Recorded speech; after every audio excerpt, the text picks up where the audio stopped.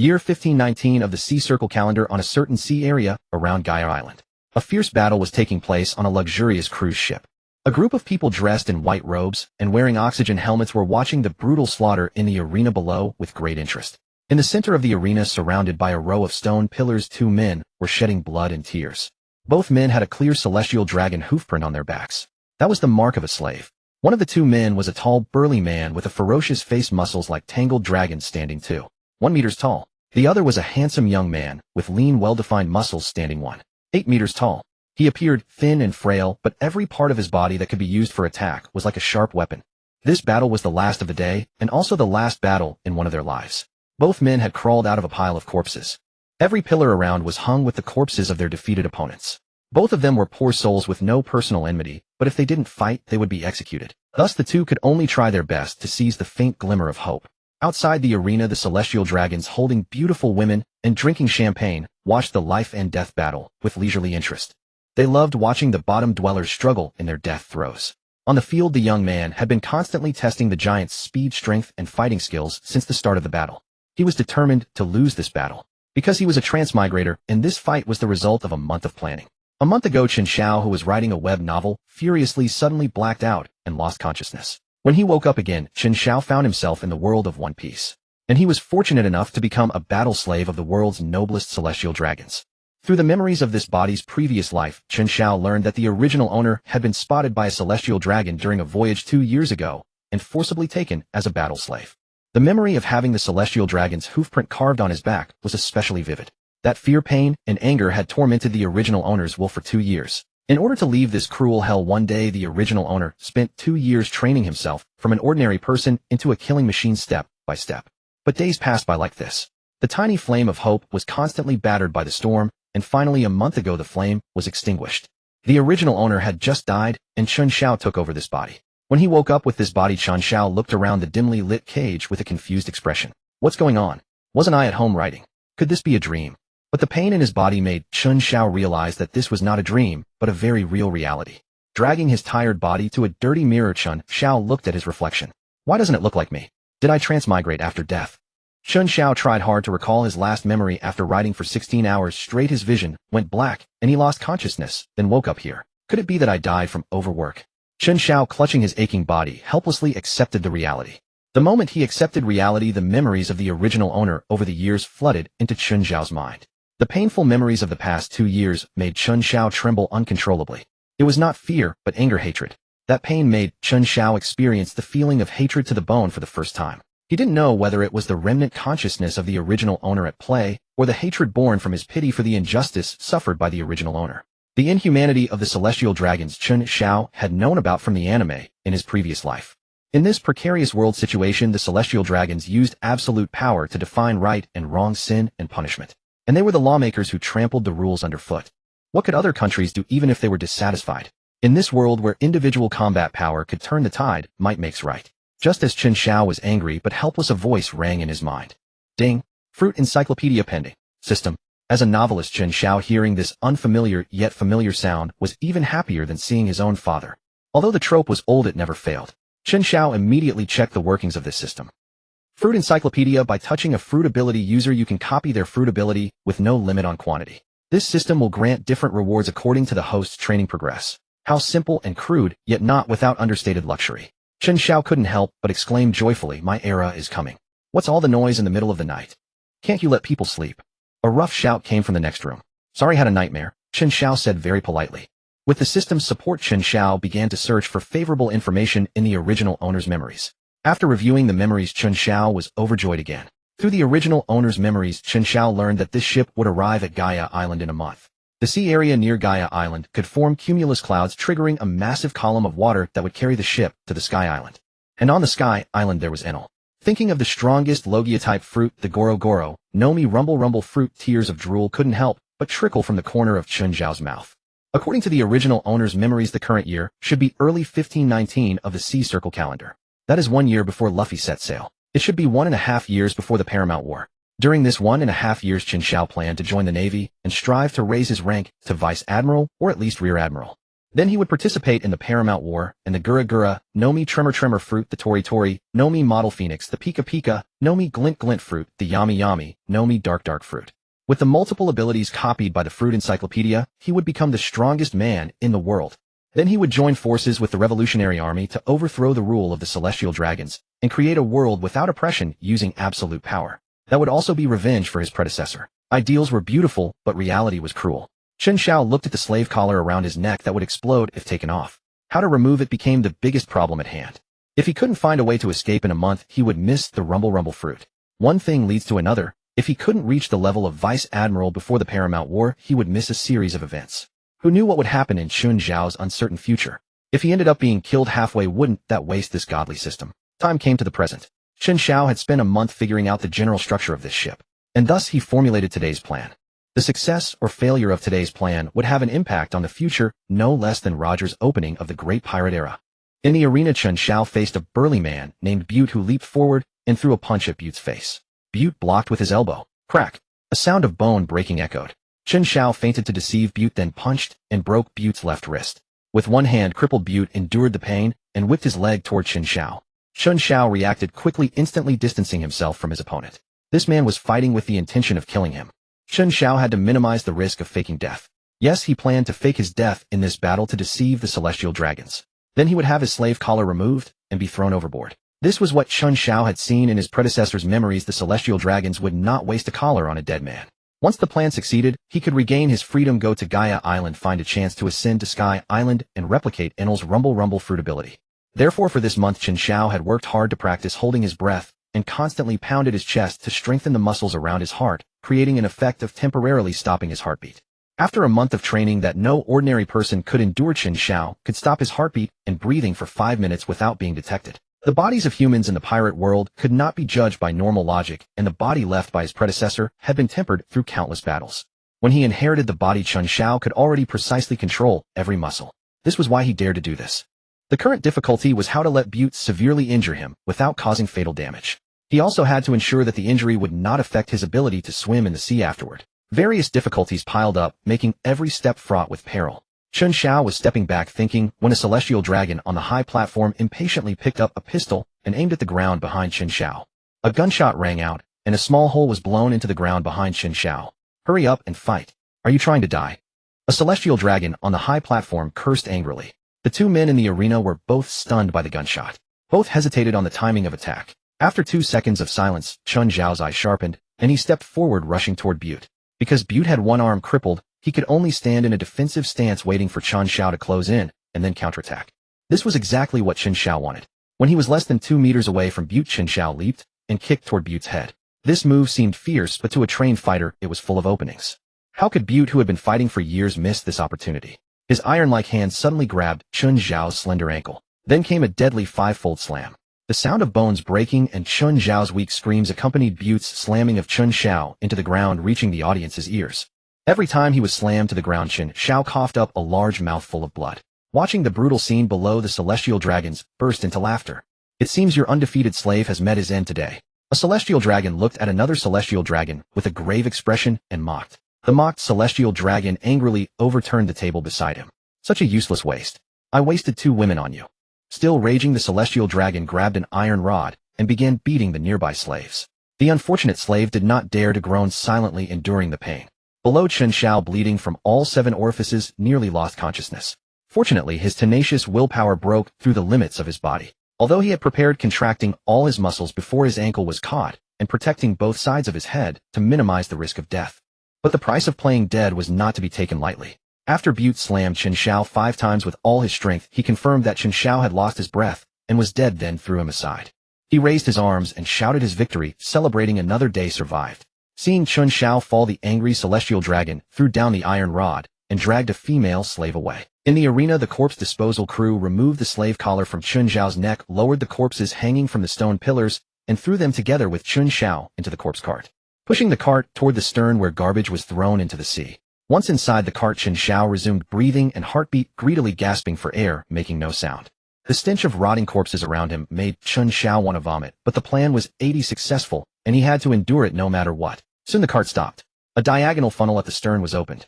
The exit of the funnel was the blue sea. Listening to the noise outside the cart, Chen Xiao deduced they had reached the stern. He held his breath and stopped his heartbeat again. The rear door of the cart was opened. The two slaves outside, pinching their noses, pulled out the bodies one by one and threw them into the funnel. The bodies slid down the angled funnel into the sea, sinking with a splash. Chen Xiao was positioned near the inside, so he would be the last corpse thrown out. 3 minutes later, it was finally his turn. The two slaves each grabbed one of Chen Xiao's ankles, pulled him out of the cart, and threw him into the funnel. The moment he was thrown out, Chen Xiao suddenly resumed breathing and heartbeat, his pupils rapidly focusing. As he slid out of the funnel, Chen Xiao quickly scanned the stern, looking for anything to grab. The outer hull of the stern was smooth, but not without handholds. Chen Xiao's eyes sharpened, and he grabbed a protruding wooden block with all his might. The moment he grabbed it, his body stopped falling. Enduring the intense pain in his internal organs, Chen Xiao clung on with both hands. Fueled by adrenaline, he burst with extraordinary strength, swinging himself onto a small platform nearby. Standing on the small platform, holding the railing, Chen Xiao finally sighed in relief, allowing his body time to recover from the injuries. He was currently at the very end of the ship. He had originally planned to swim to a nearby island, but the weather was not cooperating. Dark clouds and strong winds descended, and it looked like a storm was coming. Chen Xiao grabbed the railing, leaned out to look at the distant sea, praying to see an island. But what he saw shocked him. Cumulus clouds.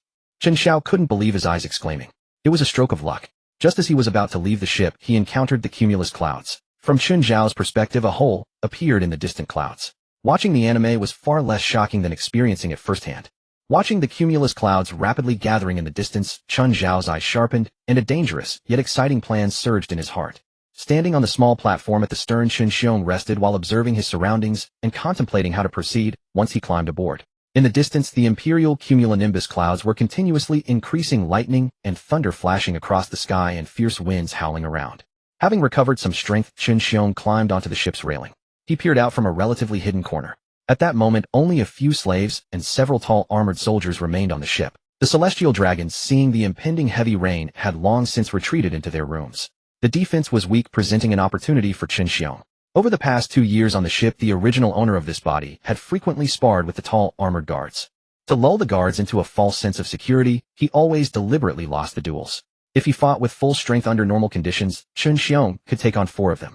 But now Chen Xiong's physical condition was dire, his remaining strength barely enough to handle 2 guards. A light drizzle began to fall from the sky, gradually intensifying into a relentless storm within moments. With no one to supervise them, the patrolling slaves naturally scurried into corners to take shelter from the rain. Chen Xiong clung tightly to the ship's railing, slowly moving towards the bow. The ship was not too large. From stern to bow, it was a few hundred meters. Though not a great distance, the journey was arduous. Raindrops as large as beans pelted Chen Xiong's wounds, causing both pain and itching. The strong wind whipped up waves that crashed against his back, nearly sweeping him into the sea several times. It took Chen Xiong nearly an hour to crawl those few hundred meters. At the bow, he stealthily boarded the ship. Once on deck, he first glanced back to see if the imperial cumulonimbus clouds were still there. Beneath the imperial cumulonimbus clouds, the seawater began to form a whirlpool. The towering water column was about to erupt. Chen Xiong stretched his muscles. The next action was crucial, a matter of life or death. Guarding the ship's wheel were only 2 guards and a helmsman.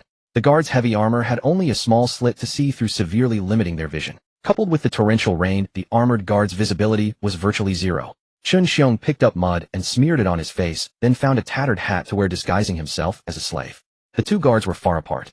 Chen Xiong first approached one guard, tapping on his armor. After drawing the guard's attention, Chen Xiong lowered his head and pointed towards a distant passageway. The guard looked in the direction Chen Xiong indicated, then picked up his weapon and went to investigate. Chen Xiong followed behind the guard. Once the guard was out of the other guard's line of sight, Chen Xiong suddenly grabbed the guard's legs and threw him overboard. The guard was thrown into the sea before he could react. The surrounding thunder and lightning combined with his heavy armor prevented his cries from reaching the other guard. Having dealt with one guard, Chen Xiong circled around the bow and silently approached the other guard from behind. The same trick worked just as effectively on a different person. The second guard was sent into the sea in the same manner. Without a moment's hesitation, Chen Xiong sprinted towards the helmsman with the fastest speed he could muster in this life. When the second guard was dealt with, the helmsman was still idly daydreaming, completely unaware of the person rapidly approaching him from behind. By the time Chen Xiong reached the helm platform, the helmsman finally thought to turn around. He was met with a flying kick from Chen Xiong, knocking him unconscious before he could utter a sound. After incapacitating the helmsman, Chen Xiong stripped off his clothes, put them on himself, and threw the man overboard. Since the original owner of this body was an adventurer, Chen Xiong was well versed in nautical knowledge. Taking the helm, Chen Xiong steered the ship towards the whirlpool.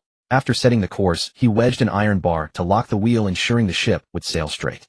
At that moment, the celestial dragons on the ship were still indulging in their pleasures. The guards outside were dozing off in their heavy armor, and the slaves cowered in corners afraid to show themselves. Dressed in the helmsman's uniform, Chun Xiong walked past the guards without anyone paying him any mind. Seizing the opportunity to go unnoticed, he also adjusted the sails to ensure the ship would not fall off the towering water column later. After completing these tasks, there was still some time before entering the whirlpool. Chun Xiong began targeting the lone guards. By relying on ambushes and deception, he eliminated 3 guards, and then donned one of their armors. Clad in the guard's armor, Chun Xiong obtained the keys to the slave quarters below, as well as the keys and switches for the explosive collars around many slaves' necks. After retrieving the keys, Chun Xiong also caught a scapegoat. The man was a scoundrel named Islet who, relying on his position as a slave overseer, often bullied his fellow slaves. In Chun Xiong's memory, the original owner had long harbored resentment towards Islet, but never had the chance to kill him. Summoning Islet to the bow, Chun Xiong suddenly threw a punch, shattering Islet's jaw and rendering him unable to speak. "Kneel," Chun Xiong said in a voice loud enough for Islet to hear, but not too loud. Islet dared not resist, covering his mouth and kneeling in place. At that moment, the sailing ship entered the whirlpool. Thanks to Chun Xiong's adjustments to the sails, the ship entered the vortex without causing major tremors. With a thunderous roar, the towering water column erupted from the center of the whirlpool, lifting the sailing ship into the sky. Everyone on board except Chun Xiong, who had braced himself for impact by clinging to the mast, was thrown off the ship. Almost everyone outside the cabin was cast into the sea, especially the guards outside. Few remained. Inside the cabin, people were violently slammed against the walls. The chaos within left them no time to react. The ship's tilt prevented them from leaving the cabin or even their rooms for a while. When everything calmed down and they emerged from the cabin, they found themselves in a sea of clouds. This was the White Sea beneath the Sky Islands. Chun Xiong, feigning panic, climbed down from the mast and ran towards the nearest celestial dragon. "Something terrible has happened. Someone has rebelled," Chun Xiong said in a shrill voice. Upon hearing of a rebellion, the celestial dragon immediately summoned the surrounding attendants. The guards inside the cabin quickly assembled on the deck. "Who rebelled?" One celestial dragon demanded angrily, with 10 armored guards behind him. "Reporting the rebel has been killed by me, but what? Speak quickly," the celestial dragon roared. "That rebellious slave killed the helmsman and several guards and brought the ship to the sky, to what seems to be the legendary White Sea," Chun Xiong said with feigned hesitation to avoid arousing suspicion. "What? The legendary White Sea?" The celestial dragon put on a face of shock and stupidity. Then Chun Xiong led several celestial dragons to see the corpse of Islet, whom he had already killed. "Navigator, come here," the celestial dragon bellowed at the crowd on the deck behind him. An old man with thick-rimmed glasses stepped forward. "Master," the old man bowed his head. "Quickly find a way to take us back," the celestial dragon roared at the old man. The old navigator adjusted his glasses and said, "We should be on some Kong Dao right now. As long as we find a place inhabited by people, we can find a way down." "Kong Dao? People live there?" The celestial dragon stared blankly at the old navigator. "Of course, the people of Kong Dao generally have a pair of wings on their backs, making them easy to recognize," the old navigator explained meticulously. Chen Xiao glanced at the old man, surprised that he knew so much. "Fine. All under heaven is the king's land. The people on Kong Dao are also my slaves. Find them. As you command," the old man bowed humbly. "The rest of you tidy up the rooms and the sailing ship." With that, the celestial dragon entered the room. Chen Xiao voluntarily took up the task of guarding the navigator. Watching the old man concentrate on steering the ship, Chen Xiao whispered to him, "Navigator, can we really reach Kong Dao?" The old man chuckled. "I've been here before searching for the legendary Huangjin Xiang, but I didn't find it. I'm very familiar with the routes here." Hearing the old man's reply, Chen Xiao was astonished. He had actually been to Kong Dao before, and he had searched for Huangjin Xiang and Shanduola. However, given his age, he surely didn't know that Enelu had become the god of Kong Dao. Now bringing these arrogant pig-headed celestial dragons to the island under Enelu's Xin Wang, they probably wouldn't survive more than a few minutes. Before long, a hexagonal golden passage appeared before everyone's eyes. Behind the passage was a winding upward cloud waterway. The celestial dragons in the cabin were all called out by the old navigator. "Masters, look. That is the Yun Jishui Dao. Going up through the waterway will take us to Mi and Hie Hie, which is Kong Dao," the old man shouted excitedly to the celestial dragons. "Good, go and quickly," one of the celestial dragons commanded. But before he even spoke, the old navigator had already steered the ship toward the passage. On the platform of the passage, an old woman with purple hair wearing a pink vest was holding a camera, taking photos of the people on the ship. "Where did this damn old hag come from? How dare you disrespect a noble celestial dragon?" The celestial dragon cursed, looking at the camera in the old woman's hand. The surrounding guards immediately drew their weapons. The helmsman old man was also puzzled. There was no old woman guarding the place when he came before. Docking the ship in the passage, the celestial dragon shouted at the old woman, "You dare take photos of us? You want to die? I am the monitor of the Tianguo Jimin Yamaxin. Are you here for sightseeing or war?" Yamaxin said calmly. "Well, what nonsense. We are celestial dragons, your masters. Naturally, we are here to enjoy ourselves on Kong Dao. It doesn't matter. If you want to go to Tianghua, you need to pay 1 billion yak per person. That's the law. Huh. Slave dares to make her master pay. I think you want to die. Under the celestial dragons, orders the guards on the ship raised their guns at Yamaxin. Seeing the guns aimed at her, Yamaxin instantly changed her expression, summoning a Tekwe Xia with a kind smile. This is a famous product of Bai Hai, the Tekwe Xia. It can send you gentlemen to Tianghua. After explaining, Yamaxin quickly ducked into her room. Watching the celestial dragon's attitude, Chun Xiao sneered inwardly. This old woman named Yamaxin was the most petty. Being treated like this, she would surely send a message to Enelu asking him to deliver divine punishment. Meanwhile, the celestial dragons were still oblivious. The Tekwe Xia under the ship suddenly launched, carrying them on a wild ride through the Yunji Shui Dao. After the celestial dragons left, Yamaxin called out, "Monitor of Tianghua Ji Min Yamaxin reporting to the Almighty God and all the priests. Many intruders have appeared in the Shunji Gua. Please give them the punishment of heaven." When they reached the end of the waterway, the Tekwe Xia leaped out of the water and hurled the sailing ship toward the Cloud Sea. After the ship landed on the Cloud Sea, everyone on board curiously gazed at the city of Kong Dao. Chen Xiao quietly adjusted the helm and unnoticed slipped into the slave cabin. "Hurry and dock," the celestial dragon commanded. The old navigator found a nearby beach and docked. Just as the celestial dragons were reveling in the joy of discovering a new land, a spear shot out from behind and instantly pierced through one celestial dragon's body. The one who threw the spear was a battle slave from the cabin. Seeing one of their companions fall, the other celestial dragons hadn't yet reacted.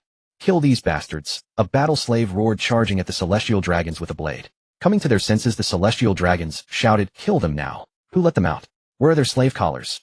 The ship instantly fell into chaos, filled with the sounds of fighting and roaring. Chen Xiao was not foolish enough to join this melee. He had already taken off his armor, jumped into the Cloud Sea, and was now ashore. After landing, a little girl appeared before him.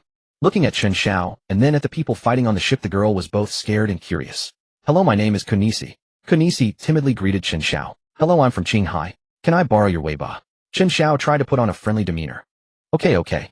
Kunisi nodded slightly. "Thank you." Chen Xiao thanked Kunisi as he mounted her Fengbei Danche weiba. Mounting the weiba, Chen Xiao relied on the memories from his past life's anime and headed straight for the Shunji Dao where Enelu was. Kunisi, left behind, watched Chen Xiao head towards Shunji Dao and shouted, "That is the sacred land Shunji Dao where no one is allowed to set foot. Don't go." Hearing Kunisi's call, Chen Xiao was secretly pleased. It seemed he was going the right way. However, he probably wouldn't be able to return her weiba. Not long after Chen Xiao left, a thunder dragon dozens of meters in diameter descended from the sky and engulfed the celestial dragon's ship.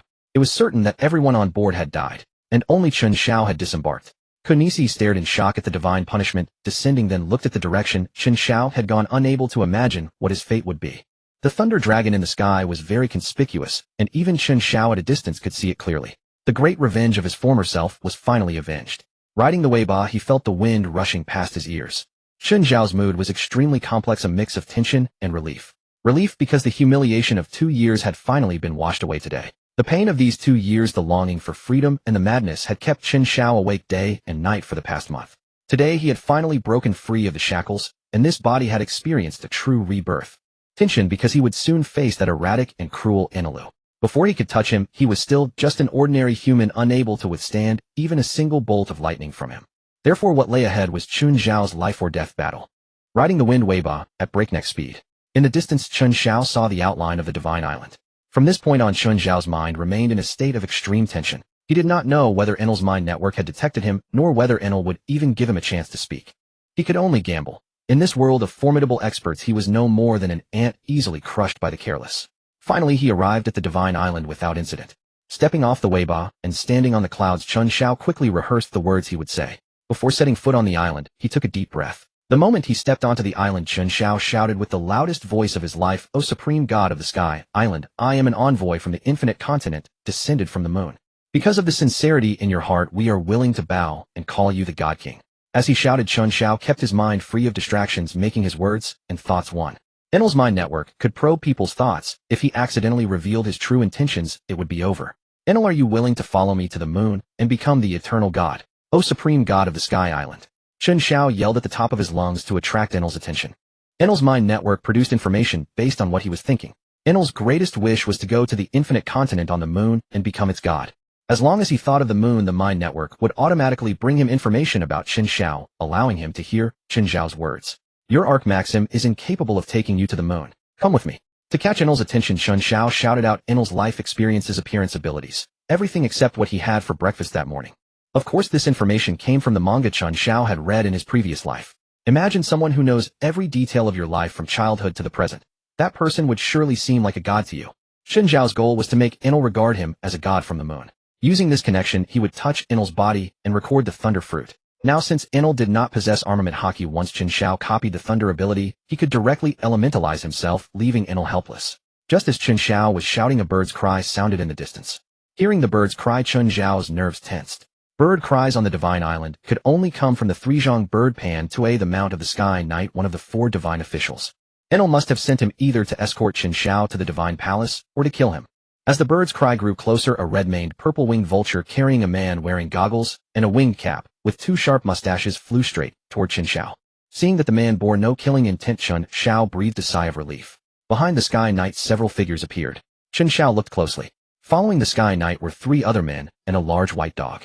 They were the Sky Guard Captain, the Forest Guardian, and the Sky Island Rancher. When the Sky Knight was less than 10 meters from Chen Xiao, he dismounted from the vulture. The vulture knelt with him before Chen Xiao. The other 3 men and the dog also knelt around Chen Xiao when they arrived. Kneeling before 4 people, 1 dog, and 1 bird, Chen Xiao dared not have any stray thoughts. Because these 4 possessed the heart network, the ability to read minds. Before they arrived, Chen Xiao had already discarded all inner thoughts, achieving a state where his words matched his heart and his actions followed his will. Chen Xiao cleared his throat and said with solemn dignity, "Take me to him." The 4 divine officials heard Chen Xiao's command and looked at each other, uncertain who should carry the god from the moon. "Use your Three-Zhang bird Pangaea, Sky Knight," Chen Xiao said, looking at the Sky Knight. Hearing Chen Xiao's command, the Sky Knight was startled. He had not expected the god to take notice of him and his pet. "As you command." The Sky Knight rose and brought the vulture to Chen Xiao's side. This action drew jealous glares from the other 3 men. The god had not chosen them. Chen Xiao mounted the vulture's neck and the Sky Knight sat behind him. "Go!" the Sky Knight shouted to the vulture. The vulture immediately flapped its wings and took off, flying at its fastest speed toward the Divine Palace where Enel resided. Both the Sky Knight and the vulture were exceptionally excited to have been favored by the god. After about 10 minutes, Chen Xiao flew out of the forest. A magnificent divine travel palace came into view. Flying into the palace, Enel sat on the throne at the far end of the great hall. "All of you withdraw," Enel commanded the 4 divine officials. Following Enel's order, they left the hall and closed the door. "Are you from the moon?" Enel asked, his expression composed as he activated his mind network on Chen Xiao. The result showed that Chen Xiao's mind held only one thought: to elevate him to the position of moon god. This stirred great excitement within Enel, but his exterior remained as calm as still water, betraying no surprise. "Yes, I come from the moon," Chen Xiao said as he walked straight toward Enel. "On the moon I saw your sincerity and effort, so I wish to recommend you as the sole deity of the moon." As he spoke, Chen Xiao had already reached Enel. They locked eyes, but neither could discern anything from the other's gaze. Chen Xiao kept applying psychological suggestions to himself, nearly hypnotizing himself. Enel too constantly probed Chen Xiao's mind, but the answer he received always satisfied him. "Extend your hand," Chen Xiao said with a serious expression. "Why?" Enel questioned as he extended his left hand. Without showing any excitement, Chen Xiao grasped Enel's hand. "Thunder fruit successfully recorded. Note, when the devil fruit's awakening level reaches 70, it can be awakened, allowing all things to become elemental. Fruit awakening progress. Thunder fruit 1. In Chen Xiao's mind, a simple understanding of the thunder fruit ability, including elementalization, immediately appeared. The moment Enel touched Chen Xiao, his mind network toward Chen Xiao was severed. Enel could no longer perceive Chen Xiao's thoughts, which astonished him greatly, but since Chen Xiao was supposedly from the moon, he dared not question it. After obtaining the thunder fruit ability, Chen Xiao was no longer afraid. He tentatively cursed Enel in his mind. The other showed no reaction, still maintaining a calm expression. Chen Xiao suppressed the ecstasy within him and said with a serious face, "A year from now, a man wearing a straw hat will come to help you journey to the moon." Having said this, Chen Xiao turned and walked away without looking back. Behind him, Enel, though very puzzled, did not stop Chen Xiao, because after the mind network broke, he could not be sure of the combat power of this envoy from the moon. Moreover, since the other party had come from the moon, if he acted rashly, it might jeopardize his future trip to the moon. Not worth the risk. 1 year was a wait he could afford. After all, the other party could not have come all the way to the Sky Island shouted for so long just to play a trick on him. After Chen Xiao left, Enel waited with eager anticipation for the straw-hatted man a year later. Emerging from the Divine Palace, Chen Xiao vanished from their sight amid the reverent gazes of the 4 god officials. At that moment, electric currents raged within Chen Xiao's body, completely severing Enel's god's eye net. With a thought, Chen Xiao activated his elementization. After activating it, Chen Xiao transformed into a bolt of lightning and departed the Divine Land at his utmost speed. Thanks to his elementization, the Divine Land's mechanisms could not harm him in the slightest, and his speed increased dramatically. The fruit encyclopedia, upon recording a devil fruit ability, grants the user a 1 comprehension and application of that fruit's powers.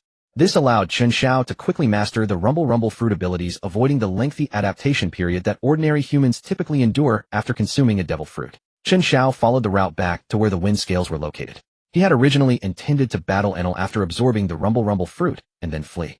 Unexpectedly, his deception had fooled Enel. Mounting the wind scales, Chen Xiao infused the metal with electric current, blocking Enel's god's eye from detecting him. He wanted to avoid his wind scales being discovered by Enel, which would endanger Komi. Riding the wind scales once more, Chen Xiao felt an unprecedented lightness within his heart. Now possessing the rumble fruit's power, his plan had begun auspiciously. He was currently in the first half of the Grand Line, where few people could yet wield armament hockey. At minimum, he need not worry about being intercepted en route. His immediate priority was to join the Marines. With this body's physical capabilities, entering the elite division was absolutely feasible. Arriving at the place where he had met Komi, Chen Xiao set the wind scales aside and made his way to the wreckage of the ship destroyed by Enel. Scattered steel parts lay all around. The wood had burned to ash, and Chen Xiao even spotted several shattered human bones. Submerging into the sea of clouds, Chen Xiao released electric currents from his body, knowing that electricity would be drawn toward metal. Since electricity is most readily conducted by gold, Chen Xiao wanted to try his luck finding some. As long as it wasn't paper berries, the intense heat of lightning should melt the gold into liquid, which would then solidify. Utilizing electromagnetic guidance, Chen Xiao successfully located several fist-sized chunks of gold. Holding the gold in his hands, he used the scorching heat of lightning to divide it into thumb-sized small blocks. Unfortunately, all the money on that ship was paper currency, incinerated completely by the lightning. Otherwise, Chen Xiao would have become an instant multimillionaire. Tearing off a piece of cloth from his pant leg, he fashioned it into a money pouch and tied it around his waist. With everything prepared, Chen Xiao set off along the cloud road toward the White Sea. Where exactly am I? Looking at the White Sea, which held nothing but clouds, Chen Xiao asked in utter confusion. He had clearly followed the water channel downward, yet failed to find the heavenly gate. Had he somehow gotten lost? Because the express shrimp had entered the sky island too quickly, Chen Xiao's attention had been entirely focused on the slave compartment, and he had not carefully observed the route traveled. Moreover, after obtaining the rumble fruit's ability, Chen Xiao had carelessly rushed downward in sheer excitement and ultimately lost his way in the White Sea. Oh well, any direction will do, Chen Xiao said indifferently. He now possessed the rumble fruit's power, allowing him to fly, and the ability derived from the fruit encyclopedia meant he feared neither seawater nor sea stone. Picking a cloud with a promising shape, Chen Xiao dived headfirst into it. Within the cloud, he continued to sink downward. Eventually, after parting through layers of mist and vapor, Chen Xiao arrived at an altitude of 700 meters above the blue sea. At that great height, Chen Xiao freely fell while scanning the surroundings for any landmass he could reach. After a thorough survey, he found neither a continent nor a single island. Regardless, heading toward it was the only option. After a series of calculations, Chen Xiao knew that under freefall conditions he would land directly on that ship. A thunderous crack echoed, and Chen Xiao appeared above the sea area where the vessel was approaching.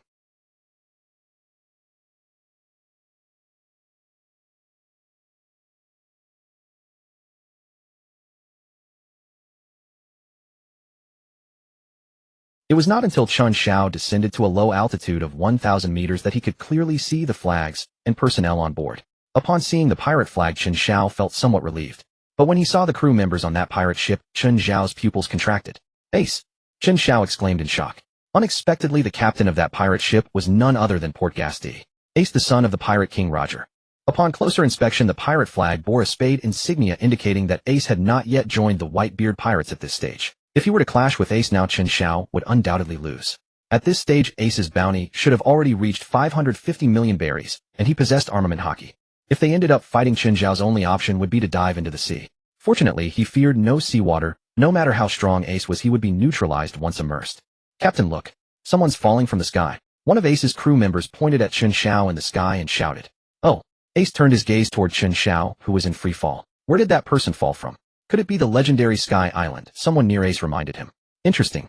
Hearing that the newcomer had come from an unknown Sky Island stirred Ace's curiosity. When Chen Xiao was only 100 meters above the sea surface, Ace transformed into a mass of flames and soared skyward, catching the falling Chen Xiao midair. Mera Mera, no Mi successfully recorded. Fruit Awakening Progress. Mera Mera, no Mi 1. Pretending to be unconscious, Chen Xiao's heart was filled with mixed emotions, uncertain whether this was good fortune or ill. In a single day, he had recorded 2 fruits, both powerful paramecia-type natural spirits. Regardless of whether this was luck or not, Chen Xiao decided to pretend to be unconscious for a while to avoid arousing suspicion. Carrying Chen Xiao, Ace returned to the pirate ship. Placing Chen Xiao on the deck, Ace fetched a bucket of water and splashed it onto Chen Xiao's face. After being splashed, Chen Xiao pretended to awaken groggily. Hey, are you okay? Ace squatted in front of Chen Xiao and asked with a smile. Where is this? Chen Xiao mumbled. This is the Grand Line. Did you come down from the Sky Island? Ace's eyes gleamed as he asked eagerly. Gazing at Ace's starry-eyed expression, Chen Xiao nodded. You really came from the Sky Island. Tell me everything about it right now. Upon hearing that Chen Xiao truly hailed from the Sky Island, Ace grew even more excited. Could we talk while eating? Chen Xiao rubbed his empty stomach. He had not eaten for a full day. Hey, Bonnie, bring some food over. Ace called out to a bold-looking female pirate behind him. Upon receiving Ace's order, the woman named Bonnie went into the ship's cabin, and after a series of mysterious sounds, she emerged carrying a plate of seemingly undercooked noodles and placed it before Chen Xiao. Chen Xiao took the plate, gazed at the notoriously unappetizing noodles, swallowed hard, and took a tentative bite. So salty. Chen Xiao grimaced. Each mouthful of these noodles required at least 3 mouthfuls of water to swallow. Sorry about that. Our cook only knows how to add salt. Ace scratched the back of his head and laughed awkwardly. The woman named Bonnie grumpily handed Chen Xiao a large bottle of water. Chen Xiao managed to finish the entire plate of noodles by washing them down with water. After filling his stomach, Chen Xiao looked at Ace with pitying eyes. Ace's fate had been bitter enough. He had few years left to live anyway, and to top it off, he'd been saddled with such an unfortunate chef. I accidentally fell from the Sky Island. The Sky Island has. Over the following period, Chen Xiao shared his experiences and adventures on the Sky Island with Ace. If you have the chance, you should go see it.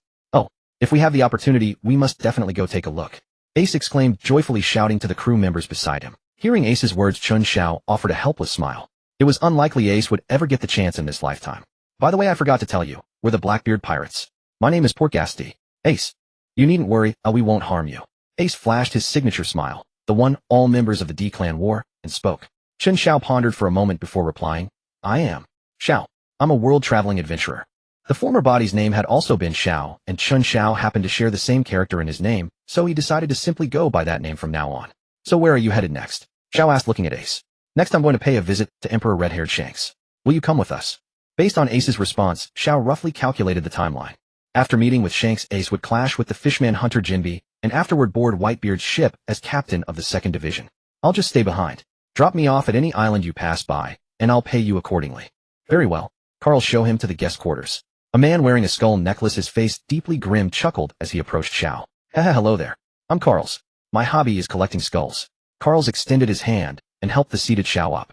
Feeling the icy coldness of Carl's palm, Xiao regarded the man with a hint of wariness. Hey, don't scare him, Carl's. Sorry about that. Carl's isn't a bad person, just a bit gloomy by nature. Ace laughed and patted Xiao on the shoulder. Perhaps because the Mera Mera no Mi's power had been absorbed, Xiao's body temperature rose slightly after contact with Ace. Guided by Carl's, Xiao entered the interior of the ship. Over there is the lavatory, and there's the bath. Carl's appeared quite eager to show Xiao around. This is your room. Carl's pushed open the door and handed the key to Chen Xiao. Just call me if you need anything. After Xiao entered the room, Carl's closed the door behind him. After Carl's left, Xiao exhaled in relief and lay down on the bed. Lying there, he extended both hands, and with a mere thought, flames erupted from his left palm, while a thin strand of blue electricity stood erect from his right. When heaven opens a door for you, it conveniently swings open the window as well. His luck truly was fortunate. Starting with dual devil fruits, abilities entirely at random. Xiao pointed his right index finger toward the iron nail on the door, letting the current flow along his fingertip and attach to the nail, ensuring he'd be the first to know if anyone opened the door. With precautions in place, Xiao yawned deeply and closed his eyes. At dawn, a seagull's cry roused him from his slumber. Sunlight streamed through the window into the room. Xiao rubbed his eyes and slowly rose, gazing out through the window. Through sleepy eyes, Xiao narrowed his gaze. Far in the distance, a tiny black seemed to appear. Xiao opened the window and looked carefully, confirming it was an island. Just as he finished dressing and prepared to step outside, the sound of wind chimes and a man's shout came from beyond the door. Hey, we've spotted a new island. Standing at the bow, Ace yelled toward the cabin. Several men immediately emerged from within, including Xiao. Ace descended from the bow and tossed the telescope in his hand toward Xiao. Take a look. Do you want to be dropped off at that island? Xiao caught the telescope and peered through it toward the distant black dot. The distant island, rather than a single landmass, resembled a ring of islands. 10 small islands formed a circle with sparse vegetation, every tree tall and slender. At first Xiao was puzzled, but upon spotting a dog, he confirmed his suspicion. That island was named Long Ring Long Land. Due to peculiar geographical factors, all living creatures there were extraordinarily elongated. Just like the dog Xiao had seen earlier, a creature dozens of meters long resembling a pole. That island is called Long Ring Long Land. Everything on it grows unusually long. Xiao explained to everyone. You're amazing knowing all this, Ace praised. He was already eager to set foot on the island. They turned the ship's bow and sailed for a short while. They selected a relatively calm coastline and dropped anchor. As soon as the ship settled, Ace transformed into a ball of fire and shot toward the island in an instant. Xiao followed, closely leaping from the ship onto the island. A seagull with a wingspan of dozens of meters swooped past overhead. Ace eagerly climbed onto a polar bear, standing 9 meters tall. The polar bear remained completely unfazed, as though indifferent to having someone perched upon it. The dog, stretching dozens of meters in length, circled around Xiao before wandering off. Xiao watched the white dog with interest. It resembled a serpent with a canine head hovering just above the ground. The bizarre creatures of the pirate world were indeed fascinating. Xiao struck the nearby tree trunk, causing those extraordinarily long apples to fall. He caught several apples and took a bite. The taste was no different from ordinary apples. Xiao then tossed apples to those around him. "Ha ha, what's with these apples being so long?" Ace laughed heartily and took a bite. Only then did the polar bear beneath him realize someone was clinging to it. It spun violently to throw Ace off before storming away in anger. Thrown to the ground, Ace scrambled up and gazed excitedly at the towering creatures surrounding him. The other crew members were equally curious, running about in delight. Xiao paid no mind to Ace and the others playing about on the island. He made his way toward its interior. He recalled there was an old man on stilts and a yurt in this place. Noticing Xiao's unusual behavior, Ace followed behind him. "Ace, what drove you to become a pirate?" Xiao asked idly. Hearing Xiao's question, Ace pondered for a moment. Perhaps it was influenced by a certain idiot, or maybe. Or what? Xiao pressed on, though he already suspected the answer. "It's nothing. Sailing the seas, being the freest person alive, searching for the pirate king's treasure. These are all the reasons I became a pirate." "And how is that any different from being an adventurer?" Xiao asked again. "Being a pirate is cooler, isn't it?" "Perhaps." Xiao ended the conversation and sprinted toward 2 moving bamboo stalks in the distance. Ace followed closely behind Xiao. Arriving at the moving bamboo, Xiao delivered a swift kick, shattering it. After the bamboo broke apart, a little old man tumbled down from the sky and landed on the ground. As the dust settled, the old man, with a look of relief, lay on his back before Xiao. Watching the serene expression on the old man's face, Ace tilted his head slightly. Who is this?" "Hey, are you a bamboo spirit?" Ace asked, squatting beside the old man. "I certainly remember you too." The old man suddenly sat up and said, "It's been a long time. How have you been?" "Acquaintance of yours?" Ace looked at Xiao. "I don't know him." Xiao shook his head. "Oh, no wonder you look like you've never seen me before. You're just talking nonsense, right?" "Who are you, mister?" Ace retorted. The old man stood up and brushed off the dust from his clothes, saying, "My name is Dong Jite. Thank you for helping me down from those stilts." "Why were you up on the stilts?" Ace asked in confusion. "I used to attempt breaking the world record for the highest stilts ever walked. So I crafted 2 extremely tall bamboo poles. Though I managed to climb up, my fear of heights left me stranded, unable to get down." "Are you an idiot, mister?" Ace continued to snark. "And then I ended up stuck on those stilts for a full decade, surviving on apples from the trees." "That sounds incredibly tough," Ace said with a grin, unable to wrap his head around it. "Come to my place, and I'll treat you to a proper meal." Dong Jite waved to Xiao and Ace. Xiao and Ace followed him to his dwelling, a round hut resembling a yurt. Opening the door, the room wasn't just Spartan, it was completely bare. Apart from a few tables and cabinets, there was nothing inside, as if no one had lived there for years. "Where's my food?" Dong Jite asked, looking panicked. Xiao was momentarily speechless, found a stool, sat down, and began eating the apple in his hand.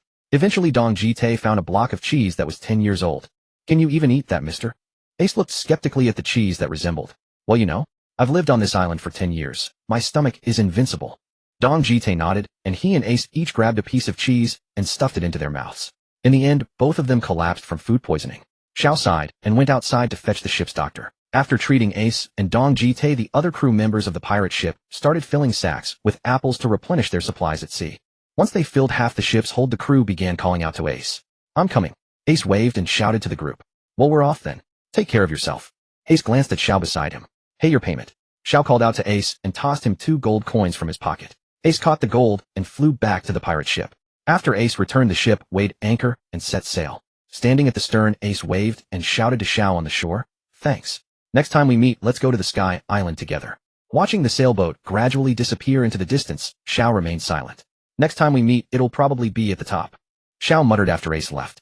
The pirate ship slowly faded from Xiao's sight, and the sea returned to its former tranquility. Living on an island with only an old man, Xiao had no fear of being discovered by others. He began adapting to the 2 fruit abilities he had recently acquired. Xiao wanted to see how much power he could unleash with just 1% fruit awakening progress. Raising his hands, Xiao sensed the heaven and earth around him. He was going to try drawing out the lightning from the sky. Under Xiao's guidance, a small dark cloud appeared in the sky. At this moment, Xiao's entire body began to tremble. Using the rumble fruit ability for the first time to summon heavenly lightning was still too difficult for him. His mental and physical energy were being rapidly drained. Sensing the lightning rapidly forming within the dark cloud, Xiao poured all his spiritual and physical energy into the storm. 3 seconds later, Xiao's pupils contracted, and he forcefully swept both hands downward. Boom! A lightning bolt 3 meters thick plummeted from a distant storm cloud, striking the ocean surface and sending water splashing in all directions. Even creating just a thin strand of heavenly lightning had drained most of Xiao's physical and mental energy. It would still be a long road before he could produce lightning on par with Enel's level. To restore his strength, Xiao voraciously devoured apples he had stockpiled nearby. After force-feeding himself over 20 apples, he was full, but the minimal vitamins in the fruit couldn't compensate for the energy he had expended. To recover quickly, he needed protein, meat. With just half his stamina replenished, Xiao made his way to Dong Jite's yurt. Uncle Dong Jite, what edible animals are there on this island? Hearing that Xiao intended to hunt the island's creatures, Dong Jite quickly emerged to stop him. Don't eat any of the island's animals, or your body will stretch out like theirs. Hearing that his body would elongate, Xiao couldn't help but shudder. Thankfully, he had asked Dong Jite beforehand, otherwise he would have turned into a giraffe. If not for this reason, my tribe would never have left this island. Dong Jite sighed. Do you happen to have any fishing nets or similar equipment? Yes. Upon hearing this, Dong Jite rummaged through a cabinet and produced a large net, handing it to Xiao. Thank you very much. Xiao took the large net to the seaside. Activating his fruit ability, he soared into the sky and cast the net downward. Once the net landed in the sea, Xiao waited above for 2 or 3 minutes before activating his power again. A stream of electricity burst from his palm and pierced into the water. The current spread through the sea with incredible speed, and within moments this small area of ocean was filled with enough electricity to stun fish. Once the current had spread sufficiently, Xiao dove underwater and gathered the paralyzed fish into the net. 5 minutes later, the net was overflowing with fish. Xiao emerged from the water and dragged the fish-laden net to the shallow sea. Selecting over a dozen large fish from the net, he went to Dong Jite's yurt. Hey uncle, I caught some fish. Here, take these. Seeing Xiao bring him fish, Dong Jite was moved to tears with gratitude. After 10 years, I can finally taste meat again. Watching Dong Jite's reaction, Xiao felt it was only natural. After all, he would go crazy if he didn't eat meat for even a year, let alone having eaten nothing but apples for a decade. Leaving Dong Jite's yurt, Xiao made his way to the coast. He took the fish from the net and began roasting them. The only seasonings available were apples and sea salt. Combined together, the flavor was quite fascinating. After consuming 10 large fish in a row, Xiao's stomach was slightly distended. He couldn't yet use life return, so eating this much represented his current limit. Well fed and refreshed, his stamina was nearly back to normal. Xiao began experimenting with the flame fruit's abilities. Testing the fruit's power simply meant determining how large a fireball he could generate. Spreading his arms wide, flames ignited in his palms, the dual streams converging upward into a single fireball. As the fireball grew larger, Xiao's spiritual and physical energy drained exponentially. While expanding the fireball's size, he had to simultaneously sustain it. Ultimately, with all his might, Xiao created a fireball 3 meters in diameter. The fireball persisted for 5 seconds before fading out. As it extinguished, Xiao collapsed onto the ground, completely drained. This was his current limit. As twilight settled and the bright moon ascended the sky, stars converged into a river of light. Gazing at the starry expanse, Xiao summoned his remaining strength to shout, "I will be the one to change this world." Morning arrived with the cries of seagulls and the sound of waves crashing against the shore, rousing Xiao from his slumber. Thanks to the Mera Mera no Mi's power that maintained his body temperature, he felt no fear of the cold or dampness. Sleeping outdoors in the wild had been exceptionally comfortable. This was his second day on the island. After rising, Xiao went to greet Uncle Dong Jite first. He asked how long it would take before a ship passed by this island. The answer was an average of once every 3 to 5 days. This relieved Xiao, for if a vessel came only once a month or 2, it would be troublesome. After breakfast, Xiao began a day of high-intensity training. Time was tight, he only had 1 year. Advancing from a naval officer to vice admiral was no small feat. Fortunately, his predecessor had laid a solid foundation for this body. Had Xiao started from scratch, the Summit War would have had nothing to do with him. He first spent 2 hours sprinting back and forth along the 1,000-meter coastline 30 times. After running, Xiao devoured 10 large fish with his remaining energy to rapidly recover stamina, which also served to train his life return. After his strength recovered, Xiao began doing push-ups until he was completely drained. Around noon, his stamina depleted once more, and he voraciously ate 11 fish. Eating 1 more than last time signified progress in his life return training. In the world of pirates, the human body is remarkably extraordinary. Overtaxing training and binge eating cause no harm as long as one recovers in time. His stamina recharged like a battery. Xiao began training martial arts and physical resilience, specifically by relentlessly striking trees with his fists, feet, knees, and elbows, beating his bones and body to become stronger than the day before. Until dusk, Xiao had snapped over 20 large trees. When the 20th tree fell, Xiao collapsed with it. He used the rest to digest the day's training results. Such high-intensity training constantly pushed Xiao's physical limits. At the pinnacle of this world, a formidable physique is the sole standard. Against monsters like Kaido and Big Mom, the most effective weapons remain haki bodily strength and inexhaustible stamina. Devil fruit abilities always play only a supporting role. Top-tier powerhouses like Garp Roger and Rayleigh reached the summit without needing devil fruit powers. After half an hour of rest, Xiao rose again. After finishing his fourth meal of the day, Xiao began training and comprehending his devil fruit abilities. First, he performed his daily thunder strike, summoning a bolt of heavenly lightning to crash into the sea. Then he exerted himself to condense a fireball larger than yesterday's. After completing these two exercises, Xiao lay on his back and pondered how to further develop his devil fruit abilities and how to combine them in combat to unleash greater power. The night deepened. Morning came and Xiao rose early as usual. After breakfast, Xiao hauled up his fishing nets and cast another in the deeper waters far from the shoreline. Waiting for fish to swim into the nets, Xiao removed his filthy clothes, revealing a sculpted and sharply defined physique. While washing his clothes, he cleaned the grime from his body. While washing his back, Xiao touched the slave brand branded by the celestial dragons. His gaze sharpened, his pupils reddening as he contemplated something. He hauled up the fishing nets, dried his clothes, and returned to the island. Standing on the coastline, Xiao gazed at the boundless sea and took a deep breath. Xiao took out 2 gold bars from his pouch and melted them into cylindrical shapes. Biting the gold in his mouth, flames erupted from his palms. He lowered the temperature to a degree sufficient to brand flesh.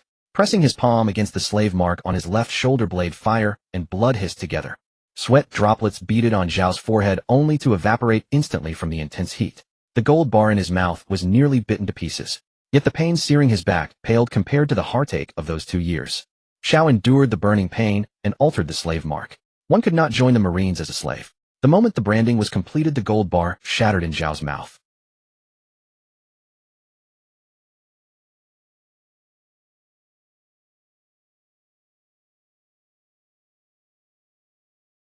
He himself floated in the air like a deity woven from fire and thunder. Perhaps that momentary loss of control had awakened the latent potential within Xiao. Fruit. Awakening progress. Goro Goro no Mi 2, Mera Mera no Mi 2. That instant moment of losing control increased the devil fruit ability to 2. Xiao's understanding and application of his devil fruit abilities as well as their intensity strengthened alongside the awakening progress. Back on the ground, Xiao endured the pain and attempted to summon heavenly thunder. A larger dark cloud gathered in the sky. Boom. 2 bolts of heavenly lightning descended, their power nearly identical to before, only now split into 2. If Xiao wished, he could merge the 2 lightning bolts into a single, more powerful strike. Xiao then tested his flame intensity. Like the lightning, he could now produce 2 massive fireballs. The fireballs merged in Xiao's hand into one larger, more powerful sphere. Fire fist. Xiao called out, thrusting a punch to send the fireball flying before it exploded in the distance. The glare from the fireball's explosion reached the eyes of crew members on a distant large ship. Captain, look. Something exploded over there. The crewman shouted to the captain beside him. Let me see. A red-nosed captain with a distinctive hairstyle took the telescope from the crewman and looked toward the beach where Xiao was.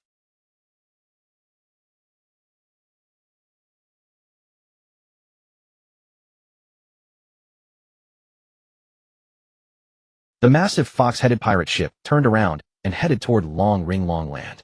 Foxy kept the telescope fixed on the direction his crewman had mentioned when a figure sprinting at incredible speed flashed through his view. Upon discovering someone on the island, Foxy immediately tracked the movement. Fee, he really runs fast. Watching Xiao, who was shirtless with defined muscles and powerful strides, Foxy smirked wickedly. On the island, Xiao continued sprinting along the coastline, unaware that he had already been spotted. As the massive warship appeared on the horizon, Xiao also noticed the Foxy pirates at a distance. Looking at those grotesquely ugly sails, Xiao quickly deduced their identity. That guy, Xiao murmured while running, not slowing his pace. The captain aboard the distant pirate ship was Silver Fox Foxy, a slow fruit user. He was a despicable fellow who liked to recruit crew members through rigged competitions. But he was generous toward his crew, making him a decent captain. Xiao had no intention of fleeing. He wanted to record Foxy's slow fruit ability. That devil fruit's power was extremely effective against fast individuals, especially Kizaru. A divine tier fruit like that, Xiao naturally had no intention of letting slip by. Soon the Fukeksi pirates docked. 2 huge foxclaw anchors dropped onto the shore. Xiao had just finished his shuttle run and stood a short distance from the ship, panting heavily. Fu. Before seeing the man, one heard his laughter. Fukeksi led a group of his crew to the shore. Wow, such a handsome young man. Come join our Fukeksi pirates. Boerki, wearing a snowball hat, shouted in a coquettish voice. Xiao ignored the other, instead tidying his hair and restoring his breath to normal. Hey young man, over there was that explosive light just now you're doing. Silver Fox Fukeksi walked over to a short distance from Xiao and asked, what explosive light? I don't know. Xiao turned his head away, wearing an expression of innocence. It must have been you. There's no one else on this island. A young pirate jumped out from behind Fukaxi and said, "Forget it, whether he did it or not doesn't matter." Fukaxi waved his hand at the young pirate. "I saw you running just now, you're not slow. Why don't you join our Silver Fox pirates?" Fukaxi bluntly issued an invitation to board. "Does your pirate crew recruit members just by running speed?" Zhao said disdainfully. "Hey, don't be ungrateful. Our captain personally came to invite you."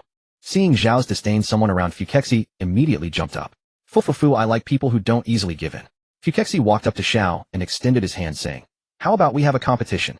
Zhao waved his hand and knocked down Fukaxi's extended hand. Slow fruit, recording successful. Fruit awakening progress 1. After recording the slow fruit ability, a sudden tremor stirred in Zhao's heart. Ding. Reward system awakened, milestone achieved, 3 devil fruits recorded. Reward supreme grade blade 12 works black blade devourer of darkness. Note: devourer of darkness is bound to its master. The more enemies it defeats, the stronger its power and sharper its edge. Enemies defeated 0. A sword suddenly appeared in Zhao's hand out of thin air. Looking at the exquisite black patterned scabbard, Zhao held the sword with both hands and drew the blade. The blade emerged from the scabbard, revealing a jet black body with a slightly brown edge meeting Zhao's eyes. The two sides of the blade had different patterns. One side was composed of flowers, lightning, and fire, while the other was composed of a dragon, a tiger, and black clouds.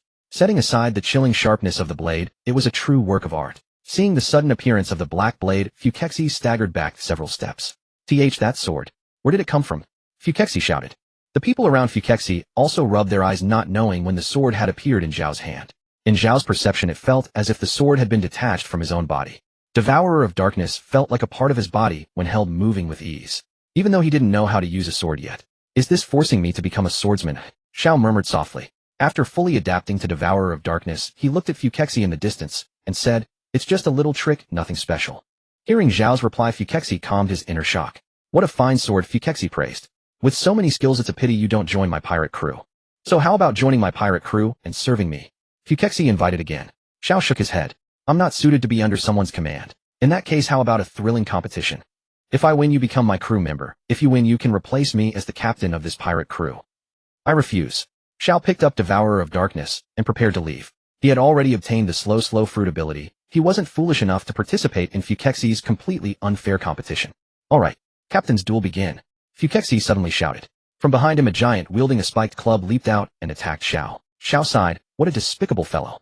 Just as the spiked club was about to smash down on Zhao's head, he spun around, drew Devourer of Darkness, and swung the blade in a slash. Before the razor-sharp edge of Devourer of Darkness, the top of the spiked club was split in two. After the club was cut, the giant, holding it, lost balance and fell forward. Zhao seized the opportunity, leaped high, and kicked the giant's chin. The forward-falling giant was knocked backward by Zhao's immense strength, landing on the back of his head and losing consciousness. "Hamburger! Boerk," he shouted at the fallen giant. "You lost. Go back where you came from." Zhao left these words and was about to leave. Boom, boom, boom. Zhao had not taken 2 steps when the sound of the earth shaking came from behind him again. "Yee!" Picalusi laughed wildly, his shoulder armor revealing spikes, and charged at Zhao. Zhao turned around in time to avoid Picalusi's charge. "You've already lost, you despicable scoundrel." Zhao shouted at Fukaxi, who was pretending to sleep in the distance. No, this is a captain's duel. All of us are captains, and we're dueling you alone." Omni-Ability explained to Zhao, holding a microphone. Zhao snorted coldly, knowing the competition wouldn't be that simple. "So you mean that as long as I defeat all of you in a duel, I can leave, right?"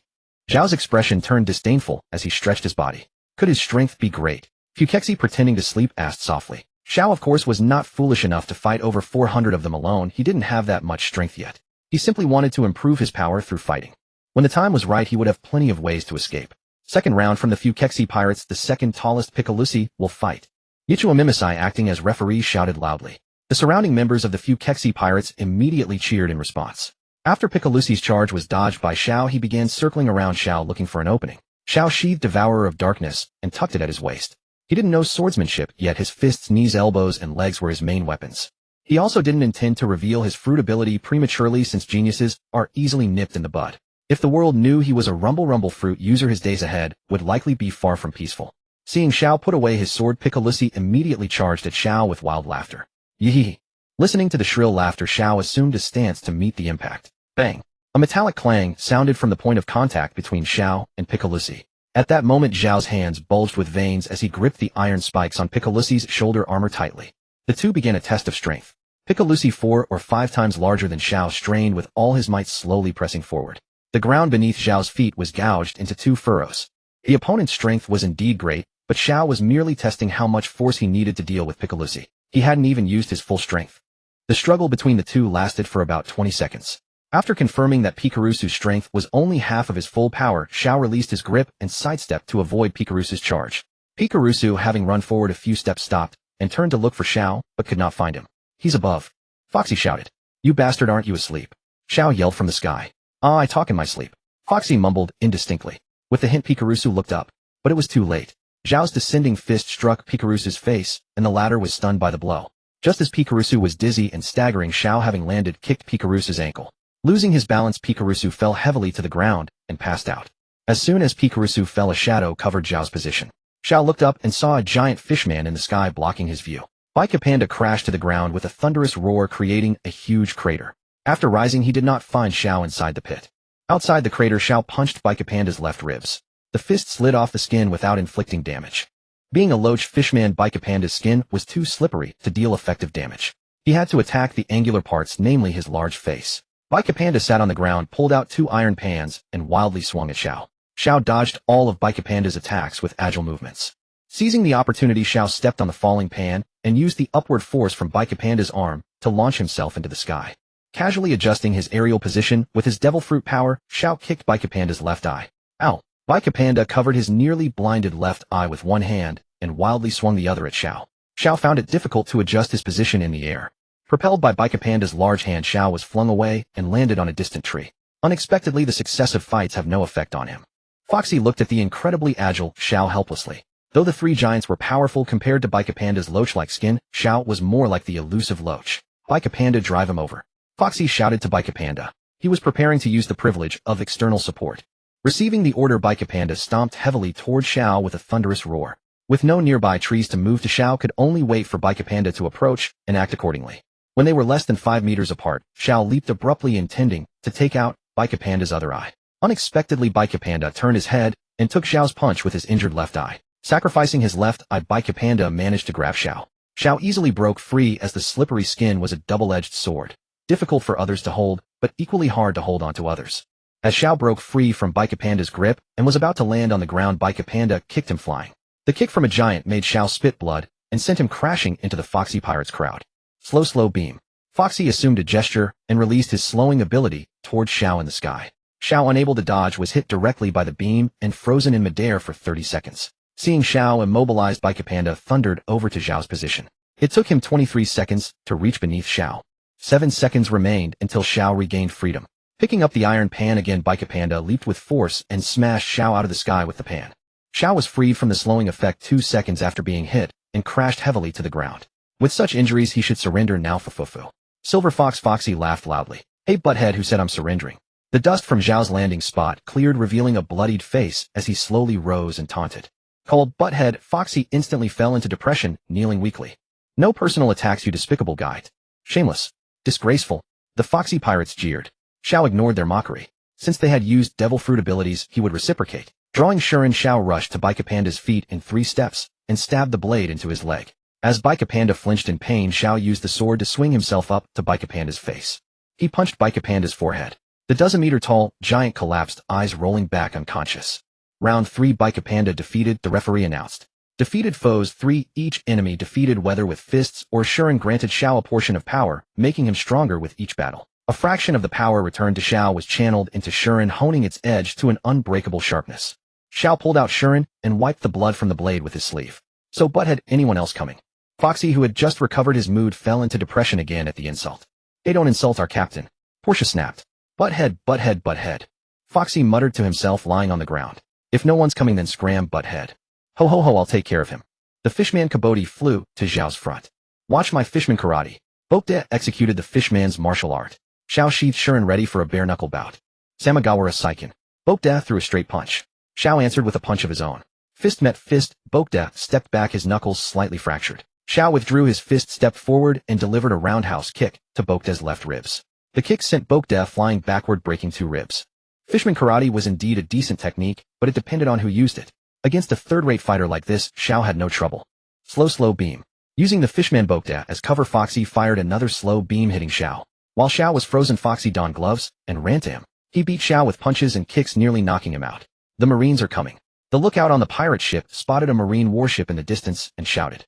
Instantly, all the pirates scrambled into the ship, including Foxy, who was in the middle of the fight. Everyone was back in the cabin within 20 seconds. Set sail, Foxy yelled. The fox-headed pirate ship immediately weighed anchor and fled faster than a rabbit. The distant warship, spotting the pirate ship, turned and pursued. Suddenly, several sea kings burst from the sea. One of them charged straight at Xiao. Just as the slowing effect wore off, Xiao prepared to use elementalization to evade the sea king. Shui. From far away, a graceful figure accompanied by the sound of a sword cutting through the air appeared before Xiao. Momosaji. Xiao murmured, then collapsed unconscious. Xiao woke up groggily, the wooden ceiling coming into view before his eyes. Feeling the pain throughout his body, he slowly sat up. Looking at his bandaged form, Xiao sharply turned his head toward the bedside. Shuren was gone. With all his strength, Xiao climbed out of bed and shakily opened the door. Stepping out, the intense sunlight overhead made it difficult for Xiao to focus his vision for a moment. Through his daze, a pair of strikingly beautiful snow-white legs came into view not far ahead, seemingly moving toward him. As they drew closer, Xiao spotted an eye-catching spider tattoo near the top of her thigh. "Are you feeling better?" A crisp female voice called out from ahead. "My sword. Give it back." Xiao managed to utter with difficulty. "Here, don't push yourself too hard. This is a Navy warship." Ji Yuan handed Shuren to Xiao. After regaining his sword, Xiao lost his balance and tumbled into Ji Yuan's arms. Feeling the soft embrace, Xiao fell into another blissful unconsciousness. Cough, cough. Ji Yuan cleared her throat twice, and under the watchful eyes of the female sailors around them, she helped Xiao back to his bed. "Oh, Sister Ji Yuan is so lucky to get to be close with such a handsome guy," someone teased. "If you have nothing to do, go clean the warship instead of saying boring things here." Ji Yuan angrily snapped at them in displeasure, threw on her mantle of justice, and walked to the bow of the warship. Clutching Shuren, Xiao fell back asleep in bed. That night, Xiao slowly opened his eyes. The pain in his body had eased considerably, allowing him to think clearly about his situation. He was in the infirmary of Ji Yuan's warship, a rear admiral of the Navy headquarters. After begging and pleading on every front, he had finally crossed the threshold of the Navy. Xiao sat at the edge of the bed with Shuren resting flat on his lap. At that moment, the infirmary door opened. Those familiar long legs came into Xiao's view once more. Dressed in pink with her hair styled up, a beauty mark at the corner of her mouth, her face both gentle and sharp, Ji Yuan sat cross-legged on the chair beside Xiao's bed. "Your sword is quite good, perhaps even better than my Kempira." As soon as Ji Yuan entered, her gaze locked onto Shuren. As a swordsman, she could hardly resist the temptation of a masterpiece like Shuren. "I found it as treasure," Xiao replied. "Are you a pirate?" Ji Yuan asked tentatively. "I'm an adventurer. I don't steal or rob, so traveling the world shouldn't count as piracy. I'm Ji Yuan, Rear Admiral of the Navy headquarters." "What's your name?" "My name is Xiao. Have the pirates I encountered been captured?" "I'm sorry. A sudden appearance of sea kings allowed them to escape," Ji Yuan said with a hint of apology. "No need to apologize. Thank you for saving me. That's enough for me. Protecting the weak is the Navy's duty. We'll send you home afterward. I'll send someone to bring you dinner later. Rest well."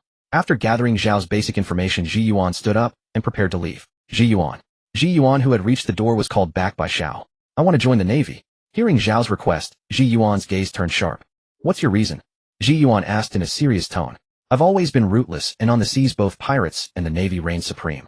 Adventurers like me are trapped in the middle with no way to survive. If I must choose a side, I want to join the Navy." Zhao's expression was equally earnest and sincere, showing no trace of falsehood. "I'll give you an answer after this ship docks," Ji Yuan said before walking out. Outside the infirmary, Ji Yuan turned to two female naval officers stationed there responsible for intelligence. "His name is Xiao? Look into his background." "Yes," one of the female officers replied, holding Zhao's portrait. Not long after, a nurse from the infirmary delivered 3 servings of dinner. After devouring it rapidly, Xiao still felt hungry. "Is there more?" Xiao asked the nurse with an earnest expression. How much more?" The young nurse replied with a grin, eyeing the boy who looked as though he hadn't eaten in a month. 7 more servings, please." "Oh, okay." Word of Zhao's order for 7 additional servings reached Ji Yuan's ears.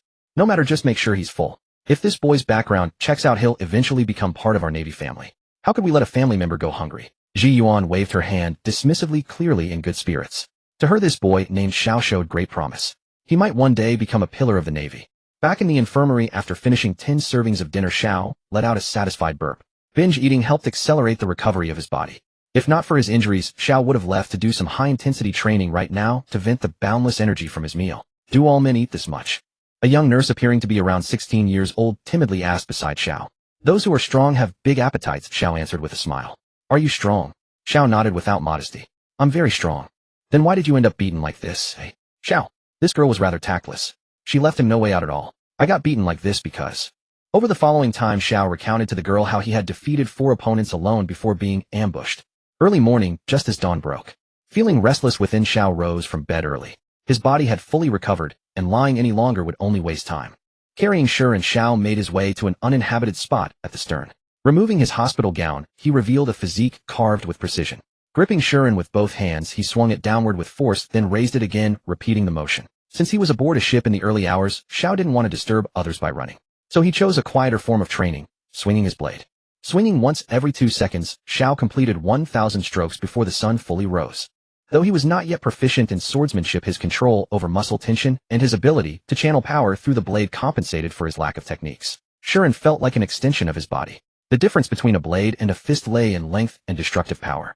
But the difficulty of wielding it was also greater. And it was far more elegant. Which man wielding a sword or blade wasn't dripping with charisma? Your form is decent. Ji Yuan emerged from the passageway, holding a cup of hot tea. Noticing Ji Yuan's arrival, Xiao sheathed his sword and wiped the sweat from his brow. It is an honor to receive praise from a renowned swordsman like yourself. If it's not too much trouble, Miss Ji Yuan, could you offer some guidance? Call me Ji Yuan Nichin instead of that strange title, and I'll teach you. Ji Yuan smiled, holding her tea and snacks. Then I'll trouble you, Ji Yuan Nichin. Hearing a satisfactory response, Ji Yuan produced a dagger-like short blade from somewhere. This is the smallest blade I have. Just attack me with your sword. If you can make me spill a single drop of this hot tea, you win. Xiao scratched his head. He felt as though he'd heard these words somewhere before. But seeing how effortlessly she held herself, it was clear his path as a swordsman was still long ahead. As Ziyuan maintained her leisurely demeanor, Xiao instantly flashed before her and drew his blade in an upward reverse strike. Though this blow was mundane and lacked technique, its power was undeniable. Facing this fierce and formidable slash, Ziyuan calmly positioned her small dagger at the point where Shirin was about to arrive. A sharp metallic ring echoed as Shirin collided with the blade's edge. Zhao's veins bulged on his arms as he channeled all his strength into Shirin, attempting to overpower Ziyuan. 3 or 5 seconds passed, yet Ziyuan remained effortlessly composed. Her hand holding the small dagger was as steady as if she were simply using chopsticks, her slender arm showing no signs of exertion that Xiao could discern. Even then, she took a sip of hot tea, displaying no concern whatsoever about Xiao as an enemy. Is this truly the prowess of a world-class swordsman? Xiao was astonished within, yet he never considered giving up. Someday he would surpass her and reach the pinnacle. Withdrawing his strike, Xiao swung downward toward the cup in Ziyuan's hand. As expected, Ziyuan had already anticipated where his blade would land. Shirin was once again blocked by the small dagger. Gripping Shirin and tightly, Xiao pressed down relentlessly, sparks erupting at the point where the small dagger met his blade. Ziyuan leisurely bit into a tea cake, chewing elegantly as she studied the intricate patterns etched along Shirin's blade. Throughout the entire battle, Ziyuan hadn't even granted Xiao a proper glance. Show some reaction, Xiao gritted his teeth. Oh, Ziyuan responded, casually swallowing her tea cake. With a slight twist of her wrist, she forced Shirin back toward Xiao. Their strength disparity was staggering. She operated on an entirely different level. Watching the blade approach closer, Xiao abruptly released his grip and retreated, evading the strike. Before he could recover 2 steps, Yuan moved like a phantom, closing the distance with her half cup of tea perfectly still. Xiao retreated again and again until there was nowhere left to go. The distance between them was too close, leaving him no room to swing his sword. Ziyuan raised her hand and slashed toward Xiao's throat. Ziyuan had deliberately given Xiao time to react. Without that mercy, his head would have already been severed. Xiao raised his sword in defense, but was instantly sent flying backward. Creating distance from Ziyuan, Xiao lunged forward 2 steps, rolled low to the ground, and swept his blade toward her legs. Ziyuan could have easily crushed Shirin beneath her foot to break free, but she hesitated, unable to bear the thought of tarnishing such a masterpiece. She ultimately chose to step back and evade. Ziyuan's retreat granted Xiao ample space to maneuver. Continuing his forward roll, he retracted his blade and thrust upward. A sharp clang echoed as Shirin's tip met resistance. It wouldn't budge despite Zhao's efforts. Looking up, he saw the blade's point pressed against Ziyuan's small dagger. Ziyuan's slender arm showed no strain, yet to Xiao it felt like an immovable mountain. As she finished her last sip of tea. Done. Ziyuan regarded Xiao with mild approval, stepping back to dodge his thrust. For someone who does not know swordsmanship, you have done remarkably well. Facing Ziyuan's praise, Xiao struggled to his feet. You call that commendable? I couldn't even draw a single move from you. Don't be so impatient, Ziyuan replied. With your talent, if you train diligently, I guarantee you will become a true master within a year. Ziyuan took out a handkerchief, wiped her small dagger, and sheathed it at her waist. By this time, a crowd had gathered around. Sister Ziyuan is so cool. Such commanding presence. Teach me too, Master Ziyuan. Xiao had been so consumed in the battle that by the time he realized it, many people had already gathered to watch. Facing the crowds teasing, Ziyuan shook her head helplessly. I told you. If you're so bored, go do the cleaning. Ziyuan scolded the crowd and strode away in frustration. Watching her retreating figure, Xiao exhaled deeply. During the battle, Ziyuan had appeared distracted, yet the killing intent that lingered around them had raised the hairs on his neck. By the time he realized cold sweat had already covered his body. This was the caliber of a future fleet admiral candidate, and he could not even match a finger of hers. Arriving at the mess hall, breakfast time was nearly over. Xiao cleared out all the food nobody wanted. Once he had recovered his strength, Xiao asked the other sailors, and learned that the ship would arrive at Marineford headquarters in a week. In the captain's quarters, Ziyuan was listening as intelligence personnel reported on Zhao's background. An orphan who set sail around the age of 10, traveled through over a dozen countries within 5 years, and became a somewhat well-known adventurer with a good reputation. He vanished at 15 and never reappeared in public view. Where exactly did you go during those 2 years? Ziyuan murmured, her eyes narrowing slightly. Report. Enter. Vice Admiral Ziyuan Marine Headquarters has issued an emergency notice. 4 world nobles have disappeared in waters near Jaya Island, and naval forces around Jaya Island are ordered to investigate. Vice Admiral Ziyuan, we just emerged from those waters. Should we return? As someone besides Ziyuan asked. Why waste resources on scum? Let whoever wants go. Ziyuan's mind was entirely consumed by what Xiao had been doing during his 2-year disappearance. She could not be bothered with anything else. After much deliberation, she decided to summon Xiao for a questioning. She did not wish to abandon a genius like Xiao over trivial reasons. Meanwhile, Xiao stood at the ship's stern, surrounded by onlookers treating him like a spectacle.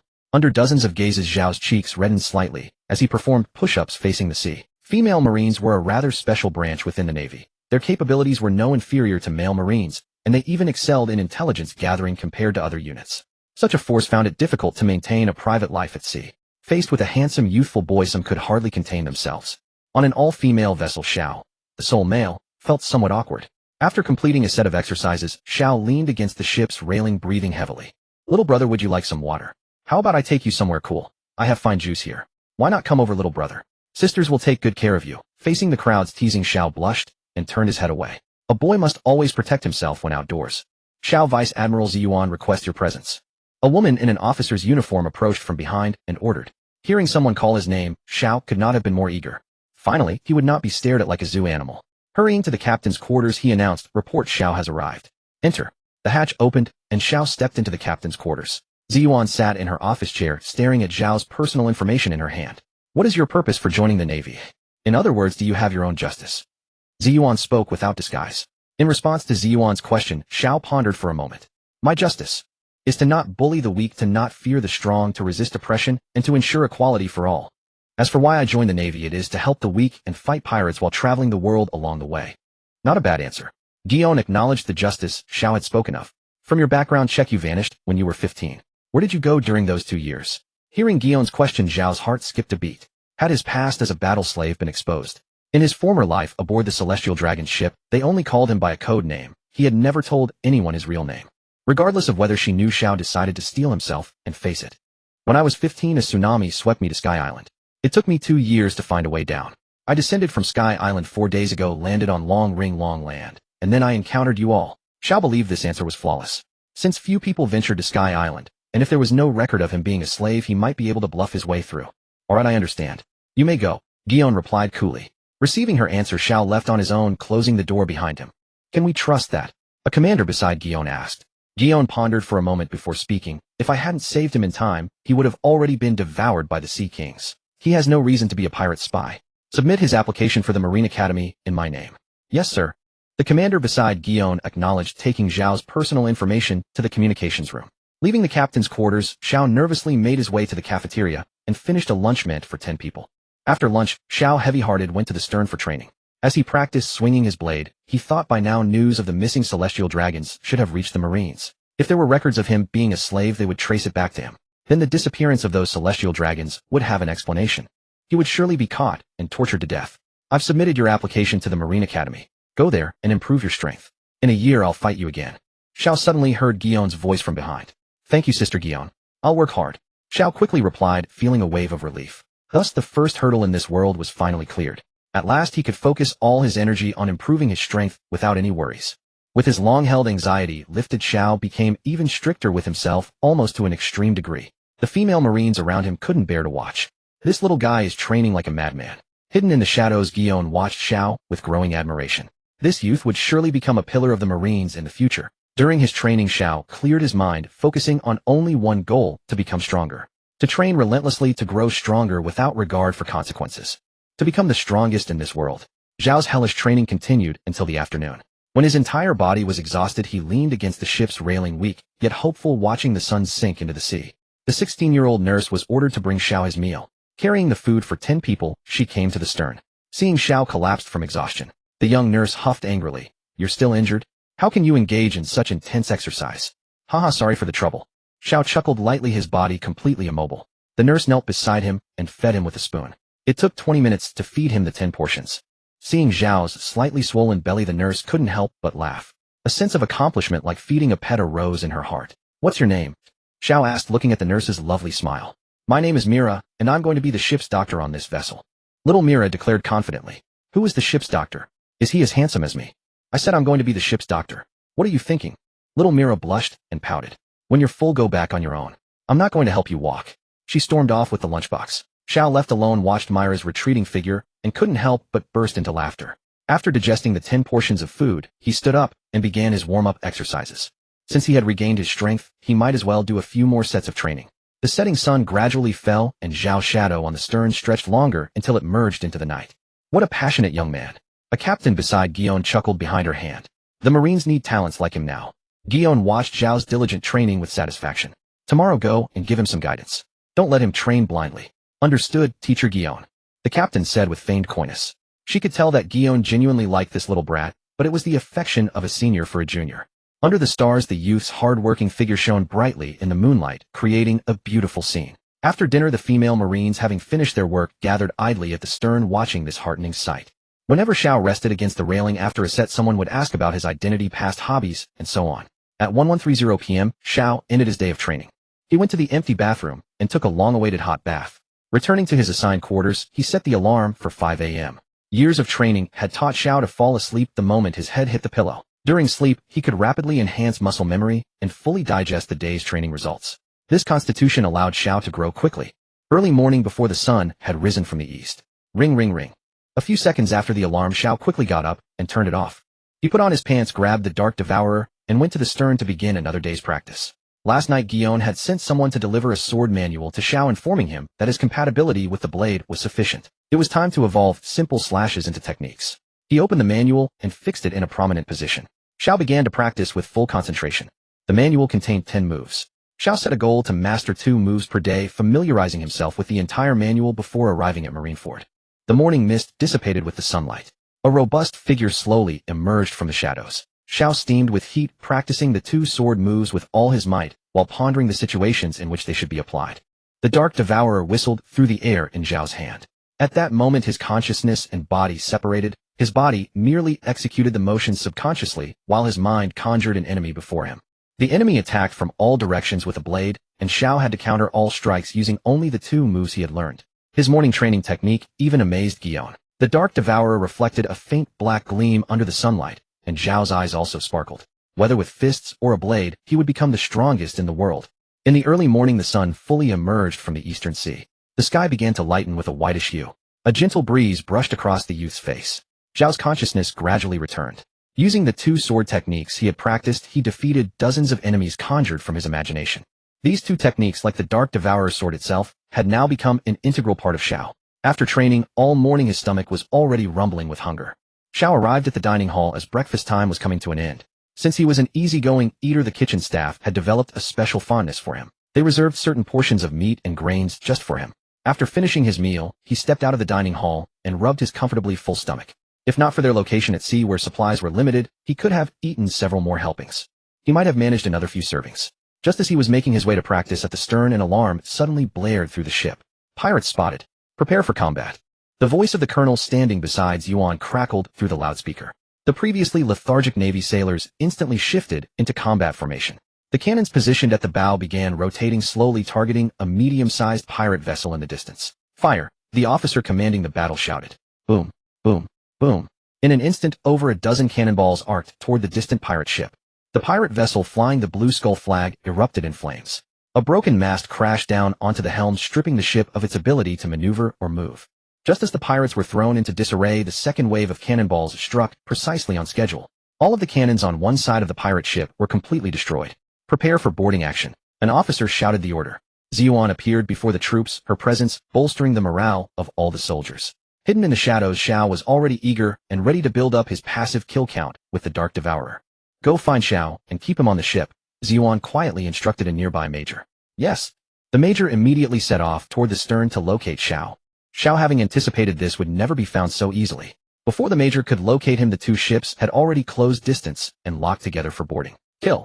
The soldiers' battle cries drowned out all other thoughts. Clad in white cloth, Xiao leaped onto the pirate ship alongside the rest of the troops. After boarding the enemy vessel from the bow, Xiao made his way directly toward the stern. This medium-sized pirate ship could hold no more than 100 men, with most of the pirates clustered in the middle section. While Ziyuan led the direct assault, Xiao slipped unnoticed to the stern. There he encountered a pirate wearing a tall hat and clutching a chest of treasure, preparing to escape in a small boat. That treasure is too heavy for you to carry alone. Let me help. Emerging from the shadows, Xiao drew the Dark Devourer and confronted the pirate. Someone, help me. The pirate set the chest aside and screamed for backup. 7 more pirates burst from the opposite side. Perfect timing. Xiao surged forward with incredible speed into the crowd of enemies. Don't be afraid, he's alone. Kill him. The leading pirate shouted, charging ahead. Xiao met the pirate's charge, but the man swung his massive axe wildly at his head. Seeing the open gap in the attack, Xiao drove his foot squarely into the pirate's groin. The pirate doubled over in agony as Xiao's blade sliced across his throat. Using the fallen man's massive body as a battering ram, Xiao shoved it into the others, toppling them in a cascade of flesh. A hidden pirate raised a pistol and fired at Xiao. Due to the power of the rumble fruit, Xiao was extraordinarily sensitive to metal. As the bullet closed in from behind, Xiao spun around in an instant and cleaved it in two with his blade. Meanwhile, the pirates he'd felled were rising to their feet, attempting to surround him. Xiao acted decisively, stepping over the bodies of fallen pirates to reach the one who had been smuggling the treasure. With a reverse slash, he severed the man's head. Captain! The remaining pirates roared in fury, charging at Xiao. Unexpectedly, these pirates were quite loyal. Even though their captain was abandoning them, they remained devoted to seeking revenge. Xiao had no intention of letting the accumulated kills slip away. He kicked his blade upward, piercing through 2 men at once. 3 pirates swung their swords from the same direction simultaneously. Xiao held his blade horizontally to block their strikes. Behind them, another pirate fired twice with a pistol. Dodging the 3 blades with precise footwork, Xiao used one fallen pirate as a human shield against the bullets, then stepped onto the other 2 swords and spun, cleaving through both attackers in one motion. 2 heads tumbled to the ground. The last remaining pirate dropped his pistol and grabbed a sword instead. Seeing him draw steel, Xiao's eyebrows rose in mild surprise. He hadn't expected the man to fight so boldly. Fortunately, this opponent would serve as perfect practice for his newly learned sword techniques. Gripping the Dark Devourer, Xiao took a deep breath. One sword style calm waves. Xiao advanced in a single step, severing both the enemy's head and arm before his sword could even descend. With that, all 7 men and their captain were eliminated. Enemies vanquished 12. Each time he defeated an opponent, a surge of energy would flow from their body into Xiao's, restoring his stamina and strengthening his base power and speed. The blade of the Dark Devourer also gleamed with a dark aura, indicating that its sharpness had improved somewhat. Shaking the blood from his sword, Xiao quickly made his way toward the main clash, hoping to defeat more enemies to further strengthen himself. When he arrived at the front lines, only scattered enemies remained. The majority had already been dealt with by Ziyuan's forces. Only 2 cowardly pirates were frantically running toward the stern when Xiao intercepted them. One sword-style penetrating strike. The Dark Devourer pierced through one man's heart and emerged from his back in a single clean motion. Xiao quickly withdrew his blade and spun to cut down the second pirate. The man was killed instantly with a single thrust through the throat. This marked Xiao's first recorded victory as a Navy soldier. 10 pirates eliminated, including their captain. Before boarding the enemy vessel, Xiao had learned from others that this was merely a low-level pirate with a 9 million berry bounty. Crushing them so easily was hardly noteworthy. Upon seeing Xiao emerge from the stern, Ziyuan looked genuinely surprised. What are you doing here? I came with the others. Xiao began playing dumb, feigning an innocent and guileless expression. I sent someone to find you and keep you on the ship. Do you realize this isn't a game? This is real combat. What if something had happened to you? Xiao could clearly sense Ziyuan's displeasure in her tone. Facing Ziyuan's reprimand, Xiao decided to downplay the situation. Their captain was at the rear. I handled him. Go verify it. Ziyuan ordered an officer beside her. By the way, I'm not officially a Navy member yet. That pirate with the 9 million berry bounty was killed by me. Shouldn't the bounty be shared with me? Absolutely. You're obsessed with money, aren't you? Sister Ziyuan, I know I was wrong. No one ever told me I couldn't join the fight. Please don't be angry. How about I give you half of my share? Or perhaps a 60-40 split. You get 60, I get 40. Ziyuan was momentarily at a loss for words due to Zhao's carefree attitude. The female sailors nearby couldn't help but laugh. Do you think Sister Ziyuan will actually share the bounty with the boy? We saw and heard nothing. Are you all idle? Get out there and clean up the battlefield and tend to the wounded. After scolding the other sailors, Ziyuan turned back to reprimand Xiao, but he had already vanished. Where did that kid run off to again? Just as Ziyuan was about to drag Xiao out and educate him properly, Xiao appeared before her carrying a large wooden crate. Sister Ziyuan, should these be turned over to the authorities? Xiao opened the crate of hidden treasure he had previously concealed. What do you think? Ziyuan walked over and pinched Zhao's ear. Discipline was not her strength, so direct action proved more effective. I was wrong, Sister Ziyuan. I won't dare do it again next time. Only when Xiao showed remorse did Ziyuan release her grip. Force indeed was the most reliable method. After being lectured by Ziyuan, Xiao was brought back to the warship. He shed his filthy clothes, donned a white shirt, and after devouring 11 servings of lunch at the mess hall headed to the stern to continue his training. The 2 moves he had used in the earlier battle were already quite proficient, but he still needed to consolidate them. To celebrate the recent defeat of a pirate crew, Ziyuan granted her crew an afternoon of free time. The freed female sailor's primary target was naturally that untouched immature fruit.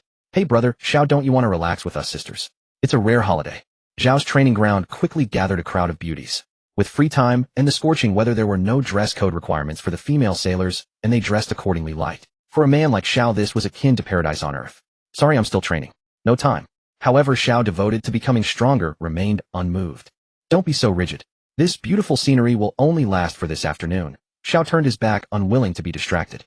Well, forget it. Admiring brother Zhao's physique is also a form of relaxation. Accepting his steel-like devotion, the women set up sun umbrellas and enjoyed watching Zhao's sweating muscular form. Xiao, want to spar with me? A familiar full Commodore besides Yuan approached Xiao from behind, wielding a standard Navy-issue saber. With pleasure. Xiao turned to respond.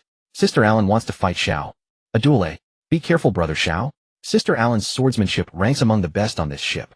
When there was a fight, people naturally gathered, especially to watch Xiao fight. How have your sword skills been practicing? Alan asked. I've mastered the first 2 forms, though I haven't learned the rest much. Then my moves will revolve around those 2 forms, you know. Be prepared. Xiao regulated his breathing and began circling Alan, searching for an opening. Alan's expression was intensely serious, as if facing a true enemy rather than a boy seeking guidance. Xiao was equally focused, showing no carelessness. The scene grew still, broken only by the sound of waves crashing against the hull. On the constantly rocking ship, even with steady breathing, chaos could strike at any moment. What's wrong? Should I call the start? Alan suddenly spoke, her breathing perfectly even in Zhao's eyes. One sword style, calm waves. Xiao surged forward and slashed. Rushing, Alan drew her blade to parry without a hint of panic. As expected, Zhao's slash was blocked. Instead of retreating, Xiao aimed to overpower his opponent through sheer strength. This was no Vice Admiral Yuan, it was full Commodore Alan. In a contest of pure strength, he might not lose. Veins bulged on Zhao's hands, gripping Shuren, and his arm muscles swelled. Under Zhao's full effort, Alan slowly retreated. A notch appeared on Alan's Navy-issue saber. When strength was equal, Shuren's sharpness could overwhelm any ordinary blade. Being stubborn in battle isn't wise. Whispering, Alan twisted her wrist and dodged Shuren's edge. Losing balance, Zhao's weapon plunged into the deck. Before he could react, Alan's saber tip rested at his throat. One more inch, and he would have said goodbye to the world. Again, Alan withdrew her blade, signaling Xiao to attack again.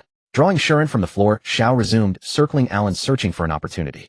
Learning from his previous failure, he no longer let the surroundings distract him. The deck beneath his feet began to sway, and sea winds whipped up rough waves, worsening the battlefield conditions. Veteran swordsman Alan was naturally unaffected, but for a novice like Xiao, this posed significant difficulty. After circling Alan 3 times, his opponent's unwavering composure left no exploitable openings. If the opponent had no weakness, he would create one. Xiao launched a furious assault, slashes, chops, thrusts, and lifts raining down upon Alan like a storm. As Xiao predicted, although Alan was stronger, not by an insurmountable margin. If he was level 1, she would be around level 5. Faced with his relentless strength-based onslaught, Alan's breathing inevitably grew hurried. Seizing the moment, Xiao stepped back and swung his blade fiercely. One sword style, calm waves. Forced to respond, Alan deployed her own technique to break through. Having parried Zhao's attack, she pressed forward with rapid strikes. Overwhelmed by the dazzling flurry of sword techniques, Xiao fell quickly. You're improving. Again. Alan raised an eyebrow and smiled. Zhao's progress was indeed remarkable. He would not repeat the same mistake twice. This time Alan would no longer passively defend and give Xiao openings. Both combatants assumed their stances, ready for a serious duel. Alan struck first, employing the very 2 moves Xiao had mastered. For techniques he had thoroughly mastered, Xiao naturally knew the counters. After 3 exchanges, the match remained evenly matched. However, Xiao found himself constantly on the defensive. On the 4th exchange, Alan executed one sword style, piercing tide. Xiao believed he saw an opening. One sword style, calm waves. Dodging the thrust, Xiao gripped Shuren with both hands and slashed forward with all his might. Alan's attack failed, and she could only withdraw her blade to parry. Clang! After the sharp ring of metal, Alan stepped back 2 paces. Unwilling to miss the opportunity, Xiao closed the distance in 3 strides and leaped into another slashing strike. Yet while Shuren was still airborne, Alan's blade tip had already pressed against Zhao's neck. You had the chance to shatter my sword just now. Why didn't you do it? Alan looked at Xiao with seriousness. This wasn't a life-and-death battle. Winning through weapon superiority amounts to nothing. Xiao spoke casually as though he were the victor. Interesting. A slight smile touched Alan's lips at his response. She lowered her blade and flicked the saber's edge. With a cracking sound, the Navy-issue saber shattered. You lost to me 3 times today. Same time tomorrow I'll challenge you to 3 more rounds. Don't lose quite so badly next time. Holding the broken blade, Alan slowly disappeared from Zhao's sight. After Alan left, Xiao mimicked her gesture and flicked Shuren's blade. It showed no reaction, but his hand hurt from the vibration. Truly an ultimate large-grade sword. Xiao felt a small sense of pride. Early morning, the sea was shrouded in mist and fog, visibility extremely low. What a damp and chilly morning. Xiao, who had risen early to practice his sword, murmured. Yesterday he had agreed with Alon to spar in the afternoon. Xiao planned to master the 3rd and 4th moves of the sword manual. Relying on only 2 moves would be far too difficult against Alon. The latter 2 moves leaned more toward defensive counterattacks compared to the first 2. Stringing the 4 moves together could form a complete sword technique. With his back to the morning sun, Xiao swung his blade with vacant eyes. In his mind, there was an insurmountable chasm ahead, a woman who could dismantle all his techniques. Of course, this woman's appearance was modeled after Colonel Alon from before. Every move he made was based on anticipation, allowing the imagined enemy to counter them. When the time came that his deliberate anticipation could no longer keep up with his subconscious reactions, it would signify that he had surpassed the first chasm. Alon. The patrolling sailors had grown accustomed to seeing Xiao practicing his sword on the platform at the stern. Does this guy not need to sleep? I saw him go back to the dorm at midnight, and he's up at 5 in the morning for training. It's terrifying. The patrolling sailor whispered to his companion beside him. This is the self-discipline of a strong man. No wonder Sister Ziyuan values this kid so much. He's bound to become something great. Another replied. The 2 nodded and silently walked past Xiao. At 8 a.m., the sun had fully climbed into the sky. After 2 hours of nearly 1,000 repetitions of the 2 newly learned moves, these techniques had become Zhao's subconscious reactions, muscle memory. He sheathed the Shuren, wiped away his sweat, and headed to the cafeteria. Every day Xiao was almost among the last to arrive for meals. After all, he wasn't yet an official member and felt embarrassed to compete with others for food. Having something to eat was good enough. After breakfast, Xiao returned to the familiar stern to begin his daily physical training. He placed a 500 gene barbell plate on his back and did push-ups. Each set consisted of 100 reps with a minimum of 10 sets per day. While tempering his body, Xiao did not forget to develop his devil fruit abilities. Every 3 minutes, Xiao released a faint electromagnetic wave. The wave traveled horizontally across the sea surface, and when it encountered an object, it bounced back to Zhao's location. The maximum range of the electromagnetic wave transmission was about 10 nautical miles. Unable to openly develop his devil fruit ability, Xiao chose a different path. He turned himself into a human radar. Once the human radar developed to a certain level, it could evolve into the heart net. Although the heart net was unique to the Sky Islands, Zhao's devil fruit ability was enough to compensate for that. While Xiao was doing physical training, any large ships or tall islands within a 10 nautical mile radius were all within his grasp. As his devil fruit ability was gradually developed, Xiao could clearly feel the awakening progress slowly increasing.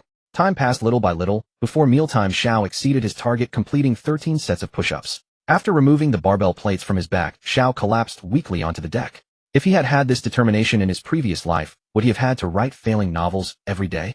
Rather than self-discipline, Xiao believed it was his hatred for the Tianlong people that drove him forward. People need goals in this world. Without goals, every day of life is tedious and painful. Fortunately, his predecessor had set a formidable goal for him, to overthrow the rule of the Tianlong people. He calmed his breathing and gathered the strength to eat. Dragging his fatigued body, Xiao went to the cafeteria and took all the untouched food. After regaining his strength, he returned to the stern. The agreed time for the duel was still far off. Xiao planned to summon a thunderbolt to test. After all, he didn't need any movements or special effects. Even if he was suspected, he could jump into the sea to prove his innocence. Leaning against the ship's wall, Xiao frowned as he gazed into the distant sky. Under his powerful will, a massive dark cloud gathered in the distance. Xiao planned to gather all the lightning he could emit into a single, more powerful bolt. The sailors on duty at the stern, seeing the huge dark cloud in the distance, thought it was going to rain and took out their raincoats. Boom! A thick, blinding bolt of lightning descended from the center of the dark cloud. The thunderbolt struck the sea's surface, churning up waves. Wow, what a powerful bolt of lightning, someone exclaimed. It's going to rain. Take in the clothes. Everyone admired the might of the lightning and predicted a heavy storm soon. A few seconds later, the dark cloud dispersed, and the sky returned to a clear, sunny state. Sigh, why does the sky only thunder, but not rain? The people complained, having already set up the rain shelter. Watching the unstoppable thunderbolt, Xiao sat down with a faint smile. It would take some time to recover his physical and mental energy. Fruit awakening progress, Thunder Fruit 3, Flame Fruit 2, Slow Fruit 1. Continuously pushing one's limits can increase the fruit awakening progress. Xiao looked at the fruit awakening panel with satisfaction. It had been about a week since he first acquired a fruit ability. The awakening progress was not slow, and his physical training and swordsmanship practice were also steadily advancing. At this rate, his position as vice admiral should be secure within a year. But before looking to the future, he still had to surpass the opponent in front of him. Elan, wearing sunglasses and carrying her own sword, arrived as promised. Didn't get enough rest. You look exhausted. Just didn't sleep well? It won't affect me. Xiao stood up, brushing the dust off his pants. Don't use that as an excuse if you lose later. Xiao didn't reply, just started doing warm-up exercises. Flat wave fish through mantis strike ascend tower. These are the moves I've mastered. Understood. Same rules as before, I'll attack, based on what you know. The two sides distanced themselves and took their stances. Spectators quickly gathered around. Off-duty idlers all came to watch the duel between Elan and Xiao. In the name of learning sword techniques, they were actually just there to watch a fight. After all, on this small platform at sea, entertainment options were pitifully scarce. Some even set up a betting pool. The pool had 3 options: win, draw, or lose. Of course, no one would bet on Xiao winning. At most, a few desperate ones would bet on Xiao forcing a draw with Elan. The condition for Xiao to force a draw was that he could remain undefeated for 5 minutes against Elan. After all, everyone knew Xiao was a novice. If the condition were too harsh, it wouldn't be fun. Brother Xiao, I'm really rooting for you, don't disappoint me. You've trained for so long, at the very least you should hold out for 5 minutes against Elan without losing. Elan, do your best. Don't let Brother Xiao beat you. Faced with the crowds teasing, Elan couldn't be bothered to respond. Xiao, on the other hand, looked helpless. He had only been learning swordsmanship for 2 days, and now he was expected to force a draw. That condition was too harsh. One sword style ascending the tower. Xiao swiftly approached Elan, holding the blade in reverse grip and slashing upward from below. Elan drew her sword, its edge grazing Shuren, creating a dazzling spark as she struck directly at Xiao's arms. Xiao exerted force in his legs, abruptly retreating 2 steps. Mantis strike. During the retreat, Xiao raised his arm to deflect the pursuing blade. His strike was too forceful, sending Elan stumbling back several steps. Seizing the opportunity, Xiao held Shuren with one hand in reverse grip and the other in standard grip horizontally, thrusting it toward the retreating Elan. One sword style fish rush. This textbook combo by Xiao drew silent admiration from Elan. What a monstrous genius, she thought. It seemed she needed to take this more seriously. Retreating, Elan spun around and delivered a roundhouse kick, knocking Shuren away while her sword traced a graceful arc in the air. Elan's sword finally stopped 3 centimeters from Xiao's right neck. So you use your feet too? Xiao, having been reversed, grumbled in defiance. Of course, a swordsman is not limited to the sword. Did you think your enemy wouldn't attack you with anything else? Elan raised an eyebrow at Xiao. 4 minutes 40 seconds, brother Xiao, you could have lasted 20 more seconds. Forcing Elan to use her feet is already impressive. Big sis is rooting for you. Ahem. Xiao coughed lightly twice. A bunch of people who talk without feeling the pain. Can I use other parts of my body? Xiao looked at Elan. Of course, if you don't intend to train in swordsmanship, Elan said casually. TCH, if that's the case, then I won't. Xiao let out a disdainful snort, sheathed Shuren, and distanced himself from Elan. I'll attack first. Be prepared, Elan warned Xiao. Got it. Xiao walked to a spot 15 paces away from Elan and stopped. Bracing for Elan's rapid assault, Xiao shifted his stance into a defensive posture. At that moment, a gentle breeze swirled around Xiao, lightly ruffling his hair. Seeing that the wind only blew on him, Xiao cursed inwardly. Damn heaven, knowing that I'm affected by the environment, yet it still blows only on me. Facing the impending rapid assault, Xiao felt some pressure and tried to slow his breathing to calm himself. One sword style mantis strike. Elan shouted softly, instantly appearing before Xiao, drawing her blade and slashing at Shuren in his hand.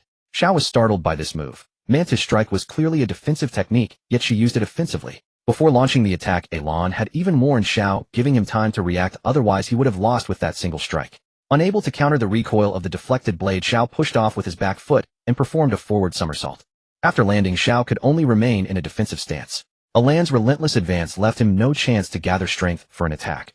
Retreating again and again, Xiao was on the verge of collapse. One misstep, and he would lose this round. Left with no other option, Xiao suddenly accelerated his retreat.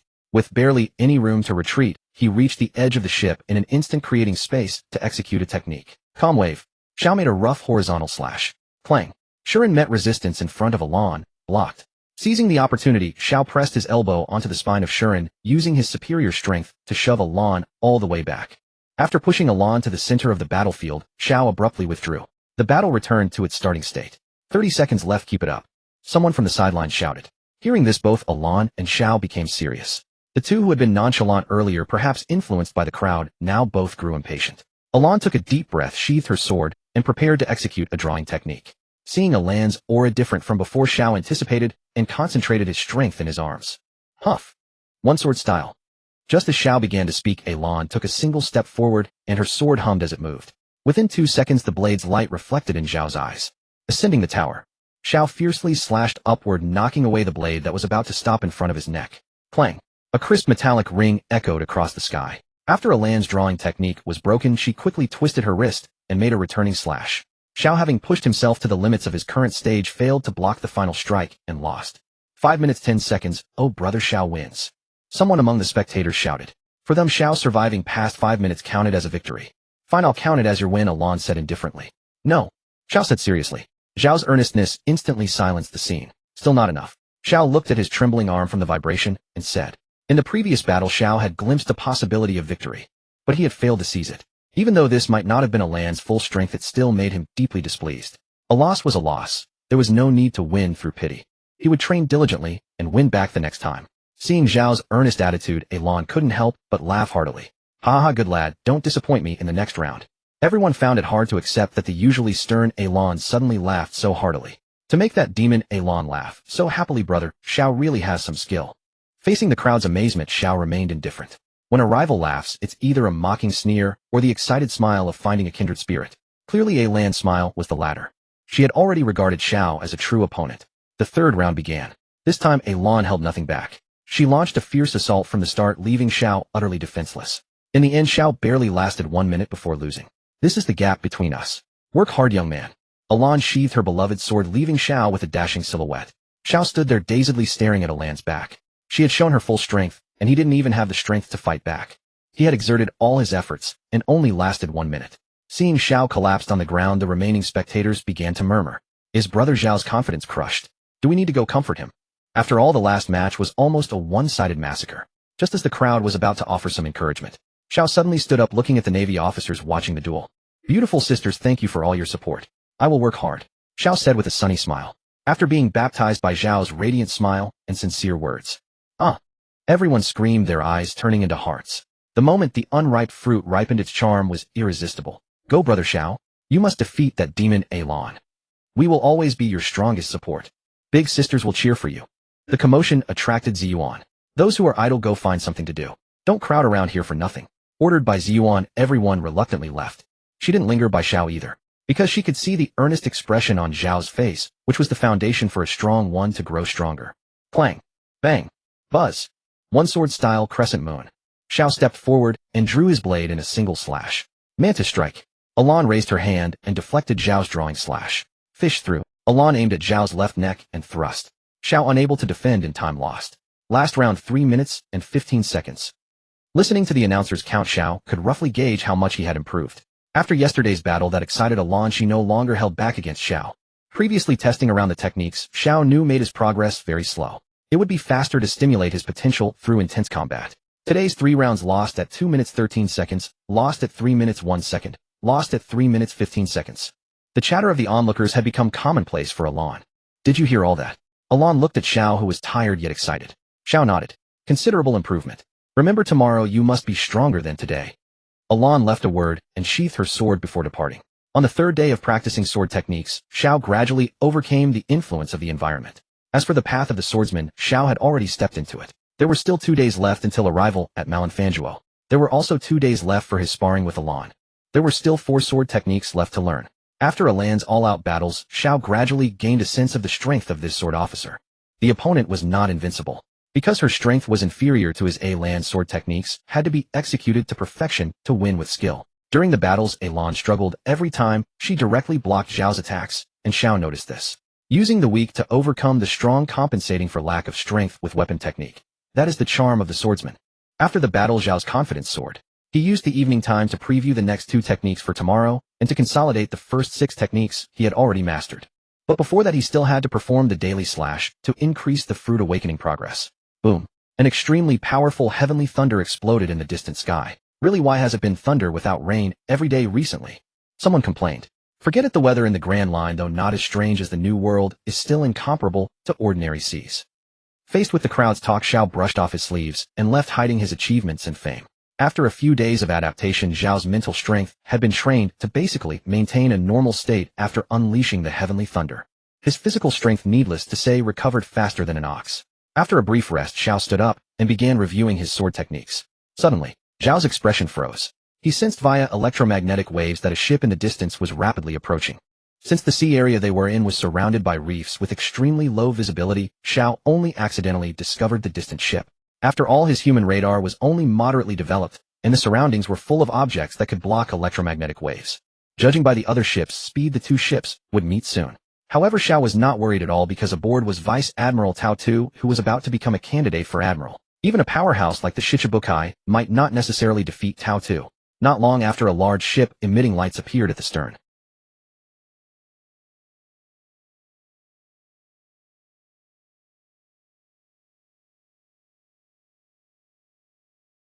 Judging by the size, it was also a warship commanded by a vice admiral. The moment the other ship appeared in Zhao's sight, someone ran to report to Ziyuan. Soon Ziyuan arrived at the platform where Xiao was training and looked at the distant large ship. At the bow of the rear warship, a figure suddenly appeared wearing a yellow shirt and a brown hat with a slender and short stature. The two ships were less than 100 meters apart. The figure suddenly leaped up, accompanied by a trail of yellow particles. 5 seconds later, the figure landed on the platform in front of Xiao. "Oh, beautiful lady, would you marry me?" After landing, the figure knelt on one knee, pulled out a bouquet of roses from behind, and issued a marriage proposal to Ziyuan beside Xiao. This person was none other than Jiaji, the future candidate for admiral, also known as Cha Tan. Although the manga did not specify whether he was a devil fruit user, judging by his stance, just now, he must be an earth elemental Logia user. Looking at Jiaji's aged face, Xiao turned to look at Ziyuan. Ziyuan's gaze at Jiaji could not be called contempt, but at least it was very disdainful. It seemed Jiaji would be rejected again. According to the manga, Jiaji would be rejected 100 times, and this time was certainly one of those within the 100. How many times have I said it? I will never agree to your request.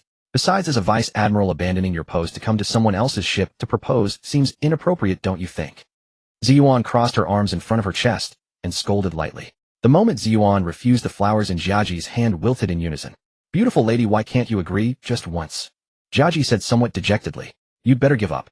Instead of wasting time on this, go catch some pirates." Ziyuan's expression was helpless and slightly angry, wishing she could kick Jiaji off the ship immediately. "My!" Jiaji suddenly let out a slight exclamation, his gaze locking onto Xiao beside Ziyuan. Feeling uneasy under the stare, Xiao involuntarily stepped back 2 paces. Jiaji walked up to Xiao, reached out, and pinched his face.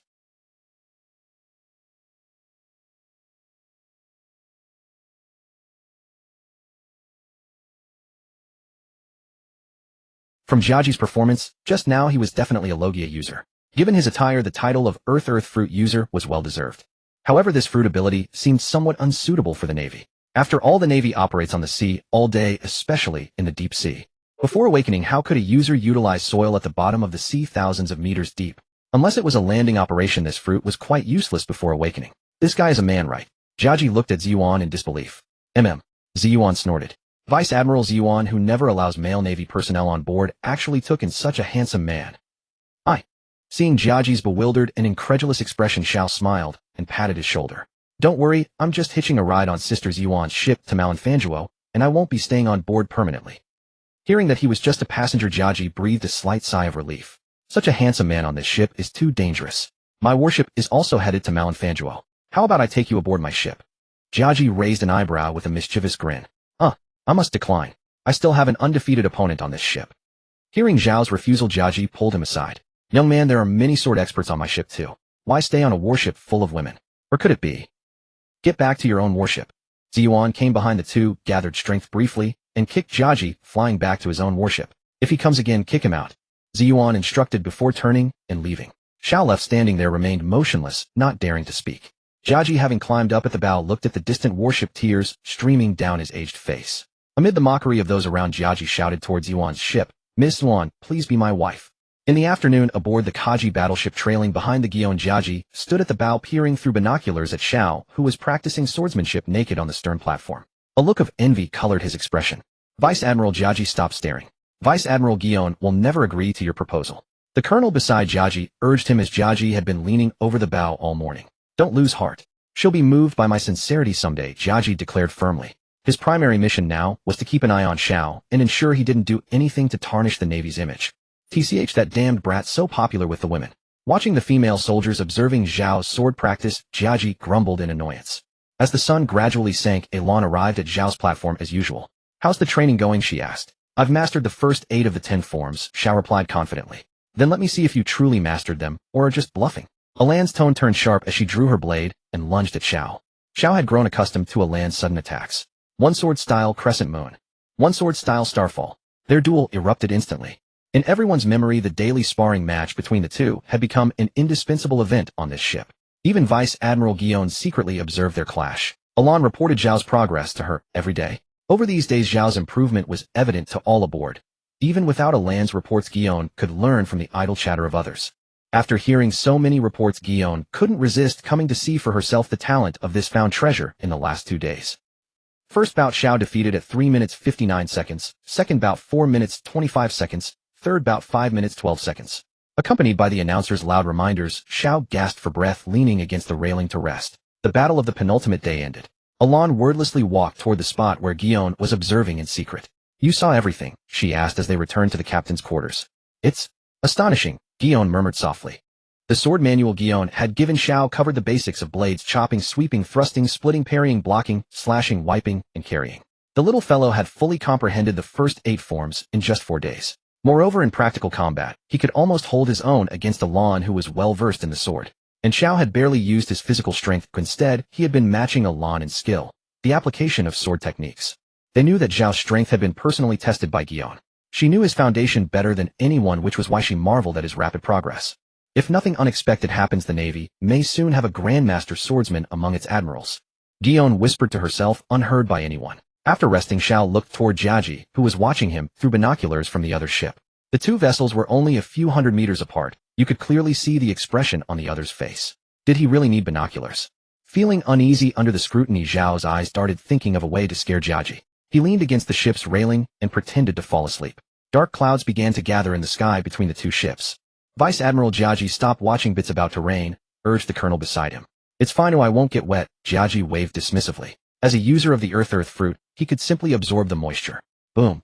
A thunderbolt struck the sea between the two ships. The flash of lightning in his vision momentarily blinded Jiaji. He didn't show any panic, not wanting to be ridiculed by those around him. Jiaji stood up, put down his binoculars, and relied on his observation haki to return to his cabin, not coming out again. Seeing Jiaji leave, Zhao stood up triumphantly. He could boast to others later that his single strike had forced a vice admiral candidate to hide indoors. On the last day aboard the ship, Zhao rose early to begin his daily training. Peeking over the ship's edge, he could make out the silhouette of Marineford. He went to the familiar bow and started practicing the last 2 forms. His goal for this afternoon was at least to tie with Alon to end this journey on a perfect note. He trained from the misty dawn until the sun was high in the sky. Unconsciously, more and more people came to the stern to watch Zhao train. Perhaps because they knew he would disembark today, the rare, handsome, young man on the ship was about to leave, making them want to steal a few more glances. Being watched by hundreds of eyes, Zhao felt helpless, but had to endure. Today was the final battle with Alon. He could not afford the slightest distraction. Afternoon, Zhao excitedly headed to the stern after lunch, waiting like a student awaiting the exam paper in the classroom. Although Zhao didn't think he could completely defeat Alon, a draw was his minimum requirement. Otherwise, all his efforts these days would seem somewhat futile. While Zhao waited, a massive island rose from the horizon ahead of the warship, extending upward continuously. Zhao, leaning on the ship's rail, looked excitedly into the distance. The 2 large characters, Marine and the seagull holding a scale, were highly conspicuous on the buildings, symbolizing justice. This magnificent edifice was far more awe-inspiring in Zhao's eyes than any manga depiction, truly worthy of Marine headquarters Marineford. Soon after seeing the Marine building the warship, Zhao was on docked at an exclusive Marine pier on the outskirts. Although Zhao was eager to disembark and explore, there was clearly something more important waiting for him. After mooring, Marine intelligence officers came aboard for a brief meeting with Guillaume. After the intelligence officers left, Guillaume ordered free time. But only a few who had little interest in the final duel between Zhao and Alon left the ship to visit the residential area. Most, including Guillaume, stayed to witness the final showdown. To stay close to Guillaume, Jiaji also requested to watch the duel. Guillaume did not stop him. In the corridor on the other side of the ship, Alon, with her treasured blade, walked solemnly toward the battle platform at the stern. Zhao was leaning against the railing, looking up at the headquarters building in the distance. "Ready to join the Marines?" Alan's voice came from the crowd. The others stepped aside as Alon approached. Attracted by the voice, Zhao withdrew his gaze and said excitedly, "Ready." Stepping out from the crowd, Alon drew her blade, sheathed it behind her back, and walked to one side of the combat platform. Zhao drew Shuren and went to the other side. Seeing the serious demeanor of both sides, the crowd began to murmur. "Do you think Zhao will win?" "I'm not sure." Yesterday, Zhao managed to last over 5 minutes against a full-power Alon. Given his rate of improvement, today's outcome is uncertain. Watching from the sidelines, Jiaji absent-mindedly tried to edge closer to Guillaume. But Guillaume, intensely focused on the 2 combatants, brandished her sword Kenpyra and shot him an unfriendly glare in response to his persistent pestering. Sensing Guillaume's seriousness, Jiaji immediately backed off, not daring to approach further. On the battlefield, both sides assumed fighting stances. It's begin. One style / swallow returns. Xiao unleashed his ultimate killing technique, the immensely powerful swallow returns. Facing the aggressive Xiao, Alan chose not to meet him head-on. Alan leaped backward, relying on her agility to escape the attack range of swallow returns. After landing, she stepped back several paces to stay clear of the technique's reach, with only her sleeve cuffs torn by the sword energy. Within Zhao's attack zone, every object was shredded into fragments. After this strike, everyone present was left dumbfounded. Brother Xiao actually mastered this move in just 2 days, someone exclaimed. Even Jiaji, who knew nothing about swordsmanship, was deeply shocked. It is said that swallow returns was a technique refined by Ziyuan, while easy to learn, applying it effectively proves extraordinarily difficult.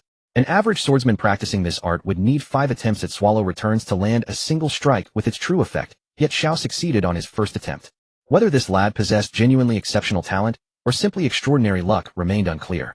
Most astonished among the crowd was Ziyuan. Originally, she had only taught Xiao 9 sword forms, but she had taken the liberty of adding her refined swallow returns as the 10th. She had held little hope that Xiao would learn swallow returns, never expecting him to truly master an ultimate technique reserved for veteran swordsmen. What an extraordinary genius, 1 in 10,000. The spectators were utterly stunned, let alone Alan, who was still in the midst of combat. Even she required 2 attempts at swallow returns to succeed once, and yet this young novice had mastered it on his first try. Xiao staggered backward 2 steps after executing swallow returns, bearing the immense physical toll of the technique. This move demanded extraordinary concentration and the state of unity between swordsman and blade. Only those who achieved such harmony could unleash this secret art. However, Xiao had indeed benefited from his profound compatibility with Si and O. Without it, his success rate with swallow returns would have been less than 30%. 7 minutes had passed since the battle began, and both warriors who had been executing techniques at high intensity were visibly beginning to tire. Alan had no intention of dragging this out any longer. She knew Zhao's stamina far exceeded her own, and prolonging the fight would only work against her. Therefore, she would take the initiative. Alan spread her legs in a staggered stance, holding her sword parallel to her shoulders, and resolved to use swallow returns against Xiao. Seeing his opponent's posture, Xiao decided to counter with the same technique. Using only other moves such as Mantis Strike would not suffice against swallow returns. Delivering more strikes of equal power in an instant, that was swallow returns. Boom. Both warriors advanced in unison, their heavy footsteps thundering against the wooden deck. Low to the ground they collided.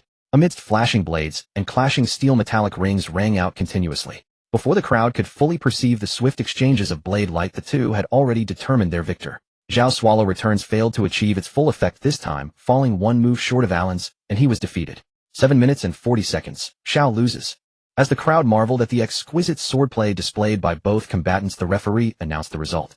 Alan, victorious in the first round, panted heavily as she gazed at Xiao. The latter was not as exhausted as Alan, yet his eyes burned with unwillingness. Just 1 step away from victory, Xiao had fallen to the very principle of unity between swordsman and blade upon which he had prided himself. 2 more rounds remained. Do not rush. Perceiving Zhao's urgency, Ziyuan advised softly. Xiao responded, sheathing Si and walking to the opposite side of the ship's railing and sitting down to rest. With 2 rounds still ahead, and you grow so complacent. Alan chided, looking at Xiao, who dozed on the railing. In our earlier exchange, I was already slain by you. This newly reborn self requires some preparation time. Xiao said this lightly. Facing his peculiar excuse, Alan offered no reply, and instead sat upon the deck to rest. Zhao's implication was clear. He needed rest, and if she pressed further she would appear unreasonable. Oh, brother Xiao is so gentle. This sister might fall for you all over again. At Zhao's gentlemanly conduct, someone in the crowd teased. Xiao did not respond, merely curling the corners of his mouth as his eyes remained closed, anticipating the upcoming contest. 20 minutes later, Alan rose, drew her sword, and looked toward Xiao, who hovered between wakefulness and sleep. May we continue? Sensing that Alan's breathing had steadied, Xiao drew Si in and said, let us begin. Bang! Clang! Clang! From the start of the second round, Xiao launched a relentless assault, driving Alan back to the ship's railing. After testing her in the first round, Xiao had clearly grasped Alan's fighting style. Her opponent consistently relied on flawless sword techniques to triumph, and in terms of strength and endurance, Alan was no match for him. Thus, Xiao chose to attack quickly from the outset, aiming to prevent Alan from executing her techniques. One style / starfall. Xiao gripped Si in with both hands and slashed downward with tremendous force. Trapped in the corner, Alan had no opportunity to launch her own technique, and could only hold her blade horizontally to block Xiao's strike. Clang! A crisp metallic ring echoed across the battlefield, mingling with the sizzling sound of blades meeting. Positioned less than 50 centimeters apart, both warriors' eyes sparkled with intensity, reflecting the sparks generated by their clash. One hand gripping the hilt, while the other supported against the blade's spine, Alan gritted her teeth to withstand Zhao's oppressive force. With a thud, she fell to one knee, unable to resist his monstrous strength. The wrist supporting the blade also bore a deep bloody mark with blood slowly seeping forth. If you cannot hold out, just concede, Xiao reminded her with a smile, wearing a distinctly villainous expression. Alan did not respond, desperately contemplating a way to break free. Today's battle was not merely to help Xiao grow. She too could benefit from this combat. On his end, Xiao continued to increase his downward pressure. With only one day remaining, he felt no need to hold back against the imbalanced disparity between them. Alan suddenly withdrew her bleeding wrist and rolled to the right. Losing his support, Xiao stepped forward onto the deck and executed a horizontal slash. During her roll, Alan deliberately positioned her blade behind her back to block Xiao's strike. Due to the extreme proximity, the blade's flat nearly grazed her skin, and the impact left a conspicuous wound across her back. The immense force sent Alan flying, and she rolled twice before coming to a halt. Naturally, Xiao would not squander this opportunity to press his advantage. Striding forward in pursuit, he once again unleashed one-style/starfall. One-style/arcing moon. From a distance, Alan dropped to her knees and executed her most powerful drawing strike. Clang! Just as the outcome of their duel seemed determined, a fierce wind suddenly erupted around the onlookers. Only when the crowd regained their composure did they perceive what had transpired. Admiral Yuan has intervened, someone shouted. On the battlefield, Yuan's Canberra pressed against Zhao's neck, deflecting the fatal blow, while her other hand gripped the blade of Xian. 8 minutes and 40 seconds. Xiao loses. Had Yuan not acted in time, Xiao would already have lost his head. Alan's ultimate strike was executed without restraint, for she knew Yuan stood beside her, and thus felt no need for caution. At that moment, Zhao's expression turned grave, the threat of death, causing his thoughts to momentarily freeze. Just moments ago, he had truly brushed against the edge of death itself. You both performed well. Yuan looked at the two with pleasure, especially casting a gaze of appreciation and expectation toward Xiao. Reminded by Yuan, Xiao took a deep breath and withdrew Shuren. That moment had truly startled him.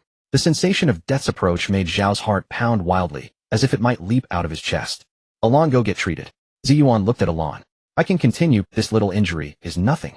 Alan quickly declined Yuan's order, unwilling to miss the final battle with Xiao. I didn't say you can't continue, but you must bandage the wound first. Yuan spoke in a commanding tone. Seeing the bleeding wound on her wrist, Alan hurried to the medical room. After Alan left, Yuan turned to Xiao. Not bad, kid. How many days did it take you to learn the technique I created? 2 days. Xiao stated bluntly. Hearing his answers, Yuan lightly patted his shoulder. I'll take you to report at the school later. After Yuan stepped off the field, Xiao leaned against the ship's railing to rest. While recovering his strength, he pondered over Alan's performance in the critical moment. He had already forced her to use her ultimate technique. The next step was to break that technique and win the 5-day duel. In the following 30 minutes, no one thought of leaving. Having witnessed such a splendid battle, who would be willing to leave before the final match? Emerging from the medical room, Alan's body had mostly healed. The wounds were merely 2 shallow cuts. If she had delayed even a little longer, they would have closed on their own. The silence was broken by approaching footsteps.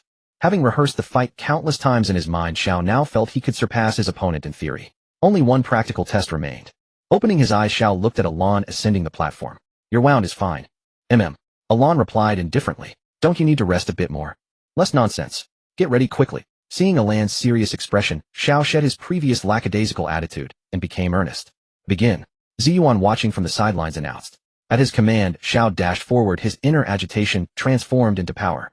Approaching Alan, Xiao lowered his body and drew the Shuren from his waist. One sword style crescent moon. Falling star. Seeing Zhao's ferocious advance, Alan held her sword with both hands and struck down fiercely. Clang. After a metallic ring, the two were locked in a brief stalemate. Are you imitating me? Alan asked during the standoff. Yeah, is that not allowed? Xiao admitted while twisting his wrist to execute a mantis strike, sending Alan back. A clumsy imitation. The moment she was repelled, Alan lowered her body, and upon landing launched herself toward Xiao like a spring. One sword style crescent moon. Alan once again unleashed her most adept technique, the draw cut. But what awaited her was Zhao's swallow return. Deflecting the incoming slash, Xiao reversed his grip and swung Shuren upward. Alan's draw cut was perfectly countered. Facing the descending Shuren, she had no time to raise her sword again. Helpless, she turned sideways and took the blow on her shoulder. After this exchange, the two distanced themselves. Alan, panting, glanced at the wound on her left shoulder. It was not deep enough to injure the bone, only bleeding slightly. Can you still fight? Xiao looked at Alan's wound. Serious, but not too severe. If I retreat because of a scratch like this, what kind of marine would I be? Alan rebuked, stepping forward to engage Xiao in a close-quarter struggle. Her advantage lay in using rapid attacks to disrupt his rhythm, seeking mistakes to defeat him. However, that was Zhao's weakness yesterday. Today, it seemed less effective. During the entanglement, Xiao calmly received every move Alan threw at him. He only needed to conserve his energy while she exhausted herself. In a contest of stamina, he was completely confident. Her strongest move, the draw cut, could be countered by his swallow return. Now Alan's only advantage was useless against Xiao. Nothing awaited her but defeat at his hands. Confident of victory, Xiao did not intend to win in such a stagnant and boring manner. One sword style ascending floor. Seizing the opportunity, Xiao executed a rising slash that knocked Alan back. One sword style swallow return. As she retreated, Xiao advanced rapidly and unleashed 3 swallow return slashes. She barely blocked the first 2, but the final slash sent her flying. Watching Alan, who had been suppressed from the start, Jiaji voiced his doubt to Ziyuan. Who is this kid? How can he grow so fast? A genius, a monster that grows in battle. Ziyuan answered instinctively. Hearing such high praise from the swordmaster, Yuan Jiaji watched the duel with renewed seriousness. If this kid could one day surpass Yuan, it would be a great acquisition for the Marines. Ziyuan, absorbed in the match, gripped his Jinpilyuo, tightly ready to step in and stop the two at any moment.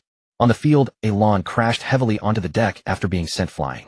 Barely getting up, she immediately faced a storm of slashes from Xiao. Helpless, she was forced into a defensive stance. Alan was deeply puzzled. Was this guy a monster? Compared to his ease 2 days ago, today, he was like a demon.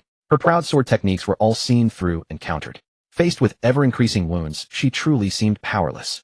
Each of Zhao's slashes battered Alan's spirit. Unable to disengage, she decided not to wait for Xiao to make a mistake. Seizing an opening, Alan leaped onto the ship's railing. From above, she gathered all her remaining strength for a final confrontation with Xiao. One sword style swallow return. Alan descended abruptly, unleashing several slashes toward Xiao. Xiao countered with swallow return as well. Only swallow return could defeat swallow return. Amid the flashing blades, faint sword energies formed around Alan and Xiao, making it difficult for anyone to approach. Only those above the rank of Rear Admiral could clearly see their movements. Ziyuan gripped his Jinpilyuo tightly. The outcome of the duel was about to be decided. In the clash of multiple slashes, Alan began to struggle. Blood continuously oozed from the wounds on her hand and shoulder.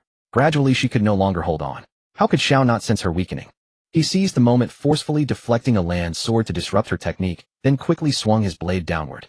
Ultimately, Shuren stopped just 10 centimeters from Alan's forehead. You lose, Xiao said solemnly to Alan, who could no longer lift her sword.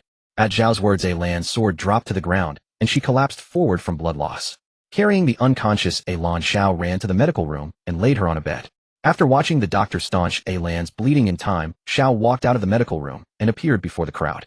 5 minutes and 10 seconds. Xiao wins. Is this guy a monster? After learning from Ziyuan that Xiao had no swordsmanship foundation and had only practiced sword techniques for 5 days before reaching such a level, Jiaji exclaimed in shock. Ziyuan did not answer. Instead, she looked back at Xiao, who was glancing left and right. At that moment, Xiao was like a country bumpkin visiting the grand city, hopping and skipping through a corridor in the Marine headquarters building, occasionally pressing his face against the window to look outside. Jiaji and Ziyuan walked ahead of him, leading the way. The three of them wandered around until they arrived outside an imposing room. Even from outside the door, Xiao could feel the faint but palpable aura of haki emanating from within. Ziyuan knocked on the door. Come in. She pushed the door open and entered the room alongside Jiaji, followed by an excited Xiao. Once inside, Xiao closed the door behind him. Wahaha. Ignoring Sengoku's displeased expression, a grinning Garp stuffed Sunbei into his mouth. Garp, don't crunch on Sunbei so loudly in my room. Sengoku shouted at Garp, a vein bulging on his forehead. Wahaha, I found the Sunbei you hid behind the sofa, old man. Paying no heed to Sengoku's anger, Garp smugly rummaged through the latter's snacks. Ziyuan, Jiaji, and Xiao stood silently watching the two bicker without interjecting. Fine, do as you please. Sengoku fed the documents in his hand to the goat beside him, then turned his gaze to the three. I've already sent Kizaru to investigate the sea area where the celestial dragons disappeared. You all came back from that same area. Did you find anything? Sengoku-san, why must we go to such great lengths and waste resources for those useless people, eh? Ziyuan spoke out in indignation. All right, Miss Ziyuan, let me explain. Jiaji quickly stepped in to mediate. The disappearance of those celestial dragons was truly bizarre. Our men practically turned that sea area upside down, but found no trace whatsoever. Jiaji spread his hands. Yet unbeknownst to all, the culprit stood right behind the two of them. Xiao glanced at the ceiling, whistling silently, wearing an innocent expression. Hearing Jiaji's report, Sengoku rubbed his temples. Forget it, I'll file the report to the higher-ups myself. Who is this kid? Garp, who had been eating Senbei, noticed Xiao behind the two. Ziyuan turned back and gave Xiao a signal, then stepped aside. Jiaji also moved out of the way, exposing Xiao to Garp and Sengoku's view. My name is Xiao, and I'm here to join the Marines, Xiao said casually. Beside him, Ziyuan frantically signaled him with her eyes, already regretting not having taught him basic manners. For two vice admirals to hold you in such high regard, you must have remarkable talent, Sengoku said with a kind expression. That's right, Sengoku-san. This kid is a genius. His talent might even rival those three monsters. Jiaji added. Oh, are you that strong, kid? Garp grew interested in Xiao. I'm just average. Xiao said calmly, utterly devoid of humility. Ahem. Ziyuan glared at Xiao and coughed twice sharply. It's all thanks to Sister Ziyuan's excellent guidance, Xiao quickly caught on. Faced with his response, Ziyuan held her forehead, unwilling to make any more futile efforts. He went from a complete beginner in swordsmanship to defeating a colonel who was a master of the sword art all in just 5 days of training. Ziyuan explained to the two elders. Oh, not bad, kid. Want some sunbae? Garp held out the sunbae to Xiao. Then I won't stand on ceremony. Xiao grabbed a handful of sunbae and started munching. Watching Xiao eat, Jiaji sighed inwardly at how comfortable the kid was acting. Sengoku's sunbae are delicious, aren't they? Garp smiled at Xiao, feeling a rapport with the boy. Extremely delicious. Here, you can have them. Garp handed the pack of sunbae to Xiao, then pulled another pack from behind the sofa and opened it to eat. Thank you, Vice Admiral Garp. I'll work hard, Xiao said, accepting the sunbae. Work hard at what? Eating sunbae. Ha ha ha. For a moment, an air of cheerfulness filled Sengoku's office. Enough. Both of you. Ziyuan couldn't help but scold them. The two were treating the Fleet Admiral's office as if it were their own home. Seeing Ziyuan angry, Xiao quickly tucked the sunbae behind him and swallowed the mouthful he had. The minor interlude ended and Sengoku began to study Xiao seriously. Xiao, what is your justice? Sengoku suddenly asked. Xiao paused, then said, My justice is to never bully the weak, never fear the strong, and to follow the justice in my heart. Justice of the heart. Sengoku murmured. He sighed inwardly, thinking this was another troublesome eccentric difficult to control. Just like Kazan and Borsellino. Couldn't there be a normal person among the Marine Admirals besides Akainu? Sengoku had already mentally marked Xiao as a future admiral. After all, a teenager who practiced swordsmanship for only 5 days and then defeated a colonel was absurdly impressive. If he was truly as formidable as Yuan claimed, then Zhao's appointment as an admiral was as good as confirmed. I have high hopes for you, kid. You'll definitely become a Marine Admiral. Garp suddenly interjected. Garp, go eat your sunbae next door. Sengoku glared at Garp, unable to tolerate the crunching sounds while discussing serious matters. Seeing that Sengoku had issued an eviction order, Garp obediently went to Akiji's office next door to eat his sunbae. After all, their relationship was such that he could enter without knocking. With Garp gone, the room became much quieter. I have great expectations for you. I hope you won't disappoint me. I will carry out my justice to the very end. Xiao said earnestly. Good. Report to the Marine Academy. With that, Ziyuan led Xiao out of the office and headed to the Marine Academy. He's going to be another troublesome one. After Xiao left, Sengoku rubbed his temples in resignation. The Marines have gained another talented person. Not bad, even if the person might be as casual as Vice Admiral Garp. Achu. Garp, who was exchanging senbei eating tips with Akiji, suddenly sneezed loudly. Someone must be talking about me. Probably Sengoku-sen next door, said Akiji lazily, wearing his sleep mask. By the way, that Gion brought a monstrous rookie earlier, maybe. When addressing someone of high seniority like Sengoku-sen, you must use honorifics, understand. On the way to the Marine Academy, Ziyuan was giving Xiao a friendly and cordial lesson in etiquette. I know, boss. Covered in bumps and with a bloody nose, Xiao replied pitifully. What did you call me? Sister Ziyuan, Vice Admiral Ziyuan. That's better. Ziyuan led Xiao to the Marine training camp below the headquarters building. After restoring his appearance, Xiao looked through the chain-link fence at the trainees, sweating profusely, a surge of excitement rising within him. This was the first stepping stone to his fame across the world. Set a small goal first. Become the strongest in the Marine training camp. Ziyuan and Xiao walked through the outdoor training camp. Several people noticed the two through the barbed wire fence.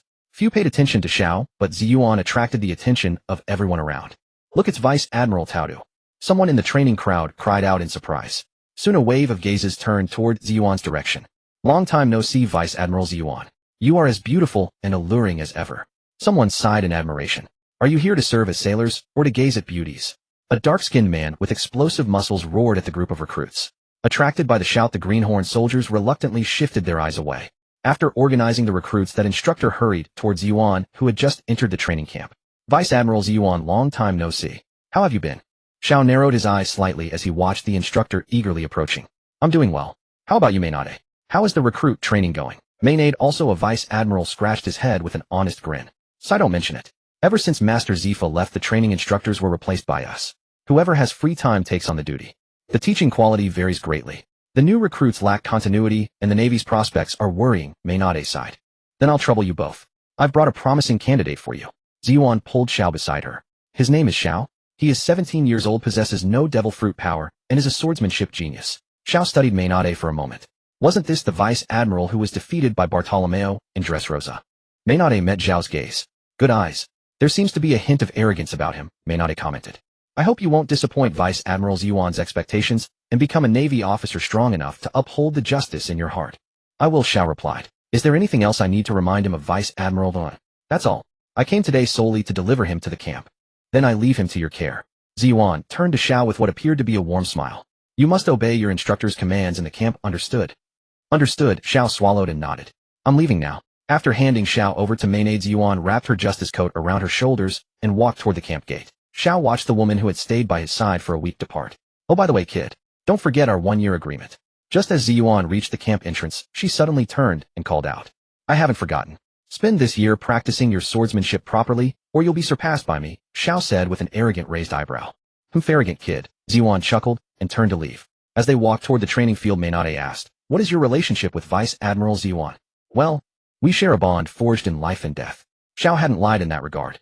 If not for Ziyuan that day, he might have been severely beaten by Foxy, captured onto a ship, or devoured by sea kings. Zhao's answer earned a fresh look from Maenade. Unexpectedly, this kid had such a close relationship with Vice Admiral Ziyuan. He would need to keep a close eye on him. Arriving at the training field, the recruits, currently finishing a round of training, were gathering in groups to rest. Everyone look over here. I'm here to introduce a new recruit. Maenade drew everyone's attention to himself. This is Xiao, who has come to join our big family. Maenade pushed Xiao forward to face the scrutinizing gazes of the crowd. My name is Xiao. I am 17 years old and proficient in swordsmanship and hand-to-hand combat. Xiao introduced himself to the crowd. What is your relationship with Vice Admiral Ziyuan? I saw you walking together just now. Someone suddenly asked. One stone stirred 1,000 waves. Upon hearing that Xiao seemed to have a close relationship with Ziyuan, the crowd instantly buzzed with lively discussion. Ziyuan was the goddess admired by new Navy recruits. She was both beautiful and powerful, drawing affection from all. Yet this goddess was seen walking beside a man before them, and although none wanted to admit it, he was indeed quite handsome. Jealousy arose in all directions, and Xiao made countless enemies upon entering the school. However, Xiao was not worried at all. Instead, he felt somewhat excited. He was just looking for someone to activate his passive ability, and this was the perfect chance to trigger it on everyone in the camp. Vice Admiral Ziyuan and I served on the same ship for a while, and she recommended me to this school. Zhao's vague answer left the crowd in awe. Enough of that nonsense, Maenade barked, quelling the commotion. According to regulations, all new recruits must undergo a physical fitness test before being assigned to either the elite class or the regular class. The specific test is running 35 laps around the training ground. Completing it will earn you a place in the elite class. Xiao surveyed the training ground and estimated one lap to be approximately 800 meters. The exercise volume of 35 laps was slightly less than his morning training on Chonglian Island. This level of difficulty was a breeze. Let's start now. Let's see whether the genius mentioned by Ziyuan truly has what it takes. At Maenade's command, Xiao immediately sprinted into the track and began running laps at an extremely fast pace. Just wait. Running 35 consecutive laps at this speed will either kill him or strip him to the bone, a recruit sneered. Maenade heard it, but showed no reaction. He also wanted to see how capable this arrogant kid truly was. Carrying Shuren on his back, Xiao completed each lap with ease. The physical training over recent days combined with the permanent enhancement from Shuren's passive ability gave him a physical condition that could only be described as terrifying among these new recruits. Numerous gazes followed Xiao as he ran lap after lap. Finally, within less than an hour, Xiao finished the 28-kilometer distance with steady breathing. After completing the final lap, Xiao approached Maenade. Report, instructor. I have finished. Good. You are assigned to the elite class. Maenade said calmly. In truth, his heart was already shaken. Although by his current standards this result was nothing special, he should not forget that this kid was still a recruit. After running 35 consecutive laps, without even panting heavily, most new recruits would be crying and wailing after their first camp run. Seeing Zhao's calm demeanor, even a hint of suppressed excitement, Maenade finally understood why Ziyuan called him a genius. The crowd that had been waiting for Xiao to embarrass himself was now dumbfounded. Is this guy a monster? Someone muttered under their breath. When I first joined the camp, 35 laps left me vomiting blood. Is this the man that our goddess, Ziyuan, chose? Facing the crowd's astonishment, Xiao showed undisguised disdain. This difficulty barely reached 1/5 of his daily training. If he couldn't endure even this hardship, how could he ever become the strongest in the world? Lanta, come out and spar with Xiao. Maenade called out to a tall and lean youth in the crowd. The youth named Lanta stood up from the crowd. Lanta stood at an impressive 2.4 meters tall with multi-jointed limbs, a member of the long-arm tribe. My name is Lanta, and I practice dual blade style. Lanta gave Xiao a polite nod. The two walked to an open area in the training ground. Under the watchful eyes of everyone present, Xiao drew his sword. Shuren, what are you doing? Lanta took a sudden step back, his face a mask of astonishment as he stared at Xiao. Aren't we supposed to be practicing sword forms? Then grab a wooden sword. Does anyone really spar with live steel? Oh, I nearly forgot that practice requires wooden blades, Xiao said, scratching his head. He had assumed the rules followed Aaron's customs. Lanta looked at Xiao in sheer bewilderment. This guy didn't even know about training wooden swords. Sheathing Shuren, he caught the wooden blade Lanta tossed his way. Gripping the hilt, Xiao flexed his wrists repeatedly. Indeed, it felt awkward without Shuren. He wondered if it would affect his sword techniques later. Ready to begin? Lanta asked, eyeing Xiao warily. mainly because he was afraid Xiao might do something strange again. Let's go, Xiao replied. He would get used to the wooden blade during the fight.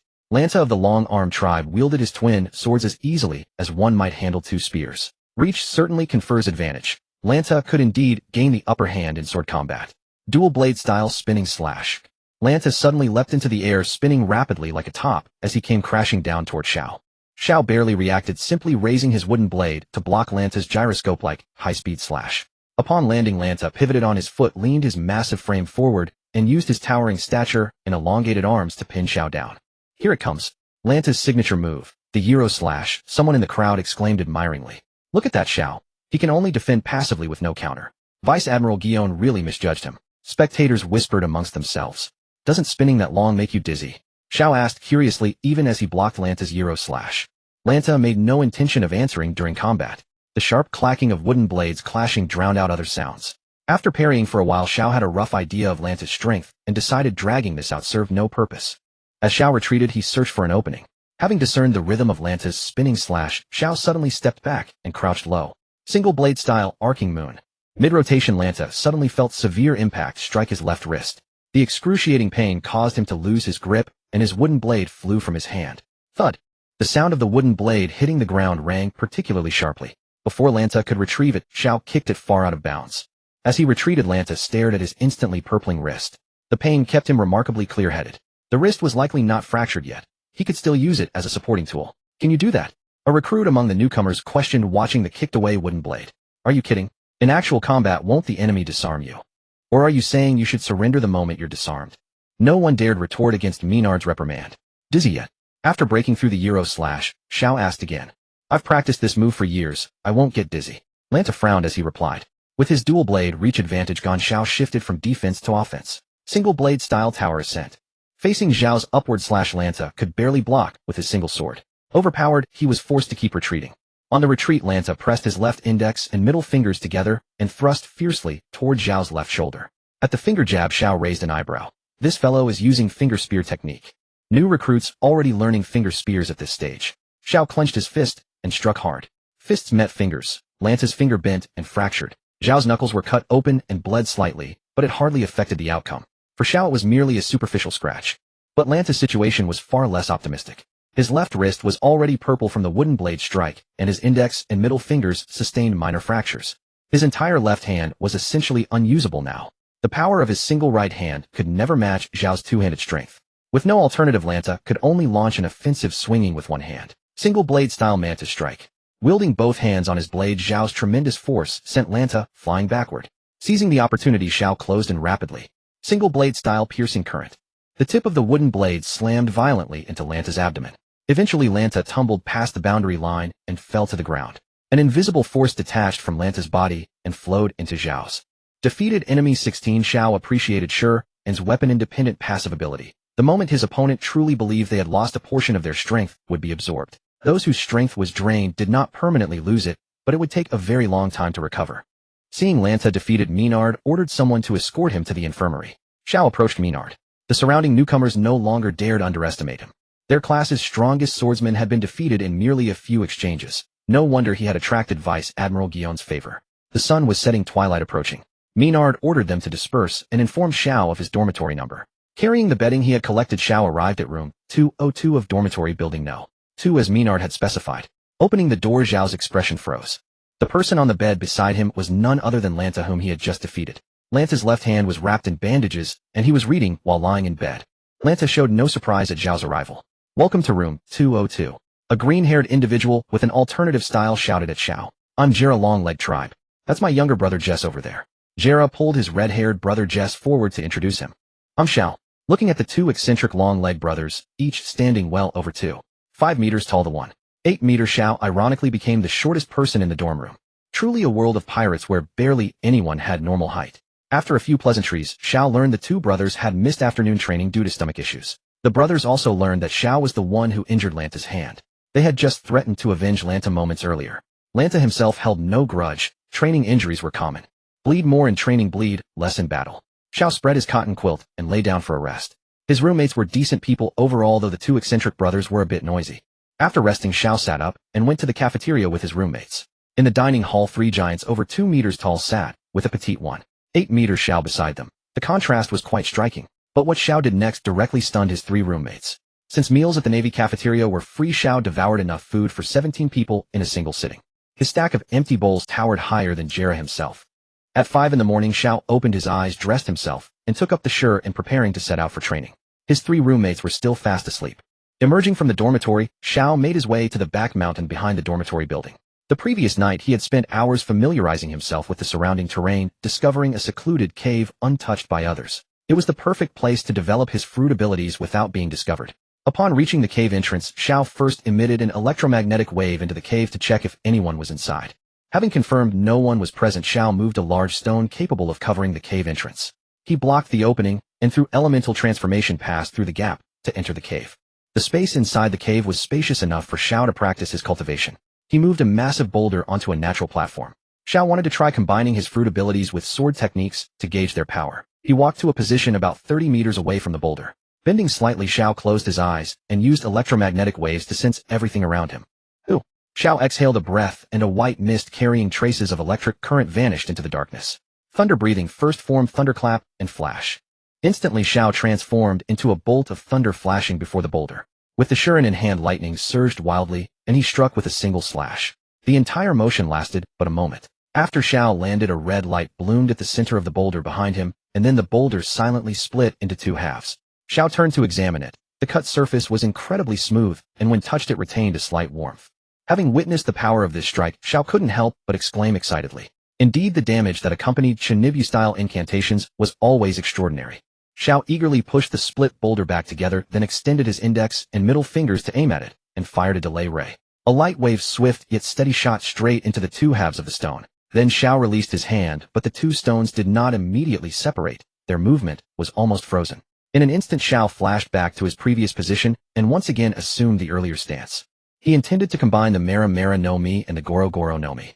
Thunder-breathing 7th form Fire Thunder God. A dragon of lightning enveloped in flames instantly appeared before the boulder that had been subjected to the delay effect. Xiao swung the shuriken, and with great force, the dark blade was already shrouded in flames and lightning piercing straight through the stone. The frozen boulder was split once again, exploding and scattering fragments in all directions. When Xiao looked back, not a single stone fragment remained on the platform. This technique clearly dealt area of effect damage. Compared to the earlier thunderclap and flash, which could cleanly split the boulder with concentrated power at its peak, the Fire Thunder God's damage to a single target was relatively weaker. However, these 2 techniques could be used in combination, complementing each other's shortcomings. Having finished testing the practical effects of the 2 primary attack-type fruits, Xiao turned his attention to the functional delay fruit. Releasing the delay ray required specific hand gestures, but this attack method was rather awkward and easily countered. It would pair well with the Rokushiki Shuriken Iron Finger. Much like the Huaquan Shueshua Flower Palm acupoint, ceiling targets struck by the delay shuriken would be frozen and unable to move. Besides the delay ray, Xiao could also release delay photons. Delay photons could adhere to objects, releasing the delay effect through them.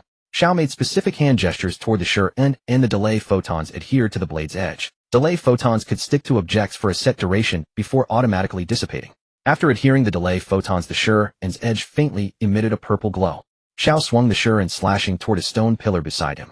The pillar was severed and froze midair. It only fell to the ground after 30 seconds had passed. Once delay photons were attached to the shuriken, every strike carried the delay effect. Any contact with the blade would plunge the target into a 30-second delay state. This technique was invincible in one-on-one duels or when facing multiple opponents. Xiao then considered why not combine all 3 fruit abilities together. 8th form Fire Thunder God Phantom. Xiao executed the same slash as the earlier 7th form Fire Thunder God, but upon explosion the delay photons on the shuriken's edge would splatter outward in great quantities. This created a wide-range delay effect. The technique was particularly effective against tanky enemies.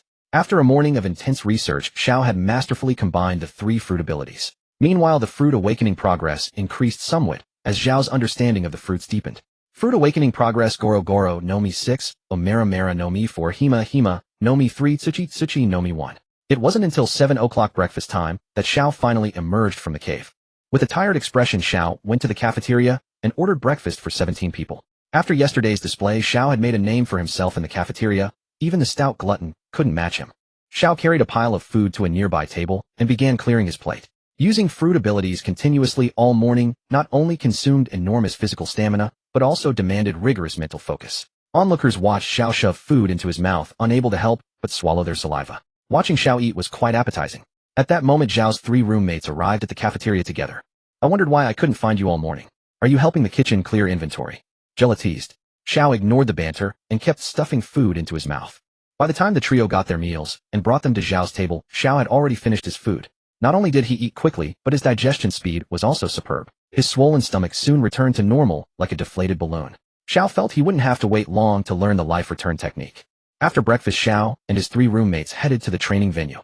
Maynard was already waiting there. Once past 8 o'clock, he would record late arrivals and impose penalties during subsequent training. Past 8 o'clock, Maynard began taking attendance. In the order of dormitory numbers, he called out names. Jella, here. Jess, here. Lanta, here. Zhao, here. Good, everyone is present. Today we begin learning the Rokushiki. Maynard declared loudly, causing the recruits to erupt in excitement. Hearing that they were only starting the Rokushiki today, Zhao looked at Lanta in confusion. Didn't this guy attack me with Shirgan yesterday? Could someone be giving him special tutoring?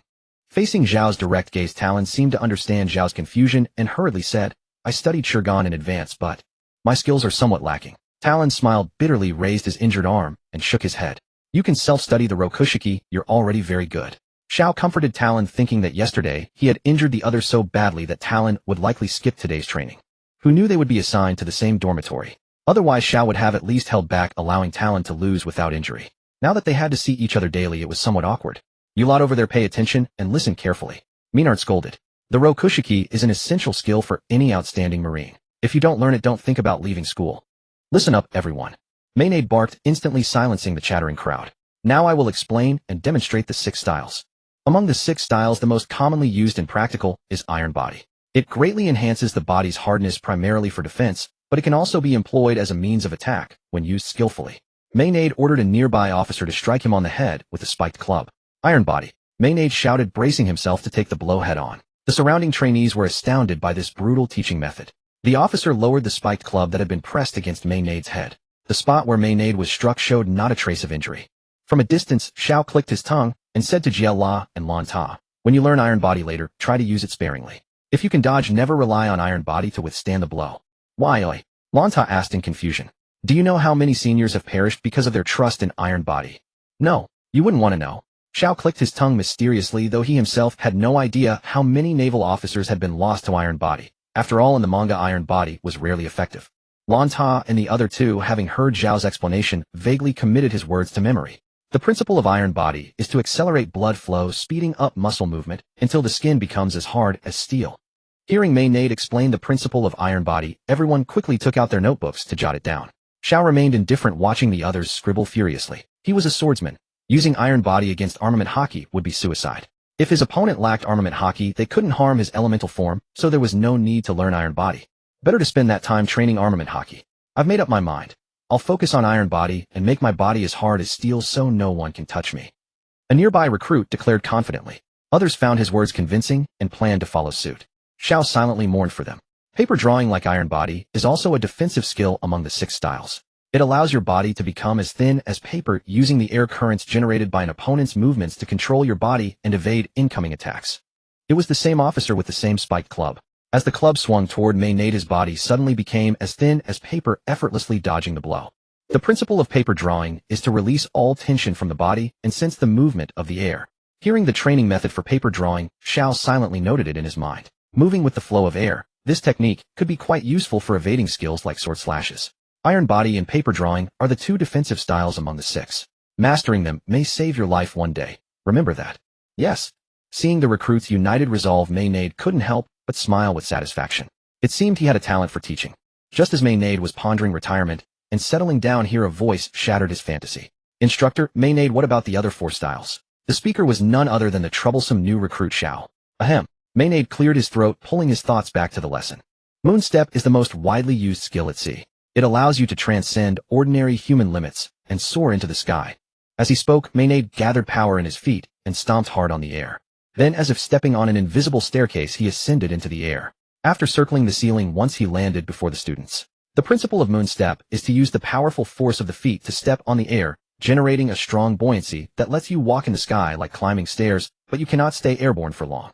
While the students were taking notes, Zhao silently ridiculed the idea. This was even more absurd than stepping on one's left foot with the right to fly. Like Iron Body, it was unnecessary. He could already fly indefinitely using his devil fruit ability. Seeing that the students had mostly finished writing, Maynade cleared his throat. Among the 6 styles there is another skill with a principle similar to Moon Step that can greatly aid you in battle. That is shave.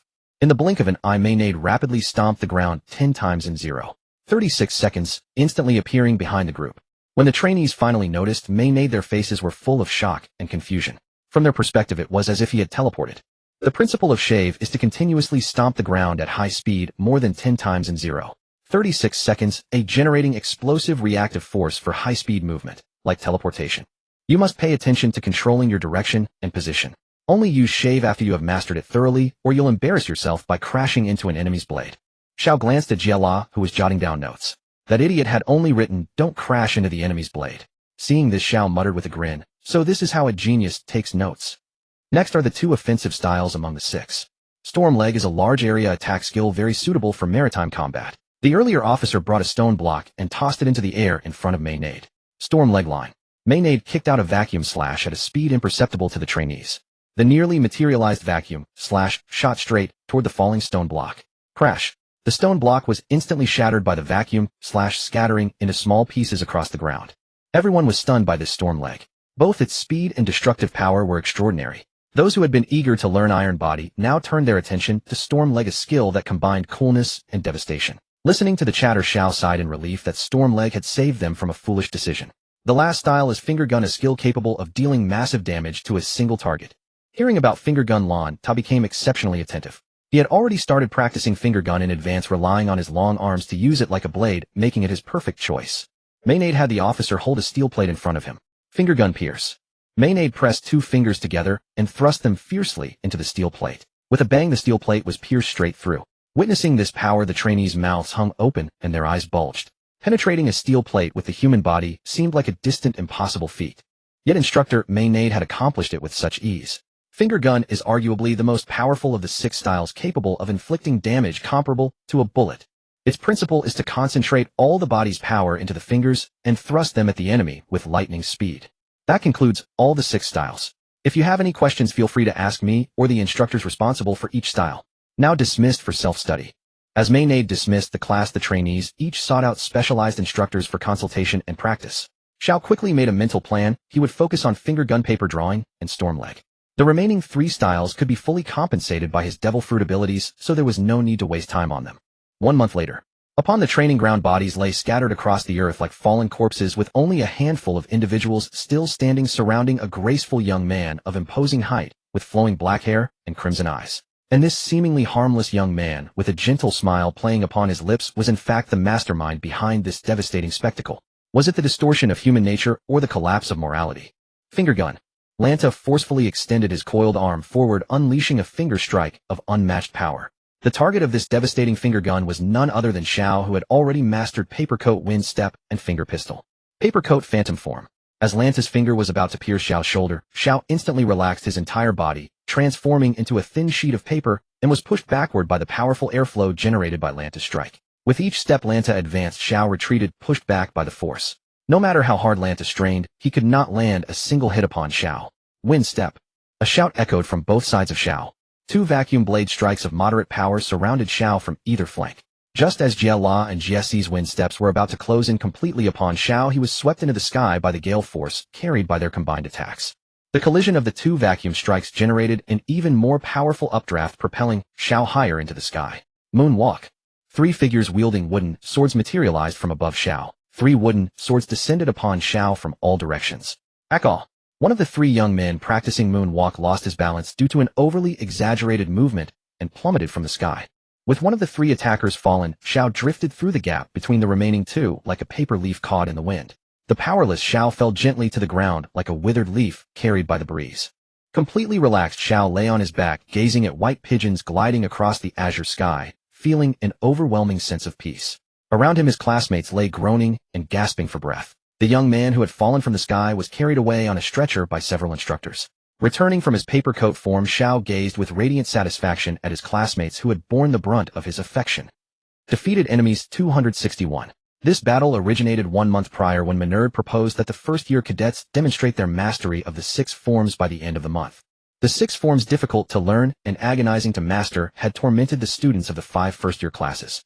Yet Xiao, a genius standing apart from the flock, had proficiently mastered 3 of the 6 forms within a month and developed his own techniques. A tall tree attracts the wind. While others gritted their teeth through a month of struggle without mastering even a single form, how could mastering 3 in 1 month fail to arouse jealousy and resentment? Therefore, a month later, Xiao challenged Minerd to a one-on-one duel against all first-year cadets. At first, everyone thought Xiao had lost his mind. Even if you had mastered 3 techniques, you should not be so arrogant. Even mastering all 6 forms would not justify speaking such hubris as challenging over 200 people alone. 2 fists cannot defeat 4 hands. A brave tiger cannot withstand a pack of wolves. How arrogant could one possibly be? Watching Zhao's proud expression, Minerd thought this boy needed to be brought down, taught the true meaning of humility. Thus Minerd accepted Zhao's challenge, instructing the other cadets not to deal lethal blows. When the battle began, Xiao faced over 200 opponents alone. His opening wind step took down a large group in 1 strike. Utilizing his passive absorption ability, Xiao fought, while recovering strength, growing more powerful and energetic with each exchange. By mid-battle, it became nothing short of a massacre. Like a tiger wandering among rabbits, swatting them down with a single blow. From beginning to end, Minerd and several officers watched with their jaws agape. Could this person truly have merely mastered 3 forms rather than wielding them with supernatural perfection? On the battlefield, Xiao returned to his normal state and leisurely counted how many opponents remained. Aside from his 3 roommates, the 2 who had used Moonwalk earlier, and several Iron Body practitioners, the rest had already been dealt with. From the start of the battle, Xiao had systematically dismantled all who relied upon Iron Body. The few Iron Body users he left alive were deliberately spared to demonstrate the flaws of the technique to the others. Having absorbed the strength of over 200 opponents, Zhao's body thrummed with restless energy, desperate to unleash it. The sandbags around the arena Iron Body practitioners were perfect outlets for releasing pin-up pressure. The few Iron Body users Xiao had spared were among the elite. Alongside his 3 roommates skilled in elite-level finger pistol and wind step. Finger pistol rainstorm. In an instant, Xiao appeared before the 5 sandbags, forming their Iron Body fortress. After a flurry of rapid finger strikes, the Iron Body fortress was pockmarked and bruised, its members collapsing to the ground, crying out in pain. Wind step, raging sickle. Xiao spun around, sending multiple wind blades that knocked 2 Moonwalk cultivators attempting aerial ambushes off the arena. 4 opponents remained. Coincidentally, they all shared the same dormitory. Lanta coiled his arm back, preparing to unleash his final finger pistol strike. Jiela and Jiete exchanged knowing smiles. It seemed today was the day of reckoning. From afar, Xiao rubbed his fists, bones cracking, ready to strengthen his bond with his 3 roommates. Today, Jiela and Jiete pledged to become sworn brothers under Brother Zhao's leadership. As he spoke, both boys dropped to one knee. Not asking to be born in the same year and month, but to die together in the same month and day. Cut it out. I plan to live a long life. You 2 stay out of this. Xiao laughed and scolded. Watching their absurd antics, Minerd's face darkened with fury, and he began shouting curses. You 2 brats, do you wish to die? Run 50 laps around the training ground. No food until you finish.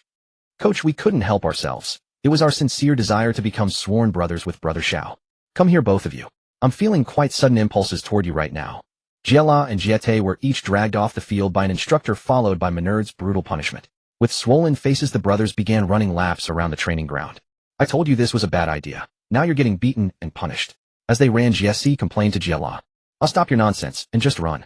With the comedic interlude concluded, Minerd returned to his seat, watching the final confrontation between Xiao and Lanta. In truth, the outcome between the 2 was already settled. Yet Minerd still wished to see it through to the end. How about deciding this with a finger pistol? Xiao suddenly proposed. Agreed. Lanta gathered his full might, ready to settle this once and for all. Finger pistol, one yang finger. Finger pistol, chaotic strikes. The result was inevitable. Lanta fell to Zhao's legendary one yang finger technique. I declare Xiao the victor, Minerd announced weakly. He had produced a group of rotten sweet potatoes and stinking eggs. 200 people unable to defeat one. His reputation among the teaching staff was now trampled into the dirt. In the future, when the Navy declined, the name of Teacher Minerd would be carved upon the pillar of shame. What made it most infuriating was that Xiao wasn't even marked. He passed through the thicket of flowers without catching a single leaf upon his sleeves. After this battle, Xiao naturally rose to become the undisputed leader of the first-year Navy. From that day forward, no one dared to speak loudly in his presence. At dawn, Jiera opened his eyes, sat up in bed, yawned, and cast a glance at bed number 3. As expected, Xiao was not there. He glanced once more at the clock hanging on the wall. It was just past 6 in the morning. That fellow must be training outside. Boom. A bolt of heavenly thunder exploded beyond the window. Boom. Boom. 2 more followed in quick succession.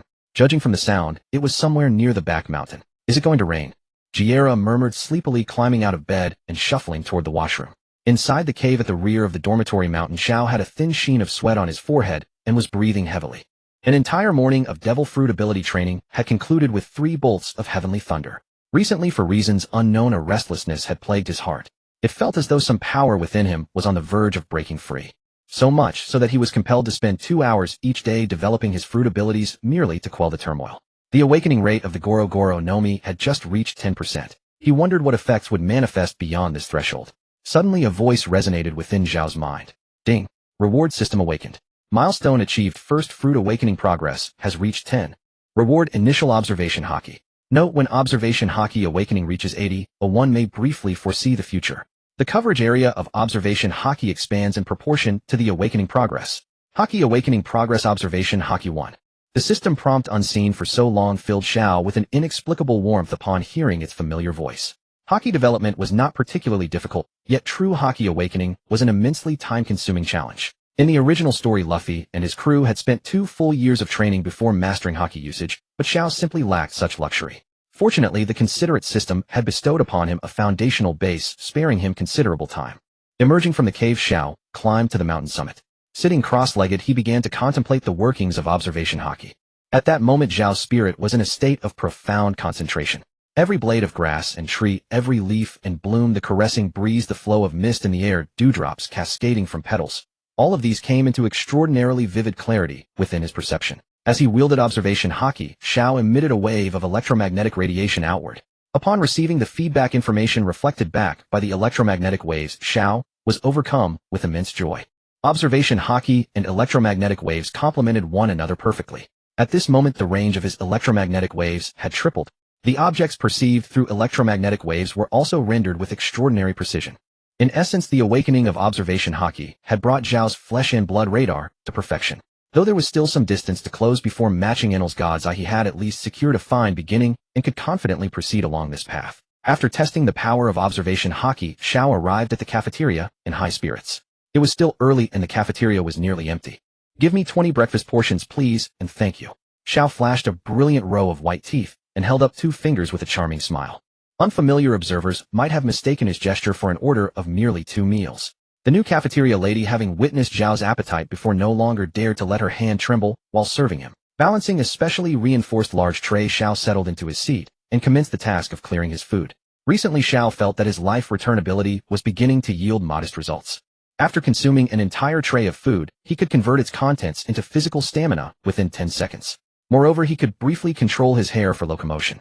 Though Zhao kept his hair short and could not rely upon it for combat, he was at liberty to change hairstyles at will. Combined with his naturally handsome features and a slicked-back pompadour, his appearance would undoubtedly eclipse even Leonardo's. The cafeteria lady hardly dared meet his gaze when serving him. Terrified, she might faint from his overwhelming charm. Oh my, why is the cafeteria entirely empty? Surely all present fear the might of this great lord and dare not share a meal in his presence. Precisely. Those rookie cadets of the first term certainly dare not gaze upon the radiance of senior brother Kasano, let alone dine in his vicinity. Glory to senior brother Kasano. A yellow curly-haired youth led a boisterous entourage of lackeys into the cafeteria. What a noisy bunch. Zhao, whose belly resembled an inflated balloon, murmured with his back turned to those bandit-like new recruits. He had heard rumors about them several days prior. They were students from the graduating class. The graduating class by name consisted of new soldiers soon to depart the academy and be assigned to various stations. Their leader appeared to be the child of an aristocrat, having come to the military camp purely for the sake of experience. For such spoiled aristocratic brats, Zhao felt no inclination to deign a response. "Hey, you fat bastard, you're blocking my path. You eat like a fat pig. Do you really expect to go to war and slay enemies?" "Burp, whatever I eat is none of your damn business," Zhao retorted with a satisfied burp. 3 seconds remained until he completely digested his meal. "How dare you offend me, Kasano? You little punk, have you lost your will to live?" Kasano cursed. As a nobleman whose uncle held the rank of vice admiral in the Marines, no one had ever spoken to him in such a manner throughout his entire life. Ignoring Kasano's blustering, Zhao drew in a deep breath and then exhaled the air trapped within his body. His bloated physique slowly deflated like a punctured balloon, gradually shrinking back to its original form. As his figure returned to normal, the food in his stomach was fully converted into stamina. Few much more comfortable. Feeling the surge of vitality, Zhao stretched lazily. "Hey, I'm talking to you. Can't you hear me?" Kasano continued his shouting from behind. Dismissing these milk-faced children as unworthy of his attention, Zhao turned and walked toward the exit of the dining hall. Insolent. Daring to treat senior brother Kasano as if he were heir, shave. One of Kasano's sycophants seized the opportunity to prove his loyalty, instantly appearing behind Zhao and delivering a furious punch aimed squarely at the back of his head. Utilizing observation haki, Xiao effortlessly sidestepped the punch and seized the attacker's wrist, hurling him out of the cafeteria. Private brawls within the training camp were extremely dangerous affairs. One careless move could result in immediate expulsion. Therefore, Xiao exercised precise control over the force of his counterattack to avoid any disciplinary repercussions. You still dare to strike me, I? Get back here, you fool. Another of Kasano's lackeys attempted to leap into action, but was sharply reprimanded by Kasano himself. Fighting on school grounds. Do you wish to fail your graduation? Kasano barked at the person beside him. Even he understood the dire consequences of gang violence within a military camp. This was the Marine headquarters. Though his uncle held the rank of vice admiral, he was stationed in a remote region and was no fleet admiral. Kasano still dared not openly commit such outrageous acts. Yet Kasano's vindictive nature would not permit him to endure such humiliation in silence. You, follow him and investigate his background. Xiao cared nothing for such vermin. After all, cockroaches could be found everywhere. If someone else would surely teach them their place if he did not. Leaving the cafeteria and taking advantage of the time before classes began, Xiao arrived at the training grounds to practice his swordsmanship. In the distance, two youths leaned against the wire fence, peering through binoculars and closely monitoring Xiao's every move. They were utterly unaware that Xiao's electromagnetic waves had long since detected them. Xiao had no intention of making a grand spectacle over a few insignificant flies. With that time better spent, he would rather practice additional sword techniques and further develop his newly acquired observation haki. Well, Kasano approached the perch of those two flies to inquire. During this period, the target has been continuously practicing swordsmanship without any other notable movements. Just you wait. Kasano fixed his gaze upon Xiao practicing in the distance and spoke with vicious intensity. Looks like the number of flies has multiplied. Wielding his sword, sure, and Xiao murmured to himself. Through electromagnetic waves, Xiao sensed that Mi and Hie Hie was walking toward the classroom. After all, in the training camp, whose footsteps could be so heavy other than his? Withdrawing Shuren, Xiao headed to the classroom for assembly. As soon as he entered, Mi and Hie Hie stood by the door like a guardian deity. Ever since he had beaten all the first-term students yesterday, Mi and Hie Hie looked at everyone in the training camp as if they were his nemesis. His confidence along with the first-term recruits had been shattered by Xiao yesterday. Line up. Today's lesson is about the three colors of haki: conquerors haki, armament haki, and observation haki. Although it's still too early for you, I want you to have a mental preparation in advance. Hearing the three colors of haki, the recruits perked up their ears and took out their notebooks. First, observation haki. Observation haki can sharpen your five senses, allowing you to perceive the aura and emotional changes of surrounding creatures. It is often used to predict and avoid danger. Xiao, come up and let's demonstrate. Mi and Hie Hie suddenly looked at Xiao, who was daydreaming. Xiao was already thoroughly familiar with the information about the three colors of haki from the manga. Listening to information he already knew was worse than thinking about how to develop his devil fruit ability. Xiao, didn't you hear me? Mi and Hie Hie's shout jolted Xiao back to reality. Coming. Xiao hurried over to Mi and Hie Hie. Draw your blade and attack me indiscriminately, Mi and Hie Hie ordered. Are you sure you don't need any protective measures?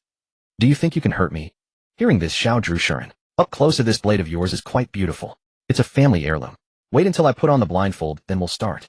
Mi and Hie Hie took a black cloth strip handed by a nearby officer and wrapped it around his eyes layer by layer. Shall I start? Go ahead. One sword style, swallow, return. Xiao suddenly swung Shuren forward rapidly, unleashing 3 slashes. Mi and Hie Hie nonchalantly sidestepped Xiao's attack. See, this is observation haki. It allows you to dodge an enemy's attack without using your eyes, relying on perception. As he explained, Mi and Hie Hie dodged several of Xiao's slashes. From the audience's perspective, Mi and Hie Hie effortlessly evaded each of Xiao's strikes. In reality, Mi and Hie Hie was utterly shocked. How much had this kid improved in just 1 month?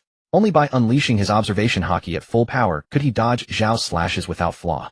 On the other side, Xiao was also testing Mi and Hie Hie's observation haki. He attacked at a gradually increasing speed. Under Xiao's slashes that grew faster and faster to the limit, Mi and Hie Hie appeared somewhat overwhelmed. Even with full concentration on observation haki, he still missed 1 or 2 slashes. When facing unavoidable slashes, Mi and Hie Hie could only barely dodge by combining paper art with observation haki. Teacher, does observation haki have a paper art technique? A curious student asked. Don't interrupt when I'm teaching. Mi and Hie Hie scolded. Fortunately, the surroundings were all green recruits, or else where would his face as a vice admiral go? As he was gradually unable to hold on, Mi and Hie Hie was about to call a halt. One sword style, calm wave. Xiao pretended to use that, but in reality the technique he used was one sword style, fish through. Mi and Hie Hie, overconfident, deactivated paper art and prepared to dodge this seemingly plain slash with observation haki. After all, calm wave was the simplest sword move, dodging it was easy. If not for the blindfold, he wouldn't even need to activate observation haki. Xiao's thrust lightly stabbed Mi and Hie Hie's kidney. Blood oozed from the wound and flowed downward. This was awkward. The scene fell into silence. Although this wound caused negligible damage to Mi and Hie Hie, a vice admiral instructor being stabbed in the kidney by a recruit who had just trained for a month in the camp. Was this reasonable? Teacher, Mi and Hie Hie, Xiao asked tentatively. Ahem, I have a stomachache. I'll step out for a moment. Maynade suddenly coughed twice and instantly shaved out of the classroom, even breaking one of the doors. 1 minute later, Maynade changed into a long robe that could cover the wound and returned to the classroom. Did I hit too hard? Xiao asked, looking at Maynade. It's none of your business. I've been in bad shape lately, Maynade said guiltily. In the past minute, a doubt suddenly flashed through his mind. Could it be that it wasn't that he taught poorly, but that Xiao was simply too strong, allowing him to defeat the first-term students? Looking at the bleeding wound, Maynade solidified this thought and mentally removed the title of Trash Instructor from the ruined Generation Navy. But immediately the hat of Trash Vice Admiral was placed on his head. A Vice Admiral being broken through by a recruit. That was something else. Next let's talk about armament hockey.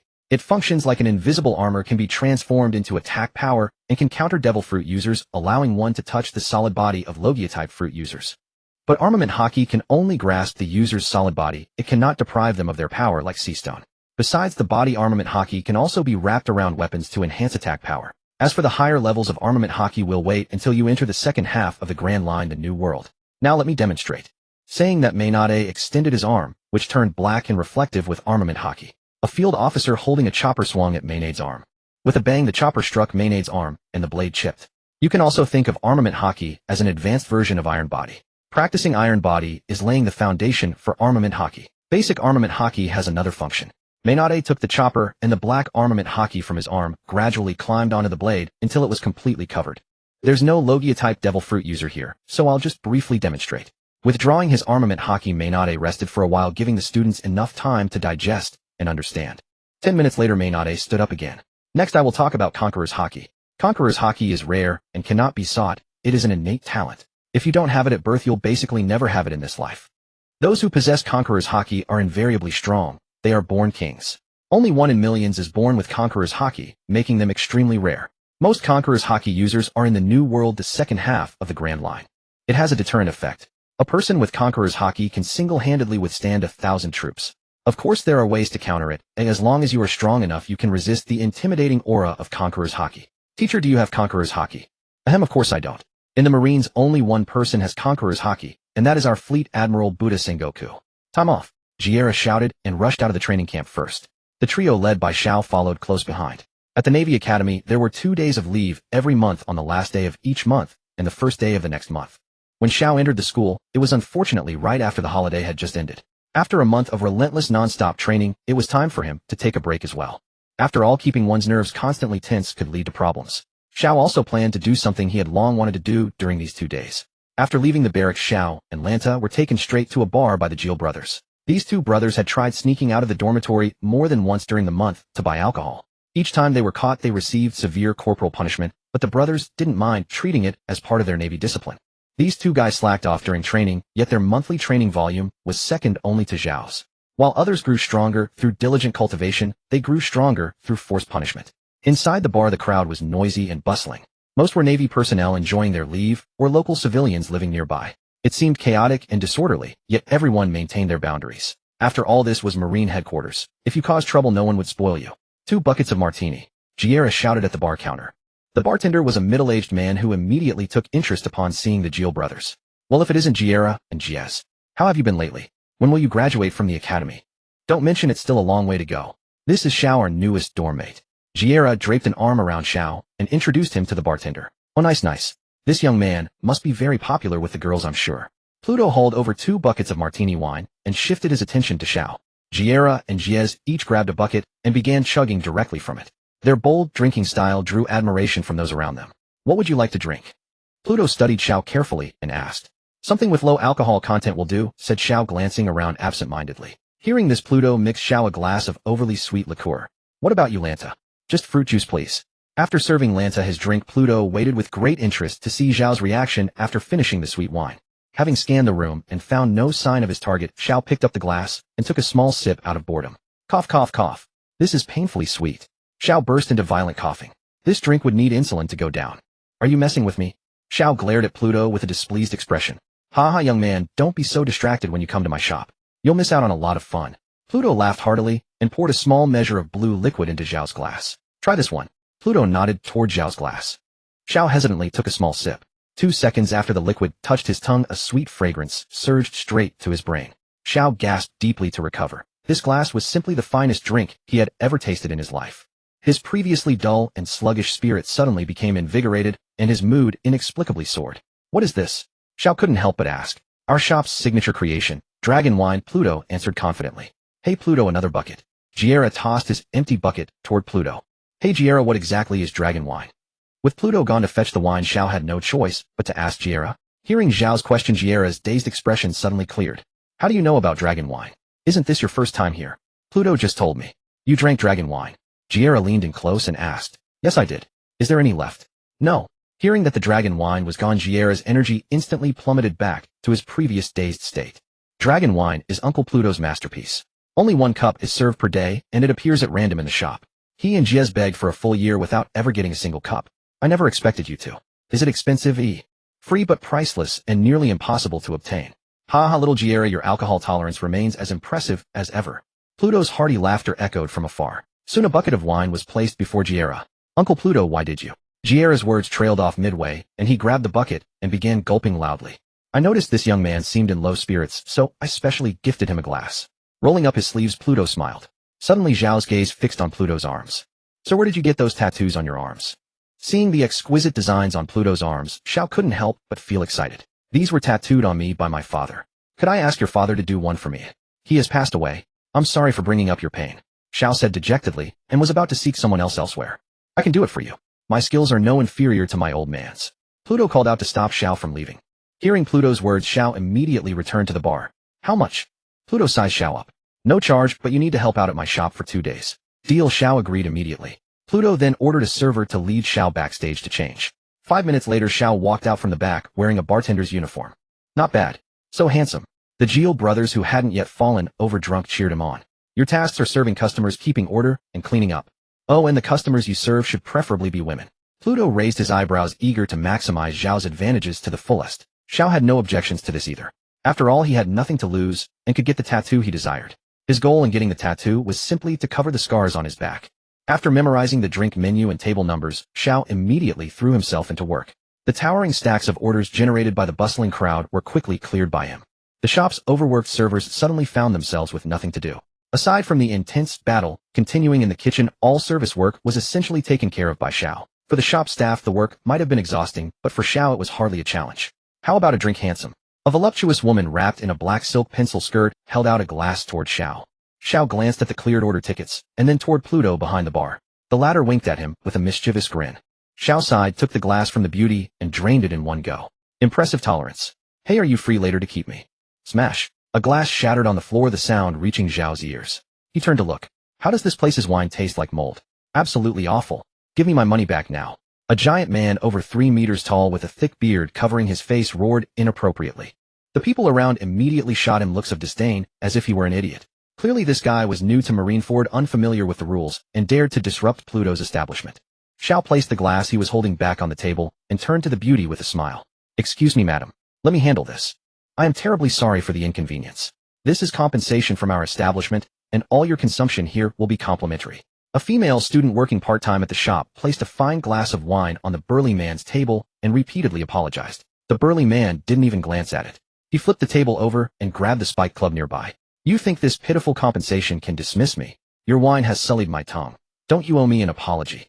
Xiao helped the waitress up, then approached the burly man with a smile. "Of course we will compensate you. How much do you desire?" 1,000,000 berries. The burly man pointed his spiked club at Xiao. "Please follow me." Xiao turned and walked into the bar. A smirk played on the burly man's lips as he confidently followed behind Xiao. When Xiao passed by Plank, the latter gave him a meaningful glance. Crossing through the kitchen, they reached the back door. "Hey, hand over the money quick. Don't try any tricks." The burly man waved his spiked club as he spoke. "Might I ask whether you've come to Marineford for business or some other purpose?" Xiao opened the back door and posed the question to the burly man. "Business, of course. Would you be interested in a foolproof business opportunity one half?" "What? Work at this bar from 12 noon to 12 midnight, every day, 7 days a week, no days off. A monthly wage of 1,000 berries with food and lodging included." Xiao smiled, revealing a row of white teeth. "You dare mess with me?" The burly man swung his spiked club down at Zhao's head. "Rampoke and shatter." Xiao spun around and delivered a vacuum blade kick that shattered the incoming club. Seeing things turning sour, the burly man hastily turned to flee back into the bar, but before he could take 2 steps, Xiao seized him by the back of the neck and threw him through the back door. The burly man flew out through the back door, crashing against the wall before hitting the ground. The entire back alley was deserted, and no matter how loudly he shouted, no one could hear him. "What's your name?" Xiao asked, kneading his cracking knuckles. "I am Balut. I was wrong. I shouldn't have extorted you. I'll leave right now." Balut struggled to his feet and sprinted toward the alley exit. "Rest assured I won't go too hard on you. After all, you'll need to work later." Zhao's voice echoed in Balut's ear. Balut turned to see Zhao's grin and instantly dropped to his knees in terror. Over the next 2 minutes, Xiao gave Balut a rather amicable education. As a Marine upholding justice, Xiao had the responsibility to correct Balut's thoughts and behavior. Plank leaned against the doorframe, watching with keen interest as Xiao thoroughly beat Balut. After the education concluded, Balut had been completely reformed by Xiao into a model employee. "Say, why don't you quit the Navy and come work as a bartender for me?" When Xiao walked over to Plank, the latter extended an invitation. "The bar is too small. There's no room for me to move." Xiao politely declined Plank's offer. A few minutes later, Xiao emerged into view with Balut in a bartender's uniform trailing behind him. An awkward silence fell over the scene. "I'm terribly sorry, but to celebrate the joining of our new employee Balut, we'll be closing early today," Plank announced to everyone, offering customers a 30% discount on their bills. The customers on site paid without hesitation and left immediately. "Balut, clean up the place," Plank ordered Balut, then looked at Xiao. "Come with me. You don't need to wait for me. I'll return to school the day after tomorrow," Xiao told Lanta. Lanta acknowledged and led the unconscious Gura brothers away from Plank's bar.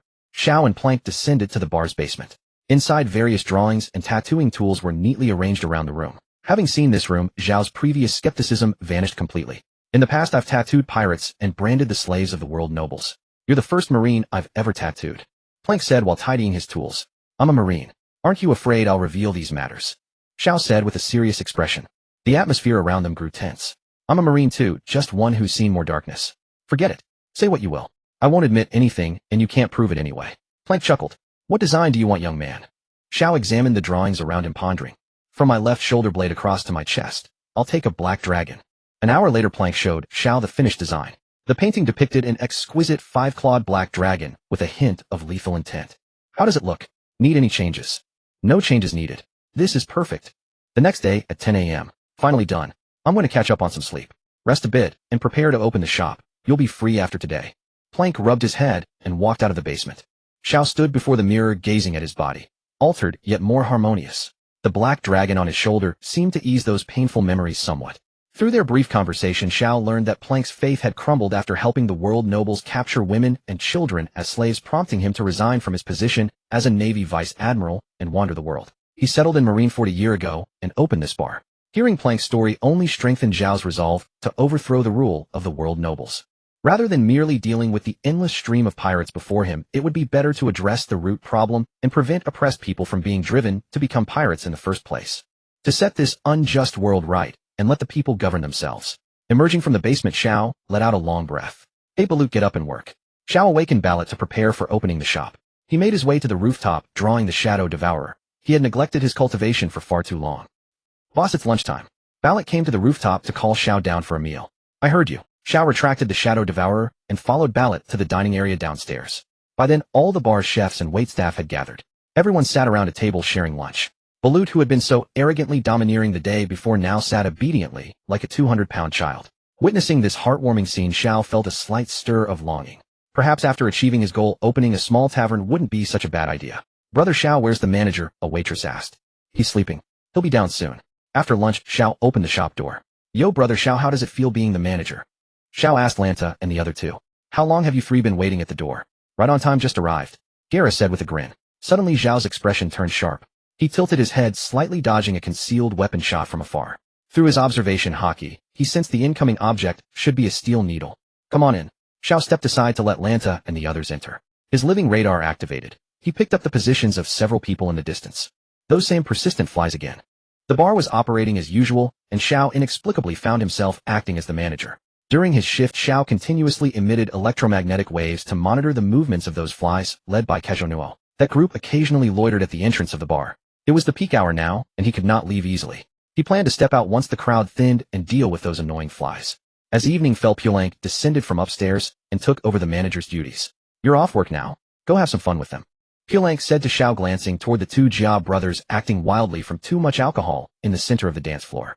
"It would be terribly boring to waste your 2 days off this entire month on work." "No thanks. I'll just finish my work. Compared to what you've done for me, these are trifles.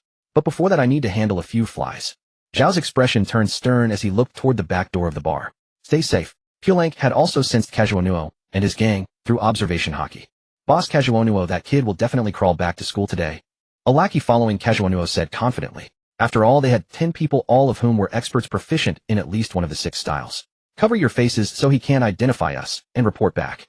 Kazuonuo growled. Xiao crouched on the rooftop watching those so-called experts, new recruits, doing these pointless things below. Yo, waiting for me. Everyone followed the sound, and spotted Xiao on the rooftop. Xiao, don't let him recognize us, you idiots. Someone couldn't help but exclaim, but Kazuonuo quickly silenced them. Xiao landed at the exit of the back alley, blocking their escape route. I just ran off with your sister. Do you really harbor such deep resentment against me, eh? Xiao pretended not to recognize them, treating them as enemies so he could strike mercilessly without giving them grounds to accuse the Navy of a private brawl. What sister?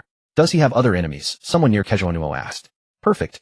Since they can't identify us, we'll hit harder. Kazuonuo ordered in a low voice. We fight every time we meet. What? Bring it. Xiao taunted. Attack. Kazuonuo screeched in a high-pitched voice. A tall, burly fat man heard Kazuonuo's command and launched the first attack on Xiao. Iron Body Fist Technique, Heavy Strike. Ruthlessly Calm Waves. Xiao unleashed a sweeping vacuum slash. In the narrow alley, such a wide attack proved most effective. That fat man using Iron Body was no match for the speed of the vacuum slash. He instantly shifted tactics, choosing to harden his body with Iron Body to absorb the Ruthlessly. The result was predictable. He was sent flying by the vacuum slash and eliminated from the fight first. Shuren's passive indicator increased by 1 digit, signaling that the opponent had mentally surrendered or lost consciousness. That fat man had absorbed most of the initial strike for the group, sparing the others from direct exposure to the Ruthlessly. Otherwise, a single blow from Xiao would have left at least 3 of them crippled. Shaved. Ruthlessly. One attacker used Shave to flank Xiao behind, wielding an iron bar, while 3 vacuum slashes hurtled toward him from the front. Xiao, having anticipated this, leaped backward, grabbed the ankle of the one who used Shave, and used their body to block all 3 vacuum slashes. Moonstep. 3 baton-wielding lackeys used Moonstep to appear above Xiao. Flying Finger Gun Shuttle. Xiao fired 3 air bullets from his nails toward the 3 in the air. The finger gun air bullets pierced through the palms of the hands gripping the batons. Ruthlessly Bone Breaker. All 3 were struck by Xiao's Ruthlessly, their leg bones shattered, and they crashed to the ground. In just a few exchanges, half the group had been taken down by Xiao. Clad in black and shielded by the night, Xiao moved silently through the darkness. The remaining 5 huddled together, which actually made them far easier to deal with. Finger Gun. Among the 5, one was shoved forward and reluctantly used Finger Gun to fight back. Facing this feeble, trembling attack, Xiao didn't even bother using a named technique. He kicked aside the opponent's finger gun, followed by a spinning kick, and his left toe made solid contact with the opponent's left cheek, sending them into unconsciousness. Attack together. Kazuonuo bellowed, genuinely caught off guard by the opponent's overwhelming strength. Ruthlessly, Shaved, Iron Body Fist Technique. Finger Gun. 4 attackers launched assaults on Xiao from 4 directions. Paper Art Phantom Shadow. Xiao instantly relaxed his entire body, using the powerful air currents to shift his form at will, becoming like an afterimage, impossible to pin down. After evading the 4 attacks with Paper Art, Xiao instantly concentrated all his strength into his legs. Ruthlessly Wild Scythe Dance. Xiao spun his body, and countless vacuum slashes rained down like a storm. Seeing he could not dodge in time, Kazuonuo immediately used Finger Gun on a lackey beside him, knocked them unconscious, and used their body as a human shield. Luckily, he escaped that wave of vacuum slashes. Throwing the shield aside, Kazuonuo glanced around. All his subordinates lay defeated. He instantly used Shave toward the back alley exit. After 2 bursts, Kazuonuo halted and slowly backed away. Xiao was already waiting at the exit for him. He drew Shuren. The resonant ring of Shuren's blade echoed gracefully through the narrow alley. Kazuonuo retreated step by step, already on the verge of psychological collapse. This man was far too strong. They stood no chance against him, and they weren't even worthy of making him draw his sword. Today the grudge between you and me comes to an end. Xiao barked, and in an instant appeared before Kazuonuo. Wait, I'm not. Kazuonuo only then remembered to use his true identity to intimidate Xiao, but it was too late. Xiao struck with the flat of his blade, and not a single one of Kazuonuo's teeth remained intact. The excruciating pain nearly knocked Kazuonuo unconscious. His fading consciousness could not produce a sound, he could only flail his arms. Xiao struck again, with the blades flat, breaking both of Kazuonuo's arms. The terror of death triggered a surge of adrenaline in Kazuonuo, erasing the pain and propelling him backward with startling speed. However, it was utterly futile. After just 2 steps, Kazuonuo's legs were shattered by a single Ruthlessly from Xiao. For others, Xiao might have held back, but for someone as treacherous and disloyal as Kazuonuo, sparing his life was the greatest mercy Xiao would show. With all 4 limbs disabled, Kazuonuo collapsed to the ground, utterly broken. Lying on his back, adrenaline kept him conscious. Xiao stepped onto Kazuonuo's chest, held Shuren before him, and brought the blade down. At the final moment, Shuren's edge halted just 1 centimeter above Kazuonuo's brow. Kazuonuo had long since fainted from sheer terror. Xiao sheathed Shuren and walked back into the bar. Shortly after, he returned with several Navy officers who had been drinking, ordering them to arrest all the thugs who had attacked him. Only after finishing these tasks did Xiao retrieve the transmission Din Din Mushi he had placed on the rooftop earlier. Everything had been recorded in Xiao's possession. Should that boy Kejuanuo dare to smear him, Xiao would not hesitate to make the recording public, bringing ruin to the offender and their entire family's reputation. Watching the enemies defeated, counterclimb, Xiao exhaled with relief. Those flies buzzing around his ears had finally been cleaned up. Fire Fist. In the cave, sparks flew in all directions as a massive fireball melted the giant boulders into liquid. Over the course of the morning, Xiao mainly developed the abilities of the Mera Mera no Mi, as its awakening level had already reached 9 a few days prior. It was only a little more, and Xiao felt a breakthrough was coming for the Mera Mera no Mi's abilities. With flames engulfing his entire body, Xiao descended to the ground like a fire deity. Suddenly a voice echoed in Xiao's mind, accompanied by an unfamiliar power surging within his body. Ding. Reward system awakened, milestone achieved, second fruit awakening level reached 10. Reward initial armament Haki. Note: when armament Haki awakening reaches 70, external emission can be activated. At 80, an internal destruction becomes possible. This system voice really feels like it's been years since I last heard it. Xiao raised both hands in excitement. Armament Haki activated.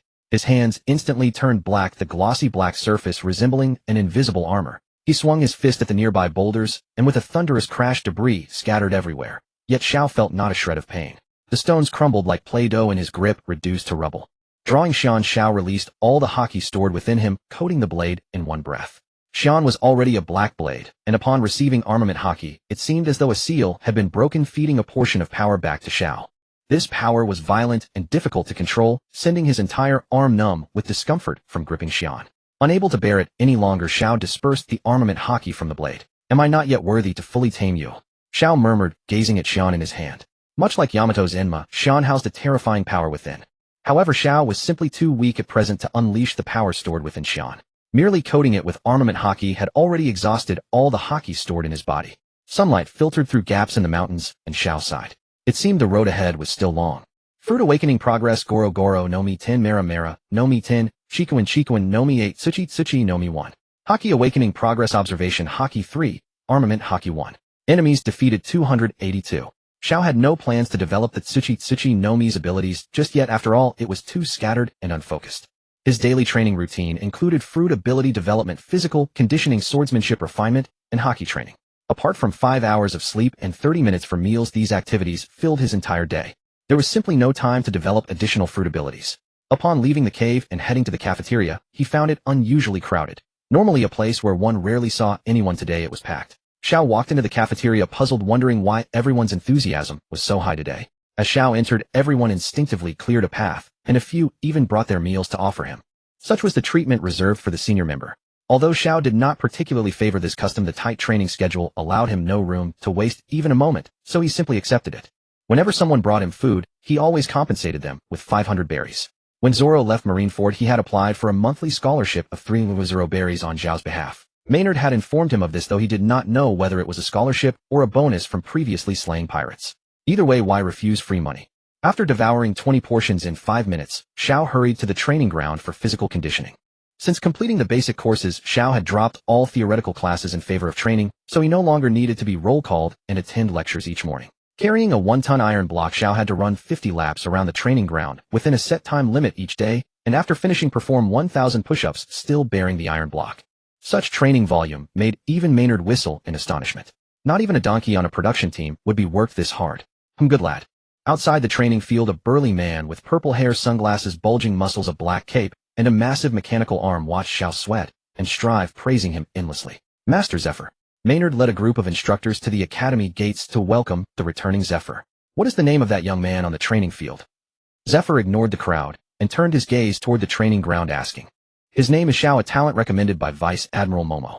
He excels in swordsmanship and hand-to-hand combat, maintaining an undefeated record against 270 recruits on the training field. In just 1 month, he mastered spear, finger, rumbling foot, and paper drawing. Maynard dared not hesitate before Zephyr laying out everything he knew. It seems the Navy has gained another genius. Let's go take a look, Zephyr said with a smile. Having just completed his physical training, Xiao was lying on the training ground resting when he suddenly sensed a powerful presence approaching, and it seemed they were heading straight for him. Probably some expert from the Navy. Xiao did not think much of it. Go play with him, Binks. Yes, Master Zephyr. Sprout, sprout. While Xiao was catching a brief rest, several green vines suddenly sprouted from the ground around him. The writhing green vines surged toward Xiao like tentacles. One sword-style fierce snow. Xiao jolted awake, drawing Xian, and slicing dozens of vines around him into fragments. A massive iron shuriken came flying toward Xiao from afar. Rumbling foot mantis strike. Xiao spun around and unleashed a vacuum slash that sent the shuriken flying away. Shave. Spear finger. A tall lean man wearing a yellow and black spotted outfit, a pink headscarf, and a long sword on his back appeared behind Xiao. Paper drawing phantom. Xiao instantly relaxed his entire body, dodging the spear finger aimed at his left shoulder. After his strike, Mist Binks immediately distanced himself, swiftly gliding around Xiao across the training ground. He retracted the shuriken, using the rope wrapped around it. I want to throw down with me. A smirk curled Xiao's lips as every muscle in his body stirred with anticipation. Fighting truly was the fastest path to strength. Binks said nothing and hurled the iron shuriken at Xiao. Sprout sprout. Massive vines erupted from beneath and around Xiao, launching a pincer attack alongside Binks. Just the right opportunity to test my newly mastered armament hockey on you. Xiao sheathed Xian and instantly coated his arm in armament hockey. How is this possible? That guy has already mastered armament hockey. Maynard, who had been watching the spectacle alongside Zephyr outside the field, exclaimed in shock. He had only taught Xiao about armament hockey the previous week. Xiao had somehow grasped armament hockey without formal instruction. Self-taught. Ha ha ha, what a monster. Zephyr laughed heartily. Back when he taught Kazan and the other two, it took them years after graduating before they comprehended hockey. Never expecting a youth named Xiao to master armament hockey in merely 1 month at the academy. Calling him the most gifted among the Navy's ranks would not be an exaggeration. Judging by his combat reactions and training intensity, surpassing those 3 prodigies was merely a matter of time. Rampo Kaisanbu. Xiao leaped into the sky, unleashing dozens of vacuum blades that shattered every vine in his path. The spinning iron projectiles whirred to a halt before him. Timing his move perfectly, Xiao dodged the incoming dart and seized the rope with both hands. Upon landing, he wrenched it hard, yanking Benz toward him with all his strength. At the other end, Benz resisted fiercely, refusing to be outdone. He was nothing but a green newcomer to the academy. There was no reason he should lose. There aren't many who can outmatch me in raw strength here. Xiao exerted a sudden, overwhelming force, pulling Benz right into his reach, and then delivered a brutal punch straight to his face. Iron body. Benz activated his defense just in time, but when armament hockey collided with his iron skin, the outcome was inevitable. With a thunderous crack, Benz was sent flying. Still unwilling to admit defeat after being launched, Benz used Soru to shoot upward past Xiao, intending to continue the fight. That's enough, Benz. Stand down. Zeph's voice rang out from afar. Though reluctant, Benz relented and stepped back. What an extraordinary monster you are, ha. Zeph strode forward with a booming laugh, and Shizo trailing behind him. Benz quietly withdrew to the side. It's an honor to meet you, Senior Zeph, Xiao said, turning to face him. Young man, how do you know who I am? I've kept a remarkably low profile over the past decade. Who in the Marines hasn't heard of the legend known as Black Arm Zeph? Xiao replied, spreading his hands with calm confidence. Ha ha ha. Seems I still carry quite the reputation among the Marines. Zeph laughed heartily and approached Xiao, extending his hand. Young man, would you like to join my pirate guerrilla force? I don't believe my current strength is sufficient for open sea operations. Haha, a boy with self-awareness. The sea is indeed too unforgiving for the unprepared. As he spoke, a fleeting shadow of sorrow crossed Zeph's eyes beneath his sunglasses. Then I won't keep you. Train hard, and one day become a Marine who fears no pirate. Zeph turned to leave. Senior Zeph. Zhao's voice stopped him mid-step. Is there something else, young man? Zeph turned back to face him. Could you take me along on your next sea voyage? Hearing Zhao's request, Zeph turned fully toward him. So you've changed your mind again. I simply wish to see the outside world for a bit. I beg you, Senior Zeph, grant me this favor. And if something happens to you away from the academy, how am I to answer to Admiral Zoan? Maynard stepped forward sharply. I'm only going out once. I'll return the next time the pirate guerrilla force docks for rest. Or do you doubt Senior Zeph's ability to bring me back safely? Oh, of course not. Realizing Xiao had used Zeph to pressure him, Maynard instantly deflated. Very well, a journey of experience will do him good. What the academy teaches him is no longer enough. Then come along. Zeph threw open his greatcoat, presenting Xiao a back as steadfast as stone. Xiao fell into step beside him. Nice to meet you, I'm Xiao. Xiao extended his right hand toward Ein beside him. Ein glanced at Xiao and politely offered his left hand for a handshake. Ein. After the brief greeting, Ein's gaze returned to Zeph. Xiao caught Ein's profile and nodded toward Shizo and Benz. And you too as well. You treat them differently just because they're pretty girls. Benz grumbled. Of course. I find beautiful women appealing. Is there a problem with that? Xiao replied nonchalantly. Hey, you only came here for pretty women, didn't you? Shizo chimed in. What are you talking about? Obviously my primary purpose is to crush pirates. Appreciating a pretty face accounts for at most 10% of my motivation. Enough, all of you. Ein shouted at the 3 beside her, losing patience. The tall one is Shizo, the short one is Benz. Don't fail to call out their names on the battlefield. And I despise men without courage. Then what exactly makes a man courageous? Xiao teased. At the very least, someone like Senior Zeph. Ein's cheeks flushed slightly as she spoke. Haha, you'll all become men of such caliber as me. Don't rush it, Zeph boomed with laughter. Xiao followed Zeph to the Fleet Admiral's office in the main headquarters building. Long time no see, Zeph. The moment they entered, Carp's thunderous laughter greeted them. Long time no see, Carp. Sengoku Tsuru. You've worked hard, Sengoku greeted warmly. My old bones are past their prime. I managed to dismantle hardly any pirate crews along the way. Well said. It's about time we old fossils step aside and hand the Marines over to the younger generation, Granny Tsuru said with a wry smile. Listening to the elder's pleasantries, Xiao and the other three stood quietly outside the office. Standing around here is a waste of time. I'm going to find a place to train. Ignoring their objections, Xiao began walking away. Just as he reached the corner, a figure appeared, and Xiao accelerated, colliding directly with the person. Nice, Xiao thought to himself, hiding his delight. He hadn't bumped into just anyone. It was Boro-Samarin, one of the Marine 3 admirals known as Yellow Monkey. He had long sensed someone approaching around the corner through observation hockey, and someone exceptionally powerful. So he had decided to take a chance, hoping to run into one of the 3 admirals. And indeed he had. To be honest, dodging Xiao would have been trivially easy for Yellow Monkey, but he simply couldn't be bothered. After no one could injure him anyway. Hey young man, watch where you're going, Yellow Monkey said with an infuriatingly smug expression. Apologies, I'm in a hurry, Xiao replied briefly and hurried away. Good heavens, the youth these days are so impatient. I am an admiral, you know, Yellow Monkey muttered as he slowly made his way toward Sengoku's office. Passing by Shizo and the others, he gave them a thorough once-over. Oh my, aren't these the 3 beloved disciples of teacher Zeph? His smug expression grew even more provocative. Since Yellow Monkey and Zeph were not on friendly terms, Shizo and the others held little fondness for him either. What do you want, Boro-Samarin? Shizo asked with an unfriendly glare. Scary, don't look at me with such terrifying eyes. After all, I'm also a disciple of teacher Zeph, your senior brother. All 3 of them snorted coldly, choosing to ignore the insufferable Yellow Monkey entirely. Why not come inside and discuss this, Boro-Samarin? Zeph's voice called from within Sengoku's office. Hearing Zeph summon, Shizo and the others ceased their interaction with Yellow Monkey. Yellow Monkey tactfully stepped into the office. Long time no see, teacher Zeph. Your health appears better than ever. Save your flattery, Boro-Samarin. Your footing is sloppy. Didn't you follow my advice last time? Train your physical techniques rather than relying solely on your devil fruit. The weather is lovely today. If there's nothing else, I shall take my leave. The moment he heard about more training, Yellow Monkey longed to escape the room immediately. Yellow Monkey, what are you even here for? Carp asked in confusion. Nothing important. I merely came to check on the teacher's condition. Even as he spoke, Yellow Monkey was already edging toward the door. Do you really think I'd believe you came out of concern? By the time Zeph finished speaking, Yellow Monkey had already slipped out of the office. Have you ever been slashed at the speed of light? Xiao asked the boulder in front of him. Having slipped out of the headquarters building, he arrived at the back mountain of the dormitory to experiment with the newly acquired Shanshan fruit. Shuren was coated with a layer of light somewhat similar to Huang Yuan's Tian Tsong Yunjian, but Xiao used damaging light particles attached to the surface of Shuren. Swish! Xiao slashed at the boulder at the speed of light. The boulder, smoothly cut apart, was not yet aware of its cleavage. Shuren, coated with light particles, had become far more powerful than before. Xiao immediately thought of a new trick. A new combat method. A combination of the Shanshan fruit and the Qihuan fruit.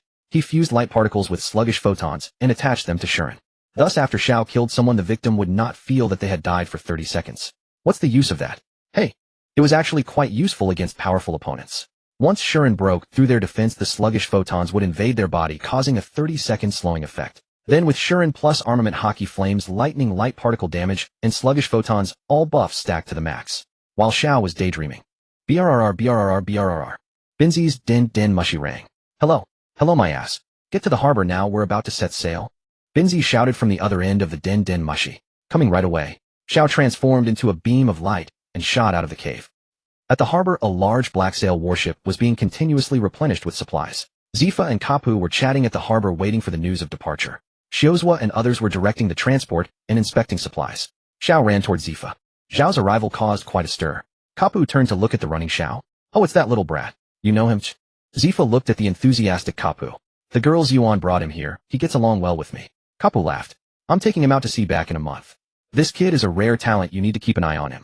Don't worry, I won't let anything happen to him. Senior Zifa, old man Kapu. Xiao waved to the 2 elders. Oh kid, your name? Xiao.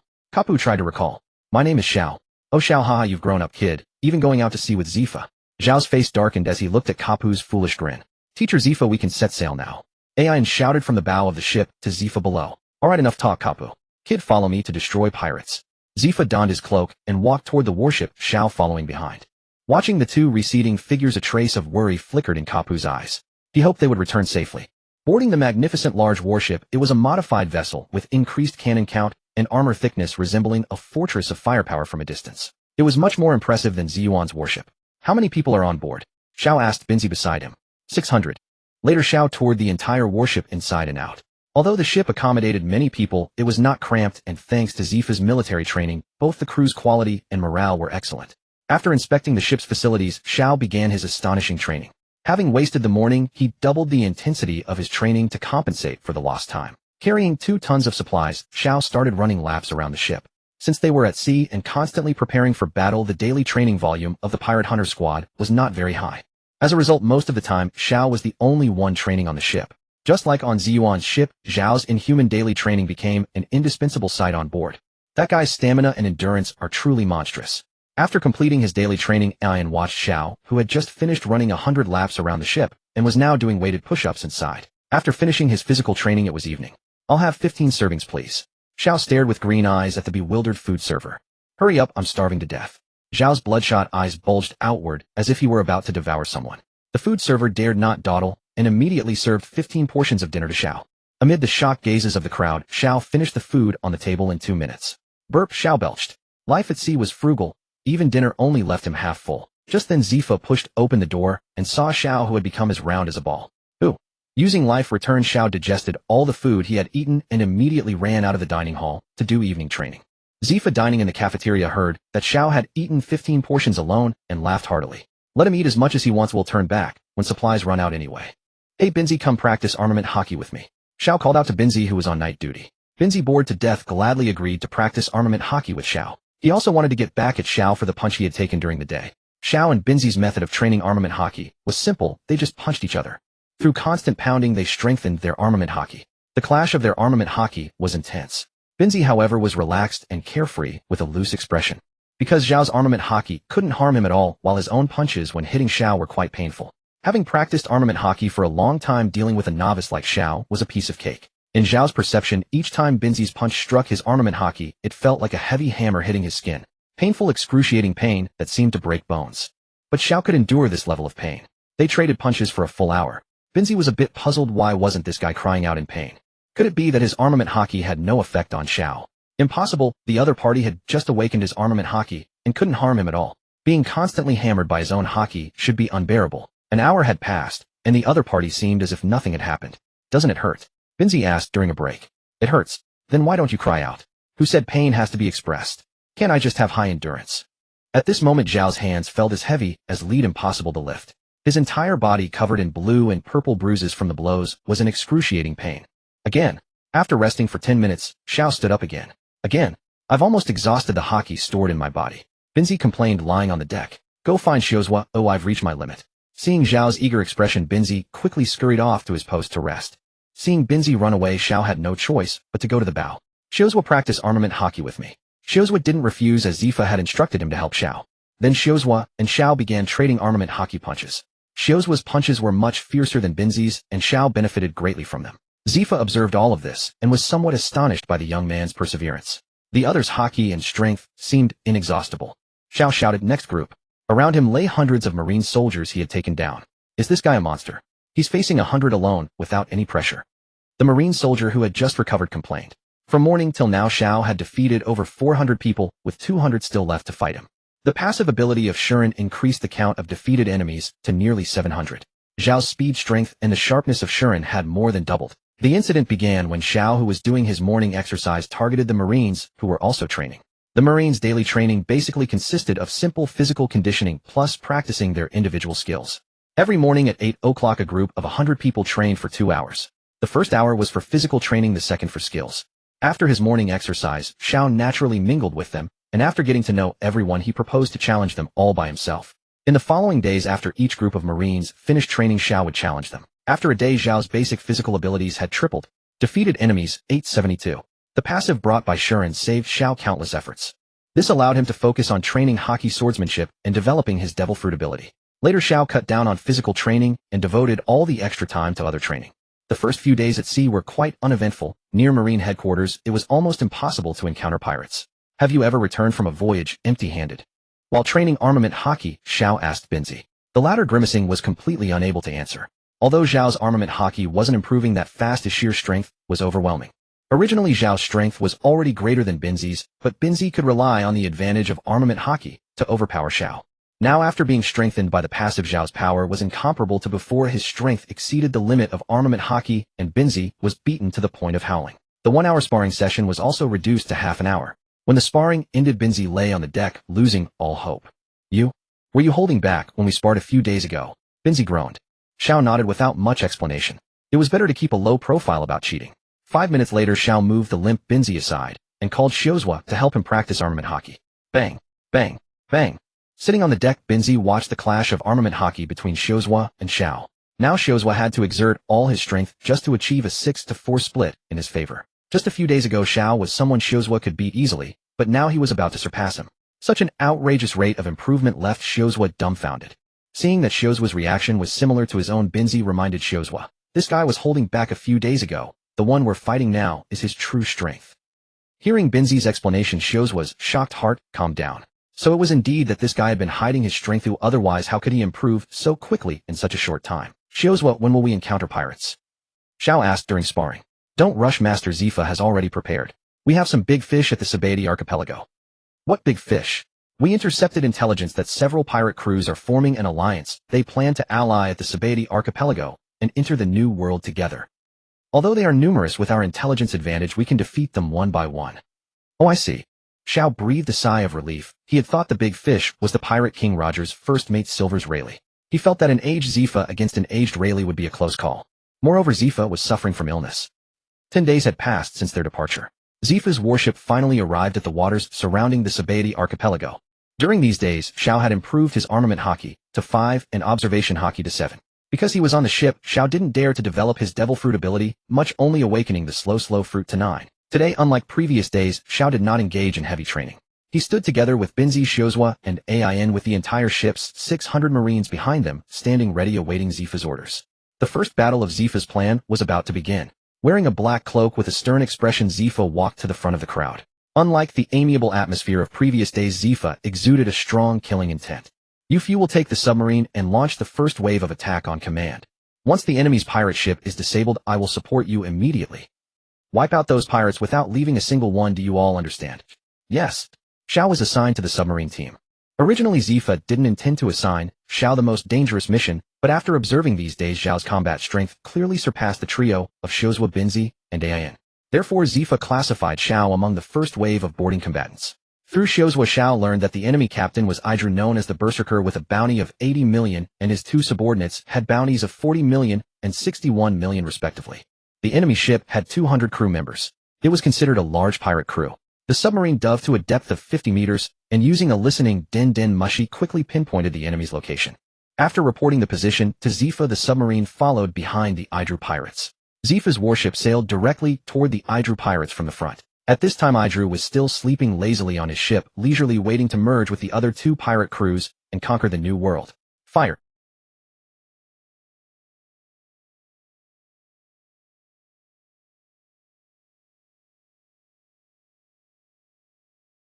The submarine's bow fired 2 torpedoes. The torpedoes sped toward the enemy ship. Boom, boom. Idru, who was sleeping, was suddenly awakened by the 2 explosions. What's happening? Idru kicked open the door and shouted at the panicking pirates. A disheveled pirate ran out of the cabin. See, Captain, bad news. 2 holes were blown in the bottom of the hold and water is leaking in. Captain, a Navy warship ahead. Idru's subordinate Med shouted. Prepare to engage the Navy, boys. Idru drew his large blade and shouted. Fire! Dozens of cannonballs instantly appeared above the Idru pirates. Idru leaped into the air and sliced 2 cannonballs while the rest landed on the pirate ship and exploded. The towering flames instantly burned the sails to ashes, and the Idru pirate's ship was completely disabled. Prepare for boarding action. Zifa commanded the people beside him. Surface, prepare for battle. Xiuzhua stood up and looked at Binzi and the other 2. The sea surface behind the Idru pirate's ship splashed, and a huge submarine surfaced. The pirates, who were trying to launch a small boat to escape, stared dumbfounded at the rising submarine. The submarine's hatch opened and 4 figures flashed out, flying toward the pirate ship, not far away. Renkyaka crush. In the air, Zhao kicked out a vacuum slash, shattering the small boat that had just been set down. The 4 of them landed on the stern. Thrive, thrive. Bin summoned several giant vines that bound several pirates at the stern. Bang, bang. Ein, holding 2 guns, picked them off one by one. Iron body fist crush. Xiaozhua punched and destroyed the room at the stern. Hey, where's Xiao? Bins didn't see Xiao and shouted to Xiaozhua in the distance. Wasn't he with you? After confirming the room was empty, Xiaozhua asked. Damn it, doesn't that guy know how to cooperate? Ein cursed and headed to the bow with Bins. Rankyaka mad sickle dance. Taking advantage of the chaos, Xiao slipped to the mast and indiscriminately bombed the pirates in disarray below. Over a dozen enormous vacuum slashes flashed toward the unprepared pirates. Boom, boom, boom. The Rankyaku, more powerful than cannonballs, instantly cleaved many pirates in two. The upper structures of the pirate ship were thoroughly devastated. One sword-style shadow dance. After landing, Xiao turned into a blur of shadows, reaping the heads of the demoralized pirates. By the time Bins and the others arrived, the entire bow was in ruins. The pirates' blood painted the entire deck. The small fry were almost cleared away, and the smoke dissipated. Xiao stood alone against Yidalu and his right and left hands. Who in the hell are you? Yidalu roared, his face pale. The pirate crew he had built over the years had been reduced to nothing by this man in just a few minutes. Rage gradually consumed his reason. Before Xiao could even announce his name, Yidalu drew his blade and charged at Xiao. His right and left hands flanked Xiao from both sides. Thrive, thrive. Several giant vines grew from the deck and chased after Yidalu and his two men. Yidalu turned and slashed, cutting the vines apart. His two lieutenants were not so lucky. The vines coiled around them and tossed them toward Bins and Ein. One each. Bins looked at Ein, who nodded and raised her gun to aim at one of them. Hold them off. I'll kill this brat and then help you. Yidalu bellowed, raising his blade and charging at Xiao.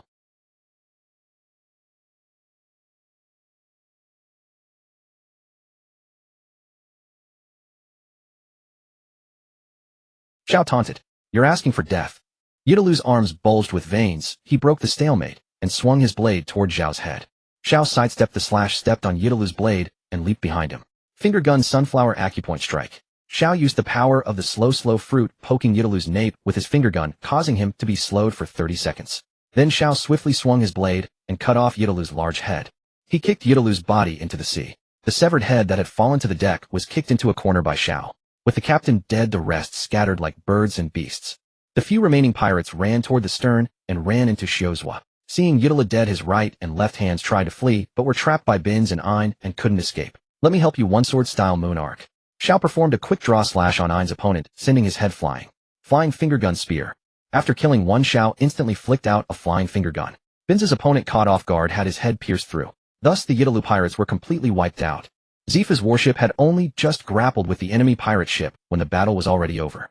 Enemies defeated 1046. Xiao looked at his passive boost with satisfaction. He's truly like an Azura.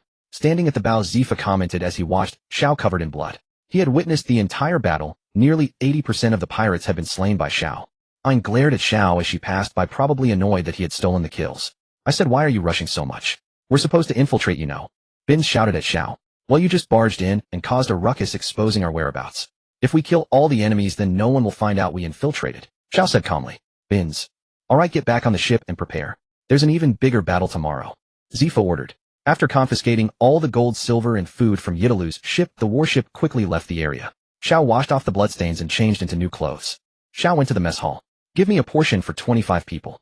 After hearing about Zhao's feat of killing 80% of the enemies alone, the mess server was so scared that his hands didn't even tremble. After eating, Xiao went to train armament hockey with Xiaozhua and the others. His armament hockey was still insufficient to imbue Shuren. Xiao predicted that he could apply it to Shuren only when his armament hockey awakening reached 10. After only half an hour of training, Xiaozhua couldn't hold on anymore. Zhao's progress was too fast. Yesterday they were on a 40-60 split, but today even a 50-50 was extremely difficult. Zifa, who had seen Xiaozhua struggling from afar, came to the deck. How about I spar with you, old man? Zifa said with a smile. Seeing Zifa personally step in, Xiaozhua immediately stepped aside. It's my honor to be personally guided by Senior Zifa. Xiao rubbed his fists excitedly. Come on, let me see your strength. Zifa extended his left arm and beckoned to Xiao. Aren't you going to use armament hockey? No need for someone like you right now. Don't underestimate me, Senior. Zhao's left arm instantly coated with armament hockey. He stepped forward, gathered his strength, and threw a punch. Although Zifa didn't use armament hockey, he didn't take it lightly. With a bang, their fists met, and an overwhelming aura burst from the center of the two. After the punch, Zifa was amazed by Zhao's strength. His own left arm was slightly numb. However, Zhao's armament hockey was still immature, only on par with the officers of the New World. Enough strength, but the armament hockey still needs work. As he spoke, Zifa's right arm coated with armament hockey. A powerful aura expanded. Watching the armament hockey gradually cover Zifa's arm, Xiao grew excited. Let him experience the fist of the former Marine Admiral Black Arm Zifa. Catch this punch. Zifa stepped forward and threw a punch at Xiao. Sensing the awe-inspiring power of the punch, Xiao put all his strength into a counterpunch. Unsurprisingly, Xiao was sent flying from the bow to the stern by the punch. The people at the stern watched Xiao lying on the ground swallowing hard.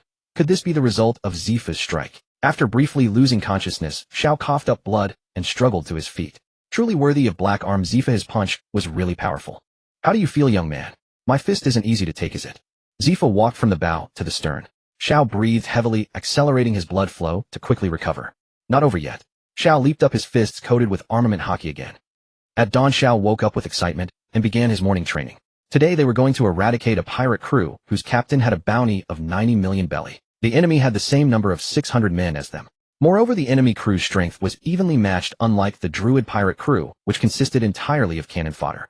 Taking advantage of the morning fog and the small number of enemies, Xiao decided to train his awakening fruit, whose awakening rate was about to reach 10. He attached the delay photons to the blade of the Dark Devourer, integrating swordsmanship practice with fruit development. The sun rose into a clear sky. Xiao's morning training ended. The delay fruit's awakening progress remained stuck at 9. Because he could not unleash his full power, the fruit's development progressed very slowly. Give me 30 portions. Xiao arrived at the cafeteria first for breakfast. The food server meticulously served 30 portions to Xiao without hesitation. Is that enough? We have more. Xiao glanced at the server, surprised by such an unprecedented gesture. Don't worry, we have Senior Zephyr and me. Xiao noticed the man's concern and spoke up.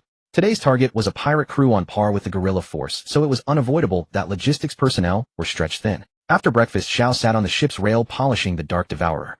Everyone on deck was busy and few paid attention to him. How is it? Bighorn walked over to Xiao's side and leaned against the rail. How is what? Are you afraid of the powerful pirate crew we're about to face? Hell, what's there to be afraid of? Xiao chuckled. At that moment, Saurus and Ion approached Xiao's side. Good morning, Miss Ion. Am I looking dashing today? We'll see how you perform later, Ion replied coldly. Zephyr emerged from the captain's quarters and looked down at the well-organized crew. For a moment, the gazes of the three beside Xiao all focused on Zephyr. What is Zephyr to you? Xiao suddenly asked. Teacher. His three companions answered in unison. Only that. What do you mean, only that? If needed, I would give my life for him, Ion said excitedly. Saurus and Bighorn both expressed that they would do the same. What if he asked you to destroy the world? Would you do it? What kind of weird question is that? Bighorn asked, confused. If Teacher Zephyr asked me to destroy the world, I wouldn't hesitate. Saurus said bluntly. Me too, Ion agreed. I don't want the world to be destroyed. I'm not done living yet. Xiao sheathed the Dark Devourer.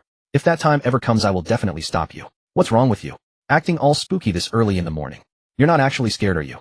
Xiao ignored Bighorn's questions and closed his eyes, sensing the wind direction and ocean currents around him, cultivating his observation hockey. The sun gradually climbed to its zenith. The warship anchored behind the reefs. Zephyr and Xiao and the other 500 people took small boats to a nearby medium-sized island. The island was lush with trees and dotted with massive boulders. The 500-strong team lay hidden in the trees along the shore, waiting to strike simultaneously when the two pirate crews came ashore. The distant warship would provide artillery support from long range once the battle began. Behind a giant boulder, Xiao sat cross-legged on the ground, activating his human radar to monitor activity in the surrounding 40 nautical mile waters. Hey, don't fall asleep right now, Bighorn poked Xiao and whispered. Don't disturb me. Xiao snapped. His human radar seemed to have detected faint movement. Soon 2 objects moving on the sea surface were captured by Xiao's radar. Get ready. Zephyr issued the command. He had also sensed the presence of the 2 pirate ships in the distance through his observation hockey. The calm sea suddenly churned with massive waves as 2 enormous pirate ships appeared side by side on the horizon. The captain of one ship was named Castor with a bounty of 91 million belly, while the other's captain was named Tiano with a bounty of 90 million belly. Their combined bounty totaled 400 million belly. Hey Tiano, why hasn't that idiot idol arrived yet? Did he get the location wrong? Castor leaned against the ship's rail and shouted across to Tiano. Who cares? Anyway, I'm going to be the boss of the Pirate Alliance. On what grounds? My bounty is higher than yours. It's only 1 million belly more. Once I kill a few more Marines, I'll surpass you. Looks like neither of us will yield to the other. Let's settle it on land and see who's truly superior. Fine. I'll make you convinced and submission in a moment. After more than 10 minutes, the 2 ships dropped anchor and approached shore. Over 400 pirates jumped from the ships onto the beach, cheering and celebrating. Under everyone's goading, Castor and Tiano rolled up their sleeves ready to fight. Zephyr, who had intended to strike, immediately decided to wait until both sides were weakened before coming out to reap the rewards. The 2 captains' duel began. After just 2 rounds, Castor suddenly proposed a ceasefire. We're done fighting now. What if Druid comes to pick up the scraps later? True. How is that bastard Druid not here yet? Get out the den mushy. Fire. Zephyr gave the order to the warship. The warship emerged from behind the reef, all cannons aimed at the 2 pirate ships. Boom. Boom. A salvo of over a dozen cannonballs rained down on the two pirate vessels instantly. Those who were trying to contact Druid via the Din Din Mushi were suddenly drawn by the sound of cannon fire. Then flames reflected in everyone's eyes as their ships were already engulfed in fierce flames. Castor's outer position pirate ship suffered the most damage and was nearly sinking. Kill! At Zephyr's command, everyone hidden in the woods surged forward in unison. Vines grow. Bighorn summoned massive vines cutting off the pirates' retreat. Though the pirates were momentarily caught off guard upon realizing these were Marines, they quickly drew their weapons and charged at the Marines emerging from the woods. Damn it! Who leaked the intelligence? Castor roared at Tiano. How the hell should I know? Storm slash, flat waves. Xiao charged at the forefront delivering a massive vacuum slash with his kick. The vacuum slash kicked up sand and gravel rushing toward the oncoming pirates. The vacuum slash tore through the crowd instantly claiming the lives of over a dozen pirates. One sword-style shadow dance. Using the dust as cover, Xiao darted left and right through the crowd, and with each pass a spray of blood bloomed. He had no interest in cannon fodder. With so many enemies he couldn't possibly handle them all alone. His target was those high-value pirates worth over 50 million belly. By chance Xiao found himself directly in front of Castor. Are you the first Marine to die at my hands in this battle? Castor laughed arrogantly. Dozens of pirates instantly surrounded Xiao. Unfazed, Xiao calmly attached delay photons to the blade of the Dark Devourer. With so many people around, as long as he was fast enough no one would notice anything amiss. One sword-style swift swallow return. Xiao charged straight at Castor and swiftly executed 3 slashes. Castor failed to react in time and took the first strike. A hand was severed. Ding. Reward system awakened. Milestone reached. 3 fruit awakening progress have reached 10. Defeated enemies count has reached 1,000. Reward awakened Conqueror's Haki. Note when Conqueror's Haki awakening reaches 90, you can unlock Conqueror's Haki infusion. Seeing their captain in distress, dozens of pirates raised their blades in unison and charged at Xiao. In an instant, a dozen gleaming swords and blades descended upon his head. Cast, having lost his hand, realized he had grossly underestimated Zhao's combat prowess. He planned to withdraw and let his subordinates wear down the enemy before making his own move. Boom. An invisible aura of intimidation erupted from within Xiao, expanding outward in a violent wave that swept clean the dust and sand, obscuring vision. Zifa, who was mercilessly slaughtering pirates, suddenly stiffened and bellowed, "Fall back." But those still locked in combat with the pirates could not break free. The intimidation aura instantly engulfed the entire beach and the 2 pirate ships at anchor. When the dust settled, every pirate and Marine lay sprawled on the ground, their eyes rolled back in unconsciousness. Among the Marines, only Zifa and the 3 members of Shizo's unit remained conscious, though all 3 were dazed and severely compromised in their combat effectiveness. Among the pirates, only Tiano remained standing, his legs trembling. Cast, weakened by his earlier wound, lacked the willpower to withstand the Conqueror's Haki. 2 seconds later, Tiano's head was severed. He had been slain by Xiao.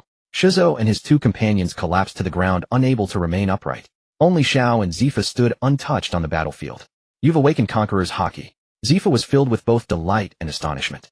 Delight that the Marines had gained another gifted individual, and astonishment that Zhao's first release of Conqueror's Haki possessed such terrifying power. This boy's Conqueror's Haki potential far exceeded Sengoku's. Xiao exhaled deeply. Releasing Conqueror's Haki truly drained one's mental energy. What now? Instead of answering Zifa, Xiao looked around at the fallen bodies and asked, "Bins, can you still fight?" "Master Zifa, please, give me some time to recover." Bins's mind was in a complete fog, making it nearly impossible to activate his ability to distinguish between pirates and Marines. Zifa did not press the issue, but instead turned toward Xiao, whose face was alight with excitement. "Kill these pirates," Zifa ordered. "For you it shouldn't take long." Bound by Zifa's command, Xiao had no choice but to comply. Though he'd rather have been searching the pirate ships for treasure, he drew his blade. One sword-style drizzle.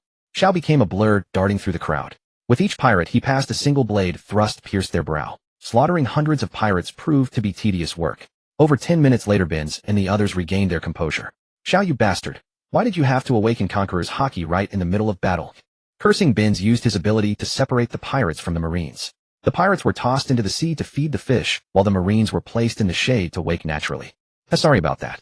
Xiao offered an apology to the 3 conscious individuals, stripped off his shirt, and dove headfirst into the sea, heading toward the sunken pirate ships in search of treasure. "What a terrifying man," Shizo muttered, massaging his aching head.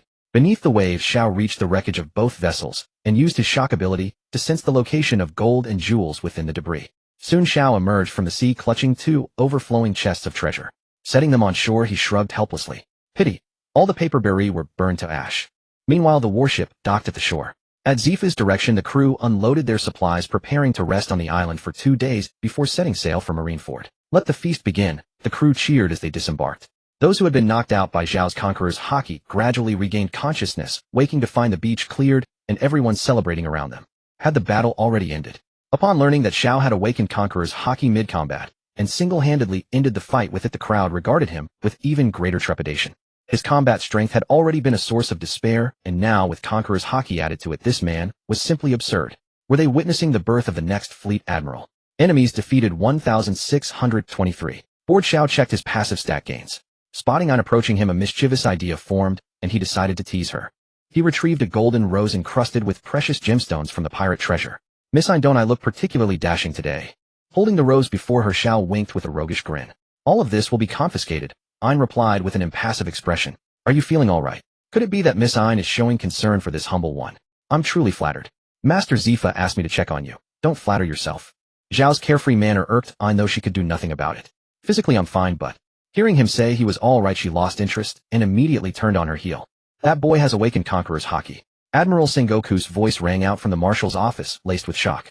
The younger generation is truly formidable, Tsuru remarked beside him with quiet joy. As expected of someone Kiryu has taken such an interest in. Haha, this lad will one day bear the weight of the Marine's justice alongside Akainu and the others. On the other end of the den Mushy Zifa smiled warmly. I hope so. Do keep a close eye on him for me. I will. Ending the call, Zifa sat upon a massive boulder and gazed toward the jubilant celebrants at the banquet in the distance. It had been far too long since he'd felt such peace of mind. At the banquet, the aroma of roasting meat wafted through the air. Xiao was competing against 3 of the ship's biggest eaters in a contest. Whoever finished 50 portions of barbecue first would claim victory. Begin. Bins called, and both sides fell upon their food with voracious appetites. The 3 great eaters truly live up to their name. Just 2 minutes in, and they've already devoured a third of their meat. Simply breathtaking. From the sidelines, Bins provided enthusiastic commentary. And look at Xiao, he's only consumed a fifth. Facing 3 opponents was indeed overreaching. Meeting Bins's taunts with a faint smile, Xiao knew that no matter how formidable they were still mere mortals. He activated life return, reshaped his esophagus, and lifted a massive platter of meat directly to his lips. Though this method sacrificed the enjoyment of taste against the 3 great eaters who lacked the power of life return, the speed was utterly overwhelming. Watching Zhao's physique gradually transform, the 3 great eaters were rendered speechless. Was that even permissible? 3 minutes later, Xiao calmly activated life return once more, converting all the consumed food into pure power. I win. Leaving the competition area, Xiao sauntered past Bins with a wicked grin. Don't forget our wager. Facing such absurd combat prowess, Bins knelt upon the ground in reluctant defeat. From that day forward, it became Bins's duty to wash Xiao's garments throughout their voyages. Dawn broke as Xiao woke up in his quarters aboard the warship. It was the 2nd day of anchoring at the island, and Zephyr had ordered him to incorporate a freshwater reconnaissance mission into his morning training. Dressed, Xiao stepped out of his cabin. The entire island was wrapped in a thick white mist, indicating a heavy fog day. Once on the island, and confirming no one was around, Xiao transformed into a beam of light and shot straight into the sky, landing on the opposite end of the island.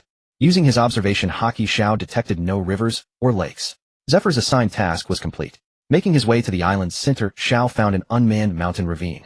He planned to devote the entire morning to developing his devil fruit abilities. With all 3 types of haki now fully acquired, his primary training focus shifted to devil fruit development and haki awakening.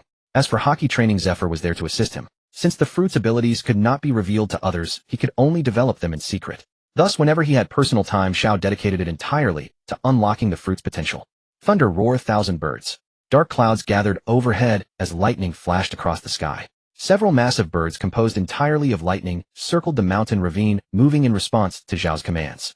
Even at just 10% development, the Goro Goro, Nomi granted Xiao tremendous control over lightning.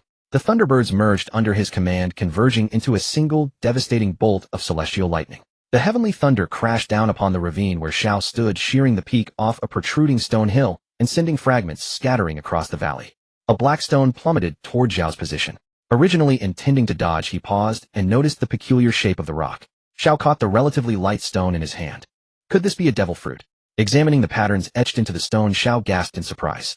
Finding a devil fruit in such a desolate place seemed utterly absurd to him. Holding the devil fruit in his palm, the fruit compendium failed to emit its usual collection successful chime. Does it require touching an actual awakened user to work? Xiao muttered to himself. Clutching the devil fruit, he returned to the warship where he happened to encounter Zephyr conducting his rounds. Senior Zephyr, I couldn't locate any water sources on the island, but I did discover a devil fruit. Xiao presented the fruit to Zephyr. The old captain raised an eyebrow, studying it curiously. You've got quite the luck, kid. Aren't you going to eat it? You might gain a rather powerful ability. Just then Shizuo arrived to report on his duties. Upon seeing the devil fruit in Zhao's hand, he mirrored Zephyr's expression of raised eyebrows. I have no intention of becoming landlocked. Shizuo, would you like it? Given Zhao's generous offer, how could Shizuo possibly refuse? He hastily accepted the devil fruit from Zhao's hand. This is yours to give away. If you end up regretting it because the ability turns out to be exceptionally powerful, don't come crying to me, Shizuo warned once more before consuming it. Even if it were the Goro Goro no Mi, I wouldn't care, Xiao said casually, already knowing he could simply replicate the ability by touching him later. Seeing Zhao's resolute refusal, Shizuo took a direct bite of the devil fruit. Ugh, this tastes awful. Well, any changes? Bings leaned in to ask. By now a crowd had gathered around, eager to witness the spectacle. GHH.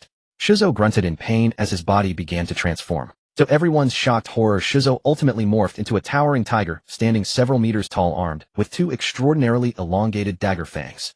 A Zoan-type ancient species then, Zephyr remarked in bewilderment. Xiao shared the same confusion. He distinctly remembered that the ancient species saber-toothed tiger fruit had been consumed by Faiyu of the Fifers. Had he obtained the fruit before Faiyu? Roar. Feeling the power erupt throughout his body, Shizuo let out a test roar. Indeed, it was a genuine tiger's roar. What a splendid fruit this is, Shizuo said joyfully, looking at Xiao. Xiao examined Shizuo carefully. The appearance was indeed imposing, though he wondered how effective it would prove in actual combat. Adding a Zoan-type ability was not a bad idea at all. The greatest traits of Zoan types were their exceptional durability, rapid wound recovery, and superior stamina. Seizing the moment when Shizuo wasn't paying attention, Xiao approached and touched him lightly. Nico no Mi model ancient species. Destruction saber-toothed tiger form collection successful. What an formidable name. Xiao couldn't help but remark. Judging by the name, it appeared to be a variant of the saber-toothed tiger. What did you say? Shizuo's large feline face leaned in to ask. I've previously studied the compendium on ancient species Zoan-type fruits. Your fruit's designation should be the Nico no Mi ancient species. Destruction saber-toothed tiger form, Xiao explained. What an imposing name. The crowd echoed Zhao's sentiment. You're so well-read knowing all this. Shizuo laughed heartily, barely concealing his excitement. He finally wouldn't have to be overshadowed by those two ability users Ain and Bings. Xiao merely waved his hand, offering no response to Shizuo's gratitude. Leaving behind the crowd gathering around Shizuo, he made his way toward the ship's stern. As he walked along the deck, Xiao tested the abilities of his newly acquired fruit. Even without transforming into his beast form, Xiao found his strength, speed, and perception of his surroundings significantly enhanced. The benefits remained substantial even without activating the Zoan transformation. Walking along, he eventually reached the dining hall. His appetite had grown considerably as well. After finishing his meal, Xiao returned to the island. Although no water source had been found, they wouldn't depart until afternoon, leaving him the entire morning ahead. Approaching a small puddle, Xiao transformed into his destruction saber-toothed tiger form. Compared to the massive Shizuo, his beast form appeared noticeably smaller, likely because Shizuo was naturally enormous to begin with. Combining his innate strength with the power granted by his beast transformation, Xiao now possessed enough force to drag an entire warship, not a difficult feat. With the added velocity boost, the name Destruction truly suited him.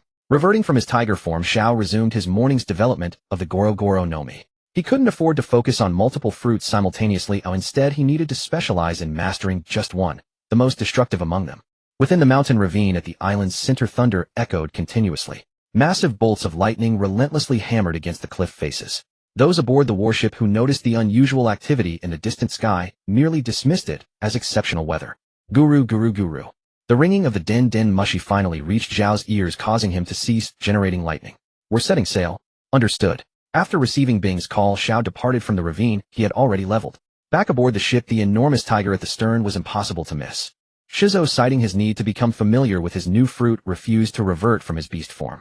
Xiao, how about we spar? Shizuo asked animatedly through his large feline face. Previously defeated by Xiao without any fruit assistance, he now wielded the ancient species Zoan ability renowned for its power and speed. What reason would he have to fear losing? Sure, challenges were always welcome, particularly from those overestimating themselves. Hey, are you two trying to dismantle the ship? Bings ran over and shouted loudly. Given Shizuo's current massive size, a brawl aboard would likely overwhelm the vessel.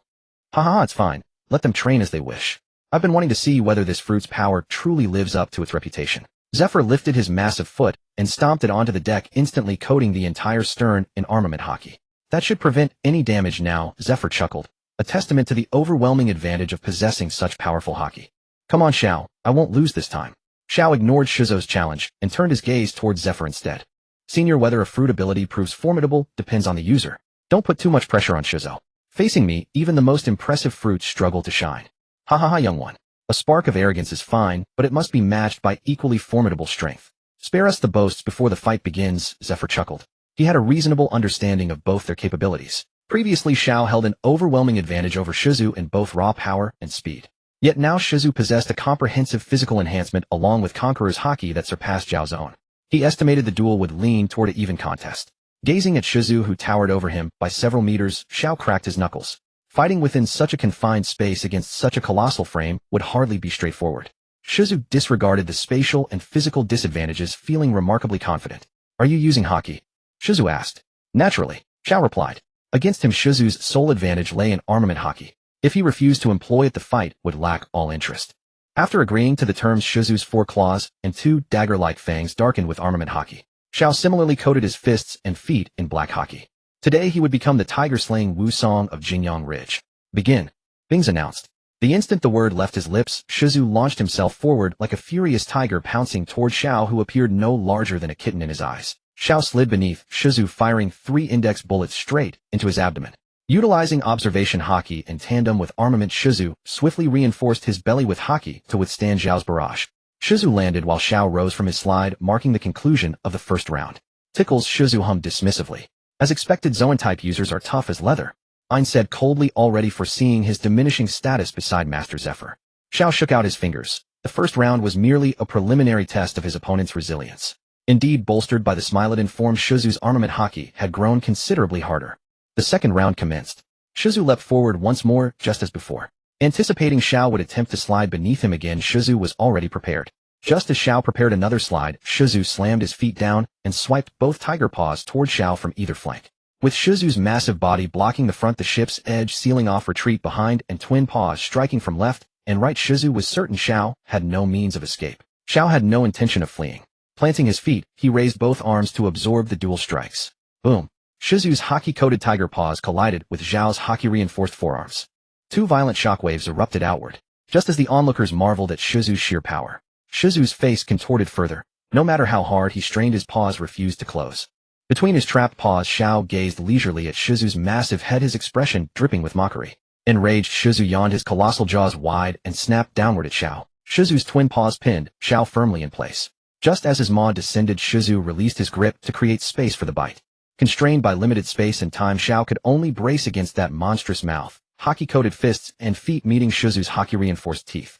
Xiao gripped Shizu's 2 dagger fangs with his hands while planting his feet against the lower canines, arching his entire body like a drawn bow. This is far too dangerous, someone in the crowd exclaimed. If Xiao can't hold on Shizu's teeth, well, worry not. Master Zephyr is watching. Bing silenced the murmurs by invoking Zephyr's presence. Watching intently, Zephyr harbored no doubt that Xiao would falter. If anything, he found it peculiar that Xiao still hadn't managed to inflict a single wound upon Shizu. Index bullet, tongue snap. Shizu coiled and fired his massive tongue like a whip toward the unprepared Xiao.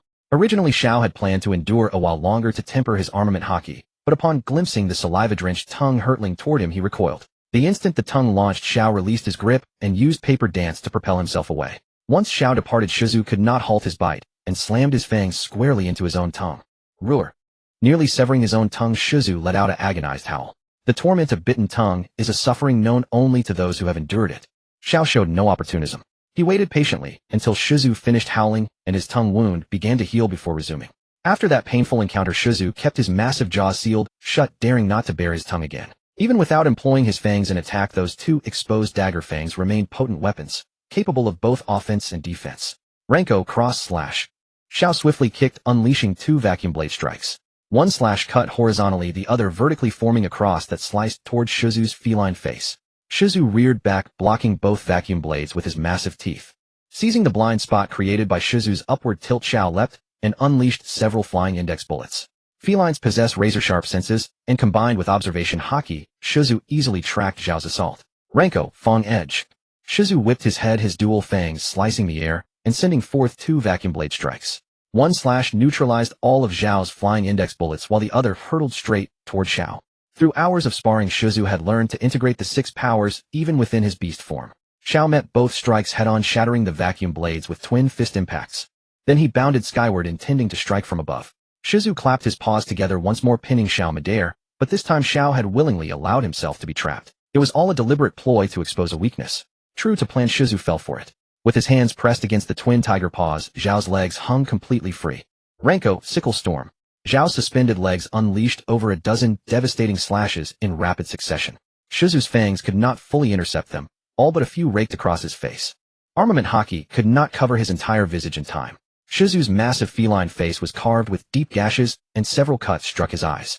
Pain and temporary blindness forced Shizu to stagger backward. Seizing the opening, Xiao grabbed hold of Shizu's fur and swung to the back of his skull. The tiger-slaying Wusong had arrived. Freed from restraint, Xiao unleashed a merciless barrage of hammer fists upon Shizu's broad occiput. Through observation Haki, Shizu had preemptively reinforced the back of his skull with armament. But Xiao held nothing in reserve. Each iron fist thundered against Shizu's Haki armor. Even shielded by armament Haki and the natural durability of the beast form, Zhao's fists fell like a colossal warhammer. Thud, thud, thud. Shizu was pummeled until his senses reeled and his scalp went numb. His head buzzed with each impact, and his vision grew increasingly blurred. Shizu's colossal frame ultimately could not withstand Zhao's relentless assault. With a crashing thud, Shizu's massive feline body collapsed to the ground. As he lay there, his form gradually reverted to his human shape. Time. Bings bellowed.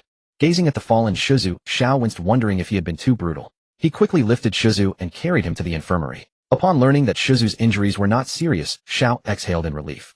He had assumed Zoan-type users were nearly invulnerable, but while Shizu was tough, he was not impervious. Next time they traded blows, Xiao resolved to pull his punches. Sending his sparring partner to the infirmary would hardly foster lasting friendship. Bang, bang, bang. On the course to Marineford aboard a warship exuding an imposing presence came the sound of steel colliding.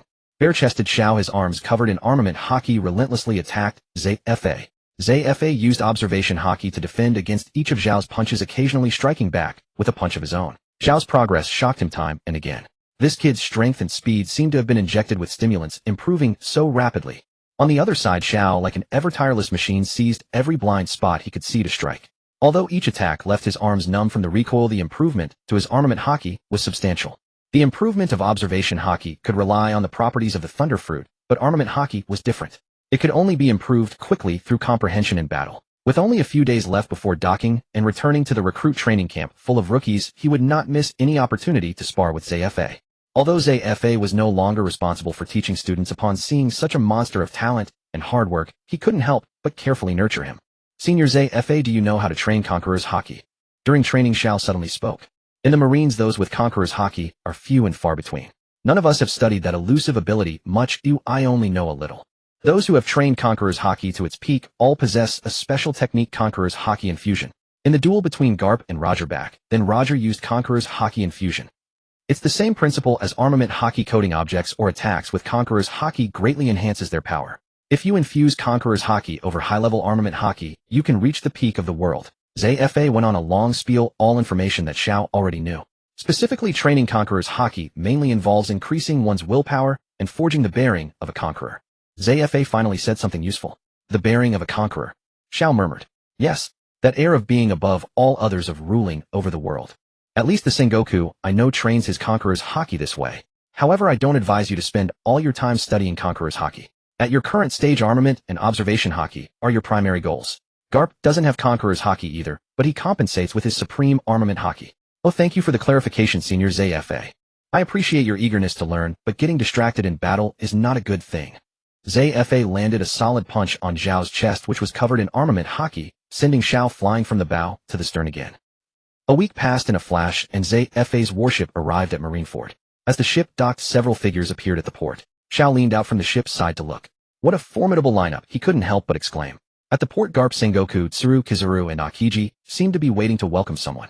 Kid, you've got quite the reception. So many people came to welcome you, Zfa laughed. Are they here for me? Xiao looked incredulous.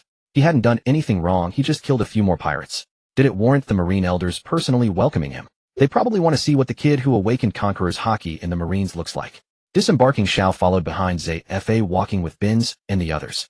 When they met Sengoku and his group, Zfa immediately pulled Xiao out. As Zfa introduced Xiao to everyone, his face was filled with gratification. Ha ha ha, this kid is full of surprises. Garp slapped Zfa on the back, laughing heartily. Come, let me see. Looking at Xiao, a doting Tsuru couldn't help reaching out to pinch his cheek. He inexplicably recorded a ridiculous fruit. Xiao complained inwardly, what use is this fruit? Can it speed up my laundry? While Tsuru was still touching him, Sengoku reached out and grabbed Zhao's arm, rubbing it. Xiao was like an orange cat, everyone wanted to pet him.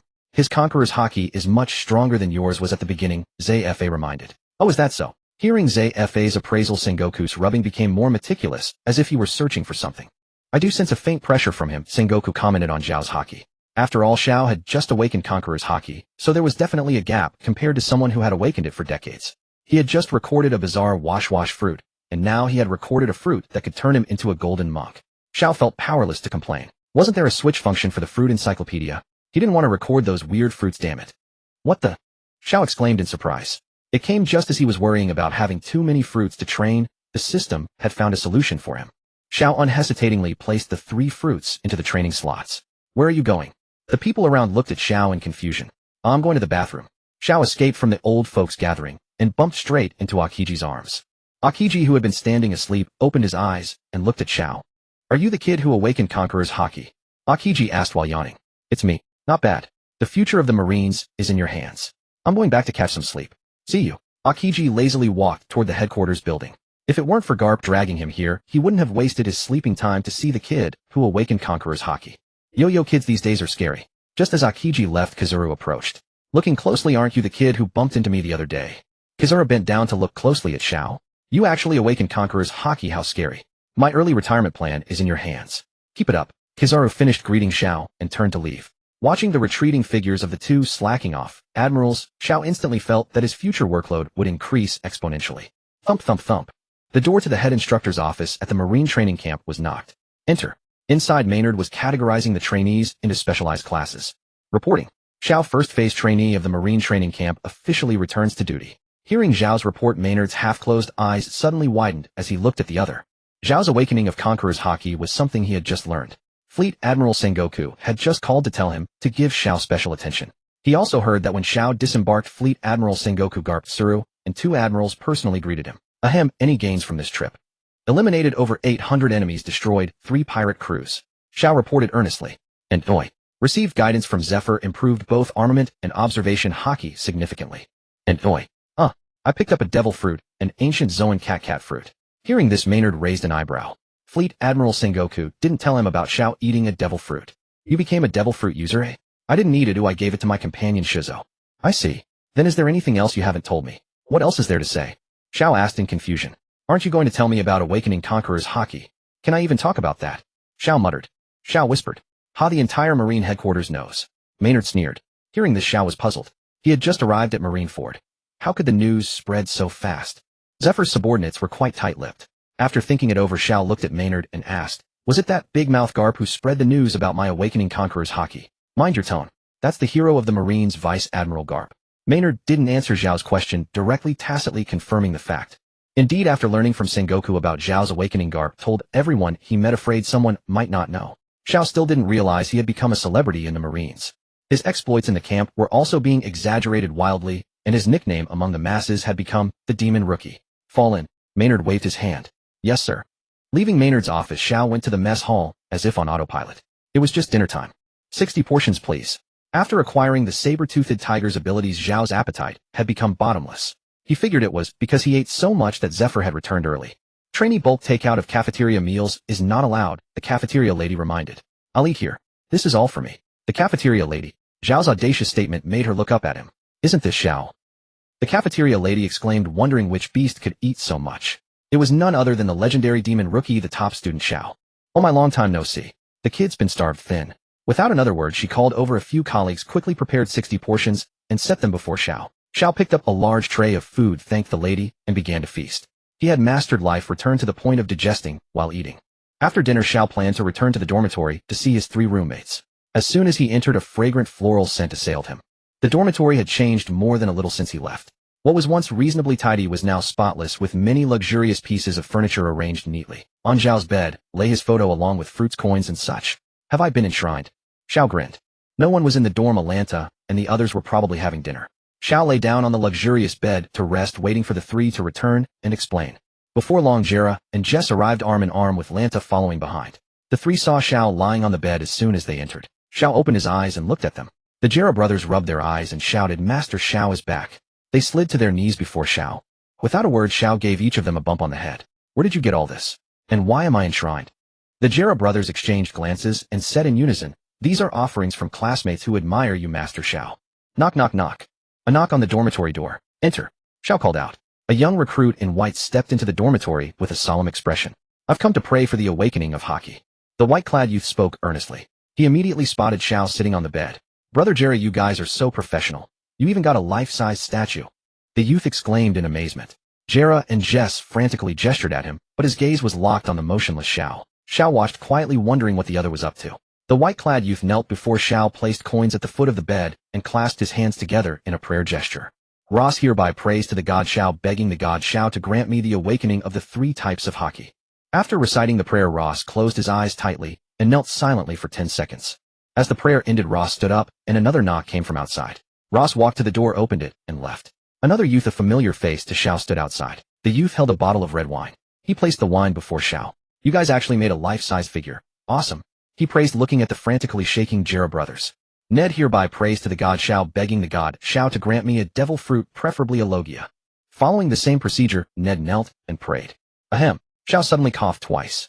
Holy crap, the god Xiao has manifested. Kneeling, Ned jumped up and shouted. Who told you praying to me would work? Xiao asked. Ned looked at Xiao in bewilderment, then at the Jera brothers. Got it. Xiao looked at the Jera brothers. In the next 10 minutes, screams like pig slaughtering echoed from Xiao's dormitory. The noise was so loud that everyone in the dormitory building came out to see the commotion. When they saw Xiao beating people, everyone exclaimed, the true god has manifested. Ahem, let me remind you all, praying to me is useless. It's all a scheme by those 2 bastards Jera and Jess to cheat you out of your money. Jera and Jess had been beaten to a pulp. I'll have them return everything they took from you. As for the money, did you really awaken Conqueror's Hie? Someone asked. Yes. God Xiao. The crowd instantly knelt in unison. Crowd, believe in God Xiao, gain eternal life. Xiao. The future generation of the Marines. Their intelligence is worrying.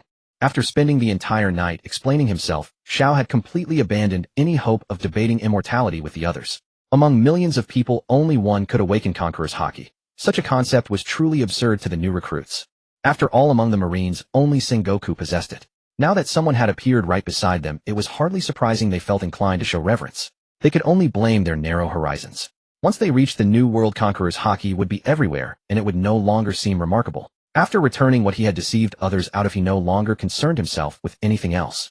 At dawn, Xiao opened his eyes and first checked the fruit awakening progress in his training slot. Awakening training slot: rumble fruit 13. 3 glint fruit 1. 3 devouring saber-tooth tiger fruit 1. 3 sluggish fruit 10. 3. After more than 10 hours, the progress had only increased by 0.2. This speed was remarkably fast. At a rate of 0.3% per day, it would take only 1 year to fully awaken a single fruit. Yet fruits always remained secondary to Hie. Even at 100% fruit awakening, fully unlocking every ability of the fruit battles against top-tier experts would still depend on advanced Hie techniques. The most valuable aspect of the fruit slots was that they spared Xiao the time needed for Hie training. He no longer had to hide and avoid others while developing his fruit abilities. After morning training, on his way to the cafeteria, Xiao suddenly remembered something. I heard Kasano was beaten. How did it turn out? Xiao asked Lanta beside him. You know Kasano? We exchanged a few words once. Kasano took a leave of absence a month ago. Lanta recalled. At that moment, inside a certain hospital. Xiao, wait until I get out of here. You'll be finished. Kasano, lying in his hospital bed, groaned. Take good care of your recovery, Kasano. I will find an opportunity to avenge you for me. Kasano's noble father said with a dark expression by his bedside. Suddenly, a middle-aged man rushed into the ward. Sir, that bastard Xiao has awakened Conqueror's Hie. What? He has also caught the favor of Fleet Admiral Sengoku. On the day he returned to Marineford, both admirals and the admiral personally went to welcome him. These were the reports brought by Vice Admiral Kajura. He told us absolutely not to tangle with Xiao again. Hearing that Vice Admiral Kajura had sent the message, Kasano's father's face filled with shock. Son, let's not become Marines. Our family's pig farming business would suit you much better. Kasano's father advised, and Kasano immediately fainted on the spot, unconscious. On the training field classroom, whether in the regular class, the elite class, or the specialty class, nearly 2,000 people carefully watched Xiao beside Maynard. Xiao stood beside Maynard, who had decided to gather all teachers and students today to conduct a vivid lesson on Conqueror's Hie. Today we will discuss Conqueror's Hie, a subject barely known among the Marines. Originally, we did not need to actively study this course, but since we happen to have a specimen at hand, we should not waste it. Xiao. He had become a specimen. Xiao, come describe your experience after awakening Conqueror's Hie. Maynard handed the microphone to Xiao and stepped away from his side, leaving Xiao alone facing 2,000 teachers and students. Facing thousands of expectant gazes, Xiao swallowed hard. His Conqueror's Hie was a reward from the Fruit Compendium. Who knew whether it differed from ordinary awakenings? If it were different, wouldn't he be misleading others? Forget it, a dead horse treated as a living one. Even if he was wrong, it hardly mattered. After all, these people would likely never encounter Conqueror's Haki in their entire lives. After awakening Conqueror's Haki, my first sensation was that the atmosphere around me changed. I could roughly perceive the strength of a person's willpower. My body underwent no changes, but mentally it was as if an extra layer of armor had formed upon me. This armor, I believe, would grant resistance against others' Conqueror's Haki. Xiao explained his feelings as continuous scratching sounds of note-taking echoed around him. The feeling of releasing Conqueror's Haki is like projecting your own willpower outward, intimidating those whose will is weaker than yours until they lose consciousness. Releasing Conqueror's Haki consumes a great deal of your Haki reserves, and it also drains your mental strength. Haki consumption is as normal as releasing observation Haki or armament Haki, but mental fatigue will affect your subsequent battles. This is all I currently understand about Conqueror's Haki. Can you freely control the release of Conqueror's Haki now, as someone asked? With focused concentration, I can release it once a day. After that, it becomes uncontrollable. You have 3 minutes to take notes. Soon you will personally experience the intimidation of Conqueror's Haki. Maynard took the loudspeaker and shouted. The other lieutenants were responsible for recording how long each student took to regain consciousness after being overwhelmed by the Haki. What a hardcore teaching method, Xiao complained inwardly. Go mark the area that your Conqueror's Haki can cover, Maynard ordered Xiao. Xiao held a box of red powder and walked around the training field, estimating the range. Last time he had released Conqueror's Haki, it had covered approximately 100 meters in every direction. After mentally calculating the range, Xiao began marking the boundaries. Soon a large circle spanning 100 meters was completed. The 2,000 students used the equipment to position themselves tightly within this crowded circle. Are you ready? Maynard looked at Xiao beside him. Ready. Xiao closed his eyes, tightly concentrating his spirit. Maynard grabbed Xiao and used the moonwalk technique to carry him above the students. Begin. Receiving Maynard's command, Xiao instantly opened his eyes, his gaze sharp and fierce, as an astonishing aura of intimidation erupted from within his body. The intimidating aura instantly engulfed all 2,000 students. Every student's eyes rolled back simultaneously, not a single one lasting 2 seconds. All collapsed onto the soft mats below. Maynard, positioned at the center of the intimidation, was not faring much better. The aura that Xiao had erupted in that single instant seemed like a king, invincible in all directions, descending upon the world. He had desperately concentrated his spirit to avoid being knocked unconscious. He felt that the slightest lapse in focus would cause him to fall. You can let go now, Instructor Maynard, Xiao reminded him. Suspended in the air, while carrying Xiao, Maynard's gaze went vacant as though half-conscious. Maynard loosened his grip on Xiao and barely managed a soft landing. The moment his feet touched the ground, Maynard collapsed weakly onto the mat. Officers stationed farther away, unaffected by the Haki, quickly arranged the unconscious new recruits in neat rows on the training field. Energetic Xiao also helped. He carefully separated the unconscious individuals and observed how long it took each to naturally regain consciousness. Time ticked away second by second. Finally, exactly 30 minutes later, the first recruit awoke. He quickly scrambled over, clutching his head, and spent several minutes restoring his senses. After the first recruit awoke, others began to stir continuously. In the end, the last few to wake took a full hour to fully recover consciousness. One-sword-style spear imitation. Xiao swung his arm, wielding Shuren covered in armament Haki, and slashed horizontally toward Maynard. Maynard also held a blade coated in armament Haki to block. Seeing Xiao's fierce momentum, Maynard refused to back down. An instructor must maintain his dignity. Clang. The two pitch-black blades clashed. Xiao's expression remained unchanged. To him, now Maynard was far too weak, so weak that Xiao had to hold back half his strength just for Maynard to withstand his attacks. This was the second week since Xiao returned to Marineford, and the first time Maynard had fought Xiao seriously. After the previous experience of being stabbed in the side, Maynard still dared not slack off against Xiao. Yet after only 3 exchanges, Maynard's expression twisted. What had this kid experienced in the month he was away? When Xiao stabbed him in the side before, he must have been going all out. At that time, suppressing him was effortless. Now, a month later, it felt like the other could easily suppress him. What kind of progress was this? Unable to withstand even a single blow, Maynard staggered back. Even his arm coated in armament Haki was numb. Get ready. I'm going to unleash a new move, Xiao warned, sheathing Shuren. Blood blade, 1,000 feathers. He drew his sword and rapidly slashed out black-red sword beams. The sword beams rained down on Maynard, who had braced himself to defend. For a moment, dust and sand rose across the training ground. Each sword beam carrying a violent air current cut through the airborne dust, only to stir up another wave of dust. Xiao sent out sword beams, without pause, moving so fast that afterimages formed, making it impossible to predict where they would strike. Maynard could barely block 1 or 2 beams, but such a dense barrage of devastating power was too much even for him. After struggling for a while, Maynard finally succumbed. A newly promoted vice admiral defeated by a rookie recruit. Fortunately, no one was around to see it. Otherwise, where would he put his old face? You win. Maynard lay on the training ground, panting heavily. Xiao returned Shuren to its sheath and shook his head in boredom. The fight with Maynard simply failed to spark his interest. As far as he knew, this guy ranked at the bottom among the vice admirals in combatability. Used to sparring with Zephyr facing Maynard was barely enough to warm up. Maynard might be suitable for training new recruits, but at this stage he could no longer satisfy Xiao. Xiao walked over to Maynard and helped him up. Instructor Maynard, could you find me a more challenging opponent? Xiao said flatly. Not only did he defeat him, he also wounded his pride. Maynard, whose confidence had already crumbled, was completely broken by Xiao's remark. Wait here. I'll call someone. Maynard left a word and ran out of the training ground without looking back. Xiao, left alone, idly practiced his sword techniques, anticipating what formidable opponent Maynard would bring him. Maynard ran all the way to the officer's office, picked up a din mushy and dialed. Hello, Bastille. Are you free now? If so, come to the recruit camp. Maynard called his fellow vice admiral and good friend known as saber-slashing Bastille. After hanging up, Bastille didn't hesitate. He grabbed his shark slayer blade and headed to the camp. Maynard, what's the rush calling me here?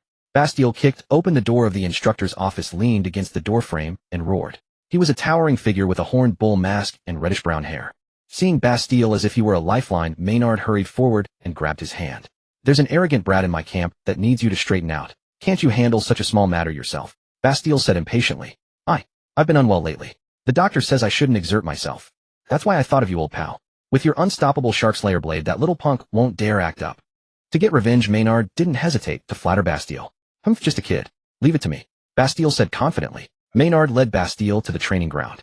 Xiao was practicing swordsmanship shirtless. Isn't that the kid who awakened Conqueror's Haki? Bastille keenly sensed the powerful aura emanating from Xiao. Such an aura could not belong to an ordinary recruit. Who else could it be but that monstrous newcomer? That's him. The arrogant brat named Xiao. Maynard's eyes were wide with anger. Fleet Admiral Sengoku must have given instructions about him.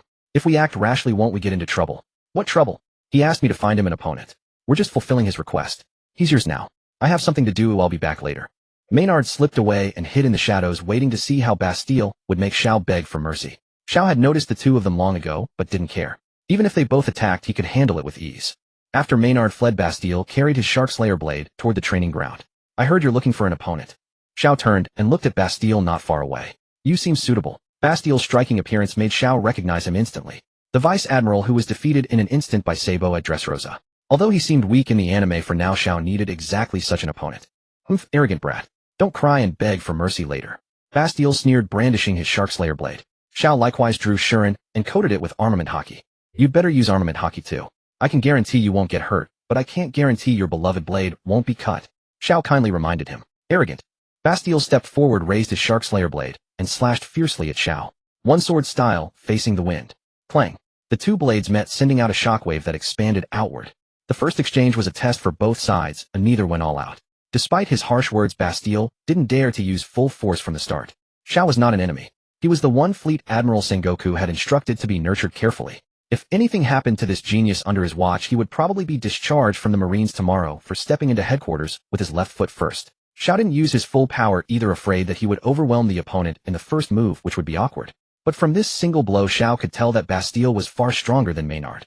An opponent like this met the standard for him to fight seriously. Don't hold back, or it won't be fun. Noticing Bastille's concern, Xiao reminded him. You asked for it.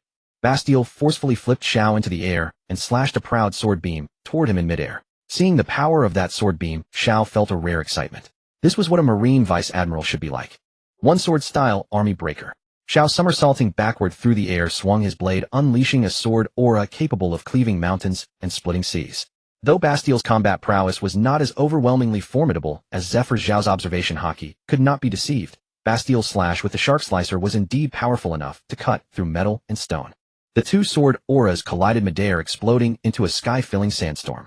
Xiao seized the moment to land back on the ground, sheathing the Dark Devourer, Bloodblade Thousand Feathers. Using his observation haki, Xiao unleashed dozens of sanguine sword auras in quick succession, encircling Bastille from every direction. Raging Shark Devour. Bastille swung the shark slicer, sending out several colossal sword auras that blocked the majority of Xiao's attacks. He relied on his observation haki to evade the remaining stragglers. Just who is this kid? Bastille murmured to himself. After several exchanges, he had yet to gain any advantage. On the contrary, his opponent seemed to be handling everything with ease. No wonder Maynard had asked for his assistance. Maynard was simply no match for this demon rookie. What's your name? Bastille suddenly asked. I'm Xiao. Xiao, I'm about to get serious. Don't say I didn't warn you. Bastille coated the shark slicer with armament haki. Me too. Xiao whispered, no longer suppressing his power. Shark Dragon Slash. Swallow Return. Clang. Hum. Bang. Lying in the grass, Maynard watched intently as the training ground became a whirlwind of sand and flashing blades. Zhao's combat prowess made him click his tongue in awe. Given this performance, it seemed crushing him wouldn't require much effort. What are you looking at? A deep voice came from behind Maynard. Don't bother me, it's almost over, Maynard replied instinctively. Garp raised an eyebrow. This spectacle was worth watching. Don't push. Ahem, hello, Vice Admiral Garp. Maynard snapped back to reality, realizing it was Garp behind him, and immediately stood at attention. Who's fighting? Garp poked his head out from the grass. Xiao and Bastille. Oh, it's the little brat. No wonder it's so loud. Zephyr asked me to train Xiao, but I'll wait until they're done, Garp said, thoroughly enjoying the duel between Xiao and Bastille. He's actually matching that what's his name. Bastille, Maynard scratched his head. Right, Bastille? To fight evenly with him, that Xiao kid is no ordinary one. As time passed, the clashing of steel grew fainter. Xiao and Bastille emerged from the sandstorm. Faced with Zhao's overwhelming strength and speed along with his seemingly inexhaustible stamina, Bastille gradually fell into a disadvantage. One sword-style secret art resting feather fall. Xiao executed the secret art he had just comprehended, blasting Bastille, man and sword, off the training ground. Wow, that little brat is really something. Garp stood up, startled by the stylish move. Maynard hurried toward the direction where Bastille had been sent flying. Bastille was conscious, but his entire body had lost all sensation.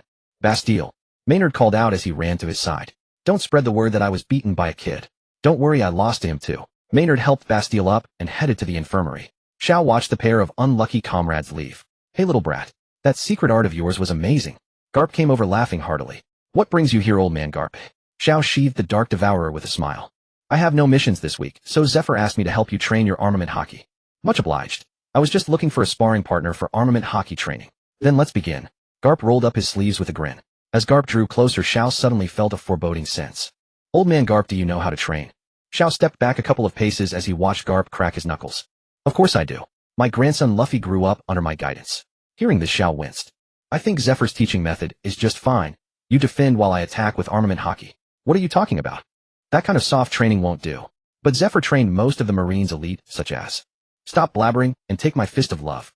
Garp rushed up and punched Xiao square on the head. The speed was so great that Xiao couldn't defend at all. Struck by the fist of love, a large lump swelled on Zhao's head. The excruciating pain made his scalp tingle. After experiencing it firsthand, Xiao seriously wondered how Luffy had survived to such an age. Not bad, you're holding up. Again, Garp said, throwing another punch. This time Xiao was prepared, meeting it with a fist coated in armament hockey. Their fists collided and Xiao was sent flying. Getting up, he stared at his swollen left hand. Could a hand coated in armament hockey still swell? Had old man Garp used internal destruction with armament hockey? Xiao had just staggered to his feet when he took another uppercut from Garp and was sent rocketing into the sky.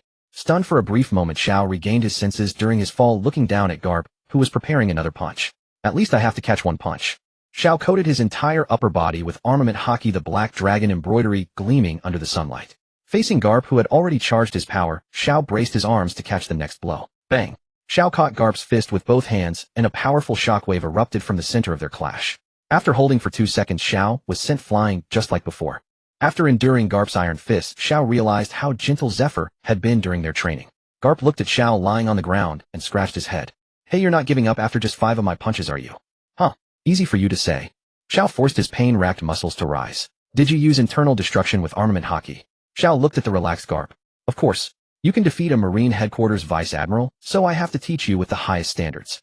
Garp said this with an expression of utter naturalness. Faced with that innocent explanation, Xiao silently poured all his remaining hockey into armament hockey. Observation hockey was useless against Garp. He had to strengthen his armament hockey enough to withstand the fist of love. Come on, old man. Bring it on. Oh, then you'd better be ready, little brat. Over the next few days, Xiao endured the fist of love countless times. The upside was that his skin became tougher, the downside was that his body was ruined. Time flew by like an arrow. In the blink of an eye, Zhao's year at the naval training camp had passed. During this period, he had been pummeled by Kapu countless times, and had also challenged and defeated numerous headquarters vice admirals. The new year had just passed, marking the beginning of the year. It was the enrollment season for new recruits, and also the graduation season for the previous batch. The graduation assessment was an indispensable threshold for every recruit from the academy to the battlefield. The regular class's graduation assessment was held on the training camp's parade ground. However, for the elite class, students graduating was not so simple. They had to pass the assessment under the scrutiny of the fleet admiral and the admirals to graduate. Those who failed would have to return to the academy and wait until next year. The night before the graduation assessment, Xiao was too excited to sleep, so he reviewed his gains over the past year. Hockey Awakening Progress Observation Hockey 78, Armament Hockey 65, Conquerors Hockey 50. Enemies defeated 4,102.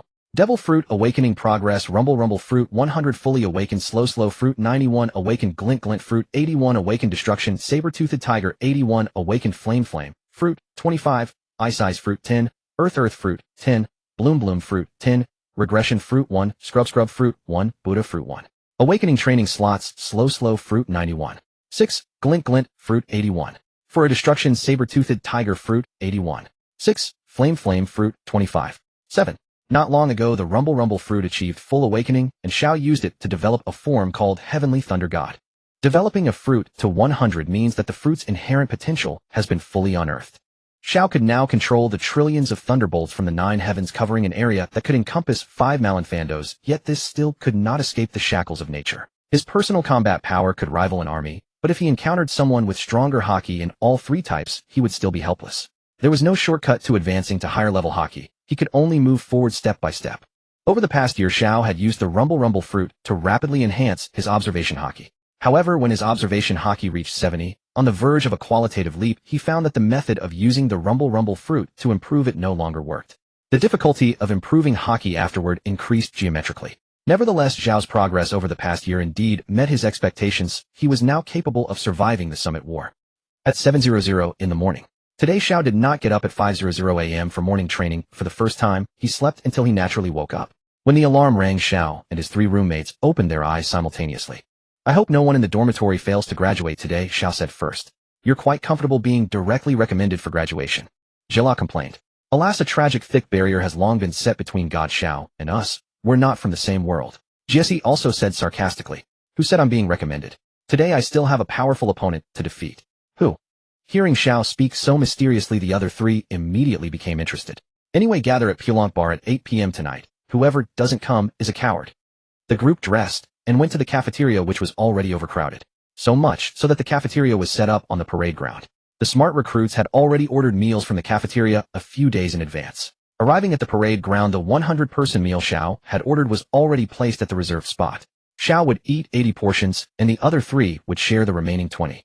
Whether in the cafeteria or on the parade ground, everyone was eating desperately to ensure they could graduate smoothly in the upcoming assessment. Faced with 80 portions of food, Xiao effortlessly cleared the table in less than 10 minutes. As expected of God Xiao, he even eats much faster than others. Some people around flattered him. Moreover, after finishing their meals, all recruits, whether familiar with Xiao or not, would come to Xiao to pay their respects. At some point after Xiao broke one historical record after another in the recruit camp, the rumor that worshipping God Xiao would bring good luck became a legend. The absurdity of the legend even influenced the newly enrolled recruits. Now almost all the newcomers gathered in Malinfando who were about to join the Navy had worshipped Xiao. Xiao had grown accustomed to this. As long as they worshipped and it didn't affect his training, it was fine. Believe in God Xiao. Graduate successfully. The elite class members shouted in unison. Xiao chuckled lightly at this and walked first toward the Navy Square located beneath the headquarters building. At that moment, dozens of fighting rings were set up on the Navy Square. 100 officers of the rank of captain lined up in a square formation waiting for the assessment to begin at 8 o'clock. The assessment was simple. Elite class students needed to challenge a field-grade officer on the ring.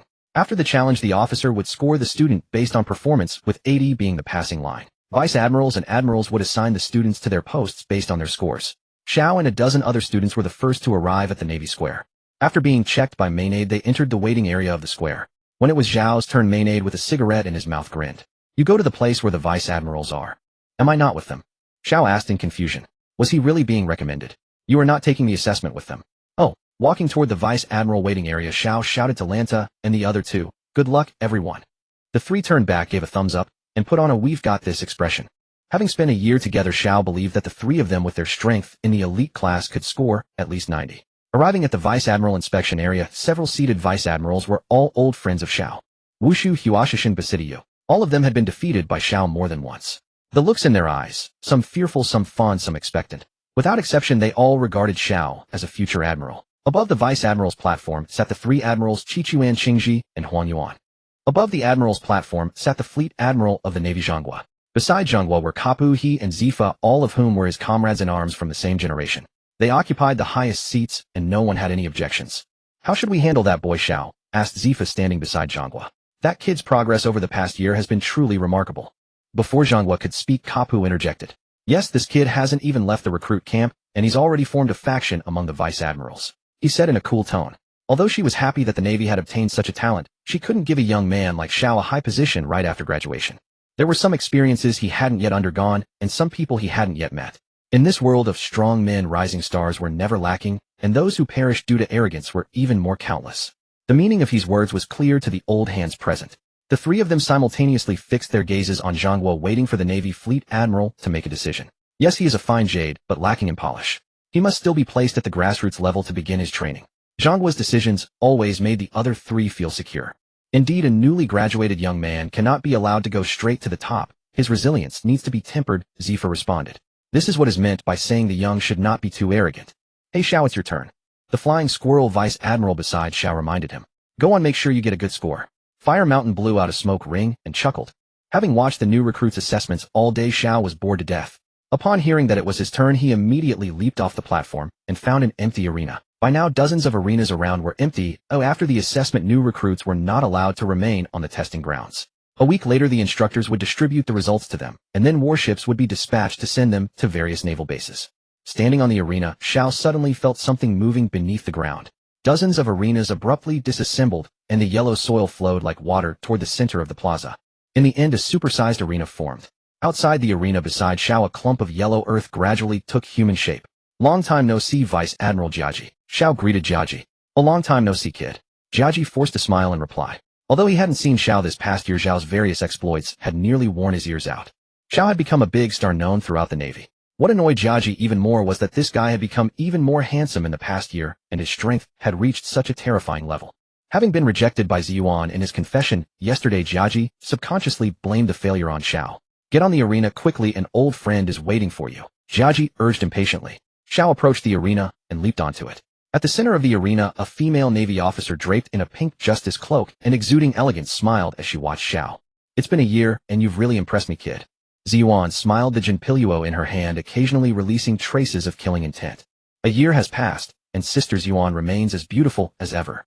You haven't forgotten the one-year promise, have you? Of course. Then let me see if you're really as formidable as the rumors say. Ziyuan instantly drew Jinpiluo and stepped into the air, slashing at Xiao. Xiao likewise drew Shuren to defend. The duel between Xiao and Ziyuan commenced. On the high platform, Zhao's entrance piqued the interest of the three admirals. Kizaru put on his sunglasses, Akiji took off his eye mask, and Akainu raised the brim of his hat. How terrifying! In just 1 year this kid can rival our swordswoman Vice Admiral Ziyuan. Kizaru said with a shrug. Shut up and watch properly, Borsellino. Whether this kid is real or fake, we can't judge yet. Akainu barked. Who's scary? At the highest platform, a few old men stared intently at the evenly matched duel between the two. Garp, who do you think will win, Ziyuan or Xiao? Tsuru asked, turning to Garp. Garp stroked his beard, thinking unusually. If it's a fist fight, the kid will definitely win, but with swords it's hard to say. Still, the kid's ultimate moves, and such, are quite flashy. Tsuru sighed and shook her head, asking Garp was pointless. Zifa beside him was also observing. In swordsmanship, Xiao was not far behind Ziyuan, but Xiao had the advantage of infinite hockey stamina and strength. Even if Ziyuan won, it would be a narrow victory. Seductive Ghost 10 Rings Slaughter. Ziyuan retreated a short distance from Xiao, the Jinpiluo in her hand flashing golden light as she unleashed dozens of faint pink sword slashes. This move was Ziyuan's masterpiece. The sword slashes disrupted light and shadow, creating a brief visual hypnotic effect. The opponent would often become entranced by the dreamlike illusions and be cut down. Xiao relied on the heart net formed by observation hockey and the rumble fruit to roughly discern Ziyuan's intentions. The method to counter this move was also simple. As the slashes approached, Xiao closed his eyes, relying on the flow of the surrounding wind to sense where the slashes were coming from. One sword-style wind cease. Xiao swung Shuren, releasing a spiraling upward slash that swept the dozens of pink slashes into the sky and dissipated them. My turn. Blood blade, thousand feathers. Dozens of blood-red sword slashes whirled with howling wind, striking at the distant Ziyuan without leaving a single gap. The blood-colored sword slashes made the surrounding world feel oppressive, the sound of air splitting incessant, causing the very air to tremble. Zhao's progress both gratified and astonished Ziyuan. A year ago, this kid had been toyed with by her small knife. Now he had reached a level that made her feel strained and even pressured. Who knew how strong this kid would become in the future? But for now, she had to end this battle first. Facing dozens of sword slashes, Ziyuan twirled her blade like a flower, cutting down each slash one by one. Xiao showed no intention of stopping. His sword swings were so fast, they left after images. Slash after slash streamed out like a machine gun, never ceasing. For a time, both sides were locked in a stalemate.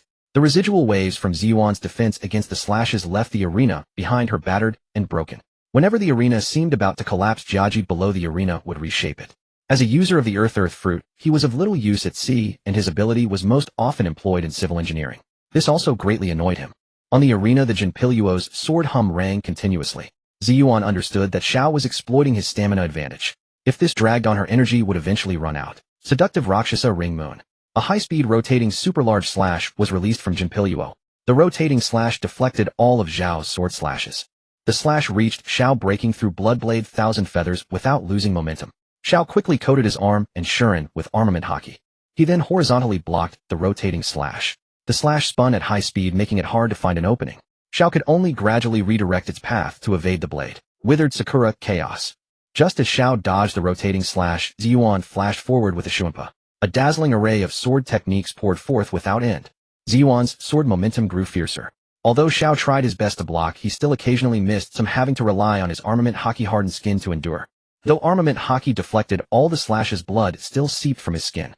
Ziyuan's armament haki was no joke. It was more than enough to break through Zhao's defense. The exquisite yet powerful sword duel between the two stunned the vice admirals. Even Akainu's gaze toward Xiao carried a hint of approval. It seemed the much-talked-about devil rookie was not just hype.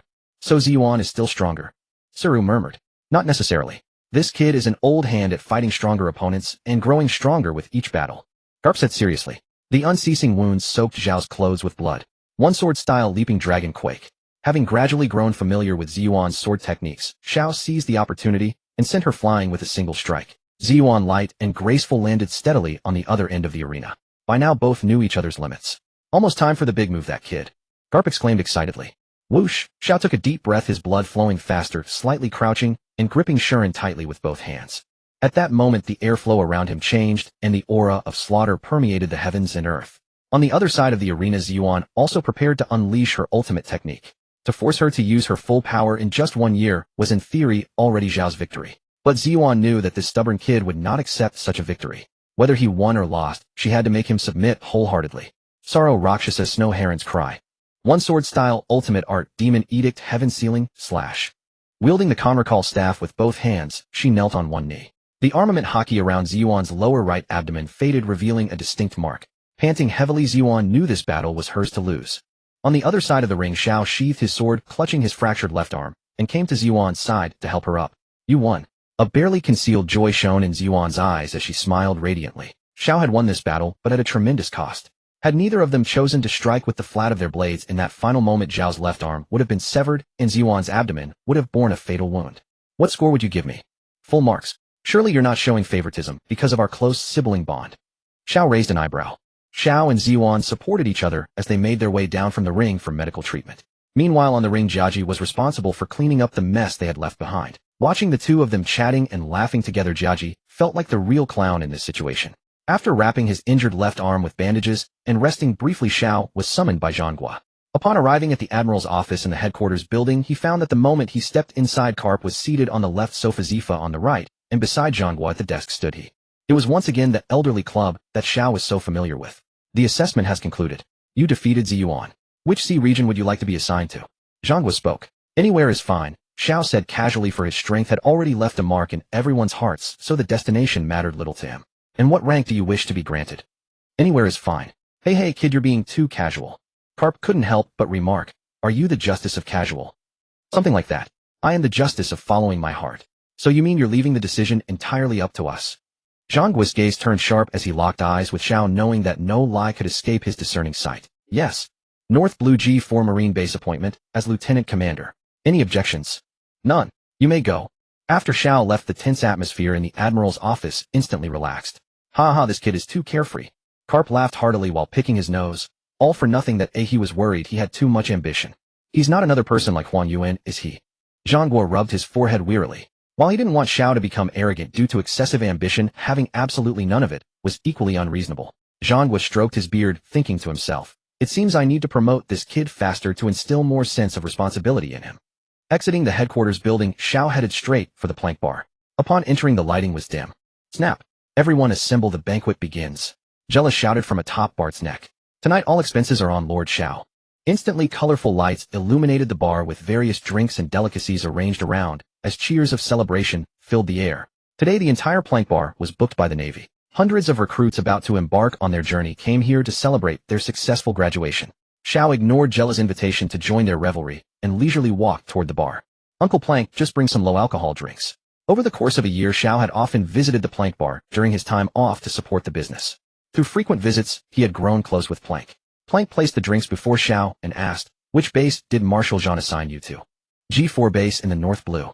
Xiao replied, lifting the glass and draining it in one swallow. "What a pity, I won't be able to come support the business anymore. All good things must come to an end. The fact that we can still meet is what matters." Plank lit a cigarette and took a drag.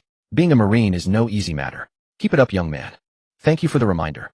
Boss, bring me the strongest alcohol available." Talon burst past Xiao and shouted toward Plank, "Aren't you someone who doesn't drink?" Xiao looked at Lanta, who was dressed wildly with a rough countenance in pure terror. "I'm in a good mood today. Let me tell you, during the assessment, even the senior officers nearly fell to me." Smelling the strong scent of alcohol on Lanta, Xiao was certain the other man was drunk. The usually gentle Lanta was being so uninhibited today, clearly having been cooped up in the military camp for too long. "Lord Xiao, come dance with us." Jella extended another invitation for Xiao to join the dancing. Without hesitation, Turan grabbed Xiao and dragged him toward the center of the dance floor. A thoroughly bewildered Xiao was carried along by Lanta through the celebration. Xiao had initially refused but then reconsidered. This might well be their last night together as a group, so he decided to go along with their spirits.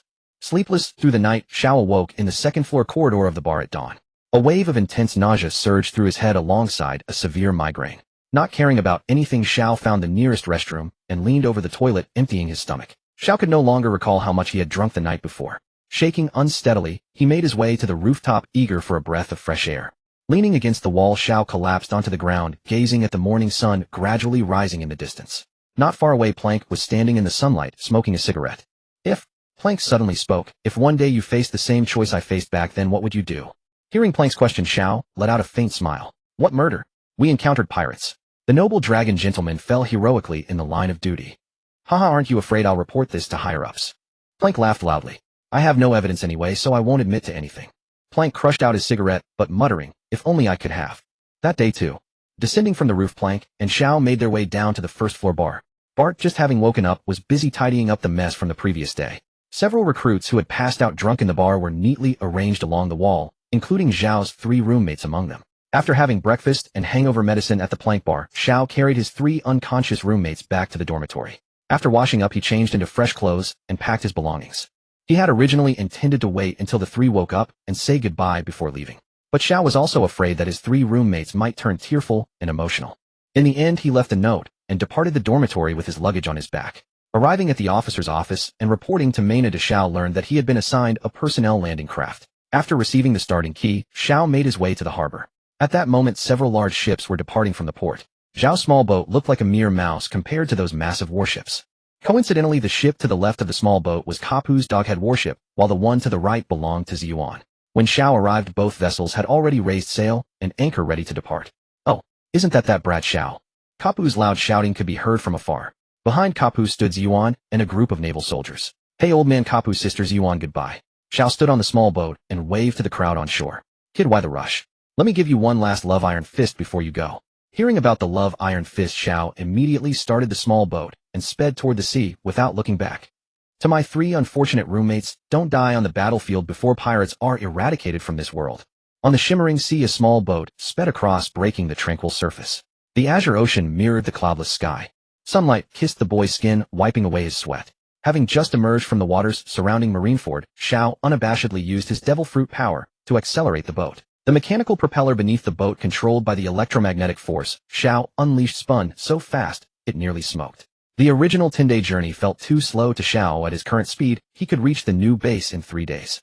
After finishing his training, Xiao put on his sunglasses and reclined on a beach chair at the bow. Suddenly, a furious surge erupted from the calm sea and a massive body emerged from the water.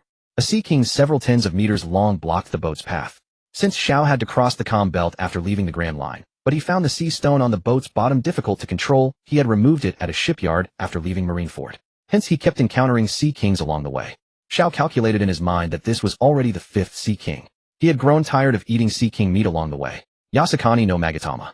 Xiao swung his arm and hundreds of dazzling light bullets shot toward the nearby sea king. The ferocious beast was blinded by the intense light, and the hundreds of light bullets instantly tore apart and shattered its tens of meters wide body. Blood gushed, staining the sea red. Xiao was too lazy to retrieve the sea king's meat from the ship, leaving it as a feast for the surrounding sea kings.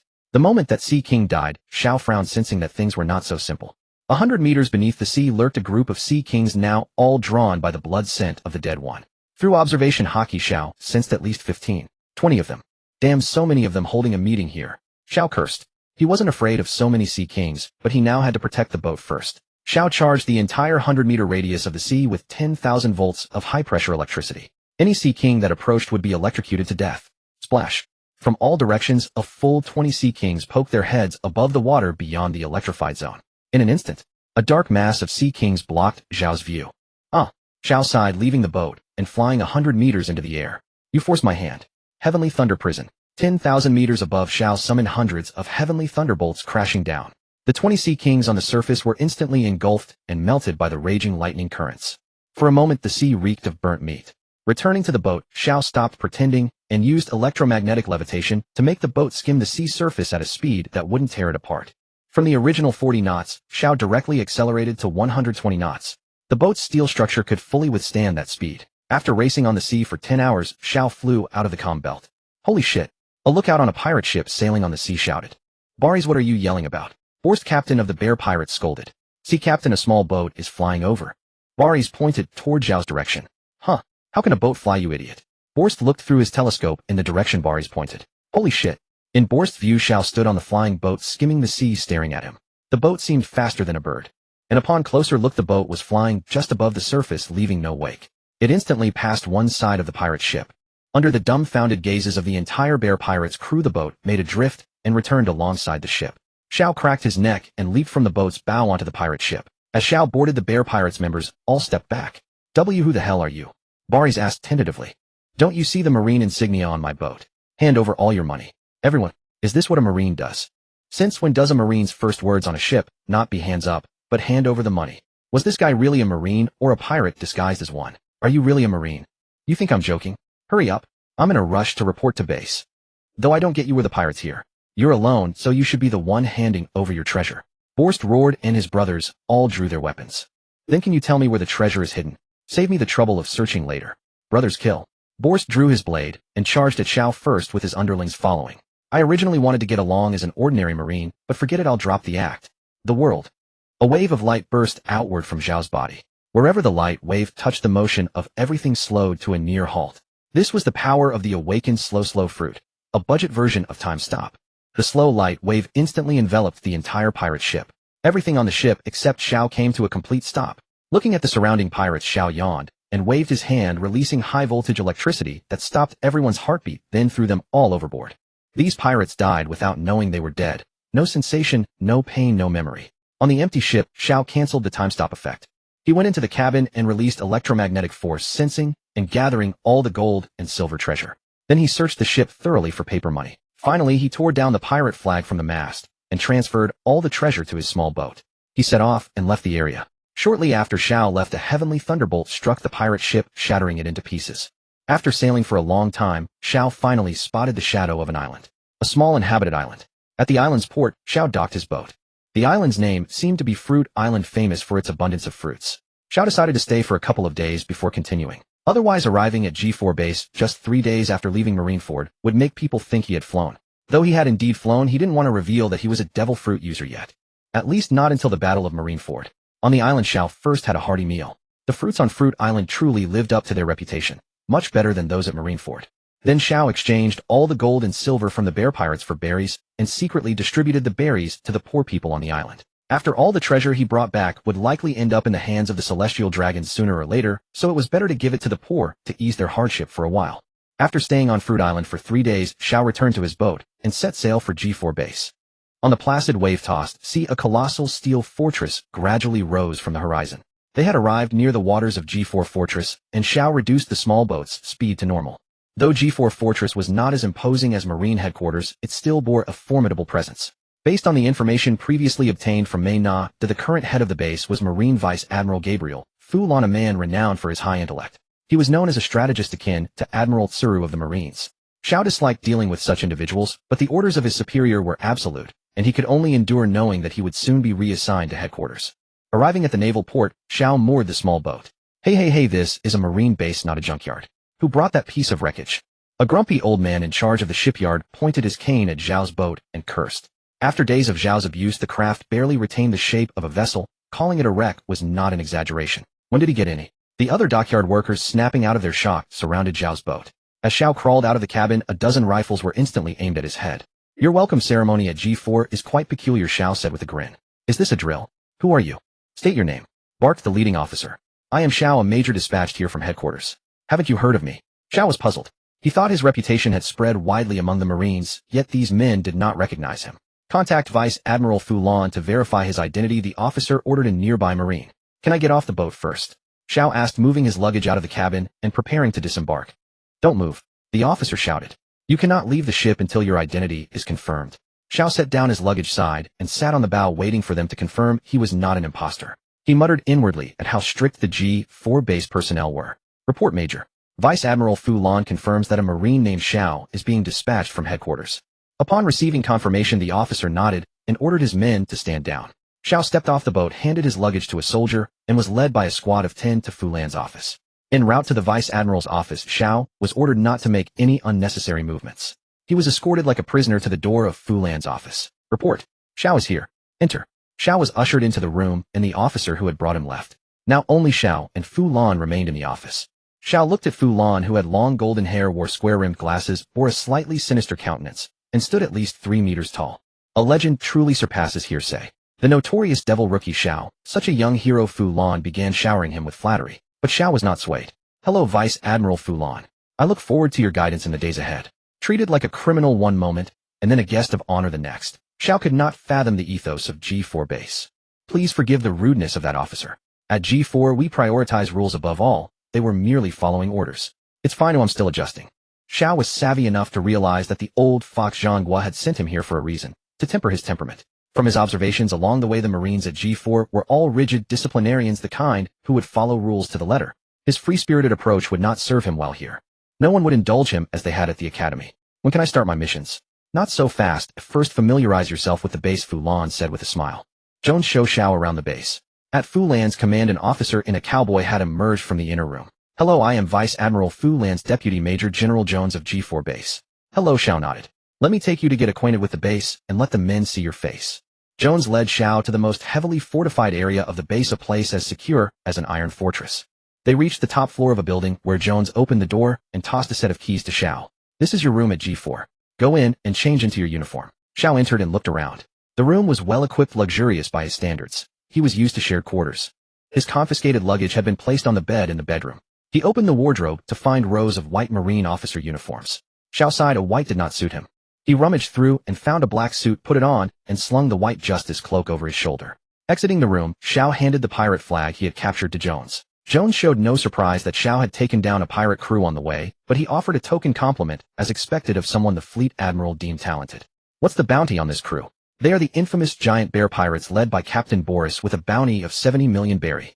We received word a month ago that they were heading to the Grand Line, but we were short on manpower and couldn't pursue them. It's lucky you ran into them. Don't worry, I'll report to Vice Admiral Fu Lan soon. You'll be assigned to my ship from now on, Jones said, patting his chest. They arrived at the Marine Plaza, looking down at the flowing troops from the platform. Jones took out a megaphone, took a deep breath, and shouted, "Attention. Fallen." The Marines below immediately stopped their work and turned to face Jones. This is the newly appointed Major Zhao.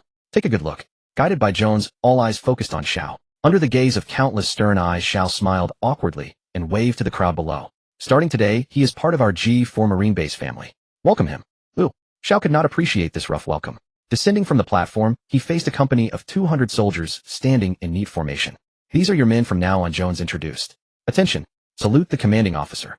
Ordered a captain. The soldiers raised their rifles with their left hands and gave a crisp salute with their right. Hello, I am Zhao, Zhao said, nodding with a smile. Though he was the commander, he felt as if Fu Lan had sent these men to watch him. Jones led Zhao and his unit to the dry dock. Now that you've seen the base, you should have a good understanding of G4. I'll leave you to get acquainted. Take your men out for a spin around the sea, Jones said, patting Zhao on the back. Attention. Obey the Major's orders at sea. Yes, sir. Board the ship. Sailing across the vast, boundless ocean, Zhao studied his battleship with great interest. It was a medium-sized vessel capable of carrying 200 men with few cannons and not particularly thick armor. From the deck to the cabins, the command room, the captain's quarters, and so on. Wherever Zhao went, 2 or 3 lieutenants followed him. Annoyed by the constant tailing, Zhao turned to the 3 lieutenants behind him and said, Tell me, why do you keep following me? It's the rule. We're responsible for your safety. One of the lieutenants replied earnestly. Hearing his answer, Xiao gave a helpless smile. Trust me, if we ever encounter an enemy that I find troublesome, you won't be of much use. Seeing the three lieutenants unconvinced, Xiao decided to demonstrate his strength and bolster his authority as captain. Xiao issued his first order since boarding. All crew members assemble on deck. 200 soldiers lined up neatly on the deck. Officers above the rank of ensign stepped forward. Dozens of officers stepped out of formation under Xiao's command. In a moment, when I say begin, you will attack me with all your might. Blades, guns, or unarmed combat. Spare nothing. Zhao's words left the 10 officers momentarily at a loss. They were all outstanding among their peers. Even if Xiao was a commander sent from headquarters, this was too arrogant. Zhao's next words baffled them even more. And I will defeat all of you within 1 minute. No 30 seconds. At this, the entire crowd erupted. What could be done in 30 seconds? Even one punch per person wouldn't be enough time. Moreover, these officers were battle-hardened veterans, the backbone of the base's mid-level commanders. For this unknown commander to utter such a boast was far too arrogant. Through his mind network, Xiao could clearly hear the doubts in the soldiers' hearts. Though no one showed disrespect outwardly, many had already lamented having such a reckless commanding officer. This was exactly what Xiao wanted. The greater the contrast in their minds afterward, the more effective his authority. The several captains exchanged glances, hesitating over whether they should go all out. Don't hold back. My iron fist is quite painful, you know, Xiao warned. After a year of training with Carp, he had somewhat picked up the technique of the love iron fist. Though his skill was imperfect, it was more than enough for them. Begin. After announcing the start, Xiao stood still, waiting for them to attack. What? If you're not coming, I'll make the first move. Xiao instantly flashed before one officer clenched his fist, plain and simple, and struck him square in the face. Catching that unadorned fist with his face, the officer rolled his eyes back and collapsed unconscious. The others were stunned. Too fast. They hadn't even seen Xiao's movement. The other 9 officers, realizing Xiao was serious, drew their blades. Shaved. One officer used the 6 powers technique, shaving behind Xiao. Xiao, unwilling to waste time, swung a fist and took that officer out. 2 officers in front, holding standard issue swords, slashed at Xiao from above and below. Yawning, Xiao extended a finger, flicking both swords away instantly, then followed with 2 crisp slaps accompanied by the thuds of the 2 officers falling. 17 seconds left, Xiao reminded. He flashed behind 2 more officers. Iron Body. The 2 officers, realizing they couldn't dodge, quickly activated Iron Body. The result was obvious. They were knocked over by a single punch from Xiao. Storm Leg. Finger Gun. Iron Body Fist. Flying Finger Gun, Blunt Strike. Xiao casually flicked 3 flying finger guns. The projectiles instantly neutralized the officers' attacks and flew toward them. The moment they were struck by the flying finger guns, all 3 officers felt as if a giant hammer had slammed into them. They were done for. Only one captain remained on the field, holding 2 pistols, hesitating to fire. After all, bullets were different from blades. A poorly aimed shot could kill. He couldn't bear the charge of killing a superior officer. 10 seconds left, plenty of time. You can take a moment to prepare mentally before firing. You all wait, Xiao said casually. Bang. Bang. 2 lead bullets shot from the barrels. The officer deliberately avoided vital areas. Xiao's right hand gradually turned black. With a casual wave, he caught the 2 incoming bullets firmly. He tossed them into the air, caught them again, and then threw them at the officer's non-lethal spots. The bullets didn't pierce the skin, only left the struck areas bruised. 2 seconds left, the fight ended. The soldiers who had been stern-faced were now all wide-eyed with astonishment. 30 seconds, 1 hand, 10 officers taken down. The commander's uniform wasn't even dirty. This is the gap in strength. I don't need you to protect me, you just need to improve your skills and protect yourselves on the battlefield. Yes, sir. None dared to disobey. Their commander's strength was absolutely terrifying. Now when Xiao listened to their thoughts through the mind network, no one dared to doubt. Only fear remained. Return to your posts. The 10 officers with varying injuries were sent to the medical bay for treatment. On the less crowded foredeck, the bored Xiao began training his 3-color hockey. The soldiers on duty watched in amazement. Their commander could even use hockey. That was a skill only common in the latter half of the Grand Line. Their current location wasn't even the Grand Line. In the entire base, only Colonel Frank was proficient in 2 colors of hockey, while some rear admirals knew 1 color, and others none at all. They never expected their newly appointed commander to be so powerful. Was he some high-ranking officer inspecting the lower ranks? All sorts of outlandish thoughts poured into Xiao's mind. These soldiers have way too wild an imagination, Xiao mused inwardly. Report. A communication soldier hurriedly rushed to the deck, shouting to Xiao. Speak. The base has issued an order. A pirate crew is roaming our assigned waters. The base commands us to pursue them. What's the background of that pirate crew? The Bighorn Pirates Captain Jacques Yake has a bounty of 56 million berry. He's a devil fruit user, the sheep fruit bighorn form. Moreover, their ship is huge with many cannons. A large pirate crew of 700 men. Hearing that the opponent was a devil fruit user, Xiao grew interested. Although the bighorn fruit was rather useless, it could still provide him with an extra training slot. With his current training slot enhanced by 3-color hockey, he could fully awaken a devil fruit in just 7 months. Report to headquarters. We're going after them. Yes, sir. Lads, turn the ship around. We're going to catch a sheep. Xiao shouted with the full spirit of a pirate. No, a marine. I spy a pirate vessel. I spy a pirate vessel. The lookout's voice boomed through the megaphone, reaching the ears of the Marines. Confirmed. It's the Ram pirates. All hands prepare for battle. The communication officer shouted. Marines emerged from the hold armed with various weapons, their expressions grim. An instructor who had just regained consciousness scrambled to Zhao's side upon hearing the battle alarm, crawling on hands and knees. They're the Ram pirates, outnumbering us 3-1, and those lieutenants who were commanding the battle, just. Major, I suggest we only pursue and not engage directly. Their pirate ship is moving slowly, we just need to wait. At this lieutenant's suggestion, Xiao took a deep breath. Who do you think I am? Bring the ship alongside. Yes. Facing Zhao's order, the lieutenant didn't hesitate, grabbing his sword and preparing for boarding combat. The Ram pirates' lookout also spotted Zhao's warship. Men, turn the ship around and sink that warship. The massive pirate ship slowly turned, presenting its broadside to the Navy warship. Gazing at such a colossal pirate vessel bristling with dozens of cannons, the Marines aboard the warship couldn't help but feel fear. Full speed ahead. A lieutenant shouted. Bang, bang, bang. Dozens of cannonballs rained down toward the warship. As panic surged among the crew, Xiao drew sure and swung forth a crimson sword aura.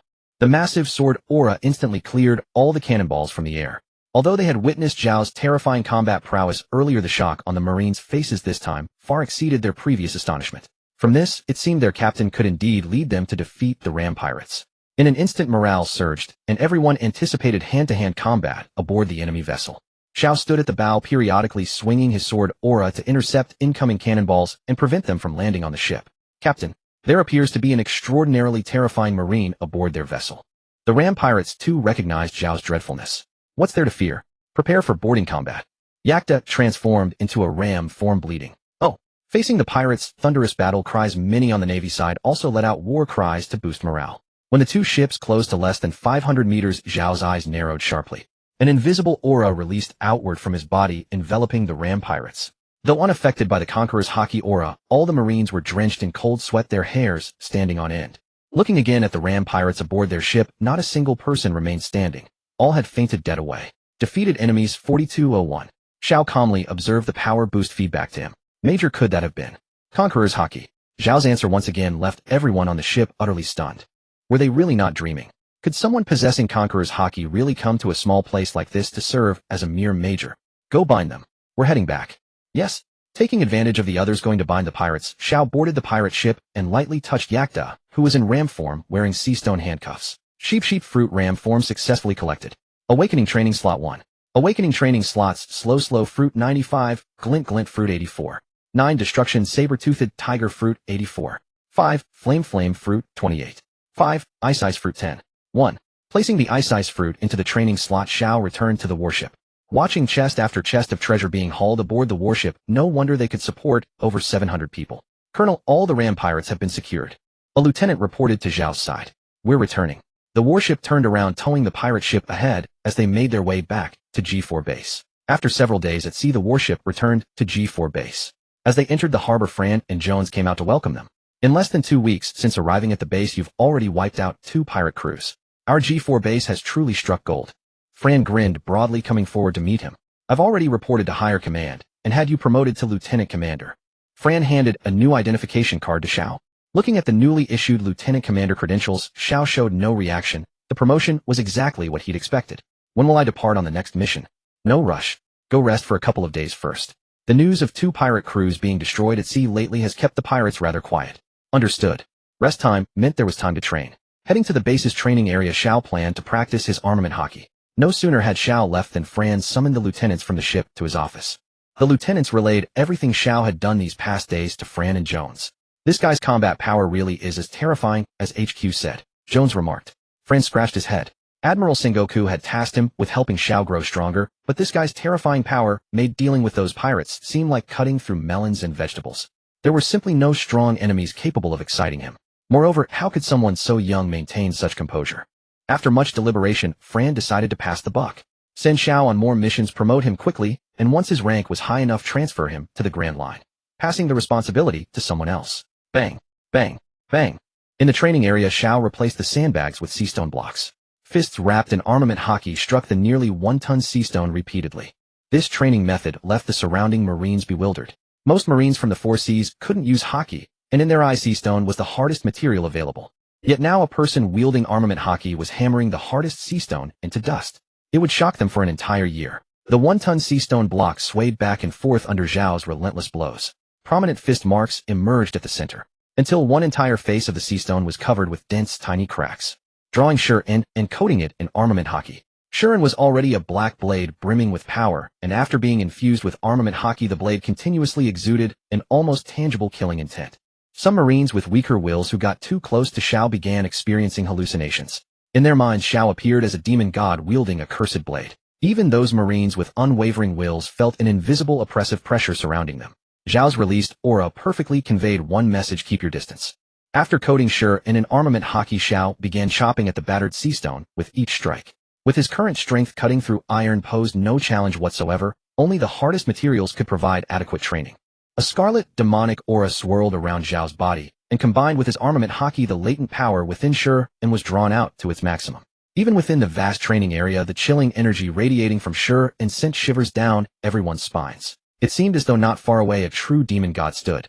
One sword-style secret art night, farewell song sever. Bang! The rectangular block of sea stone was cleaved in two. Cut through. Sea stone, someone nearby exclaimed. Xiao, however, felt there was nothing to celebrate. The sea stone had already been battered beyond recognition by his earlier strikes. Cutting it was only to be expected. At that moment Jones came rushing over from afar. Arriving beside Xiao, he looked at the severed sea stone, then at the blackened blade of Shuren, now coated in armament hockey. Just how absurd is this guy? What's happened? A large number of pirates have gathered near the waters of the Kingdom of Havana, totaling over 1500 men. Hearing the news from Jones, the group snapped out of their astonishment. The Kingdom of Havana was a small, perpetually snow-covered country to the north, a world government member state, with little influence. What's their highest combat power? 3 captains with bounties of 70 million berries, and 4 or 5 allied small pirate crews. I'll go. Give me a small assault ship. You're going alone. If I can handle it alone, why waste manpower? Donning his modified black coat with the white characters of justice, he left a dashing silhouette for the others, and strode slowly toward the dry dock. Jones watched Zhao's receding figure, impressed by his coolness. Frank had originally planned to send more men, and then credit Xiao with the merit, but never expected the man to go alone. When Jones relayed the news to Frank, the latter laughed. This kid really has the style of my younger days, ha. Jones. Having followed him for so long, he knew exactly what kind of man Frank was. Could he stop gilding the lily? The assault boat Xiao requested was quickly arranged. Kid, this boat is all steel and equipped with the latest engine. Don't go too fast and lose control, the gruff old dock foreman said with a grin. Got it, Xiao replied, leaping onto the assault boat. After checking the 1,000-meal rations stored inside, he weighed anchor and set sail. Once out of the base, using his observation hockey to sense that no one was around, Xiao activated his ability, making the boat skim across the sea. Engine. What need for an engine when I have a flying ship? Since G4 base was far from the Kingdom of Havana, it was already the next morning when Xiao arrived. He washed up and had breakfast. Under Zhao's observation hockey, he could perceive that part of Havana had already fallen. The Marines, Royal Guards, and pirates were locked in street fighting. The soldiers still capable of resistance were few, and the last line of defense was about to be breached. Countless cries and explosions weighed on Zhao's heart. He docked the boat in a secluded natural harbor, then activated his devil fruit ability, transforming into a bolt of lightning that raced along the coastline. Along Zhao's path was a small pirate ship. With few pirates on board, he couldn't be bothered to search for treasure. He simply crashed into the hull, passed through the vessel, and emerged on the other side. Behind him, the pirate ship burst into flames and exploded. Entering through the breached National Gate, Xiao deactivated his lightning form and flickered among the rubble and debris. He took a shortcut to the rear of the last line of defense. By then the line had already been broken, and as the last soldier fell, a flood of pirates poured through the gap. Women and children cried out as they retreated, but there was nowhere left to go. No one's left to resist, boys, let's loot. An enormous black and red sword beam swept over everyone's heads, slaughtering the pirates pouring through the gap. All eyes turned to see a black coat of justice draped over a rooftop. There's still someone here who can resist. Xiao landed on the street between the pirates and the civilians. Don't be afraid, I'm a Marine. Xiao turned and waved with a smile at the terrified crowd. The pirates who had entered through the gap gasped at the gruesome state of their vanguard. Sea Captain. A tall pirate in a tricorn hat stepped out of the gap. What happened? Dirk glanced at the pirate remains on the ground, his eyes blazing with fury. Who did this? G4 Base Marine Lieutenant Commander Xiao. Just a lieutenant commander. Dirk sneered. He's no ordinary lieutenant commander. A timid pirate beside Dirk whispered. Shut up. A bunch of worthless trash. Men, kill him. A horde of pirates surged from behind Dirk. One-sword-style infinite play. Xiao left an afterimage on the spot, as blade light danced, and sword energy ran wild. The surging pirates were instantly torn apart by the violent slashes. Limbs flew and blood blossomed. When the stunned onlookers came to their senses, they saw only scattered corpses. The grim sight of the bodies made even Dirk, a seasoned pirate, shudder. "I'll spare you today. Just wait." In an instant, Xiao appeared behind Dirk with a red gleam in his eyes, smiling. One-sword-style demon stripping bone. Dirk, who had just turned, felt a chill down his spine, a sudden weakness, and watched his limbs fall away from his body. His eyes fixed on his falling form, then went blank. With that, all the pirates who had come to capture slaves were eliminated. Marine from G4 base. The pirates who looted the treasure have fled along the channel from the estuary. The king of Havana, trembling, emerged from the crowd and shouted at Xiao. "Got it," Xiao replied casually. Under his observation haki, he was fully aware of every pirate's movement. The pirates who had plundered the treasure were now setting sail to depart. It was better to let them get farther away so the battle in nearshore waters wouldn't expose his devil fruit ability. "I'll get them back for you." Leaving those words, Xiao leaped onto a rooftop and vanished from sight in a few flashes. At the harbor, pirate ships with skull sails were preparing to depart. "What's taking Dirk so long?" The captain of one ship shouted to the adjacent vessel. "How should I know? Can't even handle capturing a few slaves," the other captain shrugged. "See, Captain, one of our ships has been attacked and sunk." A pirate dashed from the shore. "What? They shouldn't have any resistance left. Something's wrong. Leave a ship for Dirk, we're leaving first." From the broken gate of Havana, a ragged pirate ran frantically toward the sea. "A monster! Run!" In an instant, all the pirates on the harbor felt their hair stand on end. Combined with the mysterious sinking of one ship, danger was definitely here. "Forget Dirk. Set sail." One by one, the pirate ships quickly weighed anchor and sailed out of the harbor. Xiao sat on a high platform above Havana's national gate, calmly watching the pirate ships glide across the sea. He waited until they disappeared over the horizon before he would go and reap them all. "What the hell is going on?" Zinster roared as he sat on a barrel staring at the nearly insane young pirate. The young pirate, whose mind had been shattered, gradually regained his senses after being yelled at. Clutching his head, he knelt on the ground, sobbing uncontrollably. "A demonic lieutenant commander from G4 base took us all down with just a few moves." "Captain."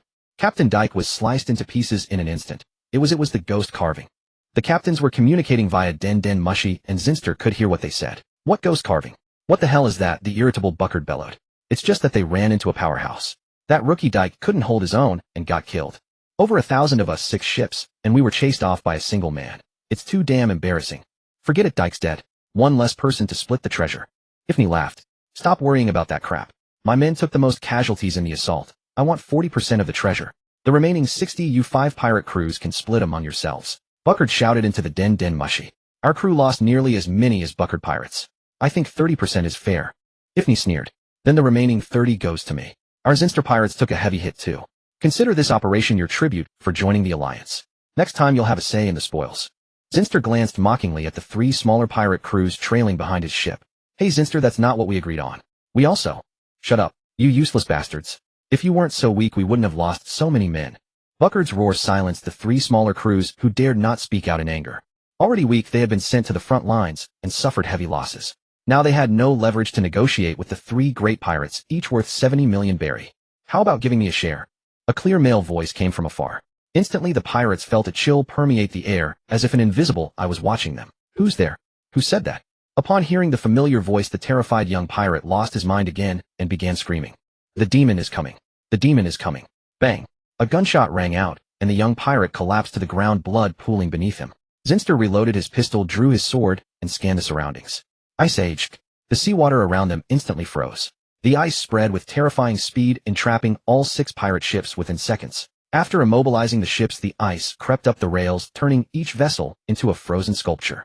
Most of the pirates aboard were unaffected, as Xiao was still not adept with the ice fruit's power. This was the limit of his ability. The pirates were stunned by the sight. Such power. Could he be a Logia-type devil fruit user? Ifni exclaimed. Instantly on alert, the pirates huddled together on the decks, facing all directions in anticipation of an incoming attack. Emerging from the stern of a ship, Xiao watched the clustered pirates with boredom. Truly, humans only think of huddling together when facing death. The captain of one small pirate crew noticed Xiao strolling toward them from the stern. "Who are you?" The captain raised his sword and pointed at Xiao. "Who I am doesn't matter. What matters is that you'll all be dead soon, and the dead don't need to know too much." As he spoke, Xiao's form began to change. His height shot from 1.9 meters to 4 meters. Blade-like fangs nearly half a meter long, 2 agile little ears, a short tail. Behind him, razor-sharp tiger claws, explosive muscles beneath his furry coat, and a chillingly cold crimson gaze. This was the beastman form Xiao had developed after awakening the saber-toothed tiger fruit. It's a Zoan. Fire. Bang. Bang. Bang.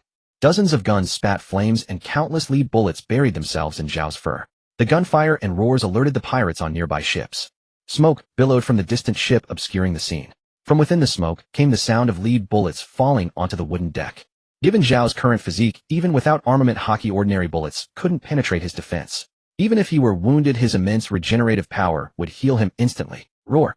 A earth-shaking tiger's roar erupted from the center of the smoke. The surrounding smoke dissipated instantly. The roar struck terror into all hearts.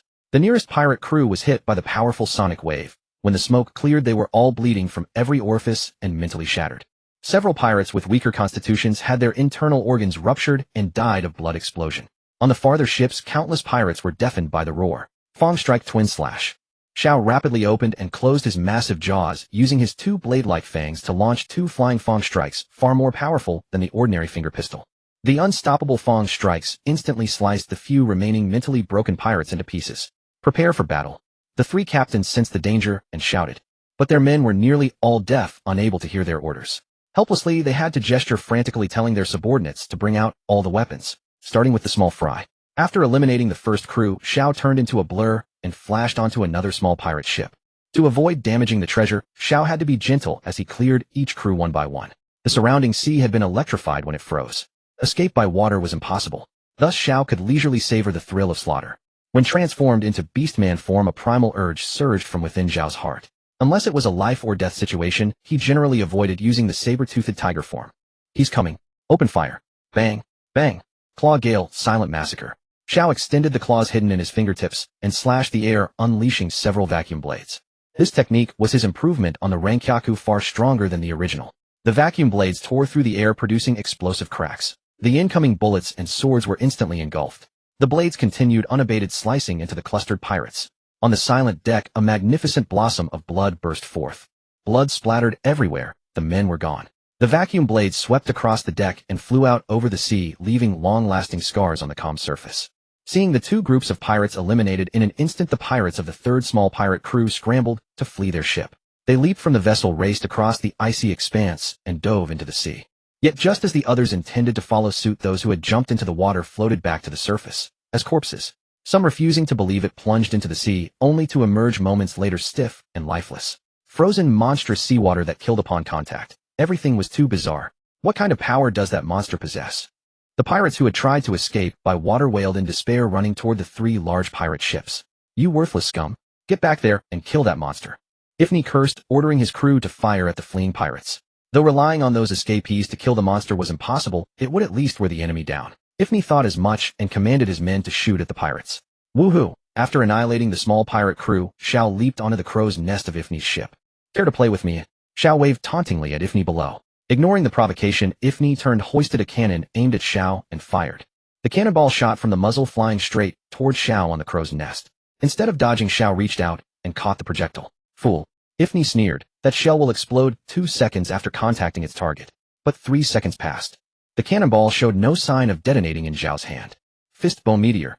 Xiao hurled the cannonball back at Ifni. The moment it left his hand, it slammed into Ifni's face and exploded. In truth, the shell had already detonated, but Xiao had enclosed the explosion within his armament hockey. He threw the already bursting bomb at Ifni. As the hockey faded, it exploded on Ifni's face. Ifni's skin was thick enough that the point-blank blast didn't kill him, but Xiao then moved in for the kill. Gale Claw Burial Lotus. Xiao spun at high speed, countless vacuum slashes radiating outward from his center. Blood rained from the ship onto the ice surrounding the pirate vessel, forming a pattern that resembled a blooming red lotus when viewed from above. The entire Ifni pirate crew was either dead or fleeing. Another crew had been wiped out, 2 remained. The remaining 2 crews wisely refrained from firing guns or cannons at Xiao, mainly fearing they would draw him onto their own ships. While Xiao was slaughtering the other pirates, the Sinster and Buckered crews quietly slipped off their ships and lowered small boats into the sea. They had discovered that direct contact with the seawater meant certain death, but the small boats touching the water were fine, and standing on the boats was safe. After finishing off the Ifni crew, Xiao spotted the 2 remaining crews attempting to escape in their small boats. It was about time to make them taste despair.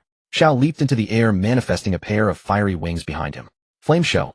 The wings spread wide, spewing flames downward. The flames, like dragons, swept across the sea beyond the ice.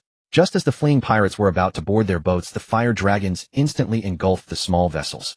The last glimmer of hope for the pirates was extinguished.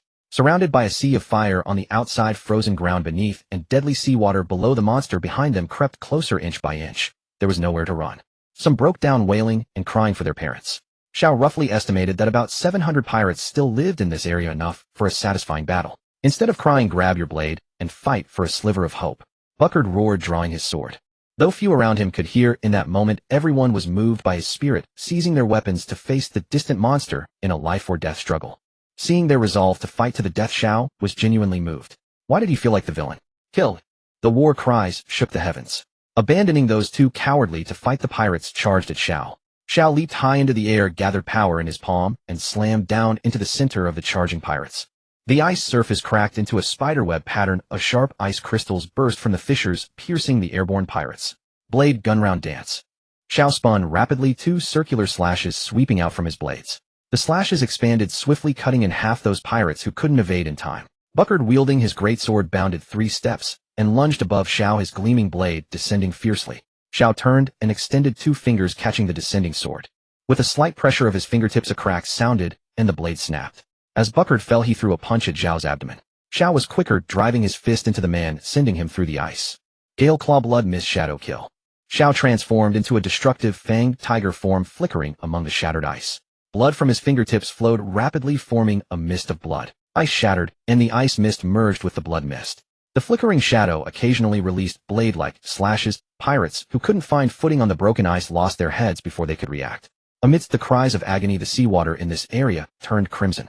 Eventually, the ice and flames dissipated as the pirates were completely annihilated.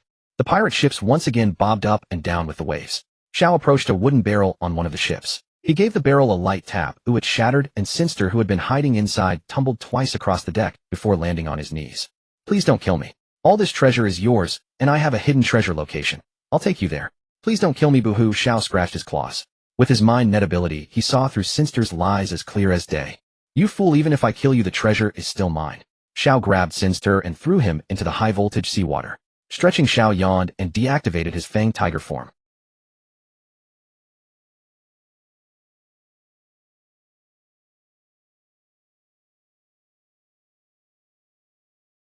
The sails on these ships were all damaged beyond repair. Xiao stretched his body and secured the ships together with ropes. He took off his shirt, tied the rope around himself, and jumped into the sea. He swam toward the kingdom of Havana. This too was a form of training. Thanks to his ice fruit ability, he was completely unafraid of the bone-chilling seawater. Towing a ship by swimming in the sea was far more difficult than pulling one on land. After swimming for most of the day, Xiao finally caught sight of a corner of the kingdom of Havana. The citizens of Havana, who had been waiting for the Navy to handle the aftermath, were terrified when they saw a pirate ship approaching them. They scrambled to hide. No way. Did that big brother fail? A young girl set her eyes wide with shock, unable to finish her sentence. Hearing the shouts of the citizens, Xiao felt a bit helpless. Did they not even confirm his identity? He couldn't just fly up in plain sight, so he resigned himself to diligently swimming toward the beach. The pirate ship docked, and Xiao returned aboard to drop the anchor. Arriving at the place where the small boat was previously stored, he first cleared out the provisions in the cargo hold, then navigated the vessel to the harbor. After securing the ship, Xiao stepped into the kingdom, nearly half of which lay in ruins. Woo-woo, mama, I'm scared. Deep within the palace bunker, a young girl sobbed, clutching tightly to her mother's embrace. Keep quiet. The pirates are back. Do you want us all to die? Someone nearby hissed urgently. The girl's mother clamped a hand over her mouth, pulling her closer into protective arms. He walked back to the street he had just traversed and retrieved the justice coat. Pulling out a den mushy, he dialed a number. Commander Frank, this is Xiao. Please respond if you copy. Sitting in his office, Frank heard the voice crackling through the den mushy and quickly asked, Xiao, what's your situation? How is the kingdom of Havana? I've dealt with 7 pirate crews. Havana is half destroyed, but the good news is I've recovered the wealth the pirates plundered. Hearing Xiao's report, Frank finally set his mind at ease. Thank goodness the boy hadn't come to harm. If he had, Frank would never have known how to explain it to superiors. Stay where you are. Jones is leading the fleet and should arrive in Havana this afternoon. Understood. After hanging up, Xiao made his way to the palace bunker. He activated the mechanism on the door, and the iron gate slowly rose. It's a pirate. Halfway up, an elderly man's panicked shout echoed through the chamber. Xiao bent slightly to pass through the doorway. It's me, a Marine lieutenant from G4 base. Do you remember me now? Everyone stared dumbfounded at the impeccably clean and handsome-faced Xiao. Oh, it's that big brother. A girl called out. Yes, it's me. My name is Xiao. After calming the crowd, Xiao walked to the corner of the bunker, where several figures cowered behind him, trembling. By their clothing alone, Xiao immediately recognized them, the royal family of Havana. Hey, King of Havana. I've already retrieved your treasure. Stop playing dead and get up to organize repairs. The Marines will arrive this afternoon. The pockmarked old king turned around, locked eyes with Xiao, and collapsed in terror. Sigh. Fine, I'll take command myself. Xiao sighed, no longer expecting a spineless, frightened monarch to accomplish anything. Listen up. I've driven off the pirates and recovered your treasure for you. Go outside and repair your homes. The Marines will be here soon to provide support as well. Is it true? Are you really giving it to us? Someone asked timidly. Yes. I'll be distributing supplies in the square shortly. If you work together, you can survive this disaster. At the prospect of receiving provisions, everyone surged forward with renewed hope, flooding out of the bunker. Xiao followed them to the pirate ship loaded with treasure, packed the goods, and headed toward Havana's largest central square. Along the way, some wept beside corpses, while others broke down before their ruined homes. Wails of grief filled the air. The scene was nothing short of a living hell on earth. Follow me. We're distributing supplies. Xiao shouted as he walked. Seeing the massive sack on his back, everyone began trailing behind him. After the earlier battle, nearly all the kingdom's men had perished, and even frail, elderly people had been slaughtered. Those following Xiao were mostly women and children. Reaching the center of the square, Xiao opened the sack, revealing a glittering pile of gold and coins that caught everyone's eyes. He quickly estimated the population and calculated how much each person should receive. Line up. I'll distribute according to household size. Following Xiao's direction, the crowd formed a long queue. Xiao divided the gold bars into portions, giving each person a sum of coins and a small piece of gold. Not long after distribution began, a man wearing a crown barged into the square with several wives and children. Who gave you permission to distribute royal treasure? Don't worry, I'll reserve a portion for you. Just the average share, nothing more, Xiao said calmly, ignoring the royal clamor. This treasure belongs to the royal family and should be allocated by the king alone. I, Francis IV, have just succeeded my father as the king of Havana. By my order, drop whatever you're holding and carry it all to the palace. It will be used for royal reconstruction. Your Majesty, we don't even have enough money for food. Where would we find the strength to rebuild the palace? An elderly woman pleaded, collapsing to the ground. Aren't the Marines coming? They'll bring food, won't they? Francis turned to Xiao and asked hopefully. They'll bring rations, but not for long. With so many mouths to feed, we need to purchase grain from neighboring nations. This money should sustain everyone until the kingdom is repaired. What nonsense. This is my money and I alone will manage and distribute it. Francis continued pressing his claim, though he dared not seize it by force. I must remind your Majesty that your royal guards are not with you. Zhao's words were aimed not only at Francis, but also at the crowd around them. If the king no longer cared for the survival of his people, then why should his people obey his commands? If the citizens of Havana wish to replace their king, I have no objection. Nor do I care to interfere. Zhao's words drove Francis to stumble backward, his gaze wary upon the starving, desperate masses surrounding him.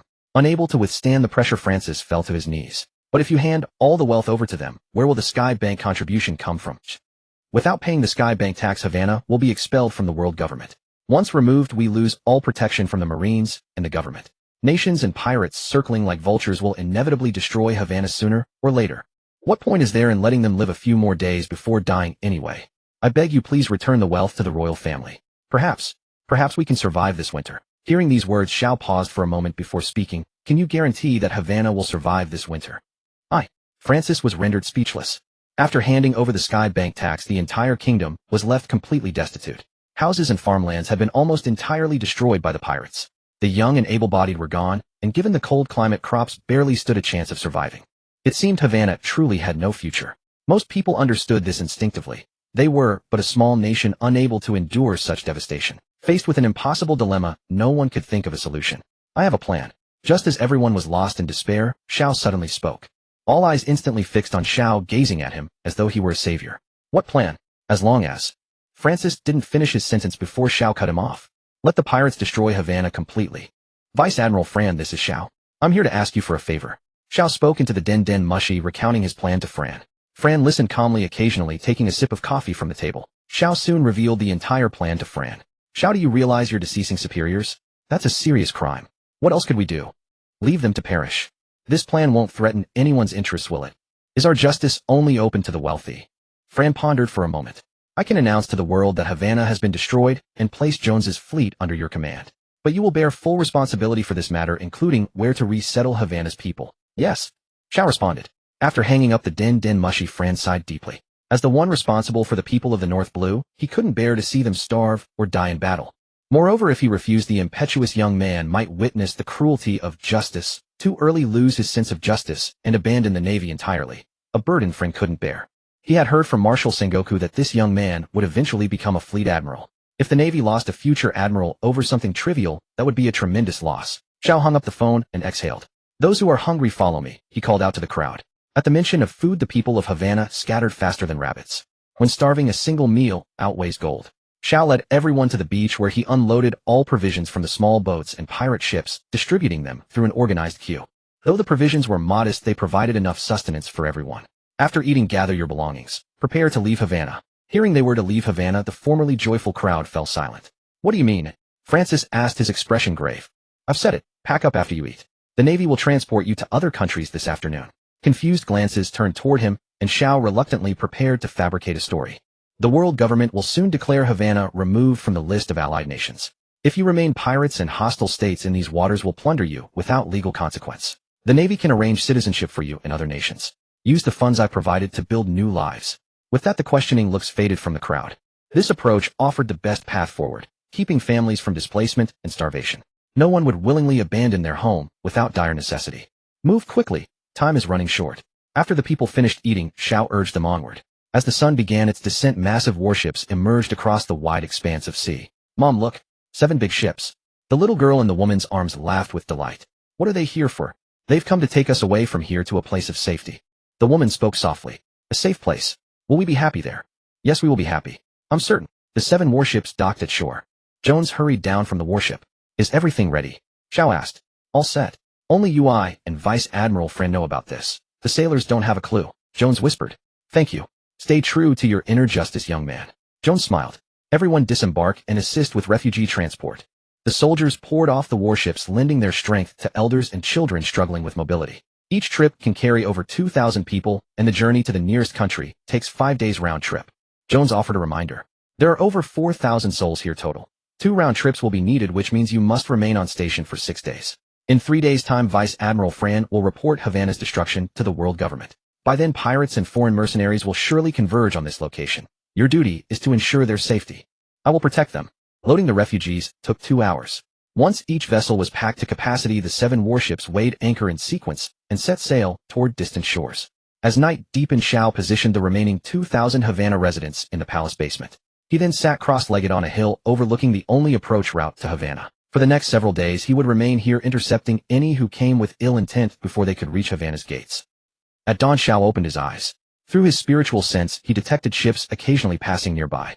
These vessels circled the island repeatedly, likely trying to verify whether Havana had truly been destroyed, as rumors claimed. To conceal his Navy affiliation, Xiao had donned a mask.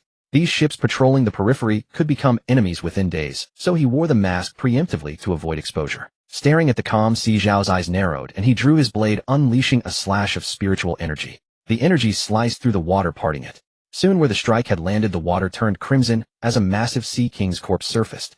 Xiao moved onto the carcass and carved away all the edible portions. He kept a portion for himself and delivered the rest to the people in the palace. Though the warships had left behind some provisions, it was barely enough for 2,000 souls.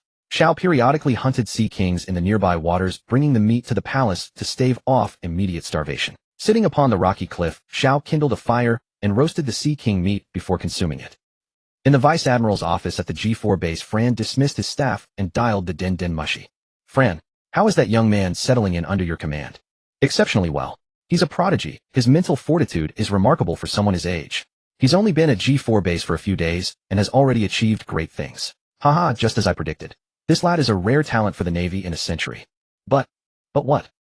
The situation is as I've described. Do you believe I handled this correctly?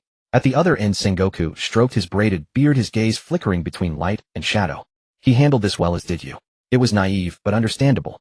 I only issued the order to preserve his sense of justice. You did the right thing. I would have done the same, but there won't be a next time. Understood. After ending the call, Sengoku sighed. He admired the boy's actions, but the world was far more complex than he realized. Don't worry so much. If circumstances had been reversed, I'm certain you would have acted the same way, Suru said comfortingly beside Sengoku. But that was when we were young. We're old now. Coo, coo. The seagull's dawn chorus roused Xiao from slumber. Today marked the 3rd day he had kept watch at Havana's gates. According to Jones, news of the kingdom's fall would spread across the world by day's end. A news bird soared overhead. Xiao beckoned it down and purchased a copy of the newspaper. Before even unfolding the paper, the front page headline proclaimed Havana seized by pirates. Kingdom fallen, sovereignty lost stricken from world government records. As Xiao read, a vessel entered the periphery of his heart network. It was no pirate ship. Its 200 souls radiated the unmistakable aura of seasoned warriors.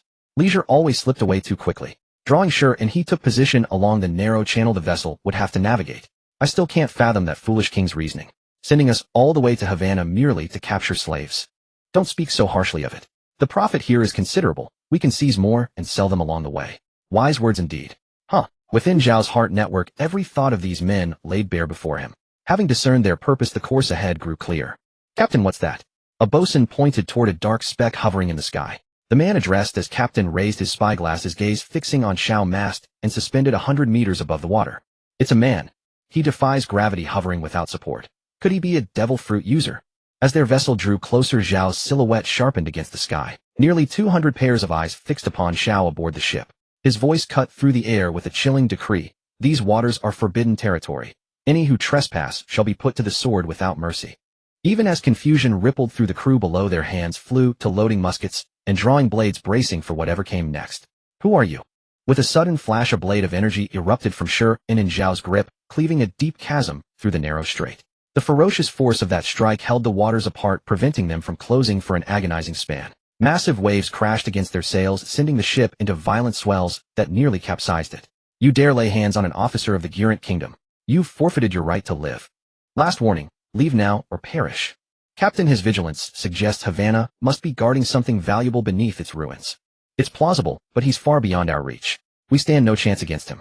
We retreat and petition the old king to send reinforcements. One sword-style feral cry. Bladed waves erupted from Shi and in rapid succession. The men below never had the chance to react. Their sailing vessel shattered into multiple sections in an instant. As the men plunged into the water, the sword strikes descended like relentless rain from above. The sea ran crimson with blood until silence reigned. Zhao had not intended to slaughter them all, but their plan to spread rumors would draw even more reckless fools to this place. Acceptable to handle individually, but the commotion would attract unwanted attention. They were merely the Gurant Kingdom's covert instruments anyway, dead weight. With his first trial complete, Zhao returned to the hillock and resumed his vigil for the next group of ill-fated travelers. Before he'd even settled at the summit, his heart network flared with another presence. A pirate vessel cutting through the channel. Since these were pirates, Zhao felt no obligation to show mercy. Captain Bakid's already stripped everything worthwhile here. What's left for us? This place is too remote and concealed. If we claim it first, we can establish a stronghold and build our power base. Thunder-breathing seventh form fire thunder deity. A thunder dragon wreathed in flames erupted from the distant horizon, striking straight for the pirate ship below. Captain, look. Before the pirate captain could even turn, the thunder dragon engulfed his vessel entirely. Thunderclaps echoed relentlessly from aboard the ship. Lightning bathed the entire superstructure of the pirate vessel. Through the blinding flash, a moving figure cut down everything living. Fire, lightning, and blade strikes reduced the upper decks to wreckage. The pirates barely registered the attack. Only a sudden numbness coursed through them before they lost consciousness and perished. Eventually, the ship's frame could no longer bear the damage. Its keel snapped, and it plummeted beneath the waves. Before the wreck sank, Zhao seized the brief respite between strikes to plunder the treasure hold. To his disappointment, such a massive vessel contained only a handful of gold coins. While Zhao sorted through the loot, at sea level, an albatross wearing peculiar garments materialized in the distance. Recognizing this bizarre sight, Morgans hastily raised his camera and snapped photograph after photograph. Preoccupied with his search, Zhao barely registered Morgan's presence, merely noting a bird and dismissing it without further thought. That momentary lapse would haunt Zhao's regrets for 2 full days. The following morning, he intercepted another news bird to check for updates. The headline screamed, "Mysterious swordsman regret, Havana guardian of the shattered capital to the last breath." Zhao stared in bewilderment. Beneath it, a photograph captured him standing above the sea, but his mask concealed his identity, sparing him from unwanted fame. At least the image showed no devil fruit ability in use. His gaze fell on the byline, "Morgans." Yesterday's news bird at sea suddenly made terrible sense. He dismissed it as ordinary avian activity, never suspecting it was Morgans transformed via the bird fruit into an albatross. Dubbed the Underground Emperor, Morgans headed the World Economic News Agency and thrived on sensationalized headlines. Fate had conspired to bring them together. Next encounter, Zhao vowed, would end with Morgans simmering in a stew pot. Hours passed before multiple small vessels registered within his mental network. Mysterious swordsman. I, the Beihai blade god, have never heard of him. Preposterous. What swordsman dares challenge the Beihai sword saint? I am known as the Swift Wind Swordmaster, come expressly to test my blade against this so-called mysterious swordsman. A motley crew of bored swordsmen, sparked by newspaper reports and coincidence, had converged on these waters, driven purely by curiosity about the stranger's reputation. Zhao's fist hammered the hillside in fury at the voices flooding his mind. That wretched bird would suffer a far worse fate next time. He'd make it a proper iron pot dish. His worst fears materialized. The very notoriety he dreaded had arrived. As the trio entered the channel shouting demands to find the mysterious swordsman, Xiao had no choice but to reveal himself. "You're the legendary swordsman. Where's your blade?" the Beihai sword saint demanded. "Unnecessary against you." Bold words, arrogant even. The Beihai blade god sneered. "Come at me together. I have no patience to waste." Xiao beckoned all three. "Fighting without a sword. That's no duel at all," they protested. "We came to test our swordsmanship, not brawl with fists." Veins bulged on Zhao's forehead. "Then I'll begin alone." The outcome required no elaboration. Xiao had graciously taught them a lesson. They arrived in triumphant pride, but departed shivering in nothing but their undergarments, their weapons shattered. "Why become a swordsman when you could raise pigs at home, you little brats?" Xiao called after their retreating figures. On the 5th day of guarding the people of Havana, Xiao learned through a transponder snail that their fleet would return that afternoon. With the help of the local navy, the previous 2,000 had already obtained residency in other countries. 2 small transport ships had joined the refugee fleet, ensuring ample supplies for the journey. Xiao stretched lazily under the sun. Having just dealt with 2 small pirate crews, he was now planning where to find food for the people in the city. Suddenly, a large warship appeared within his spiritual sense. A slight smile curled on Zhao's lips. Here came the food. He went to the beach along the warship's route and waited, using his spiritual sense to eavesdrop on the vessel. The newcomers were the naval forces of the Goleni Kingdom. He guessed they were looking for the mercenary ship that had been sunk earlier. What mysterious swordsman dares to trouble the Goleni Kingdom? Does he have a death wish? A first mate on the warship grumbled. "Stay sharp. Jesse and his men probably fell to that swordsman. If he has that kind of strength, he's no easy opponent," the captain of the warship said. Over the past few days, many had come to Havana looking for trouble. Most of the guilty were killed by Xiao, while the innocent were beaten and released. As more people were let go, the legend of the guardian of Havana's gates grew more exaggerated. The news reached distant lands, and naturally some wanted to see for themselves if it was true. The news even reached the navy. The local navy was dispatched to investigate, but France stopped them. The king of Goleni, learning that the men responsible for his illicit businesses had vanished in these waters, specially sent some of his kingdom's strong warriors to find out what had happened. Xiao scanned the warship's structure with his spiritual sense. It was a vessel of vice admiral specifications. The Goleni Kingdom was indeed wealthy. "Captain, look over there." As the warship entered the waterway, a sailor pointed at Xiao, who was sitting cross-legged on a rock by the shore. The captain glanced at Xiao, ordered the ship to stop, and turned the cannons toward him. "You must be the mysterious swordsman," Kabali said, standing at the railing. "Yes. Jesse and the others. Are they dead?" "They're beneath you." Kabali looked down from the railing. It seemed beneath you meant Jesse and his men had been sunk to the bottom of the sea. Everyone on the ship drew their weapons. "Stay alert, this guy is no ordinary man," the first mate Jeff whispered to the crew. Many knew the fighting strength of the mercenary Jesse and his crew. To have taken them all out alone was terrifying. "Then you should know they were men of the Goleni Kingdom, right?" "I know, and you still dared to do it." "It seems Jesse and his men were too rude." "I apologize on behalf of Jesse and his men. Please forgive their disrespect. And on behalf of the entire crew, I extend our sincere greetings." Kabali bowed politely. "Spare me these boring formalities," Xiao snorted coldly. The captain looked proper enough, but Xiao knew exactly what he was thinking. "Then I'll get straight to the point. I'd like to invite you to join us to serve the king of Goleni. Name your price." Gaining such a terrifying combatant would be far better than having trash like Jesse. And once he pledged loyalty, wouldn't the secrets of Havana's capital be within reach? Kabali was not like the fools before him. He could smooth things over with words and would never resort to force. "Pointing your cannons at me, is that your sincerity?" "It's merely a precaution for both sides' safety. I hope you don't mind." "Any salary I want." "Yes. I urgently need 60 million berries. Can you get it to me within 2 hours?" That's a bit difficult. But if you board our ship and return to the Goleni Kingdom, the king will give you that money." "Then forget it. Leave your supplies and you can go." Xiao drew his blade Xian and pointed it at Kabali. "Can't we discuss this further?" "No need." "What a pity." Kabali stepped down from the railing and signaled the crew to fire. Fire. Boom. Boom. Boom. Boom. Several cannons fired simultaneously at Xiao. Soldiers on the warship raised their guns and opened fire. The beach where Xiao stood was instantly blasted into the sea. "What a shame we couldn't bring back such a talent," Kabali sighed as he entered the cabin. After confirming from the lookout platform that no one was secretly filming, Xiao extended his index finger and shot a beam of light toward a mirror below. Slaughter photon. The light shot from Zhao's hand, piercing straight through a man's head. After passing through the beam, hit the reflective mirror and refracted in another direction, piercing another man's head. The killing light refracted at the speed of light off any reflective surface on the ship. With each refraction, at least one more person was shot through the head. The reflection was so fast that no one on board could react. As the first corpse fell, someone noticed something amiss. But it was too late. More than half the soldiers on the ship were already dead. In the cabin, Kabali heard a series of thuds outside the door. Sensing something wrong, he threw the door open. The sight left him dumbfounded. The deck was stained crimson. Soldiers lay scattered lifeless. All had died the same way. a single penetrating wound to the head. Kabali was speechless, stunned by the scene. Looking up, he saw Xiao sitting on the lookout platform, watching the terrified captain. "You're a devil fruit user?" Xiao said nothing, taking it as confirmation. Clearly he had no intention of letting Kabali go. Suddenly Xiao caught a thought from Kabali's spiritual sense. The opponent was actually a devil fruit user. Paramecia iron fruit brass form. Though shocked, Kabali believed Xiao couldn't kill him. Because he was a user, his body was impervious to blades. The other couldn't harm him. Hearing Kabali's thoughts, Xiao snorted disdainfully. A frog at the bottom of a well, too reliant on his fruit ability. Brass armor. Kabali roared, and liquid brass flowed over his body. The brass quickly formed armor. Brass slash. Kabali swung his arm, releasing a crescent-shaped brass slash toward Xiao. Xiao couldn't be bothered to use armament hockey. He caught the brass slash with his bare hand. Under Kabali's horrified gaze, flames erupted from Xiao's hand. The flames instantly melted the brass into liquid. "You're a Logia?" Kabali exclaimed, nearly collapsing. Though theories of elemental strengths were rare, people of the Four Seas generally believed Logia surpassed the other two types. Xiao transformed into a fire dragon and flashed before Kabali in an instant. Flame Devour. Xiao pressed his palm onto Kabali's head and flames surged down his hand. Kabali was instantly incinerated into a pool of molten iron. Distributing the food and money from that warship among the people of Havana. The sun passed overhead. Time arrived in the afternoon.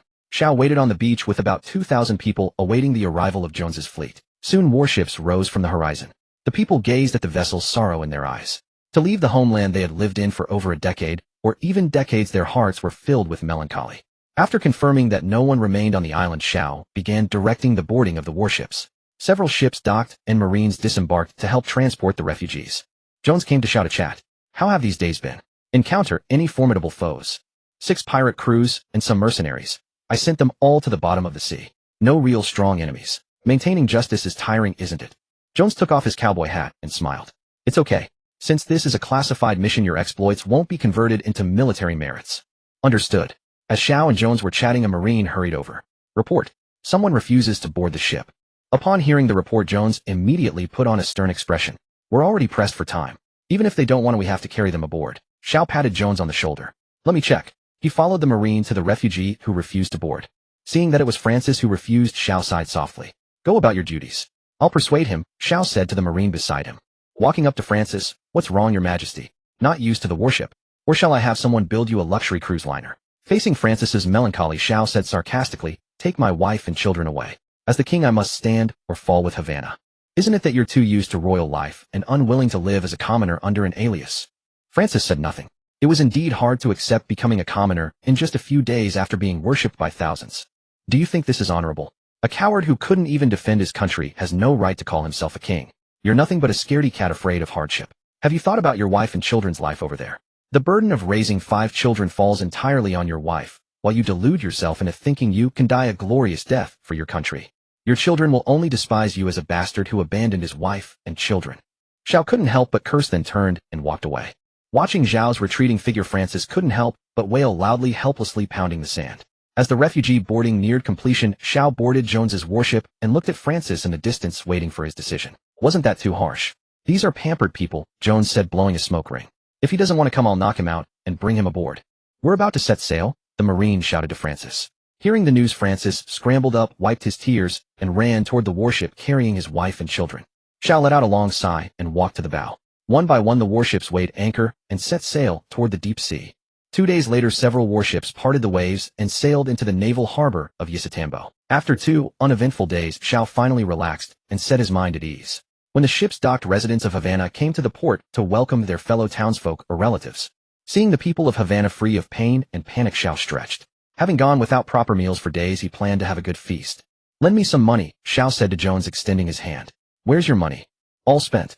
Jones sighed, took out his wallet, and handed Xiao a stack of large bills. "I'll pay you back when I get my salary this month." Xiao took the money and was about to jump off the ship to find a restaurant. "Wait, your salary this month has been confiscated by Francis." "Why?"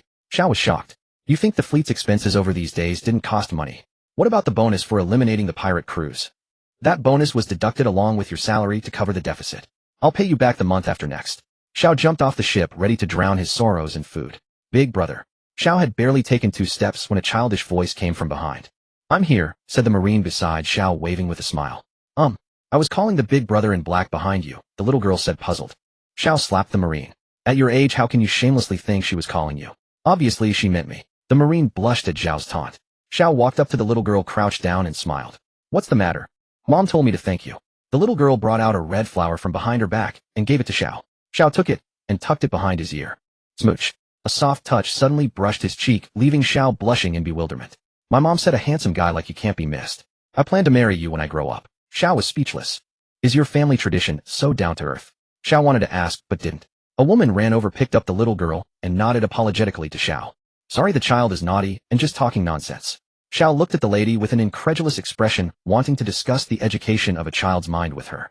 Goodbye, big brother. Thank you for driving away the bad guys for us. After being carried a distance away by the woman, the little girl waved and shouted to Xiao with a smile. Xiao smiled radiantly and waved at the little girl, watching until she disappeared from sight. The nearby Marines whispered among themselves with smirks. The lieutenant commander's face was redder than mine just now. Xiao glared at them, and they scattered instantly. Leaving the dock, he found a restaurant and ordered 100 portions of food. Under the stunned gaze of the other diners, Xiao devoured all 100 portions. Phew. Then again, under their astonished eyes, he used life return to digest the food. Exiting the restaurant, Xiao strolled along the street. Pedestrians hurried by, and he occasionally spotted familiar faces from Havana. Using his heart net, he located Francis's family, who had disappeared after disembarking. The family of 7 had changed into commoner clothes and rented a small house that could accommodate 7. After settling his family, Francis hurried out and headed to the dock. Xiao followed Francis, wanting to see what he planned to do. It turned out Francis was just going from door to door looking for a job. Bolu bolu bolu. Hello. Hello, my ass, where are you? Come to the port, we're about to set sail. Got it. Huff. Huff. Huff.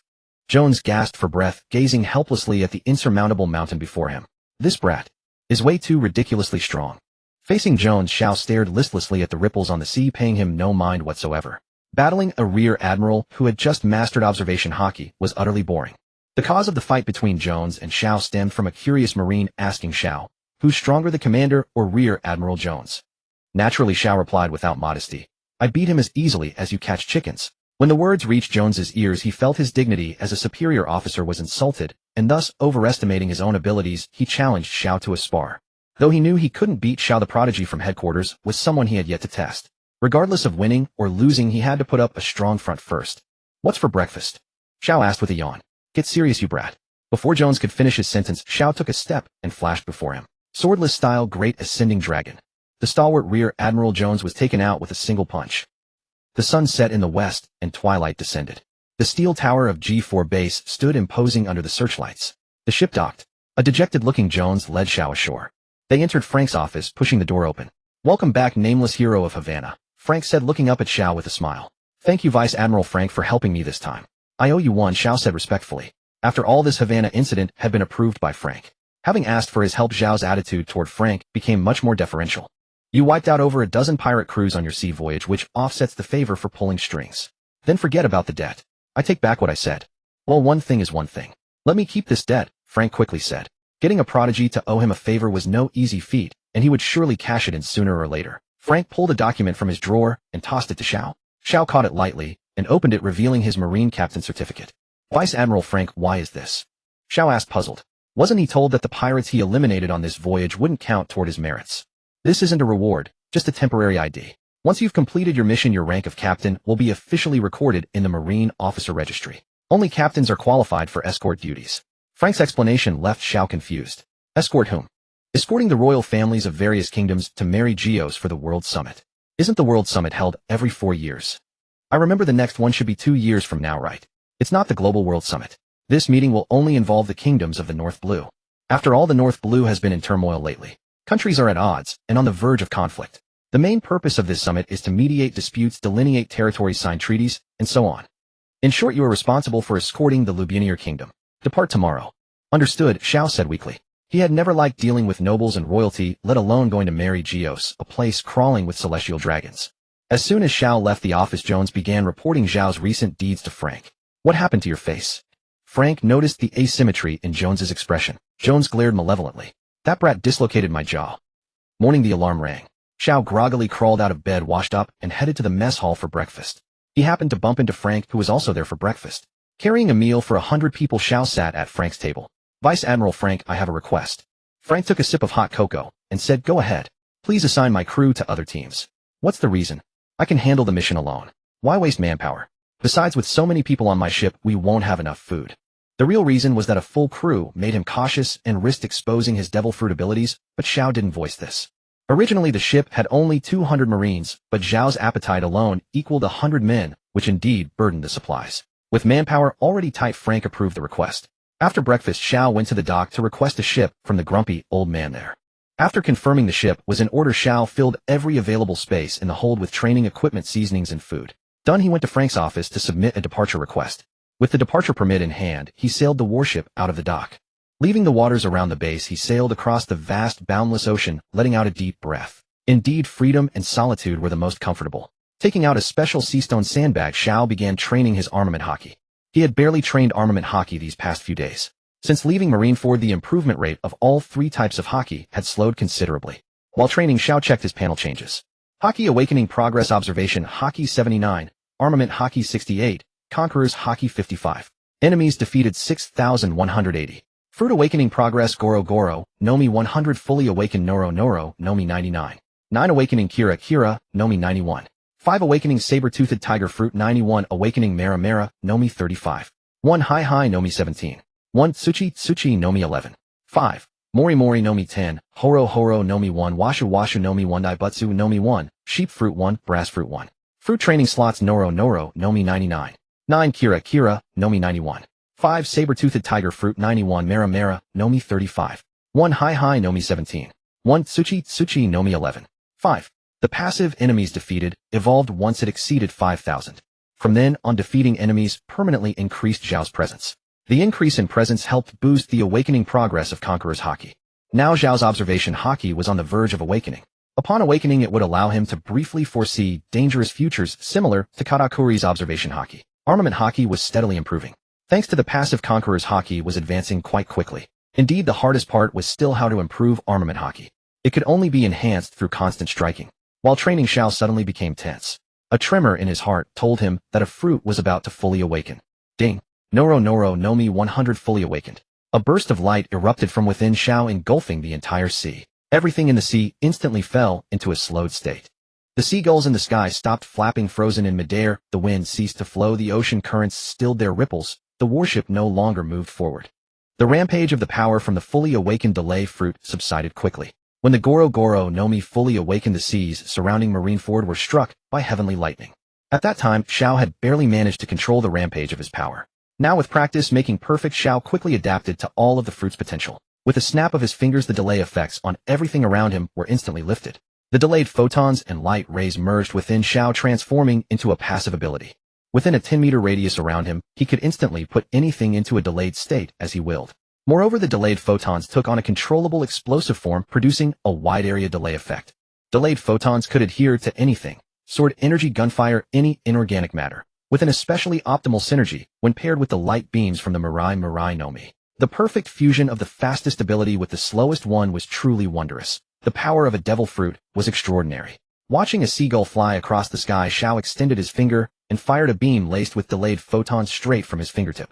The beam, merging the abilities of both fruits, shot instantaneously toward the seagull in the sky. The moment it passed through the bird, the delayed photons within the beam detonated under Zhao's control. The delayed photon explosion inflicted no damage, yet at that moment the seagull and an enormous area of airspace around it fell into a state of delay. The duration could be controlled at Zhao's will. A minimum of 3 seconds up to a staggering 1 full year. That was what Xiao had recorded. He did not know the precise limit of how long the delay effect could last, for only a year had passed since he obtained the fruit. That cockroach he had experimented on remained trapped in its delayed state to this day. After the delay fruit fully awakened, a training slot opened up. Xiao placed the brass fruit into the vacant training slot. Brass, belonging to the iron attribute, possessed extreme malleability and synergized exceptionally well with the Goro Goro Nomi, offering terrifying potential once awakened for crafting mecha and warships. After studying his delay abilities for a while, Xiao resumed his armament hockey training. Rubinil was still far off. At this warship's speed, it would take 2.5 days to arrive. On the morning of the third day at sea, a massive island came within the range of Zhao's mind network. From afar, he could make out the city and harbor upon it. Judged by its prosperity, it was considerably better than the few northern blue nations he had seen before. After freshening up, Xiao took out rations for 50 people and made his way to the bow. Bathed in the morning sun, Xiao began his breakfast. He had deliberately saved half his stomach so he could sample the local specialties later. With the Navy flag raised and guided by the harbor workers in charge, the ship dropped anchor and moored. Donning his justice greatcoat, Xiao strode down from the warship with an imposing bearing. King Rubenil, who had long heard of the Navy's arrival, had already arranged a welcoming honor guard at the port. The moment Xiao stepped out of the dock, he was greeted by a grand honor guard playing music in formation. King Rubenil, wearing his crown, stared at the approaching Xiao with an ingratiating smile. Taking in the spectacle, Zhao's stride grew ever more unrestrained. King Rubenil's gaze gradually shifted from anticipation to confusion. Why was he alone? Could he be advanced intelligence personnel? Xiao approached King Rubenil, put on a smile, and extended his hand. I am Colonel Xiao of the Navy G4 base in charge of this maritime escort operation. It is a pleasure to serve you. Oh, I am Brant the 14th. Welcome to Rubenil. The aging king wore an ingratiating smile as he shook Xiao's hand. May I ask why your department sent only one person? Or does Vice Admiral Frank have other arrangements? Just me. There are no other arrangements. Well, Brant was momentarily at a loss. Could it be that Rubenil was not valued by the world government? Then wouldn't Rubenil's voice at this world summit be utterly meaningless? But that did not make sense. Rubenil paid its taxes in full, and in terms of strength it ranked among the top in the Northern Blue. Why target them? Seeing Brant's awkward expression, Xiao could roughly guess what the man was thinking. I was sent not for any special reason, but simply because I am too powerful. Vice Admiral Frank need not waste manpower on me. In terms of boasting, if Xiao claimed second place, no one would dare claim first. Although he genuinely possessed that level of strength, Brant and his surrounding ministers were left speechless by this sudden display of arrogance. How strong can you possibly be against a fleet? It's over. No fleet means Rubenil is clearly not valued by the government. I should think about my own escape route. I wondered why it hadn't rained today. Turns out it's because you rendered me speechless. Hearing the thoughts of everyone around him was entirely within Zhao's expectations. Since you do not seem to believe us, allow me to demonstrate my power. Then forgive our bluntness. Brant and the others boarded carriages, while Xiao was led by soldiers to mount a carriage as well. The carriage made its way toward the military camp. They intended to test whether the Navy colonel's strength was truly as formidable as he claimed. Along the way, Xiao opened the carriage window and admired the streets of Rubenil. Indeed, Rubenil was far more luxurious than Estampo or Havana. The streets were clean, the buildings opulent, with nothing squalid in sight.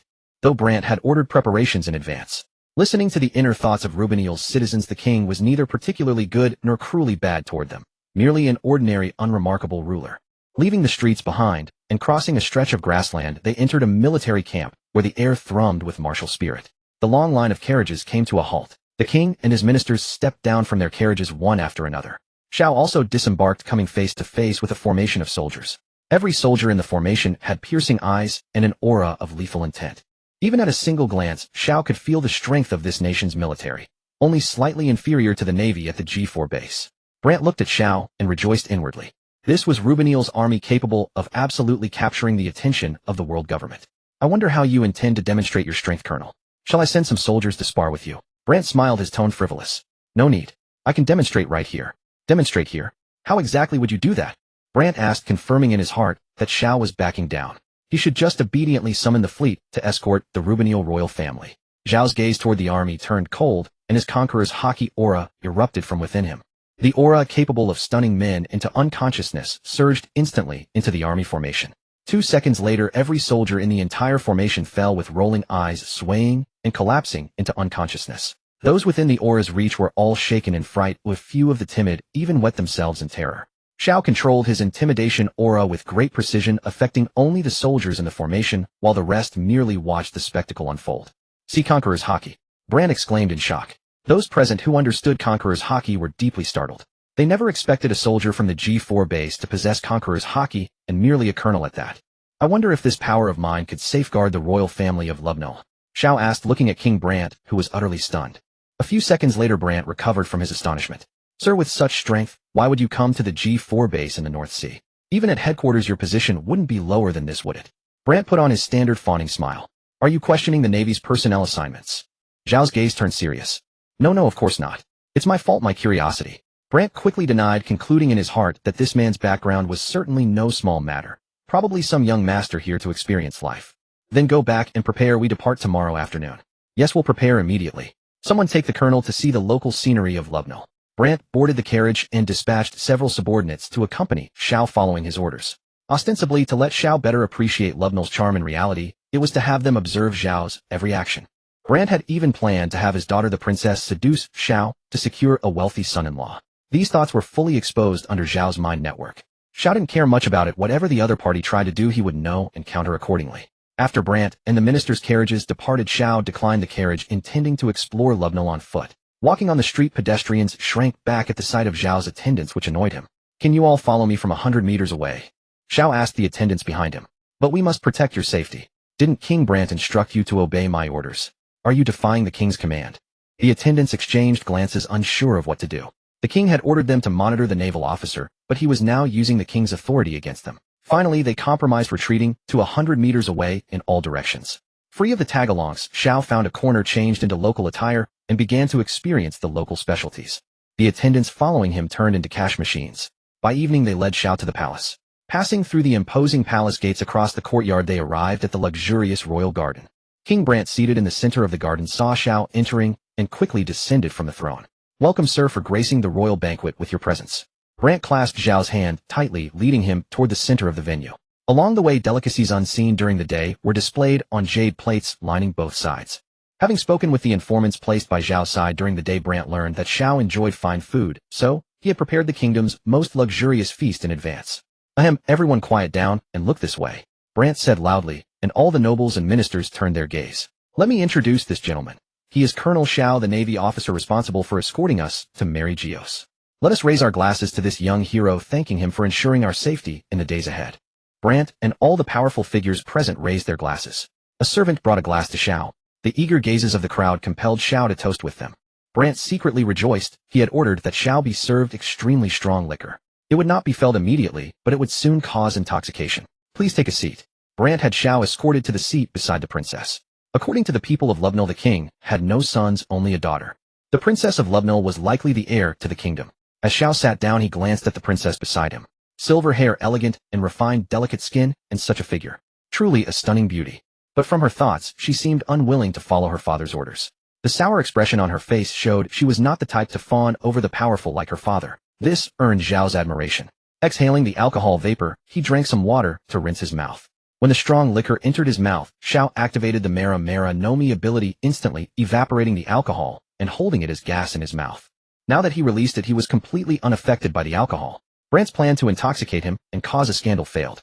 After Xiao sat down, Brant frantically signaled his daughter Nice. But she turned her head away, ignoring him. Her rebelliousness infuriated Brant, who whispered a few words to a maid beside him and then looked elsewhere. The maid who received Brant's orders came to stand between Nice and Xiao. What's wrong, Nice? Are you not feeling well? Why aren't you greeting our guest? Nice, already sulking, heard the question and with a quick thought changed her expression. Oh, Aunt Milan, I have a stomachache. I need to return to my chambers to rest. Nice moaned softly, ensuring her father wouldn't hear. Xiao sat in his seat, focused on eating, paying no attention to her, not even glancing her way. The woman called Aunt Milan looked at Nice, who was trying hard to feign pain, and with a fond, helpless smile whispered in her ear, "Go greet the guest, or I'll ask your father to let you leave." Really? Nice whispered, leaning against Milan. Milan nodded, then turned to Xiao. She gently patted his shoulder. Xiao put down the meat in his hand, swallowed, and looked at Milan. Is there something? Sorry to interrupt your enjoyment. This is our princess, she'd like to greet you. Milan smiled apologetically and pushed Nice forward. Seeing Nice's reluctance, Xiao wiped the food residue from his hand and extended it. I am Xiao. Nice stared at Xiao, who had eaten like a ball, puzzled for a long time. She remembered he had been quite handsome just a moment ago. How had he become like this? Was he some kind of ability user? Finally prompted by Milan, she shook Xiao's hand. Nice. Are you all right eating so much? Nice, what are you saying? Milan quickly scolded. Wait a moment. Hiss. Xiao used life return, his body deflated like a balloon, returning to normal in no time. Nice's eyes widened in shock at this incredible ability. Her initial desire to escape was replaced by curiosity. How did you do that? Nice immediately showed a strong thirst for knowledge. This is called life return, a skill mastered only by pushing the body's functions to the extreme. Once you learn life return, you can send consciousness to any part of your body, like your hair. Xiao said, controlling his hair to change its style. I want to learn that. Venice gazed at Xiao with starry eyes. Venice, mind your manners. What's the harm? Wouldn't father want me to get acquainted with our guest? Milan pouted. Your father? What he wants is likely not this kind of contact. I apologize, Mr. Xiao. Our princess has a rather insatiable curiosity. Please forgive her. Xiao disregarded Mulan's explanation and turned to her. Return of life is not something easily mastered. Few in the Navy have learned it. Then why did you learn it? Mulan looked at Xiao with unconvinced eyes. I have superior talent, Xiao replied without modesty. I haven't studied it. How do you know my talent isn't high? Noting Xiao's reluctance to teach her, Venice resorted to provocation. Xiao smiled and pointed at the feast before them. Finish a full 10 servings in one sitting, and then exercise to digest it all, and I shall teach you. The pampered young miss could hardly endure the grueling process of learning return of life. Xiao intended to set an insurmountable challenge, so she would give up. Venice, stop your nonsense. As a princess, you must carry yourself with grace. Father would never permit such harmful behavior, Mulan said sternly. Ignoring Mulan's reprimand, Venice stared at the barely touched food on the table and swallowed hard. It's a promise. If I finish, you teach me. Xiao reached into Venice's thoughts and was genuinely startled. This girl actually intended to eat it all. I'll go inform father at once. Mulan rose and headed toward Brant. After hearing the situation, Brant chuckled. If she wishes to do it, let her. It may serve to draw her closer to that Navy senior colonel. You will not approach Venice tonight. Give them space, Brant ordered. Immediately 2 guards took position beside Mulan. Confined Mulan watched Venice with deep concern, fearing she might harm her health. Very well. I'll tell you directly. Having witnessed Venice's determination, Xiao no longer intended to hinder her. The method for cultivating return of life is to consume a massive amount of food in a short time, digest it all, and restore your body to its normal form. Afterward, you can control your hair, internal organs, and other aspects. This is not a skill that can be practiced casually. The process is extremely arduous and painful. I urge you not to approach it with a frivolous attitude. I understand, Mulan replied, grabbing food from the table and beginning to eat. This is merely my first attempt. Thank you for telling me. Xiao listened to her inner thoughts and realized this girl truly intended to master return of life. He watched Venice finish the 10-person feast. Venice's figure had slightly swollen, gasping heavily. This is about done. Now I must digest it. Lifting her skirt, Venice strode out of the banquet hall. Seeing Venice leave, Brant hurriedly approached Xiao. Could I ask you to keep an eye on the princess? Xiao stood. Having intended to do so anyway, he agreed to Brant's request. Leaving the banquet hall, Xiao followed Venice all the way to her chambers. Blocked at the gate, he waited outside the courtyard. Venice emerged in lightweight athletic attire and ran straight into Xiao. What are you doing here? Entrusted by your father to watch over you. Then perfect. Please correct me if I make any mistakes. Xiao nodded and followed slowly behind Venice. 2 handmaidens accompanied them. Upon reaching a mirror-clear lake, Venice began running laps around its shore. The circular artificial lake measured approximately 800 meters per lap, Xiao estimated. Watching Venice run with all her might, yet breathe smoothly and maintain steady footsteps. The princesses of this world truly are diligent. Compared to Vivi and Rebecca, Venice, a flower nurtured in a greenhouse, possessed such perseverance. In a certain sense, she surpassed both of them. After 10 laps, Venice began to show signs of fatigue. 5 more laps and you're done, Xiao called out. At Xiao's words, Venice's gaze hardened. She gritted her teeth and pushed onward lap after lap. The 2 handmaidens beside Xiao watched with growing anxiety. Xiao sat on a bench and asked the handmaidens, does your princess usually train? These dozen or so laps are beyond what an ordinary person could endure. Our princess is more like a boy in temperament compared to other girls. She harbors a fierce curiosity toward all manner of novel things, and once she decides to do something, she must see it through. Only. Xiao listened to the inner thoughts of both handmaidens and gained a clearer picture of Venice. Simply put, she was a young miss confined within castle walls, yearning for the wonders and adventures of the outside world. Adventure in this world was far from simple. Finished, Xiao called out. Upon hearing the signal, Venice collapsed onto the ground with a thud. Your Highness. The 2 handmaidens rushed to Venice's side and helped her up. Xiao also approached slowly, observing the changes in her body. For a first attempt, you did admirably. It was nothing special, Venice said bravely, though her legs trembled uncontrollably. It's late. Return to wash and rest, Your Highness. We depart tomorrow, one handmaiden reminded. The 2 were about to support Venice and escort her back to her chambers. I don't need help. I can walk on my own. Venice stubbornly broke free, then immediately stumbled and fell. Fine, help me then. Her cheeks flushing, Venice spoke softly. Supported by the handmaidens, she turned her head proudly, avoiding Zhao's gaze. Just as they were about to leave, Venice suddenly remembered something and turned to ask, do you know the Sukiage, moonwalk, of the Navy's Rokushiki? Faced with Venice's sudden question, Xiao hesitated for 2 seconds. Though he knew a little moonwalk, he had never actually used it. It was a skill that could be learned, but held little necessity. I know a little. Then how high can you fly? Venice's exhausted face lit up with renewed energy. A few tens of meters. Could you teach me? Let's discuss it tomorrow. It's too late tonight, Xiao waved his hand. This girl was far too eager to learn. Do you really know it? Venice narrowed her eyes with a sly smile. Xiao said nothing, instead stepping onto empty air and ascending into the sky. He vanished from Venice's longing and delighted gaze. Zhao's moonwalk was hardly polished, but by cheating with his devil fruit ability, it appeared as though he were performing the technique flawlessly. After all, he had just boasted in front of others and felt no desire to expose his unrefined skills. Face was still quite important. In the early dawn, when the sky was just beginning to lighten, a sea of morning mist lay heavy over the harbor. A super-large luxury cruise ship sat anchored at the most prominent position, while the naval warship to its lower left appeared remarkably insignificant in comparison. Xiao let out a yawn as he emerged from his cabin, casting a glance toward the nearby Lubian Royal cruise ship to ensure it remained secure. Then he retrieved his seastone sandbags and began training his armament hockey. Bang, bang, bang. The sound of steel colliding echoed through the dense fog. Soon the morning sun crested from the eastern horizon, dispelling the damp, chilling mist. Xiao sat at the bow enjoying his breakfast while watching dockworkers load supplies onto the cruise ship. Within his heart's network, the familiar and urgent footfalls of someone drew ever closer. Swallowing the last bite, Winnis, dressed in shorts and a t-shirt, asked the harbor workers for Xiao's location before sprinting straight toward the warship. A group of attendants trailed behind her, utterly unable to keep pace. From a distance, spotting Xiao perched on the ship's bow, Winnis surged forward in a 100-meter dash and arrived at the warship's base. Xiao, you said yesterday you'd teach me the Soro. Observing Winnis drenched in sweat and panting heavily with her legs trembling uncontrollably, Xiao could immediately tell she had just finished life return training. Xiao acknowledged her with a nod and leaped from the bow to stand before Winnis. Your Highness, please choose a posture, and I shall carry you aboard. What posture? Such as the princess carry to bring you onto my warship. At the thought of physical contact with Xiao, Winnis's delicate cheeks flushed.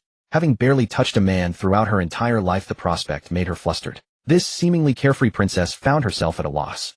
Then, let's just hold hands, Winnis said, extending her slender jade-like hand toward Xiao. Grasping her hand, Xiao activated the Soru enhanced with his devil fruit power and gently carried Winnis down to the warship's deck. May I ask, Your Highness, what is the maximum height one can reach with the Soru? Winnis asked eagerly. A few hundred meters, perhaps. One cannot remain airborne for too long. Hearing Xiao's reply, a flicker of disappointment crossed Winnis's excited eyes. Why do you wish to learn the Soru? Because there is a legend in our land about Shangra, the Golden Country. It is said that the Golden Country was swept upward by an ascending ocean current into the heavens. Isn't that merely a fairy tale? Nolan the liar persisted in claiming Shangra existed even unto his execution. Xiao watched Winnis with keen interest as he spoke. Even if it is but a fairy tale, I want to see whether it is true or false. Nolan was executed by my ancestors. I do not believe he was a liar. He should have had no reason to deceive. Gazing into Winnis's sincere eyes, Xiao realized the girl truly believed in that fairy tale. The Sky Islands do exist, Xiao suddenly stated. Huh. Winnis's eyes widened in astonishment. I have been there myself, though I have not visited the Golden Country. You're not lying to me, are you? You believe in fairy tales yet refuse to believe me. Then how did you reach the Sky Island? Winnis asked, still somewhat skeptical. Exactly as you described. The ascending ocean current carried the ship into the cloud sea above. Within that cloud sea, islands do exist. If the Sky Island truly exists, then the Golden Country must also exist, doesn't it? Winnis exclaimed in surprise. As for whether Shangra exists, I cannot say for certain. But if you have the opportunity, you should go and see for yourself. You might just find it. Hearing Xiao's words, Winnis jumped with excitement.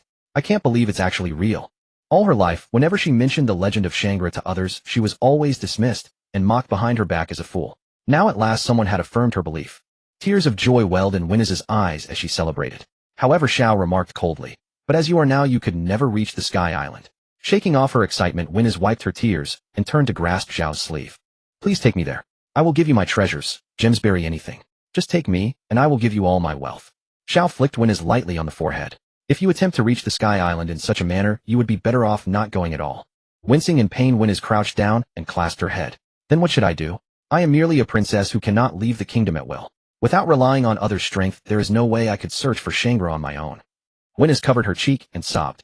Tell you what Xiao said. If you can master the Soru within 2 years and learn to govern as a worthy queen, I will take you to the Sky Island and help you search for Shangra. Winnis lowered her hands, turned around, and looked up at Xiao through her teary red eyes. Really? Of course, provided you fulfill both conditions I mentioned. Let's pinky promise. Winnis extended her little finger toward Xiao. Xiao linked his finger with hers, promising that he would indeed take her there. The servants trailing behind Winnis were unable to board Xiao's warship. They could only rush to the cruise ship above, peering down to see what their princess was doing with Xiao. They watched as Winnis, under Xiao's guidance, continuously tapped the air beneath her feet. What on earth was the princess doing?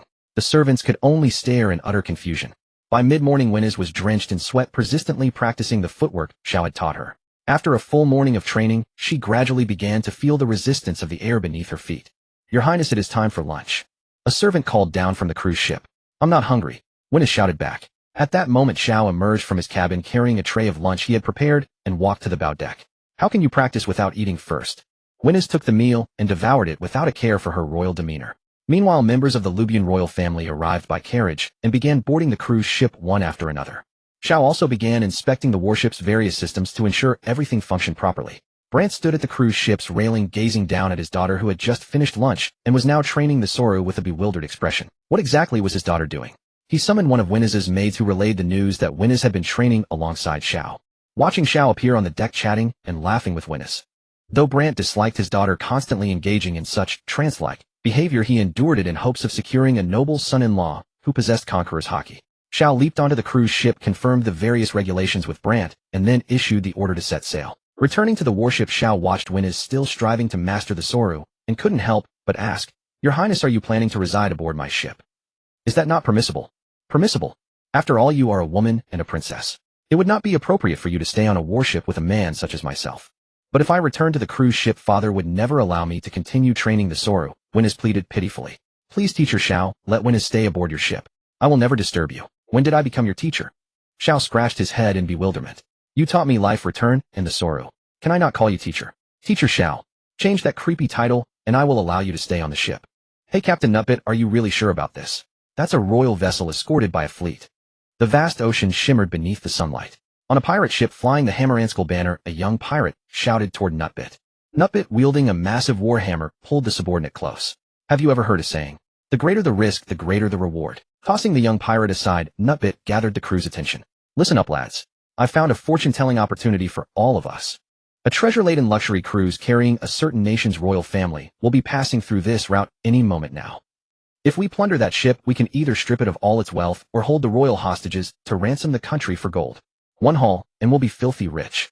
Upon hearing Nutbit's description, the pirates aboard erupted into deafening cheers. "However, there is a navy fleet guarding the cruise. The danger level is extremely high. Are you brave enough to gamble on this?" When they heard about the naval escort, everyone fell silent.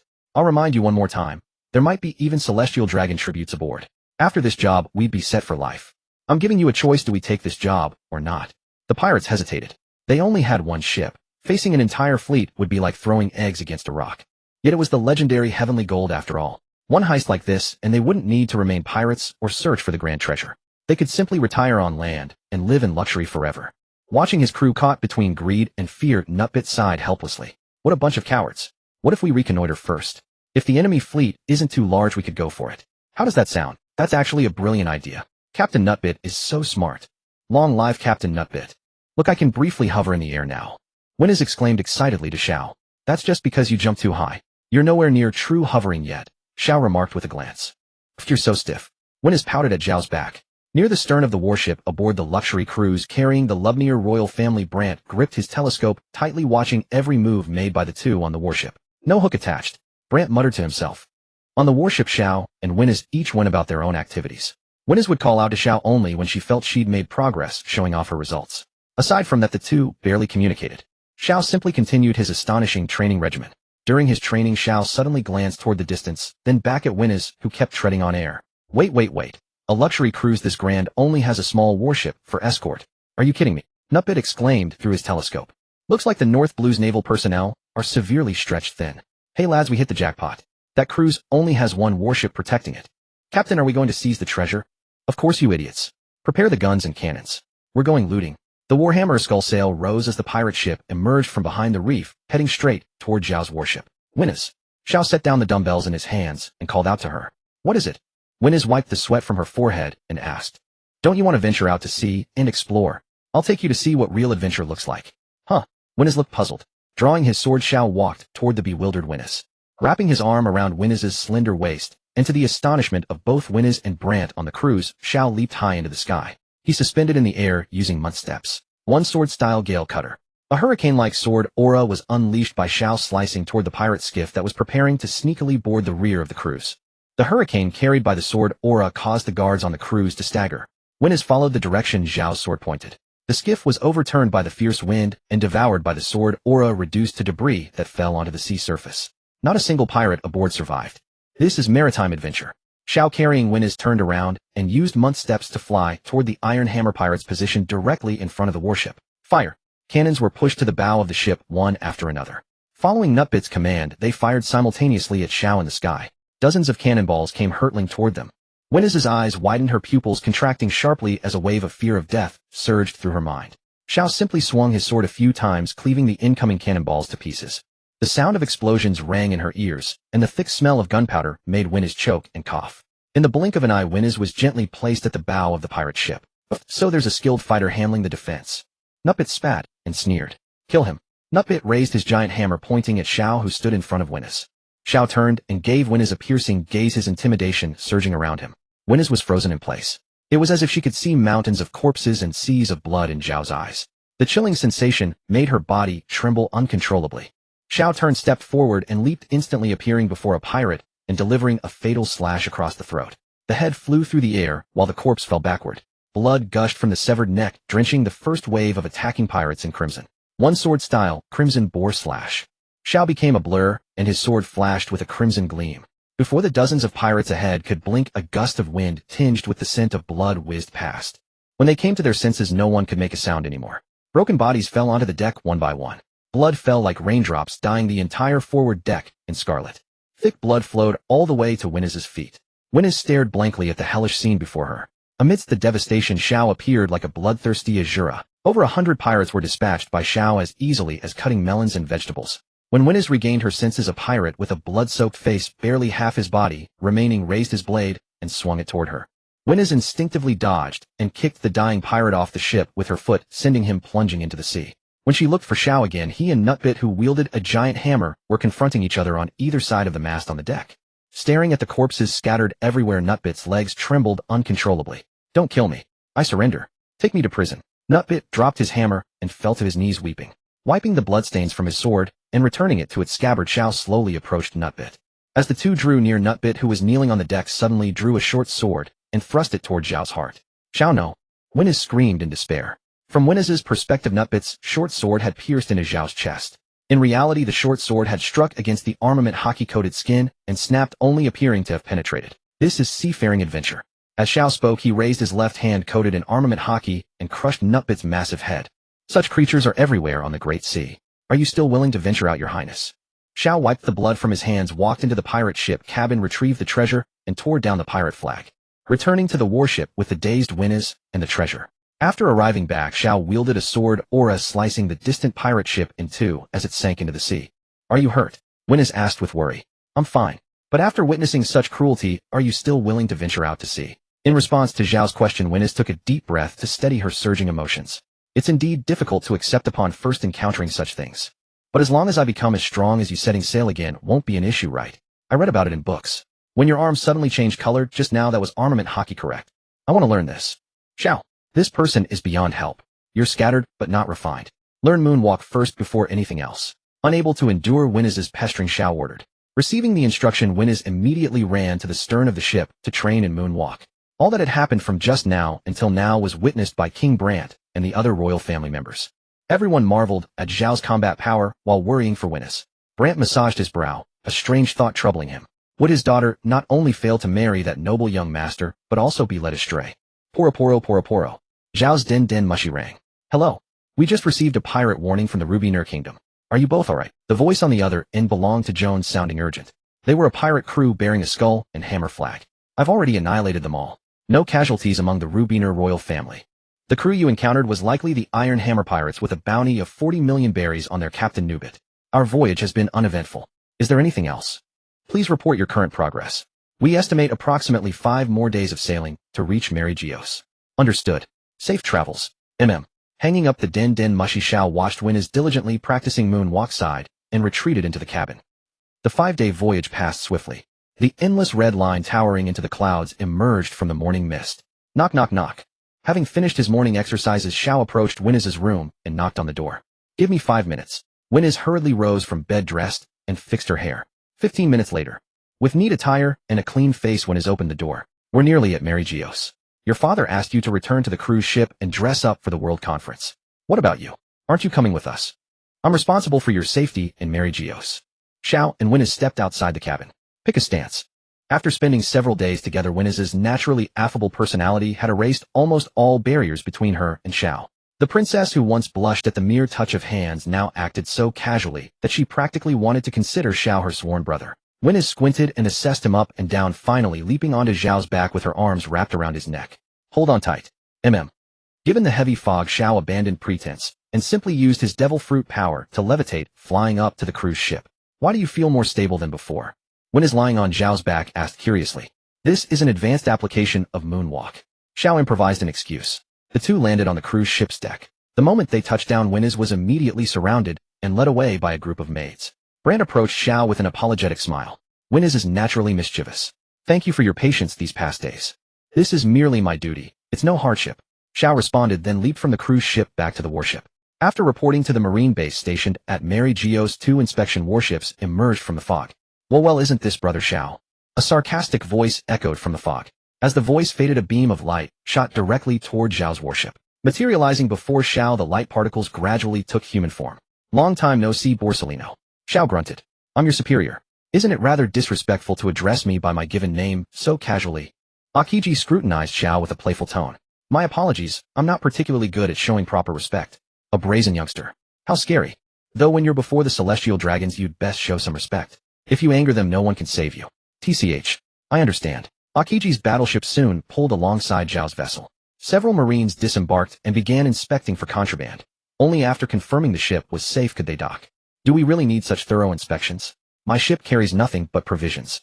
That won't do. What if there are dangerous explosives, or the like?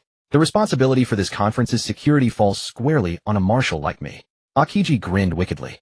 Reporting, Mr. Akiji, no contraband found aboard. Very well. Let this vessel dock. I'll go greet the royal family of the Rubiner Kingdom. Akiji transformed back into particles of light and flew toward the cruise ship. Xiao proceeded to the cabin and, guided by Marines from Akiji's vessel, made his way to the Navy dock to disembark. Stepping off the ship, Xiao stretched and enlisted a Marine to guide him to the mess hall for breakfast. Welcome to Mary Geo's, King of Rubiner.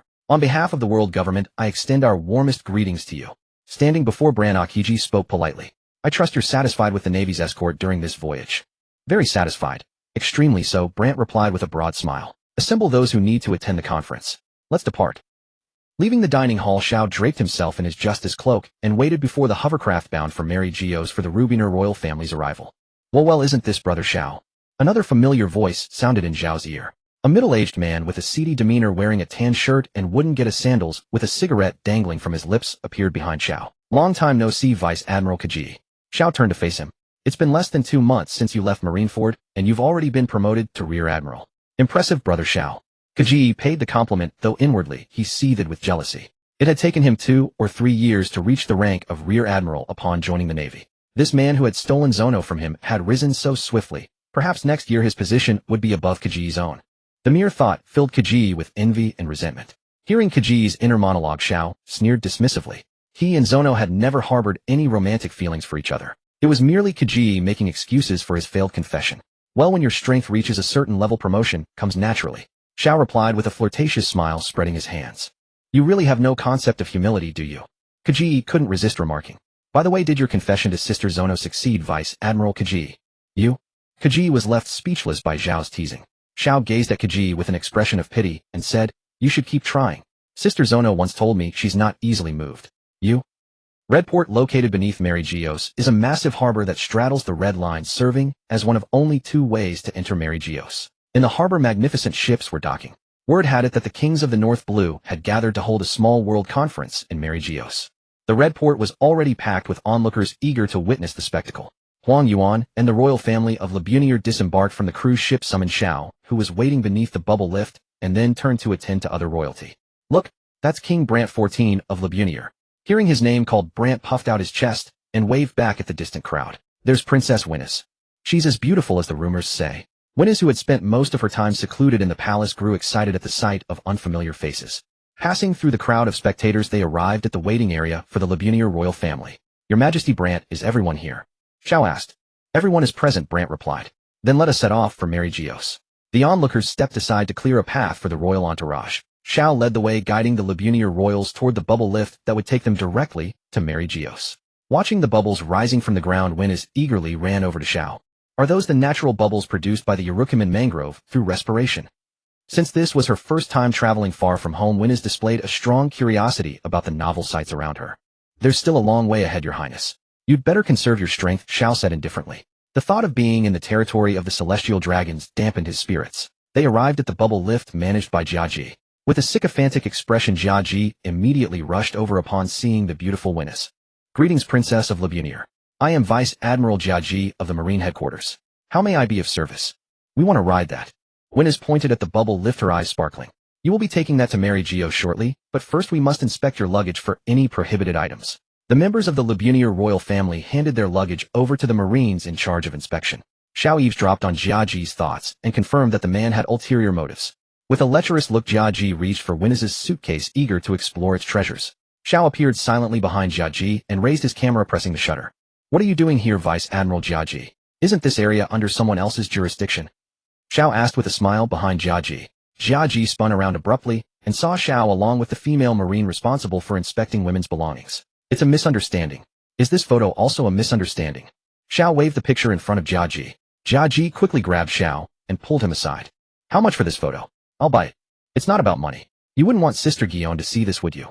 Xiao said with a mischievous grin, now holding leverage over Jiaji. The two emerged from the luggage inspection area, with Jiaji walking deferentially beside Xiao. After the luggage was cleared, the Lebunier royal family and the royals of the North Blue Kingdoms boarded the bubble lift. The bubble lift ascended slowly, rising to an altitude of 10,000 meters above the clouds. It finally stopped at the peak of the red line, Mary Geos. After seeing off the Lebunier royal family, Xiao idly wandered the town. He would be waiting at Red Port for the next 3 days. Once the conference concluded, he would escort the Lebunier royals back to the North Blue. Gazing at the boundless red line, an intriguing plan began to take shape in Zhao's mind. Since he was already here, why not present the celestial dragons with a grand gift? The only one he needed to be wary of was Huang Yuan. The other marines were trivial to him, but Huang Yuan's strength was terrifyingly formidable. At present he lacked the power to defeat Huang Yuan. Using his Kinbunshika Haki, Xiao located Huang Yuan. As expected, Huang Yuan was lazing about on his warship. For Huang Yuan, when there was no danger, it was quitting time. Reaching a secluded corner, Xiao activated his Devil Fruit ability, the Earth Fruit, turning into an elemental form. Merging into the red line, he scaled the cliffs and made his way to Mary Geos at the summit. Scaling the city wall, he changed into a guard's uniform and blended into the social plaza. At that moment, the monarchs of the North Blue Kingdoms were feasting and discussing state affairs in the plaza. From the crowd, Xiao spotted the Lebunier royal family in an instant. Among the North Blue Kingdoms, Lebunier ranked in the top 3 in terms of national power, so naturally many smaller nations sought to curry favor. Such matters did not concern Xiao. Under his Kinbunshika Haki, above ground were the laughing nobles, while below ground were slaves who could not even find death. The mingling of laughter and wailing was truly discordant. Since Fisher Tiger had set fire to Mary Geos 13 years ago, why couldn't he do the same today? Under the surveillance of his Kinbunshika Haki, every location where slaves were gathered was revealed without concealment. Vast as it was, Mary Geos had over 1,000 places where slaves were imprisoned. Tens of thousands of slaves hidden from the sun sustained the operation of this most luxurious city in the world. Leaving the social plaza, he infiltrated a squad of soldiers inspecting slaves. He entered an underground slave warehouse, the largest one in Mary Geos. Most slave assignments were made from this location. Rows of slaves in shackles filed past Xiao, children of 10 or so adults and women. Not a glimmer of light could be seen in anyone's eyes. The thoughts of all were along the lines of, I wish I no longer existed in this world. The newly arrived slaves still held some hope, but those who had been here for over a year were all utterly despondent. Almost everyone here had heard the story of Fisher Tiger. Of course they knew Fisher Tiger was dead, yet they still dreamed of a new Fisher Tiger coming to save them. Even burning to ashes in a blaze of rebellion would be far better than existing in this sunless hell on earth. Xiao shut out the slaves' thoughts and focused on locating the keys to their chains. You lot are responsible for that section of slaves, a tall guard commander ordered Zhao's squad. They were tasked with managing and inspecting a large iron cage containing over 200 slaves. Each member of Zhao's 10-man team was given a key ring with over 30 keys to unlock the slave's shackles. Each slave's wrist and ankle shackles shared the same key, and the keys and shackles were stamped with matching numbers. The moment Xiao took the key ring, he activated his ability. Threads of electricity coiled around each key, and in less than a second the shape of every key was etched into his mind. Then while inspecting the shackles, he memorized their internal structure. Within a few dozen minutes, Xiao had committed to memory every key and shackle in the entire slave cage. On the second day atop Mary Geos. That night a shadowy figure moved through the dungeon where the celestial dragons stored their private slaves. For the private slave quarters that could not be accessed under the guise of a guard's identity, Xiao transmuted his body into an elemental form, using his fruit ability to enter and collect keys to various shackles. 2 days of relentless day and night labor. Xiao now held the keys to 7/10 of all slave shackles, prison locks, and armory vaults across Mary Geos. He planned to release all the slaves tomorrow at dusk once the conference concluded. After a night of labor, Xiao had firmly memorized the shape of every private slave key. At dawn, Xiao, clad in a guard's armor, walked toward the next unexplored slave cell. Passing through the guest area, he happened to see Winez on a balcony of the Lubnal royal residence wearing shorts and a t-shirt practicing moonwalk. That foolish girl couldn't keep herself in check, even on Mary Geos. Leaving the guest area, he headed toward the next slave quarters. Xiao yawned. A new day's labor had begun. Time came to the afternoon. Xiao had memorized the shape of every slave shackle key. He now huddled in a hidden spot, using his brass fruit ability to craft brass keys. Directly above him on the ground, the kings and nobles of the northern blue nations held their final feast. Xiao eavesdropped on every movement above. Among the various rulers, some rejoiced while others worried. The reason was none other than their gains or losses after this conference. Suddenly Zhao's expression hardened. A celestial dragon's aura appeared above. Hey Pierce Ross, do you see these royal families? To us they're nothing but a pile of ants. A long-bearded celestial dragon was instructing his son, who had just turned 18. Father, I want to go play with them. Go ahead. They're servants at your disposal to do with as you please. Pierce Ross rode a tamed giant bear and charged into the social plaza. The formerly bustling social plaza fell suddenly silent upon Pierce Ross's intrusion. These northern blue royals knew well the true nature of the celestial dragons and kept their distance accordingly. Kneel before me, all you insects. Pierce Ross roared. He wanted to see the sight of these once revered figures, rulers above all but the gods themselves, groveling in submission. The mere thought thrilled him. Following behind Pierce Ross, a group of CP0 agents surrounded him and commanded in stern tones, the will of the gods is absolute. No king is exempt. The northern blue kings glanced at one another. These very same haughty monarchs who moments ago had struts proudly among the nations could not bring themselves to kneel. Do I need to repeat myself? Pierce Ross bellowed. The lives and deaths of your kingdoms hang on my whim. Does anyone dare defy the gods? Just then Pierce Ross's father walked in and shouted at the crowd. Instantly, all the royal figures present dropped to their knees. Some of the younger stubborn royals who resisted were forcibly held down by their own elders.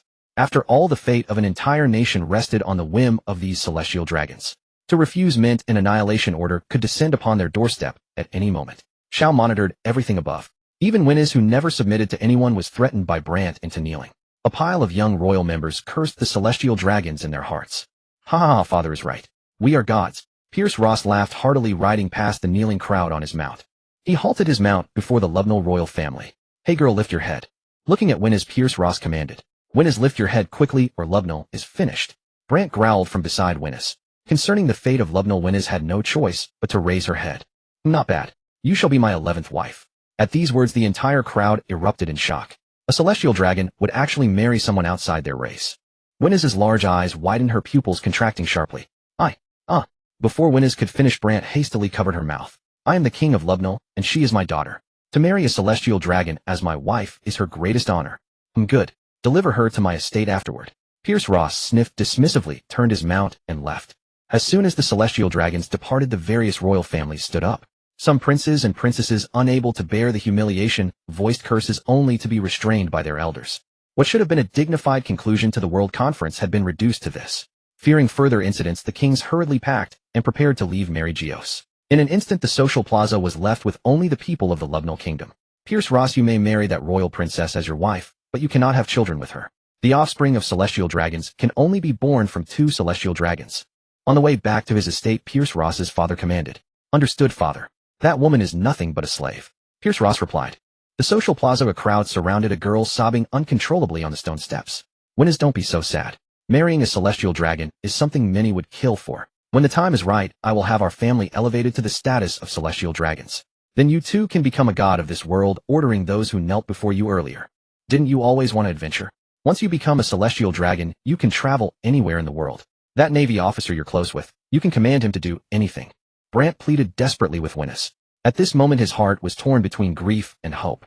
If his daughter could captivate that celestial dragon, he could use this connection to submit an application to the world government for elevation to celestial dragon status. Conversely, if his daughter failed to win the celestial dragon's affection, she might disappear one day while kept by their side. Seeing Winez on the verge of collapse, Brant sighed and said, if you refuse, our people and our nation will be slaughtered. Does that mean nothing to you? Remember, you are the future ruler of Lubnal.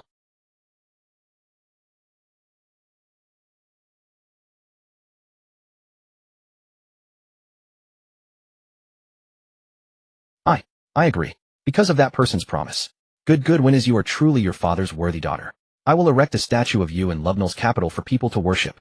Upon hearing Winez agree, Brant's expression instantly transformed into one of sheer delight. Remember, stay here and speak well of your father. I guarantee our family will be reunited soon. Dress the princess up in a beautiful gown and send her to that celestial dragon's estate. Below ground, witnessing all of this, Xiao looked at the completed shackle keys and allowed a smile to curl his lips. The carnival was about to begin. Fire. The ammunition warehouse in the west is on fire. Several guards screamed as they fled from the powder magazine, shouting to the surrounding soldiers. Meanwhile, a knock came at Pierce Rod's room door. Winez, draped in white gauze with rosy lips and a pale face, yet wearing a somber expression, stood outside. Come in. Pierce Rod's voice came from within the room. The CP0 agent at the doorway opened it, and let Winners enter. Oh, you're that girl from today? My 11th wife, right? Winners did not respond. Even though she had steeled her resolve, her entire body trembled uncontrollably. What's wrong? Aren't you happy to marry me? Pierce Rod snatched up the whip beside him, aiming to strike Winners. Facing the whip about to descend upon her face, Winners instinctively wanted to resist, yet feared Lubner and dared not. Suddenly a burst of flames flashed. It instantly turned the whip aimed at Winners to ashes. What a...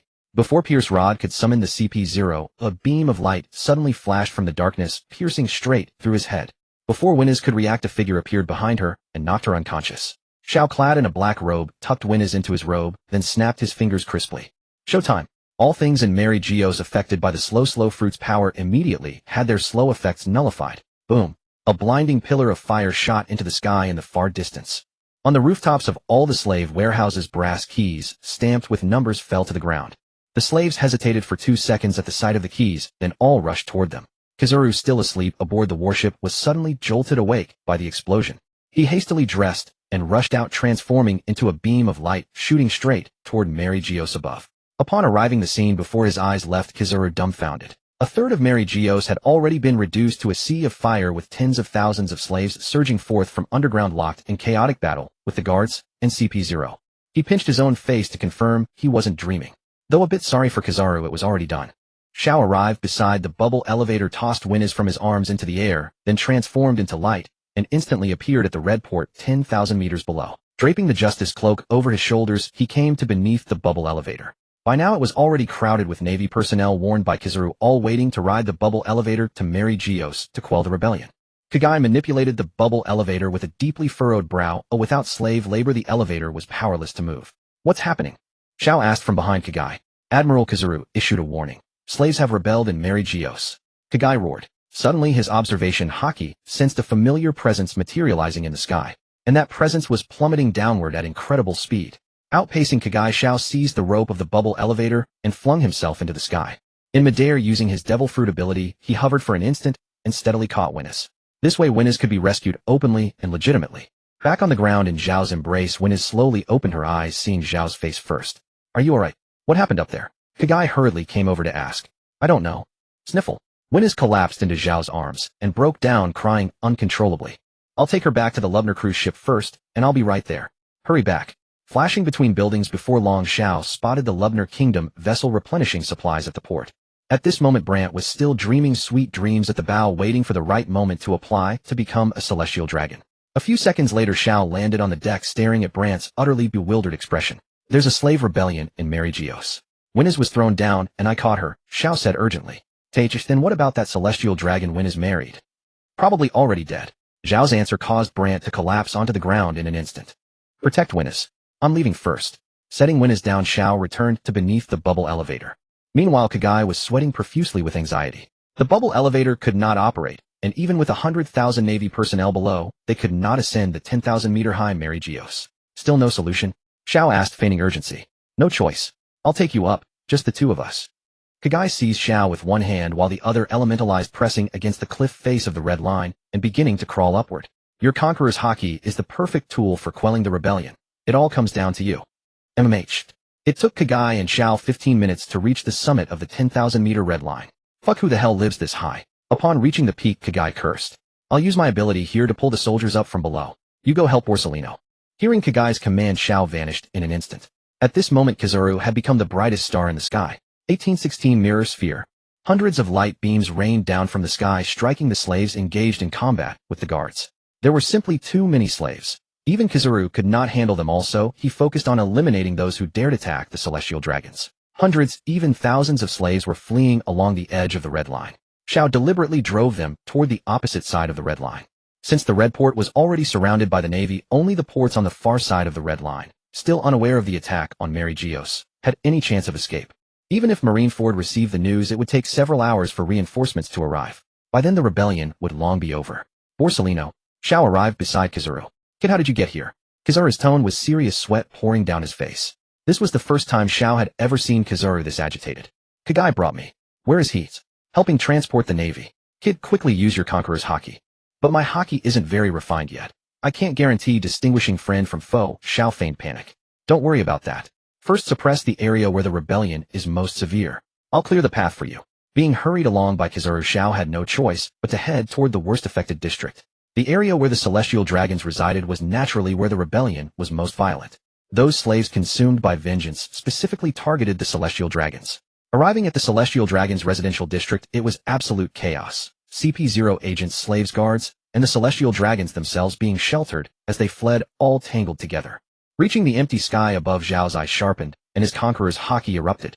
An invisible aura tinged with killing intent enveloped the entire district. 2 seconds later, except for a few dazed CP0 agents, and some of the stronger slaves who remained standing, everyone else had collapsed with their eyes rolled back. Several beams of light shot down, killing those few powerful slaves. "Kid, can you do it one more time?" Kizaru grabbed Xiao and flew toward another gathering of people. "Hey kid, go over there." Huang Yuan hurled Xiao toward an area where dozens of celestial dragons were being massacred and hundreds of slaves had gathered. With the celestial dragons and slaves intertwined, Huang Yuan could only rely on Zhao's conqueror's haki to ensure no harm came to the celestial dragons. In the distance, a slave was about to slit a celestial dragon's throat. Xiao focused his gaze and recognized that it was Piers Rod's father. Right after that slave completed the throat slit, he unleashed his conqueror's haki. Everyone in the entire district was paralyzed by the haki and collapsed into unconsciousness. Having cleared this area, Xiao immediately moved to another sector. As for those who lay unconscious, he no longer cared whether they were killed by slaves or CP0 later. The first wave of Marines was lifted aboard Mary Geos via Kaji's control bubble pods. The arrival of 300 Marines began to shift the tide of battle. Unlike the slaves who fought to the death, most chose to flee. Soon the situation turned overwhelmingly one-sided. "Stop chasing the fleeing slaves. Go rescue the wounded celestial dragons first." Xiao issued orders to the Marines below, buying more time for those slaves who wanted to survive. At that moment, naval bases on both sides of the Red Line received the alarm. In the Marineford Admiralty office, Sengoku tremblingly removed his glasses, unable to believe what he was hearing. Last time, Fisher Tiger had forced the Marine headquarters to relocate to Marineford, and this incident was said to be even larger. He understood well the nature of the celestial dragons and the world government. What changes would unfold in the world after this incident? Sound the alarm.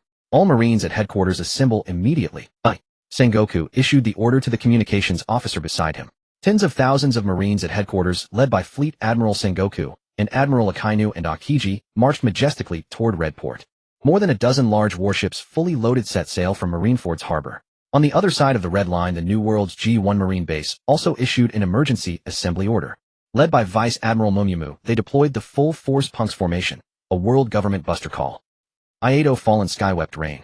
A stroke as fluid and elegant as flowing water ended the life of a slave who had just slaughtered a celestial dragon. Truly worthy of Colonel Xiao, one strike and that unyielding slave is dealt with.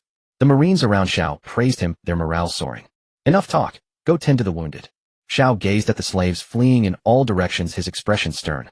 After 2 hours of fierce fighting, the slaves were driven to the cliffs on the opposite side of the Red Line. The slaves scattered along the cliff face, searching for places to climb down. On the 10,000-meter-high Red Line, even if they could descend, who among them could survive against the Marines' guns and cannons below? Xiao arrived at the bubble pod exit on the other side. A slave had just killed the CP0 guard protecting the pod, but he himself was on the verge of death. A boy of about 10 years old ran out from behind the machine, beside the slave, attempting to climb down the cable. Xiao walked slowly toward the boy. "Spare him." The dying slave crawled over and clung to Zhao's legs. "Let my brother go, you villain." The boy grabbed a rock and threw it at Xiao. Xiao did not dodge, letting the stone strike his face. Blood trickled down from his forehead. "Colonel." Several Marines rushed up from behind Xiao. Xiao raised his hand to halt the Marines, then broke free from the slave, clutching his legs. He approached the boy and grasped him by the throat. "Colonel, he's only a child." Xiao glanced back at the Marines, his eyes blazing. "Are you planning to defy the celestial dragons and let this slave escape?" "And no, we wouldn't dare." Xiao casually tossed the little boy off the Red Line. The boy's screams echoed from the cliff's depths, fading away after a long while. "Go elsewhere. We don't need you here anymore." Upon hearing Zhao's order, the Marines immediately left and returned to the city to search for remaining slaves. Once they were gone, Xiao used his spirit web to carefully confirm no one was monitoring him, then leapt off the Red Line. During his descent, Xiao transformed into a bolt of lightning, appearing beneath the falling boy. He caught the unconscious child and flew horizontally along the side of the Red Line. He flew until reaching an uninhabited stretch of ocean. Xiao touched the cliff face of the Red Line, and vines instantly sprouted from the rock wall. Weaving the vines into a small boat, he placed the boy inside, caught some fish, and put them aboard, then pushed the boat out into the deep sea. Watching the boat drift away, Xiao transformed into lightning and flew back to Mary Geos. Ice Age. The seas of fire engulfing Mary Geos were instantly covered in ice. "It's Admiral Akiji." Some Marines tending to the wounded cheered. "Meteor volcano." A group of slaves who had been fleeing together were instantly consumed by lava and flames. There's Admiral Akina too. The Marines still in the ruins cheered. Perched atop a high-rise building, Kizaru wiped the sweat from his brow. Took you long enough. Is this the result of your guard duty, Borisarino? Akina glared up at Kizaru from below. No one could have predicted this. Besides, the guard detail should have been assigned to someone competent. It's all Sengoku's fault. If Kazan had been assigned here, this never would have happened. Kizaru spread his hands. Stop making excuses for your failure. Think about how you'll explain this to the higher-ups. Akiji scoffed from atop a nearby building. Akiji's words struck a nerve. Kizaru was already dreadfully worried about how to face those old men. Vice admirals and field officers from headquarters gradually arrived at Mary Geos. Before long, the slave rebellion was completely suppressed. Large numbers of Marines began post-battle cleanup operations. Numerous charred corpses were dragged from the ruins. Rubble and debris were cleared away. As a colonel, Xiao was not qualified to participate in the world government's decisions regarding this incident. Xiao, Burnish, cigar in mouth, hesitated as he passed by Xiao. Long time no see, Vice Admiral Burnish. After confirming Zhao's identity, Burnish approached him.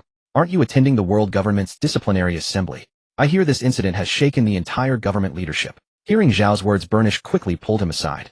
Don't talk about this here. There are still many CP0 agents listening nearby. Burnish spoke in a low voice. Fleet Admiral Sengoku and the 3 admirals are currently being reprimanded by the 5 elders. I'm telling you this, but don't spread it around.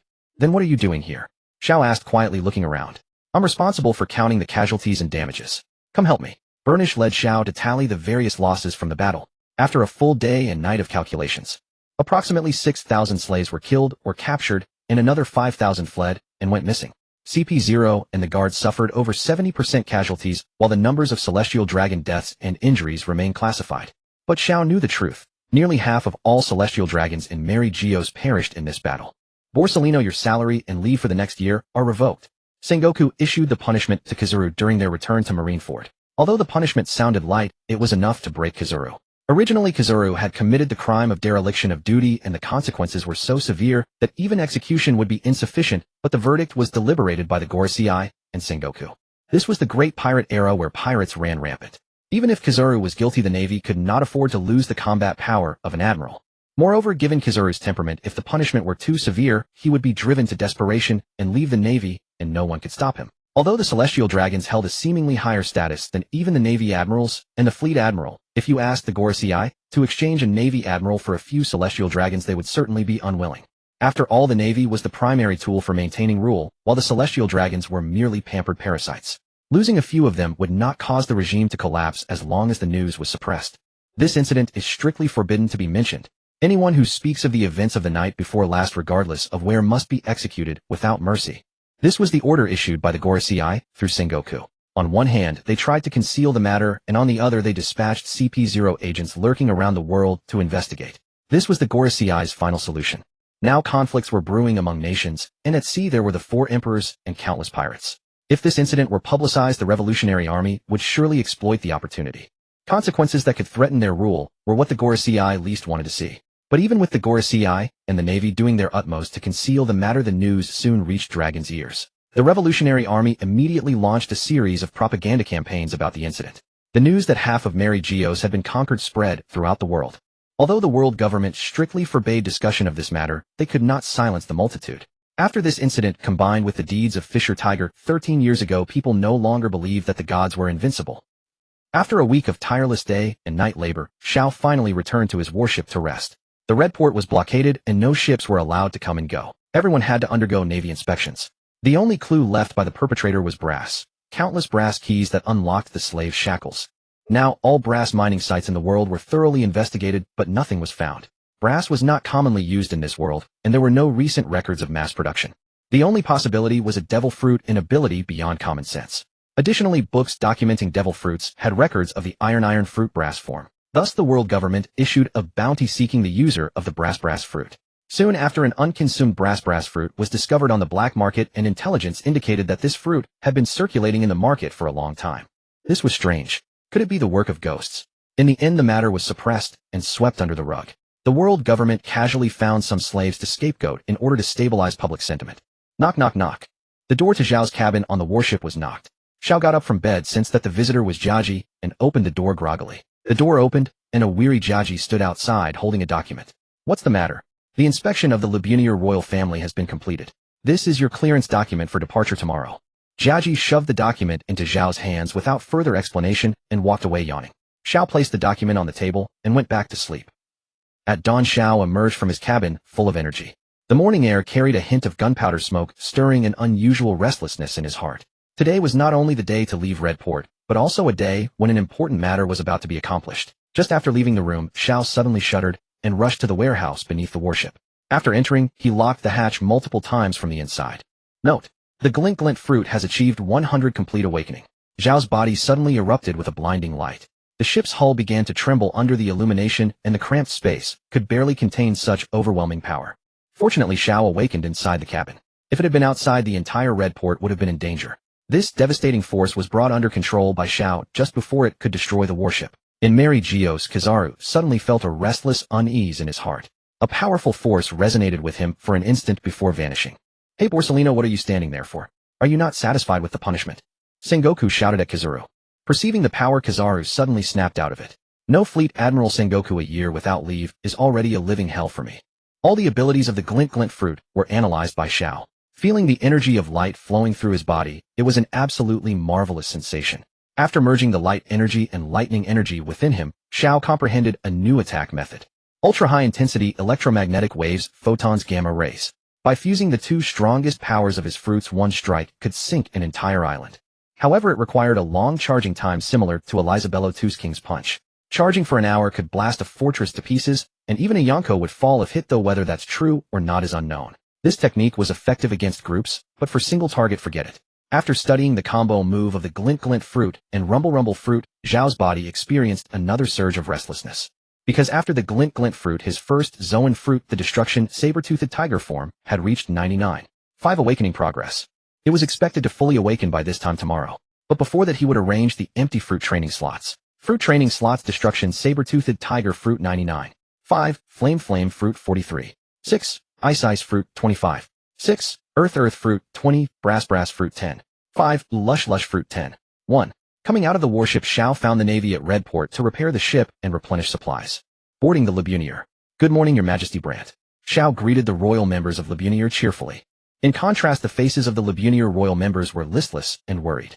With the Navy and CP0 having nearly turned the ship upside down in search, their unhappiness was understandable. Are all supplies replenished? We can set sail back to the North Blue today. Brant nodded and turned to order his crew responsible for navigation to get moving. Approaching Xiao, Brant spoke with embarrassment. Captain Xiao, could you go and persuade Wennisi? That child hasn't eaten for days. Knock knock knock. The door of Wennisi's bedroom was knocked. Come out for dinner, Your Highness, Xiao said softly outside the door. He could hear the faint sound of breathing from the room. He could sense the changes in Wennisi's emotions. Having experienced such absurd events in just a few days, it was indeed hard for a 17-year-old girl to accept. We can return to Libuniel today. Could it be that Your Highness doesn't want to leave and is thus holed up in the room? Hearing Zhao's voice, Wennisi in the room responded with a faint sound. I want to go home. We can leave today. How can Your Highness make it to Libuniel without eating well? Also, you've fallen far behind in the training of life. Return and moonwalk, Your Highness. Could it be that Your Highness wants to annul our agreement? Climbing down from the bed, Wennisi fell to the ground with a thud. She wanted to reach out and open the door that seemed so far away, but lacked the strength. Xiao took the opportunity to open the door and pushed several maids beside him into Wennisi's boudoir. Your Highness. Princess Wennisi. Listening to Wennisi's inner voice, Xiao knew the problem was resolved. After greeting Bilani, Xiao returned to the warship and started the engines, preparing to set sail. At the harbor of Hongkong, ships were departing under the escort of Navy warships. After the recent actions of the world government, the resentment of the various royal families was naturally considerable. Especially the younger generation of princes and princesses, having witnessed the arrogance and brutality of the celestial dragons, most held contempt in their hearts. There were also a few who yearned for the feeling of being above everyone else like gods. Xiao listened to their hearts. The estrangement between these future kings and the world government and celestial dragons would be beneficial and harmless to his future overthrow of the celestial dragons' rule. The warship and the Libuniel set sail from the port one after the other. Xiao sat at the bow calculating the dates. It should not be long before Luffy sets out to sea. Then he could follow behind Luffy and pick up the leftovers, feeling quite pleased. Buru buru buru. Zhao's private den den mushy rang. Answering it, he heard Wennisi's hesitant voice. I want to board your ship. Your Highness finally willing to eat. I ate too much.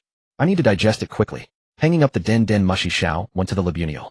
He carried Wennisi, who had eaten like a ball, onto the warship. Watching Wennisi, who looked like a dumpling, running on the deck, Xiao couldn't help but laugh. Turning grief into strength, this girl's personality was just like Luffy's. After digesting the food, when Nisi lay weakly on the deck panting, a bound book fell into her arms. Opening it, she saw detailed explanations of armament hockey, observation hockey, and the 6 powers. Everything you want is inside. Xiao sat down beside Wen Nisi. After flipping through the book for a while, Wen Nisi placed it under her head as a pillow. Xiao, can I really be a good sovereign? Wen Nisi said softly. I used to envy the vastness and beauty of the world, but when I explore it carefully, the first thing I see is always the ugly side. Even the summit of the world is so hideous. My father's desire for ugliness is more important than his people or even his daughter. What happiness is there in becoming a god who tramples on thousands? Looking at Wen Nisi's solemn expression, Xiao sighed lightly and said, actually, you already have the answer in your heart, don't you? The world has never been beautiful, it's just our aspirations and efforts. Happiness depends on yourself. You're still young, but it's okay to be a little willful. Hey, I'm the heir of Labunial, how can I afford to be willful? Wen Nisi said with a bitter smile. I'm not telling you to be willful with strangers. Find someone who can tolerate and love you, and within the limits of their tolerance, do things that make you happy. People who tolerate me. Aunt Miaolon counts as one. When Nisi thought about who could tolerate her, her gaze slowly shifted to the figure leaning against the ship's railing, and her cheeks flushed slightly. Can I count you in? Stared at directly, Xiao noticed that when Nisi's azure eyes were full of desire. I am just a Navy soldier responsible for protecting you. Oh, hearing this reply, when Nisi closed her eyes and turned away. Between friends, I can still accept it provided you consider me a friend. I've always considered you a friend. When Nisi turned her head, eyes wide open. She thought that on the night Xiao taught her life returned, they had already become friends. Realizing that she was the one being too thick-skinned, when Nisi blushed. I've rested enough. I'm going to practice moonwalk. Bye. She got up and blushing scurried off to the stern of the ship. The next morning the sun was high in the sky. A series of da-da-da running footsteps came from outside the door. Finally the footsteps stopped outside Zhao's bedroom door. Knock, knock, knock. The door was knocked. Xiao, are you feeling unwell? Why aren't you up yet? When Nisi asked from outside the door. Usually Xiao was the one who woke her up, but today Xiao was sleeping and it was unreasonable. I'm a bit unwell. Maybe I caught a cold from training last night. Xiao lay in bed covered with the quilt and shouted. The reason was not a cold, but, ding. Cat fruit, ancient model saber-toothed tiger, form 100 complete awakening. The first Zoan-type fruit awakening, Xiao didn't know what would happen. If he was seen transforming uncontrollably, it would be awkward. After the system notification sound, a primal force erupted within his body. Zhao's body began to change, not into the saber-toothed tiger form, but into a hybrid form. Fangs extended from his mouth, growing longer. Brownish-yellow fur began to sprout. Muscles bulged, limbs became elongated, and fingers turned into sharp claws. His body became more than twice its previous size. If Xiao hadn't reinforced the bed last night, it would surely have collapsed under the weight. A primal urge surged into his mind. Are you really okay? When Nisi looked through the circular window on the door. No, I'm fine. I'll be okay after a rest. Please don't come in, I'm afraid of infecting you. But why is your blanket bulging? I'm doing exercises under the covers to warm up my body. Then why are your hands yellow? And your nails are so long. This is my plush pajama, my hands are inside. Then where did those 2 white fangs like daggers come from? This is for chipping ice, isn't it, for cooling down my body? Under the covers, Zhao's face was flushed red. Even if he died of embarrassment in front of others, he couldn't reveal his devil fruit ability. Fortunately, Xiao gradually gained control over the berserk ability. Then I'll go cook you something. You lie down properly. When Nisi left somewhat puzzled and headed to the kitchen. Having restrained the rampage of his abilities after the fruit's complete awakening, Xiao walked out of the bedroom and headed toward the kitchen. After the destruction Fong Tiger's complete awakening, Xiao could now draw upon most of the Fong Tiger's power in his normal state. He also gained a simplified beast-human hybrid form manifested through claws, fangs, and muscles that bore a resemblance to his full transformation. Though the simplified beast form lacked the towering 4-meter stature of his full hybrid transformation, the differences were still unmistakable at a glance. He certainly could not reveal himself in front of others. On his way to the kitchen, Xiao was pondering how to make use of his awakened Fong Tiger form, when suddenly a scorched aroma reached his nostrils. Thanks to his fruit's awakening, his sense of smell had sharpened considerably. A few seconds later, Xiao arrived at the kitchen. The stove was billowing with smoke, and Winez had been blackened by the fumes, her face resembling that of Li Kuei. Xiao ushered Winez out of the kitchen and touched the stove, absorbing the flames. Thick smoke gushed forth from the stove, making Winez cough profusely. He opened the windows and waited for a while before the smoke finally cleared. Spotting smoke rising from the warship, the lookout on the Labunier verified with Xiao 2 or 3 times before believing there was no fire aboard. Xiao tapped Winez on the head. If you can't cook, why were you fussing over it? Winez half-squatted, clutching her head, and gazed up at Xiao with teary eyes. Go wait outside. The food will be ready soon. But your cold hasn't. My cold is already gone. Feel my forehead if you don't believe me. Xiao took Winez's hand and pressed it to his forehead. Sensing the cool touch emanating from his forehead, Winez froze. No way. Your cold just appeared, and it's already cured. Winnes examined his forehead, once more smearing soot all over his head in the process. Go wash up. You're done here. After escorting Winnes out of the kitchen, Xiao began preparing breakfast. Since both of them had hearty appetites, the portion he made was unusually large. After her bath, Winnes had no clothes to change into, so she wrapped herself in Zhao's justice coat. Standing on the deck, she enjoyed the sea breeze. What beautiful weather today. The sea breeze feels so warm on my head. Winnes turned and smiled at Xiao as he arranged the breakfast. Hearing this, Xiao smiled helplessly. If he hadn't used his Mera Mera no Mi abilities to raise the temperature around them, she would likely have caught a cold by tomorrow.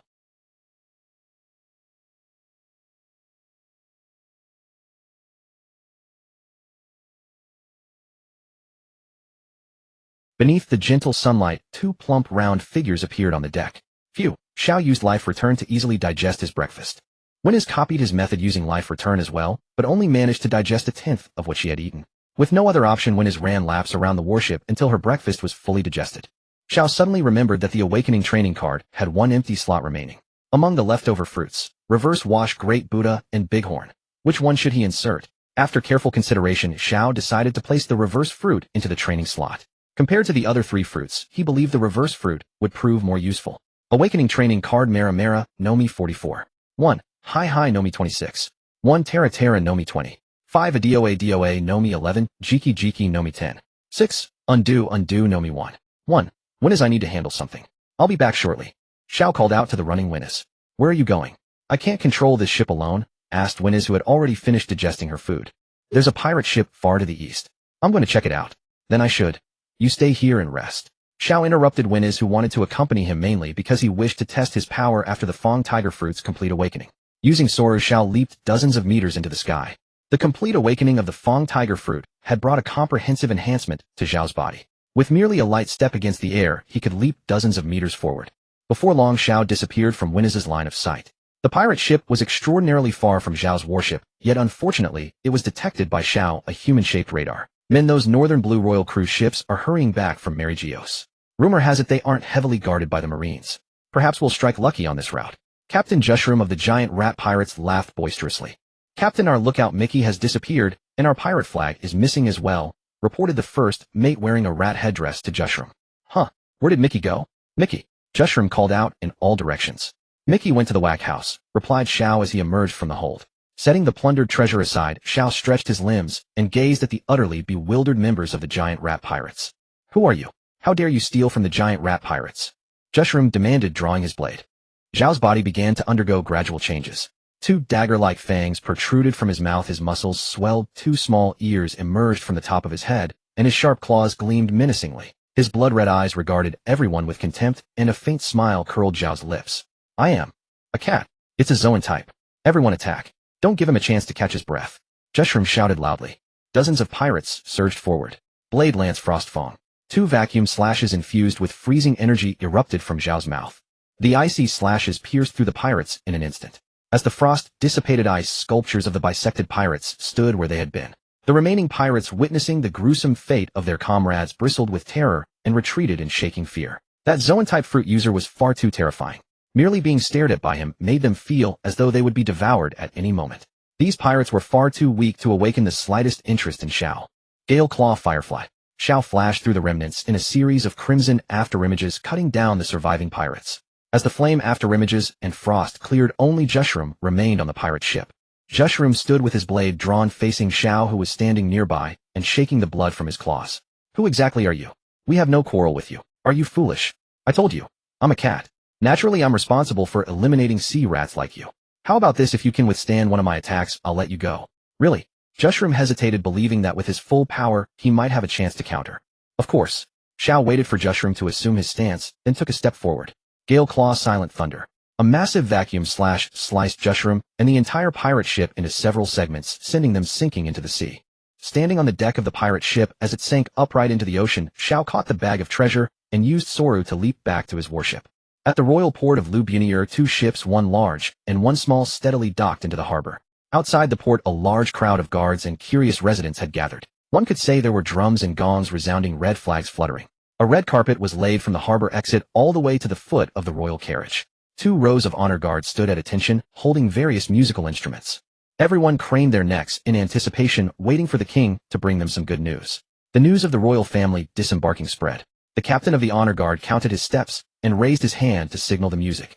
Amidst the grand ceremonial music and under the expectant gazes of thousands, the royal family of Lu Bian walked across the red carpet, each forcing a smile. As the monarch of the country, Bulant's acting skills were naturally beyond reproach. He walked to the center of the red carpet, turned to face the crowd, cleared his throat, and said, "People of Lu Bian, this world conference has decided." While Bulant delivered his lengthy speech, Wen Nisi and Xiao stood beside him. Wen Nisi had not attended the world conference, but as the future ruler, Bulant naturally told her the content of the conference. Thus she understood clearly which parts of her father's words were true and which were false. Calming the people's emotions was also an essential skill for a monarch. In summary, this conference has established our important position in the North Sea. Bulant's speech concluded and the crowd and soldiers erupted in earth-shaking cheers. Amidst flowers and applause, Bulant and the royal family boarded the carriage under the escort of guards. Back at the palace, it was already noon. Bulant symbolically held a homecoming banquet for himself. Of course, Xiao was also invited as a guest and was given a seat of honor. After eating and drinking his fill, Xiao left early and headed to the port. By then the warship had been resupplied. Xiao showed the port clearance documents to the guards at the harbor, then prepared to board and return to the G4 base. After boarding the ship and checking that the supplies were sufficient, Xiao went to the foredeck, where a wooden barrel stood. Thump thump thump. Xiao knocked on the barrel. "Hide and seek is over, your highness. You can come out now." He hadn't seen Wen Nisi at the banquet, so he knew she had hidden here. Now that it was time to part, he really couldn't figure out how to face this girl. He lifted the barrel. Wen Nisi, who had been hiding inside, looked at Xiao with embarrassment. "You should return my cloak now, or do you want to become a marine?" "If I said I wanted to become a marine, would you take me with you?" Wen Nisi forced a smile. "No, your highness. To join the Marines, you need to go through the proper channels. First train at the Marine Academy for a year, then be assigned to various bases." Xiao replied expressionlessly. "Can you stay here for a while?" "What does a while mean to your highness?" "I can give you at most 10 minutes. Then watch this." Wen Nisi stood up, rapidly stomping on the air. Her body slowly rose to a height of 1 meter. She struggled to circle around Xiao in midair, then landed unsteadily on the ground. "How was that?" Wen Nisi asked with a smug look. "In less than a month, it's already remarkable that your highness can do this." "Then is there anything I'm doing wrong?" "Like the duration of hovering." "There's nothing wrong. If you keep training like this, you'll master the moonwalk in a year." Wen Nisi's gaze dimmed. She took 2 cautious steps back. "Then I'll go." "Wait, your highness, you forgot the book." Xiao picked up the training guide from the corner and handed it to Wen Nisi. Wen Nisi took the guide and held it to her chest. Her expression turned wistful and her voice choked slightly. "If I learn all this, will you come back to see me?" "Of course. Don't we have a 2-year promise, your highness? Have you forgotten?" "No. Of course not. Choose a position and I'll send you down." Xiao approached Wen Nisi. "I can go down by myself." Though her words refused, she leaned against Zhao's chest. "Use the same position you saved me with last time." Wen Nisi whispered. Wrapping one arm around Wen Nisi's waist and the other under her knees, Xiao carried her off the warship in a standard princess carry. "Don't forget our pact, your highness. Farewell." Without giving Wen Nisi a chance to say goodbye, Xiao returned to the warship and set sail. After a journey so uneventful, it could not be more so, the huge steel chimney tower of the G4 base rose from the sea horizon. Xiao stretched and looked at the incredibly familiar steel fortress. It had been a month since he was last here. The warship entered the dry dock. He disembarked and headed toward Fran's office. Along the way, he saw many Marines who, like him, had been responsible for escorting the North Sea royal family. Every one of them looked dejected. Come to think of it, after going out and encountering such an incident, anyone would lose their spirits. Though he was the very culprit. He pushed open the door to Fran's office, where Fran was discussing the incident at Mi and Hie Hie with a few rear admirals and commodores. When someone suddenly barged in, it almost scared them out of their wits. The world government had strictly forbidden spreading news of this incident, so naturally, they were afraid of being discovered. "Damn it, don't you know to knock?" Jones started to curse, but stopped mid-sentence. "Isn't that Xiao? You're back, why didn't you say something?" Jones greeted him with a beaming smile. Xiao dodged Jones's enthusiastic hug and sat down on the sofa. As soon as he sat, several admiring gazes fixed on him, and no one continued talking about the great fire at Mi and Hie Hie. "Go on, why are you all looking at me?" "Ahem, I've heard the general situation from everyone. You did well this time." Fran walked over to Xiao and patted his shoulder. "Exactly. In this crisis, if Admiral Kizara's contribution was first, then Commodore Zhao's contribution was second." Someone in the crowd exclaimed excitedly. In Mi and Hie Hie, Zhao's heroic figure in the fire had been deeply etched into their minds. Ignoring the flattery, Xiao cared about the title they used. "When did I become a Commodore?" Fran took Zhao's marine ID from the drawer and tossed it to him. Xiao caught the ID and opened it. His rank had changed from senior captain to Commodore. "What mission is it this time?" "To raise my rank to Commodore." Xiao looked at Fran and asked. "This is a direct order from headquarters to promote you as a reward for your heroic performance in that battle." Well, he did deserve it. Without hesitation, Xiao pocketed the ID. "You have this month off. Next month you can report to the Grand Line." "The Grand Line?" Fran pulled Xiao aside and whispered, "It's because of the Mi and Hie Hie incident. Now some of the Marine headquarters personnel have been transferred to Redport to strengthen security, so the Grand Line is short on people. Although I'm very reluctant to let you go, orders are orders. I have to reluctantly send you away. Fran's inner thoughts. Finally, I can kick this ball of trouble sent from headquarters back to headquarters. No more headaches with this kid. I'll bliss. Ciao. The sun was gentle, and the sky was a flawless azure. On the boundless sea, a warship without cannons or sea stone hull drifted slowly. On the vast deck, only a single figure drenched in sweat could be seen. Thump thump thump. Xiao, with both arms coated in armament hockey, pounded against a 10-ton sea stone punching bag. The month-long leave ended swiftly, and Xiao had successfully elevated his observation hockey to 80 awakening. Hockey awakening progress observation hockey 80 awakened armament hockey 69 conquerors hockey 60. Now he could briefly glimpse the future, and with the amplification of the rumble fruit, the range of his surveillance increased exponentially. At this stage, observation hockey no longer required excessive effort to train. Conqueror's hockey steadily improved through the passive boost from defeating enemies, while armament hockey remained the most difficult to advance. Relying solely on striking sea stone was far too slow. If only there were a strong opponent to practice with. As Xiao fretted over how to improve his armament hockey, his expression suddenly sharpened. Someone had entered his mind's eye. Several hundred nautical miles to the east, a battered pirate ship sailed across the sea. The pirates on board were all gaunt, missing limbs, and looked like walking corpses. Captain, with this we can establish ourselves in the Grand Line. Once we cross Reverse Mountain. Yes, indeed. It was worth sacrificing so many brothers to obtain this. In the Grand Line, given enough time, we could become a warlord, or even an emperor. With this legendary fruit. A devil fruit shaped like a demon's crown rested in Fuyeg's hands. The eerie patterns on its skin filled him with both fear and longing. Just as Fuyeg could no longer resist the urge to take a bite, the fruit in his hands vanished. His teeth met only air. Crouching at the ship's railing, Xiao gazed curiously at the bizarre and exaggeratedly shaped devil fruit in his hand. The fruit's skin was blood red, with four slightly curved horns protruding from the top, and a larger horn beneath, forming a shape eerily reminiscent of a witch's crown. Excuse me, what kind of fruit is this? Xiao asked, looking at Fuyeg. Give it back. With that fruit, I can. Fuyeg, overcome with emotion, crawled toward Xiao, moaning. Xiao observed the ruined ship, guessing it had been through a great battle. Seeing the half-crippled Fuyeg unable to speak coherently, Xiao simply activated his mind's eye to read his thoughts and learn what had happened to the crew. What he discovered was shocking. In Fuyeg's memories, their entire crew of over 300 had been swept into a whirlpool called Lan Pe, along with their ship, and had ended up on the legendary demon-slaying island. Though Xiao was confused by the fragmented memories, the island in Fuyeg's recollections was filled with demons and evil spirits, a cursed land of malevolent aura. Of the 300 who entered, only a dozen emerged.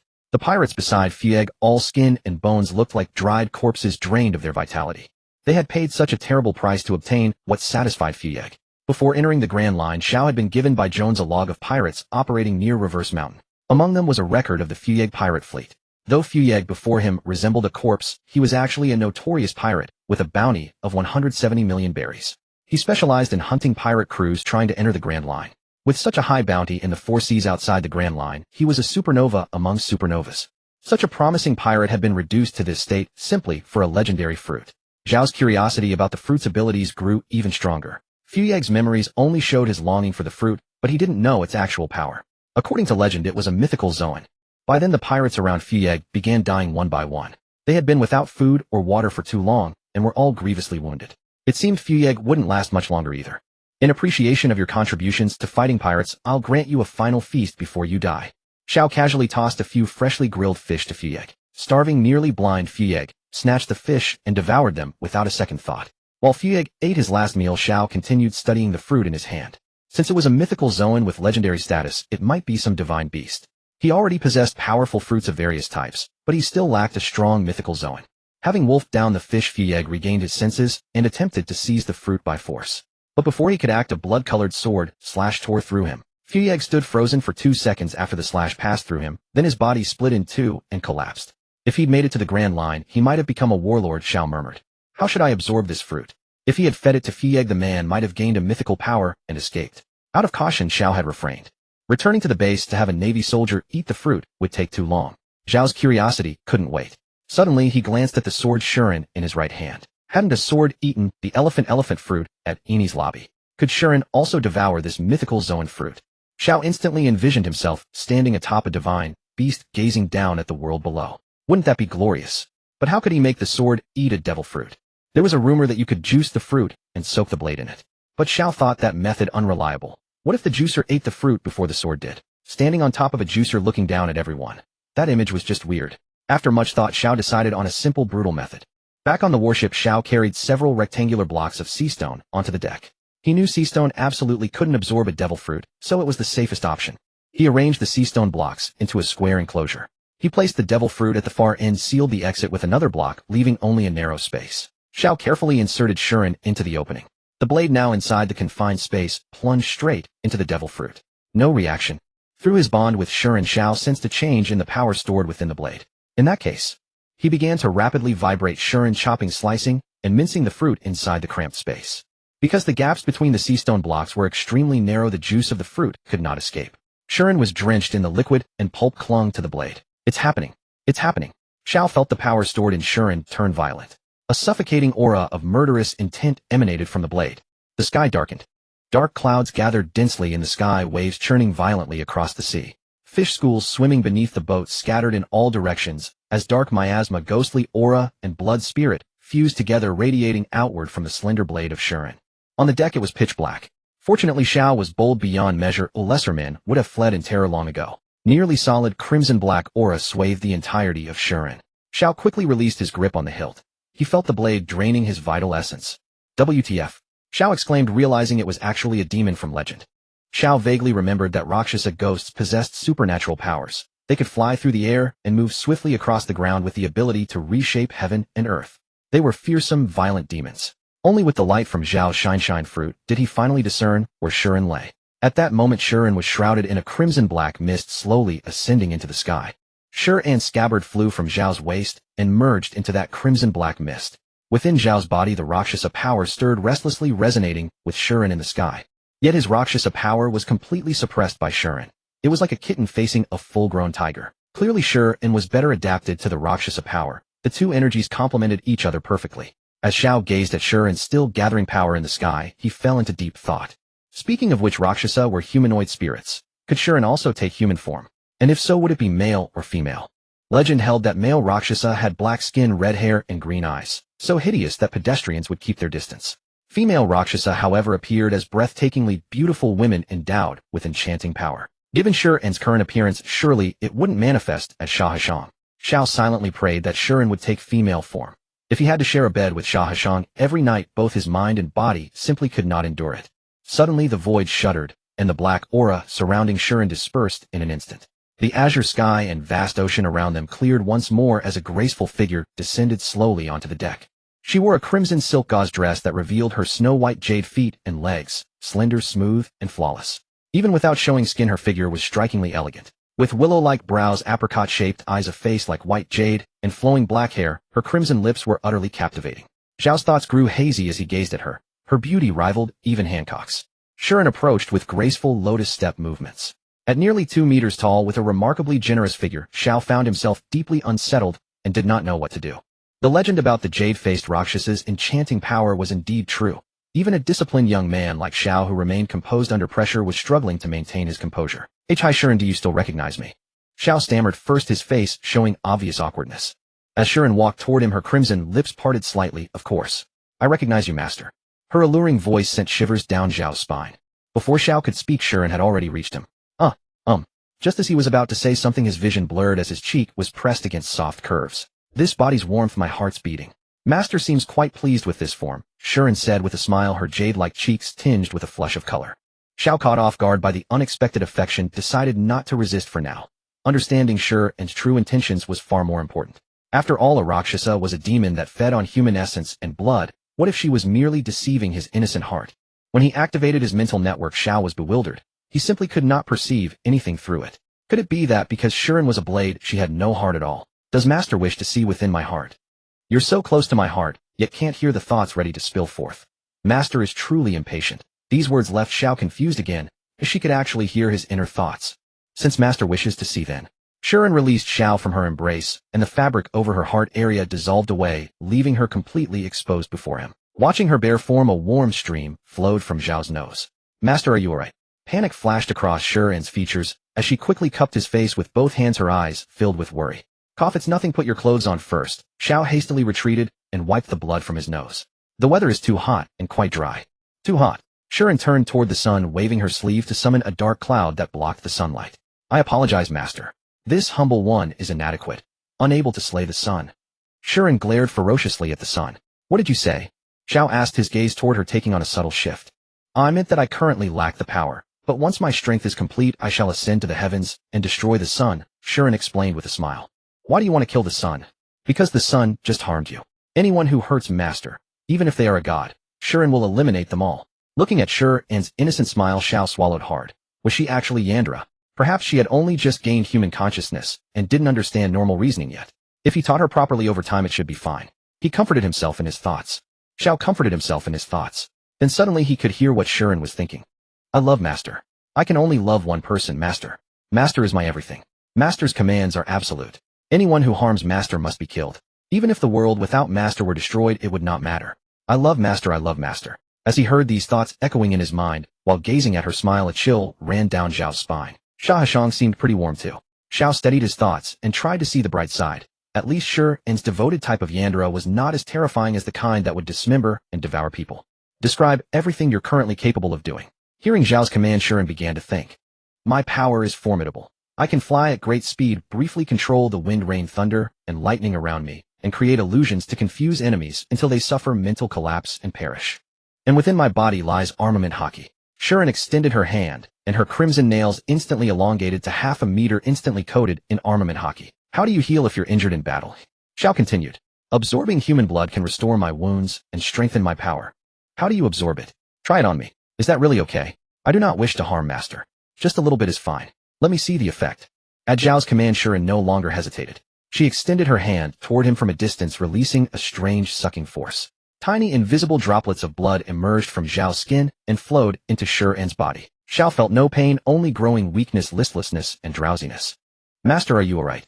Shirin hurriedly ran to Xiao, who was about to fall, and supported him while sending back the blood she had absorbed earlier. The blood was drawn out and then sent back, leaving Xiao feeling an unbearable heat surging through his body along with a strange sensation. Shirin, let's fight. Master, I'm afraid. Don't worry about hurting me, use all your strength. Alright, Shirin said reluctantly. If you can't hold on, you must stop immediately. Facing Shirin's concern, Xiao gave a faint smile. This girl had been with him for so long, she must know that his fist and foot techniques were even stronger than his swordsmanship. Besides, he had the recovery ability of an animal type. If he couldn't even win this, then as her master would he have any face left? But before that, Xiao had one more thing to do. He wanted to see if his Rakshasa form would be as ugly as the legend said. If it really looked like the sand monk, then he would seal this fruit as a hidden form. Shirin brought a mirror and placed it in front of Xiao. Master, rest assured, no matter how ugly you become, I will still love you. Shirin showed an encouraging expression as she looked at Xiao. If you hadn't said that, I might have felt better, Xiao said speechlessly. After mentally preparing himself, Xiao moved his mind, and his appearance began to change. His skin turned ashen black, his blood-red pupils became green, his hair changed from black to reddish-brown, his teeth became fangs, and his hands turned into claws. After the transformation, he looked exactly like a judge of the underworld. Silently, Xiao gazed at his reflection in the mirror and moved the Rakshasa fruit into the fruit training slot. Although he could indeed feel a tremendous increase in power, the appearance, well, it was enough to give children nightmares. Is this the price of gaining power? Xiao murmured, planning to keep this form for emergencies only. The saber-toothed tiger human beast form's appearance was leagues ahead of the Rakshasa form. Indeed, it looks very good, Master. Don't be so dejected, Shirin said with a sincere expression. This was the so-called beauty is in the eye of the beholder. You don't need to comfort me. Looking at Shirin and then at himself in the mirror already said enough. Dismissing the Rakshasa form, Xiao pointed out a direction to Shirin, and she carried him flying towards a distant island at low tide. After landing, Xiao and Shirin distanced themselves. Each stood on one side of the island. Don't hold back against me, go all out. Xiao saw Shirin's worry and commanded. Yes, Master. Shirin made up her mind and replied. The Master's command was absolute. Xiao waited on the spot for Shirin to make the first move. Suddenly, Xiao noticed that his surroundings had changed. The previous tidal sand beach had turned into a lava hell. The Rakshas's illusionary arts were indeed worthy of their reputation. He had fallen into the illusion before even realizing it. However, this level of illusion was useless to Xiao, who was proficient in observation haki. Breaking the illusion was simple. Just make Shirin's concentration falter. His fists coated with armament haki, Xiao foresaw that Shirin was about to attack from the front. Timing it perfectly, Xiao stamped his left foot hard on the ground, gathered all his strength, and threw a heavy punch forward with immense force. Bang! The surrounding illusion dissipated, the sky cleared, and the sound of rippling waves returned to their ears. Opposite Xiao, Shirin's claws were clenched together like a spike, thrusting into Zhao's fist bones. Blood flowed along Zhao's fist bones, but before it could fall onto the sand, it was absorbed into Shirin's body. What shocked Xiao was that Shirin's armament haki was actually on par with his own. At the same time, her strength and speed were only slightly inferior to his. From this single blow, Xiao could assert that the power hidden within Shuren's blade had been fully unleashed by her Rakshasa form. Even his own armament haki had not been able to fully unlock the power within Shuren. Moreover, the passive ability to overcome enemies had been inherited by the Rakshasa Shuren. In a normal state, Xiao could only rely on his advantage in observation haki. Shuren's current inability to use observation haki was a major weakness. He could precisely predict her next move, yet even so Shuren was not to be underestimated. After the failed strike, Shuren leaped back into the sky, her claws glowing with a crimson light. Dozens of bloody blade auras rained down from the sky, but Xiao used his foresight from observation haki to dodge them all. Using moonwalk, he easily leaped dozens of meters into the air. Just as he was about to touch Shuren, a gust of wind blew from the side, pushing Xiao to Shuren's flank.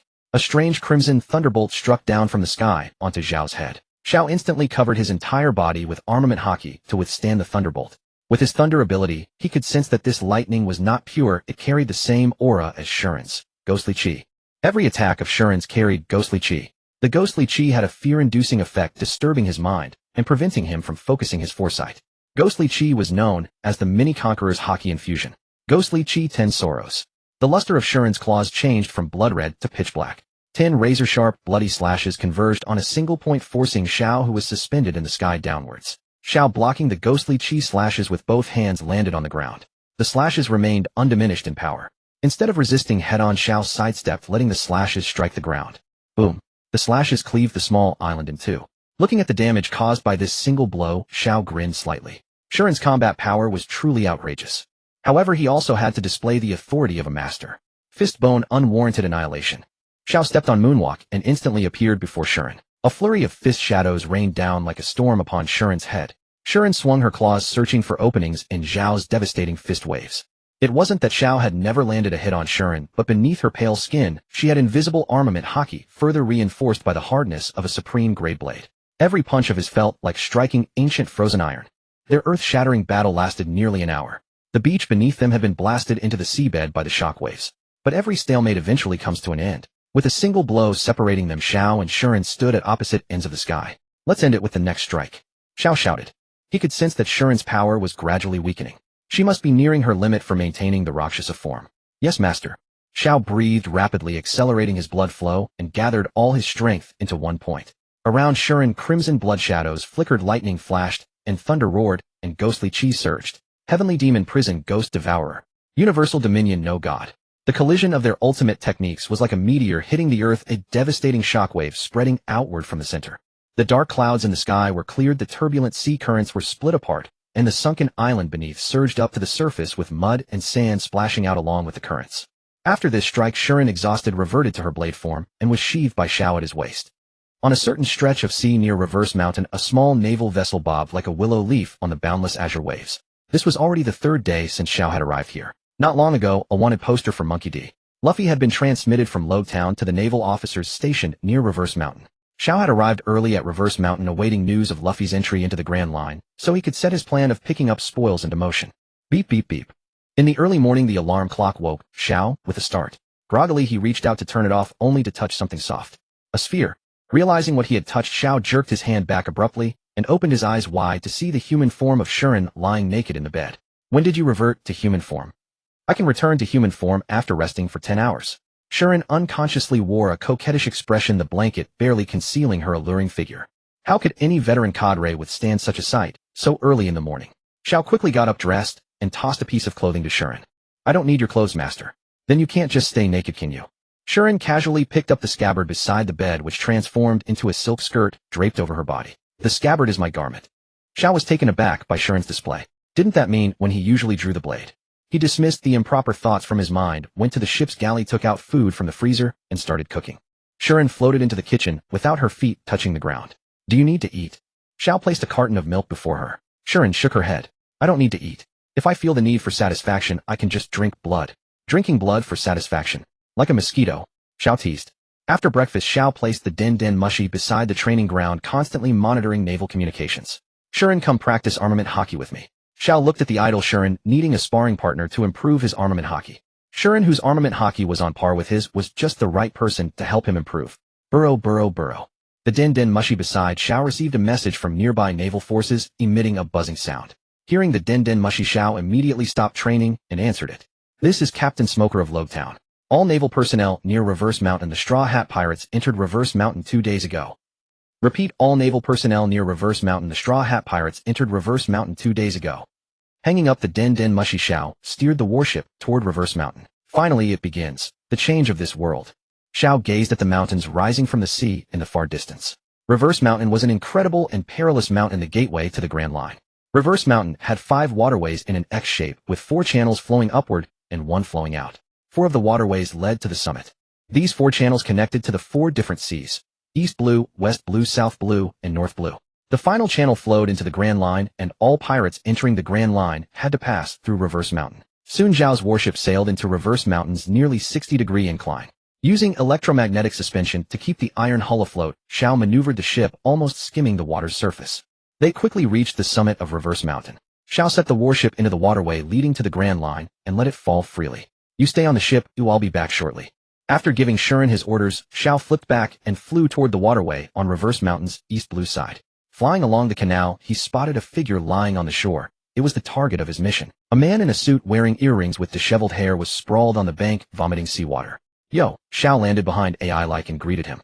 This man was a mercenary hired by the Navy in the East Blue to search for the 1,000-year dragon bone, and also a devil fruit user. When Xiao first entered Reverse Mountain, he had sensed AI-like's presence. If it weren't for the chance to gain an additional fruit training slot, he wouldn't have bothered coming here to find him. Still choking on water, AI-like suddenly spun around, staring in terror at Xiao, who had appeared silently behind him. Who are you?" "I'm a Marine," Xiao replied casually, walking over to AI-like as if nothing was amiss. "What do you want?" AI-like asked warily. "Nothing much." Xiao quickly touched AI-like. Sickle fruit recorded successfully. Fruit awakening slot 1. Startled by the touch, AI-like instinctively stepped back several paces. "Have you obtained the 1,000-year dragon bone?" "I don't know, I'm not a Marine from the East Blue." Having recorded the fruit, Xiao intended to leave. Though bewildered by Zhao's sudden arrival, AI-like figured that since Xiao could come, he must have a way to leave. "How did you get here? Take me with you." Xiao ignored AI-like's plea. This guy was a black glove operative for the Navy, who leaving him stranded here was already a mercy. Seeing Xiao unresponsive, AI-like's expression turned vicious. "Either take me with you, or you're not leaving either. I'm a devil fruit user. If you don't agree, I'll tear your head off in an instant." "Oh, I'll give you a chance to hurt me, and then I'll take you." Xiao beckoned to AI-like. Zhao's provocative statement stunned AI-like, who then snarled, "You asked for it." AI-like leaped backward, creating distance. Sickle wind slash. A transparent blade of air shot from his hand, disturbing the air around it. The slash streaked straight toward Zhao's left hand. AI-like wasn't foolish. He aimed at a non-vital spot, fearing that injuring a crucial part would leave them both unable to escape. Xiao stood still, making no attempt to dodge. He wanted to test his recently trained colorless armament hockey against AI-like's air sickle. Crack! A crisp sound came from Zhao's left side. He raised his left hand and examined it. A slight sting, but no wound. It seemed his training was still lacking. How is this possible? AI-like was utterly incredulous. He had clearly seen the sickle hit Zhao's left hand, so why hadn't his proud air blade caused any damage? "Is that all you've got?" Xiao taunted. Sickle dance. Enraged, AI-like slashed 7 or 8 air sickles toward Xiao in rapid succession. Xiao still didn't evade, letting AI-like's attacks rain down like a scratch that couldn't penetrate his defense. The relentless sickles finally ceased, and AI-like realized his powerlessness. This man was on a completely different level. Eventually, AI-like sensibly knelt down, begging Xiao to take him away. Xiao didn't bother with AI-like. Since he hadn't kept his promise, there was no reason to take him along. Xiao knew all too well what kind of scum mercenaries were. "Sure, and leave that pirate crew to you." "Yes, master." On the 3rd day after crossing Dian Daoshan and entering the Wei de Honglu, Xiao did not steer the warship to the nearest naval base to report. Instead, he moored the vessel at the exit of the waterway from Dian Daoshan that flows into the Wei de Honglu. Over these 3 days, Xiao had annihilated 4 pirate crews. Regarding Dian Daoshan, he had always harbored a question, as everyone knew the route for most pirates from the 4 seas to enter the Wei de Honglu was to go through Dian Daoshan and pass Xuanzijia. Why not set up a naval base here to wait for the pirates, like waiting for a hare by the tree? With confusion, Xiao planned to hunt down a few more pirate crews here as a memento of his entry into the Wei de Honglu. The pirates who had just entered the Wei de Honglu were astonishingly weak. Xiao didn't even bother to lift a finger, as Shuren alone could reap them all. Shortly after Xiao issued the order, a beaming Shuren flew back to the ship carrying a bag of treasure, a pirate flag, and a human head.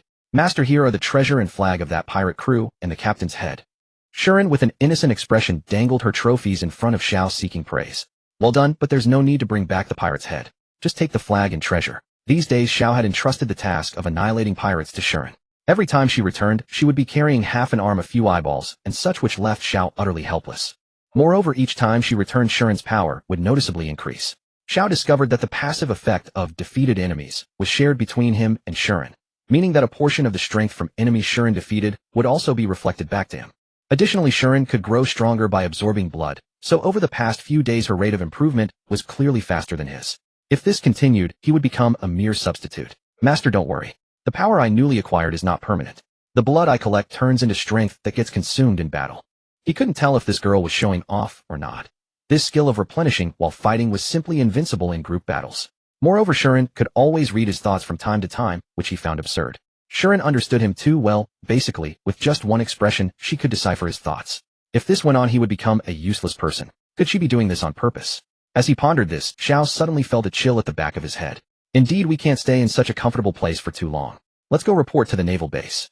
Xiao steered the warship toward the nearest naval base. After several days of sailing, Xiao arrived at the first stop on entering the Wei de Honglu, the 342nd Naval Branch of the Wei de Honglu. Docking at the harbor, Xiao donned his black justice cloak, while Shuren transformed into the form of a blade and was sheathed at his waist. Just as he disembarked, 2 rows of naval soldiers marched in neat steps, led by a naval commodore, jogging slowly to greet him. Attention! Waxite barked. Welcome Rear Admiral Xiao to this branch. All members of the 342nd Naval Branch salute Rear Admiral Xiao. Faced with this spectacle, Xiao, having just been promoted to Rear Admiral, hadn't yet adopted the corresponding demeanor. He simply smiled and waved at the soldiers, saying hello. Quickly walking over to Waxite, Xiao said in a low voice, I'm just here to report in. No need for such a big show. Have the soldiers return to their duties. Yes, Rear Admiral Xiao. Waxite turned and gave a crisp salute to Xiao, then turned to face the 2 rows of impeccably standing soldiers and said, all personnel dismissed. The soldiers obeyed Waxite's command as if it were an imperial edict, promptly dispersing in an orderly manner. Captain Waxite, have there been any movements from pirates in the surrounding waters recently? Or any pirate crew that has suddenly gained fame? Captain, you are worrying too much. There is an island near us called Waishiji Shanfeng, where bounty hunters from the surrounding seas gather. They mostly make a living by hunting pirates, so the security situation in this sea area can be said to be very good. Although the soldiers are disciplined, they rarely see battle. That's good. I have a few pirate flags here, you can take them to cancel their names later. They were all taken down en route. Waxite took the pirate flags and handed them to a nearby sailor. The 2 then went to the communications room. They opened the visual transponder snail and established contact with headquarters. The order for Xiao to enter the Wei de Honglu was issued by Zhang Gua. Naturally, the first thing after entering the Wei de Honglu was to contact Zhang Gua and inquire about the specific details of the order. On the other end of the transponder snail, Zhang Gua put down his newspaper and opened the visual transponder snail. Marshal Zhang Gua, long time no see. Seeing the familiar braided beard, Xiao smiled and greeted him. Long time no see, Xiao.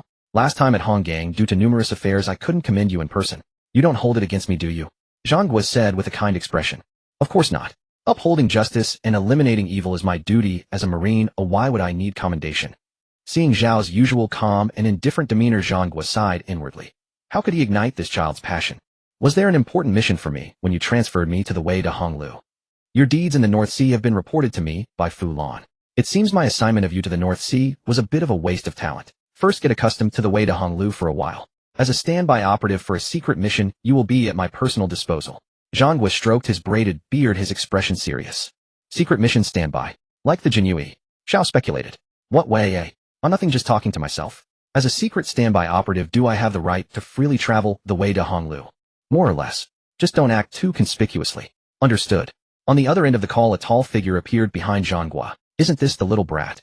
You've been making quite a name for yourself on the seas lately. Kapu laughed heartily. Kapu, don't interrupt when I'm discussing matters. Isn't it just the little brat? He's not an outsider. That's still not allowed. Kapu's arrival naturally came with banter with Zhang Gua. Old man Kapu, I heard your grandson recently went to sea and became a pirate, and he's quite valuable. Are you talking about that guy Lu Fei? Ha ha ha, he's indeed my grandson. Even as a pirate, he must become the strongest. Kapu, get out of here. After speaking with Zhang Gua on the phone, Xiao received the title of Secret Mission Standby Member. In the communication room, only Xiao and Shuren were aware of his status. Having obtained this identity, Xiao appeared somewhat excited. Fortunately, he had not been assigned to any naval base. Otherwise, his scheme to seize opportunities would have been difficult to execute. Upon leaving the communication room, Xiao greeted Wayside and directed the Marines to restock the warship. By evening, all supplies had been replenished. After politely declining Wayside's dinner invitation, Xiao returned aboard the warship and raised anchor to set sail. First stop, Little Garden. Ancient Island was an extraordinarily mysterious and wondrous island located in the Grand Line. The treacherous navigation on the Grand Line meant few islands maintained contact with one another. Some had developed advanced civilizations, while others remained stuck in primitive times.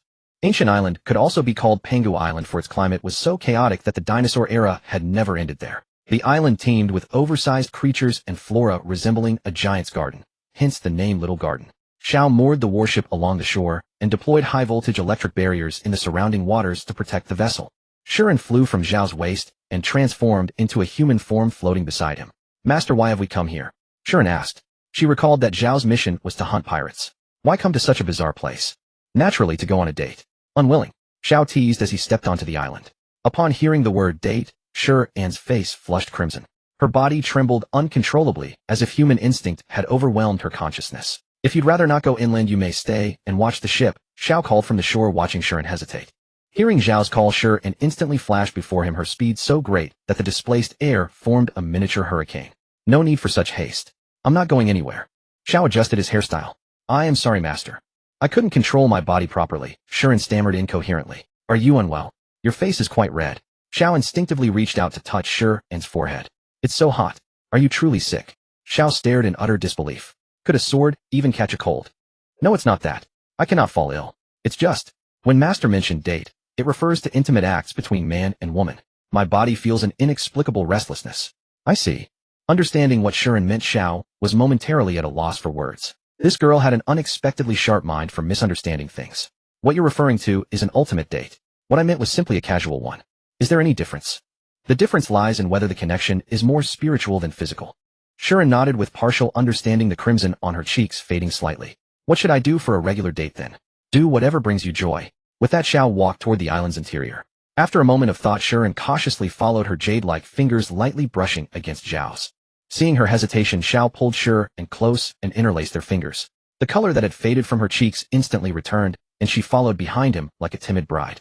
Shifting his attention from Shiren into the surroundings, Xiao observed beasts calling and birds singing among towering ancient trees. Massive creatures passed through the forest gaps, an environment indistinguishable from the prehistoric era. Xiao tightened his grip on Shiren's hand, and she could clearly feel his heartbeat accelerating. Could it be that master himself? Ignoring her imaginings, Xiao broke into a quick run. This was a prehistoric world after all, filled with rare and exotic beasts. Most importantly, there were dinosaurs. Which man wouldn't dream of riding a dinosaur across the plains? Boom, boom, boom. A massive creature nearby crushed the earth with each step. Birds startled into flight, and all beasts lay hidden. Here it came. Here it came. Xiao could sense a T-Rex approaching from nearby. He was about to see the magnificent beast he had always dreamed of. Roar. A colossal figure burst through several giant trees, roaring as it appeared before Xiao. But Zhao's expression immediately changed, and the next moment, don't you dare disrupt master's date. Shiren's eyes flared crimson. Her left hand transformed into razor-sharp claws, unleashing several streaks of blood-colored energy blades in an instant. The T-Rex that had just emerged from the brush was instantly dismantled. Xiao, Miss Shiren, we should cherish animals and avoid resorting to violence so readily, Xiao said with a gentle expression. I only love master, Shiren declared with absolute seriousness. Never mind. Shiren still did not fully understand human customs. He would educate her gradually over time. Besides, there were plenty of T-Rexes on this island. Anyway, no more force on this island. Yes, master. Watching the T-Rex reduced to pieces, Xiao clicked his tongue in regret. What a waste. Since this T-Rex was already dead, why not roast it? He had never tasted dinosaur meat before. Heat the wok, add oil. Soon the aroma of roasting meat filled the dense forest. The scent attracted numerous carnivorous dinosaurs. Holding the roasted meat, Xiao sensed his surroundings and selected a particularly impressive T-Rex. Conqueror's Haki released. The surrounding dinosaurs were instantly stunned and fell unconscious, leaving only the chosen T-Rex with clear consciousness. Together with Shiren, he dismounted onto the dinosaur's back. The T-Rex smelled the two sitting behind it, and the meat in Zhao's hands. Its instinct was to bite, but after receiving a glare from Xiao, it cowered. After letting the T-Rex fill its belly at the roasting spot, they headed toward Zhao's destination. Riding the T-Rex slowly through the forest, eating roasted meat, and singing songs with a celestial beauty in his arms. This was truly an enviable life. In the distance, two giants resembling mountains clad in thin armor were engaged in a brutal fistfight. Master, look over there, Shiren exclaimed, pointing at the two dueling figures. Ah, those two. We'll visit them later. Master knows them. I know them, but they don't know me. After crossing a burnt patch of grassland, Xiao used his heart net to sense two presences not far away. They were precisely Zhao's main targets for this mission, two devil fruit users. Charge! Xiao commanded and gave the T-Rex's rear a slap. The pained dinosaur dared not resist, forced to gallop forward under Zhao's orders. They ran all the way to the outside of a small hut made of banana leaves. Thanks, Xiao patted the T-Rex under him and jumped to the ground with Shiren. Facing the two astonished men before him, Xiao smiled. Hello there. I'm here to arrest you. Arrest us, the two giants exclaimed in shock. You? Arrest us? Indeed, Xiao replied calmly. Your crimes are undeniable. The two warriors exchanged glances, their battle fury momentarily replaced by disbelief. Such was the encounter between the Marines and the giants of Little Garden. Mr. Five and Mr. Valentine, by the authority of the Marines, I declare you both under arrest. Submit peacefully and spare yourselves unnecessary suffering. Xiao pulled out 2 pairs of sea stone handcuffs and addressed the 2 stunned men before him. Makita and Jiam were still processing the fact that this man in a black shirt had just leaped off a dinosaur and was declaring their arrest. Beside him stood an opulently dressed woman of strikingly alluring beauty. What were these two's background? Once Jiam regained his composure, he didn't hesitate. He blasted Xiao with an explosive breath of snot. Boom. The blaze of fire was blinding. Jiam instantly retreated, while Makita with perfect synchronization reduced her weight to 0 and ascended into the sky. Just as Shuren beside Xiao was about to strike, Xiao grabbed him. I'll handle these two myself, Xiao commanded. His main concern was that he hadn't yet collected their devil fruits. Shuren eliminating them instantly would disrupt his subsequent plans. 10,000 kilogram guillotine. Makita, soaring through the air, instantly increased her weight to 10,000 kilograms and dove toward Xiao like a living guillotine.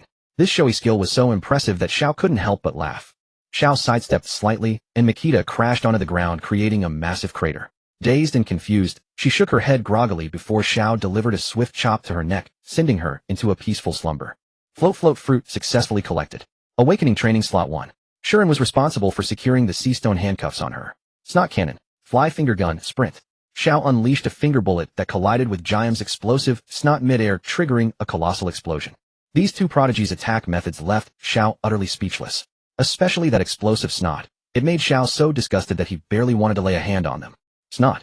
Puffed. Just as Jiam scooped another batch, Xiao instantly flashed in front of him and delivered a whirlwind kick, knocking him unconscious. Explosion fruit successfully collected. Awakening slot 1. Both newly collected fruits were immediately placed into Zhao's fruit training slots. Honestly, if these 2 devil fruits were wielded properly, they could possess considerable combat power. But one played with snot, and the other treated himself as a one-time use bomber. Hardly optimal. After handcuffing both geniuses, Xiao threw them into the sea stone prison aboard the warship. Back on the island, Xiao still had one more matter to attend to. Bang! Bang!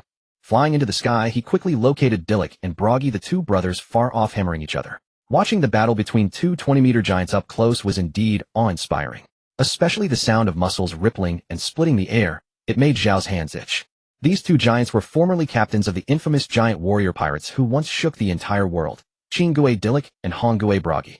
100 years ago, a young girl's innocent question about who had caught the larger prey sparked an argument between them, which they ultimately decided to resolve through single combat. Their battle raged on for a full century without a victor. Gradually, the 2 forgot the original reason for fighting and simply continued their endless duels, bound by mutual respect and camaraderie. Hey, 2 giant friends. Zhao's call broke through the thunderous clashes, causing Dilek and Broggy to pause. Who are you? Broggy, with his distinctive large nostrils, turned his head to regard Xiao and asked. I'm Luffy's friend, Xiao lied shamelessly. Oh, you're Luffy's friend, Dilek chuckled. He's been gone for quite a few days now. How many exactly? Since you're Luffy's friend, why haven't I seen you on his ship before? Broggy leaned in to ask. I was struck by illness and couldn't keep up with the crew. I'm currently chasing after them. Never mind. Since you're Luffy's friend, you're naturally our friend as well. May I ask what brings you here? Dilek waved his hand dismissively at Broggy and sank down to lean against the hillside. I heard from Luffy that both of you masters possess a tremendously powerful technique called Bagua. I happened to pass by this place and came specifically to request your instruction. Of course, I won't learn it for nothing. I will offer all the beer aboard my ship to you both as an exchange. Back when he read the manga, Xiao had noted that both the giants, Bagua, and Big Mom's, Wei Gua, were devastatingly powerful techniques. Xiao had been craving this move for a long time. After collecting the float fruit, he had created the perfect conditions for mastering it. How could he not seize the opportunity? You have beer. Upon hearing about beer, Broggy and Dilek immediately perked up. These 2 had battled on this island for 100 years and still remembered beer. That spoke volumes about their love for it. Fortunately, some days ago, Xiao had wisely instructed the Marines of Branch 342 to load beer aboard the warship. Otherwise, he would have had no choice but to propose a duel to these 2 in order to learn Bagua. Have you agreed, seniors? Xiao asked excitedly. However, this technique belongs to the giant race. It requires absolute strength and weight. Your petite frame won't be able to bear it, Broggy warned. Senior, I am a devil fruit user. I possess both qualities you mentioned. If you don't believe me, I can demonstrate for you. Then I must see it for myself. Dilek grew intrigued. Pardon me, senior. Xiao approached Broggy and wrapped both arms around his shoulder straps, lifting the entire giant into the air. He held him for 3 seconds before setting him down. Xiao then stepped onto a boulder and activated his float fruit ability, increasing his body weight to 3,000 kilograms, his current maximum limit. The sheer weight of 3,000 kilograms crushed the rock beneath him. Is that acceptable now? Xiao asked, looking at the two stun giants. Luffy's friend is truly formidable, Broggy murmured. I'll go fetch the beer for both of you first. As for whether you want to drink before or after teaching, I don't mind either way. Returning to the warship, Xiao carried away the large wooden barrels of beer and brought Shi-In, who had been guarding the two prisoners. Shouldering a mountain of beer with Shi-In in blade form hanging at his waist, Xiao made his way to the valley where Dilek and Broggy waited. Placing the beer before the two giants made their eyes bulge with disbelief. Let us finish teaching first, then drink. It would be unwise to teach after too much alcohol, Dilek proposed. Broggy nodded in agreement. The two giants led Xiao to the seaside since a devastating technique like Bagua required an open expanse to unleash.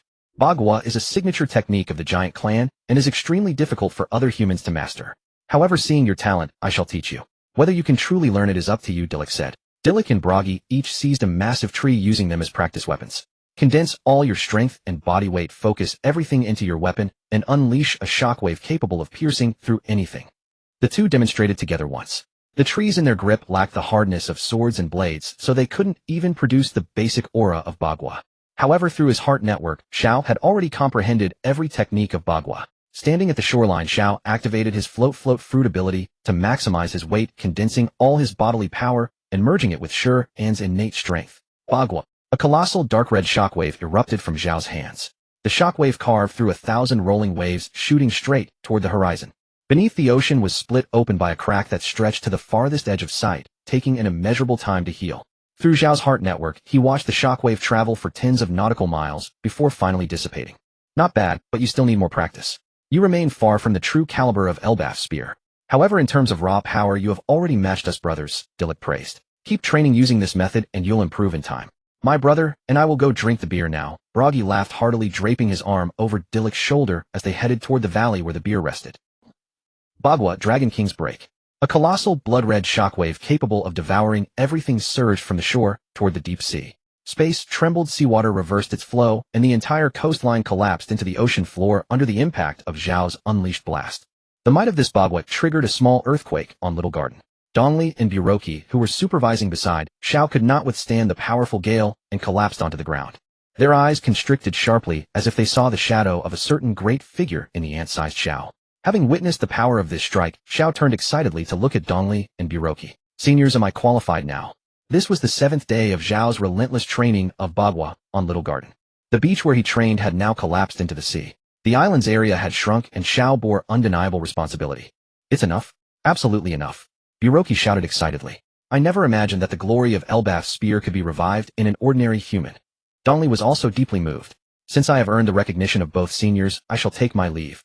Xiao bowed deeply to Dongli and Buroki, then activated his ability and soared into the sky. Won't you stay for a banquet? Dongli asked. No, any further delay, and I'll lose track of Luffy. Declining the giant's invitation, Xiao turned and flew toward the distant anchored warship. Although the two giants on the island were both wanted pirates with bounties of 100 million, their battles would not affect anyone, and they would likely never leave Little Garden for the rest of their lives. After all, he was no demon, and he had no intention of stopping their pact. Boarding the warship, Xiao let out a long-awaited sigh of relief. Entering the cabin, he first brought meals to the two captives. Opening the prison door, two prisoners as thin as reeds gazed longingly at the jail food in Zhao's hands. Zhao's treatment of captives was nothing short of humanitarian. He fed them 2 meals per person over 3 days, and look how they were so stuffed they could barely walk. Brewing a pot of black tea with contentment, Xiao laid back on a beach chair tuned into the Navy's public channel and steered the warship out to sea. Beep. Beep. This is the Navy headquarters stationed in Alabasta. The civil unrest in Alabasta has escalated severely and is slipping out of control. Requesting reinforcements. Repeat, requesting reinforcements. Taking out the eternal pose pointing to Alabasta, the warship sped forward at full throttle. After a day's voyage, Zhao's warship arrived off the coast of Alabasta. Alabasta was a superpower located in the first half of the Grand Line with a standing army population of 600,000. Now, due to the cunning schemes of one of the 7 warlords of the sea, Sir Crocodile, the kingdom had suffered 3 years of drought caused by the side effects of the banned substance, dance powder. He shifted the blame to Alabasta's king, Nefertari Cobra, inciting public discontent, which led to a full-scale war between the rebel army and the royal forces. Crocodile, however, was hailed as a hero due to his status as a warlord. Behind his meticulous plan lay the theft of the kingdom and the ancient weapon Pluton. Under Zhao's spiritual perception, everything in Alabasta was laid bare. The war between the rebels and the royal army had reached its peak with countless soldiers and civilians dead or wounded. At this moment, Luffy's crew had already engaged in a decisive battle with Crocodile's Baroque works, and the outcome would be decided before long. His primary task now was not to arrest the pirates in the midst of the chaos, but to prevent the two armies from slaughtering each other. However constrained by his identity as a marine, he could not excessively interfere in the internal affairs of another country. Therefore, he had to first report to the local marine base. Just as Xiao was about to turn the bow, the warship suddenly shuddered violently. "It's those guys." Sensing what was beneath the ship, Xiao sighed and pressed his forehead. Suddenly, a plump sea cow with a green shell and a brownish body landed on the foredeck. At first, there was only one sea cow, but then groups of them leaped onto the warship, all staring at Xiao. Although Xiao did not possess the voice of all things to understand what the sea cows were saying, the fighting spirit emanating from each one made it clear. These sea cows were itching for a fight. "Should I clean them up?" spoke Shuren in its sword form. "No need. I'll handle it." Xiao refused Shuren's offer. He knew that Shuren had a soft spot for animals, and he couldn't bear to see the adorable sea cows torn apart. Xiao took off his shirt and walked bare-chested to the foredeck. Standing in the midst of the sea cow herd, he provocatively beckoned to an especially agitated one. The provoked sea cow angrily leaped over Zhao's head, coiled its tentacles, and threw a punch at him. However, the strength of these sea cows was far too weak. Xiao sidestepped the punch and struck the sea cow's head with his fist. With a large bump on its head, the sea cow tried to retaliate, but Xiao didn't give it a chance. He kicked it flying onto the shore. Seeing their comrade knocked unconscious on the beach, the other sea cows prepared to unleash their group attack skill. Green figures surrounded Xiao from all directions, finger gun pointing and poking. In the center of the sea cow herd, Zhao's hands moved with the speed of a machine gun as he executed the finger gun. One by one, sea cows flew out from the center of the melee, some landing in the sea, others on the shore. Xiao didn't strike to kill, he only wanted to teach these itchy-finned sea cows a lesson. A few minutes later, all 100+ sea cows on the ship had been cleared. With the problem resolved, Xiao levitated the warship above the sea surface, turned the bow, and set course for the local marine base. Standing on the foredeck, Xiao felt a burning gaze and turned to look. The sea cows were kneeling on the beach, apparently intending to become his disciples. This was the custom of the Kung Fu. Sea cows on this beach challenge those who come ashore, and if defeated, pledge allegiance to the victor as their master. Xiao waved his hand at them, indicating he had no intention of taking apprentices. The sea cows remained persistent, jumping into the sea to follow Xiao as he sailed away. With no other choice, Xiao went to the stern and released a slow beam. The sea cows trailing behind were struck by the beam and froze in the water for 5 minutes, unable to move. By the time the slow effect wore off, Xiao's warship was long gone. The sea cows gazed in the direction Xiao had departed, tears streaming down their faces. They had lost such a powerful master. After shaking off the Kung Fu sea cows, Zhao's warship sailed along the coastline of Alabasta. He picked up the Den Den Mushi and dialed the local marine number. "This is Marine Commodore Xiao here to support Alabasta. I'm about to arrive at the marine base in Alabasta. Requesting permission to dock. The Alabasta branch welcomes all marine support. Thank you for your arrival." At the Alabastan Marine branch, in the communications room, signalmen urgently dispatched support requests to nearby naval vessels. The highest-ranking officer present was only a lieutenant commander. The sole Captain C. Moj had lost contact within the kingdom of Alabasta. The warlord Kelokidar, once hailed as a savior, had also vanished. The once formidable marine branch now stood blind before the turmoil of Alabasta. All hopes now rested on a commodore named Xiao, whom they had just contacted. Zhao's reputation loomed large within the Marines. Even in this remote branch, tales of the Demon Rookie and the Marines' only two Conqueror's Haki users had spread far and wide. With the overwhelming might of Conqueror's Haki, what threat could a few 100,000 rebels pose? When less than a dozen nautical miles from the branch, Xiao lowered the floating warship onto the sea.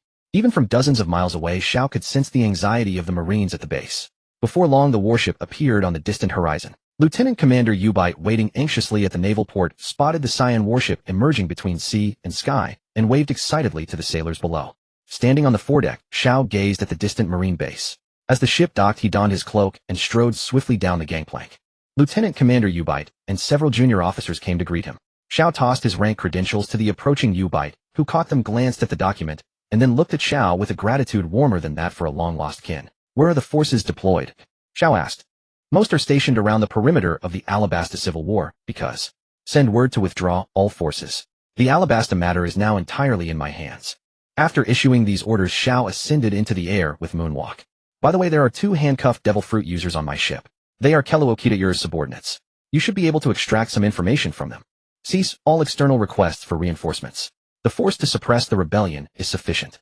Several Marines were bewildered by Zhao's commands.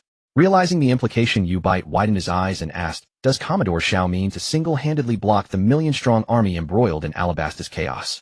"Yes. Any objections?" "None." U-Bite snapped a crisp navy salute. Xiao with moonwalk covering 100 meters per step vanished from their sight in an instant. Boom. The shockwave from the explosion cleared the sky, yet it could not halt the carnage below. Please stop fighting. Your battle is meaningless. The true culprit is Keloakinu. Stop shedding blood for nothing. On the bell tower, a blue-haired girl, battered and bruised, cried out hoarsely. Below her, hundreds of thousands of soldiers and civilians clashed. Blood flowed like rivers, the roar of battle shook the heavens, and the frenzied masses paid no attention to the girl's faint mosquito-like cries from the tower. In the end, the girl knelt helplessly, praying to the gods and her comrades. Are you the princess of this country? Nai Fei Lu Ta Li Wei Wei. Xiao placed the unconscious Bayer before Wei Wei. She looked up in shock at Xiao and the fallen Bayer. Are you a Marine? Wei Wei asked in a raspy voice. Yes, I am Marine Commodore Xiao, sent to stop this battle. Xiao leaped down from the bell tower. Master, there are so many bleeding people below. Does this humble servant need to intervene? Asked the sword Shuren at his waist. They are all ordinary people, deceived and wronged. Do not harm them. Yes, master. Landing above the chaotic crowd, Xiao hovered on moonwalk, took a deep breath. The amount of conqueror's haki needed to encompass hundreds of thousands was considerable. Boom. An invisible aura instantly enveloped the entire plaza and the chaotic zones beyond. Within 2 seconds, all hundreds of thousands of soldiers and civilians below had their eyes rolling back, collapsing unconscious. In an instant, the war ceased. The truth can wait until they wake. Xiao murmured. Only this much. Xiao felt the immense power flowing back into him, muttering to himself. He had hoped to soar to the heavens on the passive of defeated enemies, but it had a limit. If there were no limit, could he absorb the power of nearly 1 million people and ascend directly to the apex of the world? Abandoning such unrealistic thoughts, Xiao glanced up at the frightened Wei Wei on the bell tower, then looked into the distance. The time was almost right. Suddenly, buildings in the distance toppled, and a figure shot into the sky amidst a cloud of yellow sand. How tragic! Keloakinu. Xiao flew toward that area with moonwalk. On the bell tower, Wei Wei followed his gaze and cried out in alarm. That was where Lu Fei and Keloakinu were fighting. Having witnessed Xiao incapacitate hundreds of thousands with a single move, how could Wei Wei not imagine the fate of a pirate like Lu Fei encountering that marine? Bayer, wake up. Wei Wei shook the unconscious Bayer frantically. Bayer, who had carried the bomb earlier, was not injured by the explosion, but had been knocked out by Xiao. Slowly regaining consciousness under Wei Wei's shaking, Bayer mumbled, What happened, Your Highness? Are you alright, Bayer? Wei Wei asked anxiously. I'm fine. Take me there quickly. Wei Wei pointed to the destination Xiao was heading toward. Fully awake, Bayer transformed into his falcon form, carrying Wei Wei on his back, and spread his wings toward the direction she indicated. As Keloakinu, it crashed to the ground. Rain finally began to fall from the sky after so long. Standing before the incapacitated Keloakinu, Xiao placed sea stone handcuffs on him, while also noting 2 figures supporting each other as they departed in the distance. With a falcon's cry, Bayer landed beside Xiao, blocking his view momentarily. Wei Wei scrambled off Bayer's back and ran to Xiao. Keloakinu. He is the mastermind behind this war. Wei Wei tried to divert Xiao's attention while glaring fiercely at Keloakinu. The Marines only recently learned of Keloakinu's schemes, Xiao said, turning to face Wei Wei. This failure stems from the Navy's incompetence and the world government's policy loopholes. On behalf of the Marines, I apologize for the disaster brought upon your country and family, and I promise to undertake the restoration of your nation. Wei Wei let out a deep sigh. The blame is not on you. Please do not blame yourself. Those unconscious soldiers and civilians will awaken. Let us reveal the truth to the world. Suna Nomi collection successful. Awakening training slot 1. Vivi Bell and the rebel leader Koza escorted the delirious crocodile to the center of the chaotic square. Xiao stood not far from them, leaning against the stone pillar. At this moment, the soldiers and civilians who had been knocked unconscious by haki began to awaken one by one. Vivi and Koza each held a megaphone explaining to the army and civilians the reason for the drought and crocodile scheme. With both leaders appearing together, the misunderstanding was completely resolved. After learning the truth, the furious crowd demanded that crocodile be killed. Xiao stepped out from behind the stone pillar and flicked several finger pistols toward the crowd. Those struck by the finger pistols were all the spies crocodile had planted in the army. I apologize to everyone present, but crocodile must be transported to Impel Down and cannot be executed here. The world government requires an explanation. Xiao said in a calm tone. To hell with the world government. Do you know how many of us have died? My mother died because of him. Dissatisfied with Xiao's stance, the crowd began to curse and hurl insults, and some even threw stones at him. Xiao stood his ground, showing no intention of backing down. The Shuren at his waist trembled slightly, emitting a low hum, but he reached out and pressed it down. Everyone stop. Vivi stepped in front of Xiao and shouted to the crowd. It's not his fault. If not for him, there would be even more bloodshed and more deaths here. Under Vivi's command, the crowd gradually calmed down. Vivi turned to look at Xiao behind her, her eyes flickering with uncertainty. Just how many people had spoken ill of the world government? Given Zhao's position, he could have executed them on the spot. Now it depended on his magnanimity, whether he was a petty person who would seek revenge for every slight. Lady Vivi, I heard nothing just now, Xiao said softly, dispelling her worries. Thank you. I will first escort Crocodile to the Marine base. Later I will lead the Marines to eliminate the remnants left by Crocodile and assist your country with some modest repair work. Vivi replied with a smile. Escorting Crocodile, Xiao used the moonwalk to head toward the branch base. On the way his gaze was drawn to a figure with white hair carrying a jit on his back and emitting thick smoke. He landed in that district. Captain Smoker. Smoker, looking grim, heard someone call his name and turned to look. Seeing Xiao and Crocodile in his custody, Smoker exclaimed in surprise, "You're Commodore Xiao? And Crocodile?" Smoker had learned through the Den Den Mushi that Xiao had arrived here, and he was also following Zhao's orders to withdraw from the battlefield and head to the branch base. I am Xiao, and this is Crocodile, just apprehended. Did you defeat Crocodile? Xiao shook his head with a smile. He was defeated by a pirate wearing a straw hat. I merely took advantage of the situation. Upon hearing the mention of the straw hat, Smoker furrowed his brow thoughtfully, as he had just been saved by Luffy earlier. What about the war in Alabasta? It's over, Xiao said casually. Nonchalantly walking up to Smoker, Xiao touched him with a speed that Smoker couldn't react to. Moku, Nomi collection successful.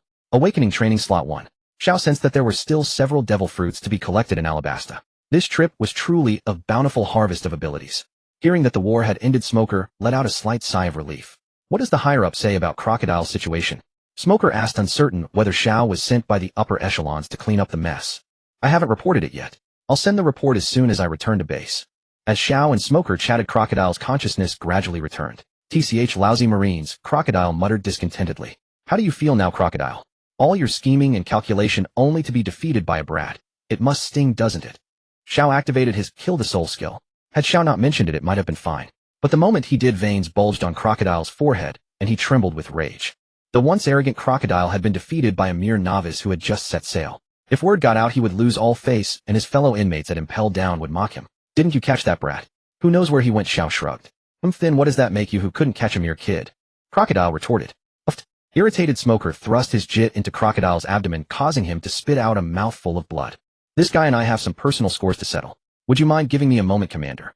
Smoker glared at Crocodile and said with displeasure. I'm not one to abuse prisoners, so I see nothing, Xiao said, handing Crocodile over to Smoker before walking aside whistling. Smoker pushed Crocodile into an alley, and soon the sound of the jit striking Crocodile's body echoed out. Crocodile, too proud to cry out, didn't utter a single sound. When the two emerged from the alley, Smoker let out a long sigh while Crocodile was battered and bruised. Smoker had vented his anger, and Crocodile had become docile. The three arrived at the branch base where several warships had already gathered. A beautiful woman with pink hair wearing a red coat and a justice coat walked toward them. Hello, Captain Hina, Xiao said, extending his left hand. Hina paused for a moment, then removed her black gloves and shook his hand. Hello, Commodore Xiao. I've heard so much about you. Ori, Nomi collection successful. Awakening training slot 1. Hina doesn't understand. Why was Crocodile arrested? You explain it to her. I need to report to the higher-ups, Xiao said, looking at Smoker. Arriving at the base's communication room, Xiao reported in detail everything Crocodile had done in Alabasta. By then, Smoker and Hina had also entered the communication room, waiting to see how the higher-ups would decide on this incident. To preserve the reputation of the world government's upper echelons, let's keep this matter under wraps. A hoarse voice came from the Den Den Mushi. Having just dealt with the burning of Mary Geos, the higher-ups were still reeling. Now faced with another case of a Shichibukai usurping a kingdom, they chose to downplay the issue and conceal it if possible. Don't joke around, you old geezer. Hot-tempered Smoker was furious at the government's cowardly decision and shouted directly into the Den Den Mushi. Smoker. Hina quickly stopped him. The old man on the other end didn't get angry, but said calmly, Commodore, Xiao, the credit for this incident will be attributed to you. Captain Smoker and Captain Hina also made significant contributions, Xiao said, making a keep quiet gesture to them. Understood. Let's leave it at that. After hanging up the Den Den Mushi, Xiao turned to face the angry Smoker and the bewildered Hina. Hina didn't do anything. Why did you say that? I don't need your charity. Don't be so hasty. If you want to straighten out so-called justice, you can't do it with just your rank of captain. Think it over. Don't let the notions of right and wrong blind your eyes. What do you think the Marines' justice is, eh? Xiao leaned back in the lounge chair of the communications room, addressing the two before him. Smoker and Hina exchanged a glance, wondering if the kid was testing them. Though they were considered elders in age, compared to Xiao, ranks superseded all, and even the temper of a senior had to be restrained before a superior. Of course it's to defeat pirates and protect civilians, Smoker said. Hina said nothing, quietly lighting a cigarette. That's the most obvious reason and our primary mission. But looking at the Crocodile incident, our justice seems to have arrived late, or even absent, since Crocodile wasn't defeated by us. Hearing this, neither Smoker nor Hina offered any rebuttal or explanation. The incident was a flaw in the system, They were not its architects, merely enforcers of certain rules. Then let me ask another question. Where does the evil in this world come from? Pirates. Smoker replied. And what makes people become pirates? Naturally, it's because of the great treasure declaration made by the pirate King Roger at his execution in Lowtown. Smoker's voice grew agitated, for he had witnessed that execution firsthand. That's one reason, but not the main one. Before the great pirate era began, Shiki Whitebeard Kaido of the Beast, Charlotte Lin Lin, the current Emperors of the Sea, were all figures from the previous era. Do you mean that without Roger's declaration the sea would still be calm? Are you suggesting that Roger is not the root cause of the great pirate era? Smoker's expression turned sour. Of course not. If someone must be held responsible for the great pirate era, it is undoubtedly the pirate King Roger. But where does the real problem lie? Can those small pirates compare to the emperors? Who created the emperors? What exactly are you trying to say? As far as I know, 2 of the current 4 emperors turned to piracy because of the extravagance of the celestial dragons. If people didn't have to pay exorbitant tributes, if they were prosperous and content, how many would risk everything for a vague treasure? The Marines can be a shield protecting the people or a blade exploiting them. Think about who truly holds the weapon. You're referring to the celestial dragons, aren't you? Smoker said gravely. Smoker, Hino warns you this is not a topic for casual discussion. Whose side are you on? Smoker's expression turned stern. I stand with the weak. What about you? For a moment the communications room fell silent. After a few seconds, Xiao rose, draped his cloak over his shoulders, and picked up his portable Den Den Mushi. It might be too early for you to answer now. Take your time. Xiao opened the door to the communications room. The heavy rain had ceased, and a gentle ray of sunlight fell upon him. He had no fear that the 2 behind him would report to their superiors, for their inner thoughts were laid bare before him. Both were men of justice and responsibility. They took Zhao's words to heart, and in their minds had already given him an answer that satisfied him. Stepping out of the communications room, rows of Marines stood in neat formation, gazing up at Xiao on the elevated platform, awaiting orders from their commander. Gather supplies. In the coming days your primary task will be to restore the devastated Alabasta to its former state. Yes, sir. The roar of nearly 10,000 Marines shook the heavens. Move out. Tens of thousands of Marines pushed carts, towed ships, and carried most of the base's supplies, marching in a grand procession toward Alabasta. I'll trouble you 2 captains to stand guard offshore. Some pirates might try to flee Alabasta. I'll rely on you then. After issuing his orders to Smoker and Hina, Xiao stepped into the air, using Jeppo, and flew toward the interior of Alabasta. Watching him leave, Hina exhaled a thin stream of smoke, and said, Smoker, Hina wants to ask you, what do you think of this commander of ours? Can he be trusted? Save the useless talk. We have orders to carry out. Leaving the Marine base, Xiao flew straight toward Rainbase Crocodile's stronghold in Alabasta. Arriving above Rainbase, he saw that the city, spared from the drought and filled with casinos for the wealthy, had not suffered much from the war, even without Crocodile's support. Now it was deserted. The moment the conflict began, the rich had fled with their money. Zhao's goal was Mr. 3 Galdino, buried beneath the ruins, a Paramecio wax fruit user. Theoretically, this ability was superior to Katakuri's Machi fruit. It could turn into liquid under high heat, and become extremely hard when solidified. The user simply lacked skill to make full use of it. Sensing Mr. 3's location, Xiao quickly flew toward the ruins. Shing! Crash! Xiao drew his sword and unleashed a slash, clearing the rubble and debris and piercing the roof of the hidden chamber. Flying into the chamber, Xiao was greeted by banana crocodiles, each 30 meters long. The banana-shaped creatures writhed their massive bodies, opening their jaws wide to attack Xiao. Water splashed as Xiao was instantly surrounded by a ring of gaping maws. Leave these crocodiles to you. Be careful not to touch the seawater. Yes, master. Xiao tossed his sword Xian into the air, where it transformed into a humanoid form. Soon the animal-loving Xian, in a very friendly manner, turned the surrounding banana crocodiles into banana shapes. Passing through shattered rooms, a limping figure emerged ahead. Mr. 3's distinctive 3 hairstyle, visible to anyone but the blind, confirmed his identity. Mr. 3. Still thinking of the exit, Mr. 3 heard his name called from behind and turned to look. Bang! The moment Mr. 3 turned, Zhao's fist, as large as a sandbag, slammed into his face. Wax fruit recorded successfully. Awakening training slot 1. Mr. 3's glasses shattered, and he flew back dozens of meters before collapsing unconscious. Approaching Mr. 3, Xiao produced a pair of sea-stone handcuffs and secured them on the man. Tying the unconscious Mr. 3 into a bundle, retrieving Xiao left Rainbase and flew toward Alabasta's capital, Alyabarna. Arriving at the relatively intact capital where the royal family was feasting, Xiao requested Shaka to temporarily guard Mr. 3 until he could arrest all Baroque Works members and send them to impel down. Dog fruit jackal form recorded successfully. Awakening training slot 1. In the southern part of the city of Alyabana, inside a secluded cafe, 3 disheveled and oddly shaped individuals were discussing how to escape from Alabaston without being detected by the Marines. Dorothy, short and stout, said angrily, according to my informant, Kellikinur has been taken down. I didn't expect those brats to actually pull it off. Let's Hurry. And run, said Bibu slowly. Don't waste time, Bibu. Make a decision quickly, stay or leave. Dualuify said irritably. Bola blew a smoke ring and said, forget about Mr. 1. Before the royal family of Alabastan carries out a full cleanup, let's get out of here. The three quickly agreed. They packed their bags and prepared to leave Alabastan. Carrying large bundles of treasure, Bola and Dualuify opened the cafe door, planning to steal a boat from the harbor and escape. They had only taken a few steps when a man with an overwhelming presence landed before them. It's the Marines, Bola exclaimed. Is it just him alone, Bola? Dualuify urged, hoping to rely on Bola's exceptional hearing to detect if they were surrounded by Marines. Don't waste your energy, ladies. I alone am enough to arrest you all, Xiao said with a smile. Oh my, this young man is quite arrogant.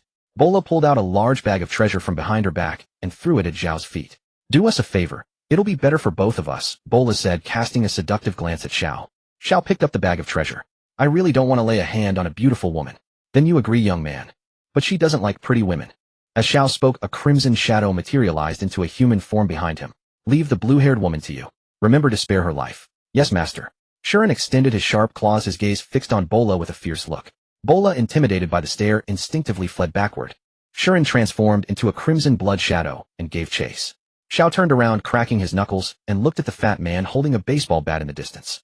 He wondered if he could finish the fight in 3 seconds. Fist bone, extreme heavens collapse. Xiao gathered power and delivered a heavy punch to the ground beneath him. The entire sandy area was blasted apart by the shockwave carried by the punch. The one who was preparing to ambush Dualuify from below was struck head-on by the fist wave and fell unconscious. In the next second after taking down Dualuify, Xiao flashed in front of Bibu. Storm leg, rising bamboo. Before Bibu could react, he was lifted into the sky by a vacuum blade, then fell to the ground unconscious. 2 seconds later the battle was over.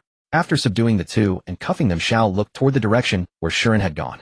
Shuren was dragging Bola, whose face was pale and withered like a corpse, floating back to Xiao with a grin. Seeing Bola's miserable state, Xiao sighed. He had told her to spare a life, and she had indeed left only a breath of life.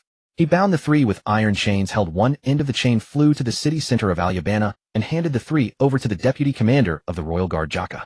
At that moment, Princess Vivi quietly slipped past the main entrance.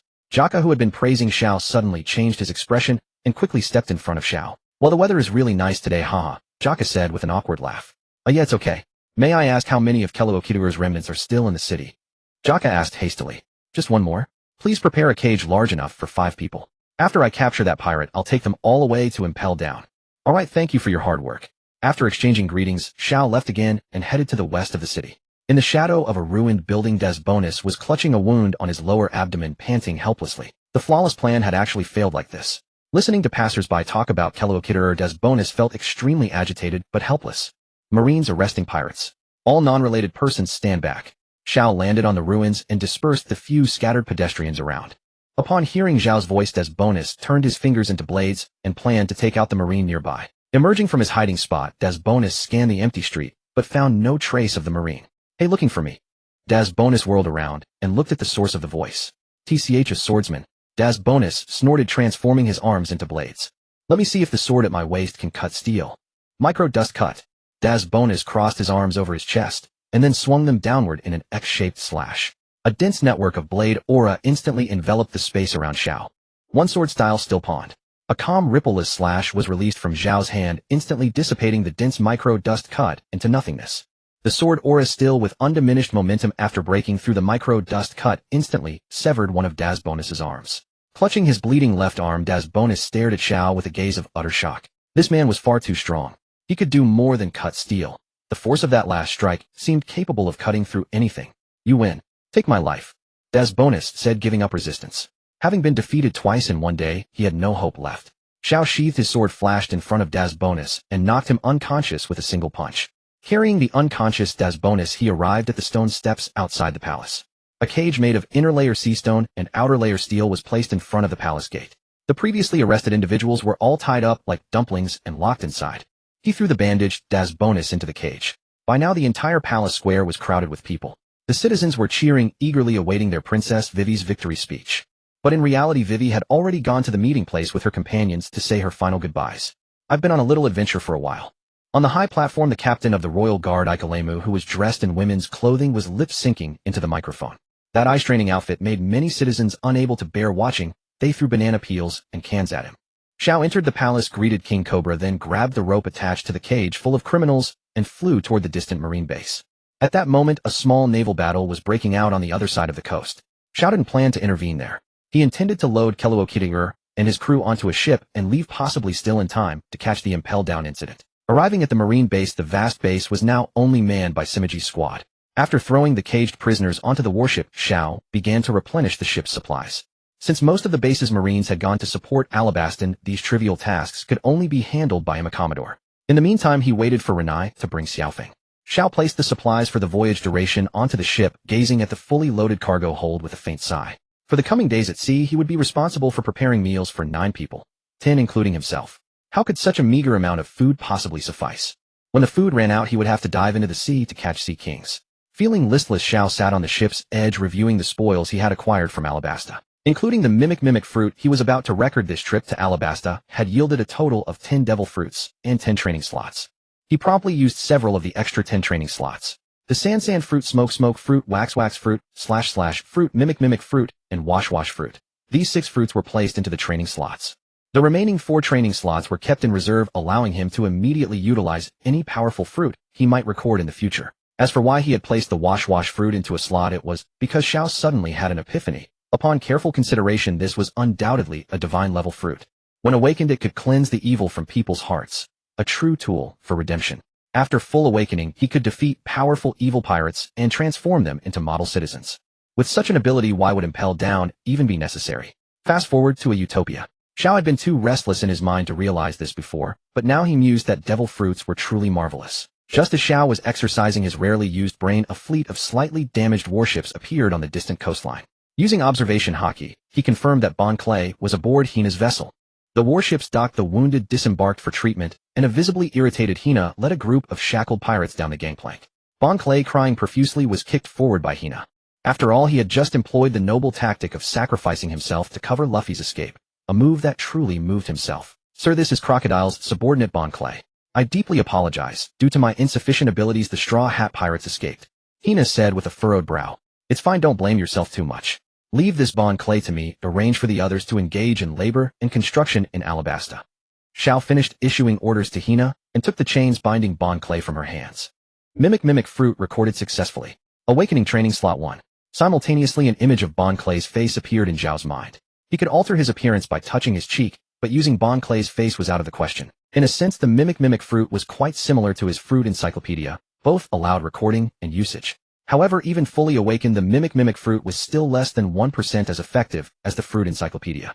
At most, it granted the user the memories and a fraction of the power of the person mimicked. Still, it was quite formidable. "Wah, Straw Hat Boy." Bon Clay, still in Zhao's grasp, couldn't stop his howling. "Stop shouting. You're getting saliva all over me." Xiao gave Bon Clay a bump on the head to silence his wailing.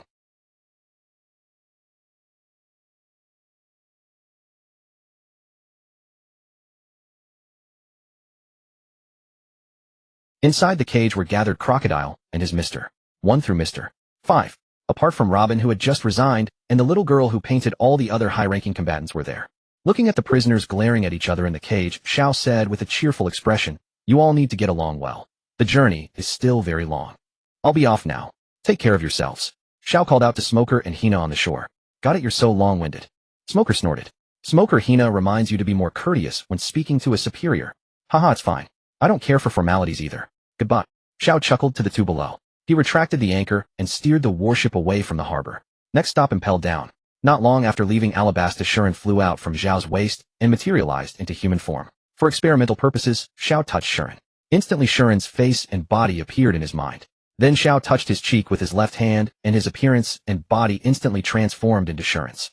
Shuren stared in astonishment at Xiao, now identical to her. "Don't get too excited. This is an ability I just recorded. I can turn into anyone by touching them, including their body." Upon hearing Zhao's explanation, Shuren's expression shifted from shock to confusion, then to a pout. "I still prefer the original master. If master looks like someone else, I'd feel strange serving you. Don't worry. I'll only use this ability for infiltration or pranks. I won't use it on you, so relax." Xiao gently stroked Shuren's forehead, calming her down. Hearing Zhao's reassurance, Shuren breathed a sigh of relief. But then she thought of something, and her face flushed crimson. She tugged lightly at Zhao's sleeve and said shyly, "If master wants my body, I'll give it to you. Please don't use Shuren's body to do that kind of thing at night." "Stop. This isn't the carriage to Impel Down. I want to get off. Master is so tempting that one can't help but want to devour you." After a bout of flirtatious banter with Shuren, Zhao's stomach reminded him it was mealtime. He went to the cargo hold and selected some ingredients he had taken from the Alabasta Marine branch. Zhao also casually swiped a local Alabasta cookbook. Following the recipe, Zhao prepared a table of fairly authentic Alabastan cuisine. When it came to food, it was always more enjoyable to share it with others. Since Shuren couldn't eat, Zhao moved the dining table outside the Baroque Works' one big happy family cage. Seeing the lavish spread of food, the prisoners in the cage couldn't help but drool. They hadn't eaten in a long time and were hungry. Especially Mickey and Jemu, who had been thrown back into the cage. Those two were nearly driven mad by hunger, eyeing the others with a green gleam. The newcomers had no idea what awaited them in the cage, but judging by those two, their fate wouldn't be pleasant. As everyone knew, Zhao never mistreated prisoners. He had the heart of a true, living Buddha-yama. Ignoring the desperate gazes of the caged men, Zhao began to eat heartily. Listening to the pangs of hunger echoing in their minds, Zhao's appetite improved. Indeed, sharing was the greatest joy. Seeing Zhao finish his meal, Mickey dared to crawl to the edge of the cage and moaned, "Please have mercy and give us some food." Taking pity on their plight, Zhao got up and brought out the meals he had prepared for them. He portioned the food so that they wouldn't starve to death, but would be half dead from hunger before the next meal. As he handed out the meals, only Crocodile and Das Bones maintained some dignity. The others wolfed down their food without any regard for appearances. Rest assured, it's absolutely fair here. Everyone gets what they're given, and stealing from others is strictly forbidden, yo. On the third night of the voyage, after just eating prison fare from within the cage named Loving Family, Baroque Works, came waves of snores. After becoming familiar with the rules here, everyone always saved as much energy as possible, unwilling to waste a single ounce. Eating their fill, and then sleeping was the only way to ensure they wouldn't go mad with hunger before the next meal arrived. Keluokiter narrowed his eyes, observing his unworthy subordinates, while his mind desperately schemed escape plans. After confirming repeatedly that there was no trace of the Marine around, Keluokiter lightly kicked Jardinal. "Hey, Mr. 3, use your ability to unlock the chains on us." Awakened by the kick, Jardinal stared at Keluokiter with fear and disgust. "Are you kidding me? I'm bound by sea stone. I have no strength at all. How can I use my ability? TCH useless trash." Keluokiter snorted. Keluokiter's words might have been harmless, but once spoken, Jardinal's temper flared up. Recalling how Keluokiter had nearly killed him before, Jardinal lashed out. "If you're so useful, why are you locked up with a useless piece of trash like me?" "Keep your voice down," Keluokiter growled. "Who do you think you are to order me to be quiet? We're all prisoners now, and you still want to lord it over me. Keep acting up and we'll each kick you to death." Being cursed out by scum he usually regarded as ants, Keluokiter's old face truly couldn't hold up. At that moment, Keluokiter's face was flushed red, but he still didn't retort a single word. He understood that getting angry at scum here was pointless. He had to placate Mr. 3's emotions because only Mr. 3 could bring him the chance to escape. Keluokiter took a deep breath and said, "Jardinal, if you can lead us out of here, your status in Baroque Works will be second only to mine. Are your words trustworthy? I'm afraid the first thing you'll do after we escape is kill me to vent your anger. After all, I've seen your ruthlessness firsthand," Jardinal said coldly. Meanwhile, the members of Baroque Works were all awakened by the noise, watching their former boss and former colleague confront each other. "I can swear if I kill you after we escape or fail to give you the promised conditions, any of my future plans will be shattered," Keluokiter said with a solemn tone. "Think about it, Jardinal. If I break my word after we get out, who among those present would remain loyal to me? You don't know what's inside Tujin City, do you? Let me tell you, Tujin City has 6 layers of prison. You'll be locked in the second or third layer of hell that makes life worse than death. So will you be my deputy, or rot in hell until you're tortured to death? Which will you choose?" Keluokiter extended his hand toward Jardinal, making a handshake gesture. After hesitating for a few minutes, Jardinal saw that Keluokiter's hand still hung in the air without being withdrawn. He gritted his teeth and decided to go for it. "Let me lay out the plan first. All of you come closer." Keluokiter spoke calmly without a trace of arrogance. The group sat together, 8 heads forming a circle. "Mr. 1, don't you want to escape?" Jardinal asked, looking at Das Bones. "Don't waste your efforts. Even if you can escape this cage, you can't defeat that monster above." Das Bones looked at the empty side of his body and said, "That person just swung his sword casually." Seeing the perfectly smooth cut, several of the 8 who had been tortured by Zhao also felt their resolve waver. That monster dealt with them in just 1 or 2 moves, and it was clear he wasn't even using his full strength. "If you don't want to leave, shut your mouth." Keluokiter snorted, unwilling to let someone demoralize the team. "Listen up. Those who want to leave should give all their food to Jardinal the next time that bastard Marine delivers meals. Once he has strength, he might be able to create a key to unlock his sea stone handcuffs. As long as he can break free from his shackles, we can all get out. After we get out, we won't fight that bastard Marine head on. We'll wait until the dead of night, steal a small boat, and slip away." Although everyone was afraid after hearing this reasonably sound plan, they all expressed willingness to take the gamble. Jardinal, placed with high hopes, suddenly felt like a savior, breathing a little more heavily than before. Above them, Zhao listened with relish to Keluokiter's plan. As for Keluokitawa's promise to Jar Dinua, it was complete nonsense. Jar Dinua was still excitedly waiting to be second in command, while Keluokitawa had already been thinking about when to kill him even before making the plan. 2 days later, Shao arrived on time to deliver meals. Entering the cabin, at first glance the prisoners inside were sprawled about, occasionally letting out low groans, looking as if they were about to die. What acting, tisk tisk. After placing the meals into the cage, Shao leaned back in a lounge chair nearby, pretending to take a nap. Zhao's feigned sleep left the prisoners at a loss. This was their only chance. If they missed it, next time the Marines might be escorting, and then they would have no chance at all. Jar Dinua glanced at Keluokitawa, then used his finger dipped in saliva to write the words, "Do it or not," on the ground. Keluokitawa nodded and told Bibu and Dualuify with their round bodies to block Zhao's line of sight. The others pretended to eat one by one, placing their meals into Jar Dinua's bowl. Jar Dinua lived up to expectations, eating with all his might. Before long, Jar Dinua had consumed 8 portions of food, and his body became slightly rounder. Digest it quickly, Keluokitawa wrote on the ground with saliva. Jar Dinua breathed heavily and quietly, accelerating his metabolism to rapidly digest the food he had eaten. After a few minutes, Jar Dinua finally converted the food into strength. He placed his hands on the ground, ensuring that the chains would not make noise when he unlocked them later. Dualuify and Bibu turned to watch Zhao's every move. Seeing the rise and fall of Zhao's chest, Keluokitawa was sure Shao was asleep. "Hurry up," Keluokitawa wrote on the ground. Jar Dinua, with cold sweat on his forehead, gritted his teeth and gathered all his strength into his left hand. The power of the sea stone was still too overwhelming for him. Even using all his strength, it was difficult to activate the power of the devil fruit within him. After persisting for over 10 minutes, the sweat on Jar Dinua's hand transformed into liquid wax. Under the expectant eyes of everyone, Jar Dinua's left hand was lifted with the help of Shao Feng, and the flowing wax dripped sparsely into the keyhole of the sea stone handcuffs. Each additional second felt like breaking through his own limits. Finally, the keyhole was filled with wax. Now all that was left was to create a handle to turn the mechanism. After nearly half an hour of arduous effort, Garl Diner finally completed his task. He inserted a usable wax key into the keyhole of the sea stone chain shackles. After crafting the key, Garl Diner could barely stand and slumped against Xiao Feng's chest, nearly fainting. The key remained intact in the sea stone handcuffs, waiting for someone to turn it and unlock the restraints. No one else moved, leaving the unlocking task to Crocodile, who had the best stamina. Crocodile cast a glance at Xiao first, then slowly reached out to grasp the wax key, preparing to twist it. Shua!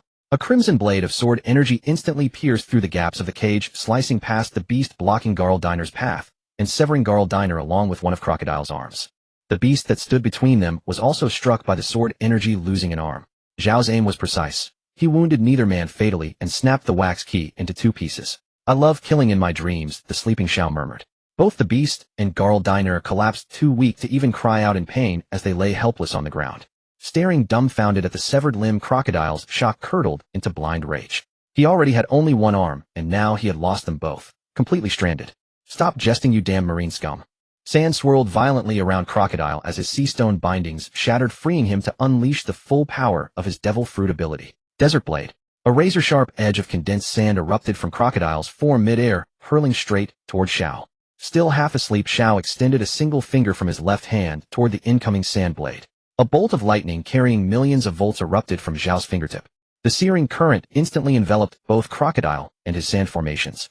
Within seconds, brilliant light flooded the ship's hold, forcing those still conscious to shield their eyes from the blinding flash. When the light finally faded, a crystalline sculpture-like thing crumbled onto the floor. Everyone turned to witness Crocodile's transformation into a half-human, half-glass being. The sand had vitrified into glass through intense heat. Crocodile himself had already fainted, completely unaware of his new crystalline state.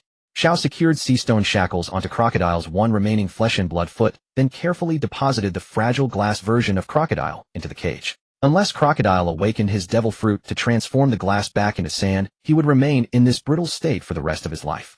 Fortunately, his vital systems had not been affected. "You're actually the legendary Rumble fruit user." Shao Feng gasped in disbelief. Shao sighed, done with pretense. He would report his true abilities to higher command once they reached Impel Down. With the Summit War coming in just over a month, the only thing that mattered was keeping his multiple abilities hidden.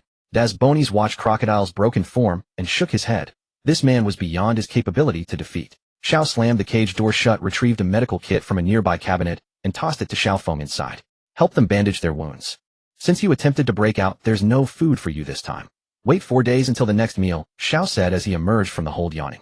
The freedom of dropping the act felt wonderful. Shao unleashed electromagnetic forces to encase the entire vessel, accelerating it while stowing the sails, and performing basic modifications to transform it into a flying ship. The hull structure was too fragile for sustained high-speed flight, so Xiao settled on maintaining 50 nautical miles per hour at an altitude of 300 meters. At this speed they would reach impelled down in less than a week. Guiding the ship into the calm belt, they bypassed the Gate of Justice, and Xiao set the vessel down in the outer waters near impelled down. Xiao avoided landing directly at the entrance because he sensed from the ship that a group of pirates had hijacked several Navy warships and were preparing to assault impelled down to rescue prisoners. At impelled down, Doublemon and Kikaku led their fleet to intercept after receiving word of the pirate threat. As a lieutenant commander committed to justice, Xiao naturally sought to prove himself in battle. In the distance, the two fleets exchanged cannon fire across the waves. The pirates were clearly outmatched against the Navy's superior equipment and preparation. The condition of the pirate vessels alone told the story. They had been through multiple engagements and lacked the durability needed to win this naval battle. Attacking impelled down itself was unthinkable. Somehow they mustered the audacity. Now pushed to their limits, the pirates launched a desperate boarding action attempting to close with the Navy ships. Despite the poor condition of their vessels, the pirates still fielded numerous tough fighters. Hand-to-hand combat would result in heavy casualties on both sides. To protect her comrades, she needed to claim this kill before things escalated. Setting the warship firmly on the water, Xiao stood on the bow and activated his levitation fruit ability. Increasing his weight to 5,000 kilograms, he channeled his full strength into Shikanosuk, which maximized its contribution to his power. The warship began to rock violently fore and aft as waves churned around it, the entire vessel groaning under the immense pressure, as if it might tear itself apart. Heavenly Dragon Sovereign Strike. A colossal crimson blade of sword energy erupted from Zhao's hand, its overwhelming force nearly capsizing the warship itself. The massive sword Qi surged forward like a dragon, soaring just above the sea surface, roaring and generating towering waves as it hurtled toward the pirate fleet. "Men, show those Navy bastards what you're made of," screamed the pirate commander from the prow of his lead ship, his voice cracking with desperation. "We must rescue Pasa." Boom! The pirate captain's words were cut short as a massive wall of water erupted from the side of the fleet. The torrent carrying the peerless sword energy devoured the entire pirate fleet in an instant. Even the outermost Navy warships felt the impact. Several sails were torn away by the force of the attack. When the storm cleared, silence returned to the sea, leaving only scattered wreckage floating on the surface. Doublemon and Kikaku stared in shock at the direction from which the sword energy had come. From the distant horizon, a small warship emerged. Kikaku raised his telescope to focus on the figure standing at the bow. "It's that guy." Recognizing who stood on the vessel, Kikaku spoke calmly. It wouldn't be surprising if he possesses such power. During his first year as a Navy recruit, Xiao had once challenged Kikaku. As expected, Kikaku was defeated. Though they rarely crossed paths within the Navy and weren't particularly close, the fact that Xiao had defeated Zohan in the recent graduation examination, combined with months of further combat experience, made his capabilities entirely understandable. Return to base, Kikaku signaled to Doublemon. The entire fleet turned and headed back toward impelled down. Meanwhile, on the distant horizon, the forward deck of Zhao's warship suddenly collapsed. A small warship simply couldn't withstand his violent displays of power. He would need to commission a purpose-built vessel from headquarters, something constructed entirely of metal to handle the strain. Gazing at the bow that was on the verge of breaking apart, Xiao sighed. Amidst the shocked stares of the distant Navy forces, he lifted the warship into the air and slowly flew toward impelled down. Arriving at the world's most ruthless city, Tujincheng. So magnificent, Tujincheng. Oh, isn't this? Gazing at the warship floating in the sky, Guizhu clamped a cigarette between his lips, exhaled a smoke ring, and said, "What is that brat mumbling about?" "That kid went out and came back as a devil fruit user," Dao Bowman snorted. The gates of Tujincheng swung open, and the prison warden Mai Zhiluan alongside Vice Warden Hanny Ba and a retinue of subordinates came forth to welcome Xiao, who had apprehended Kelokitiur. As the higher-ups had previously informed, Kelokitiur was to be confined to the 6th level as an extreme villain. For such prisoners, the warden Mai Zhiluan himself was required to escort them into the depths. The moment Mai Zhiluan stepped outside, he spotted the warship hovering in the sky. "Who is that?" he asked the two vice-admirals beside him. "That brat who brought in Kelokitiur, Xiao."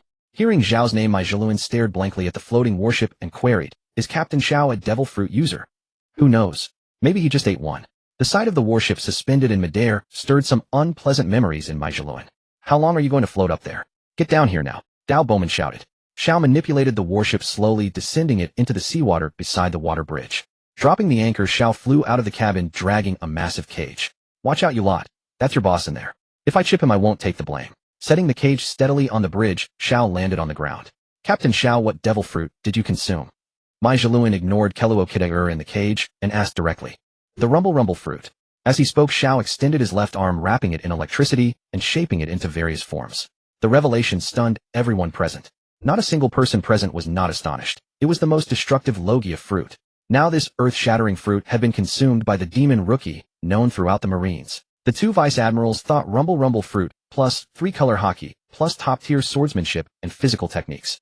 This kid is going to shake the heavens. This is completely an admiral-level setup. Don't speak recklessly, that's not for us to decide. Mi Zhiluan glanced at Hie Hie and whispered. I was just lucky, nothing special, Xiao said with an easygoing demeanor.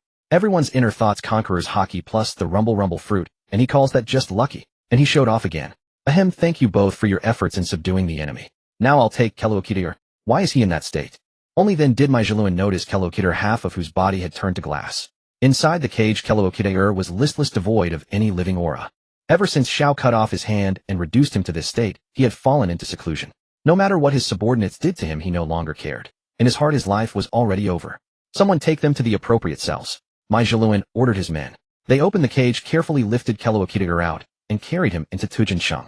You'll come with us to Marine headquarters to report. Gua Zhizhu prodded Zhao's back with his hair. The matters of Kelokitir and your newly acquired rumble fruit need to be reported to Marshal Zhonghua. Wait a moment. Xiao suddenly spoke. Everyone's gaze returned to him. What else is it?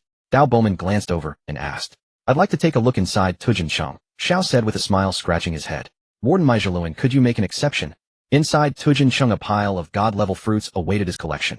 How could he possibly go back directly? Don't be ridiculous. We have to return to headquarters to report. We don't have time to play with you. Dao Bowman said sternly. You go ahead. I have the speed of lightning. I'll definitely reach Marineford before you. Besides, my warship is nearly wrecked. I want to repair it before leaving. Dao Bowman was unimpressed by Zhao's excuse. Your warship is destroyed. Then ride with me. I know the mind of a little brat like you. You just want to see those legendary pirates locked up in Tujinsheng. Forget it, Vice Admiral Dao Bowman. It's fine if Captain Xiao wants to have a look. He is the future pillar of the Marines. He should see the world. Mi Zhiluan stepped in to smooth things over. Gua Zhizhu pulled a permanent pointer to Marineford from his pocket and tossed it to Xiao. After you've seen enough, head to Marineford. Don't dawdle any longer. Xiao caught the permanent pointer and smiled. Got it, thank you, sir. Dao Bowman couldn't be bothered to say more. He turned and boarded his ship. Xiao quickly caught up with Mi Zhiluan and walked toward Tujinsheng. Hello, I'm Mi Zhiluan, warden of this prison. Mi Zhiluan extended his hand with a smile. Xiao stared at the hand suspended in midair, lost in thought. Although Mi Zhiluan's poison fruit could be considered a god-level ability, he had no desire to spend his youth in the restroom. Even though Mi Zhiluan wore gloves, Xiao still worried about safety. The touch system of the fruit encyclopedia was too considerate. If he accidentally touched it and couldn't delete it, wouldn't that be a disaster? Xiao borrowed a glove from a woman named Dominuo. Beside him, put it on, and activated the Earth fruit ability to completely seal his hand before shaking hands with Mi Zhiluan. Mi Zhiluan was not angered by Zhao's unusual behavior. After all, he had grown accustomed to such reactions over the years. The group entered Tujinsheng. As soon as they stepped through the gate, a chilling wind assailed their nostrils, and endless wails echoed from the cages along the walls. The surrounding cells were filled with emaciated, ghost-like prisoners. You need to be inspected first. Please come with me. Hie Hie led Xiao to the examination room. Please remove all your clothing. I need to check if you are carrying any contraband. Without a word, Xiao stripped completely. Quite impressive, Hie Hie blurted out. At that moment, the sword Shiren on the table suddenly trembled. Suddenly remembering that Shiren was nearby, Zhao's cheeks flushed slightly. Please hurry up with the inspection. Oh, right. After scanning his entire body several times, Hie Hie confirmed nothing was amiss and returned the clothes to Xiao. Emerging from the examination room, the Shiren at his waist quivered from time to time, and the blush on Zhao's face lingered. Captain Xiao, why is your sword dripping blood? Mi Zhiluan stared at the blood oozing from Shiren and scabbard, puzzled. Ahem. I usually don't pay much attention to maintenance, Xiao said awkwardly. In its sword form, Shiren could actually have a nosebleed. Xiao calmed himself and followed Mi Zhiluan and the others into the elevator. The elevator started descending toward the first level, the Crimson Hell. Just as they arrived at the first level, a familiar voice echoed in Zhao's mind. The elevator came to a halt at the first level, the Crimson Lotus Hell. The hatch opened, and the jailers urged Bibu, Deluify, Jimu, and Mixita toward their assigned cells. If you'd like to look around, go ahead. We'll stop at each level for 5 minutes, Magellan said, glancing at Xiao. At Magellan's permission, Xiao vanished in the blink of an eye. As Xiao strolled down the prison corridor, rows of patrolling blue gorillas sprinted past him. They were the special species responsible for guarding the security of the first level. Xiao leisurely approached a cell. The prisoners in the cages on both sides, upon seeing Xiao, reached out wildly toward him. Xiao cast his gaze inward. The cell contained a familiar figure with blue hair and a red nose. Upon closer inspection, was this not the legendary clown Buggy who had nearly strangled the future king of the sea in Lobetown, served aboard the pirate King Roger's crew, was the sworn brother of Emperor Shanks, traded blows with Whitebeard, live-streamed the Marineford War, and was destined to become the Emperor of the New Sea. Be Buggy. That person seems to be looking at you, a prisoner beside Buggy whispered uneasily. Me. Buggy stammered nervously. Could his secret as a chop fruit user have been discovered? Would his long-planned escape fall apart because of this? Buggy swallowed hard, stood up, turned, and walked toward the gazing Xiao. I heard you were looking at me. Is there something you need? Staring at Xiao, cold sweat poured down Buggy's face, and his hairs stood on end, terrified of being exposed. Ahem. Xiao cleared his throat and called out, someone there. There's someone attempting to escape. Not long after Magellan arrived. Who was trying to escape? Venom dripped from Magellan's body, his expression vicious and menacing. Having his plan exposed on the spot, Buggy dropped to his knees and cried out, I didn't.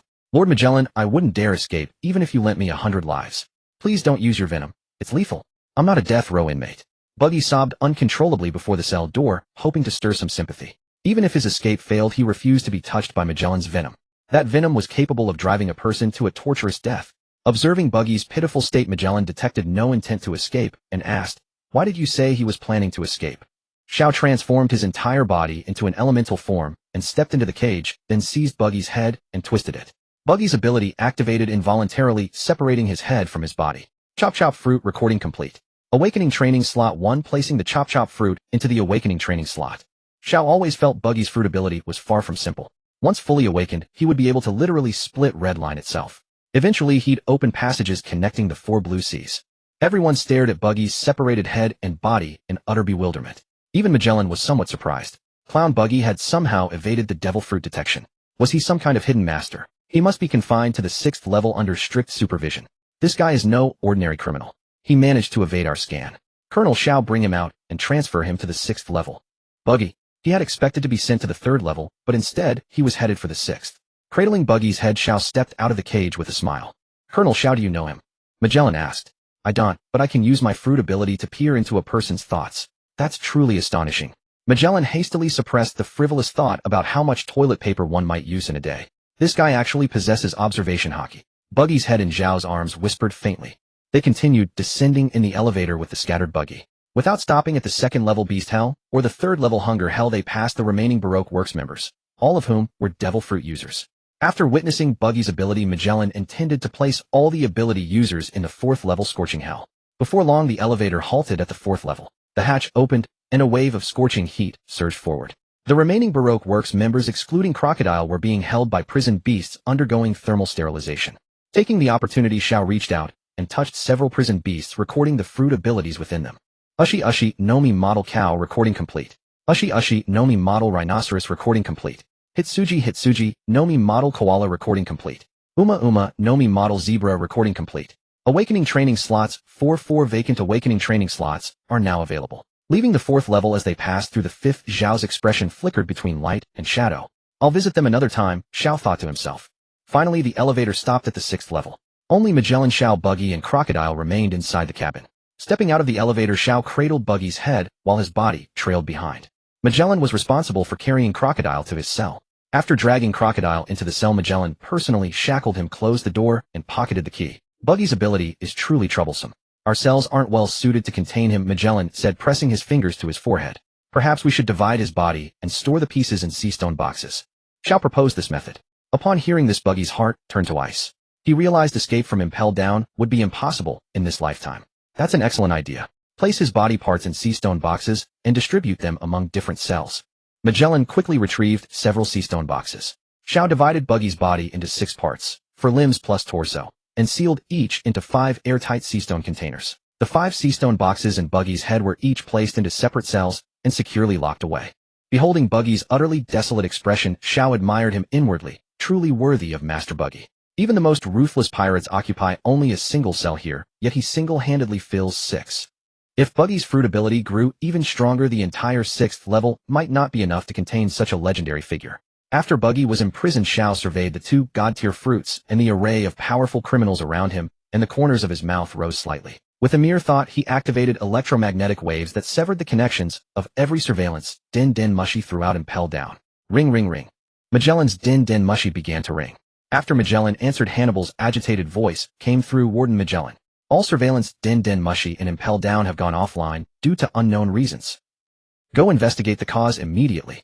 Magellan roared into the din din mushy. Could there be a problem on the upper levels, Warden Magellan?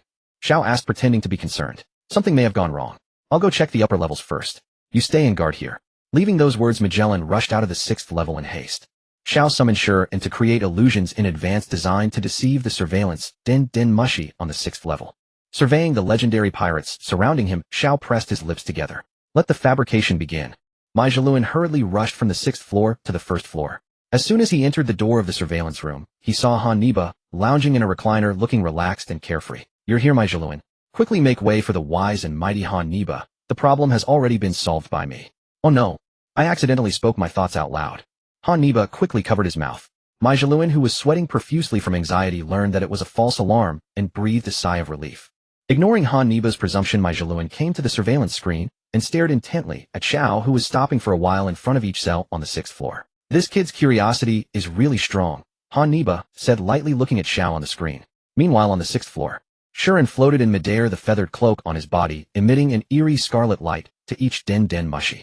Each Den Mushi's eyes glowed red, and everything they saw was an illusion woven by Shuren for them. Xiao walked up to a small cell and looked excitedly at the dazzling ice crystal inside. Bang Diwerda, known as the World Destroyer, was a great pirate worth hundreds of millions. He possessed the Mo fruit, which could be considered a divine-level power. The fruit's ability was to multiply the speed, power, volume, and weight of any object it touched up to 100-fold. He turned into his elemental form and entered the cell. Facing Bang Diwerda, who was encased in ice, Xiao extended a finger covered in high-temperature lightning. His finger merged into the ice layer by layer, melting and finally touched Bang Diwerda's skin. Mo fruit collection successful. Awakening training slot 1. The moment he collected this fruit, Xiao used the Bing Dong fruit ability to replenish the ice on Bang Diwerda and even thickened it a layer. It would be awkward if it caused the other party to be unsealed. After placing the Mo fruit into the previously reserved awakening training slot that was accumulating experience, Xiao silently withdrew from the cell. Speaking of which, Bang Diwerda's experience was similar to his predecessor. Both were adventurers who wanted to sail the world but ended up having to join the pirates after encountering disaster at sea. Afterward, he was forced to attack the ships of the world nobles and was besieged by the Marines, and all his subordinates and officers betrayed him. Just a poor soul with no control over his fate. Next came.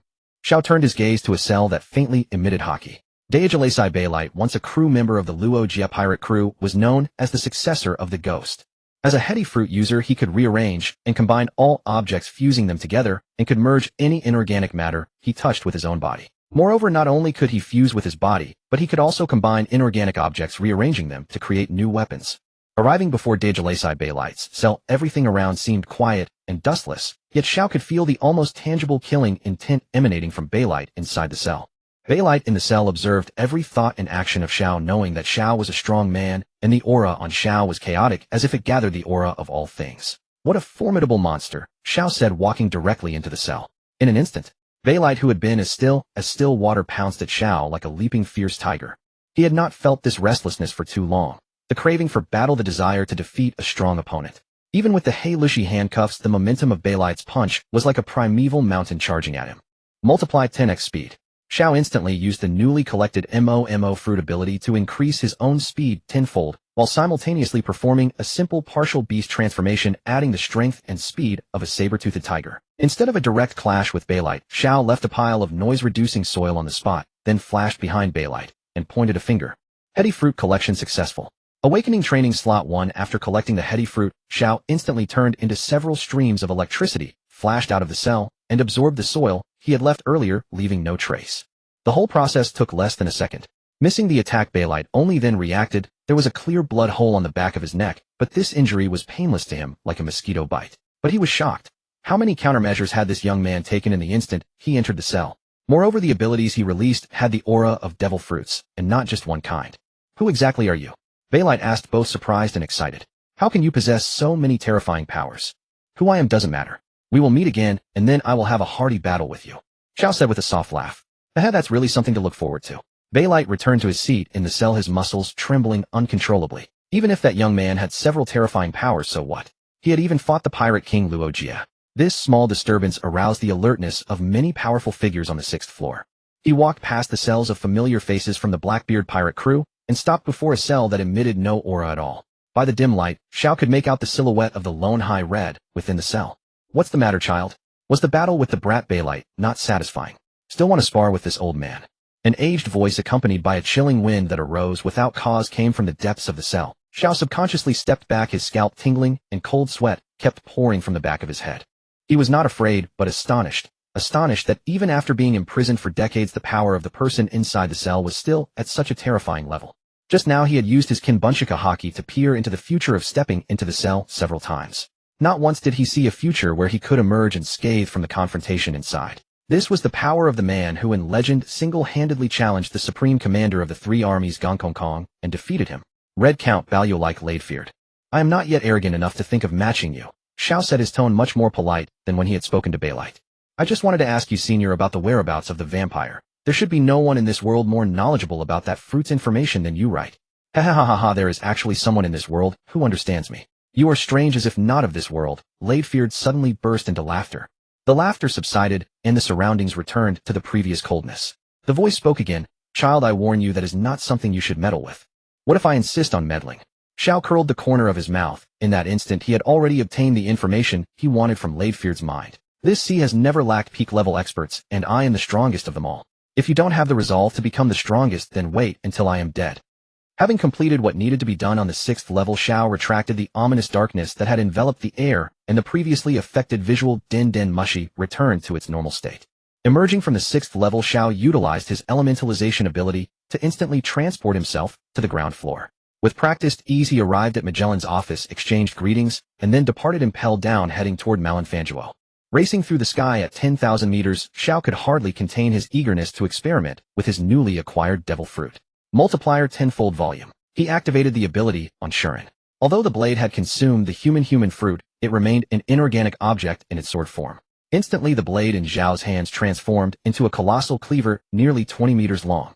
The hilt was too large for Xiao to grip, so he could only carry it slung across his back. He then applied the multiplier effect to himself, causing his entire body along with his belongings to expand to 10 times their original volume. Standing nearly 20 meters tall, Xiao rivaled the giants themselves, and Shuren now felt like a normal-sized weapon in his hands. Transforming into a giant, Xiao unleashed the power of the glint fruit. In that moment, he became light itself. Xiao was both light and a giant of light.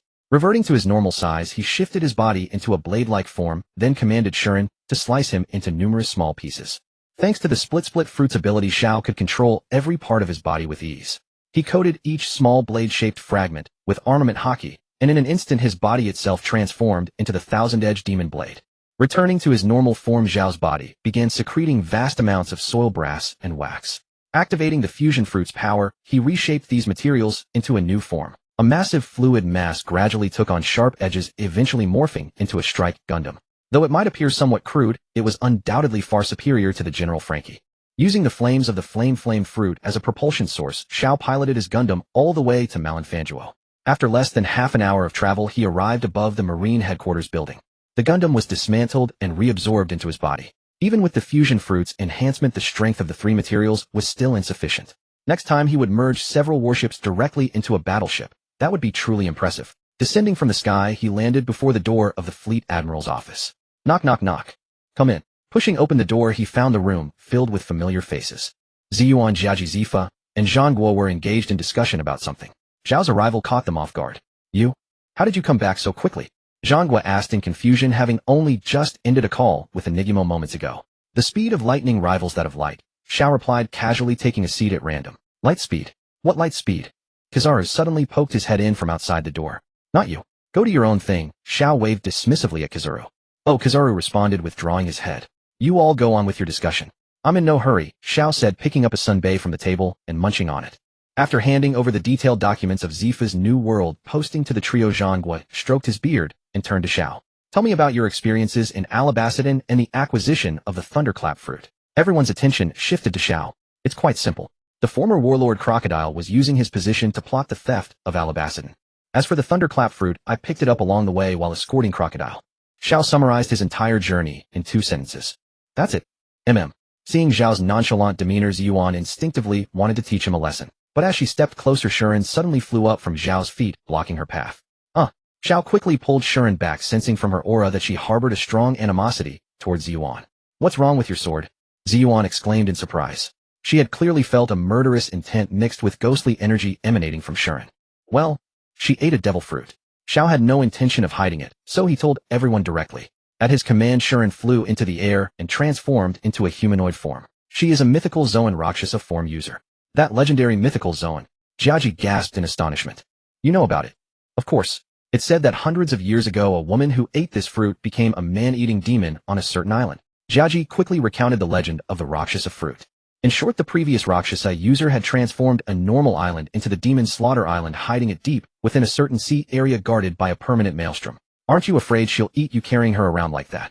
Jiaji whispered to Xiao. Shua. A blood-red claw appeared between them, veins bulging on Shuren's forehead as she glared at Jiaji. No one can sow discord between me and my master. Jiaji was so frightened he scrambled to hide behind Ziyuan. She is a sword, not a person, so she doesn't need to eat anyone, Xiao explained, calming Shuren down. Jiaji, who had been trying to sneak a groping hand behind Ziyuan, was kicked aside by her. Looks like you've gained quite a lot from this trip, Zhang set his gaze at Xiao, growing increasingly incredulous. What kind of luck was this? One extremely rare Logia and another even rarer mythical Zoan. Zhang couldn't help but marvel. Ziyuan, still wary of Shuren's glare, asked, can she control her emotions? She won't do anything erratic in battle or daily life. Of course not. She only follows my orders. Xiao looked at Shuren, who was staring fixedly at Ziyuan, her eyes glowing red, as if she had encountered a mortal enemy. Revert to sword form, Xiao commanded, fearing that if they kept glaring at each other they would eventually come to blows. Yes, master. Shuren instantly reverted to her sword form and was hung at Zhao's waist. Write down your experiences from these days and hand them to me later, Zhang said to the sword at Zhao's waist. The war was approaching, and this kid really didn't give him peace of mind. I didn't do anything wrong. I have to write a self-criticism. It's a report. Within 10 minutes, Xiao had recorded his experiences on the report, slightly modified, and handed it to Sengoku. In the marshal's office, Sengoku glanced at the report with a faint nod. You did well this time. The higher-ups asked me to offer you a promotion. What are your thoughts? I have no special preferences. I'll follow your decision. Don't you desire any promotion at all? Then would you grant me the rank of Fleet Admiral, if I asked? Keep dreaming. Sengoku stroked his beard. Your identity remains as standby personnel for my secret missions, but I am promoting you directly to Vice Admiral. Sengoku glanced at Zhao's expression and said, if you have no objections you may leave. Marshal Sengoku, I would like to request 1,000 tons of iron ore. Oh. Sengoku looked up. What do you need iron for? To build a warship. Xiao carried Sengoku's approved form and arrived at the Marineford shipyard. After presenting the form to the manager, Xiao was escorted into a steel storage warehouse and informed that he could use the iron freely. Once the manager departed, Xiao activated his Unite fruit ability, merging the 1,000 tons of iron into a single mass and carrying it out of the warehouse. He carried the iron to Marineford's harbor suspended at midair and combined his Unite fruit with dual currents of lightning released from his hands to fuse and shape the metal. He ultimately forged a steel hull in the shape of a spacecraft hovering above the sea surface. Xiao directed the Marines to load supplies into the vessel. After supplies were loaded, Xiao boarded the craft with glass panels for portholes, preparing to set sail for Eni's lobby. Meanwhile, Zephyr led Yukimura and Kaku as they prepared to depart for the New World. Kaku was the first to spot the spacecraft hovering in the sky, exclaiming it was absurd. Using moonwalk, he approached the front porthole and saw Xiao lounging in the cockpit, his expression a mixture of envy and resentment. Why could his devil fruit only handle earthworks, while Xiao could directly pilot a spacecraft? Sitting in the cockpit with sunglasses and a lollipop, Xiao gave Kaku an arrogant smile, activated the craft, and accelerated for 100 meters before vanishing from sight. With the Unite fruit enhancing the spacecraft's durability and coordination, the Mera Mera no Mi and Goro Goro no Mi serving as power sources, while others sailed the seas, Xiao traveled through the skies. Even the pirate king Golden Lion Shiki would have to call him brother. On the way to Water 7, Xiao suddenly noticed a pirate ship passing below. The pirate aboard was none other than Scratchman, Apu the supernova from the South Blue. Encountering pirates, Xiao naturally fulfilled his duties. Moreover, Apu's sound fruit paired perfectly with the rumble fruit. The thunder's sound could cover an entire island, and combined with a heart's network capable of monitoring every individual after awakening, a single strike could annihilate everyone on an island. Below the clouds on the sea surface, a pirate ship with purple-red sails and a golden horn at the prow stood out prominently. Mr. Apu, once we reach the New World, can we attach ourselves to one of the 4 emperors and live in luxury? Having passed Water 7, ahead lay the Sabati archipelago that led to the New World. On the ship, Apu was painting a picture of their grand future once they entered the New World. Oh wait, Big Mom, no? Whitebeard, no? I've heard King Kadu treats his subordinates well. Anyone capable can become an officer. Let's go join him. Oh. Just as the crew cheered, looking forward to entering the New World and joining Kadu to reach the pinnacle of success, a figure descended from the sky and landed on the ship's bow. Parking the spacecraft in the sky, Xiao descended alone to arrest Apu. Due to an awkward landing position, he accidentally crushed the horn at the prow with his foot. Oh, who are you? Apu exclaimed. Navy Xiao. Xiao replied, playing with small steel balls in his hands. Oh my god, it's actually the Navy. Kill him. Apu's pirates reacted and grabbed their weapons, planning to slay the naval officer before them. Bong. Bong. As his men charged ahead, Apu beat his chest, which had transformed into a copper gong. The steel balls in Zhao's hand gradually changed color, and facing over a dozen pirates, Xiao calmly threw them. The hockey-infused steel balls instantly pierced through several pirate skulls. Scratch disc detonate. Apu activated his devil fruit ability, causing Xiao, who had just heard his voice, to explode. Zhao's upper body violently detonated under Apu's command. Thick smoke instantly engulfed him. "Oh hey, is that guy dead?" Apu asked. A pirate ran toward Xiao to confirm whether he had been killed. A bolt of lightning shot from the smoke, piercing through the running pirate's chest, before continuing toward Apu behind him. Unable to react in time, Apu's entire arm was burned to bone by the lightning, and he himself fainted from the electric shock. Stepping out of the smoke, he casually dispatched the remaining pirates with a few air scythe blades, then approached the unconscious Apu. Sound fruit recording successful. Awakening training slot 1. He sealed Apu's mouth and shackled his limbs with seastone cuffs. Glancing at the bounty poster aboard, it read 198 million berries. He would earn a performance bonus by delivering him. Xiao brought Apu to the spacecraft and locked him in a small cell. Once they reached Water 7, he would hand him over to the local marines. When Xiao arrived at Water 7, it was already late at night. A violent storm raged overhead. Xiao parked the spacecraft in the clouds and, carrying Shinin, made his way to the coastline. Warnings about Aqua Laguna, the tidal wave, were broadcast everywhere. The ocean churned violently, waves crashing against the shore with increasing ferocity as the sea rapidly accumulated energy. The salty sea breeze brushed past Zhao's cheek. Rain was kept at bay within 5 meters, though the downpour obscured his vision, not a single drop touched his clothes. The intense heat radiating from his body caused the surrounding rain to evaporate into steam. At the horizon, where sea met sky, a deep blue wall of water rose like a starving beast roaring toward Water 7. Before Aqua Laguna, even the city of waterways seemed fragile. Standing on the high embankment facing Aqua Laguna, Xiao gripped Shinin with both hands, intending to test whether his strongest attack could defeat the tidal wave. He transformed into a saber-toothed tiger beastman form and used the float fruit to increase his weight to 500 kilograms. Multiply speed, strength, weight, and volume 15 times. Both Xiao and Shinin simultaneously gained the float fruit's enhancement. Standing nearly 30 meters tall and weighing 7,500 kilograms, Xiao and the equally empowered Shinin concentrated their power together.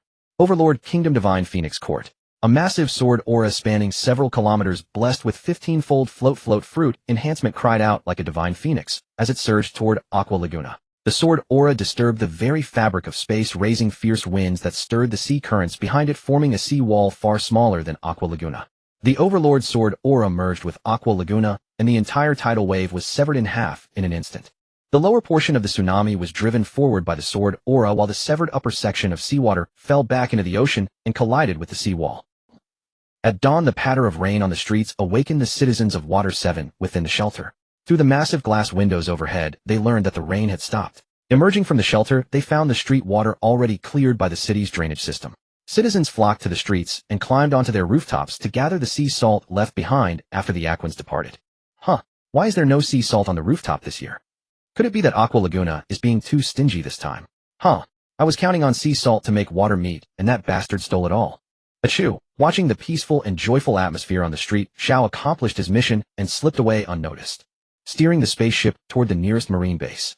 Arriving at branch 421, Xiao stepped off the ship with a Bupu in tow. He threw a Bupu into the base's dungeon and reported to his superiors. Just as Xiao prepared to leave his den, Mushy suddenly rang. Picking up the call, an elderly voice came from the other end. "This is Spanda in of the World Government, issuing you an order: arrest Rob Lucci, Kabla Kaku, Khalifa Wicca Hawk, and Bruno." Hearing the voice on the phone, Xiao understood that the Eni's lobby incident had concluded. With CP9 defeated and needing someone to take the blame, they had naturally become wanted fugitives. But shouldn't this task fall to CP0? Why was he being summoned instead? "Admiral Sengoku has temporarily delegated his command authority to you. He said you are a warrior capable of anything, which is why I'm reaching out to you. If you have any questions, you may consult Sengoku directly." After leaving those words, Spanda and hung up. "Damn it, you don't even tell me which direction they went. Where am I supposed to find them?" Xiao cursed and returned to his spaceship, setting course for Eni's lobby to search for clues. When Xiao arrived at Eni's lobby, the entire island had been reduced to ruins by the Buster Call. Hovering above the island, Xiao activated his divine sense, covering the entire island. Even an insignificant footprint could be traced to its destination. Soon 6 distinct footprints were detected by his divine sense, 5 belonging to men and 1 to a woman. Xiao quickly identified them as the footprints of CP9, their unique body shapes, making them easy to recognize. As for why there were only 6 sets, one member was likely too severely injured to walk and was being carried. Following the footprints, Xiao found the track of a marine train. Most CP9 members were devil fruit users. Although they could use skywalk, they couldn't stay airborne for long, forcing them to flee along the marine train tracks. Following the marine train track, Xiao arrived at St. Poplar Island, known as the Spring Queen City. Hovering above the island, he saw a pirate crew plundering and burning in the southern region. His divine sense located Rob Lucci and his companions, who had just recovered from their injuries and were out enjoying themselves together. Killing two birds with one stone. Xiao sent Shuren to deal with the pirates raging in the south, while he made his way to the bowling alley, where CP9 was located. Just as CP9 exited the building, Rob Lucci and the others locked eyes with Xiao. Since Xiao was wearing a black shirt, CP9 did not recognize his marine identity, but sensing the formidable aura radiating from him, they remained highly alert. Not wanting to drag this out, Xiao decided to end the battle quickly and unleashed his Conqueror's Haki to intimidate the CP9 members. Hawk, Khalifa, Wicca, and Bruno all collapsed, unable to withstand the oppressive pressure. The remaining Kaku and Kabla, along with Rob Lucci, immediately underwent beast transformation, largely unaffected by the Haki. Giraffe Cannon, Iron Club, Demon Sky Wolf, 6 Pistol Styles, 6 King Spear. The beast trio launched their strongest techniques toward Xiao in unison. Xiao effortlessly phased through their techniques, using elementalization, and instantly appeared before the 4 unconscious members. No way! Kabla shouted, spinning around rapidly. Faster than Kabla, Rob Lucci fired several finger pistols at Xiao. Of course, these attacks were useless against Xiao. Unless armed with armament, Haki no attack could touch a fully elementalized opponent. Door Fruit, recording successful. Awakening Training, Slot 1, Bubble Fruit, recording successful. Awakening Training, Slot 1. Among the entire CP9 group, only the Door Fruit could be considered God tier. When outmatched, one could escape into the door dimension, and after awakening, opening doors on one's own body would make them incredibly powerful. 6 Pistol Styles, maximum rotation, 6 King Spear. Rage Boon Sever. Rage Boon, Pack of Wolves. Having recorded 2 Devil Fruits, Xiao turned to face the 3 beasts before him. Finger Pistol, Thunder Edge. Several finger pistols wrapped in 10,000-volt lightning shattered through Kaku and Kabla's techniques, striking at their true forms. Paper Art. Rob Lucci instantly halted his 6 King Spear and used Paper Art to narrowly dodge the 2 Thunder Edges. His 2 companions behind him had no time to evade and could only activate their ultimate technique. Iron Body. Iron Body. Screech. Both used Iron Body head-on to block the Thunder Edges and were left near death from the electric shock. Xiao didn't understand. Using Iron Body to block lightning. Did they want to increase their body's conductivity so they could pass on more peacefully? Rob Lucci knew he couldn't defeat a Logia user and turned to use Shave to escape to the rooftop. Facing Lucci, Xiao transformed into a bolt of lightning and instantly teleported in front of him. Have you ever been kicked by lightning? Dispersing his elementalization, Xiao wrapped his left leg in armament Haki and delivered a fierce kick to Rob Lucci's wound. Rob Lucci was kicked so hard that his old injuries reactivated, vomiting a mouthful of blood as he was sent flying. Upon hitting the ground, he had already reverted from his beast form and fell unconscious. Gathering the unconscious CP9 members, Shuren arrived hurriedly from the south. Judging by Shuren's expression, the pirate crew in the south was likely finished. Back on the spaceship, Xiao picked up the Den Den Mushi and dialed Spando-in's number. Ring ring ring. Spando-in's Den Den Mushi began to ring. Hey, did you complete the mission to capture CP9? Screech. Xiao controlled the bioelectric waves transmitted through the Den Den Mushi, causing the device on the other end to let out a deafening shriek. The sudden explosive noise from the Den Den Mushi pressed against his ear nearly deafened Spando-in. Clutching his ringing left ear, Spando-in angrily threw the Den Den Mushi aside. Enjoying his little prank, Xiao said, all CP9 members are accounted for. Where should I hand them over? The discarded Den Den Mushi relayed Xiao's words. Just hand them over to the Marines in Water 7. Spando-in's angry voice came from the other end. All right. After hanging up, Xiao locked Rob Lucci and the others in newly forged cages, activated the spaceship, and returned to Water 7. Returning from St. Poplar Island to Water 7. So many familiar faces today, Xiao remarked as he looked down at the affectionate interaction between Garp and Luffy, a grandfather and grandson full of warmth. Ignoring the escape of the Straw Hat Pirates who had switched to the Qianyang, Xiao parked his airship above the clouds and descended with the tightly bound CP9 members, heading to the Marine base stationed in Water 7. Xiao, flying through the air while carrying a sea stone cage, was somewhat conspicuous in Water 7. Iceberg, the mayor of Water 7, who had just seen Frankie off, heard that Rob Lucci and his crew were being taken to the Marine base and hurriedly chased after them. When Xiao arrived at the Marine base, he happened to run into Iceberg. Upon seeing Iceberg, Xiao set down Rob Lucci and his crew. Hello, I am the Marine in charge of the CP9 capture operation. Hello, I am Iceberg. Iceberg nodded. Watching his former close employees reduced to this state, Iceberg felt an indescribable emotion. Sorry to bother you. You're going to escort them to the base, right? Iceberg stepped aside of his own accord. Xiao didn't respond, flying with the Rob Lucci group to the local Marine base. After placing each person in a sea stone prison and carefully checking, Xiao left with peace of mind. Off the coast of Water 7, on a conspicuous doghead-shaped marine battleship, Garp laughed heartily as he watched the direction Luffy had escaped. The noise disturbed the sleeping Akiji, who could not find peace. As expected of my grandson, Ha. On the distant shore, a blue-white flash of light instantly descended onto the railing of Garp's ship. "Hello, old man Garp," Xiao greeted Garp while sitting on the ship's railing. Zhao's sudden arrival startled the Marines on board. At least Xiao was somewhat popular among the Marines, and many soldiers were excited to see him in person. Just as Akiji had fallen asleep, he was woken up again. He pushed aside his sleep mask, glanced at Xiao, and then went back to sleep. "What are you a brat doing here?" Garp asked. "Just happened to be on a mission, came to say hello." "What mission?" Akiji suddenly asked. "You actually care about that?" "I don't even care," Garp said, looking at Akiji. "It's not a big deal anyway, just arresting the CP9 members." Xiao shrugged. "Already done. I heard you built a really cool battleship, let me see it." Garp slapped Xiao on the back, laughing. Hearing Garp's request, Xiao smirked and snapped his fingers crisply. The airship above the doghead ship descended from the clouds. The 100-meter-long steel airship slowly landed in the low air 20 meters above the sea, sailing parallel to the doghead ship. At that moment, the people on the doghead ship. In a world of pirates without airplanes, ordinary people would be utterly amazed by an airship. "This is much better than my bicycle," Akiji muttered, pushing aside his sleep mask. "Quick, take me up to see it." Garp shook Xiao, frantically begging. "We want to go too," Garp's subordinates pleaded. Facing the burning gazes of the crowd, Xiao pulled the airship closer. The airship docked with the doghead ship. The hatch slowly opened, and everyone eagerly rushed into the airship. Xiao followed them in last. Inside the airship, Garp began shouting excitedly. His expression was exactly like Luffy's when he saw Frankie General. Like a country bumpkin visiting a grand mansion, he toured from the kitchen all the way to the bathroom, and finally gathered with everyone in the weapon room. "Is this a cannon that can fire beams?" A crowd of starry-eyed people gathered around Xiao. "Yes," Xiao said calmly. "Fire it, let us see."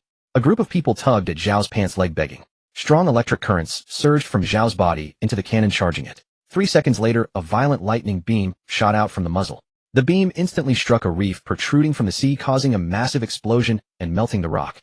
It can also fire electromagnetic projectiles. Xiao casually picked up a shell and placed it into the breech, continuously channeling electric current into the barrel to accelerate the projectile. Finally, with a bang, the shell shot out of the muzzle, moving so fast it was impossible to see. The shell struck the already battered giant reef again. This time it completely blasted the reef into the seafloor. After witnessing the beam and the electromagnetic cannon, many Marines, including Garp, were moved to tears. "This is truly the greatest masterpiece in human history. Let me be a crew member of this ship and I'll die without regrets." Hey, are you betraying me? "If anyone gets to go first, it should be me since I'm your superior. Using your position, Vice Admiral Garp, is too shameless." "What? How dare you call me shameless? Take this love fist." Xiao understood their reactions. After all, boys will be boys. If he hadn't gotten tired of it, he would have reacted the same way. "Ahem. I have no plans to recruit crew members, Vice Admiral Xiao. But you can play with it. Ooh, I can charge the beam for you. Everyone step aside, I have the highest rank, so I play first." Garp snatched the laser cannon and fired passionately at the sea below. "I'll be second. Then I'll be third." The Marines voluntarily lined up. Watching the impatient Marines, Xiao sighed and opened a mechanism, revealing 20 laser cannons before them. What a leisurely life. Akiji appeared in Zhao's bedroom at some point. Looking at the almost luxurious suite-like arrangement and thinking of how he, as an admiral, could only use his ability to ride a bicycle across the sea exposed to wind and sun, while someone else could use their ability to build an airship. The disparity between them was clear. "Don't you sleep? Are you also interested in this?" Xiao leaned against the doorframe, looking at Akiji. "Your bed looks very comfortable." Seeing such a luxurious and comfortable bed, Akiji's instincts kicked in. "Sorry, I don't accept any human other than beautiful women on my bed." After looking, Akiji came out of the room. Unlike the other Marines, he wasn't fond of high-tech weapons. What he liked was a comfortable space. He walked through the green vegetation area and arrived at the panoramic skylight. The more he saw, the more Akiji felt the difference in the world. Era, you even have a woman hidden in your ship." Akiji sensed the humanoid Shuren in the cockpit with his observation haki. "That's my sword that ate the human fruit, mythical Zoan model." Shuren came out of the cockpit on cue. After one look at Shuren's stunning beauty, Akiji was completely defeated. This living environment plus the beautiful girl by his side. Wasn't this the life he dreamed of? Yet none of it belonged to him, it belonged to the man beside him. This feeling was like studying hard for years for an exam only to have your deskmate get a perfect score after just 1 week of review. Some are born in Rome while others remain oxen and horses after a lifetime of toil. Bidding farewell to Cap and the group, Xiao received a secret dispatch from Zhonghua to return to Malinfanjuo. Arriving above the Marine headquarters building, Xiao skillfully maneuvered his airship to anchor within the cloud layer before descending to the headquarters. After briefly listening to the clamor within the headquarters building, Xiao located Zhonghua's position. In the depths of the headquarters within a pitch-black chamber, the meeting attendees encompassed nearly all of the senior combat personnel of the base. Tap, tap, tap. Enter. Xiao opened the door and stepped into the room. The chamber was shrouded in darkness, the faint luminescence from the projection shellfish casting sharp angular shadows upon each face. 6 vice admirals and 2 admirals sat on either side of the conference table. Zhang Hua held the remote control, operating the projection shellfish to switch between images. The arrival of Xiao drew everyone's gaze toward him. Take a seat. Following Zhang Hua's instruction, Xiao casually selected a chair and sat down. The projection shellfish displayed a bizarre scene. The entire town had been reduced to ruins, seemingly destroyed by a meteorite impact. Zhang Hua cleared his throat and spoke with a grave expression. This is a series of strange incidents that recently occurred in the East Blue. We have intercepted information through our network of spies stationed across the seas. Permanent log poses leading to a specific island, with someone amassing pirates from the Grand Line. And that individual's apparent design seems to target the East Blue. Synthesizing all the evidence, we have narrowed our focus to a legendary pirate of old, the captain of the Sky Pirate Fleet, who once rivaled by Huzi and Luo Jie Jin Shitzi Shirji. At these words, several vice admirals present darkened in expression. They were all veterans of an incident from 2 decades past, that devastating battle which had laid half of Malanfanguo to ruin. Precisely at this moment, he whispered beside Xiao. Jin Shitzi is recruiting and building his forces, perhaps aiming to recreate the Jin Shitzi pirate fleet from 27 years ago, and his first strike after assembling his armada would likely be the East Blue, which he has harbored such grievance against all these years. We simply do not have the forces stationed in the East Blue right now. Chidu suddenly interjected. Zhang Hua's gaze shifted toward the distracted Xiao. The vice admiral beside Xiao nudged him. Xiao looked up just as his eyes met Zhang Hua's. That is precisely why I have decided to dispatch a covert force to eliminate this threat before Jin Shitzi can establish a foothold.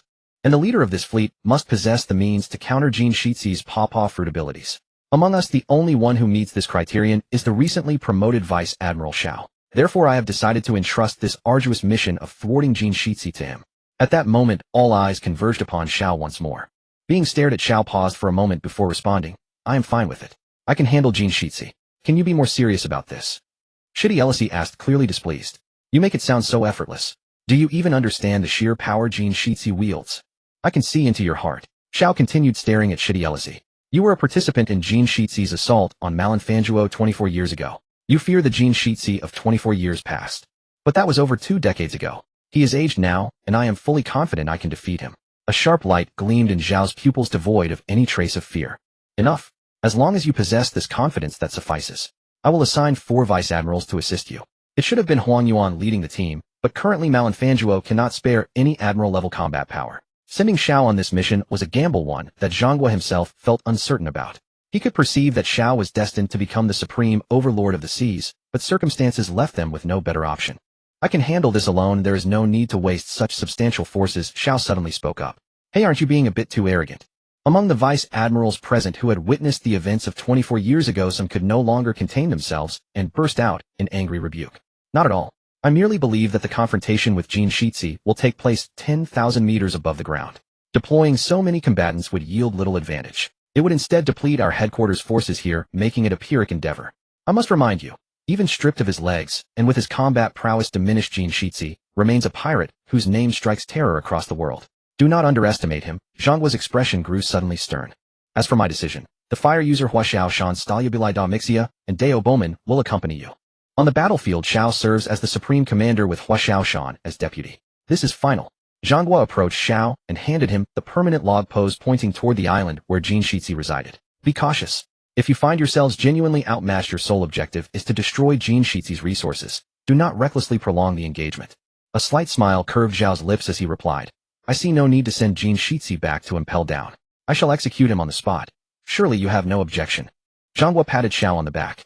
Remember, if you can win, fight. If not, complete the mission and withdraw. Your future is far more valuable than any single Jin Shitzi. Xiao nodded, stowed the permanent log pose into his pocket, draped the Justice great cloak hanging on the chair over his shoulders, and strode ahead out of the conference room. The 4 vice admirals who had received this mission rose in unison and followed in Zhao's footsteps. After Xiao departed Zhang Hua, and he showed visible concern. That brat is sharp as a tack. If he cannot win, he will certainly flee swiftly. What is there to worry about? Kizaru teased. Zhang Hua took a deep breath and said, let us now discuss the plans following our dealings with Maxi Tiechi. Stepping out from the conference room, the 4 vice admirals trailed behind Xiao. Shall we draw up a plan first? Da Mixia hurried to Zhao's side and asked. Xiao exchanged a fist bump with Da Mixia. K9 Fruit Dalmatian form, recording complete. Awakening training card slot 1. How about this? You are responsible for laying in wait on the outskirts for fleeing pirates and attending to the wounded. I will infiltrate and take Jin Shitzi's head at the opportune moment. That plan of yours is far too reckless. Dao Bowman said with a grave expression. If it succeeds, all well and good, but if compromised you will be surrounded by enemies. If you perish within we will directly lose a crucial combat asset. Moreover, among us, only you possess the ability to fly. Our skywalk has limited altitude, and without your tethering Jin Shitsi, he could depart at any moment. Zhao's four companions all found Daoboman's reasoning sound. Then you propose a plan. Dawei Mixia pondered for a moment before saying, how about this? You use your devil fruit abilities to eliminate Jin Shitsi's subordinates first, and then we converge to siege Jin Shitsi together. That is too drawn out. Jin Shitsi would have too many opportunities to escape. Xiao dismissed Da Mixia's plan. The primary reason was that in one-on-one combat he had numerous trump cards at his disposal, and even in the worst case he could retreat. But if he brought these vice-admirals along he would need to exercise restraint during combat, and could not unleash his full power. Regardless, I will infiltrate first. Once I have thoroughly probed Jin Shitsi's hidden cards we will decide the rest. Adapt as circumstances dictate. Following the direction of the eternal pose, Xiao steered the spaceship, and swiftly located Jin Shitsi's traces. After all, a cluster of over 10 floating islands in the sky was far too conspicuous to miss. Xiao moored the spaceship atop the cloud layer, donned pirate attire alongside Shi, and infiltrated one of the islands. Standing upon a mountain peak, he retrieved his Den Den Mushi and dialed Hua Xiaoshan's number. Aboard the flagship of a fleet composed of 10 large warships, 4 vice-admirals gazed gravely at the Den Den Mushi, placed at the center of the round table, awaiting any useful intelligence from Xiao. Bururu Borlu. The Den Den Mushi rang, and Hua Xiaoshan promptly answered. This is Xiao. I have successfully infiltrated Jin Shitsi's domain. Roger that. What's the situation on your end? Jin Shitsi controls 16 islands of varying sizes where he has bred numerous mutated creatures driven by an insatiable bloodlust. His subordinates injected those animals with a drug called SIQ, which causes mutations. Mutated creatures? Dalmixia asked in puzzlement. What is their combat strength? Far greater than their original power. As Xiao walked and spoke, a group of creatures suddenly appeared ahead, each bearing bull-like horns and crimson manes, their bodies the size of watermelons. Through the Den Den Mushi the beastly howls were clearly audible on the other end. What happened? Daoboman asked. Nothing, just some mutated piglets ahead, Xiao replied dismissively. He unleashed his conqueror's haki, stunning the entire group of bizarre creatures into unconsciousness. I've discovered an inhabited village. It appears Jin Shitsi has kept the people as a labor force. Hold your position for now. If necessary, those civilians can be sacrificed. Daoboman said coldly. I will first infiltrate the pirates' banquet and make my move once you arrive. Xiao hung up the Den Den Mushi and walked straight into the village. The villagers also spotted Xiao. Judging by his attire, they presumed him to be one of Jin Shitsi's pirates and dared not make any sudden moves. As he neared the village, Xiao severed the bioelectric waves of the Den Den Mushi transmitting video feeds, then summoned the humanoid Shi and to create illusory projections that would deceive them. In the palace monitoring room, the live feed of the village momentarily froze before resuming normally. The personnel monitoring the screens assumed it was just a Den Den Mushi glitch and paid it no mind. My lord, there are no more able-bodied men left in our village, please. As soon as Xiao entered the village, a group of elderly women immediately fell to their knees before him, imploring him. Do not worry, I am a marine. I have come to defeat Shi and save you. Zhao's words stunned the women. They had not heard the word marine in far too long. How can you possibly save us? That's Jin Shitsi Shi, the sovereign who commands these floating islands. How could someone like you hope to defeat him? Voices of doubt arose. If this self-proclaimed marine man were defeated by Shi, they would certainly suffer the consequences, losing not only their freedom, but their lives as well. The more skepticism grew, the stronger became their will to survive, and people instinctively resisted Zhao's talk of salvation. Besides, we're 10,000 meters above the ground. Shi is the ruler of the skies. How could you possibly stand against him? We greatly appreciate your offer to rescue us, but please, just stay together. Once I bring back those abducted, able-bodied men, I'll lead you all away. Before anyone could say more, Zhao's eyes narrowed and a faint pressure of haki enveloped the entire village. The terrified women gazed at him with sheer dread. This fear cut deeper than the deathly terror Shi had instilled in them. It struck directly at their souls. I will bring your families back, but only on the condition that you all gather together. Zhao's tone turned stern, silencing any further objections from the women. Amid stunned stares, he ascended slowly into the sky, surveying the ring of islands around him before selecting a particularly large one. Let's cause some chaos first. Dark clouds gathered overhead, with violent lightning rapidly coalescing within them. In the command room of the palace, Jin Shitsi watched the storm clouds assembling in the sky and felt an ominous premonition stir. Navigator team, wasn't the forecast clear skies for the next several days? Jin Shitsi roared at one of his navigators. That's impossible, Lord Shi. There were absolutely no signs of this. The navigator, questioned by Shi, frantically explained. You're asking me? Shi casually raised his gun and shot the navigator dead. I want no more false reports. Troubled and frustrated, Shi could only maneuver several islands away from this airspace. Boom. A thunderbolt of immense power descended, striking the island Xiao had designated. The violent lightning sheared off half the island and triggered a massive explosion in the other half. In Shiji's perception, that island suddenly became incredibly difficult to control. Before he could even step out to investigate what was happening, another bolt of lightning struck the remaining half of the island. This time the island was completely shattered. The fragmented landmass erupted in a violent explosion, with mud and debris raining downward, while disconnected rocks that could not keep pace with the advancing island fell into the sea. All the mutated creatures on the island were wiped out by the lightning and explosions. Along with those monsters, the weapons depot Jin Shitsi had established on that island was also destroyed. Lord Jin Shitsi. Disaster. The third island has been shattered by lightning and sunk. Pirates monitoring the third island rushed to report to Jin Shitsi. Although Jin Shitsi could use his power to salvage the situation and barely maintain the island's form, everything on it had been destroyed, rendering any rescue attempt meaningless. He had to use his ability to rapidly relocate the remaining islands away from this thunderstorm zone. With veins bulging on his forehead and his voice barely steady, Jin Shitsi gritted his teeth and ordered his men to have the personnel on the outer edges of the islands retreat into the buildings as the islands were about to be moved rapidly. The loss of just one island had already cost Jin Shitsi countless weapons and mutated creatures. These were the fruit of his 20 years of labor. Enraged, Jin Shitsi wanted to kill every single member of the navigator team. What he urgently needed now was a navigator who could allow him to roam the skies in peace. Xiao had achieved his objective. Using the Earth Rumble fruit power, he created an earthen mound before the village to block the ferocious winds, then set off toward the island where the able-bodied men were being held. Arriving at the island as expected, all the workers outside had been moved indoors. Employing the same technique as before, he deceived all the den mushi on the island. Activating his haki, he stunned everyone in the entire area into unconsciousness. He bundled up the unconscious workers. The spaceship concealed within the dark clouds rapidly circled around to the underside of the island, shielded by the lightning. He threw the bundled workers into the spaceship. Returning to the spaceship, he piloted it toward the island where the women had previously gathered. The dark clouds dispersed, and the sky returned to its former clarity. Everything seemed as tranquil as before. The gold lion, who had originally intended to sacrifice several small islands to preserve the bulk of his forces, paused in astonishment as he gazed upon the sunlit, cloudless expanse stretching for miles. Is it really over? Meanwhile, in the village, elderly people, the frail women and children, gazed in utter disbelief at their husbands, sons, and fathers. What happened to my father? A little girl stared blankly at her father and asked.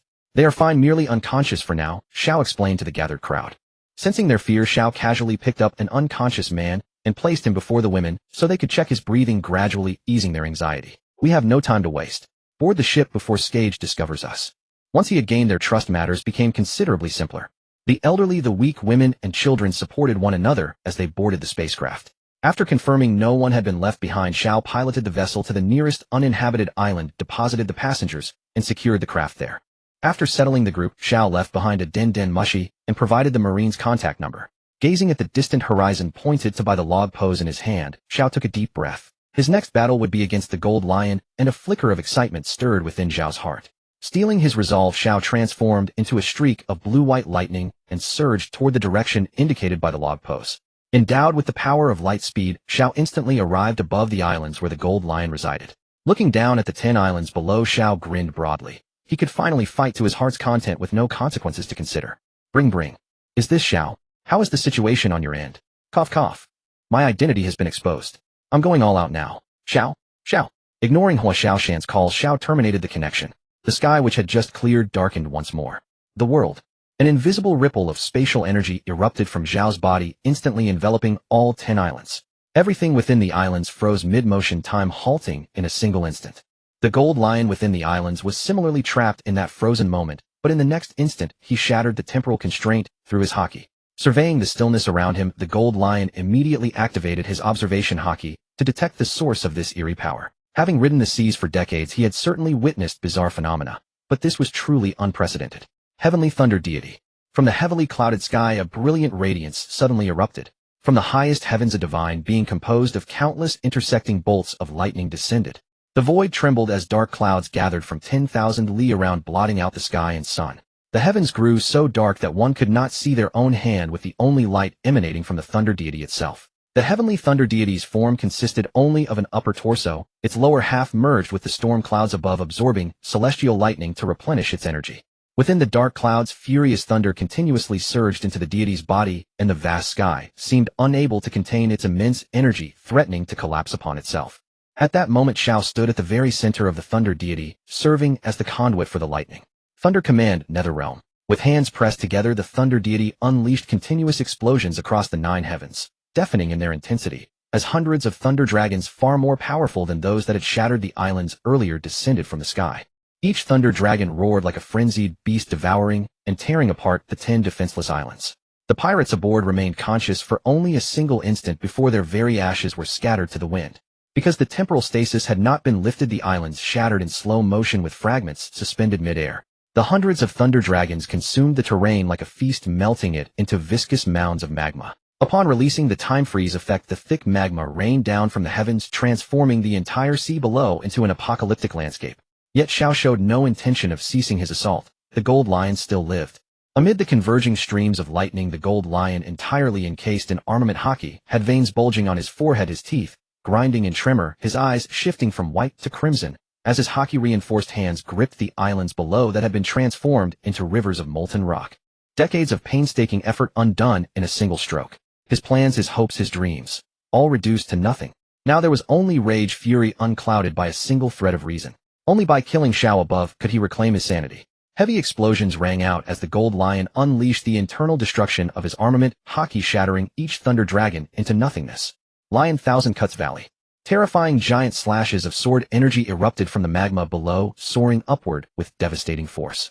Each blade carried armament haki capable of severing even lightning itself. Above, Xiao instantly dispelled the heavenly thunder deity form. Maintaining armament haki around such a colossal entity would drain his stamina entirely. This technique excelled against groups, but against a single opponent, victory depended on mastery of haki at its zenith. Moreover, he needed to capture the tremor fruit, which required an opportunity to close the distance. Transforming into a winding stream of lightning, Xiao utilized his precognitive observation haki to evade the world-destroying sword chi and charge straight for the gold lion. Facing the approaching Xiao, the gold lion controlled millions of tons of molten rock to form a barrier before him. Lion power, molten rock berserker. The viscous lava was manipulated by the gold lion as effortlessly as clay. As Xiao descended through the sky, the surroundings swarmed with molten lions roaring toward him. The scorching heat washed over him, but with the Mera Mera no Mi at his disposal, this temperature was as gentle as a warm breeze. Yasaka Magatama. Hundreds of dazzling light pellets erupted from Zhao's hands, striking the ever-shifting molten lions, with the force of 1,000 arrows, reducing them to pools of slag. The moment the molten lions shattered, a terrifying slash from the gold lion came hurtling toward him from below, nearly close enough to graze his face. Lion power, wild mane. The gold lion moved like a dancer, each slashing blow colliding with Zhao's dark, devouring edge. The combination of outward projected armament haki and devastating strikes forced Xiao, whose haki was slightly inferior to the gold lion's, into a steady retreat. Fire fist. Gathering his strength, Xiao wound back his right arm, wrathed in both armament haki and flames, and swung a devastating punch toward the gold lion. The gold lion parried with Sakuraju to block the devouring blade, while Kaboku struck straight for Zhao's knuckles. The moment their haki clashed, Zhao's right fist suddenly erupted in roaring flames, catching the gold lion completely off guard. The fire seared the left side of the gold lion's face and scorched away most of his lion-like golden mane. This battle was spiraling wildly out of control. He had thrown everything at him: time manipulation, then lightning, then light projectiles, and now fire. Good heavens, he possessed more versatile abilities than Mastercus himself. What exactly is your bizarre power? The gold lion roared like a madman, the sizzling sound of his burned flesh crackling in the air. Breaking away from Xiao, the gold lion plummeted toward the ocean below like a meteor. Above, Xiao was momentarily delayed by the molten rock controlled by the gold lion. Upon reaching the sea surface, the gold lion coated his hands in armament haki and sliced through the water, gliding along the horizon. Behind him, vast quantities of seawater defied gravity, rising into the sky. Lion Imperial Azure Tide. Behind the golden lion, tens of thousands of tons of transparent seawater surged upward. Lava scattered into the sky to form a barrier, while beneath the massive volume of seawater rushed forth. I can even control the sea. I am the god who conquers the ocean. The golden lion beneath the seawater laughed maniacally. Facing the impenetrable wall of water, Xiao curled the corner of his mouth, knowing that this was his chance to acquire the float fruit. Transforming into a simplified saber-toothed tiger form, Xiao plunged into the seawater.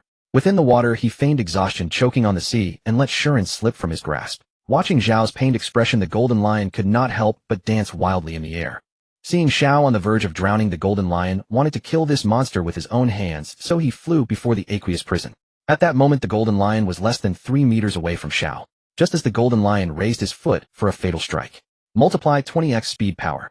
With the blessing of the multiply fruit, Xiao instantly kicked Shuren out of the seawater, simultaneously bestowing upon her the multiplication buff. Emerging from the sea, Shuren transformed into human form in an instant, a pair of sharp claws gleaming, with crimson light striking at the golden lion. Lion double guard. The golden lion reacted in time, twisting his body and using Kumu and Ingshur to block Shuren's claws. Blocking Shuren, the golden lion's mind was filled with disbelief, and he could not help but exclaim, "What the hell is this again? She is my sword." A transparent door instantly opened in the air beneath the golden lion, and Xiao flew out, landing a punch on the back of the golden lion's head. Even though the golden lion had used armament hockey in advance, he could not completely negate the damage. The helm stuck in his head was knocked off by Zhao's punch, and the back of his skull suffered a heavy blow. Float fruit acquisition successful. Awakening training slot 1. Blood gushed from the back of the golden lion's head mixed with some brain matter. This severe blow nearly killed the golden lion. While he was disoriented, Shuren seized the opportunity to slice off one of his legs with a claw strike. The immense pain caused the golden lion to thrash wildly, magma and ocean currents intertwining to form a vortex that raged across the sky like a cataclysm. Due to Shuren's fear of seawater, Xiao ordered her to revert to a blade and fly back into his hand. The golden lion used his ability to pull Ingshur from his severed leg, retrieving the sword. Gripping the hilt still stained with shreds of flesh, the golden lion's expression grew increasingly chaotic and insane. At the center of the vortex, the golden lion held Ingshur in one hand, while clutching his head with the other. Strange, everything is too strange. The delirious golden lion wept. Why aren't you afraid of seawater? Why? What does a devil fruit user's fear of water have to do with my system? Appearing above the vortex, Xiao raised his sword and unleashed a colossal slashing attack, cleaving through the lava sea vortex straight toward the deranged golden lion. Mad Lion Blade Thunder Roll. The disoriented golden lion began spinning at high speed, forming a flawless slash with Ingshur in his hand and Kumu beneath his feet. Like a spinning top, the infinite slash shattered the colossal attack, then swiftly flew toward Xiao above. All lions heed my command. Everything the golden lion had touched coalesced into thousands of giant lions charging toward Xiao. The golden lion's near-hysterical assault made him forget his wounds. His blood was rapidly draining. Even if he defeated Xiao here, he would not survive. The dark sky gathered clouds once more. Beneath the cloud layer, bolts of lightning coalesced into a thunder god slightly smaller than before. Prepare to die, Shurji. Today I come bearing the decree to kill you. Ha ha ha, such arrogance from a brat. I am the flying pirate, the golden lion. Heavenly punishment, demon subduing pagoda. In the sky, the thunder god wielded a thunderous killing sword, breaking free from the void's restraint like a demon-slaying deity, cleaving the universe clear. Below, the lions roared, charging skyward. The two forces collided, and the thunder god instantly transformed into a pagoda shape, trapping the lions within the thunder tower and annihilating them. After the earth-shattering explosion, the golden lion staggered out from the ashes. By now he barely resembled a human, more like a demon crawling out of hell. I am the flying pirate, fleet admiral, king of the sky. The golden lion murmured with his last ounce of strength, slowly flying toward Xiao. Weight increase 5,000 kilograms. Multiply 30x speed power weight. Billions of thunderbolts from the sky struck downward toward Xiao, and the raging lightning finally coiled around the blade of Shuren. Under the multiplication buff, Xiao transformed into a saber-toothed tiger man-beast form. An aura that shook the void gathered around him, and the ocean currents below surged away in retreat. His gaze locked onto the distant golden lion. Killing Thunder Supreme, Nation Raging Thunder Spear. Xiao swung his sword, unleashing a massive blue-white sword aura that seemed to devour everything. The sword aura stirred the ocean currents, raising gigantic waves. As it passed the clouds in the sky, retreated gales became hurricanes, and light illuminated the vast sea. As the sword aura neared, Shurji saw nothing but a blinding light that could consume all. Gur. In his final moments, the golden lion recalled the days when he shook the four seas only to ultimately fall into a deep slumber. Confirming the golden lion's death, Xiao exhaled a long breath, as if finally releasing a pent-up frustration. This battle was exhilarating. At that moment, the fleet led by Smoke Mountain appeared on the horizon. Dozens of large warships rode the wind and waves, rushing toward this location. Xiao looked at the sea where the golden lion had vanished, then dove into the water. After a short while, he emerged from the surface with only the blades of Kumu and Ingshur, their hilts destroyed, and flew toward the belated marine warships. Standing on the bow of the ship, Dalmatian and the others widened their eyes, spotting Zhao's figure in the murky sea. Landing on the foredeck of Smoke Mountain's warship, Xiao turned over and lay on his back. The other vice admirals assigned to this mission arrived almost instantly, using moonwalk and shave to reach Smoke Mountain's ship. I'm exhausted, Xiao groaned as he lay on the ship. For heads gathered around, looking down at his smiling face. Where is the golden lion? Fled, or dead? Xiao casually tossed Kumu and Ingshur aside. The others looked at the swords, finding it easier to believe that the golden lion had escaped, abandoning his blades. But seeing the apocalyptic scene around them, they felt Zhao's words might be true. Killed by you. Doberman asked unconvinced. Who else? Xiao countered. What about his body? Body. Not even ashes remain. Xiao interrupted Doberman's query. Seeing the lingering disbelief, Xiao thought for a moment, then sat up and pointed in a certain direction. There's proof over there. Doberman used moonwalk to search, and eventually found half a helm floating on the sea embedded in Shiji's head. Finally convinced, Doberman could no longer deny it. The swords and the iconic item were there. To doubt further would be foolish. Seeing the evidence Doberman brought back, the others were utterly stunned. The legendary Golden Lion had been defeated by a fledgling brat. Just how absurd was Xiao? What? The Golden Lion is dead. During a meeting to discuss the handling of Fire Fist, Sengoku received an urgent report from Fire Burning Mountain. He had never expected to receive news of the Golden Lion's death. At best, he would have been driven away, granting the Navy some breathing room in handling various incidents. He never imagined. Where's the corpse? Who killed him? Do not worry, sir. You will never lay eyes on the Golden Lion again in your lifetime. Xiao took the Den Mushi and said to Sengoku. Sengoku fell silent. Never mind, let me handle this. Doberman took the Den Mushi and pushed Xiao aside. The Golden Lion was killed solo by Xiao. When we arrived, his base had already been reduced to ruins. We are now on our way to rescue the civilians abducted by the Golden Lion. Hearing Doberman's report, Sengoku suddenly felt it was entirely reasonable. The lad had declared before departing that he would slay the Golden Lion, and now he had kept his word. Yes, quite reasonable. Moreover, Zhao's bizarre combat strength was as strange as the spaceship he had invented. Killing the Golden Lion alone seemed perfectly normal. Sengoku kept rationalizing it in his mind. His final conclusion, it was bloody absurd.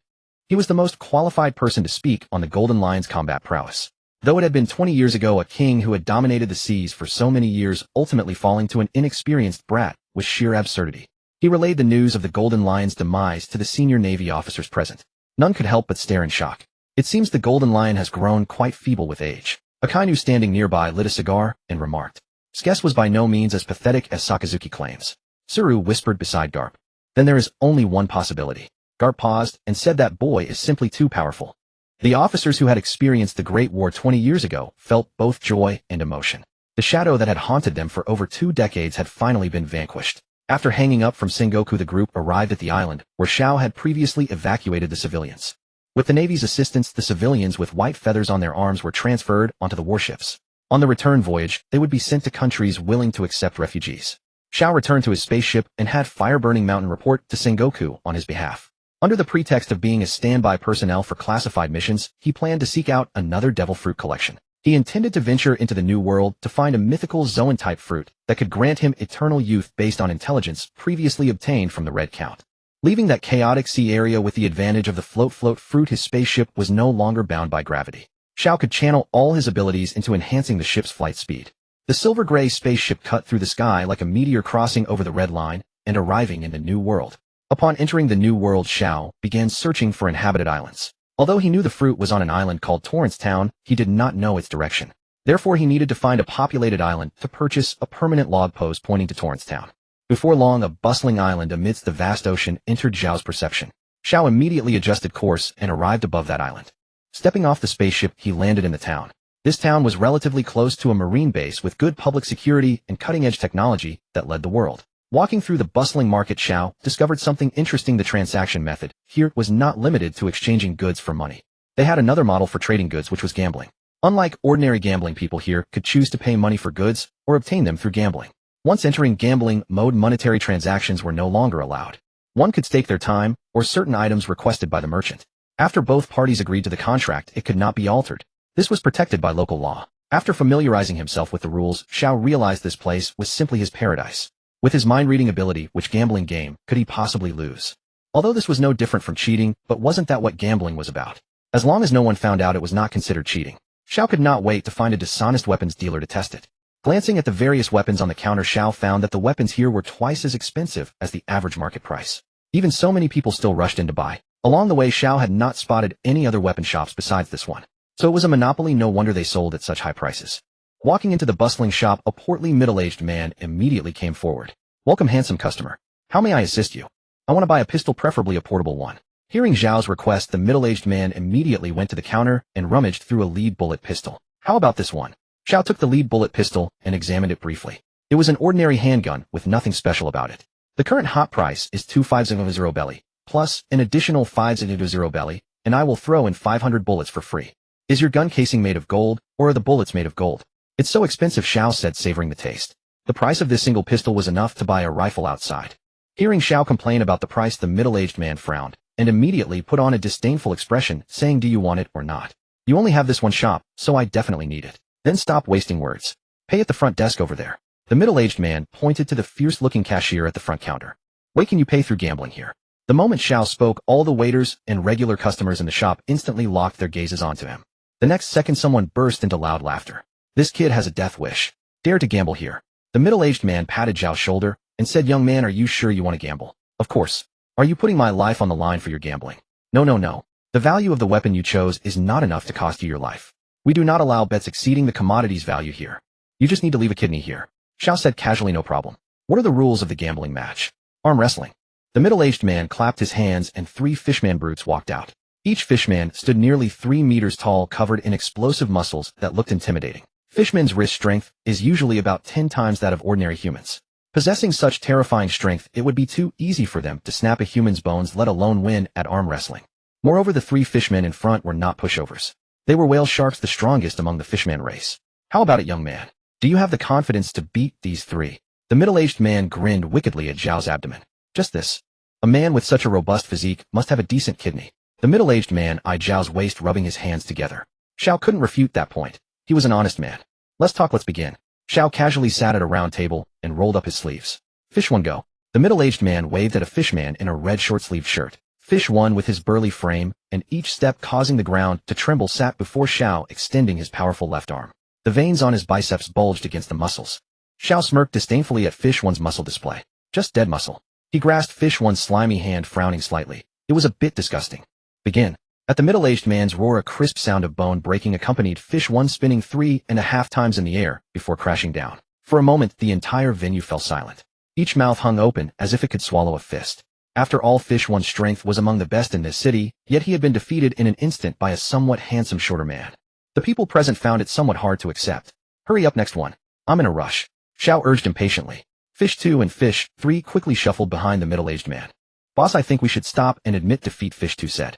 "Yeah, if even Fish 1 couldn't do it, wouldn't the 2 of us be asking for death?" "Admit defeat. Can I deduct the money we'll lose from your wages?" The middle-aged man snorted, glancing at Fish 2 and Fish 3. They looked at the fallen Fish 1 and weighed the pros and cons. It seemed the medical expenses would be higher than the deducted wages. "Then you can deduct it from our wages," Fish 2 whispered in the middle-aged man's ear. The 2 fish-headed fellows didn't realize it was their boss's gamble. They should have asked him for work injury compensation. Fine, the middle-aged man nodded, not losing anything anyway. "Young man, we admit defeat. Take the gun." Xiao stood up and extended his hand to the middle-aged man. "Give me the lead bullets." "No, no, you misunderstood. I was betting on the pistol earlier." The middle-aged man quickly waved his hands, looking innocent. "Who bet on a gun?"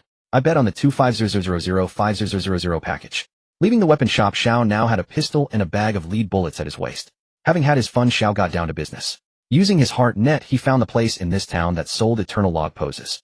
He entered a lavishly decorated navigation shop, where the owner was a thin, tall, old man with glasses, looking scholarly. The bell on the shop door jingled, waking the owner from his nap. "How can I help you, young man?" the owner asked in a kind tone. "Do you have an eternal log pose heading to Torrance?" "Torrance town? What would a young man like you do in a ruin like that?" Faced with the owner's question, Xiao grew wary. Listening to his heart, the owner's inner mind was as calm as still water, but who could guarantee that behind that amiable face there wasn't a fervent heart? Therefore Xiao decided to bluff his way through. "I'm an archaeologist going to Torrance town to explore the relics left by our ancestors." "Hee, you archaeologists always like to burrow into remote corners." The owner left the counter, went into the back of the shop, rummaged for a while, and brought out an eternal log pose engraved with Torrance. "Young man, is this what you're looking for?" The owner presented the eternal log pose before Xiao. "Yes, that's it." "How much?" The once kindly owner changed his expression. His originally transparent square glasses suddenly reflected light, and a smile curled on his wrinkled face. 100 million berries. Xiao was taken aback. This old man was indeed not simple. He had been wondering how a septuagenarian could afford such a lavishly decorated shop. Turns out he was a profiteer. "What do you say, young man? You archaeologists should be quite wealthy. Surely you can spare a mere 100 million berries." The owner's voice, both kind and sinister, was like a demonic melody. "Sorry, I don't have that many berries, but I can bet with you." "Ha ha, fine." The old man suddenly burst into laughter. "Bring me some entertainment, and this eternal log pose is yours. The underground fighting ring in this town. Win 10 matches, and this pointer is yours." "Deal." Xiao agreed readily. This was too easy for him. The owner pushed his shiny glasses. "But if you don't win 10 matches, you'll owe me 200 million berries. If you can't pay now, you can work in this town to slowly pay it off." As he spoke, the owner drafted a contract. "Press your fingerprint here, and I'll take you to the underground fighting ring." Xiao didn't hesitate. He dipped his finger in red ink and pressed it onto the contract. Seeing Zhao's fingerprint, the owner's expression grew increasingly pleased. He closed the shop first, took the contract to the local security officers for confirmation, then led Zhao to the underground part of the town. The town's underground was the black market where everything was available, even human organs. Greetings, Mr. Tokens. Mr. Tokens brings another fat lamb, huh? Seeing how respectfully everyone in the black market treated the owner, it was clear this old man was a habitual offender. Don't be scared, young man. I'm not some demon. I just enjoy fights that are flesh and bone with cracking joints and breaking bones. Hey, your hobby is indeed wild. Zhao sneered, following behind Tokens. Soon they arrived at a huge arena. Inside the arena, the crowd was roaring. Men and women waved their arms, shouting and cursing at the two fighters in the ring. Money, drinks, flying spittle. This arena was the epitome of chaos. When Zhao and Tokens arrived, the previous fight had just ended. The loser with a broken arm was carried out of the arena and thrown into a trash heap. A muscular man with sunglasses, his muscles bulging, noticed Tokens and Zhao and came over, stepping through the air. Zhao was surprised. This man could use moonwalk. Mr. Tokens, you've brought another challenger, Davis said with an excited smile. At some point, Tokens had put on sunglasses. He pushed Zhao in front of Davis. I'll cover this young man's entry fee. Same rules as usual. Pick the 10 strongest fighters for him. Davis, nearly 4 meters tall, looked down at Zhao, who was about 2 meters, with disdain. This lad looks so clean and fair. Can he handle it? Whether he can or not is not your concern. Just make sure he's left alive enough to pay off my debt. Davis stroked his goatee, examined Zhao's physique, and said, fine. Follow me, young man. Davis's lantern-sized hand patted Zhao's back, leading him into the arena. Let's have a round of applause for today's 10th challenger. Oh, shout out your name. Davis placed the microphone before Zhao, intending to heat up the crowd. I am Zhao. Zhao replied in a flat tone. He saw no need to conceal his identity. His job was hardly espionage, and if all else failed, he could simply don a mask during missions. Is that all you've got? Didn't you eat? Look at him, probably still wet behind the ears. Ha. The thrill-seeking youths immediately attacked Zhao's lackluster introduction. Dismissive of the brats, Zhao cared only for finishing the fight swiftly and securing the eternal pose. When do we begin? Zhao turned to Davis and asked. Not so fast. Let me explain the rules. This is a no-rules fight. No weapons or devil fruit abilities permitted. Otherwise, you're free to maim your opponent as you see fit. You will face 10 opponents in total. Each victory earns you a reward of 1,000 belly. After defeating all 10, you can take home 1,000,000 belly. Though Mr. Tokens paid your entry fee, he won't claim any of your winnings. Hearing Davis's explanation, Zhao cast a sidelong glance at Tokens. The old man was merely here for amusement. To him, belly held little importance. After all, the old fellow looked over 70, with days numbered. What use was money then? Joy was what mattered most. Hand over your sword and gun to my custody. Davis extended his hand. No need. Xian swooped from Zhao's waist and assumed a human form. Zhao shrugged off his shirt, revealing a physique of lean muscle. After entrusting his clothes and gun to Xian, reminding her not to interfere, Zhao looked at Davis and said, enough dawdling. Let's begin. Xian's appearance instantly captivated everyone. Compared to a handsome lad, of course, a stunning beauty drew more attention. Now this is an unexpected bonus. This young man's blade is a spirit user. Davis called out. The atmosphere in the venue surged to a fever pitch. Following Zhao's command, Xian flew to a spectator platform. But the star of the show is our Zhao. When it comes to combat, beauties are merely accessories. Next up, our undefeated war god of 50 matches, the demon Zaki. The man known as Demon Zaki slowly emerged from behind a stone door. Zhao glanced over and saw a fishman with a serrated shark-like jaw. Zaki's dark skin complemented his blade-like dorsal fin, and his gleaming silver serrated teeth drew roars of approval from the crowd as soon as he appeared. Don't kill him. This man was brought by Tokens, Davis warned as he passed Zaki. Gotta Zaki rasped impatiently, grinding his serrated teeth. As a fishman, he harbored a deep hatred for humans. Seeing Zhao an ordinary human, he longed to tear him apart with his jagged teeth. Why do you smell so fishy? Zhao asked with a smile, looking at Zaki. You. Davis watched Zhao continue his mockery, his face etched with helplessness. If Zaki went berserk, no one would try to stop him, and explaining that to Tokens would be difficult. Since both fighters are ready, let's begin. Davis stepped onto the moon, stepped back to his commentary platform. Fishman karate. Bone fist empty burst. Boom. An invisible fist wave instantly sent Zaki, who was still gathering power, flying into the stone door he had emerged from. Davis had barely stabilized himself on the commentary seat when he turned and gaped in shock. Zaki was deeply embedded in the stone door, seemingly unconscious. Tokens, watching from the high platform, paused. He had seen Zaki's fights. That was impossible for him to be defeated so easily. What kind of monster had he signed a contract with? The young men and women in the stands froze for 2 seconds as a buffer, then the entire underground fighting arena erupted in a roar like mountains and seas. Sitting on the high platform, she gazed at Zhao's heroic figure, her cheeks flushing red, her eyes reflecting heart shapes, clutching Zhao's shirt tightly, her mind overwhelmed. On the field, Zhao shook his wrist, wearing an expression that said, "Is this it? And in next the tyrant fist Emperor Starless. Davis said, his throat hoarse, cold sweat pouring down his forehead. With both hands wrapped in bandages, adopting a martial artist stance, Starless emerged from behind the stone door. Seeing Zaki embedded in the stone, he swallowed saliva frantically. What was he about to face? Xiao versus Starless begin. Boom. In the next instant, Starless, who had just appeared, returned to his original position, but in an unconscious state. Instead, Xiao stood where Starless had been. The audience, who had just held their breath, instantly deflated. This was too fast. The first time could be called coincidence, but the second had to be due to skill. Tokens silently removed his sunglasses and put on his reflective glasses again. He hadn't seen the flesh-and-blood combat he had anticipated. Instead, Xiao seemed to be kicking his opponents like sandbags. Next, the war cannon Big Head Butte. Begin. Boom. No suspense, the same plot, the same taste. Next, the Death Fear of Binjiate. Begin. Boom. Next, the Ghost Scythe Mijia. Begin. Boom. And next, the Bereaved Tyrant Mistu. Start. Bone Fist River Shattering Flow. Boom. The simplest instant kill, the most exquisite enjoyment. This was already Zhao's ninth strike. One more fight, and he could clock out. Throughout the monotonous fights, Xiao kept an eye on Tokens watching from the platform. The old man wasn't bad, or at least he didn't fold and run. 9 consecutive defeats. The fighting arena's pride was truly hanging by a thread. On the high platform, Davis decided to enter the ring himself to defend the arena's last shred of dignity. Flying down from the platform, Davis's appearance heated up the aesthetically fatigued audience. They were here to see flesh and blood fights, not a one-punch Superman. Occasionally seeing it once or twice was fine, but making them watch nonstop without bloody excitement and anticipated clashes would breed boredom. Are you sure you're not a spirit user of some ability? Davis asked. That the opponent was a spirit user was the only explanation he could think of to break the deadlock. Otherwise, what kind of master would come to their shabby fighting arena to compete? Of course. If you don't believe me, you can try Sea Prism Stone on me, Xiao said, nonchalantly, showing no fear. Seeing the others so calm, Davis no longer doubted. Inferior skill is merely inferior skill. Being weak is the original sin. Do you think I can withstand one of your moves, eh? Davis suddenly asked. Xiao didn't respond, standing with hands on hips waiting for Davis to say begin. It seems you think I cannot. Davis said with a bitter smile. I think I can. Begin. The moment the duel started, Davis suddenly felt a fierce wind blow across his face. Opening his eyes, he saw Xiao already before him. This is the gap between us. Bone Fist Limitless Heaven. With a plain and unadorned uppercut, Dai Weishi flew into the sky and eventually crashed into the commentary booth. In the dead silence, Dai Weishi's second-in-command, carrying a box full of paper berries, ran onto the stage, raised Zhao's arm and shouted, "Let us congratulate today's final winner, Xiao." At that moment, the young men and women seated in the audience rose to their feet, waving their arms and cheering Zhao's name. Even the arena's boss, Dai Weishi, had been defeated in an instant. This man was undoubtedly the new king here.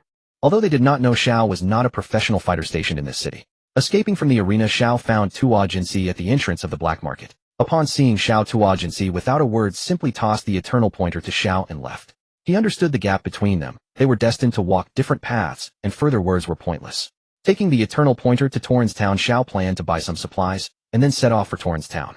Carrying 1 million berries while strolling down the streets, Xiao increasingly felt that this island was practically a paradise for him. He didn't need to spend a single berry. Everything was free. After purchasing enough supplies for the days ahead, Xiao returned to his airship. Placing the eternal pointer on the console in the cockpit, he set off for Torrens Town.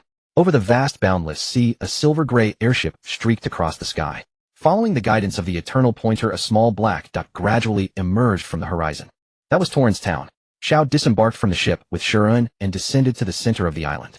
Due to its geographical location, this island was like a utopia isolated from the outside world, a peaceful corner amid the chaos of the new world. On the island, some residents who intended to develop the land were building various strange structures. Walking along the desolate streets, Xiao activated his heart net, carefully searching for traces of that fruit. "Hello, are you a traveler?" A gentle voice came. Xiao looked toward the sound and saw a girl wearing nearsighted glasses and dressed neatly. I'm a traveler here to explore the island."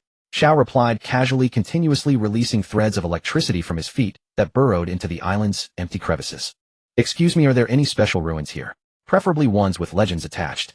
I just settled on this island recently, so I'm not very clear about the legends here." "Then never mind." The electric currents Xiao released had almost turned over every inch of this area, yet he found no trace of the fruit. Just as he was about to leave for the other side of the island, the girl called out to Xiao, saying, "I'm not very clear about the legends, but there is an ancient ruin to the west." "Ancient ruins?" Xiao turned to look at Yuduoya. "Yes, there is a patch of ancient ruins, but they are swarming with bats, so I dare not go. But there should be." "Huh, where did he go?" Before Yuduoya could finish her sentence, Xiao had vanished. On the other side of the island, above the underground ruins, Xiao poured several streams of electricity into the ruins. Finally, in a very concealed cave within the ruins, the electric currents touched a treasure box. Sensing the box's presence, Xiao smirked, found it. Transforming into electricity, he instantly arrived at that hidden cave. An ordinary wooden box was embedded in the soil. He dug it out and opened it, revealing a deep purple devil fruit lying quietly inside. This is definitely it, Xiao exclaimed excitedly. Exiting the ruins, Xiao controlled the airship to descend from the clouds. The ship extended its landing gear and stopped steadily above the ruins. Xiao eagerly walked into the airship into a room he had already prepared, built with sea stone bricks. He placed the pistol he had won earlier upright in the air with its muzzle pointing upward. Using the / fruit ability, he turned his fingers into sharp blades. Carefully, he peeled off the devil fruit skin, scooped out the flesh bit by bit, and stuffed it into the gun barrel. After the barrel was filled with flesh, Xiao used the float ability to make the juice float in midair, and the lead bullet gun was soaked in the devil fruit's juice. After a few seconds, the lead bullet gun suddenly trembled, then a dazzling blood-red light burst forth, followed by darkness engulfing everything in the room. This scene was somewhat weaker than Shi An's mythical Zoan transformation. The sound of wings flapping accompanied by sharp, piercing, hissing noises echoed in the room. Xiao could clearly sense the change in the lead bullet gun. After eating the devil fruit, the gun had transformed into a human-sized vampire bat. However, its appearance was more formidable than an ordinary vampire bat. Bang! The sound of a gunshot rang out from near Xiao's ear. But there was only the sound of the gunshot, no bullet. Xiao surmised that the lead bullet gun was releasing the bat's unique ultrasonic waves to locate his position. As expected, as soon as the gunshot faded, two long fangs appeared at Xiao's neck. Just as the fangs were about to sink in, Xiao instantly turned around, reached out, and grabbed the lead bullet gun in a chokehold. Caught by a hand coated with armament hockey, the vampire form lead bullet gun flapped its two large wings wildly in the darkness, but could not break free from the iron-like grip. Xiao conjured a small flame in midair, illuminating the room. The true form of the lead bullet gun emerged. Blood-black wings, sharp gray teeth, and a body size resembling that of a 5-year-old child. This was the vampire form of the lead bullet gun. Transform back. Zhao's command was accompanied by a faint release of Conqueror's hockey. He intended to try to tame this vampire bat. Having gained a modicum of intelligence from the vampire ability, the lead bullet gun was startled by Zhao's hockey, instantly wilted, and transformed back into pistol form. In its pistol form, the lead bullet gun's appearance was far more handsome than before. The gun body was covered with blood-brown textures, the barrel had changed from gray to dark black, a bat emblem was added to the grip, and the whole piece exuded a dark black aura.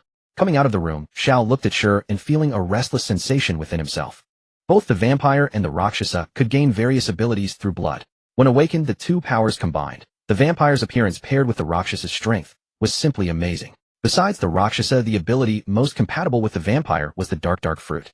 In darkness, the vampire was untouchable. Combined with the dark fruit's ability to suppress other power users, it was simply invincible. Shi, give me some blood. Xiao looked at Shi and intending to conduct an experiment. Yes, master. Shi opened his palm and countless blood threads surged from his hand, merging into Zhao's body.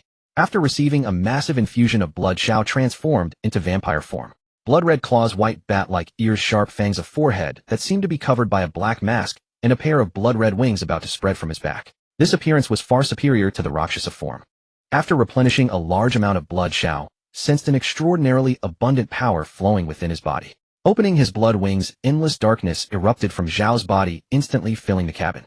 Xiao merged with the darkness was nearly impossible to detect. Emitting a faint sound wave and listening to its echo, every exposed facility within the cabin was laid bare in his mind.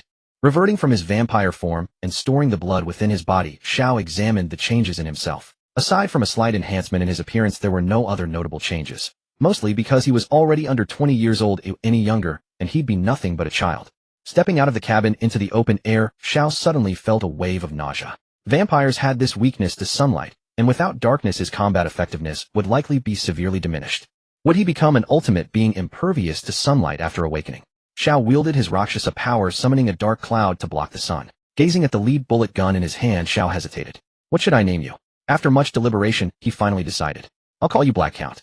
With a gentle tap of his fingertips on the bat emblem adorning the grip, the Black Count, now in pistol form, transformed into a vampire bat roughly the size of a crow perching upon Zhao's shoulder. Xiao wanted to see if the Black Count could assist him in battle like Shi. He took out the pack of lead bullets from before and fed them to the Black Count like candy. Xiao pointed toward a field mouse gnawing on grain in the distance. The Black Count, still emitting a low hum, instantly locked onto the mouse's position. Bang! A piercing screech like the crack of a gunshot echoed through the air. The Black Count spat out the bullet it had swallowed earlier, and as the gray projectile exited its beak, it turned crimson. The bullet struck straight into the plump mouse's body without piercing through. It instead triggered something grotesque. The moment the bullet entered the mouse, its body went rigid and immobile. Then almost instantly its flesh began to wither and shrink. Within seconds the once fat mouse had become a desiccated skeleton wrapped in skin. Satisfied, the Black Count licked its lips, feeling its power surge to full capacity. Good heavens, a blood-draining bullet! Xiao exclaimed in astonishment. This move from the Black Count was truly impressive. After replenishing its blood, the Black Count joyfully took flight from Zhao's shoulder, landing beside a nearby stone, where it gathered its energy. Squeak! A powerful sonic wave erupted from the Black Count's mouth, resonating with the force of a giant bell. The stones within the wave's range couldn't withstand the vibrations and shattered into powder particle by particle. After displaying its power for Xiao, the Black Count circled around him excitedly, like an enthusiastic puppy. Playing happily with the Black Count, Xiao suddenly felt a chill at the back of his neck. Turning his head, Xiao saw Shi-An's eyes reflecting red light as it fixed its gaze on the Black Count, fluttering up and down with an expression as though it had encountered its deepest fear. He had nearly forgotten that Shi-An disliked small creatures. Xiao decided to rein himself in somewhat lest the Black Count end up dead someday and make things awkward. Ahem, let's head back to the Grand Line. With the Black Count and Shi and Xiao returned to the spaceship. This trip had yielded a mythical Zoan fruit and a trainable mythical pet. A blood profit indeed. Not long after the ship set sail, Xiao detected a pirate vessel on his mental network. It was something he could easily take care of. But Xiao suddenly heard that the pirate ship was actually singing. That alone made it worth investigating. On the sea surface, a pirate ship composed entirely of candy and cake roughly the size of a small island drifted slowly. At the prow, beneath a crown, a bizarre human face wearing a triangular hat chanted a fairy tale-like ballad. Mama mama snag, how much longer until you reach Tato land? Still can't wait to taste that legendary frosted sponge pudding. From the bizarre-looking Den Den Mushy came a sharp, yet deep female voice. On the other end was a drooling, somewhat unhinged woman. Mother, at our current speed, it will still take half a month to reach Tato land. Please be patient. Another half month. That's torment. The female voice on the other end shifted from excitement to disappointment. Well, forget it. I've already waited a year for this pudding. Half a month more won't hurt. But you must guarantee me that the pudding's flavor remains completely intact, or else you know what will happen. Yes. Sweat poured down Snag's forehead as he turned to look at the pudding perfectly preserved under its glass dome. Suddenly veins bulged on Snag's forehead, his eyes nearly bursting from anger, his entire body trembling as he gripped the long blade strapped to his back. Inside the glass dome, more than half of the frosted sponge pudding had already been devoured, and the culprit was still using a large spoon to scoop it into their mouth. What a pity that neither of you can eat human food. This pudding truly lives up to Big Mom's year-long anticipation. It's hands down the most delicious dessert I've ever had. Xiao ate ravenously, bliss on his face as he spoke to Shi-An and the Black Count beside him. Who are you? Snag roared in fury. Caught in a dilemma, Snag's raised long blade froze midair. If he attacked now, the pudding would surely be destroyed in an instant. But if he delayed any longer, it would be finished anyway. What confused him most was how the man inside the glass dome had gotten in. The glass was bulletproof. Was he a devil fruit user? The surrounding homies seemed frozen, showing no response. This belongs to Big Mom's crew. You're asking for death. Seeing the pudding nearly gone, Snag didn't care about anything else and swung his blade. In the next instant, Snag was frozen midair, unable to move. Snag, what's happening? Who's on the ship? Is the pudding okay? Came Big Mom's anxious voice from the Den Den Mushy. Fully satiated Xiao transformed into light and emerged from the glass dome, taking the Den Den Mushy. Hello there, Lingling. Who are you? What happened to the frosted sponge pudding? Came Big Mom's frenzied roar from the Den Den Mushy. Even through the phone, Xiao could feel Lingling standing atop a ruin she herself had created, screaming in madness. You mean that delicious pudding? It truly was a rare delicacy in this world. You should try it sometime if you get the chance. On Cake Island, Kukuri protected his siblings atop a solidified syrup platform, watching below as their mother, deprived of her year-long anticipation, furiously battered everything within sight. Hey, what happened to Snag? What did you do to him? Katakuri growled menacingly into the Den Den Mushy. That fat guy who looked like fried chicken. I threw him into the sea. Upon hearing the news of Snag's death, Katakuri's eyes turned red, his sharp teeth grinding audibly. Suppressing his rage, he asked, what's your name? I'm Xiao. Very well, Xiao. You'll be receiving the heads of your family and friends soon. I hope you live to see that day. What a joke, I'm an orphan. Katakuri's words made Xiao laugh. Enraged, Katakuri crushed the Den Den Mushy in his hand, vowing to kill Xiao for harming his family. Xiao raised the Black Count, pointing it at the pirates of the Big Mom pirates aboard the ship, dispatching each with a single shot.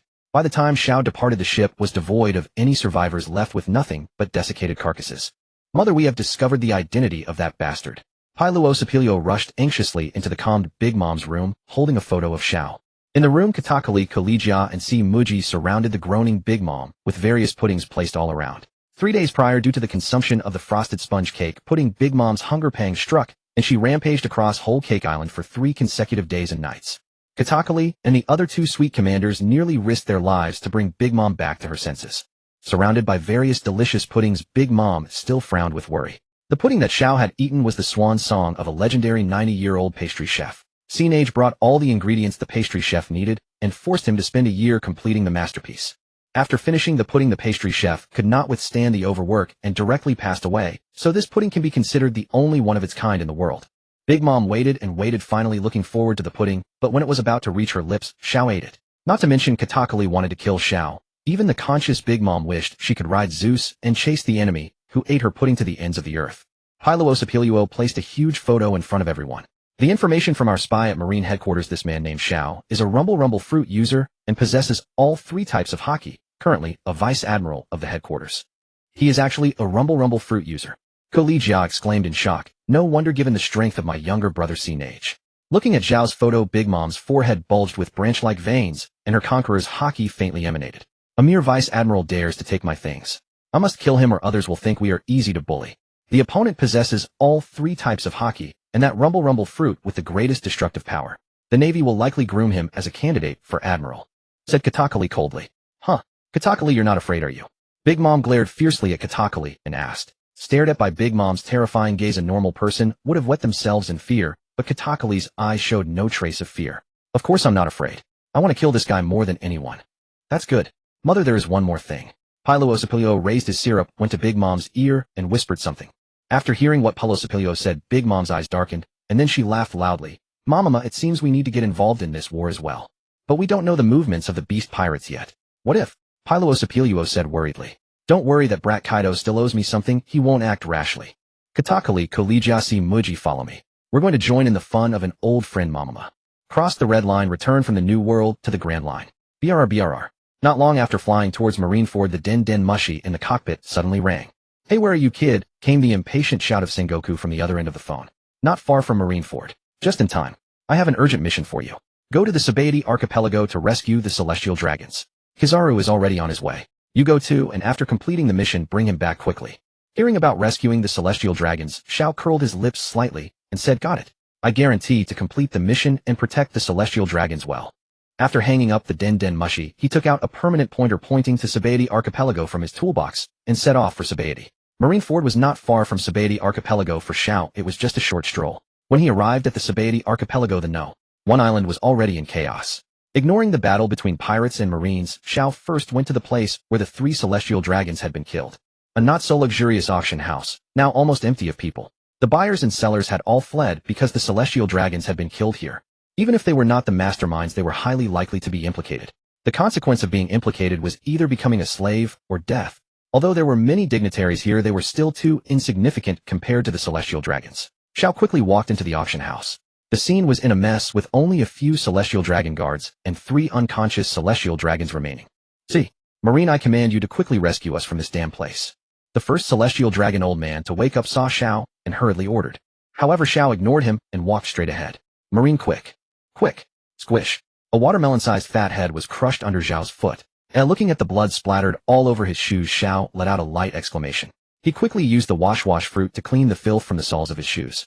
The celestial dragon old man was stunned as he watched his son's head get crushed underfoot. Black Count. Xiao tossed a few bullets to the Black Count. The obedient Black Count flew into the sky and fired several blood-sucking bullets at the celestial dragons and their guards below. Soon a massive explosion occurred in the auction house, filled with dried corpses enough to engulf everything. Coming out of the auction house, Kizaru was already approaching the island. Xiao took a deep breath. Let's begin. A thunderclap exploded and Xiao instantly appeared in the area where the pirates were gathered. He released his conqueror's haki, and the noisy street instantly fell silent. Only a scattering of pirates with bounties over 100 million barely managed to stay conscious, but they were already dazed. The ones who still maintained their spirits looked up at Xiao, whose whole body was flashing with lightning in the distance. Have you ever been kicked at the speed of light? Lightning 5 whip strike. Crack. The electric current tore through the void like a thunderclap, instantly appearing before one of the supernovas, the monk Urich. He threw a punch, sending Urich flying across 5 streets. Cause and effect fruit recorded successfully. Fruit awakening card slot 1. While Urich was flying, Xiao instantly flashed in front of the magician Basil Hawkins, and with several consecutive finger guns heavily injured his real body that was using a straw doll as a substitute. Straw fruit recorded successfully. Awakening training card slot 1. Then he arrived in front of Capone Beach and punched him in the abdomen, causing his castle effect to be dispelled, then knocked him unconscious with a chop. Castle fruit recorded successfully. Awakening training card slot 1 Drake was one of his own, so Xiao did not go heavy on him, merely sending him flying across 2 streets. Dragon fruit ancient species, Tyrannosaurus form, recorded successfully. Awakening training card slot 1 Finally he arrived at another block, the hiding place of Jewelry Bonnie.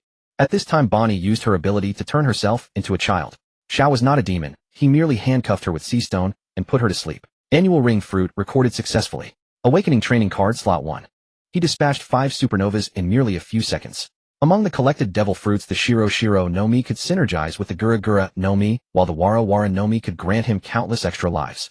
The Rinka no Mi paired with the Nikyu no Mi he would soon collect could negate all incoming damage and redirect it as power to himself, making his physique invincible and growing stronger with each strike. The rest held little value for him. How dreadful! A beam of light descended upon the rooftop where Xiao was positioned. In his humanoid form, Huang Yuan surveyed the devastation below, clicking his tongue in disapproval. What became of those celestial dragons? They're dead, Xiao replied flatly. Upon hearing of the celestial dragons' deaths, Huang Yuan's expression tightened. He had no idea how much pay and leave would be deducted this time. Why was it always him who ended up taking the blame whenever he worked with this brat? I'll handle apprehending those culprits. Don't interfere, or I'll return empty-handed and face another reprimand. With those words, Huang Yuan transformed into a beam of light and shot toward the distant horizon. Naturally, Xiao had no intention of lingering, turning instead into lightning and veering in another direction. A large contingent of pacifistas that had landed on Sabaody Archipelago led by Sentimaru arrested pirates across the region. Xiao quickly located the heart pirates who were engaged in combat with the pacifistas. In an instant he appeared before Trafalgar Law and struck his chest with a powerful punch. Zhao's speed was too great for Law to react in time, sending him flying backward and crashing through numerous tree trunks. Operation Fruit Collection successful. Awakening training slot 1. 500 million in hand. Xiao grinned widely, then flashed to another part of the sky. Not far away in a dense jungle, Kid sat panting heavily atop the defeated pacifista, wielding his massive mechanical arms. Suddenly Kid's expression froze, and he shouted to his crew members nearby, "The enemy is coming." Kid, who possessed the magnet fruit, shared some similarities with the rumble fruit. They both involved magnetic forces. As a result, Kid was particularly sensitive to Zhao's lightning form. Magnetic dual strings. Kid swung his enormous mechanical arms, smashing down toward where Xiao was approaching. Dismissing Kid's attack as trivial, Xiao unleashed a lightning dragon that melted Kid's mechanical arms into molten iron before detonating them. The metal conducting the electrical current meant Kid bore nearly the full force of the electric assault. After the strike, Kid's hands were burned nearly to the bone, and his heart stopped from the electrocution, leaving him unconscious. Kid! The crew roared desperately as their captain fell. Decapitation whirlwind. Killer spun his twin sides and dove downward from the sky toward Xiao. Xiao drew his gun and fired a single shot that brought Killer down. Tons have changed Killer. Several more shots followed, mowing down the entire Kid Pirates crew. After dealing with the Kid Pirates, Xiao turned his gaze toward the distant battlefield where a cataclysmic struggle raged. Dust and light swirled through the confined space, agitated and chaotic. Through the smoke, 2 figures moved with incredible speed, the sounds of clashing steel and shattering debris echoing constantly. An invisible aura of haki permeated the air, lending an imposing presence to both combatants. "You've arrived, brat. Leave those pirates to you." Huang Yuan's voice came through the interplay of light and shadow. Emerging from behind the trees, Xiao, though eager to test his strength against the legendary swordsman Rayleigh, knew there were more pressing matters at hand. Bartholomew Kuma was already sending the Straw Hat crew flying, and if he didn't act quickly, he'd miss his chance entirely. "Aya!" Monster point-enhanced giant Chopper roared, extending his colossal hoofs to strike Bartholomew Kuma. Facing Chopper's cannon-like strike, Kuma extended his palm and effortlessly blocked it with his rubbery pads. "Hello there, beautiful lady." Robin, fleeing for her life, turned to see the source of the voice. Xiao merely brushed against Robin's arm, and in the next moment Kuma appeared before her, sending her flying. Hana no Mi collection successful. Awakening training slot 1. Yoru no Yuta, Aurora thrust. A skeletal figure suddenly appeared behind Xiao, its icy cold blade pointed straight at the back of his neck. Xiao simply sidestepped and brushed against Brooke's elbow. Yomi no Mi collection successful. Awakening training slot 1. Robin. Luffy wreathed in steam, charged forward like a cannonball aimed straight at Xiao. He threw a punch which Xiao effortlessly dodged while grabbing Luffy's stretched arm. Nika no Mi mythical Zoan Sun God Nika form collection successful. Awakening training slot 1. The very next moment Luffy was sent flying by a single slap from Bartholomew Kuma. Xiao hastily retreated several steps. This Kuma was far too dedicated, nearly knocking him away as well. In just a few more seconds, Kuma's speed had increased dramatically, and all members of the Straw Hat Pirates vanished without a trace. Now only Xiao and Kuma remained in this space. "You were doing that on purpose just now, weren't you?" Xiao observed Kuma's expressionless face with interest. Kuma showed no sign of explanation, preparing to launch himself away with a powerful, slapping motion. Xiao transformed into a bolt of lightning and instantly appeared before Kuma, landing a punch on his rubbery palm. The attack wasn't deflected. In fact, Kuma was forced back several steps by the impact. Nikyu, no Mi collection successful. Awakening training slot 1. Xiao dispelled his armament haki satisfied and headed off toward Huang Yuan's location. When Xiao arrived at Huang Yuan's battlefield, Rayleigh had already used his observation haki to detect that the Straw Hat crew had all departed, allowing him to slip away from Huang Yuan with ease. How many did you catch? Huang Yuan asked, looking at Xiao. Not a single one. They were all sent flying by Bartholomew Kuma. Those are pirates who harmed celestial dragons. You didn't catch a single one, and you failed to rescue even a single celestial dragon. How are we supposed to explain this to Marshal Sengoku? Seeing Huang Yuan's displeased expression, Xiao grinned broadly and said, "You're the one in charge of this operation anyway. If we get reprimanded, it's you who'll bear the consequences, not me. I'm a fleet admiral, you know. Show me at least a little respect, will you?" Too lazy to respond to Huang Yuan, Xiao summoned his ship. "Marshal Sengoku asked me to escort you back to Marineford, but with your light speed abilities, you hardly need me to see you off." Huang Yuan had been considering boarding the ship, but after Xiao's remark, he felt too awkward to accept. "Well then, I'll be on my way." After returning to his ship, Xiao activated its abilities and departed from Sabaody Archipelago, bound for Marineford. Watching the vessel vanish from the sky in an instant, Huang Yuan couldn't help but feel envious. He too desired a ship capable of flight, which would allow him to eliminate pirates on the ground while lounging comfortably. Returning to Marineford from the Sabaody Archipelago, Xiao's airship docked at a concealed harbor behind the Marineford island. Leaving the port, he headed toward the headquarters building, where the front courtyard was teeming with people. Marines from all corners of the world flooded in, bolstering the forces of justice in anticipation of the coming storm. As Xiao walked through the front courtyard, he drew countless gazes and whispers. "Look, that's Vice Admiral Black Dragon, the man who faced and killed King Lion single-handedly." If Xiao had any distinguishing feature beyond his handsome face, it would undoubtedly be the Black Dragon tattoo on his shoulder. As Xiao's fame grew, the legends surrounding his Black Dragon tattoo only became more and more exaggerated, eventually earning him the title of Black Dragon. Xiao was quite pleased with this, for in this world, only the strong deserve titles. Having received this title now proved that this world had already accepted him. As he walked toward the headquarters building, two familiar figures appeared before him. "Long time no see, how have you been?" Xiao glanced at Smoker and Windmill, who were half chatting and half arguing. "You've made quite a name for yourself recently." Smoker removed the cigar from the corner of his mouth and looked toward the approaching Xiao. "Smoker, how many times do I need to remind you to show respect to your superiors?" "Respect my ass." "Never mind, I don't care about that. Just be yourselves. Your commanding officer has already said so. What reason do you have to hold back?" Smoker blew a puff of smoke toward Windmill. Windmill took a few steps back, lit a cigar of her own, and offered one to Xiao, who declined with a wave of his hand. "Don't let Smoker's casual act fool you. He's extremely interested in how you defeated King Lion," Windmill said with a sly smile, raising an eyebrow at Smoker. Smoker shot her a glare, but offered no rebuttal. "King Lion, huh? He was quite a handful. I merely took advantage of him in his weakened state. Had it been the King Lion from 20 years ago, the outcome would have been far less certain." Zhao's unintentional humble brag caused the officers nearby to narrow their eyes. Did he just imply that even King Lion at his peak wouldn't stand a chance against him? And there he was showing off again. "Are you wasting time here? Fleet Admiral Sengoku wants you to report immediately. There's a mission awaiting you," Doberman gruffly announced as he strode over. "Ahem, we'll continue this conversation later." Xiao coughed lightly, inwardly complaining that he hadn't even had time to sit down before another mission was assigned. Making his way out of the crowd, Xiao quickened his pace toward the Fleet Admiral's office. Soon Xiao arrived at the office door and knocked. "Come in. I say, these missions pile up one after another," Xiao began complaining as soon as he stepped inside. "Haha, the capable ones always get more work," Sengoku chuckled, stroking his beard. On the two sofas before the desk, Akiji dozed with his sunglasses tilted up, while Akainu brooded beneath the brim of his hat. Sengoku watched Xiao with a kindly smile. The three admirals could not be deployed recklessly, yet many matters required their power. Xiao, a young man whose strength already approached that of a full admiral, was the perfect choice for this mission. "What's the mission this time?" "Nothing major. The 7 warlords of the sea are approaching Mary Geos. Go meet them, ensure their safety, and escort them here to Marineford." Hearing Sengoku's orders, Xiao turned without a second word and headed straight for Mary Geos. He had nothing better to do anyway, and he wanted to collect more devil fruits while he was at it. Leaving the headquarters building, Xiao chose not to take the airship to Mary Geos, bringing only Sure Un and Black Earl along. On the rooftop of the headquarters, a bolt of heavenly lightning flashed, carrying away the silhouette of its victim. Not long after departing headquarters, Xiao arrived at Redport, the harbor below Mary Geos. Though he could have flown directly to Mary Geos, doing so would have been seen as rebellion. In these turbulent times, he had no desire to court trouble. The town of Redport was filled with blue and white figures.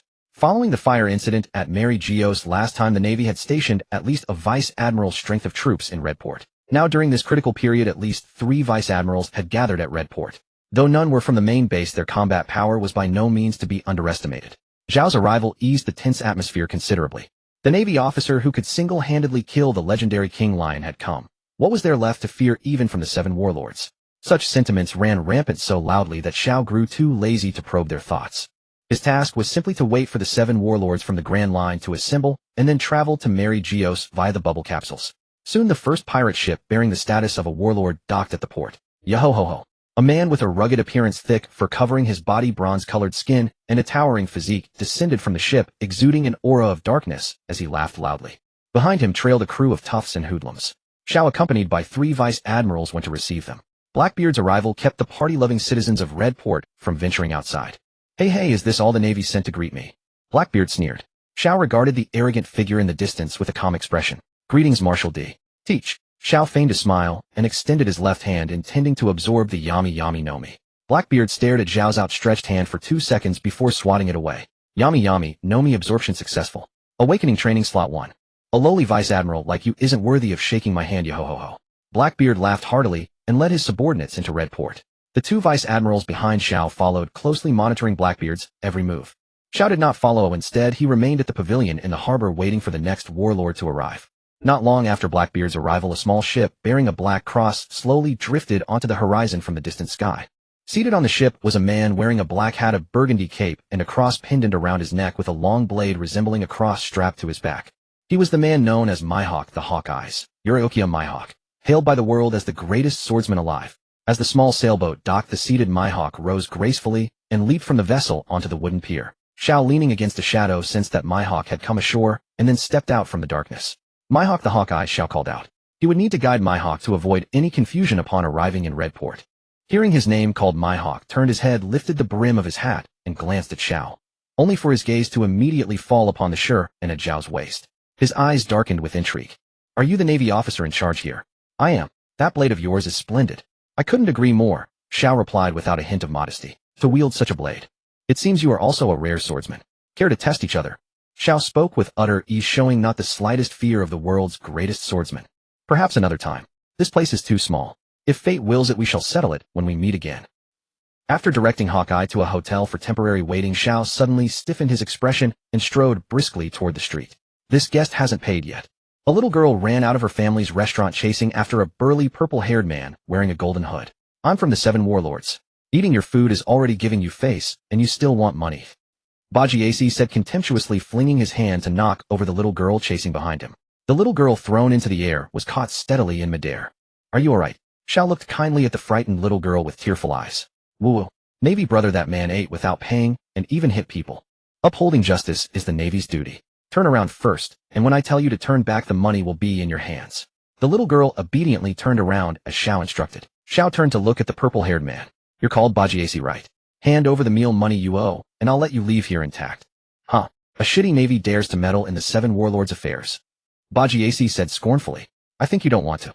Before Bajiasi could finish his words, a dark black figure appeared before him in the next second. Zhao drove his knee upward with a speed that Bajiasi couldn't even react to. Bajiasi's still opening mouth instantly snapped shut.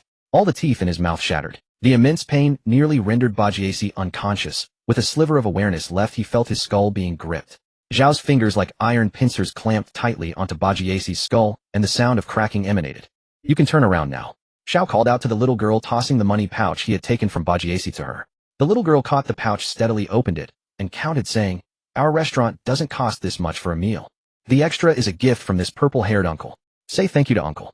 Thank you, uncle. The little girl tucked the money pouch into her bosom and smiled sweetly. Go home. Okay. The little girl responded and ran back to the restaurant. After the little girl went home, Zhao turned to look at Bajiasi, who had long since lost consciousness beneath him. A trickle of blood flowed from Bajiasi's mouth to the ground, and even his hard skull showed fine cracks. Zhao grabbed Bajiasi's head and lifted him up, turning him to block the incoming bullets. The bullet hit Bajiasi's kidney squarely, passing through. Throwing Bajiasi, who was like a dead dog, to the exit of the street, Zhao turned to look at Blackbeard's crew at the other end of the street.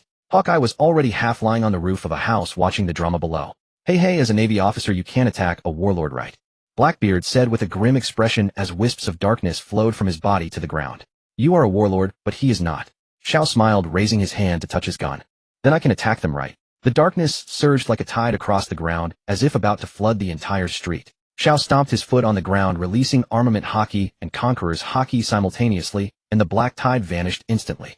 Then you might not be a warlord by tomorrow. Blackbeard was taken aback, then laughed. How could a man like you be content to be a Navy officer? Why not become my partner? I guarantee your future status will never be just a mere vice admiral. That's quite tempting. Yes, as my crewmate, you'll definitely become a big shot in the future. But I refuse. Blackbeard's words got stuck in his throat. Doc Q take Bajiasi for treatment. Seeing that Xiao showed no sign of backing down, Blackbeard could only retreat in displeasure. After Blackbeard's crew had gone far, Van Augur suddenly spoke. The gears of that man's fate are no ordinary. Yahaha, what a pity. After confirming that Blackbeard's crew had no intention of causing further trouble, Xiao left the street and headed to the port to welcome another warlord who was about to dock. With no more show to watch, Hawkeye walked along the rooftops toward the bubble elevator. At the port, a massive pirate ship with a flaming bat skull sail furled dropped anchor and docked. With a pair of small devil horns on his head, stitched marks extending from his crown down his long neck, and a body shape like an inverted pendulum, narrow at the top and wide at the bottom, Molia, surrounded by zombies, stepped onto the port. Hello, Moonlight Molia. Xiao extended his hand as usual. In front of every devil fruit user, he always acted politely in hopes of recording their abilities. What's with the civility, you damn Navy? Molia swatted away Zhao's extended hand. With his zombie subordinates, Molia walked toward the bubble elevator with practiced ease. Xiao spotted at a glance the invisible Absalom following behind Molia. Activating the flower fruit ability, a sturdy arm sprouted from Absalom's back, and with lightning speed it touched Absalom's nape, without anyone noticing. From then on, aside from Bartholomew Kuma, who had already ascended to marry Geos, and the Empress, who had no intention of gathering there, all the warlords in the Grand Line had assembled. As the leader, Xiao, along with 3 warlords and their retinues as well as 3 vice admirals, boarded the bubble elevator to marry Geos. Yaha! On the bubble elevator, Blackbeard couldn't help but covet the devil fruits of Molia and Absalom, but he refrained due to his current identity. Soon the bubble elevator arrived at Mary Geos. Exiting the elevator, Blackbeard, Molia, Hawkeye, and the 3 vice admirals, including Xiao, were led to the reception hall. Fufufu. The distinctive laughter of Doflamingo could be heard from afar. Doflamingo, known as the Heavenly Yaksha, walked over with a chuckle and joined the group heading to the reception hall. After joining the group, Doflamingo did not immediately exchange pleasantries with the other warlords. Instead, he focused his attention on Xiao. A high-level hunter often appears as prey. From the moment he sensed Doflamingo, Xiao had been subtly releasing Conqueror's haki. This caused a repulsion with the Conqueror's haki emitted by Doflamingo. Naturally, Doflamingo noticed him immediately. Fufufu. So this is the famous user of the Thunder fruit, the savior of Mary Geos, the man who single-handedly killed the Golden Lion. Doflamingo walked up to Xiao and casually placed his hand on Zhao's shoulder. This is how a high-level hunter achieves his goal, so simply. Sensing that Doflamingo was releasing thin threads into his body, Xiao unceremoniously discharged electric current, which traveled along the threads directly into Doflamingo's body. Doflamingo instantly withdrew his hand from Zhao's shoulder and involuntarily jumped. Yaha! Blackbeard couldn't stop his boisterous laughter throughout the banquet, as if something delightful had occurred. Yet Zio could sense that Blackbeard kept stealing glances at him from time to time. A mere glimpse into his thoughts revealed that Blackbeard was driven mad with desire for Zio's rumble fruit. Compared to the Gura Gura, Nomi, Blackbeard yearned even more desperately for a natural-type lightning fruit. Fufufu. Vice Admiral Zio, do tell us about your heroic feat in killing Gold Lion. Don Quixote Doflamingo suddenly spoke up. Instantly, everyone's attention at the table converged on Zio. The pirates besides the Marines were all taken aback. This Vice Admiral had actually slain the legendary Great Pirate Gold Lion. Blackbeard was even more choked by these words, coughing wildly. He had failed to gauge this man's combat strength earlier, and now he was being told the opponent possessed the power to kill Gold Lion. How on earth was he supposed to obtain that rumble ability? He had no confidence that he himself possessed the power to slay Gold Lion.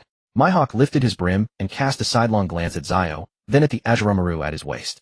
The restlessness of a warrior craving battle stirred within him. Moria merely huffed dismissively. He had fought strong opponents before, he just had never won. At Doflamingo's prompting, Zio set down his food and cleared his throat. Gold Lion was indeed a troublesome foe. At the time. In the end, despite nearly being injured myself, I buried Gold Lion at the bottom of the sea. Zio's tall tale left everyone at the table dumbfounded.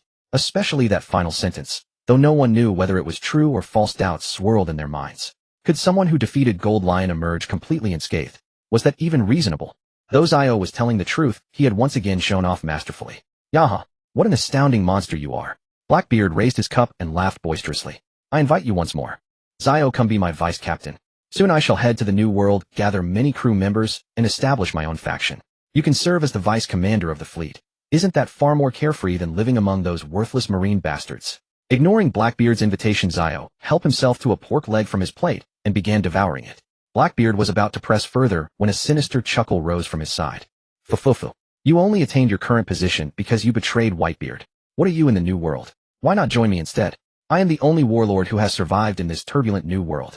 Care to guess why I've managed to stand firm? Doflamingo showed no disguise for his contempt toward Blackbeard. In an instant, tension seized the banquet table like drawn swords. The 3 vice admirals beside Zio trembled with fright, fearing that if something went wrong between the 7 warlords here, the world government would lay blame at their feet. Zio regarded both sides' invitations with utter disdain, thoroughly enjoying watching them tear at each other like dogs. Plulu plulu. His personal den mushy suddenly rang. Wiping his mouth, Zio rose from his seat and walked to a secluded balcony to take the call. This is Sengoku, Fleet Admiral. How are those warlords treating you? Zio turned to look at Teach and Doflamingo, who were on the verge of coming to blows, and replied, Not bad.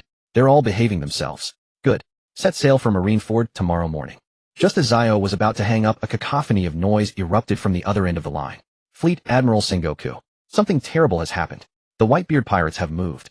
Sengoku's brows knitted, his expression turning grim. Is this news from the observation ships? All 23 observation vessels responsible for monitoring Whitebeard's main ship, the Moby Dick, have lost contact. The pirates of the New World are also stirring restlessly. Even the movements of the Big Mom pirates and Kadu's beast pirates have become incredibly obscure. What a... Sengoku's heart leapt into his throat.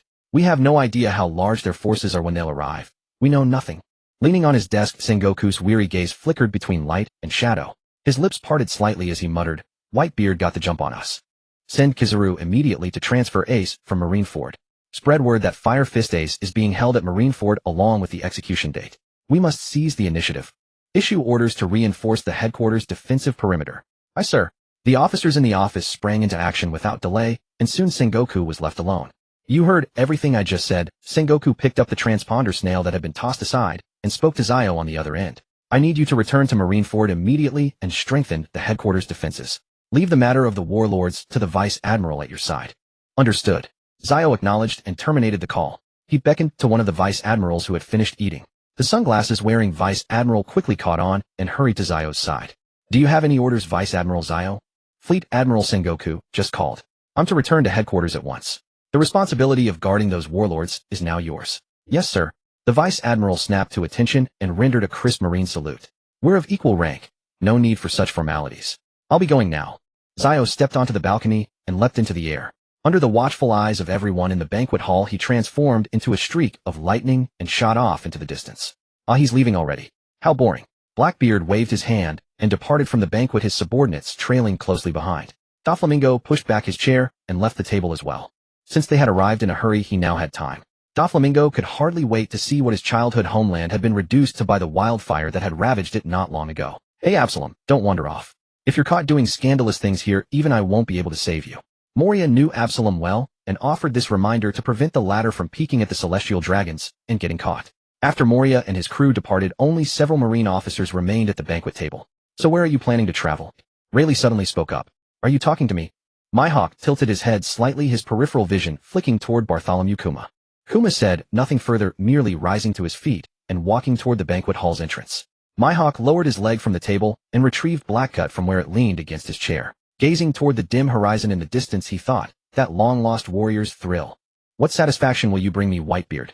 Leaving Mary Zio quickly arrived at Marineford.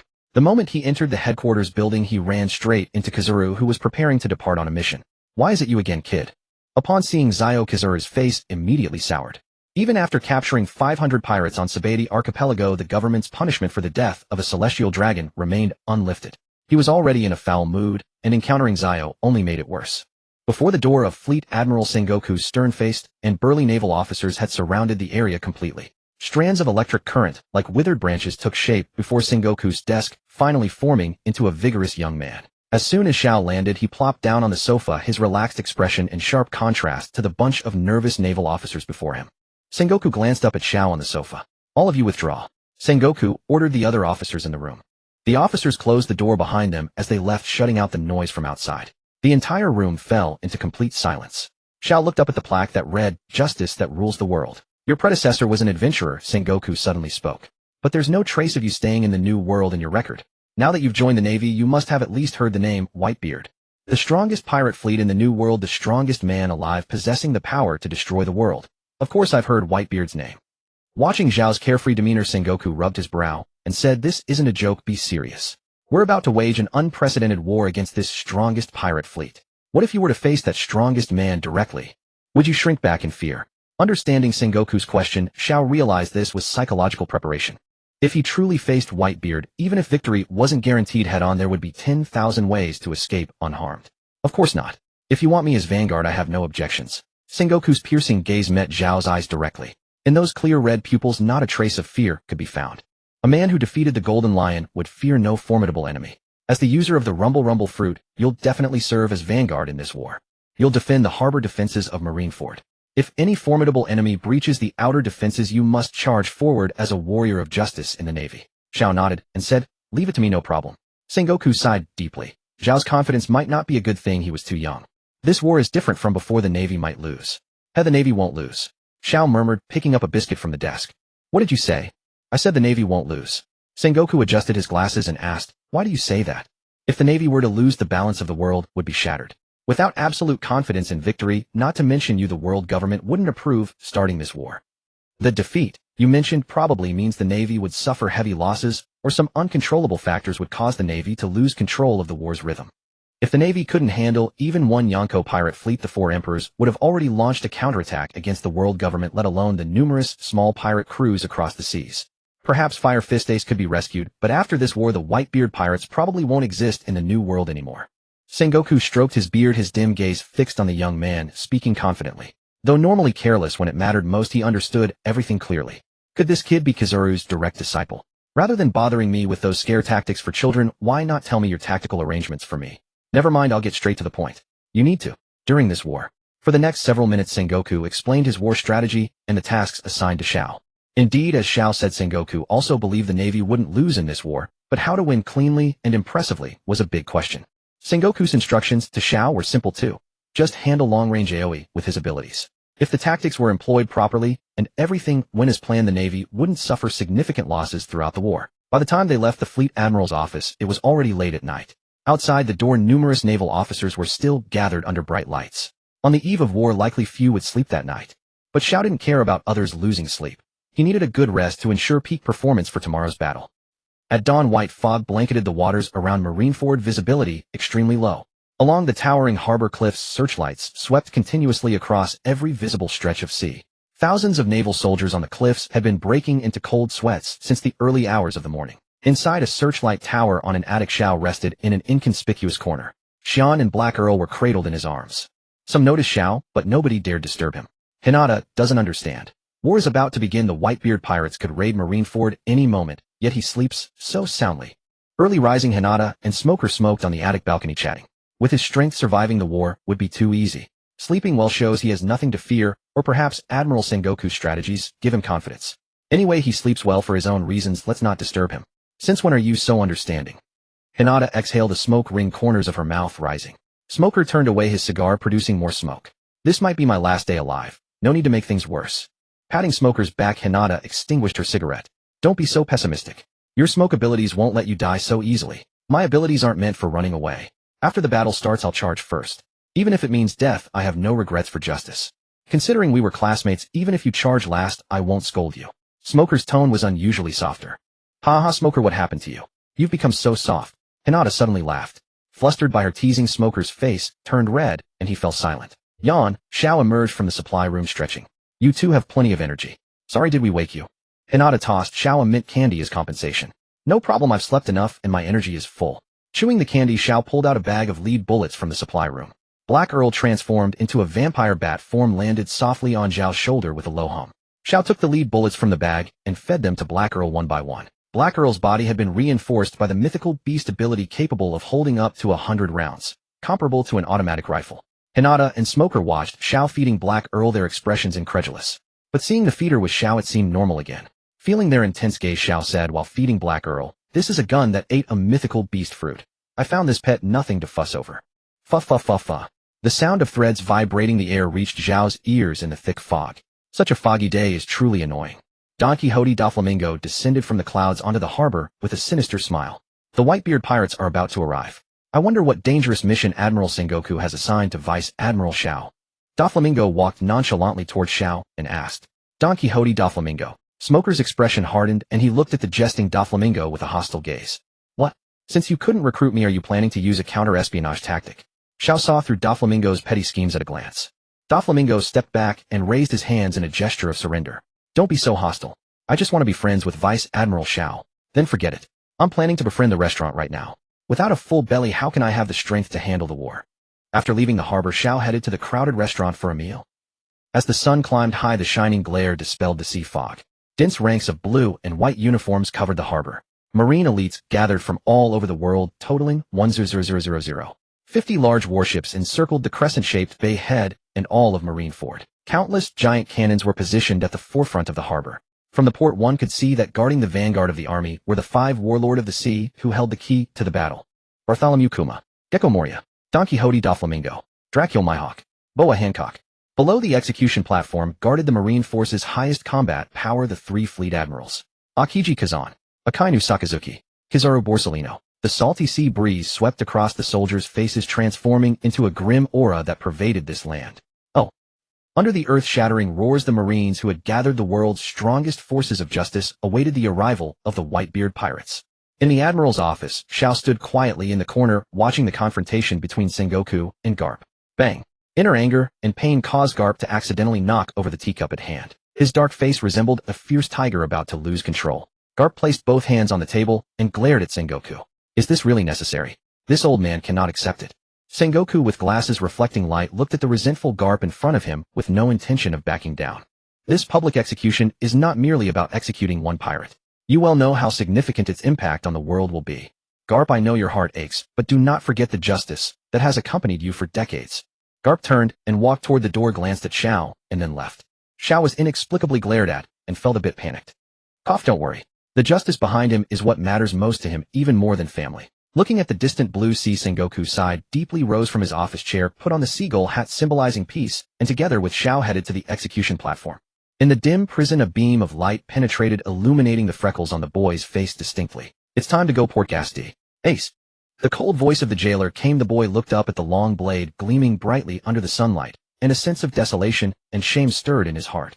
Stepping into the embrace of sunlight, a cold, high platform came into view.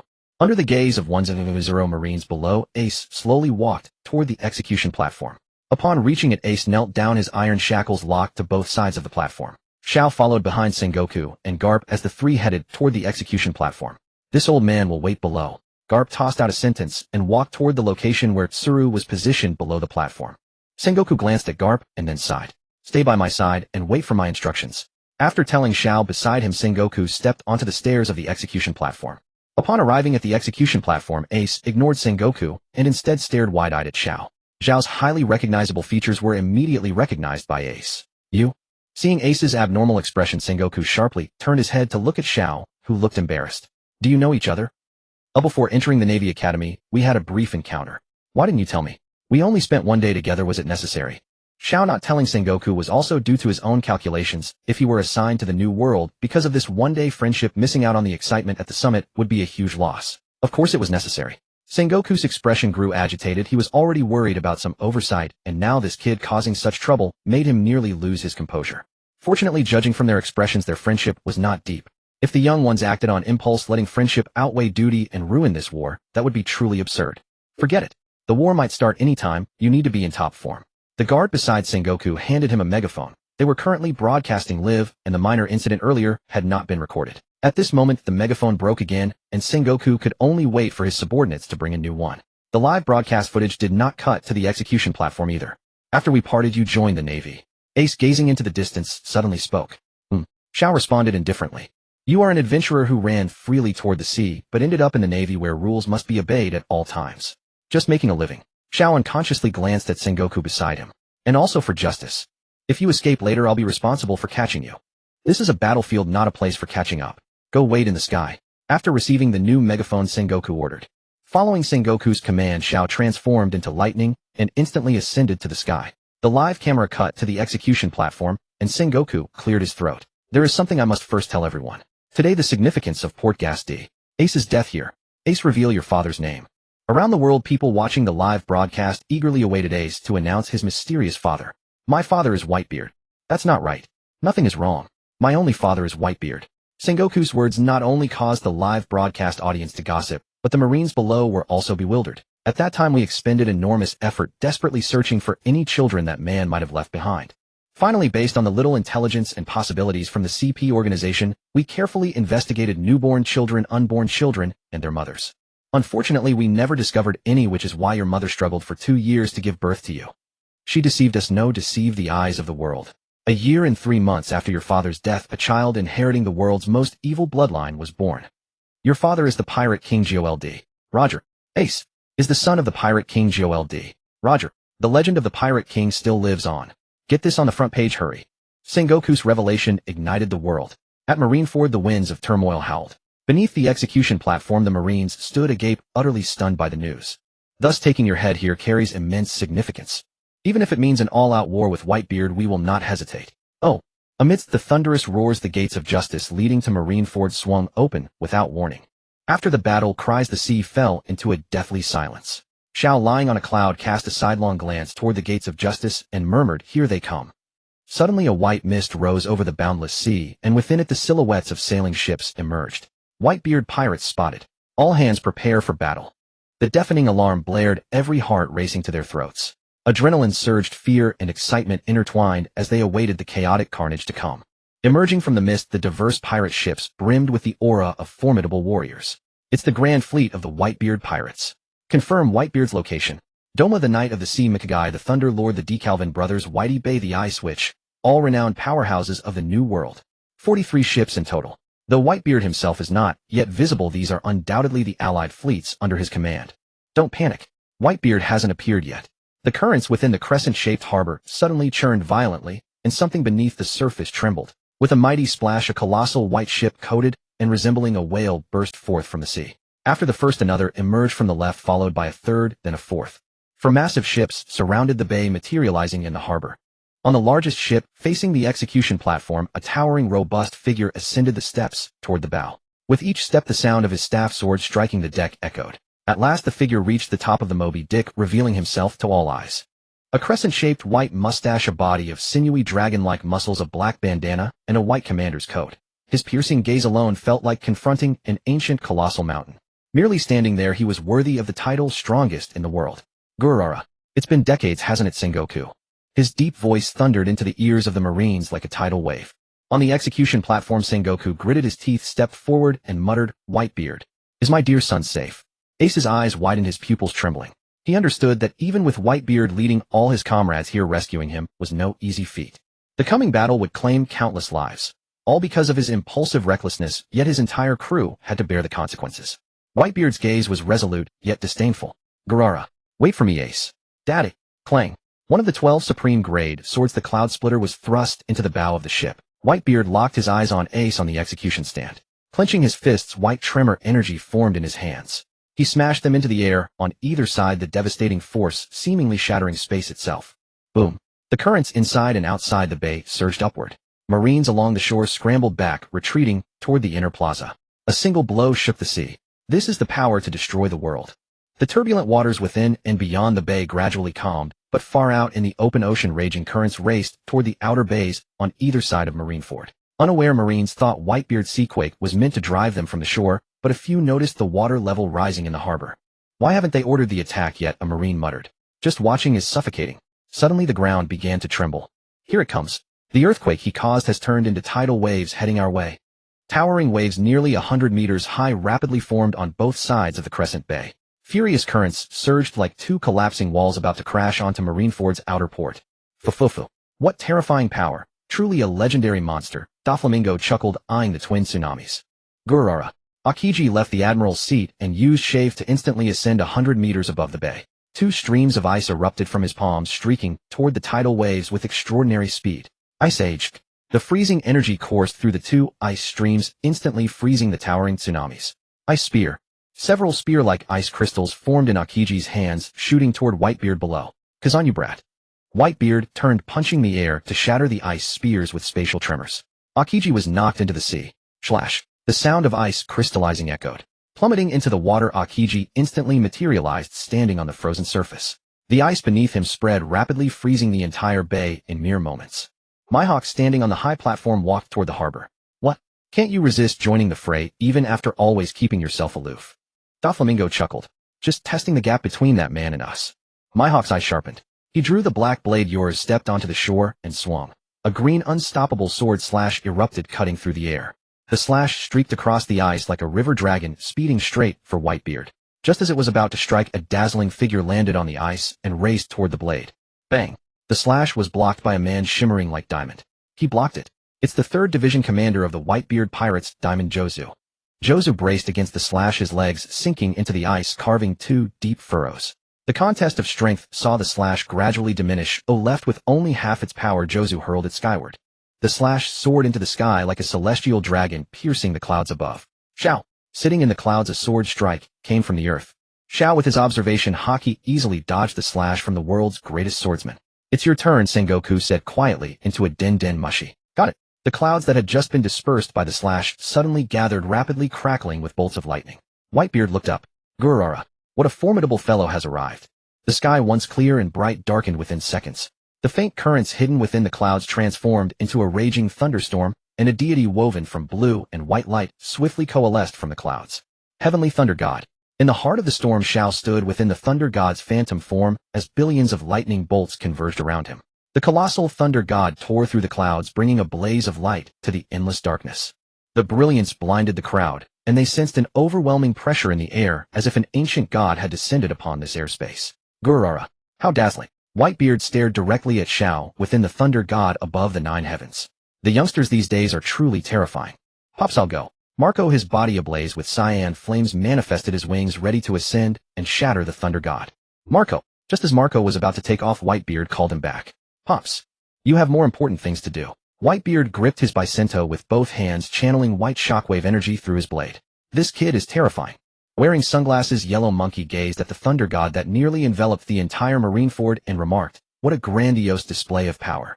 I wonder if he can withstand one punch from Whitebeard. Red Dog spoke with a grave tone.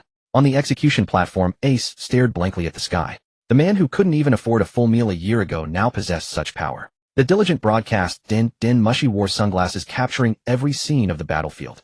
The viewers watching the live broadcast were bewildered by the image of the Thunder God in the sky.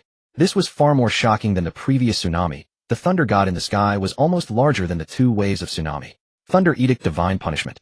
The inverted Thunder God in the air conjured a colossal sword of thunder larger than the Moby Dick. A blood-colored lightning serpent coiled around the sword, the power of Rakshasa, infused by Shuren. With a wave of the Thunder God's hand, a thunderous roar erupted.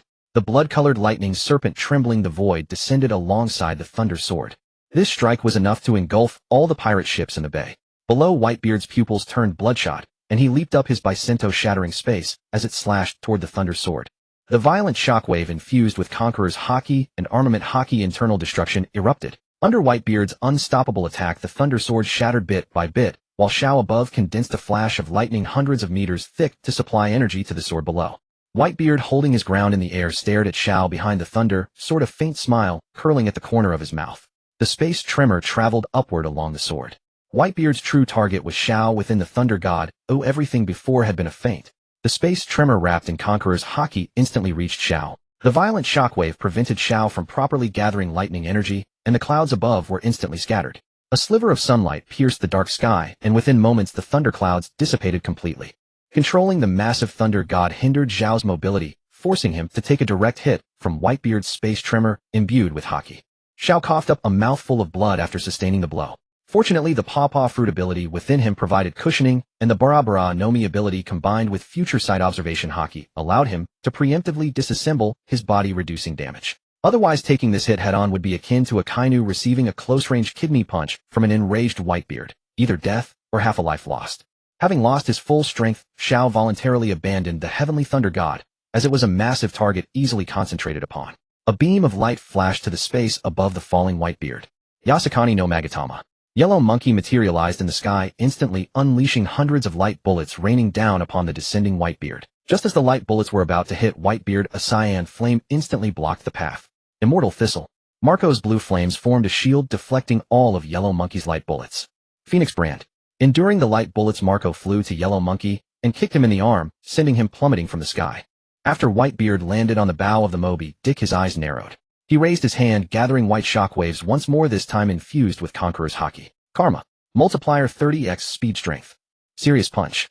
A massive hole suddenly tore open in the lightning-scarred sky. By the time the crowd reacted, Xiao and Whitebeard's fists had already collided below. Gura Gura, Nomi recorded successfully. Awakening training. Slot 1. The Moby Dick beneath Whitebeard sank deep into the ice. Even Whitebeard seemed somewhat strained. Zhao's strength even surpassed his. But he couldn't withstand the combined use of Conqueror's Haki coating and Armament Haki internal destruction. Haki is superior to Devil Fruit abilities. Whitebeard, a master of all three types of Haki, combined Conqueror's Haki coating with Armament Haki internal destruction flawlessly. With both types of Haki and his Devil Fruit ability, Xiao managed to hold out for 3 seconds before being sent flying. Fortunately, Xiao disengaged voluntarily. If he had endured a moment longer, his body would have been unable to hold together and disassembled, which would have been embarrassing. In mid-flight, Xiao crashed into the harbor wall of the marine plaza before stopping. It's impressive that you lasted that long against Whitebeard. Garp stepped into Zhao's line of sight as he lay on his back staring at the sky. Please tell Fleet Admiral Sengoku that I'll rest here for a while. Standing on the high platform, Sengoku looked down at the prone Xiao with satisfaction. Not bad, you've held out long enough. Inform everyone to cut the live broadcast and prepare for the operation. Yes, that bastard lightning user is dead. Let the Navy witness our spirit. Countless pirates surged from the 4 massive ships of the Whitebeard pirates, charging toward the execution platform. The Navy also deployed a large number of elite soldiers, engaging the pirates on the ice. The 50 large warships in the outer harbor clashed fiercely with the 43 pirate ships. As Xiao lay there, his heart suddenly jolted. Shuren, come give me a sip. Yes, master. Shuren, hanging from his waist, transformed into a humanoid form. Not that kind of sip, give me your blood. In the previous exchanges with Whitebeard, Xiao had lost too much blood. He urgently needed the blood stored within Shuren to recover his injuries and stamina. Shuren extended a hand to Xiao and threads of blood surged from the palm. The blood merged into Xiao's body, and he used the power of Rakshasa and the vampire ability to convert the blood into stamina and heal his injuries. Does your mythical Zoan have such power? Crane, standing beside Xiao, asked as she observed his wounds gradually healing. Yes, the power of a mythical Zoan is truly miraculous. Faced with Crane's sharp gaze, Xiao appeared somewhat flustered. In the distant sky, a warship suddenly fell from above. A colossal warship from Impel Down descended from the 100-meter-high crystalline ice wall, with hundreds of figures following aboard. Such a bizarre spectacle drew the gaze of most on the battlefield. The warship crashed onto the sea surface, breaking in two from the middle. Several figures surged out from the shattered vessel. Ace called upon, gazed at the figure on the distant ship. Luffy, we've come to save you. Clown Baji, Knight of the Sea Shinping, and Revolutionary Army Cadre Ambrio Ioankov. What kind of combination is this? A Navy officer shouted in disbelief. Kapu, another one of your damned family's brats. Zhanghua fumed, his face dark with rage, as he berated Kapu beside him. Lu Fei. Kapu clutched his head and yelled, unwilling to accept reality. Xiao, his health fully restored, rose to his feet and gazed into the distance. The second round begins. Ignoring the petty skirmishes of the pirates, Xiao transformed into a bolt of lightning, heading straight for Ma Gao, who circled in the sky. Behind Xiao followed a stunning woman in a blood-red gauze dress with a bat perched on her shoulder. Xiao's main objective now was to collect devil fruits, so he needed his hands free. The tens of thousands below were a veritable feast for sure, in the Black Count. Tiny droplets of blood seeped from the wounds of battling pirates, rising into the air. After absorbing a vast amount of blood, Shuren activated her ability, and a blood mist began to spread across the harbor battlefield. Within the blood mist, eerie phenomena emerged frequently. A bloodthirsty demon god prowled, leaving cries of agony and a storm of blood in its wake. Having absorbed countless drops of blood, Shuren underwent a transformation, becoming a walking anomaly. Single-handedly, she blocked the massive surge of pirates rushing through the breach in the harbor wall. Even several commanders of the Whitebeard pirates were trapped within. The scene shifted to the sky. Ma Gao, ordered to provide cover, spotted the approaching Xiao and gritted his teeth. That bastard is still alive. Blue Phoenix. A torrent of blue flames erupted from Ma Gao's fiery wings, roaring to meet the incoming lightning. Flower lightning rose. Petal-shaped lightning bolts enveloped the blue flames, extinguishing them in an instant. The lightning coalesced into a human form right behind Ma Gao. Fist Boneblade Breaker. An iron fist coated in armament Haki slammed toward Ma Gao's pineapple-shaped head. Unable to dodge, Ma Gao swung his fiery wings to block Xiao's fist. Bird Fruit Mythical Zoan Model Phoenix Collection successful. Awakening training slot 1, breaking through the blue flame wings, Xiao's fist landed squarely on Ma Gao's kidney. Enduring the searing pain, Ma Gao's body burst into a brilliant radiance, transforming into the mythical phoenix form. Blue Flame Wing Divine Fire Ring. Infinite blue flames converged around the phoenix's body, blazing like an indigo sun that would never burn out. Xiao, sensing the danger, decided to retreat for the moment, transforming into a withered lightning bolt that struck down toward Diamond Jozu below. Jozu. Seeing Xiao heading toward Jozu, Ma Er Gao shouted a warning. Leave it to me. His lightning can't hurt me. Jozu's entire body hardened into dazzling diamond, and he withstood the lightning bolt without a scratch.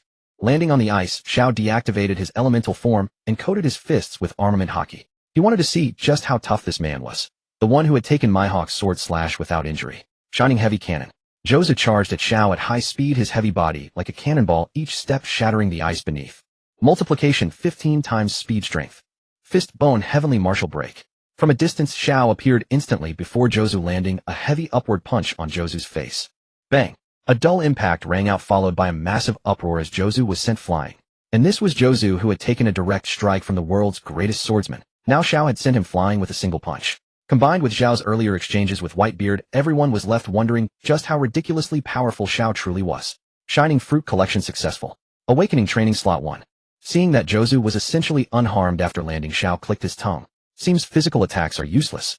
Given Jozu's hardness, only magical attacks from Devil Fruit abilities or high-level armament hockey's internal destruction could harm him. Jozu, I'll help you. A fat man with 2 pouches on his chin appeared behind Xiao. I'm the 6th Division Commander Buraman Ko. Prepare to die. Despite his bulk, Buraman Ko was swift. He pulled a giant hammer from the pouch on his chin, a hammer larger than his own body. Swinging the massive hammer, he smashed it down toward Xiao's unprotected head. Crack! The hammer struck Xiao's occiput, and the handle snapped with a crack. But Xiao remained unharmed. Diamonds really are hard. Xiao clicked his tongue, rubbing his diamond-covered occiput. In the next instant, Xiao appeared before Buraman Ko, and faster than the latter could react, thrust his hand into the pouch on his chin. Pouch Fruit Collection successful. Awakening Training Slot 1. Casually pulling out a giant hammer, Xiao swung it and smashed it into Buraman Ko's face, sending him flying hundreds of meters. After collecting the pouch fruit, a small inconspicuous pouch appeared on Xiao's wrist. With this pouch plus his string ability, he becomes something like Spider-Man. Shining Charge. Crane Claw. Ma Er Gao and Jozu arrived simultaneously, intending to pin Xiao down. Xiao dropped his nonchalant attitude. He had already collected all the devil fruits he needed in this war. Now his task was to fight seriously and win this battle.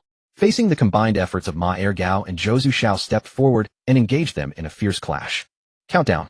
5, 4, 3, 2, 1. Begin. Ahem, apologies for the wait. This is Marineford. Look around. Everywhere you see the bodies of pirates and marines lie scattered.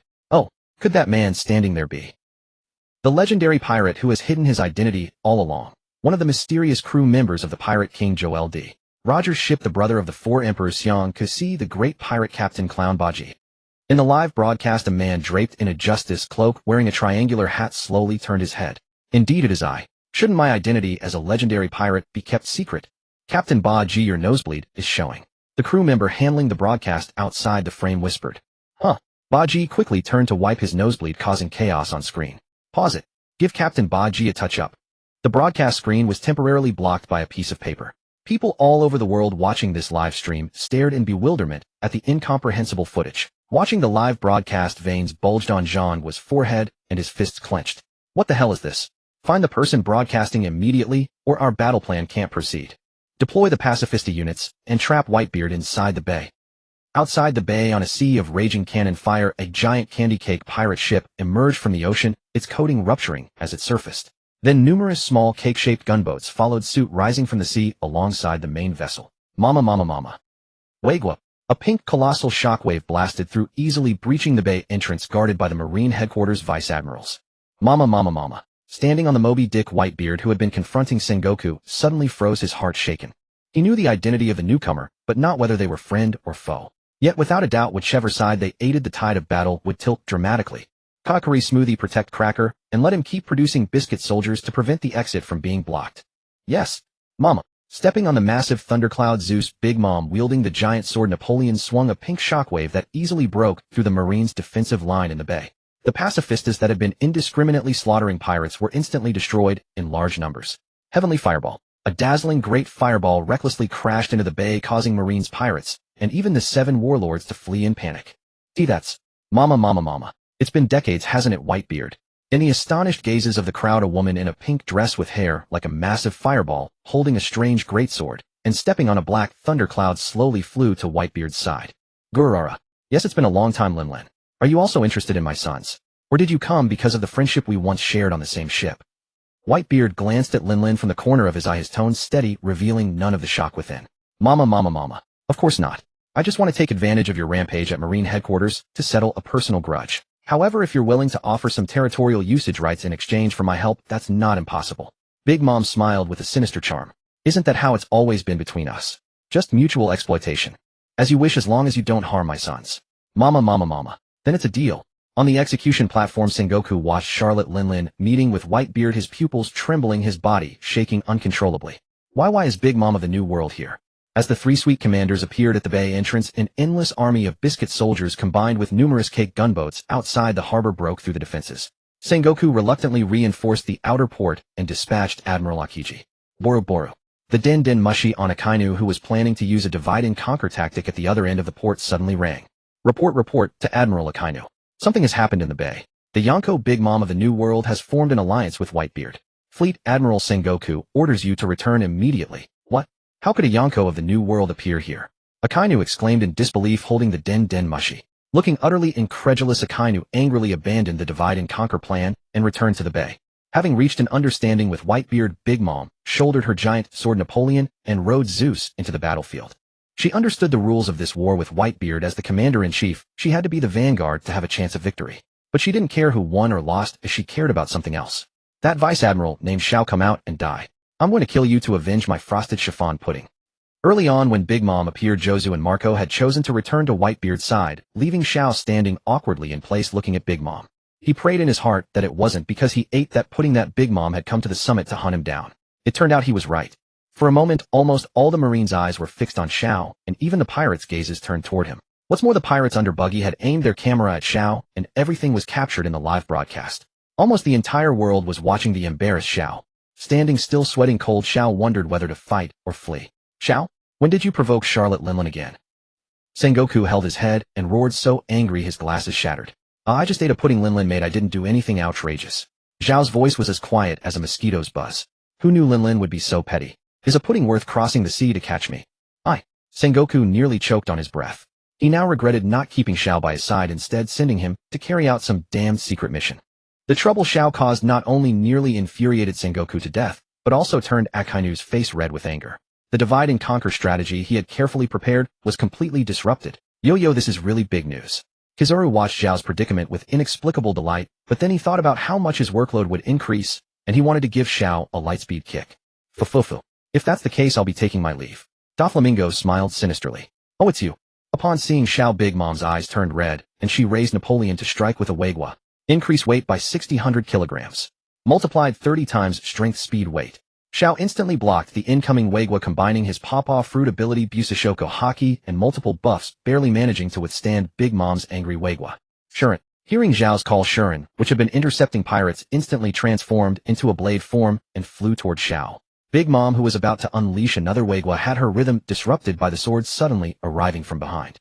Shuren, reinforced with Busashoko Haki, grazed Big Mom's neck, but only left a shallow mark, not even drawing blood. Catching the flying Shuren and applying the same buffs to it, Shao said with a determined expression, I'll clean up the mess I made myself. With that, he flew toward the bay's exit. Big Mom, nearly mad with rage, controlled Zeus to chase after him. The sky outside the harbor instantly gathered dark clouds. Soon bolts of heavenly lightning struck down, instantly destroying the gunboats brought by Big Mom. Overlord's thunder roar. A colossal sword aura wrapped in lightning swept across Cracker's biscuit army. The biscuit soldiers, vulnerable to water and fire, were shattered into dust by the lightning and sword aura. Here it comes. Katakuri roared, warning Smoothie to prepare for battle. Sweet Chestnut Machi. Water sword.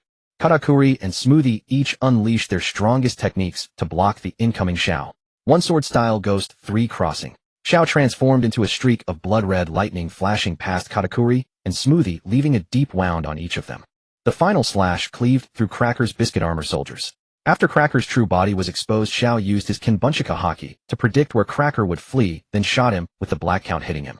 The blood-sucking bullet entered Cracker's body and began frantically absorbing his blood. By the time Cracker reacted, he used Busashoka Haki to cover the wound, barely saving his life. However, his body's functions were no longer sufficient to maintain the biscuit army. Cut rice cake. To prevent Shao from harming Cracker further, Katakuri endured his wound and stood in front of Shao. Having anticipated Katakuri's prediction, Shao punched Katakuri's uninjured left arm. A sound of bone fracture rang out, and Katakuri's combat power was severely diminished. In an unnoticed place a hand grew out from Cracker, and Smoothie's bodies lightly touched them, and then immediately vanished. Stand back. The belated Big Mom let out a thunderous roar. Mama's assault. Big Mom swiftly drew her lightning blade flipped over to Xiao, and swung her colossal sword with earth-shattering force. Holy shit! Xiao exclaimed instantly, turning his entire body into an element. Big Mom's strike was so fast that even with his foresight, Xiao barely dodged it. If not for the Chop Chop Fruit's assistance in evading, Xiao would have been split into pieces. After dodging the sword, Big Mom's eyes bulged like copper bells, her face a demonic visage, as she activated her Devil Fruit ability, Soul Pocus. Stay. Or life. A black ripple emanated from Big Mom's body, causing all nearby, Marines and pirates alike, to collapse. The air around Xiao turned as desolate as a hell beyond the mortal world, and the Big M before him resembled a terrifying, unyielding sovereign of ghosts. Xiao stood up, his eyes turning green and his hair crimson. He gazed at Big Mom with a relaxed, carefree expression. After all, he was a true demon. How could he fear a bluffing ghost? I choose life. Akiji, who had rushed to help, was stunned. He had heard of Big Mom's Soul Pocus. Legend said no one could escape having their lifespan taken by her. With a maniacal grin, Big Mom reached out her thick hand to drain Zhao's lifespan directly. But halfway her hand stopped. Zhao's soul had not been torn from his body. Unwilling to believe it, Big Mom tried again. Stay or life. Xiao remained unmoved, his eyes devoid of fear. Instead, Big Mom, looking into his eyes, seemed to see a demon. Taking advantage of Big Mom's confusion, Xiao leaped lightly and touched her large hand. Ice Blade. Akiji flipped and hurled several ice blades at Big Mom. Bagua howling ghost wrath. Xiao stomped the ground, shattering it, and a surge of ghostly aura erupted around him. The multiplication buffs on both Shuren and himself had not yet faded.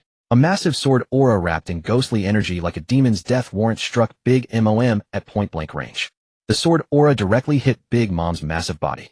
Reacting instantly, she activated armament Haki to withstand the attack. How do you know the giant's techniques? Big Mom, enduring the sword aura, stared at Xiao with trembling eyes, utterly incredulous. Xiao smiled slightly, and the double ghostly aura released by him and Shuren enhanced the sword aura's power. Bagua execution of demons. Not stopping at one, Xiao added another Bagua of equal strength. The two Baguos merged directly, sending Big Mom flying. The flung Big Mom resembled a massive iron top tumbling twice in the air before being caught by Zeus. Era Big Mom is no easy opponent. You can't hurt her alone. Akiji's expression turned unusually serious for a moment. Akiji's words were indeed true. Big Mom's skin, known as Iron Balloon, was nearly indestructible from the outside. Only internal destruction via armament Haki attacks coated with Conqueror's Haki or Devil Fruit abilities that dealt penetrating damage could harm her. But I can hold her off. Leave Whitebeard to you and Big Mom to me. Seeing Zhao's fearless demeanor, Akiji relented and headed to the Marine Plaza to face the full-strength Whitebeard pirates. As soon as Akiji left, Big Mom, having regained her senses, rode her thundercloud to Xiao. At your age to possess such power, you will surely surpass me, even surpass Whitebeard in the future. Thank you for the compliment, Aunt Lin. I'll work hard, Xiao said with feigned seriousness. Hearing him call her lean, Big Mom's forehead veins bulged and her wrinkled face trembled. Don't get cocky, brat. You will die here today. Big Mom roared, swinging Napoleon to unleash a furious Waigwa. The powerful Waigwa sword aura was clad in Conqueror's Haki. Xiao briefly predicted the future of meeting it head-on and concluded that dodging was preferable to blocking. Just like someone using Tekai to take his punch. Possible, but deadly. The Waigwa carved across the ice, shattering all ice in its path, causing heaven and earth to collapse until it vanished into the distant horizon. After dodging the Waigwa, Xiao took advantage of the thick ice mist to release smoke enveloping the entire area. In the vast white fog, the Zeus on Big Mom's head stood out conspicuously. Heaven's fire. Prometheus detached from Big Mom's head, dispersing the white fog like a blazing sun.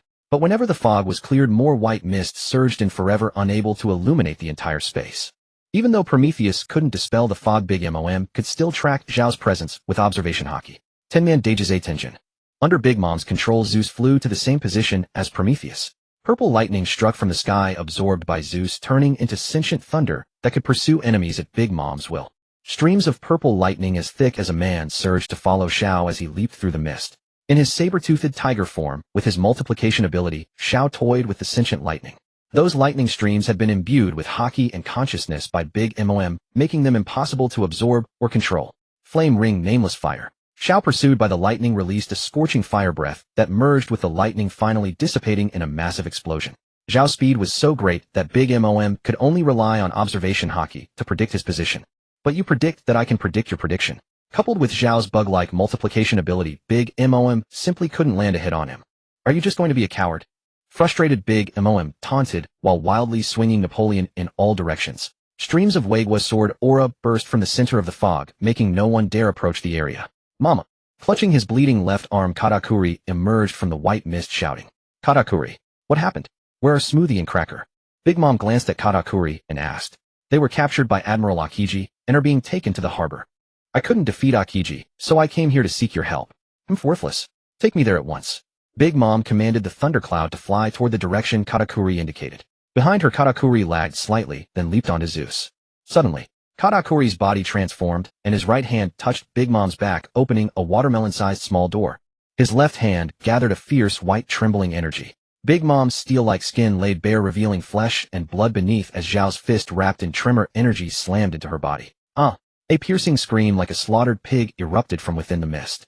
Before anyone understood, Big Mom released a strange sound, and a massive shockwave instantly dispersed the white mist. Everything within the sound shockwave was shattered. When the crowd saw clearly, someone exclaimed, "Look! Big Mom is bleeding! Big Mom is bleeding!" At that moment, the enraged Big Mom had blood trickling from the corner of her mouth. Everyone found it absurd. She was Big Mom, the one known as the Iron Balloon, never before heard to have bled. In the dispersed mist, a cluster of white fog coalesced into a humanoid shape in the distant sky. Zhao sighed softly as he gazed down at the frantic Big Mom. That steel skin of hers is no joke. He had just used his mimicry ability combined with the Dor fruit and Tremor fruit to barely wound Big Mom, only making her lose a little blood. Indeed, without the support of advanced Haki, his damage to her was still negligible. As for himself, he had been a moment too slow in elementalizing and was blasted by the strange sound bleeding from all 7 orifices. The commotion at the bay exit drew many eyes. By now, the Whitebeard pirates were already on the verge of retreat. Akainu was facing Whitebeard. Akiji dealt with Whitebeard's commanders. Garp hesitated and guarded the execution platform with Sengoku. Only the yellow monkey was so idle, he might as well have been reading a newspaper over tea. The disturbance at the bay exit caught Kizaru's attention. A beam of light shot straight toward Big Mom, who in her fury swung Napoleon and slashed fiercely at the spot where the light landed. Boom! Kizaru in half-elemental form kicked Big Mom's blade at light speed. The collision of 2 violent energies shattered the ice crystals across the entire bay exit. That brat actually made you bleed. How terrifying, Kizaru taunted mid-battle. Yomi sword iris slash. Zhao suddenly appeared beneath Zeus, unleashing a frost sword aura. Empowered by the Yomi ability and the soul fruit, the slash cleaved Zeus in 2. With Zeus gone as her foothold, Big Mom was sent flying by Kizaru's lightspeed kick. Overlord. Zhao followed up with another strike at Big Mom as she was about to crash onto the ice, sending her flying out of the bay and into the ocean beyond. As a devil fruit user and a giant, once Big Mom fell into the sea, she would sink like a stone with no chance of recovery. Just before plunging into the water, Big Mom tore off Prometheus from her head and aimed it at the sea below. Heavenly fire explosion. Prometheus transformed into a gigantic fireball, suddenly erupted, and the shockwave propelled Big Mom into the higher sky. Prometheus kept exploding as it followed Big Mom's soaring path, the powerful blasts carrying her all the way to the clouds. Big Mom reclaimed the soul of the Zeus that had been split in 2. In the cloud, she did not fall, but instead infused a large cloud mass with her soul. That white cloud absorbed the lightning from the sky, turning into a black cloud. A new, more powerful Hera emerged. Imperial Thunder. The thunder cloud, infused with a fragment of Big Mom's soul, condensed a beam of extreme lightning and shot it towards Zhao and Kizaru in the distance. They could not dodge this attack. They had to endure it because behind them were thousands of Marines entangled with pirates. Aurora Shield. Kizaru placed his hands before him, condensing countless light particles into a shield. Outside the shield was a vacuum zone of internal destruction through armament Haki. The light shield met the lightning pillar. Kizaru struggled to withstand the blow as Big Mom had the high ground and the advantage of striking first, leaving him insufficient time to prepare. In the air, Kizaru slowly retreated. The sentient lightning pillar, instead of dispersing, concentrated its assault on a single point of the shield. Dark Eater, give me blood. Yes, master. Streams of blood as thick as a finger continuously poured into Zhao's body. With his vampire ability, Zhao felt his insides nearly bursting from the blood flow. He converted the blood into life force, infusing it into a soul fragment. He wanted to test if the homies he created could turn this lightning pillar against its owner. Arriving above the lightning pillar, Zhao embraced it with both hands and poured the life force enhanced soul fragment into it. The clash of 2 soul powers confused the pillar's consciousness, and with Zhao's own rumble ability, the pillar became his servant. Gripping the lightning pillar tightly, Zhao mustered all his strength to redirect it and hurl it toward Big Mom in the clouds. Oh, you can even do that. Kizaru lowered his shield, looking at Zhao with appreciation.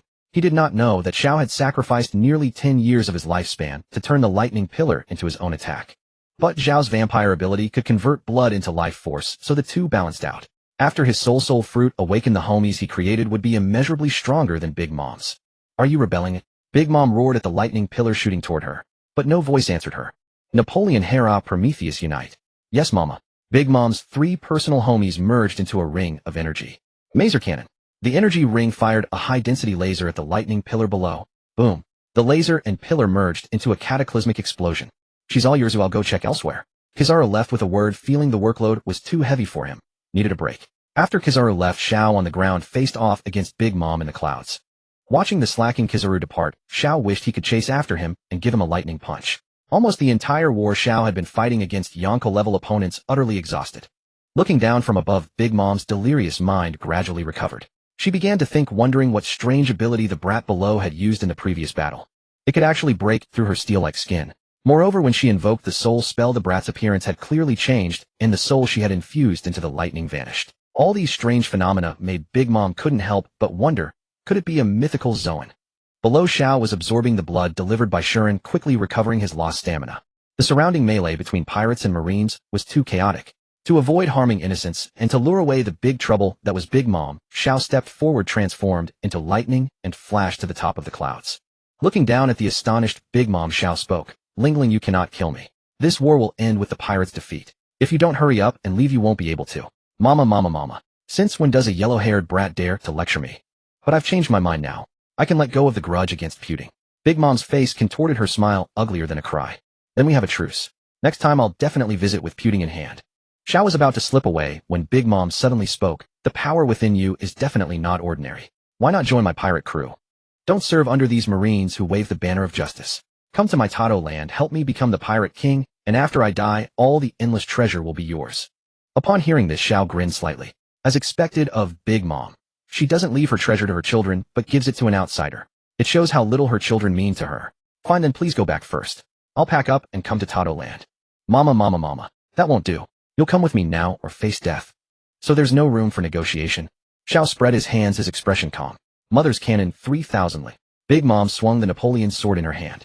The tip emitted an eerie light which instantly coalesced into a bizarre, illusory woman. The woman's body was composed of lightning and flames, exuding the might of conqueror's haki with a strange manic grin. Breaking free from the Napoleon sword, she looked at Xiao like a cat spotting a mouse and pounced fiercely. The illusory woman possessed the power of fire and lightning, radiating the aura of sword energy, moving as fast as thunder.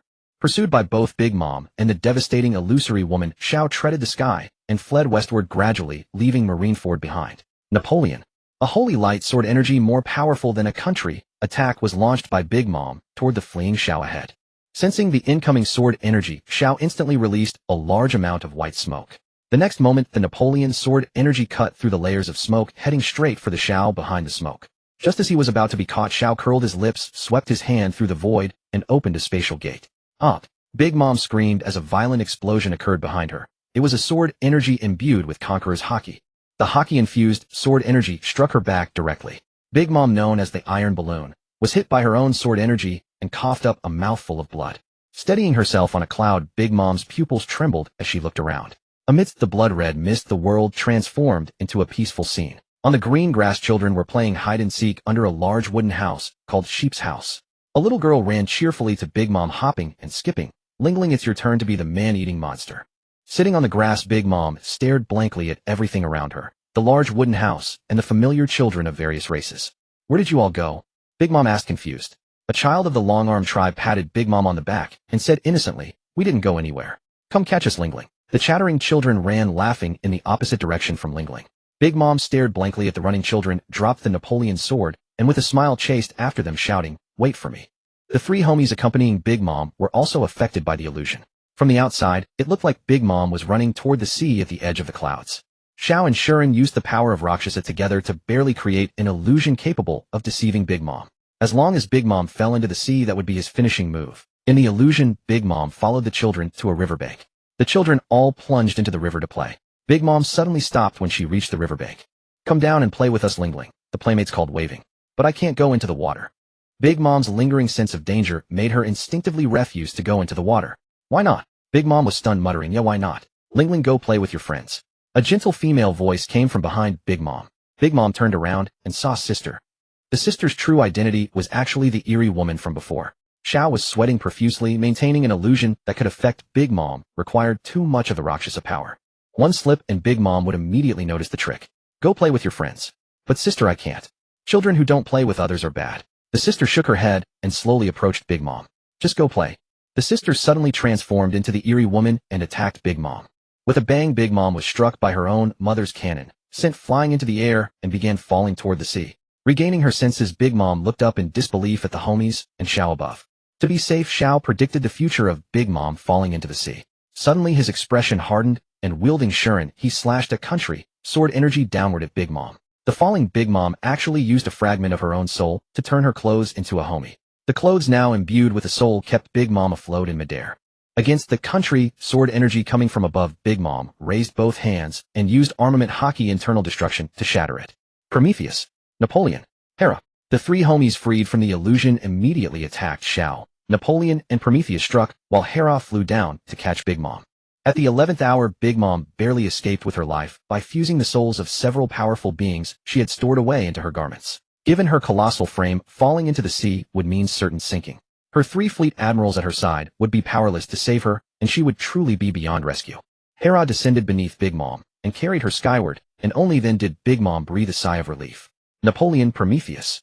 Hearing Big Mom's summons, Napoleon and Prometheus, who were gradually losing the upper hand, reluctantly returned to her side. In the distance, Xiao panted heavily, seething with silent frustration. He had come so close to defeating Big Mom. How did you know about my past? Big Mom raised her blade and pointed it at Xiao, roaring. Xiao's lips curled into a faint smile. Guess. You must be a mythical Zoan-type devil fruit user then. Big Mom murmured to herself. When her consciousness had just returned, she had caught a glimpse of Xiao's Rakshasa form. If there was anything most wondrous in this world, it was the mythical Zoan. Such abilities could reshape heaven and earth itself. It would not be surprising if they could also read her memories. The realization sent a wave of terror through Big Mom. If her conjecture was correct, Xiao would inevitably know her weakness. Otherwise, he would never have been able to recreate scenes from her childhood. The more she thought about it, the more dread welled within her. Fully aware of what would happen if her weakness were exposed, she hastily took control of Hera and prepared to flee. Mother. Below on the sea surface, Katakuri, holding Big Mom's soul card, piloted the Queen Mother him toward her. Aboard the vessel, Cracker was receiving treatment, while Smoothie remained in her giant form. Mother, the Whitebeard pirates are already in retreat. Shouldn't we pull back as well? Big Mom, who had been considering the same thing, felt a flicker of suspicion upon seeing Katakuri below. Could this also be an illusion? What she did not know was that Xiao had expended so much energy that he could no longer conjure such phantasms. Spying the Queen Mother him below and adhering to his principle of striking the weakest first, Xiao dove toward that pirate vessel. Water Sword. Giant Smoothie unleashed a blade aura whose power rivaled that of Kaiser. Peerless Machi Blade Barrage. Katakuri's left hand morphed into a Gatling-like configuration, unleashing a barrage of armament-colored Machi bullets upon Xiao. Although Big Mom felt a twinge of guilt, she chose to aid Katakuri. Elbaf Cannon Kaiser. The Kaiser Sword aura and several attacks from both Katakuri and Smoothie hurtled toward Xiao. Sensing Big Mom's intent to retreat, Xiao chose not to tarry further with them and transformed into lightning flashing toward Marineford in the distance. Seeing Xiao depart, Big Mom had no intention of pursuing. She exhaled a breath of relief internally. Had he deployed that nun technique, she was not certain she could have withstood it. Nevertheless, to play it safe, Big Mom cast a soul word upon Katakuri. Stay or live. Hanging suspended in the air rather than boarding the ship, she uttered the soul word from above. Mother. Smoothie, having reverted to her normal size, asked in astonishment. What are you doing? If this is not an illusion, and you are truly my Katakuri, you would not fear my soul word, would you? Though momentarily bewildered, Katakuri responded with a grave expression. I choose live. Big Mom extended her hand, but failed to draw out his soul. Only then did she feel secure enough to board the ship. Return to Tato Land. With Big Mom's command, she steered the Queen Mother him around and set course back to Tato Land. This war had netted Big Mom absolutely nothing, leaving her thoroughly disgruntled throughout the entire journey. Departing from the airspace far removed from Marineford, Xiao returned to find the battle there decidedly one-sided. Whitebeard stood alone, holding back a vast navy, while Akainu and Akiji engaged him in combat. Hawkeye strolled leisurely, pursuing the fleeing pirates. Notably, Ace had escaped the execution platform and was making his way toward the bay's exit under the escort of over a dozen division commanders. Yo-ho-ho-ho. A familiar voice echoed from the distance. That's Marshal D. Teach. Someone on the harbor shore pointed at Teach aboard the warship and shouted. At that moment, Teach was piloting a warship stolen from Impel Down, navigating around the shattered ice and blocking the entrance to Crescent Bay. Those people on the ship are... Sengoku muttered, gazing at the crew aboard the Blackbeard pirates warship. Yo-ho-ho-ho. Remnants of the old world. I, Blackbeard, am about to become the king of the new world. At that moment, Xiao appeared beside Hawkeye, watching from above as Ace's group and Blackbeard's crew clashed below. San Juan Wolf's monstrous frame completely obstructed the bay's exit. Is this guy friend or foe? Hawkeye murmured, looking at Blackbeard. Obviously an enemy. Everyone on that ship is a familiar face from the 6th layer of Impelled Down. Yo, you're back. Hawkeye feigned a tone of concern. Where's Big Mom? Driven off, Xiao replied coolly. Hawkeye cast a casual glance at Xiao. Then consider this atonement for your sins. Aren't you going to arrest them? Xiao asked, observing the pirates below, bristling with tension. Letting them tear each other apart would be far more entertaining, Hawkeye replied. Below at the harbor exit, Blackbeard led his crew off the ship. Yo-ho-ho-ho. Ace, I never expected you to be the Pirate King's son. Blackbeard laughed uproariously, darkness surging across his body to form an impenetrable wall of gravitational force. Teach. During the battle, Whitebeard cast a glance toward the bay's exit. Boom. A single punch imbued with quake powers slammed into San Juan Wolf, who was blocking the bay from a distance. 2. San Juan Wolf's colossal frame was struck by the quake powers, taking the full force of the blow. Blood gushed from his mouth as he toppled backward into the ocean current. This blow carved out a path of survival for the remnants of the Whitebeard pirates. But in exchange, Whitebeard took a direct hit from Akanu's plague dog, which blasted half his head away. Ace, I had intended to make you a member of my crew, but given your current status, I'm afraid I'll have to bury you in the sea with my own hands. Enemies reignite old flames. Ace's entire body erupted in roaring flames, and though he had suffered defeat once before, he feared not to face Blackbeard again. Moreover, he had to protect his brother and companions behind him. Hold nothing back. Your future titles as officers will be determined by the number of Whitebeard pirates officers you capture. Blackbeard declared to his crew behind him. Teach, you bastard. Marco roared in fury. Those are the heinous villains imprisoned on the 6th level, too cruel to be known by the world. The tyrant Avalo Pizzuro, the drunkard Vasco Shot, the crescent moon hunter Katarina Devon, and even the former head jailer of Impelled Down Shiryu of the Rain are among them. The Blackbeard pirates. Gazing at the fatally wounded Whitebeard in the distance, Blackbeard laughed wildly. Long time no see, old man. It's great to see you one last time. Fire fist. Ace leaped into the air, flames gathering around his left arm, forming a colossal fiery fist that hurtled toward the Blackbeard pirates. Slanting moon spear. Stopping water domain. Shiryu and Katarina acted simultaneously, blocking Ace's fire fist. Blue flame phoenix. In his phoenix form, Marco flew before Teach, releasing a torrent of blue flames with a sweep of his wings.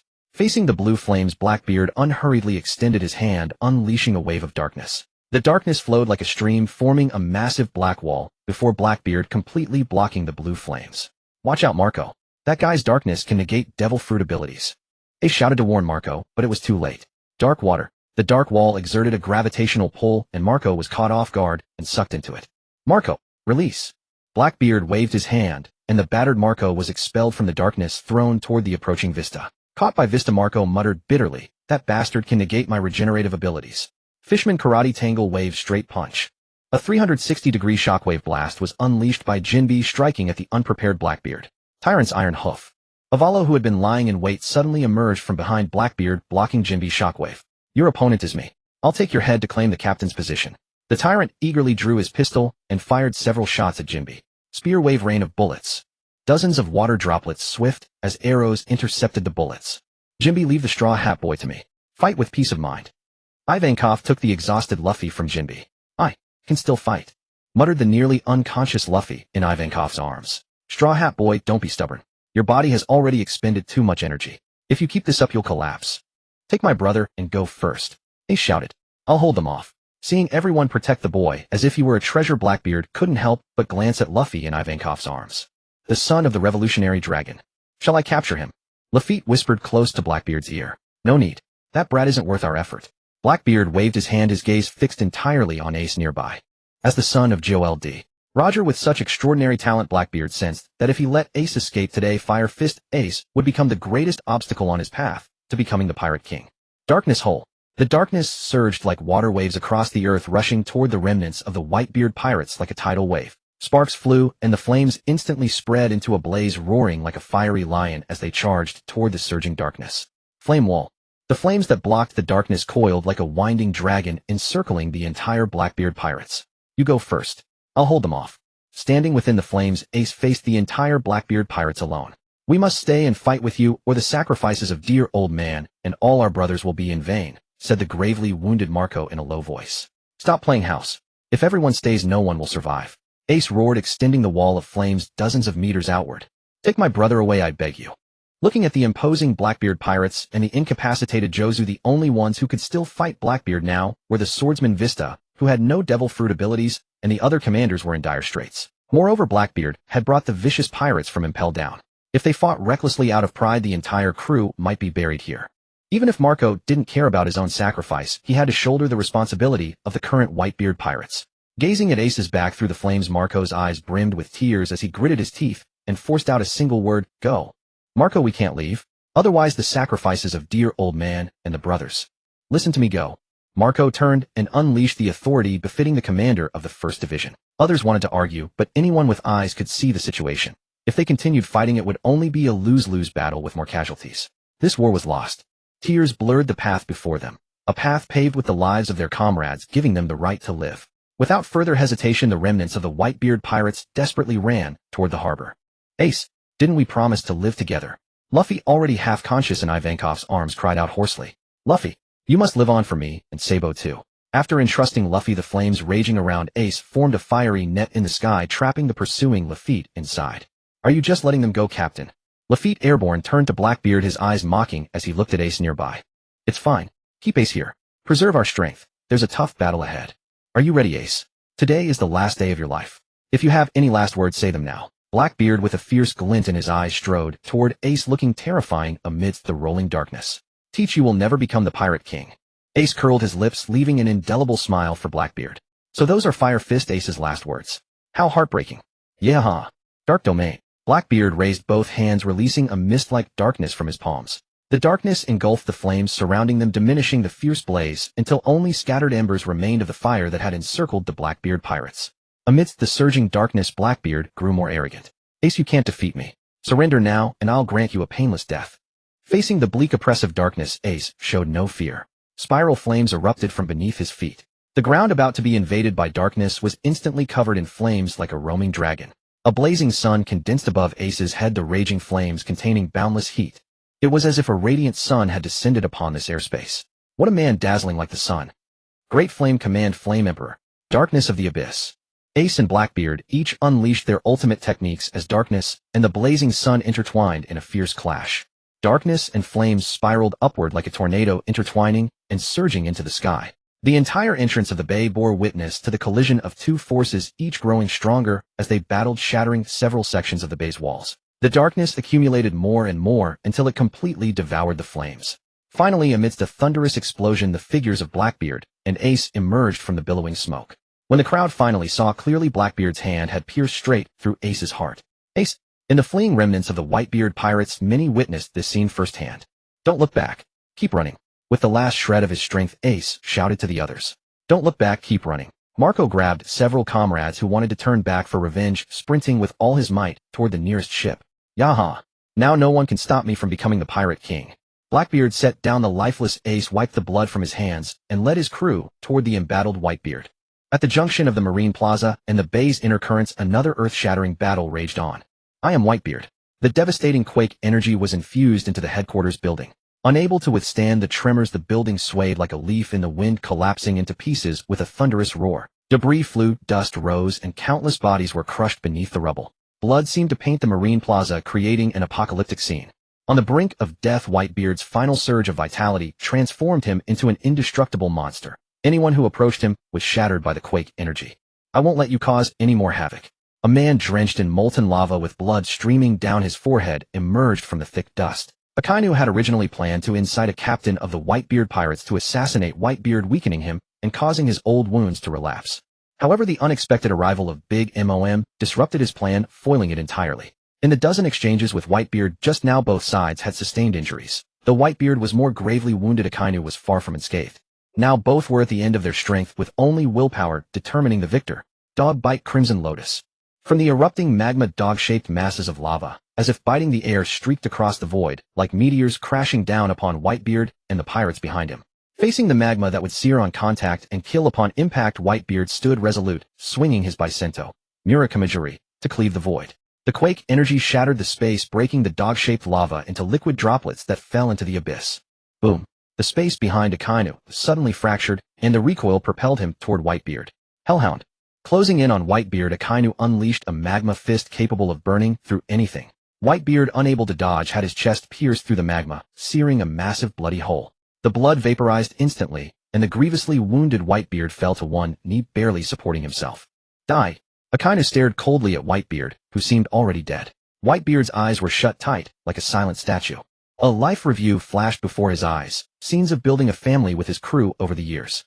To send those foolish sons to the new world. Whitebeard rose once more. From the blood mist a massive hand shot out, grabbing Akainu by the collar and hurling him into the sky. Whitebeard clenched his left fist, the shimmering white quake energy coalescing, and delivered the iconic punch of the strongest man. Boom. The entire headquarters building along with the Marine Plaza was reduced to rubble by the shockwave of that punch. The ground heaved and cracked, and Akainu struck directly fell unwillingly into a deep fissure. Whitebeard turned his gaze to Ace, who lay lifeless, his eyes hardening. Using the quake energy beneath his feet, he leaped high and landed not far ahead of the Blackbeard pirates. Among the crowd, an old man with white hair trembled as he walked toward Blackbeard, killing intent radiating from his clenched fists. His overwhelming aura was so fierce that no one dared to stop him. Garp, what are you doing? I'm going to kill Blackbeard. With a grim expression, Garp enunciated each word, his murderous aura making him resemble a fierce tiger. Let them fight among themselves. You don't need to get involved in this. Saru said calmly from the side. As Garp stepped forward, he suddenly stumbled, tripped by a stone that Whitebeard's quake had dislodged. Ha ha ha. Falling to the ground, Garp burst into manic laughter, tears streaming uncontrollably from the corners of his eyes. Garp. Sengoku stood beside him, ready to restrain any reckless actions. I am the renowned hero of the Marines, yet I must rely on a pirate to avenge my family. Don't you find that ironic? Garp said with bitter self-mockery. Sengoku sighed and turned his gaze to the confrontation between Whitebeard and Blackbeard. Teach. Enraged, Whitebeard slammed his fist in Blackbeard's direction, and the quake energy surged like a torrent toward the entire Blackbeard crew. The immense force instantly obliterated the area where Blackbeard stood. Dodge! Blackbeard shouted, and his crew scattered to avoid the shockwave. That was close, meow, that was close. A hair's breadth indeed. The evil king patted the dust off his clothes and emerged from the smoke with the other crew members. Blackbeard pushed aside the boulder that had pinned him, grumbling, "No mercy at all, old man." Leaning on Mura Kumajiri, blood trickled to the ground. Whitebeard knew his end was near, ready to settle things with Blackbeard once and for all. You are not worthy to be my son, Teach. You violated the iron rule of the ship. You killed a comrade.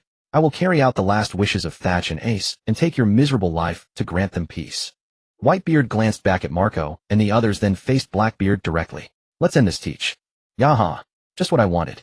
Smoke. Blackbeard, darkness flowing all over his body, covered the area where Whitebeard stood with smoky darkness. He proudly boasted to Whitebeard, "This is the power I gained by killing Thatch. The ultimate power, the darkness fruit.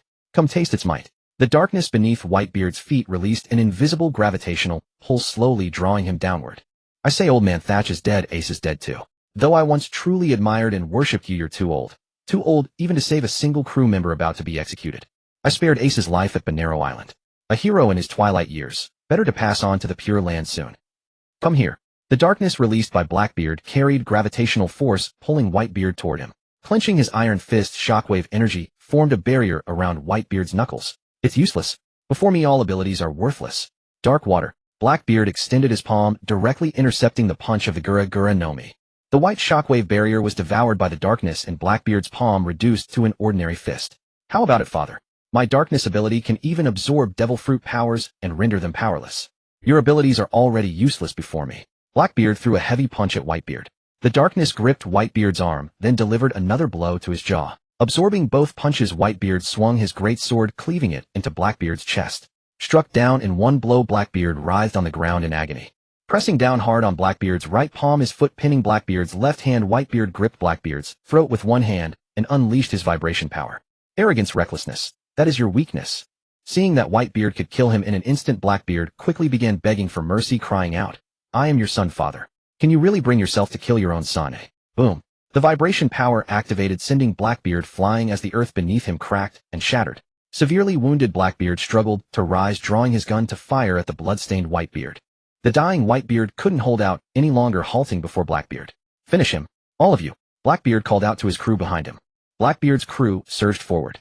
With guns, cannons, and swords, they relentlessly bombarded the motionless Whitebeard standing before them. Blood splattered everywhere, but Whitebeard stood as immovable as a mountain. Only when the ammunition ran dry did Blackbeard gesture to a nearby crew member, requesting another gun. As the smoke cleared, Whitebeard stood before them like a withered old tree. There's no need for that anymore. He can't move at all. I doubt even a gentle push would knock him over. Is he still alive? Teach, the one Roger waited for, would never be you. Just as there will always be someone who carries on Roger's will, someday someone will inherit Ace's will too. Even if their bloodline is severed, their flames will never die out. passed down endlessly from the distant past. Someday, a person will emerge who can bear this centuries-long history and challenge the world itself. Sengoku, your world government fears the day when the entire world will be engulfed in a massive conflict. Though I hold no interest in it myself, when someone uncovers that treasure, the world will be turned upside down. Someone will find it. That day is inevitable. Sengoku clenched his teeth, gazing at Whitebeard as he awaited the final words of the world's strongest man. The One Piece truly exists. Whitebeard's last words were broadcast across the world via Den Den Mushi to every living soul. These words gave hope to the hopeless, justification to criminals, and dreams to the ignorant. After this battle that would reshape history, the world would once more be turned upside down. Yo-ho-ho-ho. What splendid parting words. Blackbeard laughed heartily, ordering his subordinates to prepare. Whether we disband here or not depends on what comes next. The One Piece. I really want to see it. The owl murmured as he flew off in some direction. Arriving at an underground crevice, he firmly gripped the jagged edge of a broken stone fragment. Yo, Admiral Akainu, you're not looking so good. The owl hovered above Akainu, calling out to him. Did you come here all this way just to waste my time? You stirred up trouble with Big Mom and disrupted my plans. I haven't forgotten that. Don't be so cold about it. Look, I'm here to rescue you.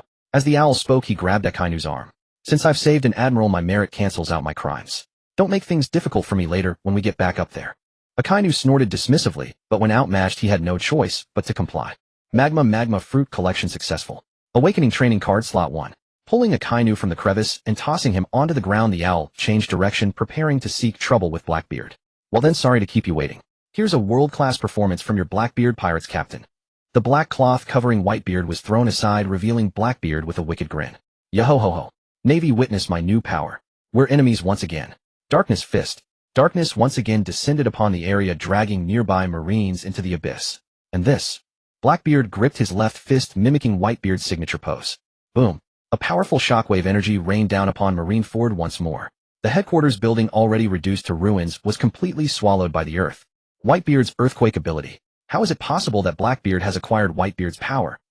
Impossible. No ordinary human can wield 2 devil fruit powers. Just how did Teach manage to do this? Staring at the headquarters sinking into the abyss, Teach couldn't contain his manic laughter. Yo-ho-ho-ho. Multiple. 15-fold. Speed. Power. Even as he laughed, Blackbeard took a direct hit from the owl's heavy punch. Several ribs shattered instantly, and he was sent flying, rolling across the ground. Protect the captain. Laughed Fujiantai, roared, wings erupting from his back as he took flight.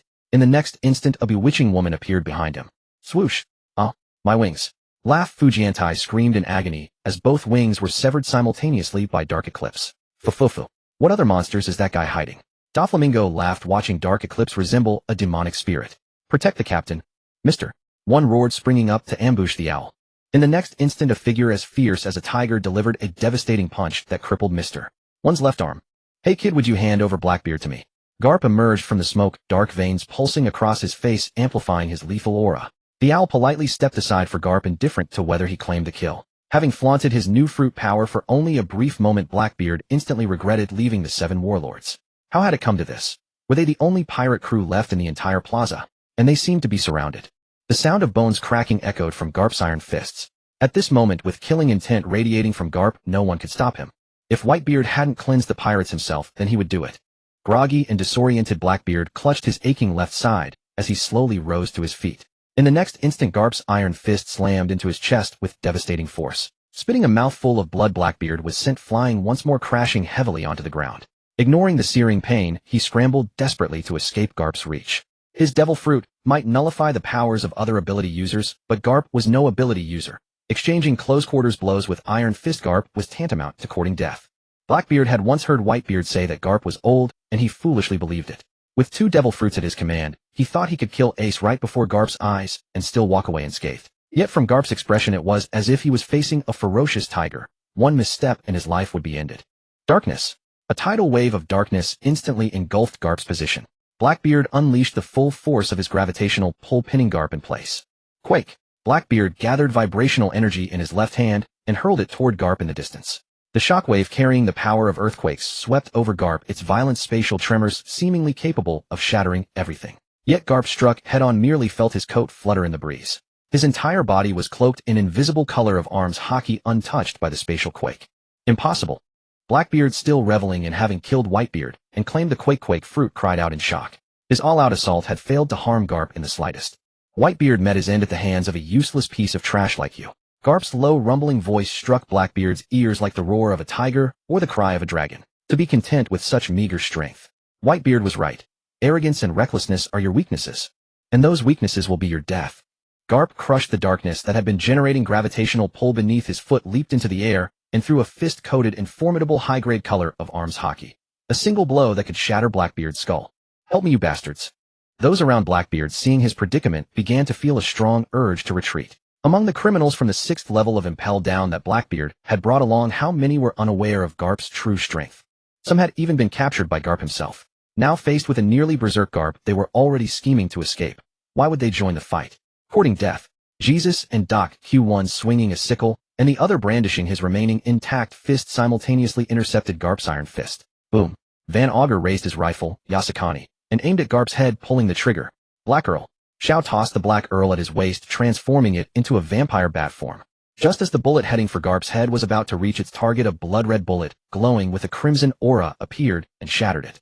Leave that sniper to you. With these words to the Black Earl, Shao drew his blade and gave chase to the fleeing, Impel Down criminals Blackbeard had brought. Receiving his orders, the Black Earl instantly unleashed darkness, enveloping the area where Van Augur stood. Caught in the darkness, Van Augur was stunned. Weren't darkness powers his Captain Blackbeard's? How could this bat-like creature also wield them? Within the boundless darkness, the Black Earl's constant squeaks echoed. Even with his exceptional hearing and vision, Van Augur could not pinpoint the source. The darkness itself seemed to reflect sound waves. The relentless sonic assault caused blood to seep from Van Augur's 7 orifices. Knowing he was no match for the indescribable entity in the darkness, Van Augur quickly fled toward the memory of the bay. But no matter where he ran, the darkness and sound waves followed, inescapable. In desperation, Van Augur raised his beloved rifle Yasakani and aimed at a random direction. Bang! A sound like a beast's roar mixed with a gunshot echoed from the darkness. The blood-sucking bullet fired by the Black Earl seemed to have tracking capabilities. No matter how swiftly or evasively Van Augur moved, the bullet clung to him relentlessly. Refusing to wait for death, Van Augur seized the moment and fired. The 2 bullets collided in midair, annihilating each other. Bang! Bang! Having caught a glimpse of the Black Earl, Van Augur fired several more shots.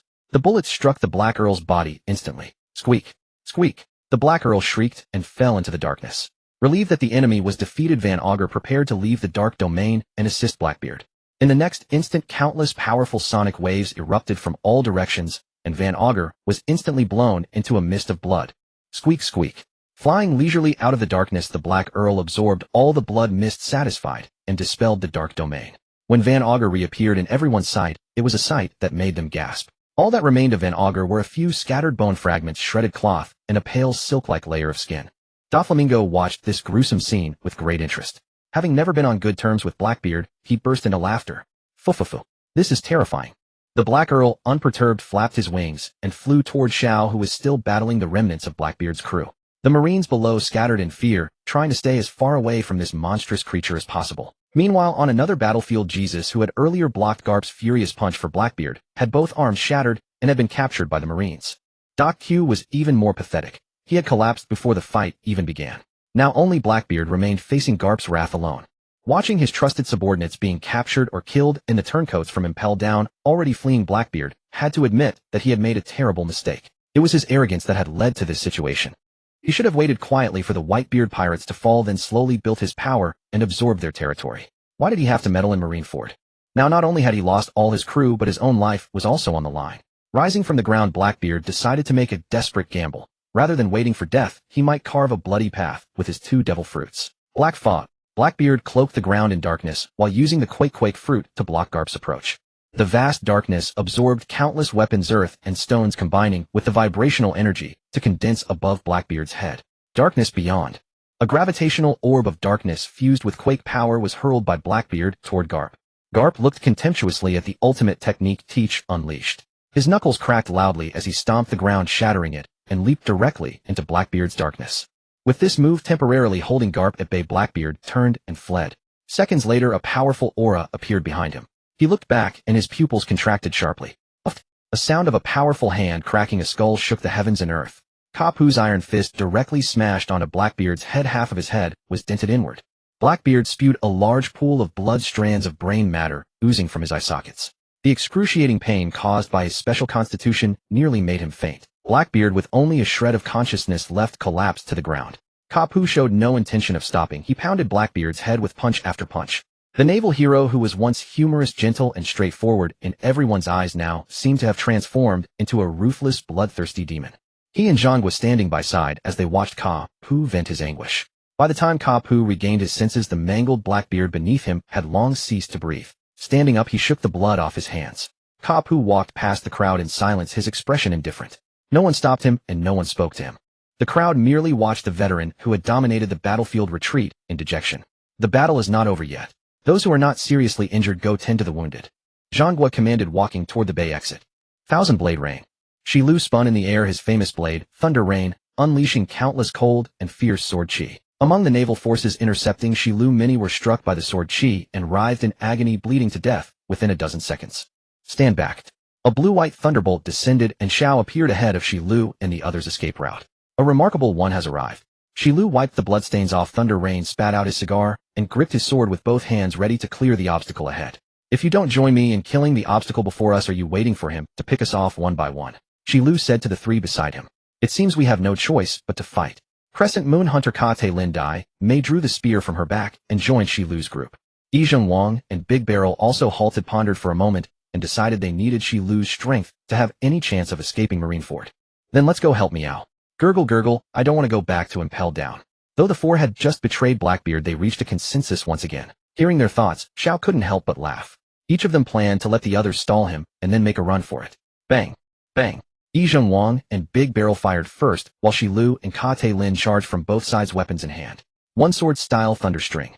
Xiao instantly turned into thunder and dodged everyone's attacks, the next moment materializing behind a broad figure. Big Barrel let out a heart-wrenching scream, looking down at his pierced heart. Swish! Bang! Bang! Without a moment's hesitation, Shi Lu's sword chi and Yizheng Wang's bullets instantly pierced Big Barrel's body, then passed through to strike Xiao behind him. Easily blocking the two attacks with Big Barrel's body, Xiao then tossed the corpse aside. Standing on thunder, he looked down at the three startled birds below, Shi Lu and the others. No time to be stunned. Ka Te Lin leaped up and hurled her spear with all her might at Xiao. Shi Lu coated Thunder Rain with armament hockey and followed the spear, slashing at Xiao in the air. Yizheng Wang picked up a long sword and attacked from behind Xiao. Thunderclap explosion. Thunder erupted around Xiao, preventing Shi Lu and Yizheng Wang from getting close. The thunderous sound caused all three to suffer tinnitus. Then Xiao aimed at their heads and activated the sound fruit ability. Their heads instantly exploded violently. Shi Lu was relatively fine, but the other two were disheveled and dazed. What kind of bizarre ability is this? Faced with the sudden explosion, Shi Lu was perplexed and demanded. Obviously it's my thunderclap ability, didn't you see? Xiao said calmly, spreading his hands as if to say, nothing to do with me. Again. Ka Te Lin shouted, picked up her spear, and threw it again. Though bewildered, Yizheng Wang followed suit. Xiao Lu moved so fast, he left after images, slashing out several strikes from below Xiao. Multiplier 30x speed and power. Ignoring the attacks below that couldn't harm him, Xiao applied the multiplier buff to Shi and Hei Bo Ju, then backhandedly hurled Shi at the fleeing Ka Te Lin. Shi shot through the air at speed, creating a raging gust. The one who shouted the loudest but fled first, Ka Te Lin, looked back and her eyes reflected a dazzling scarlet woman. When it was less than 3 meters behind Ka Te Lin, Shi instantly transformed into its Rakshasa form, its scarlet claws dancing wildly, tearing Ka Te Lin apart in an instant. As Ka Te Lin died, Xiao drew Hei Bo Ju in its gun form and fired several shots at Yizheng Wang. The blood-draining bullets enhanced by the multiplier buff were so fast that Yizheng Wang couldn't react. They instantly pierced his head and drained his blood. Shi Lu blinked, and Yizheng Wang had become a dried corpse.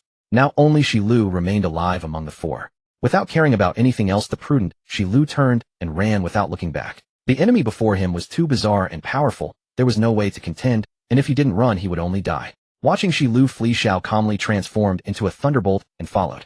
Thousand wind slashes. While fleeing, Shi Lu occasionally turned back to slash out several sword chi. Behind him, Xiao leisurely used his observation hockey to predict and dodge. Extreme thunder, thousand birds. Several massive thunderbirds conjured by Xiao screeched and flew toward Shi Lu. How could Shi Lu's legs speed match the lightning birds that rivaled the speed of light? Within seconds he was surrounded by the circling thunderbirds. Xiao watched from above with interest as Shi Lu struggled bitterly. You are a swordsman too. Dare you compete with me in swordplay? Seeing no escape, Shi Lu tried to provoke Xiao, hoping to engage him in close combat, with his proud swordsmanship perhaps to gain a slim chance of survival. What did you say? The wind is too loud, I can't hear you. Xiao didn't take the bait at all, staying at a height beyond Shi Lu's reach, watching him struggle. The circling thunderbirds occasionally descended to release lightning at Shi Lu. Even if Shi Lu used armament hockey to kill a few, Xiao could immediately conjure more to replace them. The relentless attacks from the Thunderbirds exhausted Shi Lu, who, unable to defend properly, he was occasionally struck by the high-voltage lightning. Within 2 minutes, Shi Lu's entire body was charred black like charcoal. With a long sigh, Shi Lu gave up resistance and sat down on the spot waiting for death. Seeing Shi Lu no longer resist, Xiao grew bored and had dozens of Thunderbirds in the sky all dive at Shi Lu. Under the violent thunder assault, Shi Lu perished. Thus the Blackbeard pirates from their appearance to now in less than 20 minutes experienced great joy and great sorrow and were ultimately wiped out. Leave the wounded alone. Those still capable of moving get up and pursue the pirates. Doberman shouted at the naval officers tending to the injured. But Vice Admiral Doberman, if we save them now, they can still live, but if we delay any longer. Did you not hear what I said? Go after the pirates. Doberman's authority compelled the lower-ranking officers to obey, and they grabbed their weapons to chase the pirates fleeing beyond the bay. One by one, the battered sailing ships cut through the waves, preparing to ride the currents towards Sabaody, and then onward to the New World. Ice Age. The freezing ability spread at an alarming speed, instantly encasing vast stretches of the ocean current and cutting off the pirates' escape route. Damn it. It's Admiral Aokiji. Fight them, cover the captains, and get them out of here. The pirates, unable to flee, began boarding their ships to confront the navy advancing across the ice crystals. Vindy, known as the Ice Witch, piloted her icebreaker to escort over a dozen of Whitebeard's division commanders along with Jinbe and Luffy. Marco, whose injuries had mostly healed, unleashed blue flames to thaw the ice surrounding the pirates' ships. But the ice refroze almost as quickly as it melted, so long as Admiral Aokiji continued his freezing ability. Marco and the others remained trapped. Damn, Aokiji. If only we were in water, I might be able to buy us some time. Jinbe said helplessly from the stern of the ship. I'll go. Marco transformed into his phoenix form and spread his wings, soaring toward Aokiji, who was still unleashing his freezing ability. Phoenix Impulse. Arriving before Aokiji, Marco spun and kicked out a shockwave brimming with intense blue flames. Great Fire Punch. Before the shockwave could even reach Aokiji, a massive molten fist slammed into Marco, knocking him from the sky. You can't escape, you damn pirates. Bloodied but unhindered, Akainu advanced toward Marco with steady strides, showing no signs of the severe wounds he'd recently sustained. This will be your grave. Molten lava erupted from Akainu's body, forming roaring hounds whose intense heat caused the ice beneath them to crack and melt. Aokiji stood behind him, continuously pouring out freezing energy to keep the ice solid enough to prevent Akainu from sinking into the sea. Rose Wheel Dance. A brilliant figure flashed behind Akainu, delivering a sword strike coated in armament haki that carved a wound into Akainu's shoulder. Flame Hound. Several molten hounds broke free from Akainu's body and charged toward Beppo like predators closing in on prey. Confronted by the approaching molten hounds, Beppo demonstrated exceptional swordsmanship enhanced by armament haki, cutting down several of the creatures. As they fell onto the ice, they released thick clouds of steam that obscured Beppo's vision. Unaware of the danger below, Beppo failed to notice the ice beneath him suddenly melting as a massive molten hound's head emerged from below, its jaws wide open, ready to devour him. Ugh! Beppo grimaced in pain as molten lava seared both feet. Undead Thistle. Marco transformed into his phoenix form, unleashed all his remaining power to create a blue flame barrier that halted the lava erupting from the ice below. The blue flame barrier held for only 2 seconds before being shattered by Akainu's Helldog attack. With his stamina nearly depleted, Marco managed to extract Beppo from the molten zone. After flying a considerable distance, both crashed to the ground. Beppo, despite being a swordsman, had lost his crucial speed advantage, while Marco's repeated battles had drained him completely. The Whitebeard pirates' entire high command had been wiped out, leaving them vulnerable to slaughter. In the end, the once unstoppable Whitebeard pirates fell because they tried to save dead weight. How ironic. Akainu wiped the blood from his face while his other hand transformed into searing lava. To him, the two fallen figures ahead were nothing more than lambs awaiting slaughter. A mere gesture would be enough to kill them instantly. Die? Helldog. Akainu unleashed a massive molten hound head that roared violently, lunging toward the fallen Marco and Beppo with its jaws wide open. Suddenly, a brilliant white blade flash carrying fierce winds appeared between them. Marco's astonished eyes reflected the figure of a man with crimson hair dressed in black. I've come to end this war. The one who blocked Akainu's lethal strike was none other than Shanks the Red, one of the 4 emperors of the New World. Shanks, you bastard. Akainu gritted his teeth. He had been so close. Stand down, Sakazuki. There's no need for further casualties, Shanks said firmly as he shattered Akainu's Helldog. In the distance, a submarine surfaced beside the icebreaker. A projectile on the icebreaker inexplicably vanished, and a young man appeared, carrying a massive sword over one shoulder, wearing a white spotted cap and a yellow-black hoodie, his features sharp and refined. Who are you? One of Whitebeard's division commanders on the icebreaker exclaimed. Don't panic. I'm Trafalgar Law, an acquaintance of Luffy's. I came to rescue him. Despite Law's words, Whitebeard's division commanders eyed him warily, unconvinced. His most severe injury is internal. Without prompt treatment, he likely won't survive much longer. I am a devil fruit user, the Operation Fruit. If you hand him over to me now, there may still be a chance to save him. Given your current situation, I doubt he'll make it to shore. After Law made his case, Jinbe consulted with Ivankov, then took the unconscious Luffy and approached Law. I'll take him with you. If this doesn't work, we're done talking. The crew agreed with the decision.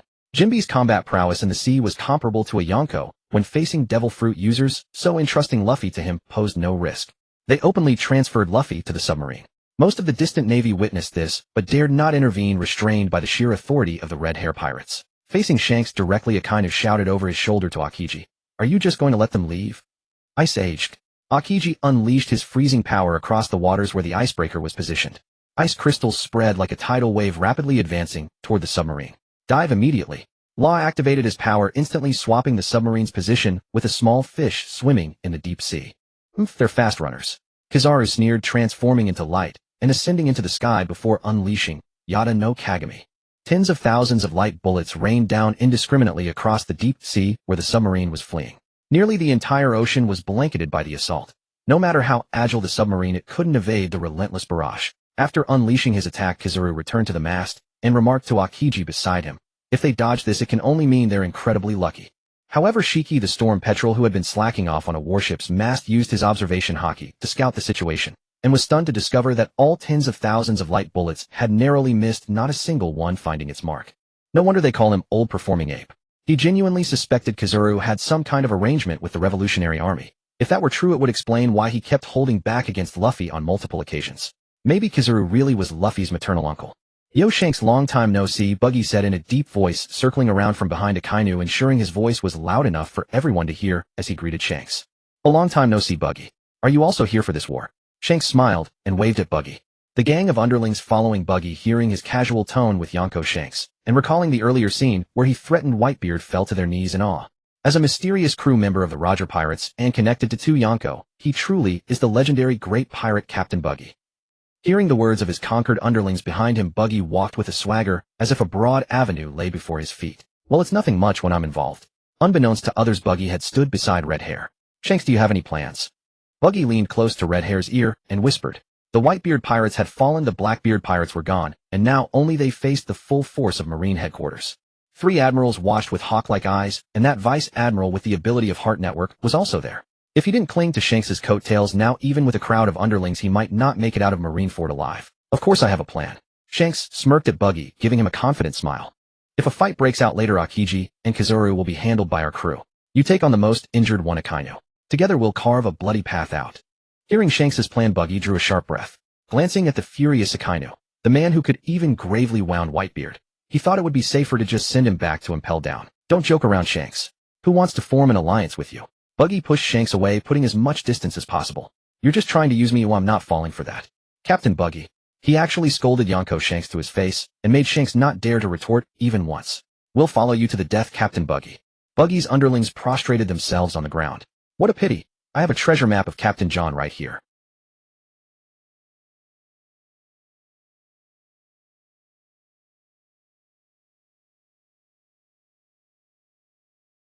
Though Buggy coveted the treasure map, he knew what was important.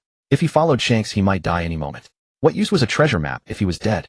He actually forced a Yonko to offer a treasure map as a peace offering, and Captain Buggy still won't let Shanks off the hook. Truly our great Captain Buggy. Then Buggy had another thought. He could take the treasure map, and then in the chaos sell Shanks out. Problem solved. "Well, if you sincerely offer the treasure map, I suppose I could consider your alliance request, given the camaraderie we shared on the Roger Pirates. But understand it's not for your sake, but for the sake of the late Captain Roger," Buggy declared with a dignified expression. Buggy's few words stunned the entire gathering.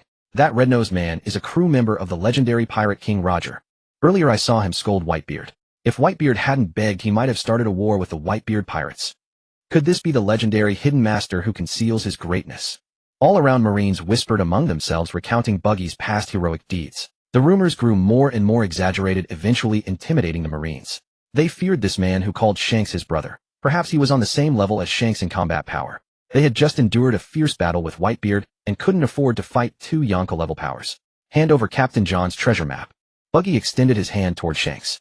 "I was joking, don't take it seriously." Shanks grinned, falsely. Dragging things out with Buggy was just a way to buy some time. Hearing that the treasure map was a bluff, Buggy in a rage grabbed Shanks by the collar. "You bastard. You trick me the moment we meet. Don't be so impatient, Buggy. We're good buddies." "Who's buddies with you? Have you forgotten that I only feel hatred for you?" If you hadn't scared me into accidentally eating the devil fruit, I wouldn't have ended up like this. I don't care if you came to end the war, or whatever. I'd be happy to fight you right now. I understand. Calm down. Breaking free from Buggy Shanks, sheathed his sword, and walked toward Sengoku. The red hair pirates moved through the crowd, the remnants of the Whitebeard pirates, and the Marines parted to make way. If we keep fighting like this, it will only increase the losses on both sides endlessly. If anyone still wants to keep fighting, we'll be your opponents. The members of the red hair pirates glared murderously at the entangled Marines and pirates around them. At these words, the Marines grew uneasy. The red hair pirates became one of the Yonko crews not because of vast territory or widespread influence, but because every member of their crew could fight 100 enemies alone. Even a single member could carve out a place on the turbulent seas. Seeing Red Hair arrive, Hawkeye sheathed his sword and turned to leave. Doflamingo watched the red hair pirates and the Marines with excitement, hoping for another battle. After this battle, the fall of the Whitebeard pirates was all but certain. If the red hair pirates and the Marines clashed again, the pirates of the New World would be partying in celebration. Especially Kaido and Big Mom behind him. They most wanted to see the Marines and a Yonko crew fight, causing heavy losses on both sides, so they could seize territory and increase their chances of becoming Pirate King. Everyone, please do me a favor. Let us take the bodies of Whitebeard and Ace. We will handle their funeral. The footage of the battle has been broadcast worldwide. I will not allow anyone to desecrate their deaths. Shanks faced Sengoku directly. Are you joking? Only by displaying their heads can we show the justice of the Marines. Doberman protested indignantly. It's fine. Leave it to them. I will bear the responsibility. Sengoku said solemnly, quickly tend to the wounded. The war is over. After Sengoku gave the order, the Marines tended to the wounded and kept watch on the pirates. No one thought of fighting anymore. What storms this epic battle would stir in the world's future remained unknown, but one thing was undeniable: a new era was coming. The day after the summit war concluded. As always, a trace of crimson rose from the eastern horizon.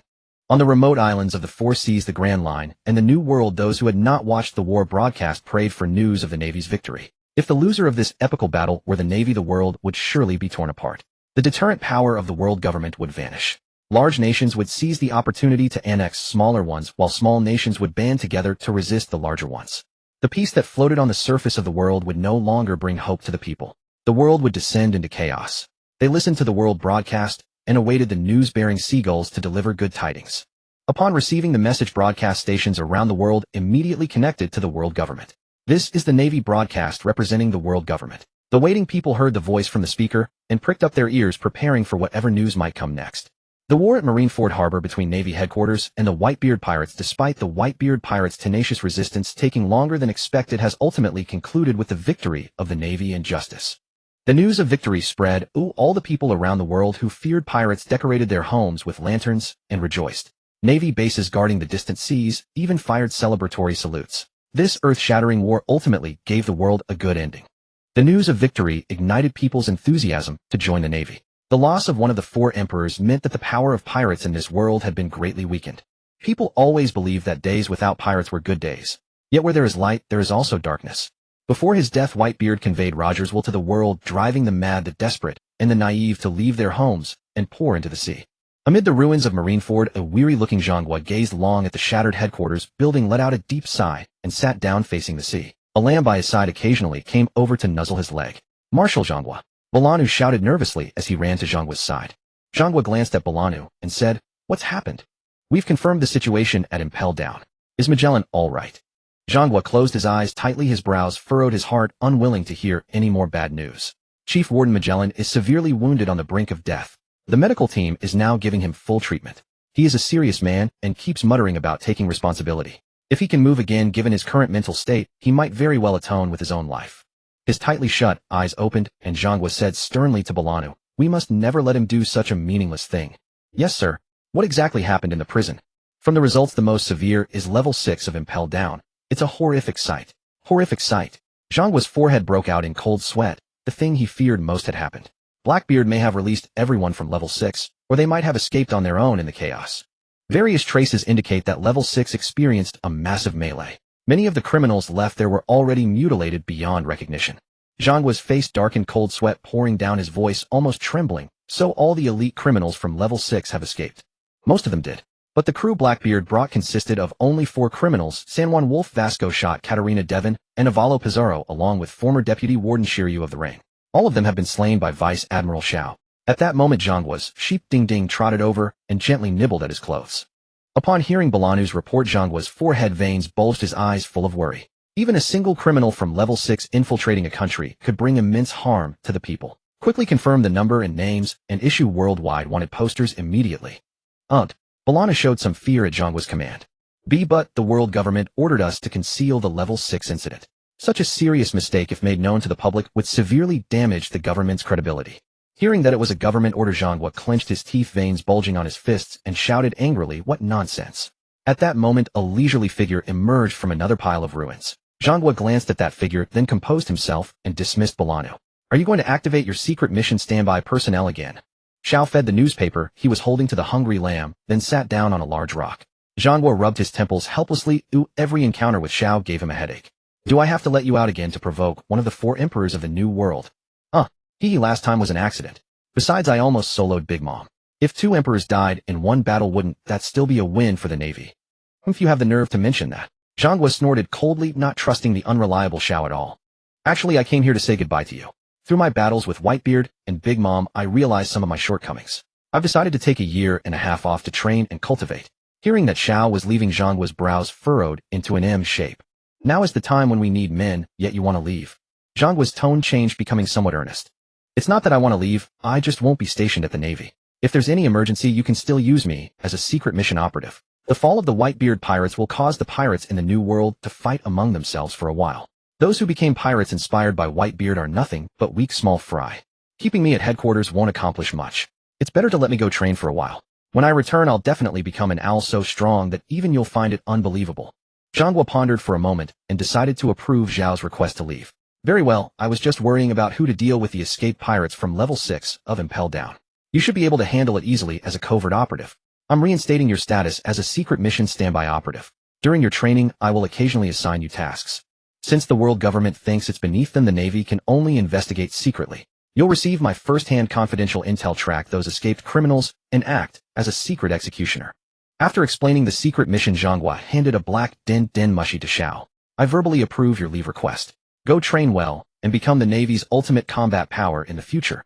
After being permitted by Zhanghua to leave the Navy, Xiao immediately returned to his airship at the port behind Malinfando, preparing to head to an excellent location for training hockey. In the battle against the 2-4 emperors Big Mom and Whitebeard at Dingshang, he realized his many shortcomings.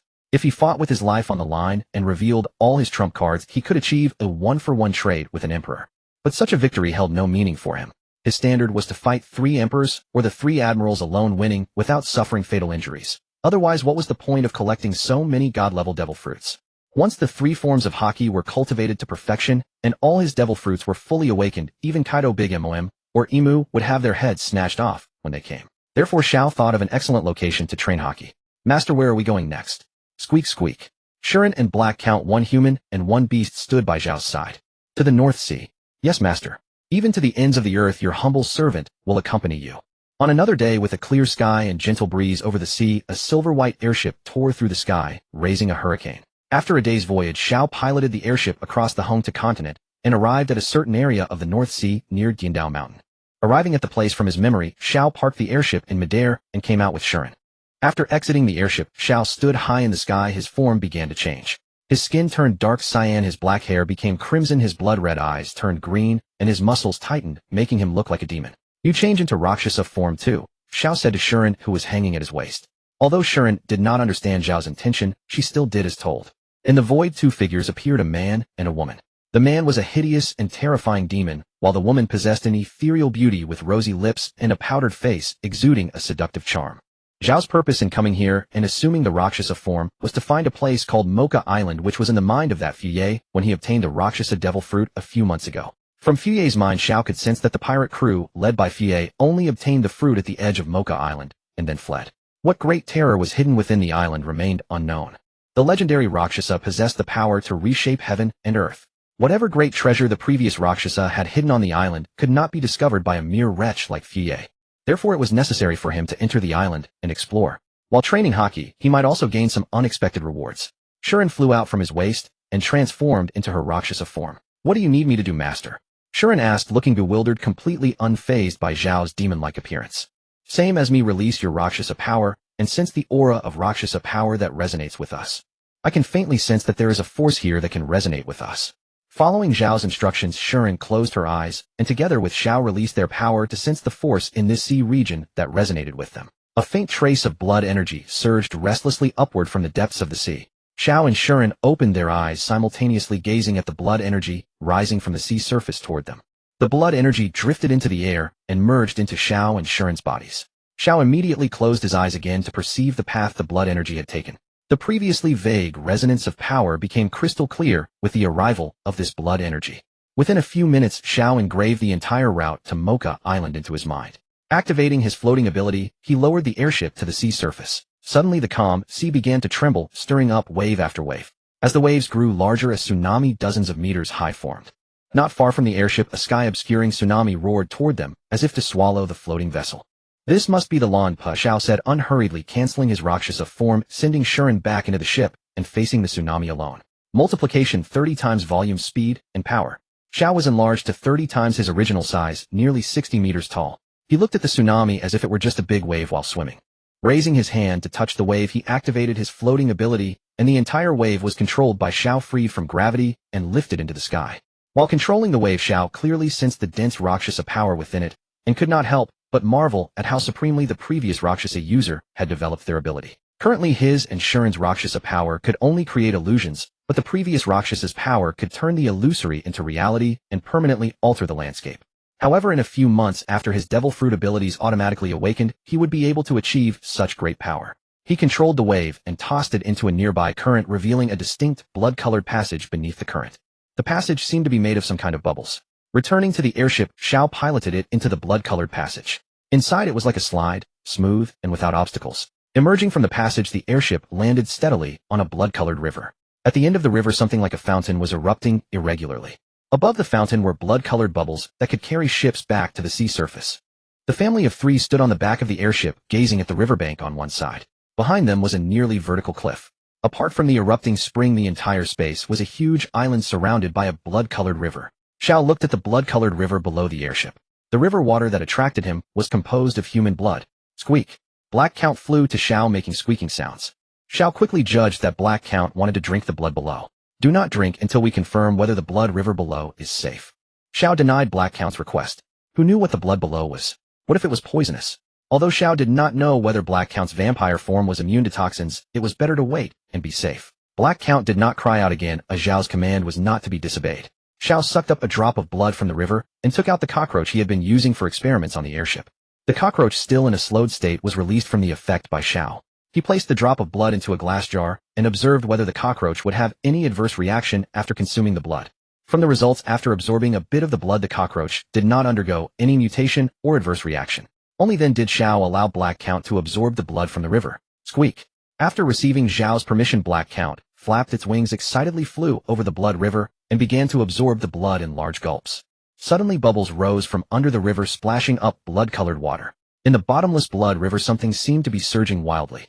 Sensing something surging upward from beneath the water, Xiao briefly foresaw the future.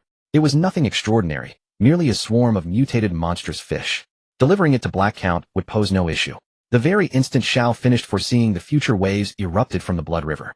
One after another, mutated monstrous fish leaped from the water in all directions, their jaws agape, with rows of razor-sharp teeth, intent on tearing Black Count to shreds. In another fleeting moment, the entire river was instantly engulfed by the darkness Black Count unleashed.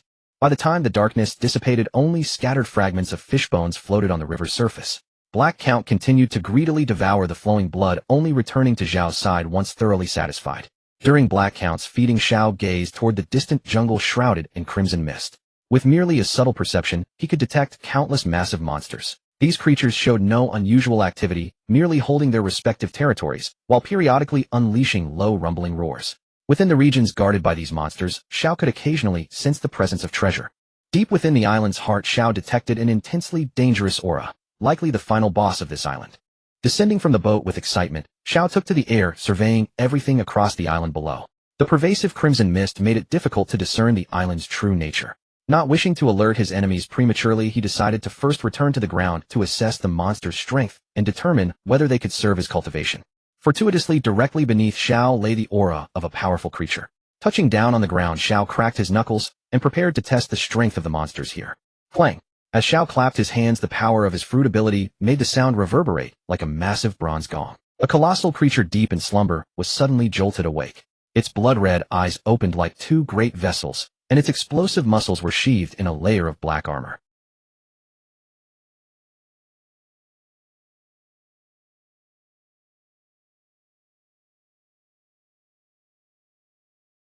Its crimson glowing eyes quickly locked onto the source of the noise below.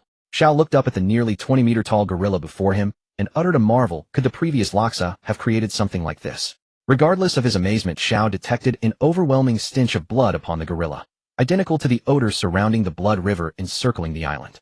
Creating a creature like this must have required blood sacrifices of no small number of people, not to mention that vast blood river outside. The previous Laksa's abilities likely claimed tens of thousands of lives. Otherwise, how could such a massive river of blood have been forged? But for now, dealing with this rather unfriendly gorilla was the priority. Dobe 20-fold volume. Zhao's body instantly expanded to 40 meters, making the 20-meter gorilla appear like a child before him. The gorilla beat its chest, showing no sign of fear. It seems these monsters possessed no consciousness of their own. From the moment the gorilla spotted Xiao, its gaze never wavered. This confirmed that these creatures knew only to eliminate intruders devoid of any emotions. No joy, rage, sorrow, or delight. A rainbow-colored glow erupted from the gorilla's fists. As the light faded, both arms were coated in armament haki. Zhao's expression stiffened. These monsters actually possess haki. Before Xiao could process this, the gorilla had already leveraged off a colossal tree and launched itself into the air, its double fists crashing down with tremendous force. Xiao similarly reinforced his left arm with armament haki and blocked the strike. Crash! The sound of their haki-clad fists colliding rang out like clashing metal. The sheer force of that blow earned Zhao's respect. He had initially assumed the creature was merely imposing, a brute with hollow strength, but its power was substantial and its haki intensity was no ordinary level. Xiao countered with a swift palm strike. The gorilla midair instantly twisted its body to dodge, but its cumbersome frame could not keep pace with its instincts, and it was slammed flat onto the ground by Zhao's palm. That reaction from the gorilla made Xiao pause once more. Good heavens, it possessed observation haki as well. He was relieved he hadn't detected any conqueror's haki, otherwise this would have been truly outrageous. Xiao extended his palm to pin the fallen gorilla, but it rapidly rose and supported Zhao's powerful hand with both arms. The gorilla's feet sank deep into the earth, its entire body trembling uncontrollably, as if on the verge of collapsing. Just as Xiao was about to crush the gorilla flat, the creature suddenly erupted with crimson energy, its strength surging dramatically and shoving Zhao's palm away. Shoving Zhao's hand aside, the gorilla began bounding through the dozens of meters tall forest around it. Tree shadows and blood mist served as its cover at speed, leaving afterimages in its wake. Observing the gorilla's state, it seemed as though it had entered a berserk frenzy. To facilitate combat within the forest, Xiao reduced his body to match the gorilla's size. Among the tree shadows, the gorilla planted its feet against a massive trunk, coiling its power before launching itself like a cannonball. Foreseeing the gorilla's incoming trajectory, Xiao coated his left fist in armament haki and drew back his power. When the gorilla arrived, Xiao landed a precise punch straight to its head. With a thunderous explosion, the gorilla smashed into the ground, carving a massive crater. In the next instant, it flew from the pit and landed before Xiao, unleashing a barrage of furious armament haki-infused punches. Punch after punch interlaced through the air, dazzling like branching fireworks. Relying on precognition and armament haki, Xiao effortlessly deflected the gorilla's strikes and exploited the gaps between its combos to hammer its defenseless head. Powerful fists continuously rained down upon the gorilla's skull, striking like a practice bag.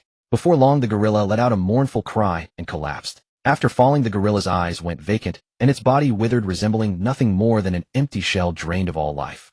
Xiao rubbed his slightly reddened knuckles. This gorilla's skull was remarkably tough, and its speed and strength were commendable. This battle felt like enduring an exceptionally demanding training session.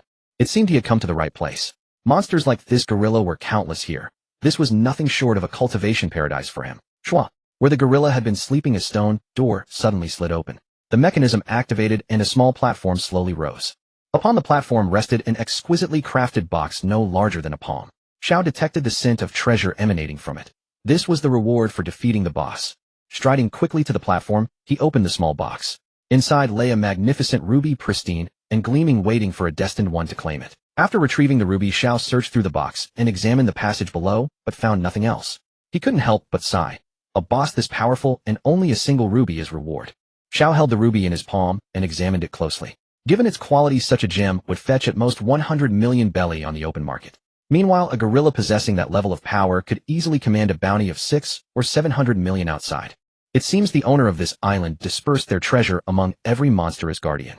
To acquire all the wealth, one must defeat every creature on this island.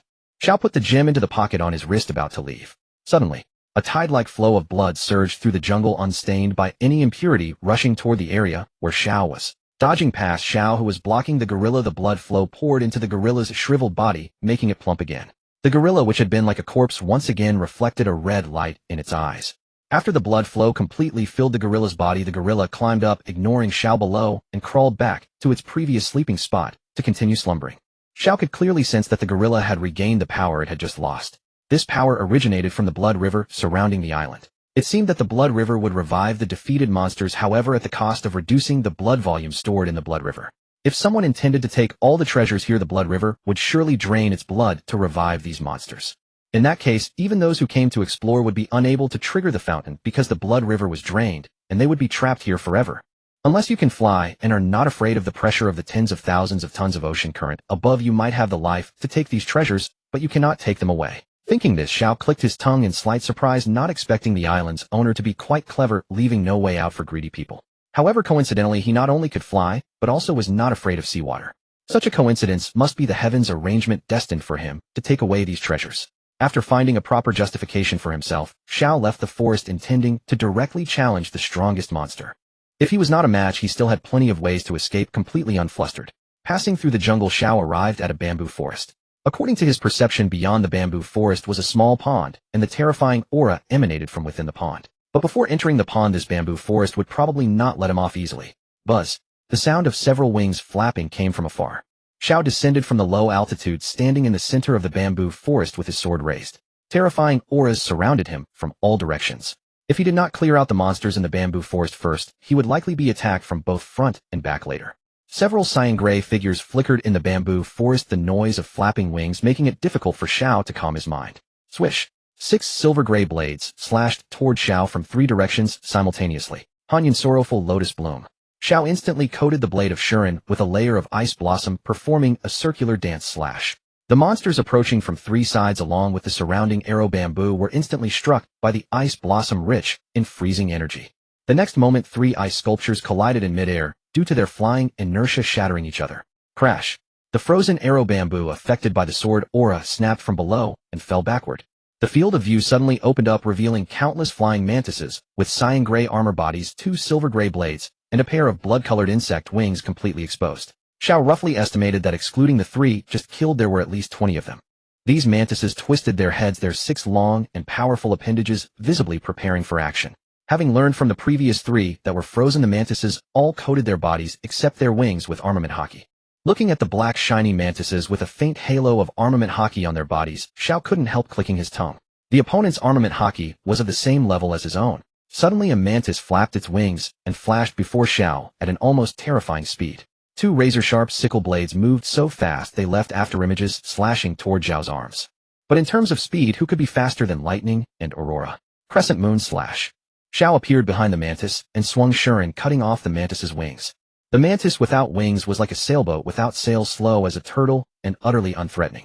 Swish! Almost at the moment Xiao cut off the mantis's wings, the severed mantis mechanically twisted its body, its 2 sickle blades forming a full moon slash. ROM slaughterhouse. Just as the mantis's blade was about to strike Xiao's head, Xiao instantly swapped positions with a boulder. The boulder that had been swapped was instantly cut in half, the cut smooth as a mirror. Injection needle. Coated with armament haki and enhanced by the spatial cut of the room, Shuren pierced into the mantis's head with 1 strike. Pulling out Shuren, a wisp of blood energy evaporated from the mantis's head and the mantis fell as an empty shell. The world. An invisible void wave accompanied by a conqueror's haki aura was released, instantly covering the entire bamboo forest. The dual attack of the slowing ability and the conqueror's haki intimidation left the mantises unable to coat their entire bodies with armament haki, freezing them in place and subjecting them to a 3-second slowing effect.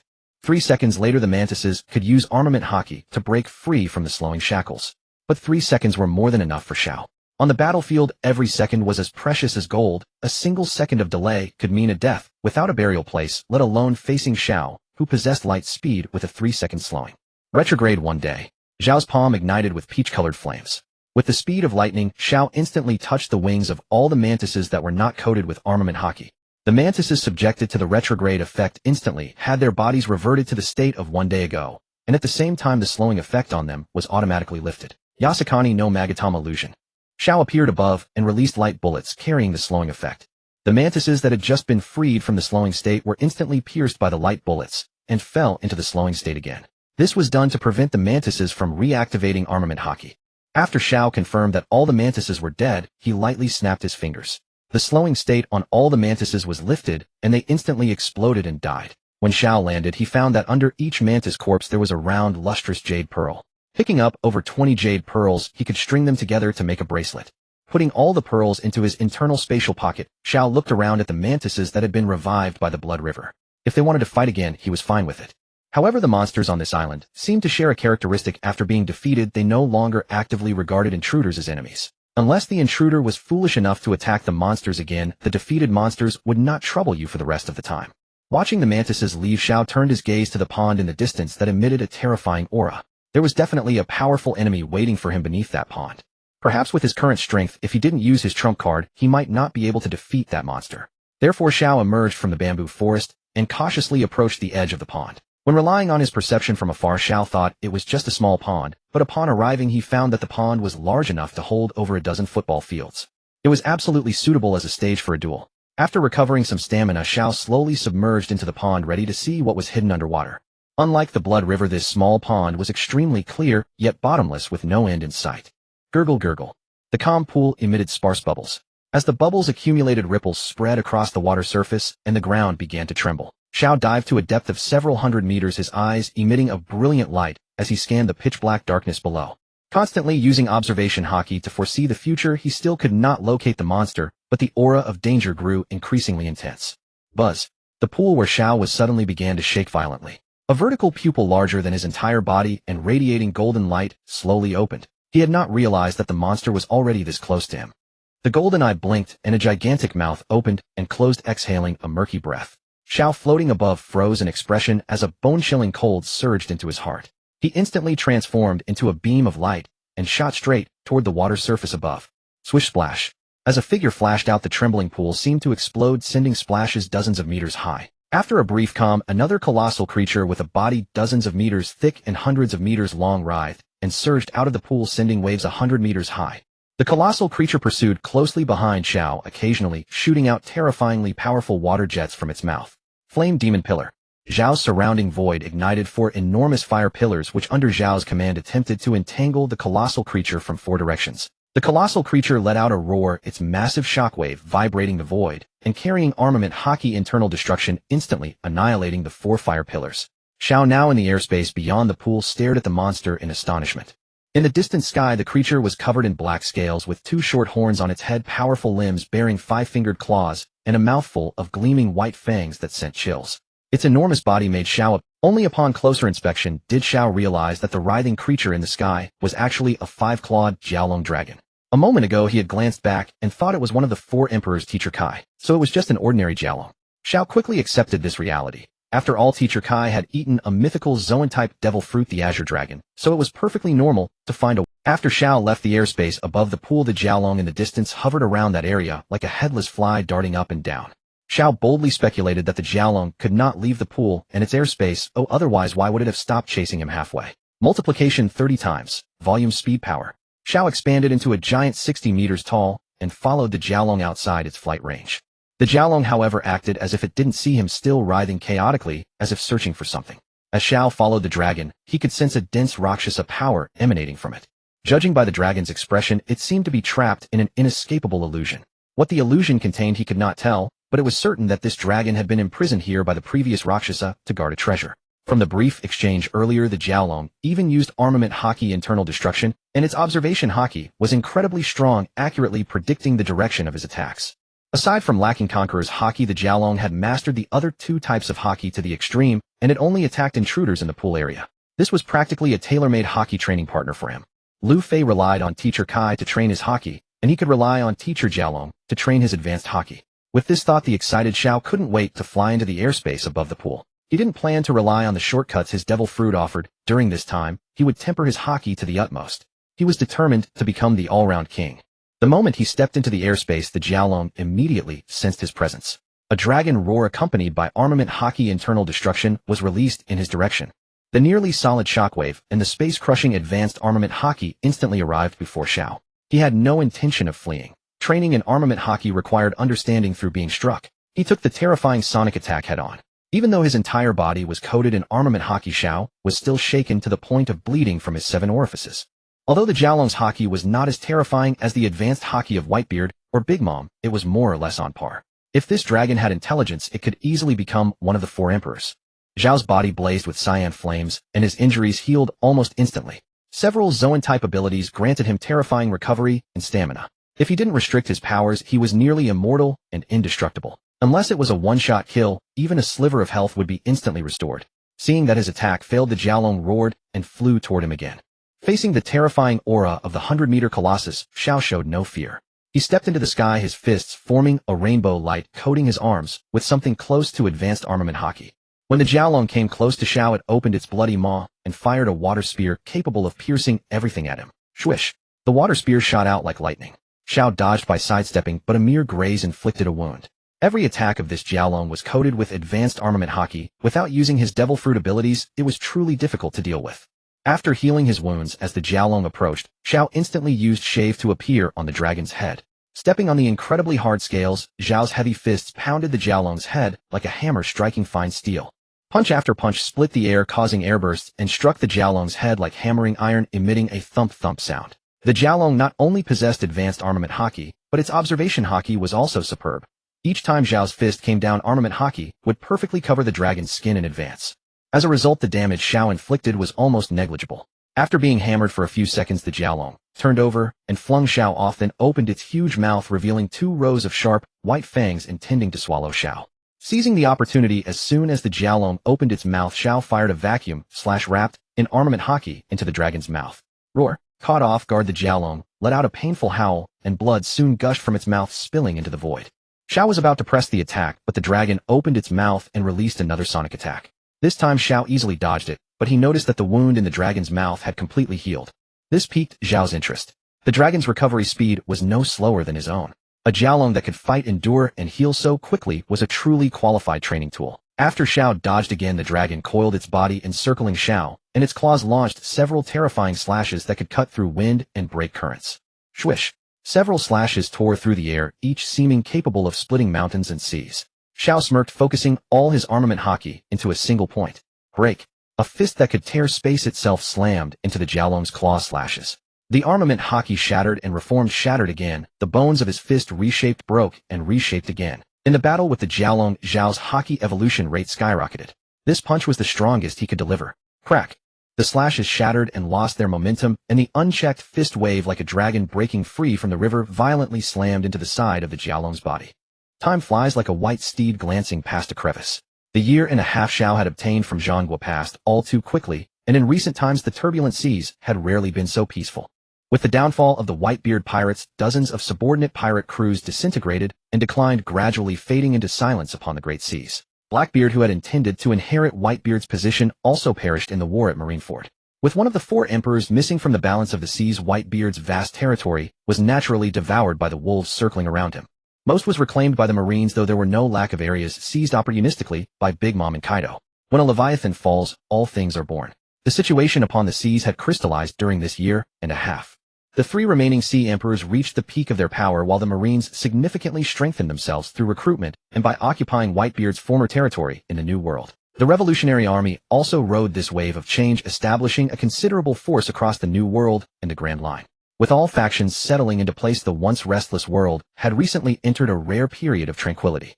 Deep beneath the ocean on the island of Mocha, piles of treasure were placed by Xiao into the dried blood river channel. Today was the final day of Zhao's agreement with Zhonghua, and also the last battle between Xiao and the Flood Dragon. Boom! Roar! The Flood Dragon let out a mournful cry, and as usual was struck by Xiao and sent crashing into the pool. By calculation, this was Zhao's 30th victory over the Flood Dragon. In a year and a half, Xiao had cultivated all 3 forms of hockey to the peak of perfection. Armament and observation hockey were honed through training against the Flood Dragon, while Conqueror's hockey was pushed to its limit by enduring the malevolent spiritual energy permeating the island. The entire island of Mocha had been transformed by Zhao's devil fruit ability into a paradise of fragrant flowers and clear streams, like a realm beyond this world. Today was the final day. After today he would leave. Xiao looked with satisfaction at the panel in his mind. Hockey Awakening Progress Observation 99. 5. Armament 99. 0. Conquerors 98. 5.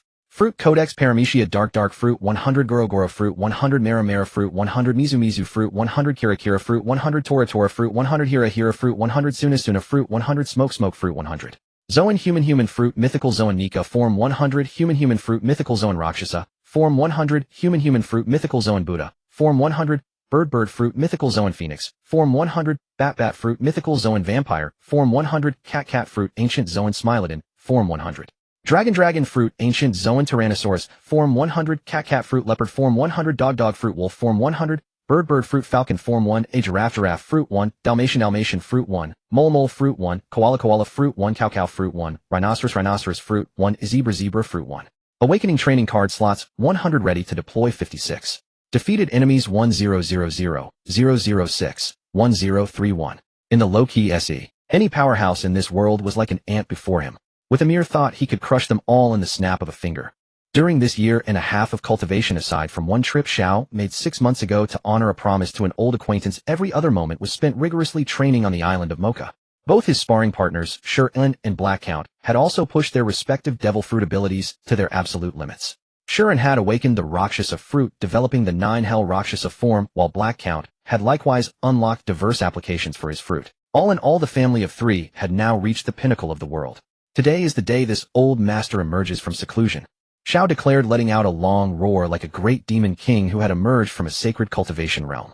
Gazing at the flood dragon resting below the pool after its defeat, Xiao sighed softly. Over this past year and a half he and Master Long had grown quite close.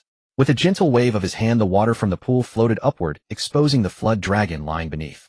With a shift in his will, Xiao's pupils turned jade green, activating the Rakshasa power to dispel the Rakshasa illusion that had controlled the flood dragon for many years. The flood dragon, its expression now normal, looked up at Xiao hovering in the air above, then leapt upward and opened its massive jaws to swallow Xiao whole. Xiao rolled his eyes. Master Long was still as irritable as ever.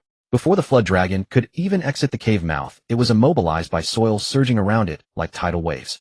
Help me translate. Tell him he'll follow me from now on. Xiao turned to Black Count and said.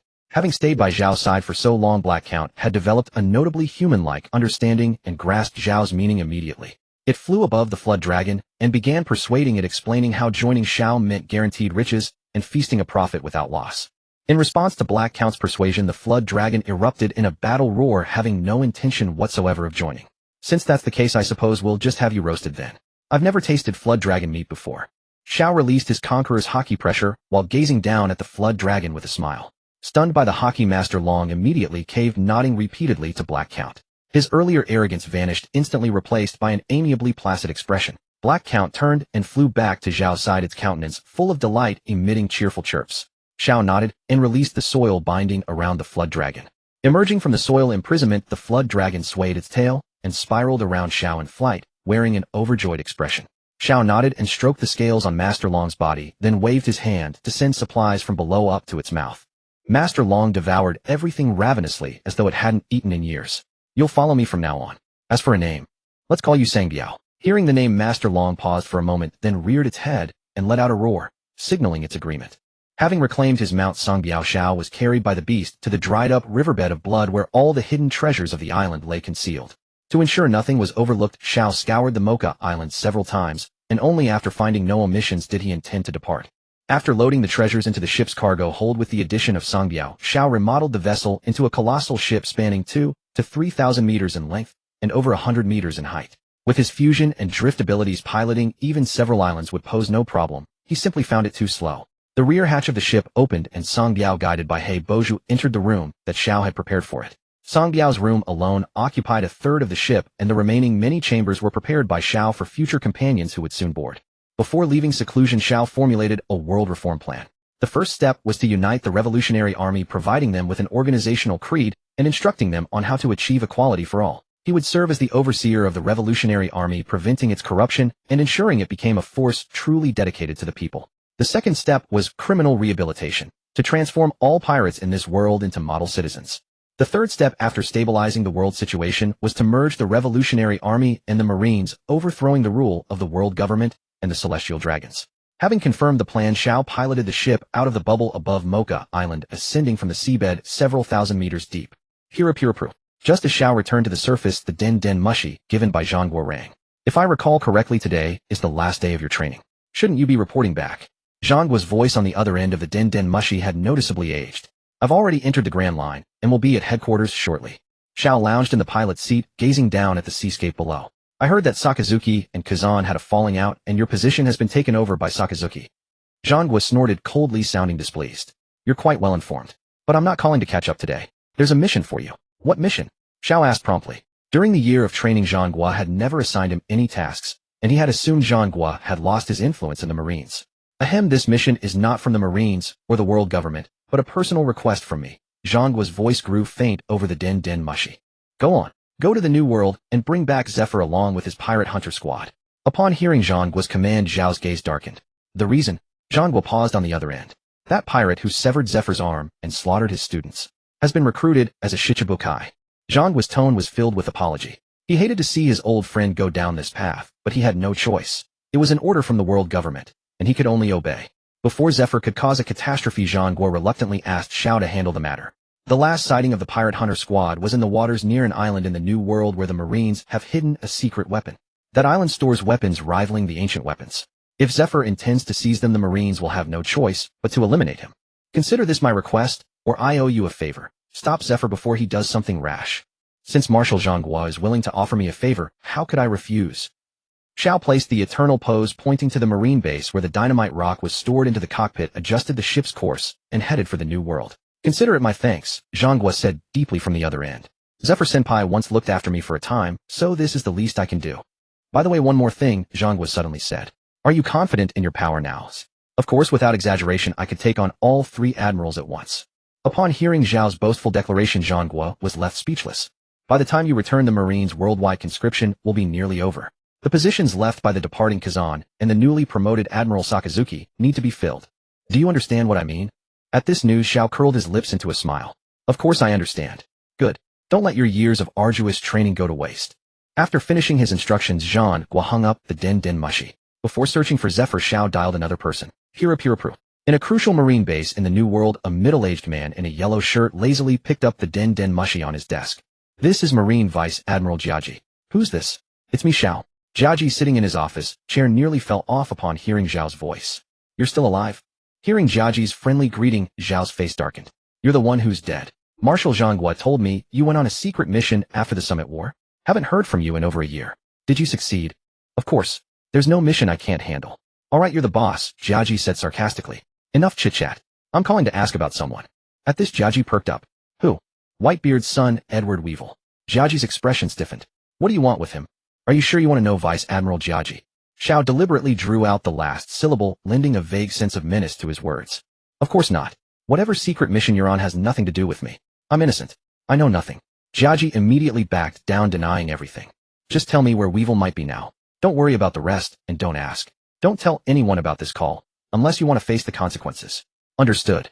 Jiaji obediently told Xiao everything about Weevil's past residences, his goals, and his possible locations, holding nothing back. Thanks. I'll credit you with a major achievement when this is done. No. I didn't hear anything, I don't remember anything, and I didn't take any calls today. Jiaji immediately denied everything, 3 times terrified of being implicated. His nervous, startled demeanor made Xiao laugh despite himself. Reliable. Xiao hung up the Den Den Mushi and took out several eternal pointers pointing to certain villages. A year ago he had asked Xiozhua and others, now it was time to fulfill his promise. Following the guidance of the permanent pointer, Xiao soon arrived above the clouds of the naval base where the first explosive rock was stored. According to various signs, Zifa's first target was likely this place. Now he only needed to patrol the surrounding waters and wait for Zifa's scouts to arrive. After waiting for about 2 or 3 days, a familiar submarine extended its periscope in the waters around the naval base. Xiao piloted the spaceship slowly to the clouds above the submarine. ROM float. An invisible spatial fluctuation was released from the spaceship downward, instantly enveloping the submerged submarine. Then, under Zhao's command, the submarine uncontrollably left the sea surface and floated upward toward the spaceship. What the hell is going on? Shouted Xiozhua to his subordinates around him. Through the submarine's portholes, they were actually flying into the sky. Is it a devil fruit user? Xiozhua quickly realized this. He immediately emerged from the submarine, stepped on the air with moonwalk, and looked up to see who was controlling their submarine. Whoosh. Stepping upward, Xiozhua suddenly vanished from midair before he could react. When he opened his eyes again, he saw a sight he would never forget. A black divine dragon coiled before him, taking a nap. The mere breath of the dragon sent chills down his spine, afraid that if he accidentally awakened it, he would lose his life. Yo, Xiozhua, long time no see. A familiar voice came from behind the dragon. Xiozhua followed the voice and saw the figure, his pupils constricting sharply. "It's you," Xiozhua exclaimed. The person walking toward him was none other than Xiao, who had given him the devil fruit over a year ago. "How's that fruit I gave you coming along? Was that your ability?" Xiozhua asked warily, his muscles and brownish yellow fur growing. "Is this dragon yours too?" "Of course. Its name is Songbiao, a flood dragon." Xiao patted Songbiao's scales as he introduced it. Songbiao, drowsy, squinted, its eyes yawned, and continued sleeping. As Xiao introduced, Xiozhua had fully transformed into a saber-toothed tiger form, standing nearly 10 meters tall, yet appearing tiny in the vast spaceship. "Don't be so tense. I don't plan to do anything to you. I just want to ask about Senior Zifa," Xiao said as he slowly walked toward the massive Xiozhua. "You're a Marine. We've parted ways with the Marines now. Don't think you can get any information out of me." Xiozhua's big cat mouth roared deafeningly, which would have caused tinnitus in an ordinary person. "I don't need you to speak." Xiao slowly rose into the air, flew to the top of Xiozhua's big cat head, raised his hand to stroke it, and read the memories inside his brain. His observation haki had now reached the pinnacle, not only able to hear intentions and foresee the future, but also to understand a person's past memories through touch. Xiozhua wanted to resist, but found half of his body frozen by ice, leaving no room for defiance. Xiao probed Zifa's traces in Xiozhua's mind, then melted the ice on his body. "What kind of eerie power is this?" Xiozhua asked resentfully after being freed. "I know a little bit of everything," Xiao said calmly. At that moment, the spaceship's rear hatch opened and Xiozhua's submarine was placed intact before him. "I'm going to find Senior Zifa. I'll give you a ride." Xiao left a word and turned toward the cockpit. Xiozhua, left behind, looked at the submarine behind him.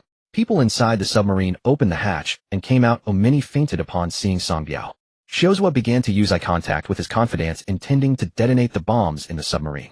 Even if it meant dying together with Xiao, he would not let Xiao obstruct Zifa.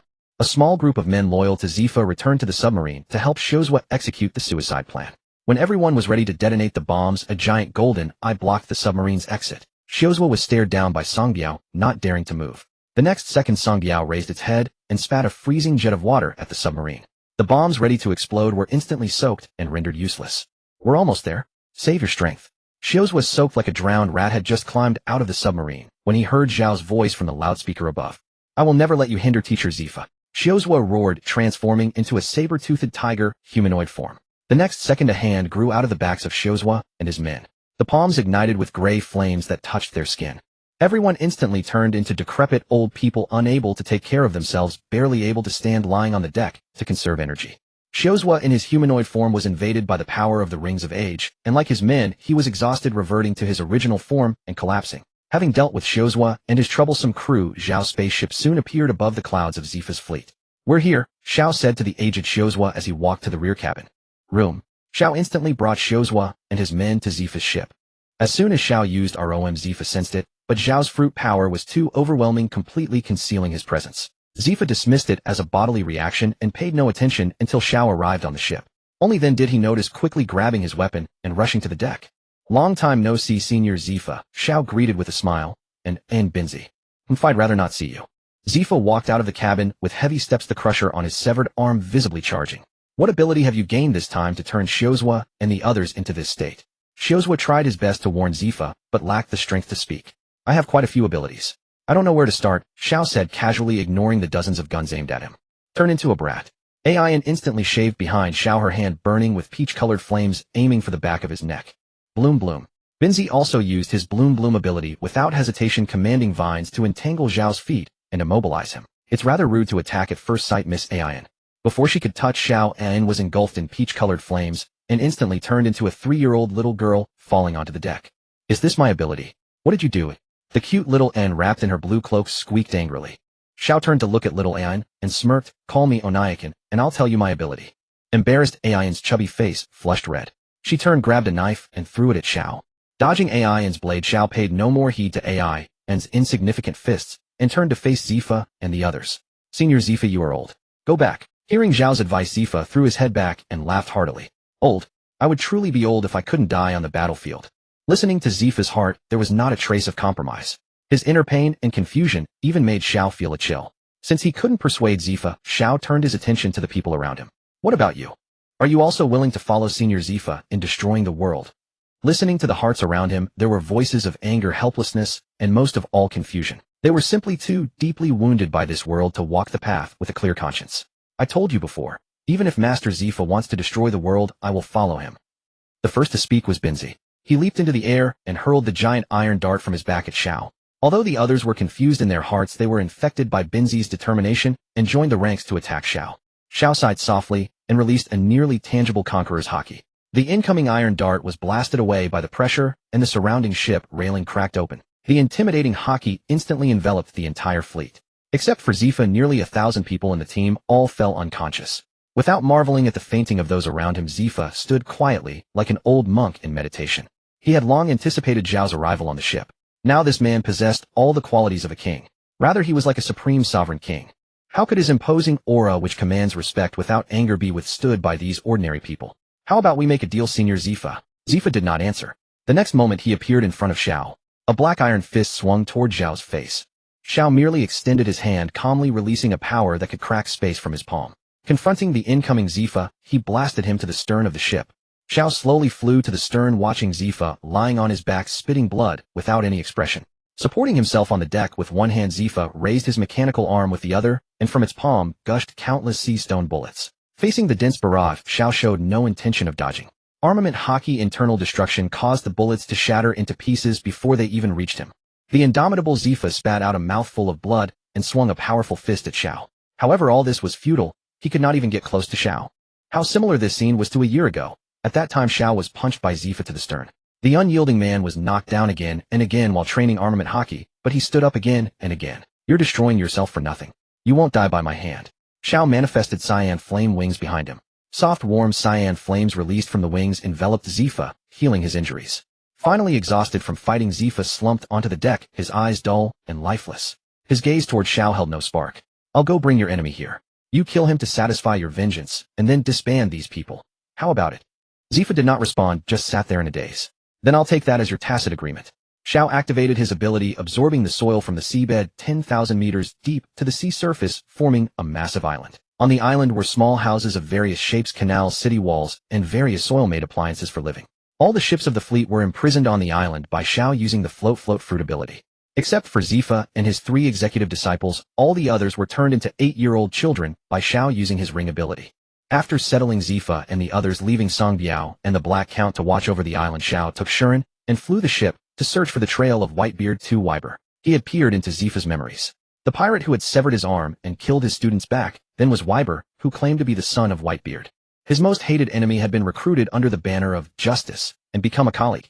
Who could endure that? According to the information Jiaji gave him, Whitebeard II had recently been hunting down the pirate crews that once sailed under Whitebeard. He had already annihilated several pirate crews. With the status of a Shichibukai, he acted without legal restraint, openly roaming the islands that were once within Whitebeard's territory. Finding him was naturally not difficult. Above several islands in Whitebeard's territory, Xiao used his mind net to conduct a carpet search for Wyber's trail. It didn't take much effort. Wyber acted recklessly, leaving obvious traces. Xiao soon found Wyber on a sparsely inhabited island. The massive Wyber followed behind Miss Bajin, who was the size of a small dog walking aimlessly. A thunderbolt struck and Xiao landed in front of the mother and son. Who are you? Wyber. Miss Bajin questioned Xiao while calling Wyber. Wyber's massive body instantly blocked in front of Miss Bajin. Xiao was startled when he landed in front of Wyber. He didn't sense the aura of a living person from Wyber. It was like a walking corpse. Instead, Miss Bajin behind him exuded a strange, eerie power. Mom is asking who you are. Wyber, with a face that didn't look very bright, roared loudly. The great sword in his hand emanated waves of cold, and his burly body was like a giant rock. Just facing him was intimidating. I am Xiao. I'm here to capture you. Xiao hesitated for 2 seconds before speaking. Carefully probing Miss Bajin's mind with his mind net, Xiao suddenly captured an important piece of information. Miss Bajin was a devil fruit user. Wyber, on the other hand, was not a devil fruit user, but possessed the power of a fruit. No wonder Wyber had a dull mind, and his body showed obvious stitching marks as if pieced together. Kill him, Wyber. Miss Bajin's voice was as sharp as a jackdaw. Yes, Mom. Wyber swung his massive body, his heavy footsteps making the earth thud. Facing Wyber, who was like a fierce tiger, Xiao raised his left hand and gently drew a line in the air. An air scythe imbued with Conqueror's haki tore through the space. Shua! Wyber's huge head was instantly severed. His massive body crashed to the ground like a toppling mountain.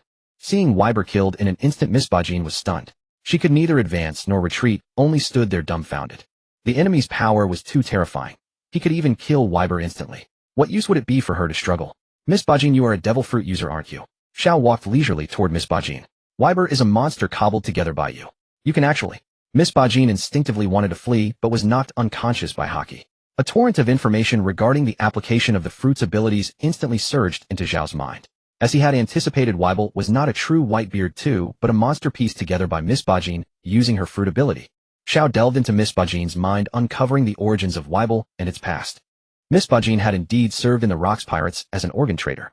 After acquiring her fruit ability, she began collecting powerful corpses and organs from all over. After decades of labor, she finally assembled a body capable of rivaling the strength of the legendary man Whitebeard from the Rocks Pirates era in his youth. With this new body, Miss Bajin happened upon Weibel, the one who had severed Zifa's right arm. Through sweet talk and bribery, she lured him and one night decapitated Weibel. She attached Weibel's head to the Frankenstein body, creating a complete being that could rival Whitebeard in his prime. Then she manipulated the Frankenstein into acknowledging her as its mother. Later, after the Whitebeard pirates fell, Miss Bajin set her sights on the legacy of the world's strongest man. She gave Weibel a purpose, using him to amass wealth for her. Zhao marveled at Miss Bajin's schemes. Decades of meticulous planning, no easy feat.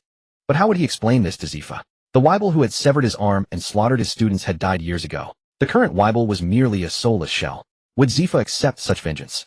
Pushing those thoughts aside, Zhao waved his hand and absorbed Miss Bajin's blood, reinforcing her vitality. He intended to create his own Frankenstein. He extracted the shadows of Weibel and Miss Bajin, fused them, shaped a high-density copper into a humanoid form, and used the soul fruit's ability to inject fragments of his soul into the copper figure. The copper figure now possessed consciousness along with the power of AT-1000 terminate and absolute loyalty to him. As he merged the shadows of Weibel and Miss Bajin into the copper figure, Zhao's hands emitted a radiant light, the power of Frankenstein creation. With his fruit ability fully awakened, the Frankenstein he created was several tiers stronger than Weibel, not to mention the multiple abilities he had infused. The light from Zhao's palms flowed into the copper figure, which immediately erupted with a formidable aura. A smirk curled on Zhao's lips. The transformation was a success. This Frankenstein homage created by fusing soul shadow copper and the Frankenstein ability was a triumph. Master, please grant me a name. The copper figure spoke in a voice devoid of emotion. I'll call you Terminator. Zhao patted Terminator's head. Following Zhao's commands, Terminator took on the form of a Robocop. With a powerful robot at his side, Zhao packed up Weibel's corpse and left. Boarding the spaceship again, a massive spatial gate appeared in the sky. Zhao piloted the ship through it. Above the island where Zifa and his men were under house arrest, the gate slowly opened and Zhao's ship emerged. The door-to-door fruit is truly convenient, Zhao remarked with satisfaction. After installing spatial gates in various locations, he could traverse the entire Grand Line. The colossal ship emerging from the sky gate drew many eyes. The rear hatch opened and Zhao descended from the air carrying a large cloth bag. Zifa, who had been sitting silently on a giant rock accompanied by his three subordinates, slowly opened his eyes. Zhao approached the base of the rock and tossed the cloth bag before Zifa. The bag fell, spilling Weibel's corpse. At the sight of that familiar face, Zifa's dazed expression instantly turned to fury. In an instant, his black arm-imbued fists pounded Weibel's head repeatedly. The already dead head was smashed into a pulp. Still not satisfied, Zifa activated his right arm cracker, spewing raging flames that incinerated Weibel's body to ashes. The three subordinates watched with grim expressions, having never seen their teacher Zifa in such a violent rage. Zhao remained silent, deciding not to tell Zifa that Weibel had died long ago. Perhaps it was better to let him find some solace. After reducing Weibel to ashes, Zifa slumped back to his previous spot, his face full of dejection. Zhao approached Zifa and said in a deep voice, "I can make you forget that painful memory or ease the suffering in your heart. Which do you choose?" The awakened wash fruit could not only cleanse a wicked soul, but also erase memories, or even wash away a person's cultivated power, leaving only a pure white shell.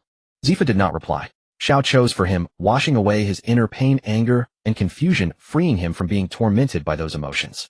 A stream of pure white water flowed from Zhao's hand, forming a water mirror that slowly passed through Zifa's body. After being cleansed by the purifying water, Zifa's once dejected expression softened, as if the hatred of so many years had been released in that moment. Zifa's former listless demeanor became radiant, his lost gaze turning gentle and confident.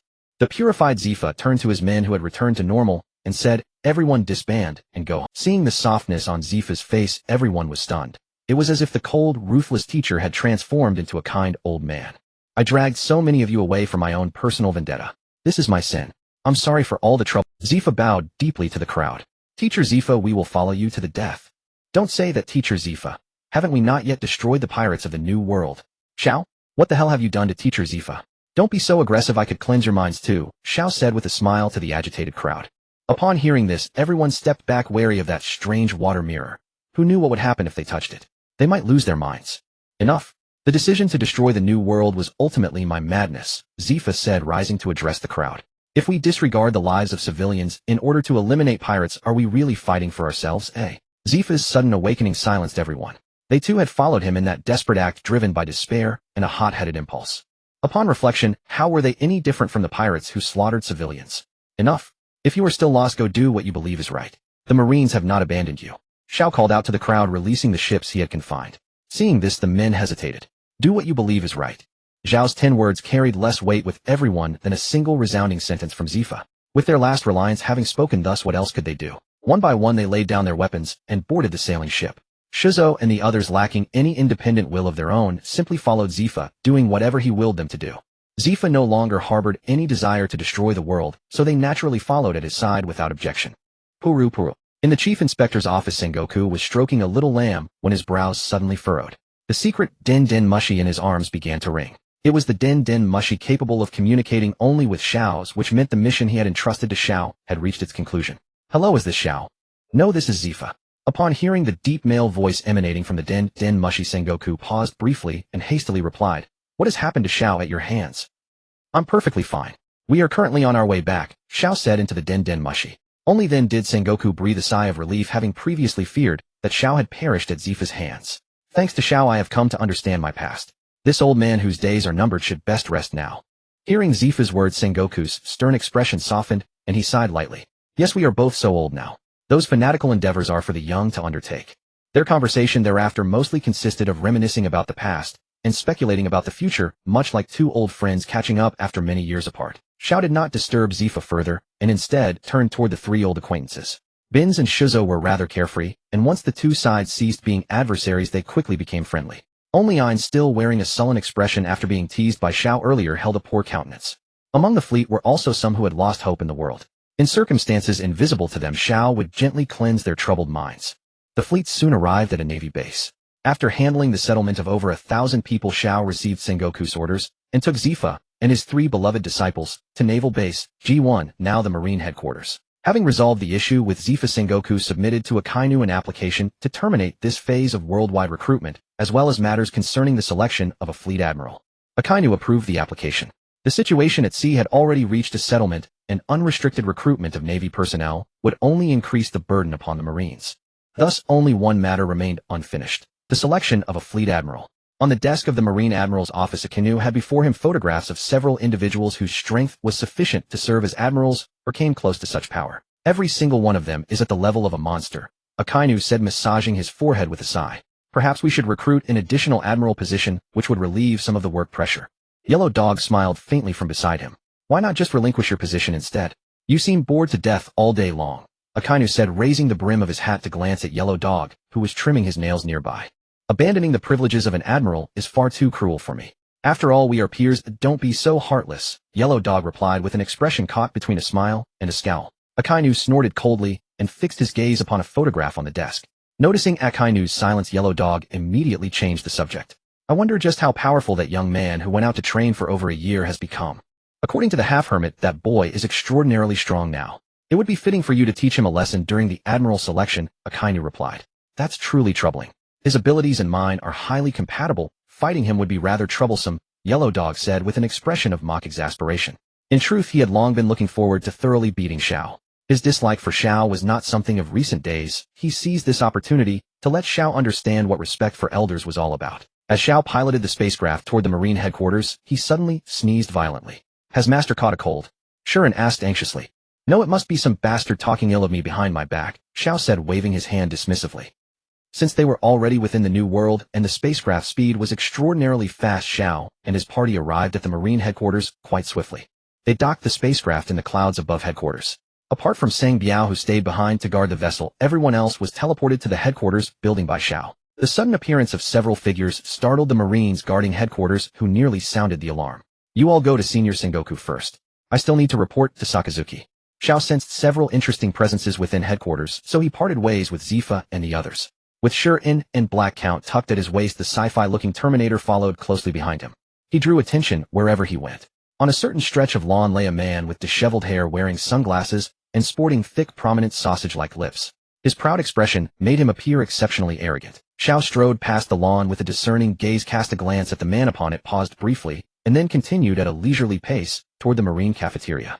Suddenly a finger sprouted from the grass beneath the man. It poked the man's wrist, and then vanished instantly. Marimo fruit, recording complete. Awakening training card slot 1. Awakening training card slot Marimo fruit 100 complete. Awakening after recording Aoki's Marimo fruit. The path Xiao had walked suddenly bloomed, with delicate roses remarkably striking against his backdrop. At last he arrived at the entrance of the marine cafeteria. It was mealtime and many Navy officers were dining inside. Xiao, familiar with the routine, pushed open the cafeteria door and stepped inside. Numerous Chusu and Shosho were dining at the time, and upon seeing Xiao they looked as though they had seen a ghost. "You're still alive." Fire Mountain, a Chusu who had a good rapport with Xiao, exclaimed. Faced with the reunion of old acquaintances, Xiao felt little surprise. Instead, he wondered why everyone insisted on asking him whether he was dead. Which bastard had spread such rumors? Waving to those familiar faces, Xiao walked further into the dining hall. He eventually came to rest at a table where only one person was dining. Hearing the slurping sounds of noodles, Xiao sat opposite the man and ordered a bowl as well. Before Xiao sat a blind, middle-aged man in purple attire. The man paused briefly when Xiao took his seat, then continued eating his noodles. Unhurried, Xiao leaned back in his chair waiting for his own bowl to arrive. Most of the diners around him were Navy officers. Every nearby table was occupied, yet no one sat at his. It seemed Fujitora's reputation upon first joining the Navy was rather poor. Just as Aoki, the Marimo fruit user lying on the lawn earlier, Fujitora seated opposite him was one of the future Marine Admirals nicknamed Fujitora the Life Taker, a Grava fruit user. Xiao did not particularly favor Aoki's personality and therefore made no effort to greet him. However, the honest and plain Fujitora across from him seemed to share a congenial rapport. The man's gravity abilities and Zhao's flotation abilities were, if not polar opposites, at the very least utterly incompatible. "Thank you for the meal." Fujitora joined his palms together and murmured softly. "Young man seated across from this old one, why do you gaze upon me with such eagerness? We're all colleagues, let's get acquainted." Xiao extended his hand to Fujitora. "My name is Xiao, a Vice Admiral of Headquarters." Fujitora did not hesitate and shook Xiao's hand. "I go by the name Isho, also known as Fujitora. Vice Admiral Zhao's reputation has been thunderous for a year now. Oh, it is a great fortune to meet you." "Not at all, Isho, you flatter me." Xiao chuckled, elated after having successfully recorded a formidable devil fruit. "Isho, you have sealed your eyes. Have you ever thought of when you might open them?" Fujitora's expression softened. "Not seeing is also a blessing. Besides, I am already blind. How can there be talk of opening them again? When to open and when to close is up to you. I don't mind lending you a hand." As Xiao spoke, a peach-colored flame slowly merged into Fujitora's body. Sensing no malice, Fujitora did not use haki to resist. His body instantly emitted a purplish-red glow, then regressed to the age of 20. In utter astonishment, Fujitora slowly opened his eyes. His gray-black pupils stared in disbelief at Xiao and the surrounding colleagues before him. "Is this a devil fruit ability?" Fujitora murmured, gazing at the sunlight outside the window. Those around were equally shocked to see a Fujitora 20 years younger. "What kind of power is that?" Dalmatian, also a vice admiral, exclaimed. "It's not yet time to speak of it." Xiao scooped up the noodles from the table and slurped them into his mouth. "When you want to close them again, let me know. This ability can be undone at any time," he said to Fujitora, who was now standing by the window gazing at the sun. "Please remove the power from me, sir. This has been enough for this old man." Fujitora returned to his seat and closed his eyes once more. "If you ever wish to open them again, just give me a word." Having finished his noodles, Xiao stood up and walked past Fujitora, simultaneously dispelling the regression ability on him. It wasn't that he sought to curry favor with Fujitora, he merely aimed to establish a rapport. Leaving the canteen, Xiao sauntered to the door of the Fleet Admiral's office. Since the office was open plan without a door, Xiao stepped inside familiarly. At that moment, Akainu seated in the Fleet Admiral's chair looked up to behold this old acquaintance whom he had not seen for over a year. "Abandoning your duty as a Marine, leaving for over a year to train. What a grand display of audacity, Vice Admiral Black Dragon." Upon meeting, Akainu immediately began to speak with sarcasm. Xiao ignored Akainu's ill temper, walked to a nearby sofa, sat down, and crossed his legs. The previous Fleet Admiral approved this. "You can't very well wield the blade of a former dynasty against the officials of this one, can you?" Glib tongue. Akainu snorted coldly, ceasing his sarcasm. "I've come to report my return." "Admiral Akainu, you need not say it. I'm sure you'll approve my reinstatement. So is there any task you wish to assign to me?" Before Akainu could respond, a yellow-clad figure, a monkey, slowly ambled into the office. Kizaru's eyes immediately locked on Xiao as he entered. "And you are?" "My apologies, Admiral Akainu. I seem to have intruded upon a confidential conversation. How careless of me. I'll take my leave immediately." With an infuriatingly smug expression, Kizaru walked up to Xiao and scrutinized him, humming an occasional Xiao turned his face expressionlessly toward Akainu. "Admiral Akainu, a suspicious middle-aged man, has infiltrated Marine headquarters. I request permission to throw him into the sea as fish food."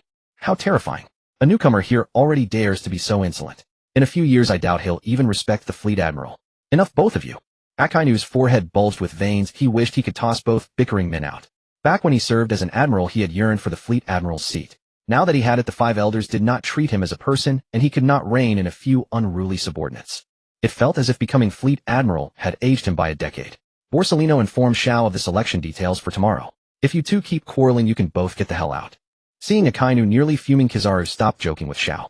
He cleared his throat and said, tomorrow marks the conclusion of the Marine World military draft, as well as the day of the admiral selection. We will conduct the tests on a nearby island around headquarters. Most of the senior officers will be present to observe whether the nominated candidates possess admiral-level strength.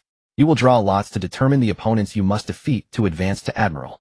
After defeating your first opponent Sakazuki, and I will conduct the final assessment. Once you pass you will officially become a Marine Admiral. By the way, the nominees include Shitan Momosaji Fujitora Raikuju, and you, the infamous Vice Admiral Black Dragon. If you happen to prevail against your opponent, I will be your final examiner. How's that? Scared are you? Uncle here will be going all out, you know. But of course if you lack confidence in your strength you can choose to withdraw from the selection. However, Inspector General Sengoku, who has high hopes for you, will be quite disappointed. In response to Kizaru's almost threatening tone, Xiao sneered. I wonder if you have any liniment prepared at home, Mr. Yellow Monkey. I'm afraid you might be too injured to get out of bed after tomorrow. How terrifying. Better think about how to save face after being kicked to tears by the light speed. Kizaru retorted without backing down. Akainu rapped his desk impatiently. If you're done with official business, get out. This is not a place for your nonsense. Kizaru let out a TSK and turned to leave the office. Xiao followed shortly after, leaving only Akainu in the room. After they left, Akainu sighed, wearily pinching the bridge of his nose. He finally understood the feelings Sengoku must have had when dealing with the three of them. Emerging from the office, Xiao quickly learned the location of the admiral selection. It was to be held on an outpost island not far from headquarters, a large basin-shaped island well suited for combat. When Xiao arrived at the island, many people were already setting up the observation platform. On the same island was someone he did not particularly care for. Aramaki, who utilized a green leaf-shaped propeller growing from his back to fly slowly, descended toward Xiao. Isn't this Vice Admiral Black Dragon come to participate in the admiral selection too? Raikuju said with a lecherous grin as he approached. Xiao replied with indifference. I hear you're a real headache for Admiral Akainu. As he spoke, Raikuju leaned close to Xiao's ear and whispered, you'd better pray you don't face me in this election. After all, I'm a huge fan of Sakazuki-sama. Clearing obstacles for my idol. Isn't that only natural? Ha ha. Watching the arrogant Raikuju, Xiao snorted coldly. Tomorrow Raikuju would turn into Red Bull. The following day, dozens of large warships sailed into port carrying nearly all the high-ranking officials of the Marines' headquarters to this island known as Basin.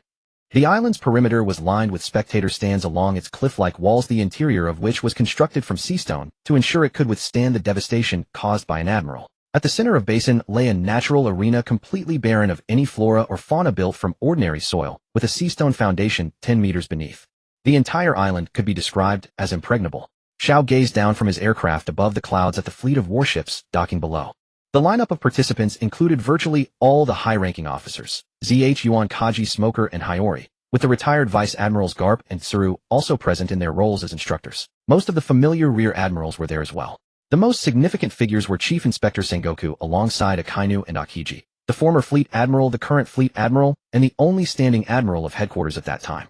Notably, Zeph did not bring his three beloved disciples to this Admiral selection contest. Xiao had taken special notice the day before. After leaving Sengoku's office, Zeph and the others had immediately departed on a small boat. Xiao hadn't cared much about their whereabouts, assuming Sengoku had likely asked Zeph to retire. Among the lower-ranking officers attending the Admiral selection, the lowest ranks were captains of the main base. Nearly 1,000 personnel involved in command were present, waiting to witness the strength of those who would succeed Akainu and Akiji. In an inconspicuous corner, CP0, directly dispatched by the five elders, observed from the shadows, transmitting real-time footage of the Admiral selection back to Mary Gios. Almost everyone had arrived.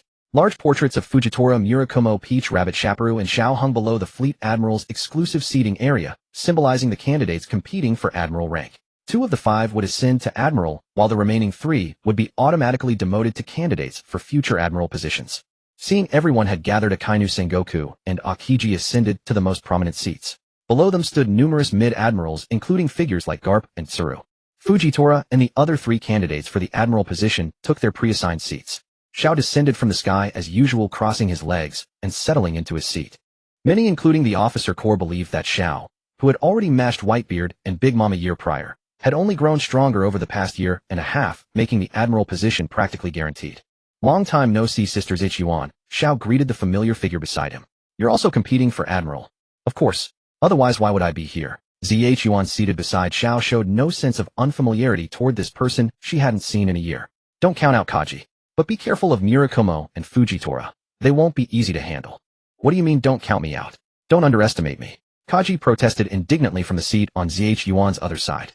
Ignoring Kaji's commotion, Zhuan smiled and looked at Xiao. Why do you think you wouldn't face me? I've been growing throughout this past year as well. Underestimating anyone could lead to trouble.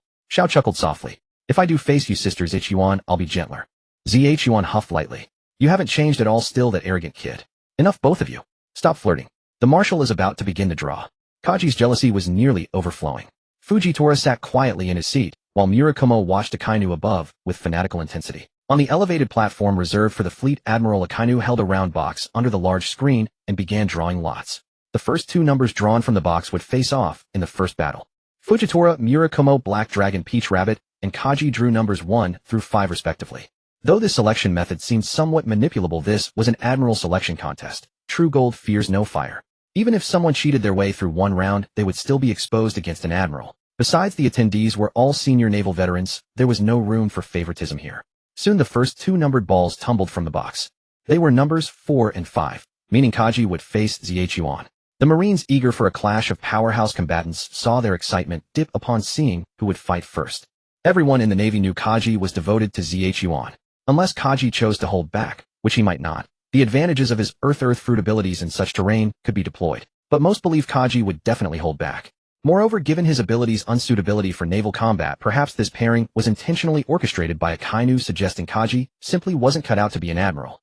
The first match will feature the peerless swordswoman Lieutenant Commander Peach Rabbit Zhuan versus the earth fruit user Lieutenant Commander Chaperone Kaji. The naval announcer shouted through a loudspeaker. Kaji rose from his seat, smiling broadly at Zhuan. Sister Zhuan, I won't go easy on you. I'd hope not. Standing from her seat, Zhuan drew Kanpira and raised one snow-white leg, tapping the air lightly before descending instantly to one side of the arena below. Zhuan's extraordinary long-range shave instantly heated up the crowd. Though they couldn't witness the powerhouse duel they desired, a beautiful swordswoman was no less appealing, delighting the Marines who admired beauty. Kaji, unwilling to be outdone, stepped across the air, using Gecko Bune, and landed steadily on the arena. Who do you think will win? Aramaki shouted excitedly, but few around him paid attention. Xiao observed the two on the field, already having made his judgment. Zhuan's armament and observation hockey had reached mastery during the past year and a half, and his own experience with her swordsmanship told him how much she had grown. As for Kaji, he couldn't bear to strike Zhuan fiercely, and his devil fruit ability had only just awakened.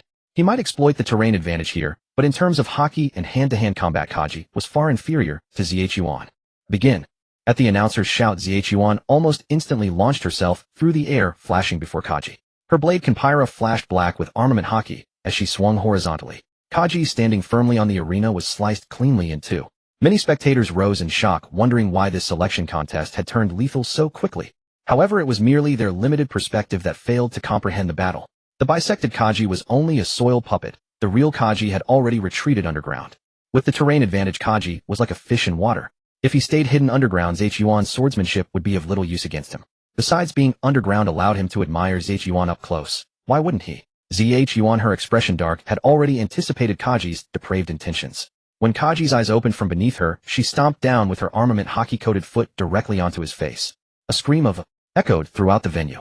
Jiaji, who had been hiding in the soil, burst out of the ground, covering his left eye and letting out a series of wails. Zhuan had shown restraint, otherwise it would have been easy for her to stomp Jiaji blind. In the audience, many sighed in pity for him, but more were furious at his frivolous attitude. How dare he do such a thing at a time like this? How could a fellow like this ever bear the title of admiral? Xiao watched the duel below with a calm gaze, unsurprised by Jiaji's behavior. When he had encountered this fellow, Xiao had already heard the unwilling voice from his heart. Jiaji had no interest in the position of admiral at all. In fact, he detested it. Becoming an admiral would drastically increase his workload, and with Qi Quan's personality, he would never allow Jiaji to pursue Zhuan so recklessly.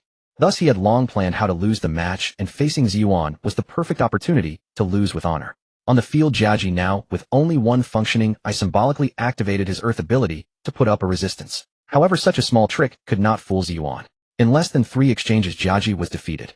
Zhuan, having won against Jiaji, knew full well that he had intentionally thrown the match. Feeling that her victory was unworthy, she looked at Jiaji with disgust, her gaze filled with contempt. Vice Admiral Jiaji's move has crossed Vice Admiral Zhuan's red line, someone remarked. I wonder how much harder it will be for him to pursue her after this. Amid the murmurs of the crowd, the outcome on the field was already decided. On the viewing platform, Chi Quan let out a soft sigh and thought to himself, a piece of mud that cannot be plastered on the wall. First match, Vice Admiral Yuan wins. Vice Admiral Jiaji is eliminated. After the referee announced, Chi Quan began to draw the numbers for the next match. The two participants for this match would be selected from among Yisheng Huangmu and Xiao. After the next match determines the winner, 3 contestants will remain. 2 of these 3 will then fight another round, and the remaining 2 will be personally assessed by Huang Yuan and Chi Quan. Soon the participants were confirmed: no. 2 Huangmu and no. 3 Xiao. The previously subdued audience instantly erupted into excitement. This time the contestants were the Black Dragon Vice Admiral who had fiercely fought Whitebeard and Big Mom at the summit, and the mysterious expert recruited from the world who was said to possess Admiral-level strength. Both were believed to have Admiral-level combat power, making this the most exciting matchup. The atmosphere in the venue instantly reached a fever pitch. The battle between Xiao and Huangmu was almost predetermined, aiming to decide one of the admirals between them. The top brass of the Navy had a clear understanding of both their strengths. However, there were only 2 admiral positions. More people supported Xiao for the role, partly because they were familiar with him and partly because Huangmu's personality, even more extreme than Chi Quan's, was simply unappealing. Their duel was merely a way to give Xiao a legitimate reason to win over the public. Few among the high-ranking officials believed Xiao would lose. Wasn't Huangmu's forest fruit completely countered by Zhao's thunder? Moreover, Xiao possessed several mythical Zoan items and had that incredibly cool robot following behind him. It could be said that the battle between Xiao and Huangmu was essentially a one-sided beatdown by Xiao. Unable to contain himself, Huangmu stood up from his seat and looked smugly at Xiao beside him. Your luck is really bad. I told you to pray that you wouldn't meet me. Are you mentally prepared? Huangmu sneered. I'll spare your life. With that, a bamboo dragonfly grew from his back, carrying him to the arena. While flying, Huangmu's gaze met Zhao's, and he froze. A powerful bolt of lightning streaked past him, nearly burning his fragile bamboo dragonfly. When Xiao landed on the arena, Huangmu wobbled in the air, nearly falling. This opening show of force drew cheers from many. Thunder is way cooler than that force thing. Huangmu let out an angry snort, controlling his bamboo dragonfly to land quickly. Before the fight even began, a tense atmosphere filled the air. Since both sides are ready, let's begin, the referee shouted. Wait, Xiao suddenly raised his hand to stop Huangmu, who was about to attack. Sengoku and the others were taken aback, wondering what this guy was up to again. I want to ask about the rules, Xiao said, looking at Chi Quan on the high platform, pointing to the Terminator beside him. Does this count as a group attack if my partner and I fight together? Chi Quan, with veins bulging on his forehead, picked up the microphone and shouted at Xiao below. Of course not. Why ask about such a trivial matter? Then wait a moment longer, Xiao said, turning to the impatient Huangmu. The shuriken hanging at his waist transformed into its Rakshasa form. After its ability awakened, 9 birdcage-like blood spirit ghost prisons materialized behind it, and combined with its exquisite appearance, the overall look was extremely striking. On the other side, the Black Count was thrown into the air by Xiao, turning into its vampire form and hiding within a mass of indescribable darkness, appearing somewhat eerie. And behind him, the Terminator, though expressionless, exuded a powerful aura that marked it as a formidable opponent. Moreover, metal countered would putting considerable pressure on Huangmu.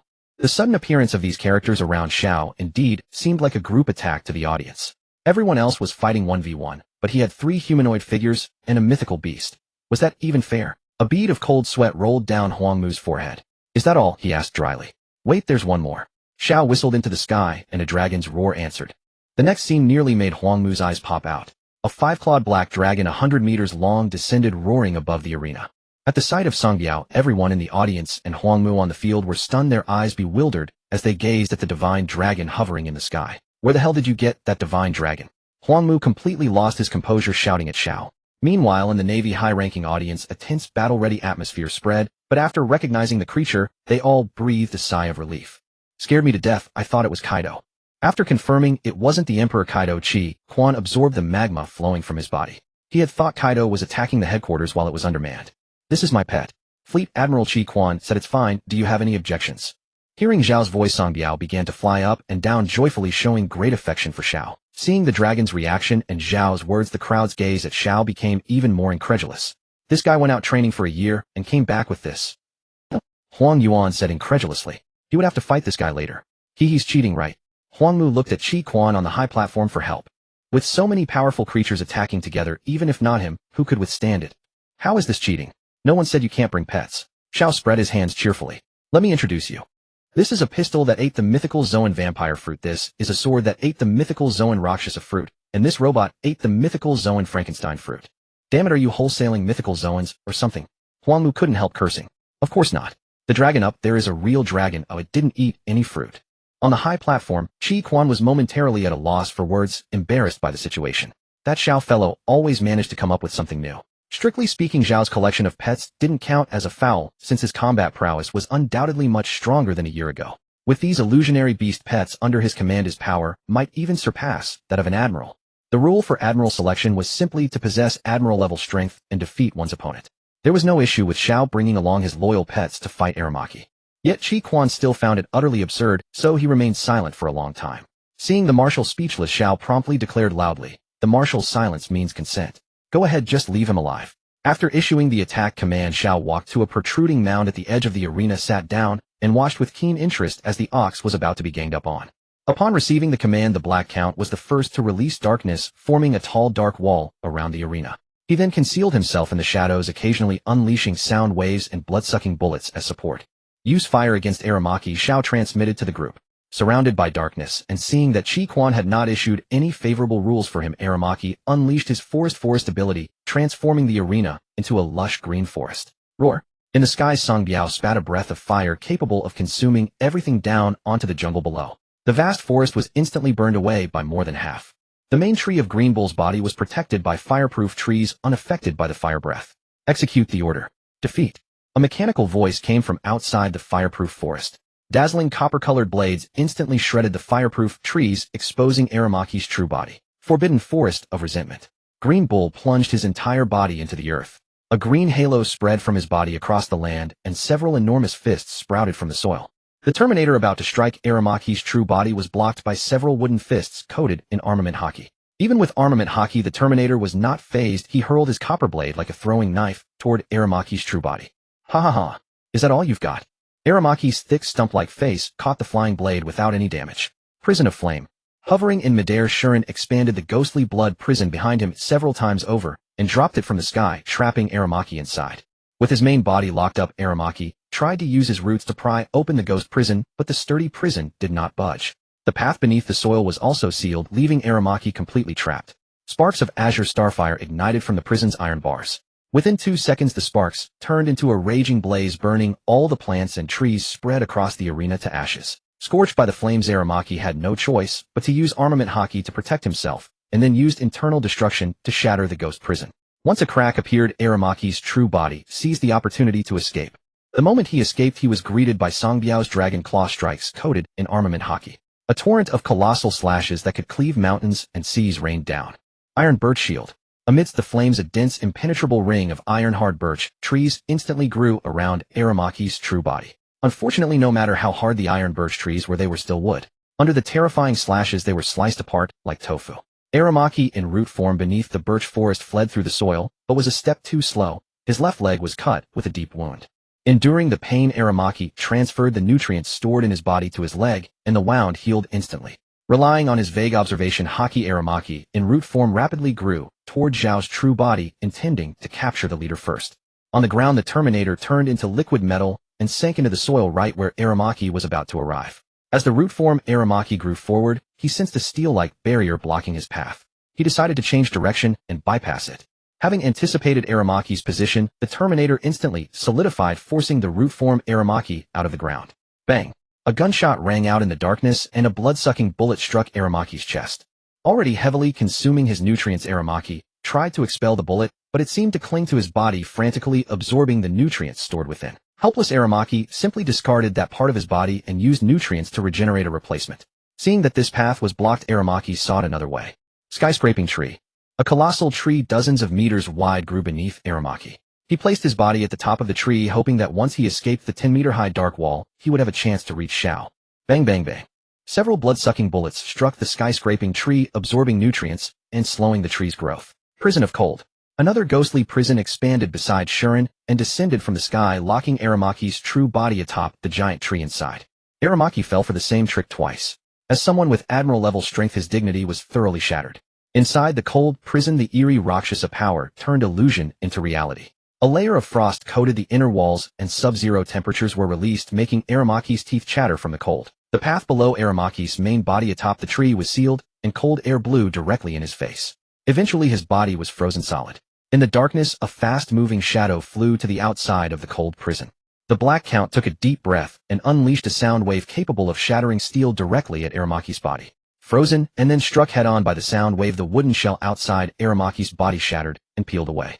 Aramaki's human form was exposed. Inside the cold prison, the frigid wind blew directly, making him shiver despite being fully coated in armament haki. With a furrowed brow and a furious expression, Aramaki decided to hold back no longer.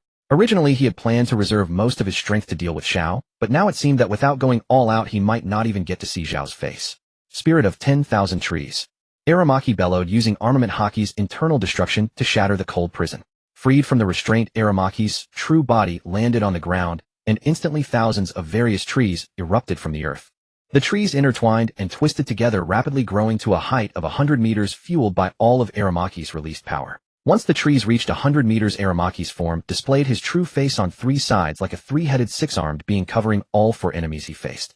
This form, much like Xiao's heavenly thunder god, consumed a tremendous amount of his own reserves, especially his haki. In other words, Aramaki now had to finish the fight quickly, or he would lose due to exhaustion. Xiao looked up at Aramaki, who had emerged from the dark wall, and calmly remarked, "A budget version of the true tree thousand hands." Even with Aramaki unleashing his ultimate form, Xiao still didn't need to step in personally. Go all out. The purpose of testing your strength has been achieved. He's reached his limit. The four battling Aramaki heard Xiao's voice in their ears. Poison Thorn Strike. A massive Buddha-like Huang Mu grew clusters of thorn-laden flowers within his tree trunk body, and tens of thousands of poisonous thorns were shot downward at the enemy from the blossoms. Just as the poisonous thorns were about to reach Xiao's position, a curtain-like darkness surged from the earth, swallowing all the thorns entirely. After failing his attack, Huang Mu sensed danger and looked up. Above, at a height of 1,000 meters, a black speck manipulated 9 ghost prisons behind it, merging them into one massive ghost prison that could encompass the entire arena. Inside the illusory prison, lightning flashed and thunder roared. Substantial crimson ghostly chi descended upon the island, instilling fear in the hearts of all spectators. On the preparation bench, Ji Yuan gazed at the heavenly ghost prison in the sky, which seemed created by a deity. She marveled inwardly, but couldn't help sighing. If that little girl with the mythical Zoan could possess such divine power, how terrifying must her master be now? A genius like Xiao. How much had he grown in this past year? Could she ever compare? In the center of the arena, Huang Mu was panicked, swallowing frantically. He could neither advance nor retreat, so he had to use all his strength to withstand the ghost prison in the sky. He couldn't just surrender, could he? Where would his pride as someone rumored to have admiral-level strength be? Moreover, if he couldn't even defeat Zhao's companions, wouldn't he lose face after all his earlier bravado? The angrier he grew, the more Huang Mu abandoned any thought of surrender. If he had to lose, he would lose with dignity. Heavenly Demon Prison, Myriad Slaughter. The 9 prisons merged completely, descending like a primordial bell over Huang Mu's head, imprisoning his entire 100-meter body within. Inside the prison, wild thunder roared and a bloody wind howled. The ever-releasing ghostly chi slowly corroded Huang Mu's trunk and absorbed the nutrients he transmitted throughout his body. From time to time, killing lightning struck down, severely wounding the myriad trees. At this moment, Huang Mu's consciousness was trapped in a state half illusion, half reality. He had to focus his mental energy to use observation haki to dispel the illusions within the ghost prison, while simultaneously using armament haki to defend against the ghostly chi killing lightning and the other monsters. Huang Mu felt utterly miserable. How did he end up with such an opponent? In places where Huang Mu could not focus, He Boju Zhongjie and Sang Biao were all subjected to illusion effects. Huang Mu had to concentrate his mind to see them, otherwise a single lapse would result in severe injury. Shuren controlled the prison from outside, continuously reinforcing it with armament haki. Although observation haki was her weakness, her armament haki was certainly comparable to Sang Biao's. Not to mention her innate armament haki plus the nourishment Xiao had given her over the past year. In terms of armament haki intensity within the team, she could absolutely match Sang Biao. Inside the prison, Zhongjie on the ground merged his hands into a drill. Relying on his immense strength and physical durability, he successfully drilled into the trunk controlled by Huang Mu. Inside Huang Mu's body, Zhongjie was like a ground drilling machine, spinning madly as he dug upward. His speed was so fast that he soon threatened Huang Mu's true body. Huang Mu could only release armament haki inside his body to compress and block Zhongjie from causing further threat. However, dealing with Zhongjie was like an endless pit of haki consumption. His unparalleled physical toughness forced Huang Mu to stay vigilant at all times. A single moment of carelessness could endanger his true body. Bang bang bang. Countless blood-sucking bullets that absorbed nutrients struck into Huang Mu's trunk, greedily devouring the nutrients he transmitted throughout his body. The spots struck by the bullets were like poisoned, rotting flesh. Unless he cut off the flesh and sacrificed his life, they would keep absorbing his nutrients, eventually draining him into a mummy. He had always been the one absorbing others' nutrients to replenish himself, but today, for the first time, he had his own nutrients drained away. Huang Mu's mood was extremely complicated. Roar. A dragon's roar infused with internal destruction of armament haki tore through the sky and descended upon Huang Mu's head. Up. The tree form Huang Mu let out a scream. This dragon roar struck exactly the true body beneath his wooden trunk. Huang Mu looked at the giant dragon above with panic. Under the influence of illusion's nutrient loss and pain, his mind could no longer concentrate. In an instant he fell into the illusions of the ghost prison, unable to extricate himself. It must be known that these illusions could even control Big Mom. Now after enhancement, once Huang Mu fell into them, he might never escape. It was the same treatment Sang Biao had received before. Trapped under a pond for nearly a century, without being able to break free from the illusion's control, until Xiao finally helped it dispel the illusion. The moment Huang Mu stopped resisting, Sang Biao spat out a fiery breath that instantly burned Huang Mu's myriad trees to ashes. Hei Boju and the ghost prison frantically absorbed the nutrients stored within Huang Mu's body. Zhong Jiezhe was responsible for the decapitation mission and quickly found Huang Mu's true body from within the tree trunk. Zhong Jiezhe dragged out Huang Mu's true body from the tree trunk. At this moment Huang Mu was shriveled all over like a mummy. If not for Huang Mu muttering unintelligible words from time to time and his faint breathing, everyone would have thought he was dead. Looking at Huang Mu's miserable state and the arena reduced to ashes, the audience was almost dead silent. No one spoke, a glance revealed only stunned expressions. The battle was spectacular, but also a bit too absurd. Green Bull, who possessed admiral-level combat power, was almost exhausted. Yet looking at the few who had besieged Green Bull, they seemed completely unharmed. Vice Admiral, Xiao hasn't even made a move yet, someone in the audience murmured. The people around were almost all immersed in the terrifying combat power of Zhao's pets, unable to snap out of it. Before the battle, Xiao had worried that they would struggle, so he planned to give Shi and Zhong Jiezhe and the others some Conqueror's Haki infusion to boost their attack power. But it turned out he had underestimated their current combat capabilities. Sang Biao already possessed 90% of a Yonko's combat power. Added to that were Shi, who after awakening could match it, Zhong Jiezhe, who had awakened a mythical zone ability, and Hei Boju, who controlled darkness. Together they could match 1.5 Yonko, catapulting Xiao to the position of the strongest beast tamer. Absurd. The commentator finally snapped out of it and quickly shouted into the microphone, Vice Admiral Xiao wins, Huang Mu is eliminated. The shriveled Huang Mu was quickly carried away by the medical team for treatment. Xiao recalled Shi and Hei Boju and the others. Sang Biao flew into the clouds, returning to the ship's cabin to continue sleeping. After the fierce battle, just now Xiao, with only slightly dirty clothes, leisurely flew back to his seat for the admiral selection. It was still early, there was time for another round. Truly astonishing power, Tung, who's sitting beside Xiao, complimented. Mr. Yixing, you must be careful later. Sister Ji Yuan's swordsmanship is among the best in the Navy. Xiao looked at Ji Yuan, who was already preparing below. Though Tung, who was also a swordsman, he seemed to rarely use his swordsmanship, mostly relying on his gravity ability to fight. This arena might not be able to withstand the havoc of a meteorite. Xiao was looking forward to the upcoming duel between the two. The third bout proceeded without incident, pitting Ji Yuan against Yixing. With the conclusion of this duel, the two victors' positions as fleet admirals were virtually secured. What followed was the personal assessment by Qi Quan and Huang Yuan.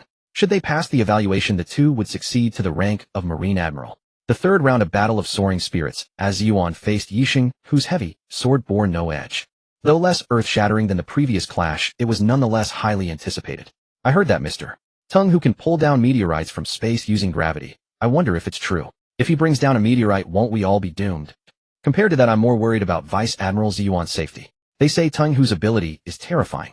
In contrast to the clamorous audience, the arena was eerily silent. Your guidance, I beseech, Yixing said, slowly drawing his long blade and holding it in reverse grip. Gravity blade tiger. Invisible gravitational force accumulated along the blade as Yixing swung a horizontal slash forward. Gravity tore free from the sword, hurtling through the air laced with a blade aura, warping space itself, while the soil on either side burst and scattered in flight. Observation Haki screamed a frantic warning in her mind. Ziyuan knew this blow was unstoppable, so she quickly kicked the air, executing an ultra-long-range Soru. In the blink of an eye, Ziyuan had closed in before Yixing, drawing her sword and slashing upward. Hell's Journey. Yixing slowly sheathed his long blade, conjuring a terrifying gravity field before him. The Jinpyra, which had reached his side, halted midair for 2 seconds before plummeting straight down. Below, the ground was crushed into a massive pit. Ziyuan, light and without foothold, was forced into the crater by the pressure. At the bottom on the sea stone floor, Ziyuan bent her legs, barely supporting herself against the crushing gravity. Resisting the gravity, Ziyuan slowly returned Jinpyra to its scabbard, releasing armament Haki outward to counter the pressure from above. 13 plumes wild sakura blossom. Several pale pink sword chi, as if cutting through tofu, burst from the ground beneath Yixing's feet. Yixing swung his staff blade, blocking a few slashes and using gravity to divert the others from their original trajectory. A graceful figure flashed out of the pit, appearing behind Tung Hu.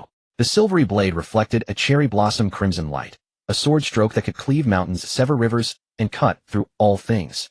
Perhaps it's a little unfair to a swordsman, Yixing said calmly, releasing repulsive force from various parts of his body to blast away the threat at his nape. Ziyuan was sent flying by the sudden gravity. Had she not coated her body with armament, hockey, the blow would have inflicted considerable strain. Gravity blade raging bunker. Yixing swung his staff blade, releasing several inwardly compressing gravity bullets. The transparent gravity bullets, spinning at high speed, continuously churned and compressed the soil as they passed, leaving a long trench behind them. Facing the rapid onslaught of gravity bullets, Yuan's eyes sharpened. Her sword intent materialized, her robes fluttering without wind, and wild sword chi erupted, causing the void to tremble. Red Lotus Fairy of the other shore. A crimson afterimage pierced the wall of gravity bullets, as if the void itself was split open by Ziyuan's furious sword chi. The momentum of her blade forced even the steadfast Yixing to open his eyes and take a step back. Clang! Two ferocious, overwhelming forces collided, and the ringing sound echoed across the heavens. Ziyuan, veins bulging on her forehead, her gaze fierce, unleashed a wild burst of sword momentum from the Jinpyra from time to time. Yixing, while resisting with his own physical strength, released repulsive force to throw Ziyuan off, but the woman before him was like an unstoppable cannonball. No amount of repulsion could halt her advance. Yixing, somewhat strained, left a furrow as his feet scraped across the ground, seemingly on the verge of defeat from Ziyuan's strike. Watching the stalemate, many in the audience began to murmur. Could Tung Hu actually lose? Even Mihawk would find it hard to block Vice Admiral Ziyuan's strike. Long live Vice Admiral Ziyuan. Long live the beautiful swordswoman. On the field, the heavy silence was broken by Yixing's voice. In swordsmanship, I am a notch below. But regrettably, this is not a pure duel of the blade. Gravity blade heaven's expansion. Beyond the gravity that imprisons Yuan, an invisible gravitational force rose to the sky, pulling down a shooting star from the distant depths of space. The shooting star raced at incredible speed. Before long, it appeared above the basin. The Marines who had thought Yixing would lose stared at the colossal meteorite in the sky, their eyes nearly popping out. The rumors are true. Tung Hu really can pull stars down from the sky. If that meteorite falls, aren't we all finished? If you can't win, you don't have to take us all down with you. Trapped by gravity, Ziyuan lifted her gaze to the sky with difficulty. Yixing leaped out of the meteorite's impact zone and said to her, rest assured, this is prepared just for you. In dire straits, Yuan parted her lips with effort. Is that supposed to be reassuring? Her stamina already largely depleted, Ziyuan gripped the Jinpyra with both hands, once more gathering her sword momentum. The pressure from above had already made it impossible for Ziyuan to take a step. Now she had to deal with the enormous meteorite as well. Any discerning eye could see that Ziyuan was nearing her limit. Mustering her sword momentum, Ziyuan struggled to hold her blade horizontally before her and move her heavy feet. Every action bore 1,000 joule of pressure. To even swing the blade under such conditions was beyond mortal capability. Divine drive, ninefold Sakura. A flash of light. Ziyuan left the ground. Facing the blazing meteorite, the Jinpyra reflected a dreamlike radiance. A thunderous crash sounded, and then the meteorite burst open like a blossom. The moment it split, Yixing manipulated gravity, sending the fragments that would have fallen toward the audience flying off the island and sinking into the deep sea. In the air, Ziyuan drifted down like a falling cherry blossom petal, landing softly on the ground. Shall we continue? Yixing asked, gently drawing his staff blade. Steam rising from her body, Ziyuan's legs trembled uncontrollably. She could only lean on the Jinpyra to keep herself upright. Her stamina was completely spent.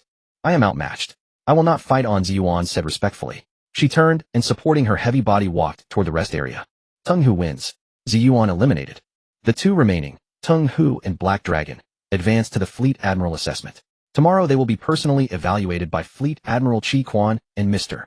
Huang Yuan. The referee's announcement ignited cheers from the crowd. In their eyes, Yixing and Xiao were already their new fleet admirals, representing the highest combat power of the headquarters. After the selection, Qi Quan looked at the personal files of Aramaki, Ziyuan, and Gaji, adding the words Fleet Admiral Candidate after their positions. This batch of Fleet Admiral candidates was the largest in history, signifying that the Marines' high-level strength had reached its peak in this era. Though it was tiring, he might be the luckiest Fleet Admiral ever with such a wealth of powerful subordinates. Perhaps in his lifetime, he would truly see a world cleansed of pirates. On the second day of the Admiral selection, the sun passed directly overhead.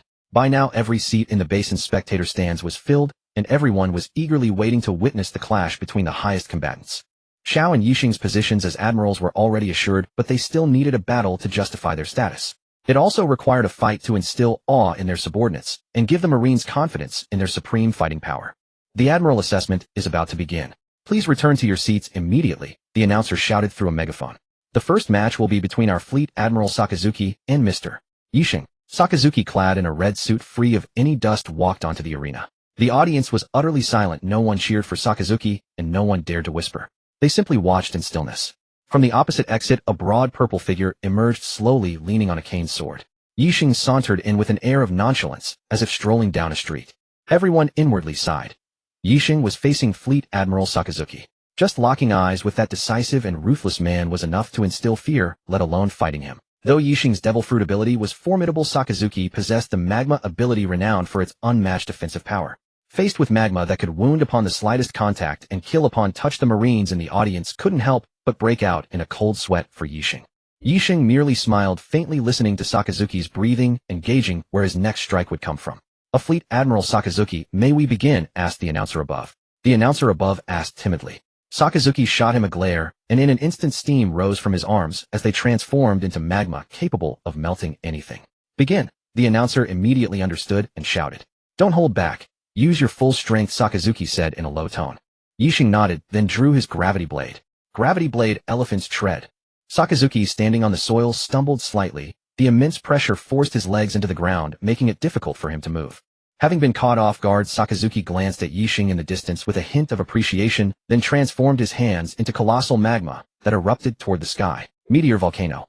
One after another, magma fireballs resembling fiery meteors fell from the sky. The extreme heat of the fireballs scorched Yixing on the field, drenching him in sweat. Yixing swung his cane sword, sending layers of repulsive force upward to intercept the fireballs in midair. The magma, losing its burning capability, solidified into rocks, and Yixing then hurled those rocks towards Sakazuki. Using armament hockey emission to relieve the pressure on his body, Sakazuki faced the massive rocks hurtling toward him. The molten lava flowing on his right hand instantly expanded several times. Great eruption. The gigantic lava fist turned all the rocks into flowing magma that poured across the ground. Awakening his devil fruit ability, the soil beneath Sakazuki's feet gradually transformed into flowing magma. The molten magma spread continuously across the entire arena, and it would not be long before it covered everything.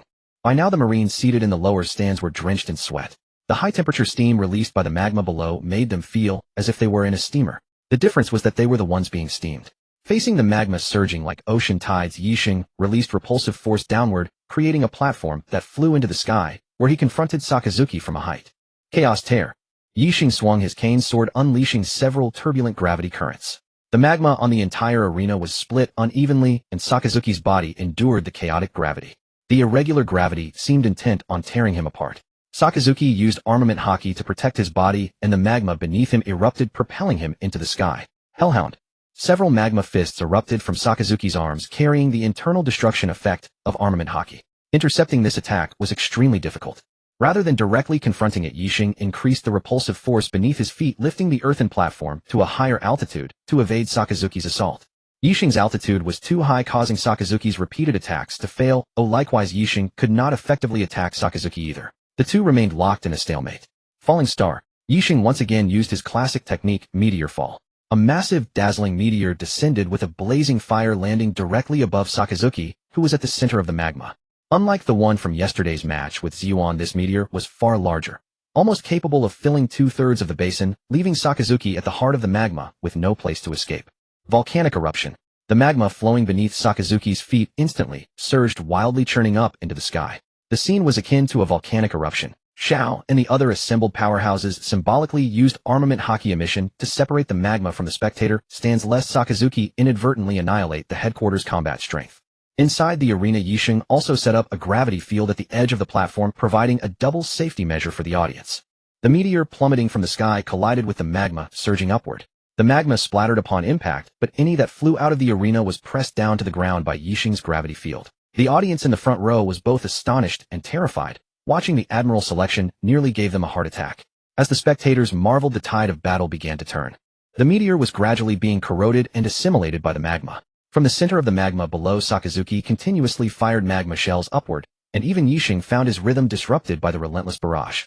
"It seems I have underestimated you," Yixing murmured as he dodged continuously in the air. In the cloudless sky, another dazzling meteor streaked straight toward this location. Boom. The second meteor crashed down violently, shattering the meteor that was nearly assimilated into lava. The surging magma below was once again struck, causing most of it to splash into the deep sea surrounding the island. Endless heavenly tribulation. Sakazuki within the magma once again gathered all the magma to form an even larger eruption.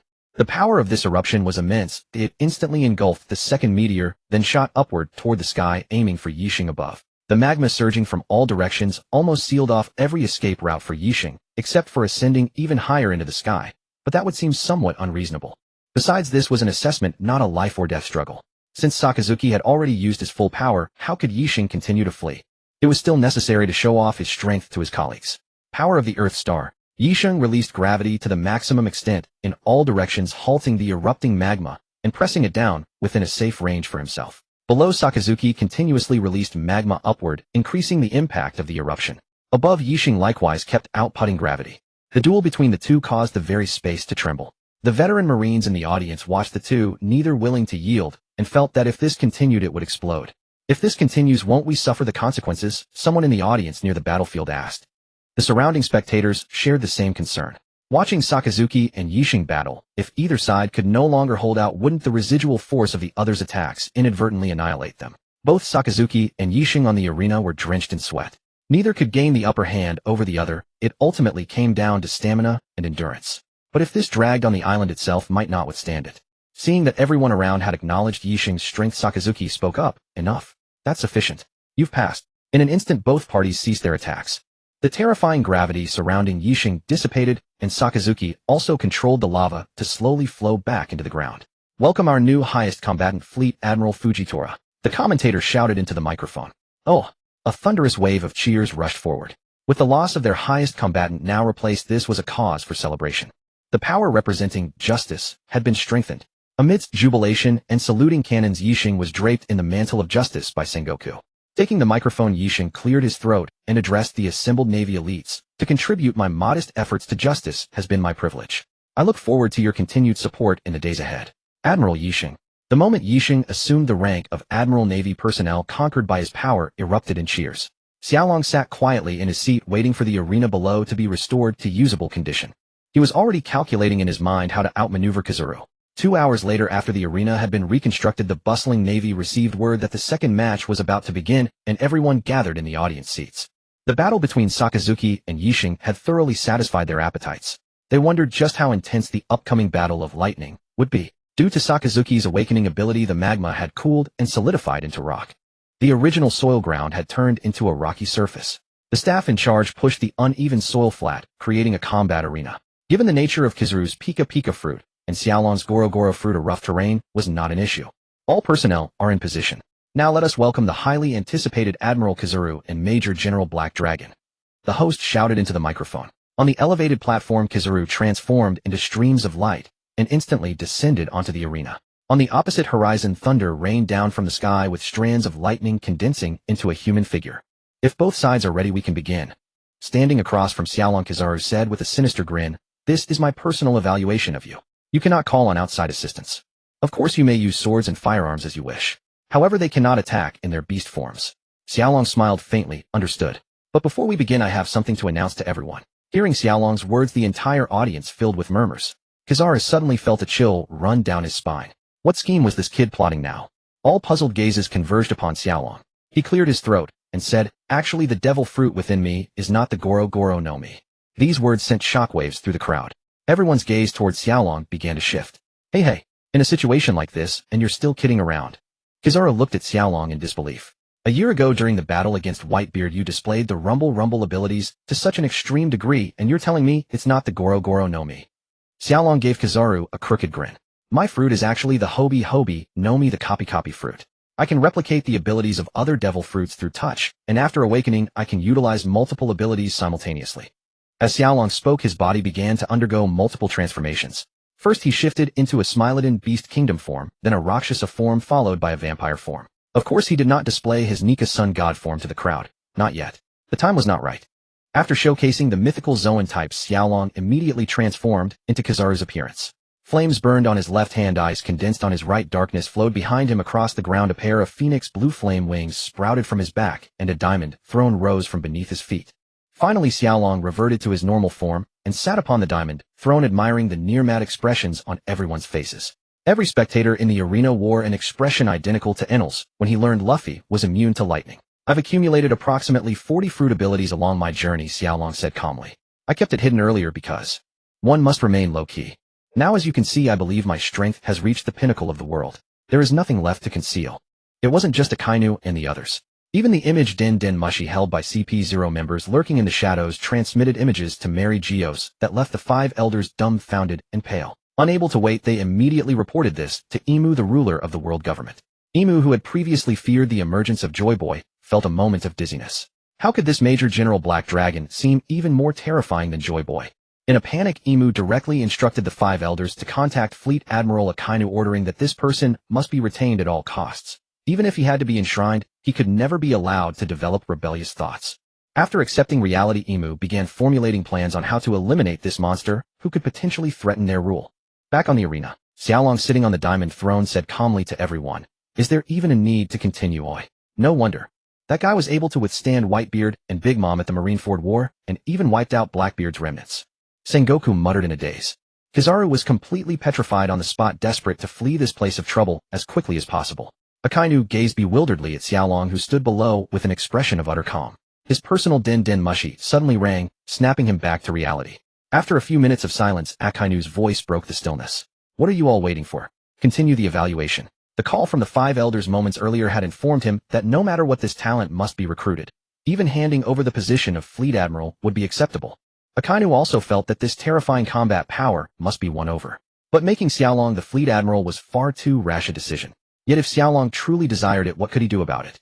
For now, he could only focus on winning him over, confirming his admiral position, and then gradually brainwashing him to draw him closer.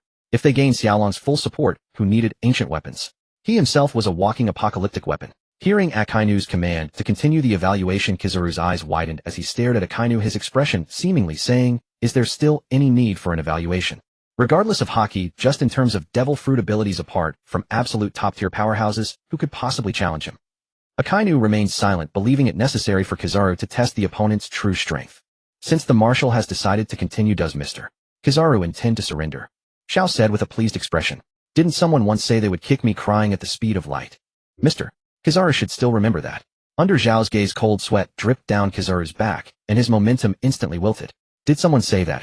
I don't recall that. How dare anyone disrespect Vice Admiral Xiao? That's disrespecting me, Kizaru. Tell me who it was, and I'll teach them a proper lesson." Kizaru's incessant stalling irritated Akainu, who immediately said, "Borsellino, did you come here to reminisce or to attend the Admiral assessment?" Pressed by Akainu, Kizaru had already cursed him over 800 times in his mind. "If you're so impatient, why don't you go up yourself?" Given that Xiao had just demonstrated abilities that clearly contained many that countered him, coupled with his own over-reliance on his devil fruit, wouldn't going up to fight him end in utter defeat? Kizaru was now more confident in his ability to flee. As for defeating Xiao, don't be ridiculous. Don't waste everyone's time. If you're not going, I will. Xiao said impatiently. Krum. An invisible space expanded from Zhao's palm, instantly covering the entire basin and the hundreds of meters of sky above. Seeing Xiao make his move, all spectators immediately focused their attention on the arena. Their earlier shock at Zhao's multiple devil fruit abilities was already forgotten. Of course, watching a barrage of various fruit powers was far more captivating. How could the perceptive Kizaru fail to notice? Xiao had just released an ability. Since negotiations had broken down, he had no choice but to brace himself and charge forward. Kizaru transformed into particles of light and instantly flew 100 meters into the sky, gathering light in both hands and releasing countless dazzling light bullets downward. Yasukani no Magatama. Hundreds of blinding light bullets descended. Xiao sat calmly on his diamond throne, lightly waving his hand to open an air door before him. Simultaneously, another air door opened behind the throne. Kizaru's light bullets shot straight into the first door, then emerged from the other open air portal and struck the rocky ground below. Not a single one of the thousands of light bullets hit Xiao, who remained seated motionless on his throne. These two simple air doors rendered the entire arena silent. Had an admiral's signature technique been so easily countered? Kizaru began circling Xiao, continuously releasing light bullets. The air door before Xiao adjusted its position with Kizaru's movement to block the projectiles. Having seen enough of the dazzling light show, Xiao lightly snapped his fingers. The sound of space shattering echoed behind Kizaru. The barrage of light bullets abruptly ceased, and Kizaru, as if struck by a heavy blow, coughed blood and fell from the sky. This was an attack combining the Op no Mi, the Gura Gura no Mi, and Haushika Haki infusion. As long as one was within Krum, Zhao's spatial tremor could instantly shake any location within that space, and it could be infused with Conqueror's Haki. This shock to Kizaru was akin to Akainu taking a direct hit to the flank from Whitebeard. Seeing Kizaru nearly defeated in a single move, Sengoku, Garp, Akainu, and others on the observation platform were stunned. What did it mean to almost finish off an admiral in one blow? Even the legends couldn't inflict such heavy damage on Kizaru with a single attack. Aramaki Gion and the others were rooted to the spot. Earlier they had warned Xiao to be careful. Now it seemed Xiao simply hadn't bothered to argue with them. If he wished, he could probably annihilate the entire Marine headquarters without much trouble. Kizaru, who had crashed to the ground, coughed up blood and stared at Xiao in disbelief. This might be the gravest injury he had ever suffered since his debut. With the Pika Pika no Mi, he had breezed through everything. Even after joining the Marines and training under Zephyr, he had never sustained serious wounds. Even during the Paramount War, his clothes were barely soiled. Only today did he understand why Zephyr always warned him not to rely too heavily on his devil fruit to train his haki, so he could at least have the durability of a Kainu. Yet Kizaru still chose to stand. Since becoming an admiral, when had he ever suffered such humiliation? If he knelt after one blow, how could he hold his head up in the Marines? Fueled by indignation, Kizaru instantly transformed into a beam of light and shot straight towards Xiao, who looked down at him from his throne. Sensing the formidable power of this attack, Xiao lazily opened his eyes and rose from the throne. Kizaru's lightspeed kick came straight at him. Xiao stretched his arms and took the kick, directly vanishing from sight. Kizaru was stunned. He seemed to have kicked something, yet not entirely. Behind Kizaru, tiny particles coalesced into Xiao's body. The power of fragmentation allowed him to endure any attack by passively splitting into atoms. Xiao, now behind Kizaru, whispered like a demon, "Have you ever been kicked at the speed of light?" A kick almost identical to Kizaru's lightspeed technique slammed into the left side of Kizaru's waist, sending him crashing into the earth like a meteor. Embedded in the ground, Kizaru gazed at the azure sky with a look of utter resignation. "The weather is nice today," he groaned, his body unable to rise again. Although the crowd had experienced countless shocks at Zhao's hands, they couldn't help but look up at him in the air with renewed terror. With that snap attack and that kick, Admiral Kizaru is defeated. Shh. The less experienced officers on the stands asked in confusion. A vice admiral beside them, who seemed to have the clearest view of the battle, murmured, "That guy infused every attack with Conqueror's haki. Admiral Kizaru didn't even have a chance to fight back. Perhaps even if everyone here charged together, they couldn't lay a finger on him." The vice admiral's words left the young officers dazed. With Marshal Akainu Fujitora, Marine hero Garp, and others all present and still unable to harm the Black Dragon, wasn't he the strongest man in the world? "I never thought that less than 2 years after Whitebeard's death someone would inherit the title of the world's strongest man," Sengoku muttered, head bowed. Even Rox Roger or Shiki probably couldn't match him. I'm watching the image transmitted by the Den Den Mushi stood frozen in place, long silent. Akainu was dumbfounded. He knew Kizaru's power all too well. If Xiao could defeat him with just 2 moves, who on the seas could possibly restrain him? The Marines now possessed a bomb capable of destroying the world. Used against enemies, it could annihilate any foe. But what if this bomb exploded within their own ranks? Even an admiral had equals to counterbalance them, but who could counterbalance this monster? Probably not even several admirals. Akainu swallowed hard, slowly picked up the microphone, took a deep breath, and announced, "This assessment, Xiao passes with flying colors. He is promoted to admiral." Oh! The unaware Marines cheered in high spirits, believing they now had a sharp blade in Xiao to sweep the seas. But few realized who could reign in this unchecked power. Justice. Amidst cheers, Huang Yuan was carried away on a stretcher, while Xiao slowly flew to the high platform where Sakaski stood. Sakaski, who had once looked down on Xiao, now had his eyes filled with wariness. The monster before him possessed the power to subdue Huang Yuan in the blink of an eye, and how to control him had become a great challenge. He could neither be pushed too hard, nor allowed too much freedom. Moreover, orders from above dictated that as long as Xiao could be made to act, he should be given whatever he wanted, even the position of Fleet Admiral. Doesn't that mean granting him the privileges of the Tianlong run? Shi Quan cursed inwardly at the Wu Laoxing's terrible move. What if his desires could not be satisfied? Were they not afraid he would ascend to Mali Xiaoya and drag them down from their thrones? Despite his conflicted emotions, Shi Quan couldn't help but soften his expression by a fraction when facing Xiao. "Speaking of which, Lord Xiao, did you also acquire my gravity ability?" Yisheng, standing behind, Shi Quan spoke slowly. Xiao remained silent, generating a repulsive force from within that struck toward Yisheng. Sensing the repulsion, Yisheng released his own repulsive force, and the 2 powers clashed in the void, evenly matched. This move seemed insignificant to Yisheng, but the few old foxes nearby were nearly scared out of their wits. Especially Shi Quan. Unlike his former imposing demeanor as an admiral, as Fleet Admiral, he had to be cautious and consider all aspects. His temperament appeared to be unleashed in the high position, but in reality, it had become much more restrained than before. Shi Quan, standing by, was caught in a dilemma, neither able to stop them nor let them continue. In the end, Xiao was the first to withdraw his repulsive force, ending the game. "Lord Xiao replicated my ability 2 days ago, and can actually match me evenly. It seems justice has gained an extraordinary power." Yisheng's flattery startled those around him. They had thought that after replicating an ability, Xiao would need to develop it from scratch. Yisheng's ability was awakened. That Xiao could match him evenly meant that Zhao's replicated ability was directly awakened. Or was the replicated ability based on the power level of the original user? "Did you also replicate my ability?" Shi Quan asked. Of course I replicated it over a year ago, Xiao said with a smile, magma surging from his palm. That smile seemed rather horrifying to Qi Quan. Just how many abilities that he didn't know about had this guy collected? Alright, assume the post of admiral. Qi Quan waved his hand. Zhang Guo with graying hair held a pre-tailored black cloak of justice and draped it over Zhao's shoulders amid the gaze of the crowd. I hope you can uphold the justice you spoke of when we first met. Zhang Guo's tone was gentle, but there was a hint of wariness in his heart. I have been in your care these past few years, Xiao said with a slight nod, the cloak of justice swaying in the breeze, making him appear exceptionally spirited. Taking the microphone, the radiant young man walked to the edge of the high platform and addressed the thousands of Marine officers below with a sharp tone. I look forward to your cooperation in the days to come. Black Dragon Admiral. The cheers were even louder than those for Yi Sheng's appointment. Dozens of warships outside the island fired salutes, and overwhelming applause engulfed Xiao. Xiao waved symbolically at the Marines below for a moment, then was pulled by Zhang Guo acting on Qi Quan's orders into a room behind the high platform. In the room, Ka Pu He and the 3 admiral candidates were sitting quietly in various spots, with Qi Quan and his group entering. Almost all of the Marines' top combat power, except for Huang Yuan, was gathered in the room. Xiao was led to a seat. Before him was a small square table with a kerosene lamp burning. A sheet of paper and a pen were placed at the other end of the table, where Jia Ji sat facing Xiao. Please tell us, Mr.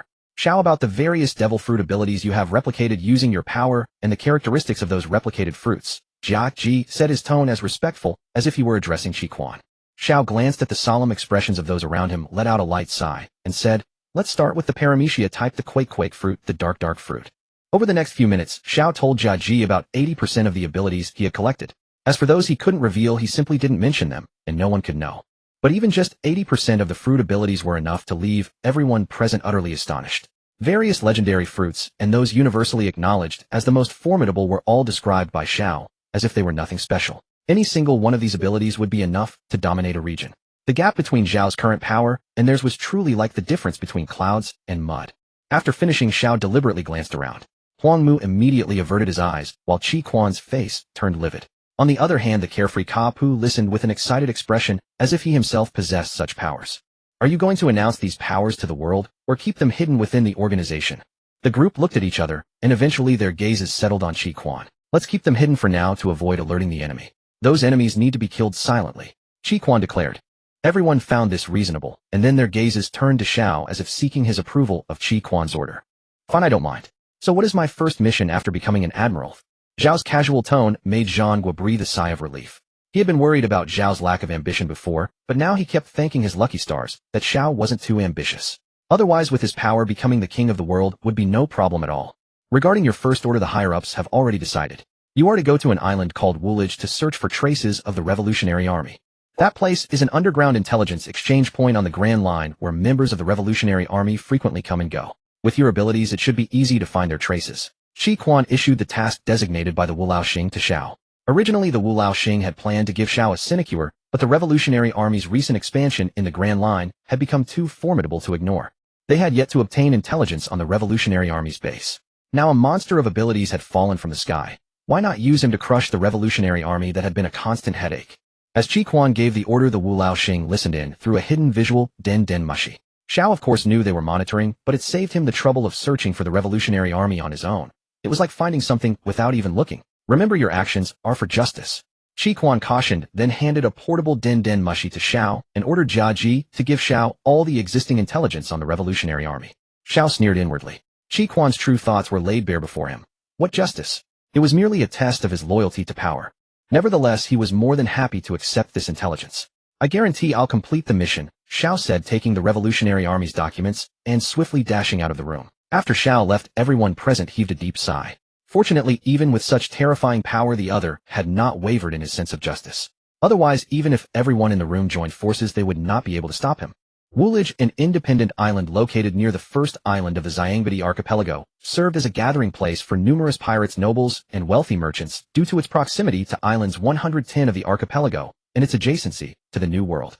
Though the island bore a notorious reputation, its public order far surpassed that of Xiangbidi, for it was the essential passageway for merchants transporting slaves to Xiangbidi. Furthermore, as many nobles delighted in visiting this place, the celestial dragons proclaimed it a free recreational island, forbidding any armed conflict under threat of a massive naval cleanup. An unwritten rule prevailed locally: any brawling must be conducted on the beach, lest all shopkeepers expel the offenders. For the celestial dragons had decreed that if order on the island became too chaotic, they would summon a buster call to annihilate it entirely. The celestial dragons' decree served as a deterrent, prompting the island's merchants to mutually supervise one another, resulting in an unexpectedly peaceful atmosphere. Due to this very characteristic, Woolwich became a neutral ground for intelligence exchange. Upon the azure rippling sea, a colossal silver warship skimmed the surface and ascended above the clouds. Below, a clean and orderly island came into Zhao's view. Confirming the direction indicated by the eternal pose, he identified the island as Woolwich. After transferring from the airship to the clouds, Zhao concentrated his will, and his entire body, including his clothing and weapons, became transparent. With the awakening of the transparent fruit, as long as he remained motionless, not even the most formidable observation haki could detect his presence. Even when Zhao moved while transparent, finding him was as difficult as scaling the heavens unless one possessed supreme observation haki. Arriving at the town of Woolwich, Zhao's eyes were instantly drawn to the women's bathhouse. Clearly the Revolutionary Army's intelligence lay there. Though Zhao yearned to investigate further, his observation haki had already located the traces of the Revolutionary Army members. Following a certain voice, he arrived at an underground warehouse. There the Revolutionary Army members were purchasing war weapons from an underground merchant. From their inner thoughts, he learned that the Revolutionary Army intended to liberate a tyrannical kingdom and required large quantities of arms to prepare for war. With this intelligence, Zhao returned directly to his airship and headed to the kingdom, on the verge of war, waiting like a hunter for his prey. Departing from Woolwich, Zhao relied on the Revolutionary Army members' mental map of the Woka Kingdom and quickly located its whereabouts. Notably, the Woka Kingdom was the homeland of Beast Kaido, one of the 4 emperors. This kingdom had risen through war, plundering other nations to pay the heavenly tribute to the world government, thereby securing protection and trade privileges. However, the kingdom's primary economic source remained the extraction of resources and wealth through warfare. This environment bred Beast Kaido, who believed that war could bring freedom and equality to all. After countless years of conflict, the people of the Woka Kingdom had long harbored resentment and were now poised to ally with the Revolutionary Army to overthrow the corrupt royal rule. Due to the blockade formed by the increased strength of neighboring nations in recent years, the king of Woka could only pay a limited heavenly tribute to the world government, leaving the entire kingdom marginalized. Now the kingdom existed in name only. The Revolutionary Army had sealed off the Woka Kingdom's maritime routes, and the kingdom's pleas for help to the government went completely unheeded. Even the nearby naval base did not dispatch troops to rescue them. By the time Zhao arrived at Woka, the Revolutionary Army had already captured half of the kingdom. The other half, still unconquered, was held by the king's main forces, who had coerced the populace into joint resistance. The front line was tense. In the rebel base, the Revolutionary Army leader Long gazed at the distant battlefront with a furrowed brow. A breakthrough was urgently needed, or else a prolonged delay would turn the situation unfavorable to them. At a loss for a solution, Long did not notice a faint breeze suddenly stir in front of his tent. "Are you the leader of the Revolutionary Army, Minchi D?" Long? Zhao asked, eyeing the slipper print on Long's face. How could a slipper leave such a mark on a formidable man like Long? Was Kapu's slipper perhaps a supreme great slipper? Long, seeing the domineering man before him, shuddered and immediately assumed a combat stance. A gale surged around Zhao, threatening to tear him apart. "I didn't come here to fight," Zhao said, taking a seat on a stool. "Let me introduce myself. My name is Zhao, one of the newly appointed Marine Admirals, as of the day before yesterday. You may have heard my other alias, Black Dragon." Upon hearing Zhao's name, Long's pupils trembled uncontrollably. Only yesterday he had learned from his spy within the Marines how terrifying Zhao had been during the admiral selection. He never expected to meet the man in person today. Seeing Long's expression, Zhao knew he understood what he had done in the Marines the day before. "Since you've heard of my name, sit down," Zhao said calmly. Long, as a true embodiment of defiance against authority, swiftly regained his composure and sat opposite Zhao with poise, even though he faced someone who could annihilate the Revolutionary Army at any moment. "May I ask what brings you here?" Long asked, pouring tea for Zhao. "I once endured a period of enslavement under the celestial dragons." Hearing this, Long's eyes lit up instantly. Since Zhao bore hatred toward the celestial dragons, it seemed he had come to join the Revolutionary Army in overthrowing their rule. "Don't misunderstand. I'm not here to serve under you. I'm here to supervise." At this, Long was taken aback. "What do you mean? Throughout history, how many revolutions have failed due to corruption and betrayal of their beliefs? In youth, one may be filled with passion, but as time passes and power grows, one inevitably succumbs to the inherent flaws of humanity. Therefore, as someone who hopes the Revolutionary Army can overthrow the world government and possesses sufficient strength, it is only natural for me to play a supervisory role. Moreover, I see that your organization is rather loose, with faith mostly rooted in hatred for the world government, while few truly seek to transform the world into one of equality for all. I have brought you some books written by revolutionaries from my homeland. I hope that after reading them you will gain insight and reshape your organization into a truly faithful and idealistic force." As he spoke, Zhao took out several red books with 5 pointed stars on their covers from his pocket and handed them to Long. Long casually picked up one. After reading for a few hours, his expression changed dramatically as if he had discovered a winning weapon. He clutched the book and devoured its contents with voracious hunger. From Long's heart, Xiao could see his confusion, gradually unraveling his ideals, steadily enriching his understanding of the world, becoming clearer, and his anticipation for the organization's future growing. Xiao tapped the table to pull Long back from his ideal world. Do you know the authors of these books? Could you introduce them to me? Long's emotions were intense. He looked at Xiao as if clutching at a lifeline. They have long since passed away. I copied these books on their behalf. You may regard them as mentors and, based on the current situation, create an ideal world that can be realized. Xiao said as he pulled out several red books with 5 pointed stars on their covers from his pocket and handed them to Long. Long casually picked one up. After reading for a few hours, his expression changed dramatically, as if he had discovered a winning weapon. He clutched the book and devoured its contents with voracious hunger. From Long's heart, Xiao could see his confusion, gradually unraveling his ideals, steadily enriching his understanding of the world, becoming clearer, and his anticipation for the organization's future growing. Xiao tapped the table to pull Long back from his ideal world. Do you know the authors of these books? Could you introduce them to me? Long's emotions were intense. He looked at Xiao as if clutching at a lifeline. They have long since passed away. I copied these books on their behalf. You may regard them as mentors and, based on the current situation, create an ideal world that can be realized. I will grant you some time. If you ultimately end up betraying your ideals, I shall not hesitate to take your life. Xiao extended his hand toward Long in a gesture of handshake. Long no longer harbored the fear he had felt upon first encountering Xiao. He now possessed a weapon far more formidable than any power Xiao wielded. Long rose to his feet and shook Xiao's hand, saying, I make this pact with you. Wind fruit recording successful. Awakening training slot wind fruit 100 fully awakened. Allow me to introduce you to several rising stars. Long's tone was enthusiastic, as though Xiao were an old brother to him. The two departed the military tent and made their way toward a temporary command post. Entering the temporary command post constructed of earth and stone, they found 3 young people inside, 2 women and 1 man. The man had yellow hair and visible burn scars around his eyes. Clad in a black coat and leaning on a steel pipe, he gazed intently at a topographical map of Woka Kingdom, his brows tightly furrowed. The 2 women stood at different heights. The shorter one wore a small cap, her large watery eyes and playful tongue making her look exceedingly cute.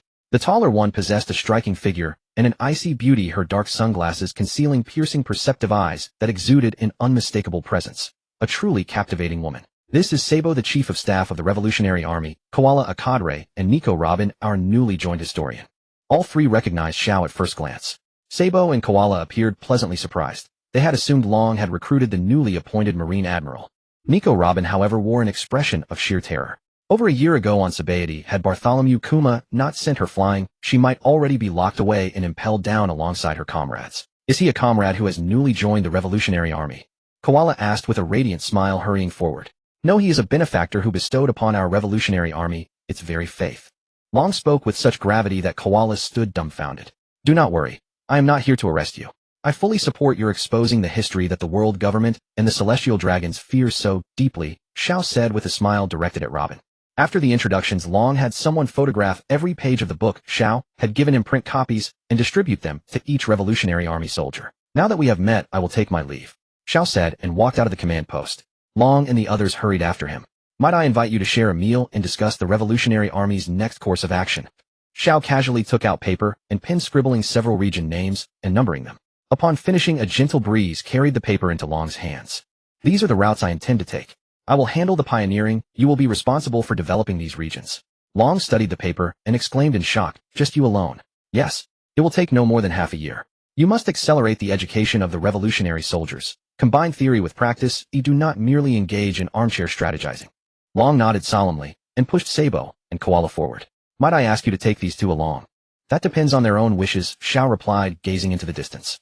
Consider this my welcome gift to you. Suddenly fierce winds surged around Xiao, laced with terrifying conqueror's haki that seemed ready to split the distant sky asunder. The haki enveloped the entire island in an instant, knocking out all of Woka Kingdom's main forces and their brutal royal court. Those behind Xiao watched in utter terror. It was said that only the Emperor Shanks of the Red Hair could unleash such haki, yet Xiao accomplished it with such nonchalance. After the haki dissipated, Sabo's personal din mushy rang. On the other end, a Revolutionary Army soldier reported in astonishment. All of Woka Kingdom's resistance forces have been knocked unconscious. Combining this report with the haki Xiao had just unleashed, Sabo and the others stared at him as though he were some kind of monster. Only Long stepped forward eagerly to express his gratitude. Sabo, Koala, are you willing to follow Xiao? Long asked, turning to the hesitating pair. If it means accelerating the success of our revolution, then yes, Sabo declared first. And me too, Koala said, pursing her lips with excitement. Seeing both Sabo and Koala agree, Long turned to Xiao with a weighty expression. They are both the future of the Revolutionary Army. I entrust them to your care. Then let us go. No sooner had Xiao spoken than the three were instantly teleported aboard the spaceship floating among the clouds. Sabo and Koala stumbled upon landing and fell hard on their bottoms.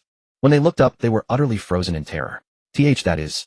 Koala stammered, tears welling in her eyes as her trembling finger pointed toward the sleeping Songbiao. That is my pet Songbiao. He serves as a combatant aboard this ship. In your spare time you may spar with him to improve your hockey proficiency. Seated on the ground, Sabo scrutinized his own dragon claw fist skeptically, then compared it to Songbiao's massive dragon claws, nearly larger than his own body, and fell into deep thought. Come meet the crew, Xiao called. When Sabo and Koala turned to look, several figures had appeared behind Xiao. A sleek robot, a darkly glamorous woman, and a bat-like humanoid. What a peculiar combination, Sabo blurted without thinking. Koala whacked Sabo on the head with her fist. Have some manners. This is Terminator, the ship's combatant and butler. Should you have any questions or needs, feel free to ask him. Terminator approached Sabo and Koala and gave a mechanical wave, delivering a standard robotic greeting, hello. After examining Terminator closely, Sabo's eyes lit up with pure wonder. He practically wanted to sleep beside the machine. As expected, men have no resistance to robots. Leaving the robot-obsessed Sabo behind, Xiao began introducing the others to Koala. This is my beloved sword Xian, one of the 12 supreme grade swords that consumed a mythical Zoan fruit. At the word beloved, Xian's countenance brightened instantly, and at Zhao's direction it greeted Koala most amiably, even addressing her as sister. This is Black Count, a revolver that consumed the mythical Zoan vampire fruit. But do not worry, it will not drink the blood of anyone I have not consented to. Black Count circled Koala joyfully, darting up and down around her, completely oblivious to her terrified expression. Guided by Terminator, Sabo and Koala then toured the ship's dining hall, bedrooms, bathrooms, and other quarters, all lavishly decorated by Xiao to resemble a grand estate. Eventually the group arrived at the ship's fully transparent cockpit. By the end of the tour, Sabo and Koala had grown quite familiar with Xiao and several of the mythical creatures aboard. Though delighted, neither forgot Long's charge to learn from Xiao. Gazing out at the endless clouds below, Sabo asked, might I ask where our next destination lies? Xiao waved lightly, and a permanent pose pointing toward Punk Hazard flew onto the command console in the cockpit. Our next stop is Punk Hazard. Upon hearing the next destination, Sabo pondered and asked, why go there? I heard that Admiral Akiji and Akainu fought a 10-day, 10-night battle there, ultimately altering the island's geography until it was completely abandoned. Xiao was tending to flowers in the cockpit when he absent-mindedly replied, there is a scumbag scientist there who can help enhance the Revolutionary Army's technological capabilities. Kellerl responded gravely, if he is truly scum, how can he join the Revolutionary Army? Although the Revolutionary Army is desperate for talent, we do not accept just anyone. Of course the Revolutionary Army cannot tolerate scum, Xiao said, but I can cleanse the evil from his heart. Can a person of ill repute who only harbors good intentions still be considered scum? Naturally. Given that his crimes are unforgivable, he must spend the rest of his life atoning for them. After hearing Zhao's explanation, Sabo and Kellerl nodded with partial understanding. As long as the scum did not harbor ulterior motives, they could join the Revolutionary Army to contribute. Do not merely indulge in play. The library contains new knowledge you need to learn and master. Go read more books when you have nothing to do.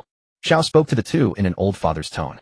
Though he was 2 years younger than Sabo, combining his two lifespans, he could be considered a man in his early 30s. For two juniors over 10 years younger, he could not help but want to teach them. With Dragon's teachings as precedent, the two naturally respected 1/3 and listened to 7/10 of what Xiao said, obediently going to the library to read. Sitting in the cockpit and gazing at the vast sea of clouds outside the window, Xiao sighed softly. The first step of the plan was complete. Next came the second step, the villain rehabilitation campaign.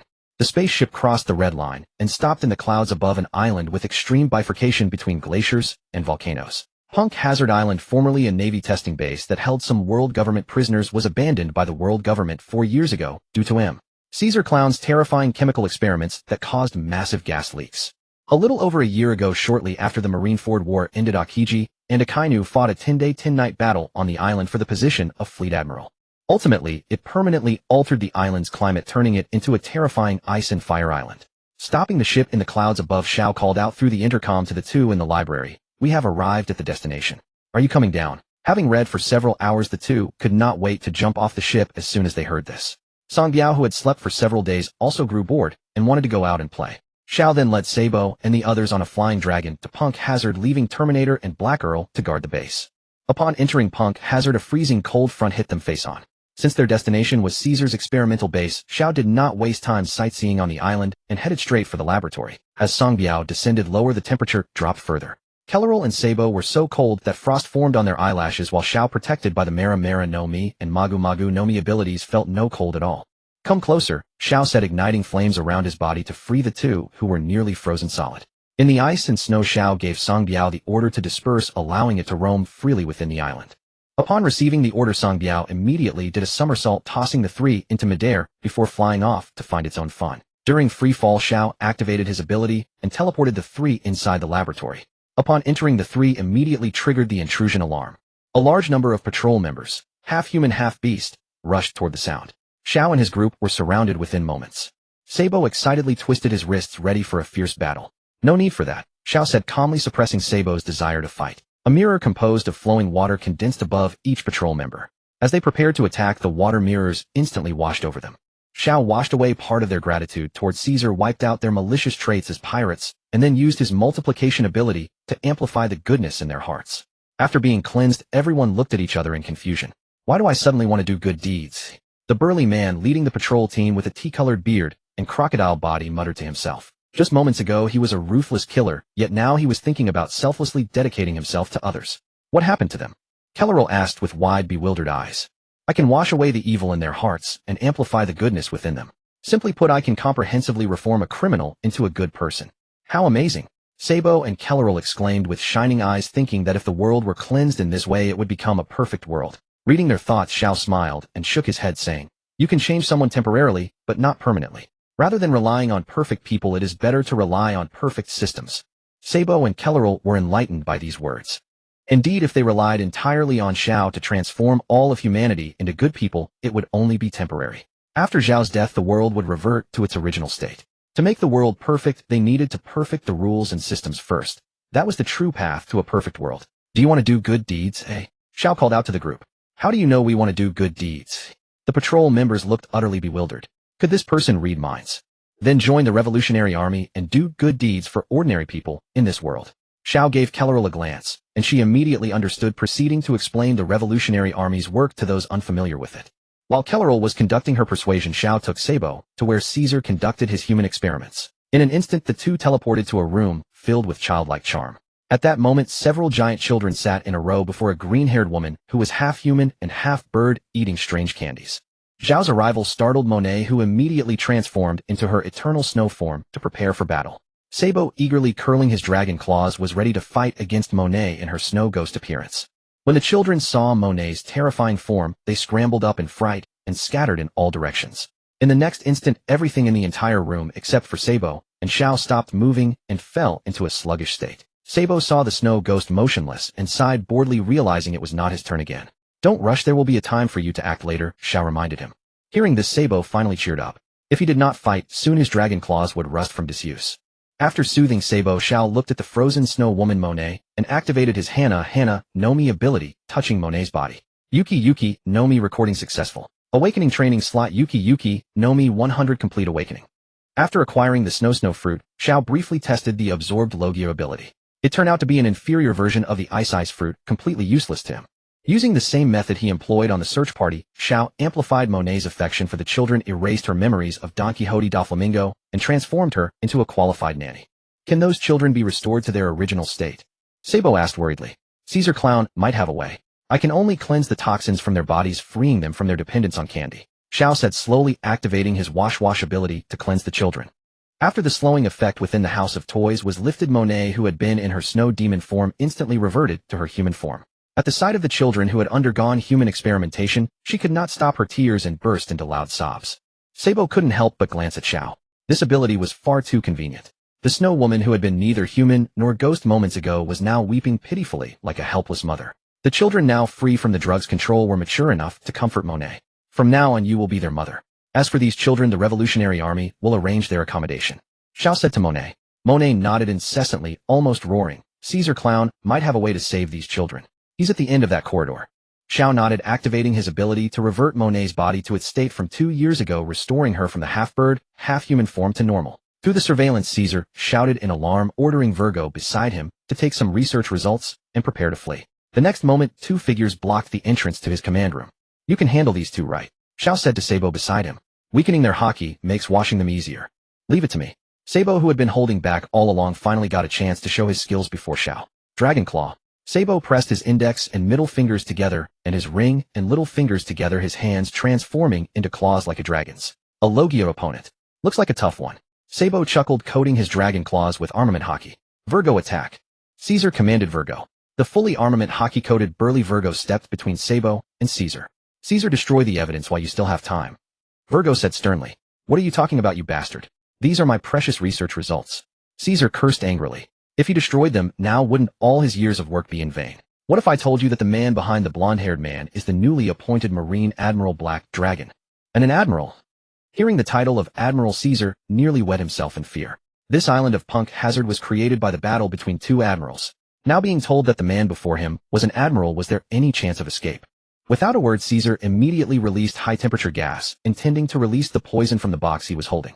After all, he could turn into an elemental body. Even if he had to abandon Virgo, he would stall the admiral and escape from here. However, Caesar released high-temperature gas again and again, but still could not release the poison gas from the box. Virgo, whose mind was not disturbed by the illusion, shouted at Caesar, "What are you doing?" He saw Caesar with a dazed expression holding a stone and releasing high-temperature gas repeatedly. Virgo, in a desperate situation, dropped a section of bamboo, coated with armament hockey, from his sleeve. He picked it up and blew hard into it. The bamboo expanded, and the compressed gas inside was ejected towards Caesar in one burst. The ejected gas caused a violent explosion. However, a transparent giant paw pad appeared in the air, blocking the shockwave from the explosion. Caesar, still trapped in the illusion, remained unaffected. Unwilling to give up, Virgo tried again. This time, before the bamboo could expand, a dark figure flashed before Virgo. Dragon Claw Hook. Sabo's dragon-like fingers crushed the black bamboo in one strike. After losing his weapon, Virgo's eyes wavered, and he instantly vanished from before Sabo. Shaved. Virgo used Shave to appear behind Sabo, his target still Caesar. He could withstand all kinds of torture, but a scumbag like Caesar would never keep his mouth shut for the sake of any promise. He knew that Caesar would confess everything under the slightest torture. Then Don Quixote Doflamingo, the man behind him, would be in danger. After all, the opponent was an admiral. No matter how much privilege Doflamingo had, he was powerless against such overwhelming combat power. Bone Shatter. Sabo turned around in time, grabbing Virgo's ankle with his other hand. Even though Virgo was covered in armament hockey, he could not withstand Sabo's terrifying strength. Sabo's right hand tightened on Virgo's ankle. With a crack, the bones in Virgo's left foot shattered, and he was flung away. Even with only one leg functional, Virgo refused to give up. He used his movable foot to kick the air again, adjusting his falling trajectory, intending to crash into Caesar and kill him. Soaring Dragon King. Sabo instantly flashed behind Virgo, his dragon claws gripping Virgo's spine tightly. With one squeeze, Virgo could be paralyzed. Is this enough? Sabo asked, holding Virgo down, easily turning his head. That's enough, Shao replied, sitting in his seat and watching the monitor. A water mirror formed before Virgo. Under Sabo's restraint, Virgo was washed by the water mirror, erasing his memories of Doflamingo, creating an illusion in his mind and amplifying that belief. In the end, Virgo became a spy working for the Revolutionary Army. His loyalty to the organization was amplified to the maximum by Shao, almost comparable to Sabo's devotion to the Revolutionary Army. With Virgo's problem resolved, Shao then dispelled the illusion holding Caesar. Regaining his senses, Caesar stared blankly at the stone in his arms, then at the amiable expression on Virgo's face, utterly bewildered. Do we need to beat this one up to make him comply? Sabo asked Shao, looking at Caesar. This is the one who conducted human experiments on children. Give him a beating that helps with purification. All right. Sabo cracked his knuckles. He had been wanting to teach this scumbag who harmed children a lesson. No, let's talk this out. Before Caesar could finish, Sabo's fist began to connect with his face. I have people behind me. I'm backed by Joker, even the 4 emperors. If you mess with them. Ouch. You'll pay. After Caesar was beaten up by Sabo, Shao began to brainwash him, erasing all memories unrelated to his knowledge, then instilling in him a longing for world peace and anger toward the oppression of the people. In the end, a scientist who loved the people like his own children and devoted himself to justice, Caesar Clown, was born. Gather all the people in the laboratory. Kurla presented them with a den mushy through which they could contact the Revolutionary Army in the New World and thus depart from Pangaea. Thus the predicament of Pangaea was resolved with perfect satisfaction. Just as the trio were about to leave, Kaisa called out to him.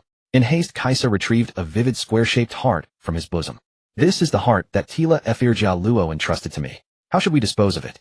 Shao received the heart and placed it in the pocket on his wrist. Let it remain with me for now. When we encounter Tila Efirjia Luo, we shall decide then. With those words, Shao teleported himself, Sabo, and Kurla aboard the airship. Sang Biao, who had been playfully frolicking with the fire dragon in a one-sided manner, was also transported back into the cabin. Though Sang Biao had not yet sated his amusement, time was pressing, and Shao had no intention of wasting it on frivolity. Where to next? After the ordeal at Pangaea Castle, Kurla gazed at Xiao with an expression brimming with excitement. With Zhao's presence, the Revolutionary Army's expansion of influence had accelerated by leaps and bounds. To the location of Joker, as Kaisa mentioned, Darius Iluosa. The land of love, passion, and toys, Darius Iluosa. Within the royal palace, a man adorned in a pink feathered coat, cropped trousers, and sunglasses reclined against a sofa, his brow deeply furrowed. Beside him, a lecherous old man with a runny nose leaning on a golden cane reported with a worried tone, Moni Wires and Kaisa have been unheard of since yesterday. Young master, could it be that? Send Befaluo and Baby 5 to investigate what transpired at Pangaea Castle. Duofu Langming uttered, half intoxicated and half awake. Yes, I shall go at once. Tuolaiboer nodded and immediately hobbled out of the palace on his cane. Darius Iluosa is not far from Pangaea Castle. After pacifying Kaisa and his companions, Zhao's airship set sail under the cloak of night, and before dawn it had already hovered above Darius Iluosa. Inside the airship, Xiao changed into a suit, while Sabo and Kurla also donned local attire. As the three prepared to disembark, they spotted a corpulent man in a yellow coat with a propeller-like contraption attached to his neck, carrying a woman in a maid's outfit laden with firearms about to fly toward Pangaea Castle. The next instant, the duo were teleported into the airship. Befaluo, what do you think you're doing? Baby 5 scolded, rising from atop Befaluo. Where is this? Befaluo asked, clutching his dizzy head. Who are you? Baby 5 aimed her gun at Sabo and demanded. Shall I handle this? Sabo inquired, glancing at Xiao. Xiao waved dismissively and approached Baby 5. Would you kindly lower your weapon, miss? Very well. Baby 5 immediately donned a smile, and her hand, which had transformed into a gun, reverted to its original form. Don't be fooled, Baby 5. These are all enemies. Befaluo was about to pull a bomb from his coat, when Sabo pinned him to the ground in the next second. Xiao stepped forward, took Baby 5's hand, and cleansed her mind of certain undesirable elements. Weapon fruit recorded successfully. Awakening training slot, weapon fruit 100 fully awakened. Ultimately, Baby 5 was stripped of the pathological desire to be needed, and her memories of the Duofu Langming family transformed into a flawless battle maid. Baby 5, what's wrong with you? Befaluo, pinned beneath Sabo, shouted. However, the brainwashed Baby 5 looked contemptuously at the shouting Befaluo and said, where did this filthy swine come from? Sir, do you intend to butcher it for a meal? Xiao addressed as Sir chuckled and replied, my palate is not so coarse. What have you done to her? Befaluo persisted relentlessly, but in the next moment he was brainwashed into a righteous fat man who abhorred evil and held Duofu Langming in utter disdain. We must go and stop the wicked Duofu Langming.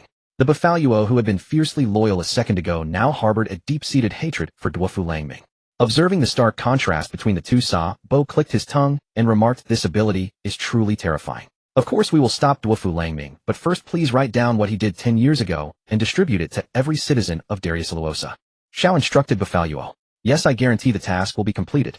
Befaluo vowed, turned around, and began scribbling furiously with paper and pen. Seeing that Befaluo's writing would take some time, Xiao decided to confront Duofu Langming first. Let us go and meet this celestial knight Yiksha, Xiao announced to the group. Room. In the rear garden of the Darius Iluosa royal palace. After dispatching Befaluo and Baby 5, a Duofu Langming chose indulgence to allay his inner anxieties. He gathered the 3 executives, clubs, spades, and diamonds, along with other notable figures within the family, and held a lavish pool party in the vast swimming pool of the rear garden. The executives sang and danced, frolicked, and bantered, awaiting the good news from Befaluo. Duofu Langming, too, drowned his worries in a haze of hedonism. Yo, having a party. A low, resonant voice shattered the cheerful atmosphere. The assembled strongmen were all awed by the formidable aura accompanying the voice, turning their gazes toward its source. Duofu Langming, startled from his revelry, quickly regained his composure. Fufufu. I wonder how the Black Dragon Admiral, who has made such a name for himself on the seas, finds the leisure to visit my humble abode. Duofu Langming did not rise, but leaned back against the sofa with a sinister smirk. To play with you, of course. Xiao materialized silently behind him, sending cold sweat down Duofu Langming's spine and setting his thoughts racing. Why would an admiral come to Darius Iluosa without reason? Not only had he not announced his arrival, but the one who came was this terrifying monster. Previously, Duofu Langming had at most treated Xiao with deference, mostly aiming to recruit him. But now it was different. He had seen the footage of the admiral selection recorded by wired subordinates. How could he not be terrified by the power that had effortlessly dispatched Yellow Monkey? He had once foolishly hoped to recruit Xiao, but now he realized that this small temple of Darius Iluosa could not possibly accommodate such a grand Buddha. He had been far too presumptuous. This man truly possessed the power to destroy the world. The Navy had been silent all these days. Perhaps they now had the capital to crush the 4 emperors directly and intended to abolish the 7 warlords. At this thought, Duofu Langming felt his hair stand on end. Had it been Green Bull or Tiger Vine who came, he might have had a chance to escape, but fate had sent the Black Dragon, this monster. The more he thought, the more terrified he became. Doflamingo's innate haki was on the verge of erupting ominously. Hosting a party without inviting me, how inconsiderate of you. His mind racing, Doflamingo abruptly rose to his feet, strode to the edge of the pool, and beckoned to someone. Pika, his skin pitch black and muscles bulging like a miniature giant, immediately understood and fetched 3 large trunks from a corner. Pika carried the trunks before Xiao and opened them, revealing 3 chests overflowing with glittering gold. General Black Dragon, for your first visit here, our young master offers this small token of respect. Please accept it. Pika's sharp, piercing voice reached Zhao's ears, nearly making him laugh. Your voice sounds like it's been gnawed by a dog. Zhao's taunt made veins bulge on Doflamingo's forehead, twisting like withered branches across his darkened brow, and his fingers resembling bird claws trembled uncontrollably. Pika, humiliated, shook with rage, but Doflamingo's orders were absolute to him. Judging by the haki emanating from this man, any attack would result in instant annihilation. Otherwise, Doflamingo would have struck long ago. Why resort to bribing with gold? Yes, my voice has offended your ears. I shall be silent. Pika gritted his teeth as he spoke. You think this paltry sum can buy me off? Ignoring Pika, Xiao glanced at Doflamingo. Fufufu. General Black Dragon, you may take whatever catches your fancy. Doflamingo opened his arms wide, facing the entire palace, his expression nearly manic. The lesser minions, unable to sense the presence of the powerful figure, stared at Doflamingo in bewilderment. Some even drew their weapons ready to open fire. But those who intended to act were immediately glared back by Doflamingo. If they didn't act, there might be a sliver of hope. If they did, they would be doomed beyond redemption. Enough nonsense. How could that trash of yours possibly catch my master's eye? Baby Five's appearance made Doflamingo's expression stiffen, but he quickly guessed that Xiao had used some ability to alter her. Doflamingo could not bear anyone laying hands on his family, yet at this moment, he held back. After all, fighting the Black Dragon was tantamount to suicide. He had witnessed the fate of the remnants of the Blackbeard pirates during the Paramount War over a year ago. If abandoning his family could save his life, he would not hesitate for a second. I want her. A green-haired little girl wearing a monocle who was eating grapes nearby was instantly snatched into Zhao's hand. This move by Xiao undoubtedly tightened the nerves of every member of the Don Quixote family present. Doflamingo spun around sharply, assuming a combat stance. Put her down. Doflamingo roared. I am a warlord of the sea. The world government explicitly forbids the Navy from attacking warlords. Oh, is that so? Xiao looked at the terrified little girl in his hand. Hobi no Mi successful acquisition. Awakening training slot. Hobi no Mi 100 fully awakened. Due to the side effect of the Hobi no Mi, Sugar's mental state was easily frightened. Being held up by Xiao, her spirit was already on the verge of collapse. A crimson light flickered in Zhao's eyes like ethereal smoke and shot into Sugar's gaze. From Sugar's perspective, it was as if a monster had grabbed her and was about to devour her. Already mentally fragile Sugar instantly fainted. The moment Sugar lost consciousness, half of the citizens of Dressrosa who had been turned into toys reverted to their original forms. At that moment, Buffalo, who had written a rights restoration proclamation and printed many copies, flew over the palace. Sheets of paper listing Doflamingo's crimes over the years fluttered down from the sky. Many landed on Doflamingo's head. Reading what was written on them, the veins on his forehead seemed ready to burst. His face darkened like a storm cloud, his whole body trembling uncontrollably, and the ground beneath his feet slowly turned into white threads. Kill him. Doflamingo could no longer contain himself and bellowed at his men. Several figures already surrounding Xiao leaped out in unison. Sticky Cannon, Bull Lance, Dance Stone. The 3 leading card officers each unleashed their signature moves. But the next second, the 3 attackers turned their attacks around, directing all their techniques at Doflamingo. Doflamingo was enraged. Zhao's method was his own most commonly used technique, Parasite Thread. The other Don Quixote members in the back garden were also placed under Zhao's Parasite Thread, raising their weapons against Doflamingo. Kill our young master.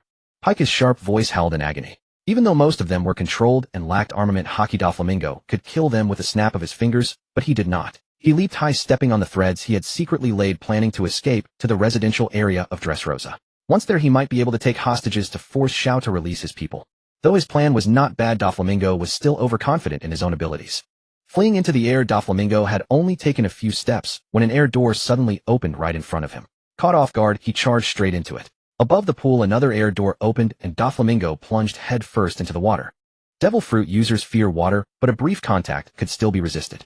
Just as Doflamingo tried to jump out of the pool, he suddenly found his feet entangled in threads. The threads binding Doflamingo yanked him down into the water. Even though he used armament Haki to protect himself, he could not escape the weakness of a Devil Fruit user in water. Losing strength and bound by the threads, Doflamingo floundered in the water for a few moments before sinking to the bottom. At this moment, the members of the Don Quixote family watched their once invincible young master being toyed with like a drowned rat, their pupils trembling, their faith shattered. After Doflamingo lost consciousness, he was shackled with sea stone cuffs and hung from a prison cart. The other members of the Don Quixote family were also locked in a sea stone cage. As expected, after Sugar's ability was undone, the toy figures throughout Dressrosa turned back into their original forms.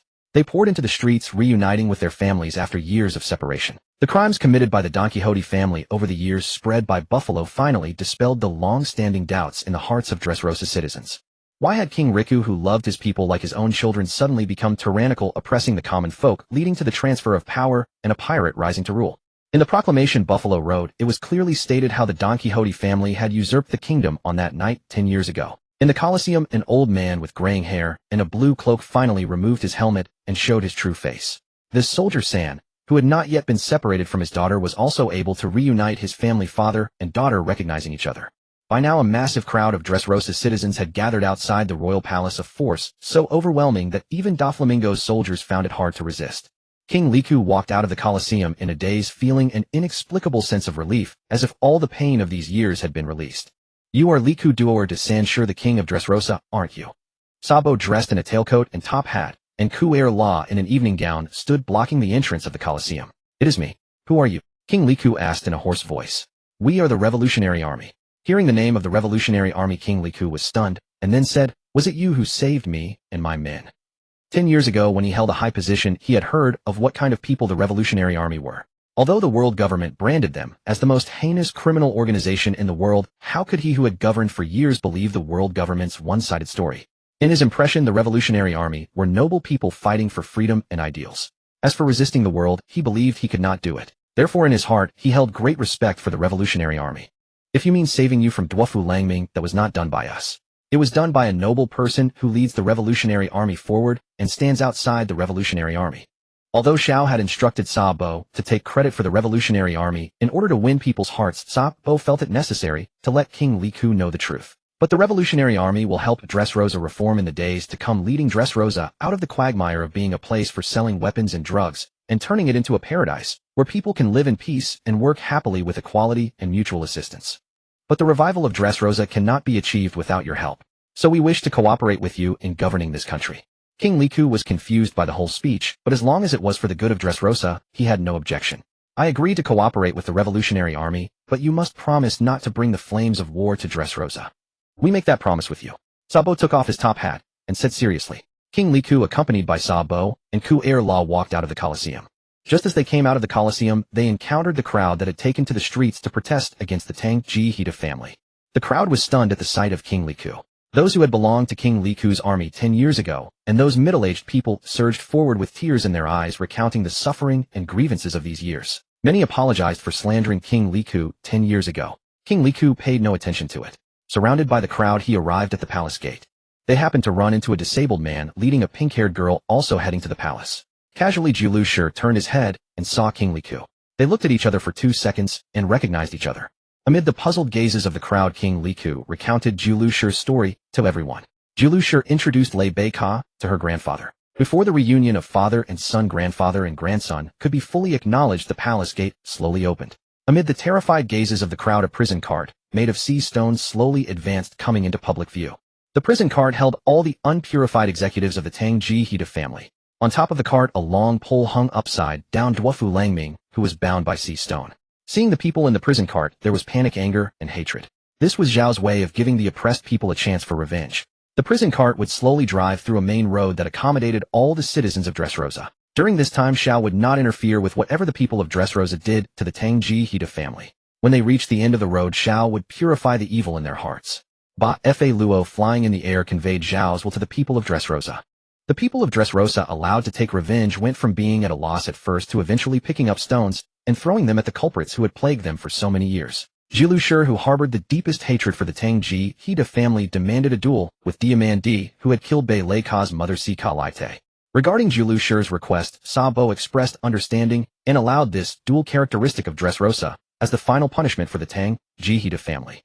Without appearing before the crowd, Xiao searched for something inside the vast palace. He finally stopped outside a room with a crude painting style. Pushing open the door, Xiao immediately saw the Tontata princess Man Shueli locked in a small cage. Man Shueli's petite body turned around and her eyes met Zhao's. Please don't torture me anymore. I'll squeeze out tears, boohoo. When Man Shueli saw Xiao, she suddenly began to cry and collapse. Stop crying. Baby, Five shouted at Man Shueli. We're here to save you. What kind of behavior is this, crying and sniffling in front of the master? Xiao waved his hand to dismiss Baby 5 walked to the cage and used armament hockey internal destruction to open the cage. Man Shueli looked up with a tearful face at the gentle expression of Xiao and asked timidly, "Who are you? Why are you saving me?" "I am a descendant of Nualan Du." Not wanting to waste words, Xiao chose the same lie as Wu Suapu. Healing fruit collection successful. Awakening training slot healing fruit 100 full awakening.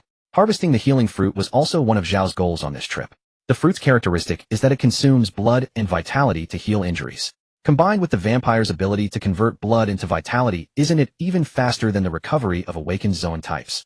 Although he seemed to be able to solo any strong person in the world without injury, it was better to be prepared and just take an insurance. This Xiao was evidently very strong, yet overly cautious. The innocent man Shueli directly believed Zhao's words without suspicion. Her tearful little face immediately cleared up, and she sweetly called Xiao, "Hey Xiao Lan Du. Hey Xiao Lan Du, let's go save the Tontata people imprisoned in the factory." Man Shueli said excitedly. The next second Man Shueli's little mouth formed an O shape. Xiao instantly teleported her to the Smile Fruit Factory. At this time some overseers who did not know that the Pangaea Castle family had been defeated were whipping the Tontata people, forcing them to cultivate artificial devil fruit trees. "Who are you?" A woman weighing over 500 genes suddenly jumped out and shouted at Xiao while holding a vacuum cleaner. Ignoring Qiu Yin's shouts, Xiao waved his hand and sprinkled some water droplets with purifying effects, turning all the overseers in the factory into good people. Arriving at the artificial devil fruit tree cultivation room, he placed Man Shueli on the ground to reunite with her Tontata companions. Xiao spread ice from his feet, instantly freezing all the devil fruit trees into ice shards. Man Shueli and her Tontata companions were all awed by Zhao's great power, and they all became little fans of He Xiao Lan Du. After liberating the Tontata people, the parade of the Pangaea Castle family had also ended. Xiao stayed alone in the factory, intending to purify all the members of the Pangaea Castle family. The prison wagon reached the end of the main road and disappeared from the sight of the Dressrosa citizens. It left behind Kairos' wife's murderer. Upon hearing Sabo's call, the two seemed to have a duel to fight.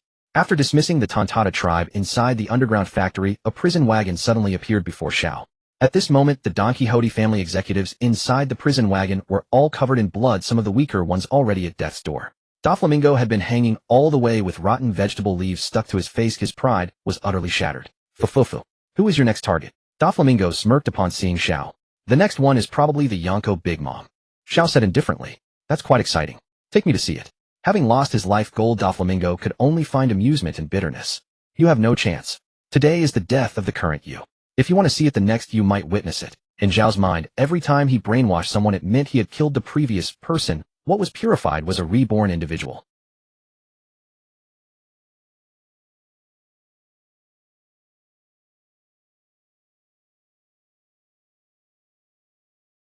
Without further ado, Xiao released a giant water mirror that enveloped the Don Quixote family, washing away all their evil thoughts and past memories, weaving them into a group of determined youths devoted to the people. Fufufu. Overthrowing the celestial dragon's rule and establishing an equal world is truly exciting. Doflamingo said the most righteous words with an extremely sinister expression. This made Xiao somewhat nauseated. He should have changed his personality as well. You wait here. The Revolutionary Army will come for you. With that, Xiao gave them a din mushi to contact the Revolutionary Army and healed the severely injured among them. Upon reaching the surface, the Colosseum was slowly emptying as people streamed out. Kairos' duel had ended with Kairos slaying his opponent. Koala had already contacted the Revolutionary Army in the New World, and Sabo had reached an agreement with King Riku. After him, Dressrosa would end its millennium-long monarchy and adopt a system where the people freely elect their national representatives. The Revolutionary Army would help Dressrosa restore its economy and trade in the coming days, and Dressrosa would serve as the Revolutionary Army's first base in the New World. Xiao left a spatial gate above Dressrosa. If news leaked and Dressrosa was besieged by the world government, he could rush to reinforce it in time. After doing all this, Xiao, Sabo, and Koala stood on a high platform looking at the celebrating Dressrosa and letting out a long sigh of relief. Sabo, what's that? Koala shouted, pointing at a crimson sphere in a crevice. Sabo followed her direction, his pupils constricting. He quickly ran to the corner and picked up the devil fruit. Holding the devil fruit in his hand, Sabo examined it repeatedly. Beneath its oval exterior, layers of crimson flames were stacked. This is the Mera Mera no Mi Ace's Mera Mera no Mi. Sabo murmured, his expression dark. I never expected to find it here. Xiao glanced at the Mera Mera no Mi in Sabo's hand. In truth, he had sensed it in a corner of the island, used his surgical ability to move it here, and then had Koala inform Sabo. After all, he had participated in the Marineford War as a Marine, so it was not appropriate to bring it up directly. Moreover, he had met Ace once, so this was a favor done conveniently. Sabo, are you going to become a devil fruit user? Koala asked cautiously. She knew that the previous owner of the Mera Mera no Mi was Sabo's brother, so her voice was gentle, afraid of hurting Sabo's feelings. Yeah, I will inherit Ace's power. Sabo took a bite of the Mera Mera no Mi's flesh. It tastes terrible. Sabo coughed, lightly shocked by the unbearable taste of the devil fruit. After Sabo ate the Mera Mera no Mi, the temperature around him clearly changed. The next second, Sabo turned into a huge fireball, nearly setting the room on fire. Fortunately, Xiao instantly teleported the three of them onto the ship, otherwise the entire building would have been ruined. Just waking up, Sang Biao looked at Sabo, who had turned into a huge fireball, and let out an interested flamethrower burp. Sabo, are you okay? Koala asked worriedly from a safe distance. I'm fine. It's just that the flames don't feel hot anymore, just warm, but a bit hard to control. Seeing that Sabo was not afraid of flames, Sang Biao excitedly shot fire at Sabo, and they played with each other's fire. Since the entire ship was wrapped in Zhao's hockey inside and out, they could do whatever they wanted. In another room of the ship, an intense confrontation was also taking place. The combat maid baby, 5 left on the ship, was learning from the Terminator how to be a proper maid. Please don't smoke while cooking, the ashes might fall into the pot, the Terminator said mechanically. What nonsense, you piece of iron. Baby, 5 angrily put out her cigarette. And when heating food, please don't use a flamethrower. There are induction cooktops and gas ovens here. Got it, you piece of iron. Baby, 5 turned her left hand, which had turned into a flamethrower, back to normal. By the way, why am I in charge of cooking? I'm supposed to be a combat maid. Baby, 5 complained, but didn't stop her work. In my database, combat maid means a versatile maid, and my programming is derived from the master's wishes. The Terminator replied, his tone devoid of emotion. Since it's the master's wish, fine, baby, 5 said softly without any of her previous fierceness. Watching the lively scene on the ship, Xiao felt a little relieved. Just then his personal den mushy suddenly rang. He answered, and a familiar voice came through. Yo, is that the Marine Admiral Black Dragon? Kizaru's mischievous voice came through the den mushy. Are you healed? Or are you itching for a beating? Xiao replied flippantly. Don't be so grumpy. This time I'm calling you on the Fleet Admiral's orders. Get to the point. We've recently tracked down a prisoner who escaped from level 6 of Impel Down. A fleet sent out was annihilated. Fleet Admiral Akainu had no choice but to suspend your current mission and send you to deal with that trouble in the new world first. Actually, Kizaru, after recovering from his injuries and seeking revenge, recommended this person to Akainu. It was originally his task. Name and location. Xiao didn't want to waste words and asked directly. The opponent is a legend of the old era known as the Red Count Balulike Ladefeared. He was last seen in the waters near an island called Tualansi in the New World. That guy may be old, but his strength should not be underestimated. Don't say I didn't warn you to be careful. With that, Kizaru hung up, lounged comfortably in his armchair, and waited for Xiao to finish the work that should have been his. After hanging up the phone, Xiao adjusted the spaceship's course towards that familiar location. Perhaps his presence had disrupted the timeline, for Lideferda's rise to prominence at sea came sooner than he had anticipated. He wondered what expression Lideferda would have when he fed the vampire fruit, which he had been longing for day and night, to his pistol. Lost in thought, Xiao accelerated the spaceship. Feeling the sudden increase in speed, Koala poked her head out of the cockpit and asked, what happened? I'm going to meet a formidable enemy, Xiao casually replied. The powerful enemy you speak of wouldn't be one of the 4 emperors, would it? No, but close enough. Koala's pretty face changed slightly, as she hadn't expected to be facing a character of the 4 emperors' caliber less than a week after setting sail. Just thinking about it made her a little excited. Although the combat power of the 4 emperors was terrifying, after witnessing Zhao's strength, she felt that the 4 emperors were nothing special. Should I inform the others? Koala asked tentatively. As you wish. Oh, Koala replied, then silently left the cockpit. After adjusting the course, the spaceship sped forward at full speed. Xiao felt a slight anticipation for the formidable powerhouse who could dominate an era teeming with monsters. After several hours of travel, just as dawn was breaking, the spaceship arrived above the sea near Torrens Town. Xiao got up early, activated his observation hockey, and scanned the nearby sea area, but found no powerful aura. Since he didn't find anything, he was in no hurry. He left a spatial gate above the island and departed, heading to the place where Lideferda had destroyed the Navy fleet. Just over 10 minutes after leaving Torrens Town, Xiao sensed an immensely powerful aura on the sea, an aura he had once felt on the aged Whitebeard. It was the aura of a powerhouse belonging exclusively to the previous era, somewhat out of place in this one. Below on the sea, a slightly damaged warship was slowly sailing toward Torrens Town. At the bow of the warship, Lideferda, with a weary expression, silently gazed at the distant horizon, anticipating the discovery of the mythical Zoan vampire fruit that could restore his youth. However, he had been alone since he emerged, and his lack of information meant he was unaware that the mythical Zoan vampire had appeared during the Summit War over a year ago. Suddenly, Lideferda, possessing supreme observation hockey, looked up at the sky, sensing a presence he did not like in the air above.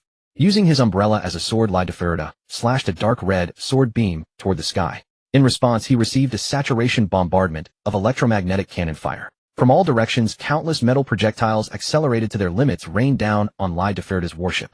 A single hit could shatter half a warship. In addition, several laser cannons merging light and electricity blasted through a spatial gate, open mid-air, striking the warship's hull.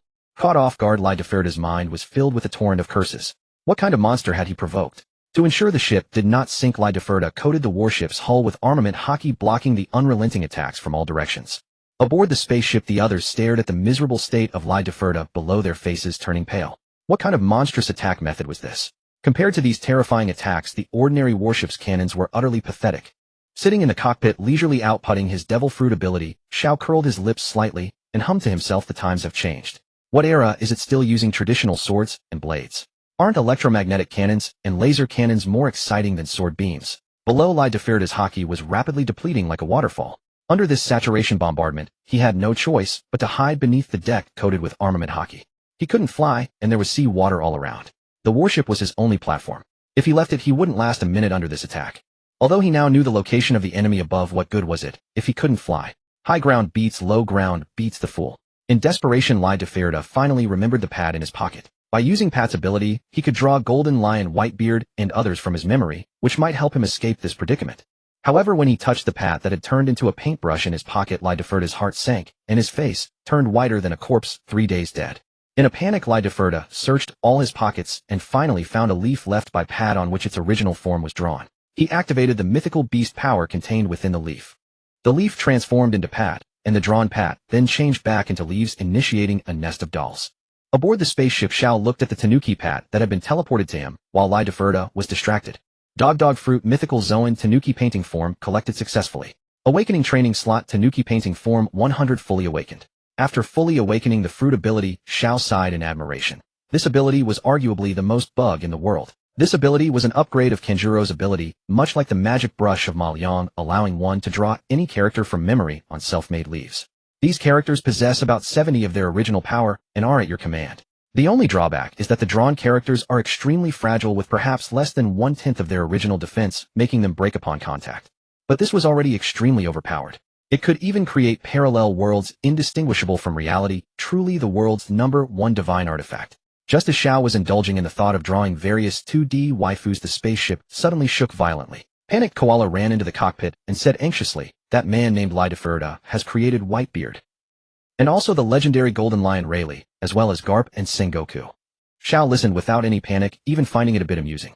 Although these legendary figures with only 70 of their own power could turn the world upside down, this was a battle of imagination, a contest of who could create stronger characters. Xiao as a transmigrator knew countless powerhouses.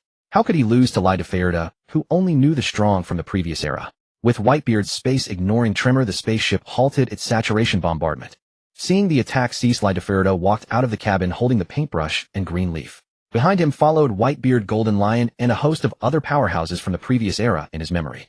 With this lineup alone, they could completely dominate any group in the world.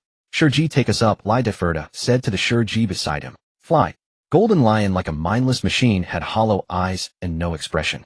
With the power of the float fruit, the warship beneath Lideferda's feet broke free from gravity and rapidly ascended into the sky. Soon the warship pierced through the clouds and stopped above the cloud layer, confronting the spaceship. Xiao's Pat struggled incessantly, desperate to escape his grasp. Xiao glanced at Pat and decided to keep the little creature by his side. If it fell into the hands of someone who knew the secrets of ancient weapons, with a wave of a brush the world would descend into chaos. Glistening droplets coalesced in Xiao's hand, pouring into Pat's mind to wash away the memories of its capture and its encounter with Reedfield, replacing them with a fabricated, joyful recollection. In the end, Pat became a little pet that obeyed only Xiao's commands. Having resolved the Pat dilemma, Xiao leisurely strolled to the ship's bow, carrying his self-made leaves and brush. He opened the hatch and gazed into the distance at Reedfield, who commanded a vessel full of formidable warriors. "It's you," Reedfield bellowed, instantly recognizing the young man who had confronted him through the prison gate at Tujin City years ago. Xiao looked at Reedfield deep in thought. Both of them were top-tier observation hockey users. If they didn't use their fruit abilities, how long would it take to determine the victor? "I predicted your prediction of my prediction of your prediction." An infinite loop. After mulling it over for a while, without reaching a conclusion, Xiao shouted across the void to Reedfield, "Don't bother searching for the vampire fruit. That fruit was eaten by my pistol a year ago." Hearing this, Reedfield's forehead bulged with veins. The hope of regaining his youth was utterly dashed, and he had lost Pat as well. The vast sea once again felt as desolate as before. "But I have plenty of ways to make you young again. Any age from 1 to 99, take your pick." Detecting the provocation in Xiao's words, Reedfield couldn't help but roar.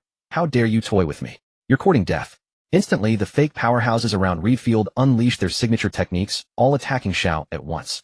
Cracks, sword, energy shockwaves. Each ferocious assault, though carrying only 70% of the original's power, was enough to shake heaven and earth, obliterating everything in its path. Unhurried, Xiao opened a spatial door before him, absorbing all the attacks into it. Simultaneously, he opened another spatial door above the warship, redirecting the onslaught onto the fake powerhouses themselves. Reedfield, with his supreme observation haki, easily evaded the attacks. But the painted warriors, despite their powerful offensive abilities, had pitifully weak defenses. They couldn't even withstand their own strikes, and exploded one after another. Calm and composed, Reedfield activated the leaves he had already painted, resurrecting the old era powerhouses once more. This time, however, the summoned warriors were even weaker than before. Because the pad in Reedfield's possession was merely a leaf copy, unable to unleash the full strength of the original. Moreover, the copy of Pat lacked sufficient stamina and mental energy, causing the painted warriors to grow progressively weaker. Tired of prolonging the fight, Xiao waved his hand and activated the painting Tanuki fruit ability. Unlike Pat, Zhao's fruit was fully awakened. While Pat needed to draw on leaves to materialize objects, Xiao could sketch directly in his mind. In less than 3 seconds, Xiao completely visualized a smooth, bald head in his mind, along with a yellow jumpsuit, red gloves, boots, and finally a white cape. The strongest One-Punch Man was successfully drawn. Saitama, his expression as blank as ever, appeared beside Xiao. Those familiar lifeless eyes stared at Xiao, utterly unimpressed. Master Saitama, do me a favor and bring that man in red over here. Be careful not to accidentally kill him. As for the others, you can ignore them. Just destroy them. All right. Saitama replied, his face still expressionless. He walked into the spatial door before him, emerged from another, and landed on Reedfield's warship. Xiao couldn't be bothered to watch the rest. He returned directly to the ship and waited for Saitama to bring Reedfield. As soon as Xiao entered the ship, the others rushed over, bursting with questions, but unsure where to begin.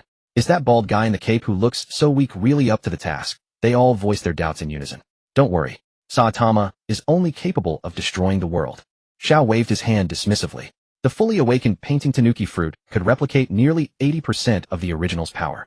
Though defense wasn't enhanced, was there anyone in this world who could break through Saitama's defense? Not even 1%. No, not even 1,000th of Saitama's defensive power could scratch him. So Xiao remained completely at ease, waiting for Saitama to deliver the results.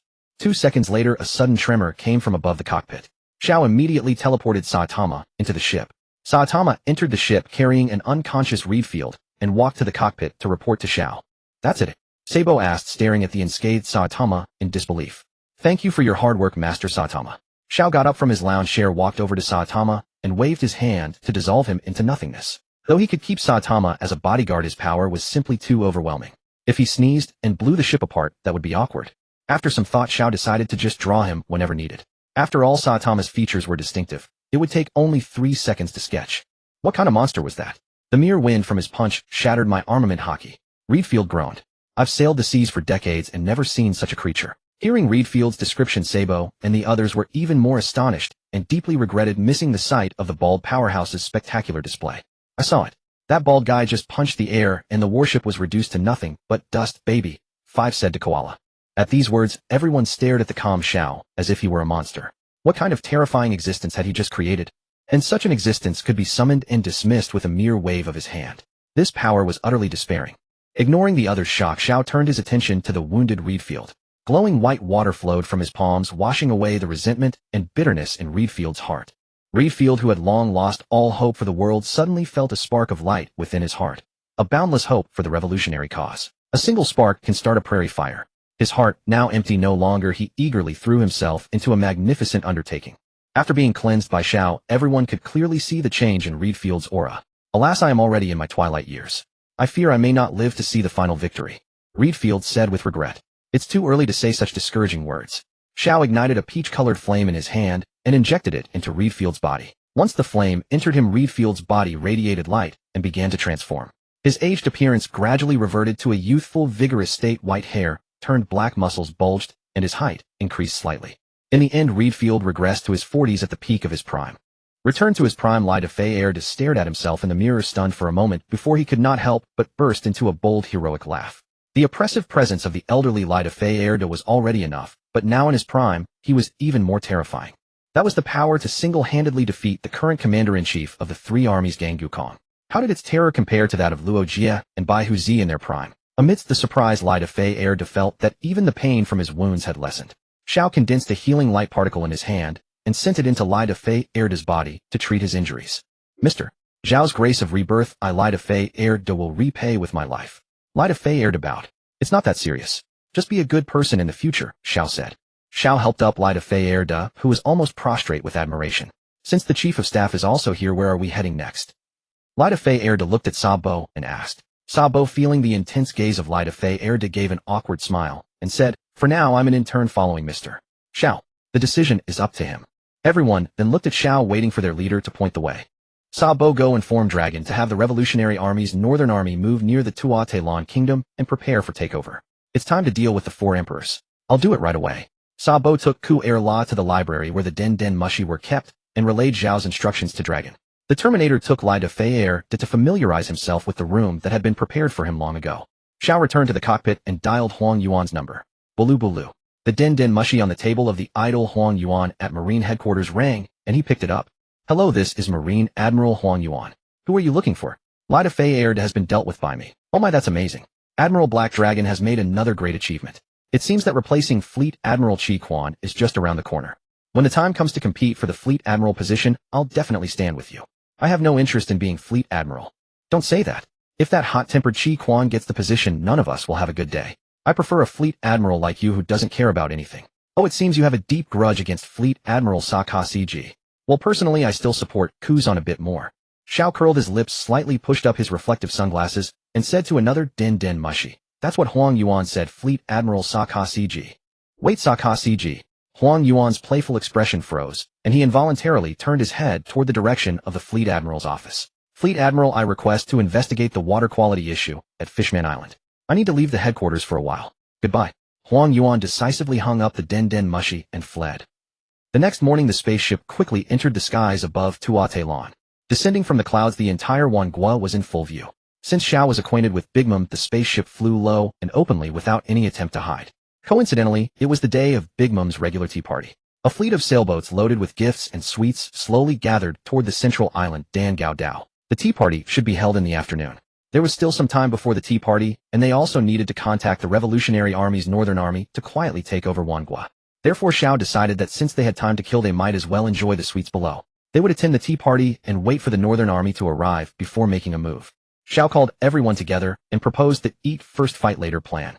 No one had any objections, and they were even a little excited. The spaceship flew back into the clouds.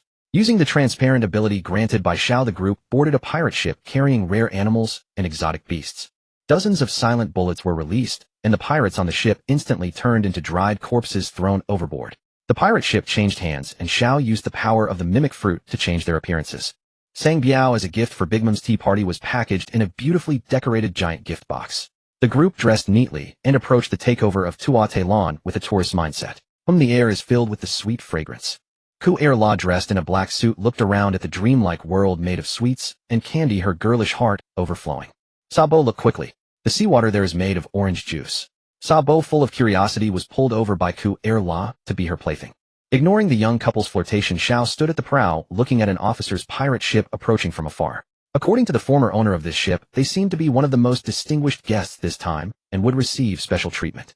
The importance could be seen from the ship coming from afar. A large, imposing ship with a juice cup as its mast sailed slowly toward them. At the bow stood a tall, white-haired woman from the Long-Leg tribe. The giant sword on her back indicated that she was a familiar face from the Summit War over a year ago. Simu Ji, the second-ranked sweet commander and user of the squeeze fruit. Is that Ling Ling's daughter? Li Dafei Erda walked to Zhao's side and asked. That's the 14th daughter, named Simu Ji. Speaking of which, you were also a standout of the previous era. Did you never cross paths with Xia Luo, telling Ling? I was invited by Luo Kasi to join the crew back then, and I met Ling Ling a few times. No relationship to speak of. I don't like such a noisy woman. How lucky you don't like her, or else the green hat would be 2 stories high, Xiao mused. Not long after the 2 ships docked, and Simu Ji, nearly 5 meters tall, stepped across onto the pirate ship. Since she was a pirate with a bounty close to 1 billion, both Sabo and Baby 5 were slightly wary. Xiao, however, walked toward Simu Ji nonchalantly. Welcome, Duke, he si Patawangua. I am Simu Ji, the tea party's bartender and your security advisor. Hello, Miss Simu Ji. Xiao greeted her with feigned enthusiasm. The moment their eyes met, Simu Ji fell into the illusion in Zhao's gaze. Then came the familiar brainwashing process. In the end, Simu Ji became Zhao's loyal subordinate, utterly devoted to the point where she would not hesitate to betray Big Mom. Master, Simu Ji bowed. This is a new creature I discovered, specially brought as a gift for Big Mom. Be sure to open it only when the cake is cut. Mom will surely be delighted. Simu Ji called over some flying carpets to lift Sang Biao along with the gift box onto the pirate ship. After loading the largest Sang Biao onto the ship, the vessel was fully packed. Just as they were at a loss, another pirate ship approaching from afar was summoned by Simu Ji to carry the other rare creatures. That ship also had a familiar face.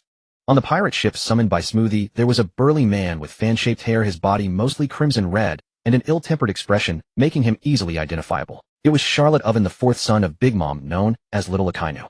Oven, equally tall, leaped onto the pirate ship and warmly greeted Xiao Niao. Did you hear that Duke Hesper brought the legendary griffin this time? Yes. Xiao Niao glanced behind him, and Sabo immediately understood, fetching the cage containing the griffin from the cabin and carrying it to the deck. Opening the curtain covering the cage, a creature with a lion's body, eagle's head, and a pair of flying wings on its back came into everyone's view. Sabo, Kurla, and Baby 5 were all dumbstruck watching the legendary creature appear before them. Oven and Smoothie were already unfazed. They had seen all kinds of magical creatures, and a griffin was nothing new to them. Mother will be delighted to add a new species to her collection. Perhaps she might even grant you permanent residence in Tato Land without requiring any tribute in return. Oven, while speaking, ordered the homies to carry the griffin's cage to his ship. The guests have already arrived in large numbers. Please, Duke Hesper, follow us to Cakeland. Oven leaped back onto his own ship, turned it around, and sailed alongside Smoothie's pirate ship to lead Xiao Niao's vessel toward Cakeland. Along the way, various pirate ships, lords from the gray zones, and noble sailboats passed by on both sides. One ship shaped like an albatross caught Xiao Niao's attention. Upon closer inspection, wasn't the person at the ship's prow Morgan, the king of news. Seeing Morgan, Xiao Niao recalled how his identity was almost exposed in Havana over a year ago. If not for him back then, things wouldn't have been so troublesome. Although Xiao Niao had once wished to stew Morgan alive, now he was clearly more useful than a pot of braised goose. A tool for spreading new ideas had been found. As they were about to land on Cakeland, Xiao Niao summoned Sabo with a wave of his hand and instructed him to capture Morgan first when the fight began, for he would rely on him to implement world reforms in the future. Dozens of various sailboats followed the members of the Charlotte family, like carp crossing a river, navigating the winding sea passage to enter the central island of Tato Land, Cakeland. The ships docked. Xiao Niao, carrying gifts found on the ship, headed to the top of Cakeland where the tea party was held. Together with everyone else, he arrived outside the open-air tea hall and went through inspections one by one. The inspections were handled by Paraspero, the eldest son of Charlotte Lin Lin, and Defu, the third son. On a distant high wall, Katakuri played with the candy beans in his hand, occasionally predicting possible dangerous futures. Just as Katakuri caught a glimpse of Xiao Niao, an extremely dangerous and terrifying premonition surged in his heart. In the future, he predicted he would fall into a coma for some reason. Just as Katakuri was about to turn his head, Xiao Niao's gaze met his. The powerful illusion of the Rakshasa instantly pulled Katakuri into it. In a moment unnoticed by others, Xiao Niao created a decoy to stay behind, while his true body entered an invisible state, going to the high wall to purify Katakuri. Soon Xiao Niao, still in his invisible state, returned to the group with a relaxed expression, having come down from the high wall. When it was his turn in line, Paraspero, Defu, and Oven, who was guarding nearby, all fell under Xiao Niao's control, becoming his loyal subordinates. Before the tea party even started, all the high-ranking combatants of the Big Mom Pirates had already been captured. Entering the venue, Charlotte Lin Lin, with a kindly face, was the first to welcome him. Mama, welcome to my tea party, Hesper. Although we meet for the first time, the rare birds and exotic beasts you brought are all unparalleled in this world. Therefore, by the order of the Queen of Tato Land, I decree that you and your family shall have permanent residency and free passage in Tato Land, and your family will also be permanently protected by the Big Mom Pirates. Mama, these privileges are your recompense from Tato Land. Then thank you very much, Lin Lin. Xiao Niao said with a faint smile. After greeting Xiao Niao first, Charlotte Lin Lin went to welcome others. Having relaxed, Xiao Niao's group was given the order to disperse by Xiao Niao. Surrounded by exquisite desserts managed by various ministers, Sabo and Kurla with Pat had been drooling long ago. After being dismissed, they wandered around each minister's dessert area as if visiting a temple fair. Raidenfield also rarely relaxed, heading to the wine area managed by Minister of Wine Charlotte Zeke to savor high-end red wine. Baby 5 followed behind Xiao Niao, ready to serve at any time. Stopping at the juice area managed by Smoothie, Xiao Niao glanced at Sang Biao, who had been transported to the central high platform of the venue. He had agreed with everyone that the moment Sang Biao was released, it would be time for the final battle against Charlotte Lin Lin. Your Grace, how about a glass of lava from Mount Mori? Smoothie activated her squeeze fruit ability, squeezing a glass of reddish-orange drink from the burning lava. Accepting the drink, Xiao Niao's mood was somewhat complicated. He also possessed the squeeze fruit ability, but had never tried extracting moisture from lava. Moreover, why could he extract water from burning lava was beyond his understanding. After drinking the lava juice in one gulp, Xiao Niao savored it unexpectedly, finding it quite delicious. By now all the guests at the venue had arrived. After the venue doors closed and reopened, a group of solemn-faced homies guards escorted an ornately decorated picture frame onto the main table where Charlotte Lin Lin sat. Inside the frame was a photograph of an elderly nun holding a cigarette with a peculiar smile. That was an old acquaintance whom Charlotte Lin Lin regarded as a mother figure. However, what Charlotte Lin Lin did not know was that the nun had been eaten by her unconsciously. Once the most important guests to Charlotte Lin Lin at the table had arrived, other guests dared to take seats at the main table. "Hesper, what are you doing? Hurry up and sit over here." Charlotte Lin Lin beckoned, indicating the seat beside her for Xiao Niao to take. Xiao Niao, who had been observing from a distance, leisurely walked to the main table where Charlotte Lin Lin sat and took his seat beside her. After sitting down, Charlotte Lin Lin began to chat happily with the various factions at the table. Xiao Niao merely stared at the large gift box containing Sang Biao in the distance, occasionally eating the desserts in front of him. At this moment, Charlotte Lin Lin's children, gathered around everywhere, were also nervous. They had long been turned and prepared to deal with their feared mother together later. "What's wrong? Unhappy? Why are you so silent, Hesper?" Charlotte Lin Lin's terrifying yet kind big face leaned in to ask. "Nothing, just wondering when you'll open that large gift box at the very top, Lin Lin." Charlotte Lin Lin then glanced over and laughed heartily. Mama, mama, mama. That's a surprise. Smoothie specifically told me to wait until near the end of the tea party to open. I'm also looking forward to what kind of strange creature is inside. After 3 rounds of wine, the enthusiastic atmosphere at the venue gradually turned flat. As the tea party drew to a close, Xia Luo Lingling also keenly sensed the heated atmosphere slowly cooling. She then prepared to unveil the huge surprise to boost the atmosphere of the tea party. Xia Luo Lingling glanced at Pei Luo, who immediately understood, but it was the command of Xiao beside Lingling. Pei Luo rose, and a blue candy lifted him onto the high platform.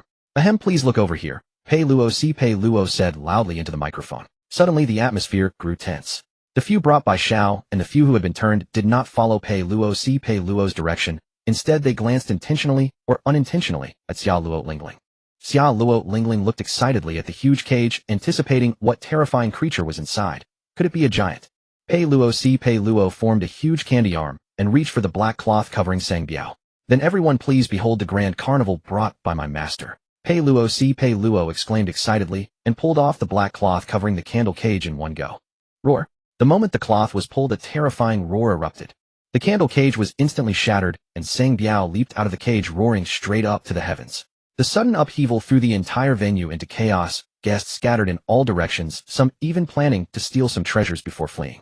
Xia Luo Lingling turned her head in shock and fury, looking at He Si Pa, who had brought this strange creature and disrupted the tea party. However, before she could turn completely, a gust of wind swept beside her, and then a terrifying aura appeared above. Xia Luo Lingling looked up and saw a giant dragon circling in the distant sky with a figure standing on the dragon's head, so familiar that it made her grind her teeth. That damn brat. Xia Luo Lingling's eyes reflected a terrifying red glow, and a violent conqueror's haki, nearly vaporized, swirled around her. And Kai Duo. The delirious Xia Luo Lingling could no longer distinguish between Kai Duo and Sang Biao. They were both the same size, and both dragons, and besides, what other creature could emit such haki? "You actually allied with this brat to kill me."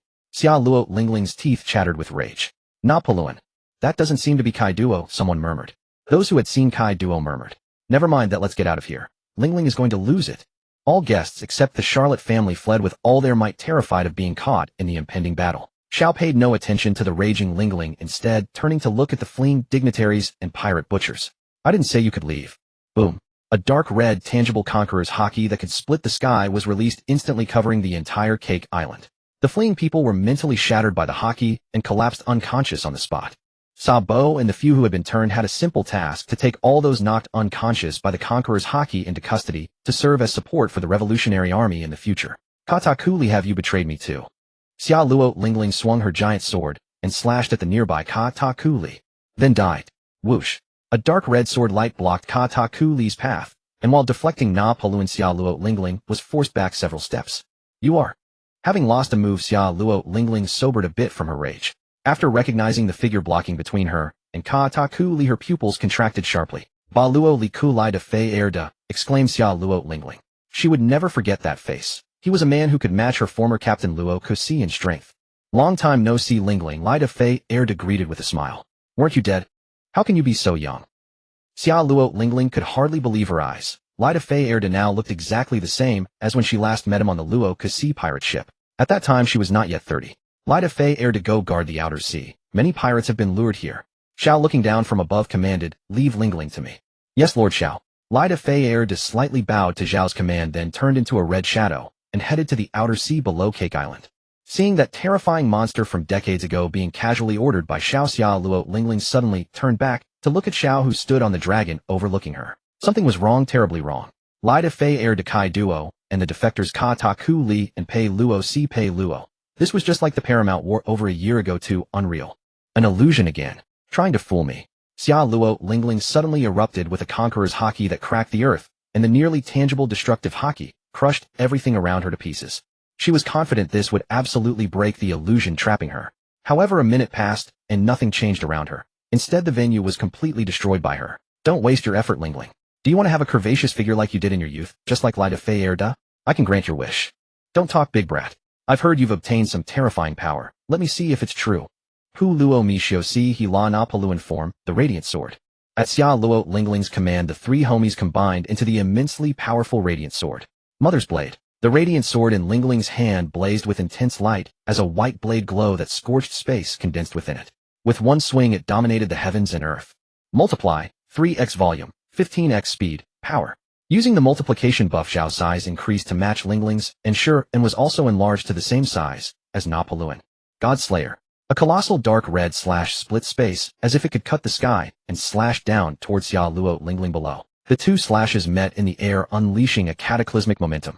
The shockwave split the clouds in the sky, and even the massive Cake Island was gouged with a deep abyss. A single strike nearly split the entire island. However, Zhao's slash was not over yet.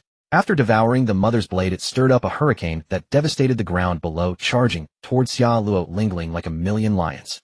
Xia Luo Lingling, unable to escape, narrowed her eyes. In an instant, she coated her steel-like skin with a layer of high-grade armament haki, intending to block this devastating slash with her body. Boom. The two forces collided, and terrifying sword light danced in the area. The ground, sky, and even space itself seemed to be torn apart. A blood-curdling scream like that of a slaughtered pig erupted from the center of the light. Cracks of sound rippled outward, and everyone could clearly perceive Charlotte Linlin's haki gradually diminishing. As the light faded, Charlotte Linlin knelt where she stood, a pool of blood gushing from the wound on her abdomen. She gasped for breath, casting a resentful glare upward at the divine-looking man. With their duties completed, Katakuri and the others could barely believe their eyes, as their once arrogant mother had nearly been defeated in a single blow. They had never seen Mother so severely injured. Judging from her condition, one more strike could easily claim her life. Noticing that Linlin had met the conditions for purification, Xiao spoke to her. Linlin, the gap between us is too vast. Cease your futile resistance. Now I could end your life with a mere flick of my finger. Mama-sama. End my life. Linlin replied with a crazed laugh, her breath growing faint. A pale white ethereal spirit materialized in Charlotte Linlin's hand, attaching itself to the wound, and instantly healing the deeply gashed sword cut. I bestow upon you life, awakened bones. Charlotte Linlin rose to her feet with a deranged expression, raising her arm and crying out. Charlotte Linlin sacrificed decades of her life to enhance her physique and strength. Sacrificing life for power. What a classic technique, Xiao commented from above. He could also use this move, but there was no need. In his previous strike, he had still been holding back. With a 50-fold buff enhancement, he would have scattered Linlin's ashes to the wind. It was simply that Linlin still had some use for him. Xiao reasoned that he still needed to thoroughly defeat Linlin for the purification to be complete. Thousand-armed spirit tree. Supreme Great Buddha. Hundreds of meters tall, a giant tree spirit rose from the ground, floating in the air with the power of the Fua no Mi. Thick wooden arms extended outward, forming a supreme throne. Zhao's body an aura of clouds and waves, transforming into a 100-meter-tall golden Buddha sitting among the trees like a deity. Multiplication, 100 times, volume, speed, power, weight.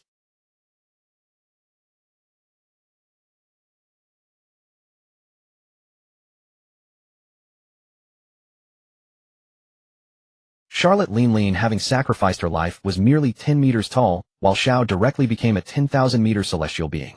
In his eyes, all living beings were but ants. Parting through the swirling clouds, everyone could only glimpse a portion of Zhao's body. Radfeld, Sabo, and others stood frozen in place. They had originally thought Zhao's power unfathomable, but they never imagined it was on the level of world creation. Those who had once freely conversed with Xiao now appeared to him as nothing more than ants and dust. The colossal golden Buddha was wreathed in haki and an otherworldly presence. Charlotte Linlin only met Zhao's gaze for an instant, nearly suffering a mental breakdown and dying on the spot. Her Mingguang Jian slipped from her hands, and Linlin fell to her knees. Previously, she had believed Dragon God and Radfeld were the limits she could conquer, only to discover they were but insects in the eyes of others. What was there to fight? Someone's single finger was hundreds of meters long. If she continued her reckless behavior, she would be crushed to powder. I yield, Charlotte Linlin said solemnly. She dared not make any demands, only praying internally to survive. After Charlotte Linlin knelt, Xiao transformed from a 10,000-meter divine Buddha back to his normal size. The previous scene had been witnessed by nearly everyone in Tado Land. With a monster like that in the distance, what was the point of fighting? Fleeing for their lives was what mattered most. One after another, pirate ships, cannon boats, and merchant vessels fled Tado Land along the sea route. They happened to collide with the Revolutionary Army's Northern Army, who had come to take over Tado Land. In the most densely populated area, a spatial door opened and Radfeld Sabo Kakuri and others emerged, quickly suppressing the riots of those fleeing Tado Land. On the ruins of Cake Island, Charlotte Linlin lay prostrate before Xiao, sweat pouring down her face, not daring to breathe heavily. Linlin, before you are purified, would you like to see the truth of the past? What truth? Charlotte Linlin asked in a low voice. The truth about the nun. Upon hearing the nun, Linlin suddenly raised her head, and everything around her instantly returned to decades past. The truth of being expelled from Elbath, the nun who trafficked children, the cravings on her birthday that caused her to devour all her companions, and the nun. One by one, bloody realities filled in her hazy, blank memories. After learning the truth, Linlin weakly knelt on the ground and wept uncontrollably. Outside the illusion, the purification continued simultaneously. In the end, Big Mom and those cruel truths disappeared together. Mama-sama. So many delicious foods around. The purified Linlin gazed at the dreamlike world around her and smiled joyfully. Can I eat those? Linlin ran to Zhao's side, her eyes sparkling, drool flowing, and asked. Go ahead and eat, Linlin. Xiao placed Linlin on Cake Island, opened a door in the space before him, and arrived at the gathering point of the Revolutionary Army's Northern Army. At that moment, Crow, the commander of the Northern Army, was directing with Sabo how the revolutionary fighters should settle the people, pirates, and nobles living in Tado Land. As Xiao arrived, he waved his hand and scattered countless water droplets that purified the soul. Those who touched the droplets had all their inner evil washed away, becoming revolutionaries with ideals. Bird Fruit, Mythical Zoan, Yatagarasu Form Collection successful. Awakening training slot. Bird Fruit, Mythical Zoan, Yatagarasu 100 complete awakening. Yo, I'm counting on you for their settlement. Xiao patted Northern Army Commander Crow on the back, collecting his Mythical Zoan fruit. You're here. The previous 10,000-meter giant god form was so shocking that Sabo was somewhat fearful. Crow also carefully observed this Mr. Xiao, who was revered as a guest by the Revolutionary Army, to see what kind of divine being he was. After observing for a long time, he still couldn't figure it out. He just looked like a handsome, approachable young man. It was hard to imagine he was the terrifying world changer described by Sabo. Mama-sama, I've had my fill. When shall we depart? Linlin with a gentle expression flew in on Hera. Big Mom. Upon seeing Linlin, Crow immediately adopted a combative stance. Don't rush, Linlin. Let me settle a few things before we go, Xiao said without looking back, as if dismissing a child. After seeing this, Crow began to somewhat believe what Sabo had told him. Who else in the world could treat a Yonko like a child? Seeing everyone afraid of Linlin and unwilling to approach, Xiao waved his hand and called Linlin over.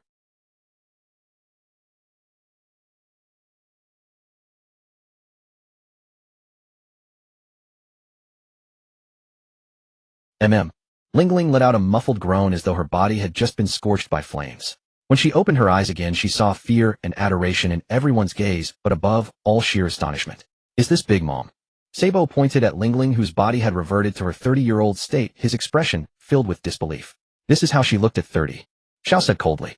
At this moment, Lingling was fair-skinned and beautiful, with a curvaceous figure that made her smile bright and endearing.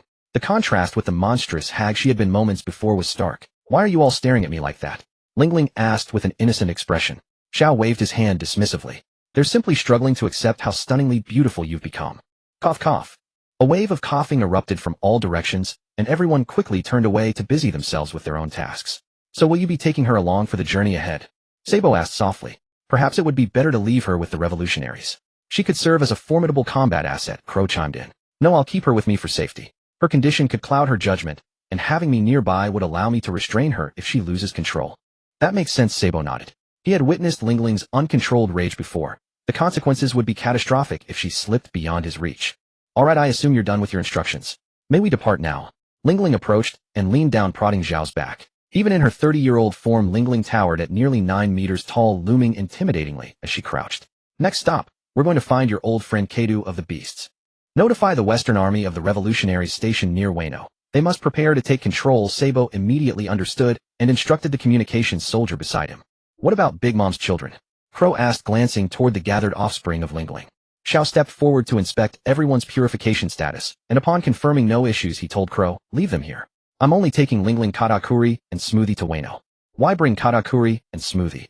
Kurla asked in confusion. They hold significant influence and power within their family. Removing them would weaken Whole Cake Island's native faction, allowing the revolutionaries to co-govern and maintain equilibrium. Over the following hours, Xiao discussed the current situation and future plans with Crow and the others while the crew loaded the spacecraft with supplies for the journey ahead. Once the long-term plan's strategic directions and key restructuring sites were confirmed, Sabo compiled a report for Crow to deliver to Dragon. After ensuring the island was thoroughly cleared, Xiao teleported everyone aboard the spacecraft. Intrigued by the unfamiliar surroundings, Lingling dragged Katakuri and Smoothie through various rooms. Since several new crew members were of considerable size, Xiao had expanded the spacecraft's interior to twice its original capacity before boarding. This adjustment would easily accommodate any additional large figures joining them later. In the command room, Xiao retrieved the permanent poneglyph pointing toward Wano. He planned to seek out Master Kai to refine his three colors haki, which was nearly at its maximum potential. Guided by the permanent poneglyph and traveling at full speed, they departed in the late night hours and arrived the following afternoon. Flying over the inverted waterfall, the group arrived at the isolated nation of Wano. The first territory they entered was named Yuzurigashi, a place where criminals were imprisoned, its most prominent structure being the quarry used to house them. This area also hosted the largest concentration of Kado's beast pirates on the main island of Wano. While they could have struck directly at Onigashima, Kado's stronghold, that approach would require returning to Wano and systematically searching each region for stragglers, a tedious undertaking. Therefore, Xiao decided to draw out Kado's forces for a decisive confrontation. With no pretense of stealth, Xiao piloted the spacecraft directly into the outskirts of the Yuzurigashi quarry. Cheers and music echoed through the quarry. The unmistakable voice of Queen, the corpulent scientist, filled the air, clearly hosting his own concert room. Aside from the endearing guardian left behind, the group followed Xiao into Yuzurigashi. Queen, mid-performance, with his massive frame writhing to the music, was startled by the sudden appearance of strangers, his eyeballs nearly popping from their sockets. Keidu-sama. As the dust settled, Keidu of the beast stood before them, and all present immediately knelt in reverence. Keidu-sama, aren't those Katakuri and Smoothie from the Big Mom Pirates standing beside you? Queen halted his dance and asked, bewildered by their unexpected presence. How did they end up here? And who is the breathtakingly gorgeous beauty by your side? Queen's eyes immediately swirled with hearts upon catching sight of the young Lingling. Confronted by Queen and the assembled underlings of Keidu's beast pirates, Xiao seized the opportunity to fully embody Keidu's persona. Ahem, we intend to form a pirate alliance with the Big Mom Pirates. I've come to inform you, to gather all the pirate crews across Wano along with Kurizumi, Orochi, and others to host a grand banquet at Onigashima. Oh, another banquet. How delightful. Queen exclaimed with excitement, entirely unconcerned about the alliance with the Big Mom Pirates. Now have these laborers cease their work and return to the prison. I'll personally escort you to summon Kurizumi, Orochi. Such a trivial matter hardly requires Keidu-sama's presence. Leave it to me. Queen puffed out his chest, then commanded his men to escort all the prisoners back to the facility, preparing to depart with his subordinates. Xiao called out to him once more, remember, do not allow Kurizumi Orochi to bring any unauthorized individuals. He must bring only his ninja corps and samurai battalion. Upon hearing Zhao's instructions, Queen's sunglasses gleamed white as he leaned in close and whispered, Keidu-sama, does this mean our plan is being accelerated? Naturally. With the Big Mom Pirates now joining us, what purpose do Orochi and his useless cronies serve? Understood. I will bring every warrior capable of making waves in Wano to serve you. Humph. Seeing Keidu acknowledge his words, Queen stepped closer, his lips nearly brushing Zhao's ear as he murmured, once this is accomplished, might you introduce me to that pink-haired beauty at your side? Era. Should you prove capable of handling her, Xiao chuckled in Keidu's characteristic hearty laugh. Rest assured, with those words from you, Queen would climb mountains of blades and wade through seas of oil to make it happen. With that, Queen sprinted out of Yuzurigashi, leading a massive contingent toward the flower capital. After Queen departed, Xiao couldn't help but laugh. Well, Lingling, how did I do? Did I sound convincing as Keidu? Lingling swept her disdainful gaze over Keidu's entire form and remarked, quite convincing actually. After Queen left, Xiao transformed back to his original form. Thus half of the plan was already completed. The next step was to take over Onigashima and wait for Queen to bring the soldiers from the main island to deliver themselves. The group emerged from the quarry and piloted the airship toward Onigashima. The transparent airship quickly arrived above Onigashima. Using his observation haki, Xiao could sense the formidable presence of Kaido within the island. Transparent birdcage. High in the sky, unnoticed by anyone, tens of thousands of translucent threads bloomed from the bottom of the airship, covering the entire Onigashima like a birdcage. Thanks to the power of transparency, the birdcage was difficult to detect, even with advanced observation haki. Deep within Onigashima, the drunken Kaido, surrounded by the music and dance of entertainers, did not sense any hint of danger in his mind. Songbiao Black Count, keep watch outside and intercept any approaching ships beyond the birdcage. The rest of you follow me down. Several figures teleported to the rear of Onigashima. Boom, boom, boom. Thunderbogwat. As soon as the group landed, a white figure swung a spiked club and slammed it fiercely toward them. Clang! The unstoppable heavy strike of the spiked club was easily caught by Xiao with a raised hand. This thunderbagua lacked some fire. Xiao clicked his tongue, then deflected the club. Who are you? Demanded Yamato, holding a spiked club, wearing a Hanya mask dressed in white and red. I am Xiao and I am here to defeat Kaido. Xiao said calmly. You're here to defeat Kaido? Yamato's voice trembled. Just a few of you. There are over 20,000 pirate crew members here. Sabo beside Xiao turned slightly and whispered. Who is this? From the voice it sounds like a girl. This is Kaido's daughter Yamato. When Xiao said this, everyone was shocked. Kaido actually had a daughter. How do you know my name? Hearing this, Yamato took off her mask, revealing her delicate face. That pretty face was full of disbelief and shock. Oh, it's Kaido's little brat, Lin said, hearing that the newcomer was Kaido's daughter. Her maternal instincts surged, and she walked over to pinch Yamato's cheeks. She had regarded Kaido as her little brother for decades, and now meeting her brother's daughter, how could she not immediately claim her as a niece? Look at this delicate face. You'd never imagine she's the daughter of that old demon Kaido, Lin said, not stopping her handiwork. Yamato, looking bewildered, was like a small doll being played with by Lin, who was several times larger.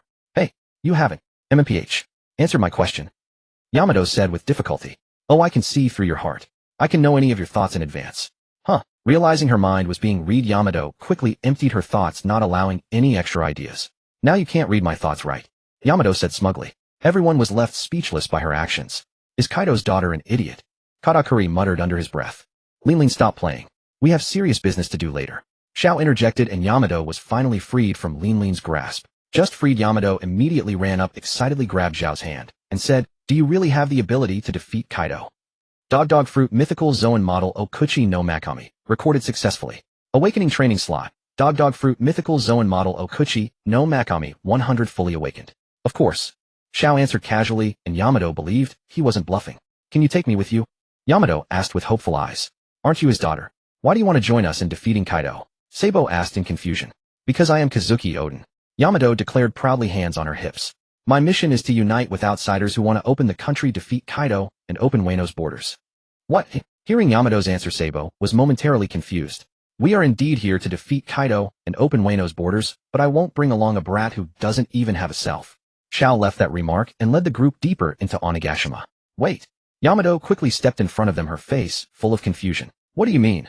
I said I won't bring along a brat who dares not even acknowledge their own self.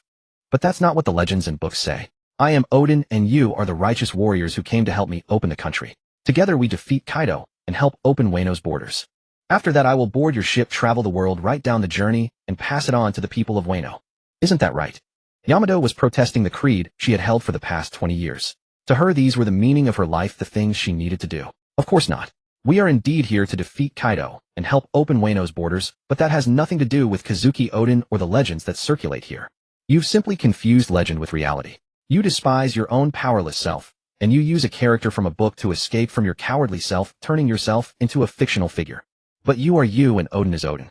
Prophecy is not reality. You only rely on prophecies and what books say, unaware that reality must be created by yourself. Someone so weak that they need to escape from themselves just to survive. How could I let her board my ship? My ship is not for just anyone. Each word struck at Yamato's faith of 20 years. She was a bit slow, but not unreasonable. Zhao's criticism was piercing, shattering her 20-year-long fantasy. If I don't become Odin, then who can I become? Yamato knelt weakly on the ground, looking at her reflection in a puddle, murmuring, think for yourself, you idiot. Seeing Zhao's serious expression, nobody around dared to speak. Lin whispered to Katakuri and Smoothie, I quite like this kid. This is something the master must let her decide on her own.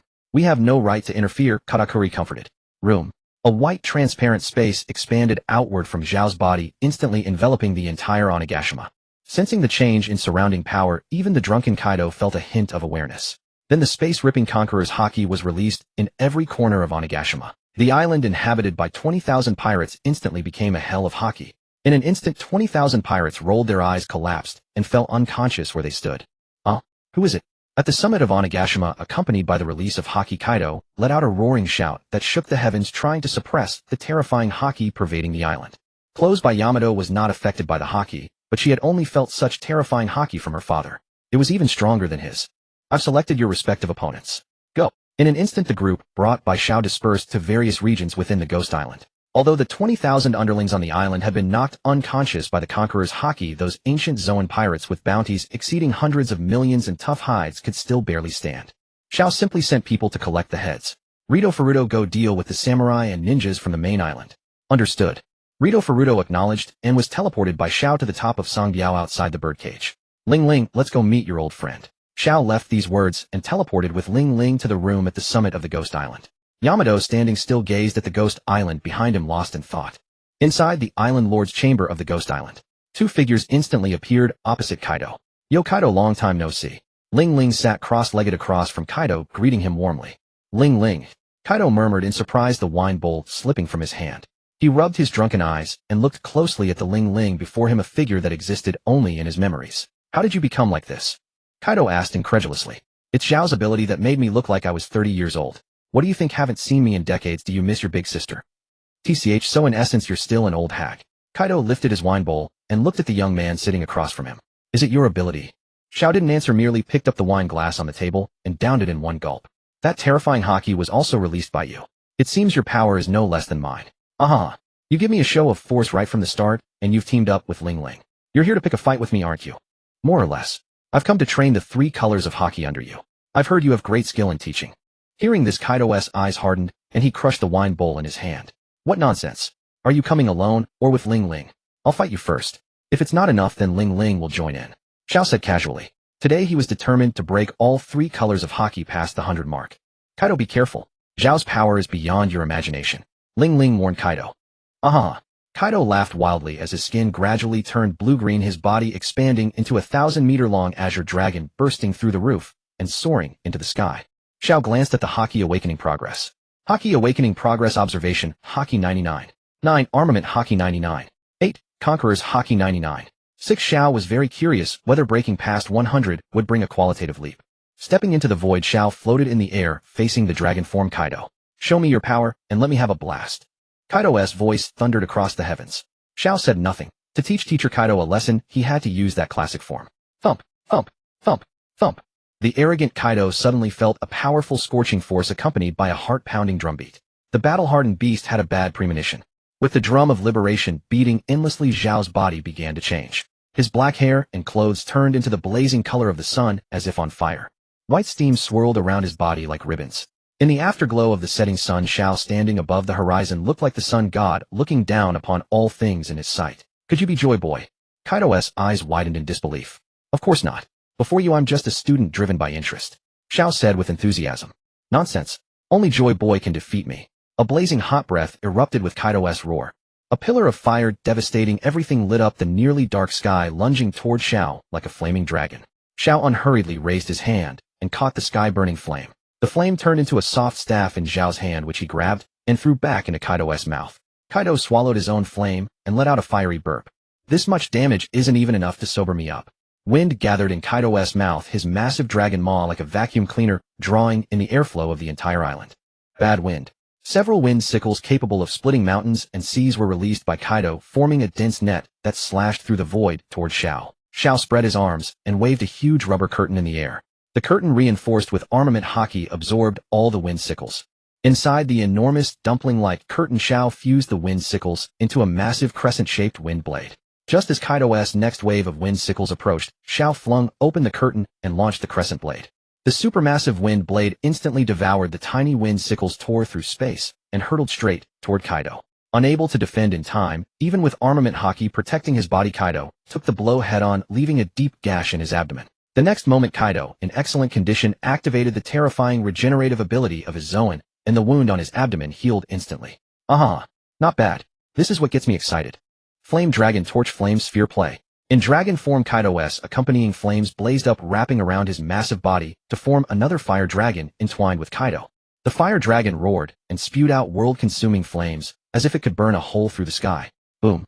Along with the spherical fireball, Kaido spat out the flame dragon, chased after the fireball, roaring as it charged toward that direction. Rubber Deceptive Fireball. A spherical rubber ball engulfed in flames condensed in Xiao's hand, the same size as the fire orb being chased by the dragon in the distance. Fireball Shoot. Xiao kicked the flaming rubber ball off his body toward the charging fire dragon. The burning rubber ball collided with the fire orb, sending it flying, becoming the new object of the dragon's chase. When the fire dragon descended into the airspace where Xiao was, the homie soul on the rubber ball burrowed into the dragon, instantly taking control of its consciousness. Xiao grabbed the fire dragon with his extended arm, adjusted its direction, and charged it again at Kaido's massive body. Kaido spat another scorching flame to block the fire dragon, but the flame was seduced by the homie upon contact. The fire dragon with doubled power flew to Kaido, twisted its body, and coiled around Kaido. Instantly the sizzling sound of flames engulfed the sky. Kaido writhed and twisted the agony of being entwined by the fire dragon, known only to him. Finally, with Kaido's miserable dragon roar, both the fire dragon and Kaido plunged into the ghost island. Boom.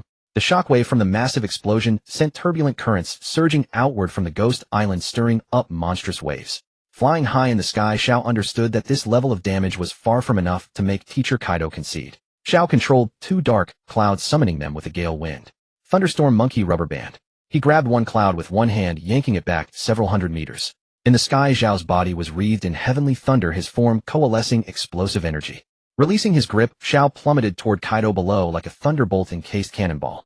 On the ground, Kaido transformed into his dragon-human hybrid form, wielded the 8 precepts, and let out a maniacal laugh at the descending Xiao.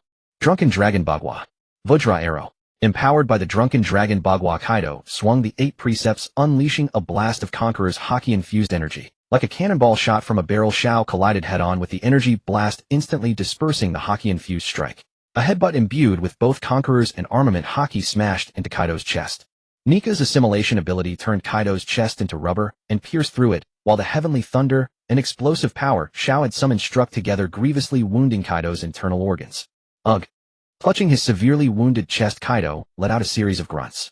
If not for his Zoan type and its terrifying recovery and stamina, his internal organs would have been shattered by the explosion. After these exchanges, Xiao carefully sensed the changes in his stamina. The Nika form indeed consumed a great deal of life force and physical energy. But every few minutes he would revert his body, endlessly exploiting the glitch. Only through repeated practice could he achieve a perfect score in all 3 types of Haki under teacher Kaido's tutelage. After a few seconds, his internal organs were fully restored. Kaido turned to look at Xiao, who was waiting in place, and laughed maniacally again. Looks like I can really go all out today. Use a bit more force. My observation Haki is almost perfect, Xiao said, beckoning to Kaido. 3 realms descent Naraku. Kaido stepped forward several paces, leaped into the air, spun once, and with the 8 precepts gleaming under the lightning, he swung down fiercely at Xiao. Rubber Twin Peak Strike. Catching Kaido's strike head-on, Xiao's body sank into the ground like putty. Using the reaction force, he extended both arms upward, and his palms, coated with armament Haki for internal destruction, slammed into Kaido's ears. Kaido's brain took a solid hit of internal destruction. He clutched his head in agony, groaning repeatedly as he staggered backward. As for Xiao, who had taken the club blow head-on, his skin wasn't even broken. The passive bonuses from multiple awakened Zoan fruits had elevated his physical prowess to an absurd level. Attacks from Kaido that didn't combine both colors of Haki barely tickled him. As Kaido retreated, his steps were unsteady, as if drunk, and faint purple lightning bolts struck down from the sky, hitting him directly. The 8 precepts wreathed in heavenly thunder, and Conqueror's Haki emanated a terrifying aura. As Kaido's wounds healed, he infused both colors of Haki into the 8 precepts, planted his back foot firmly on the ground, faced Xiao, and his entire body trembled continuously like a volcano about to erupt. Drunken Wheel Thunder Naraku.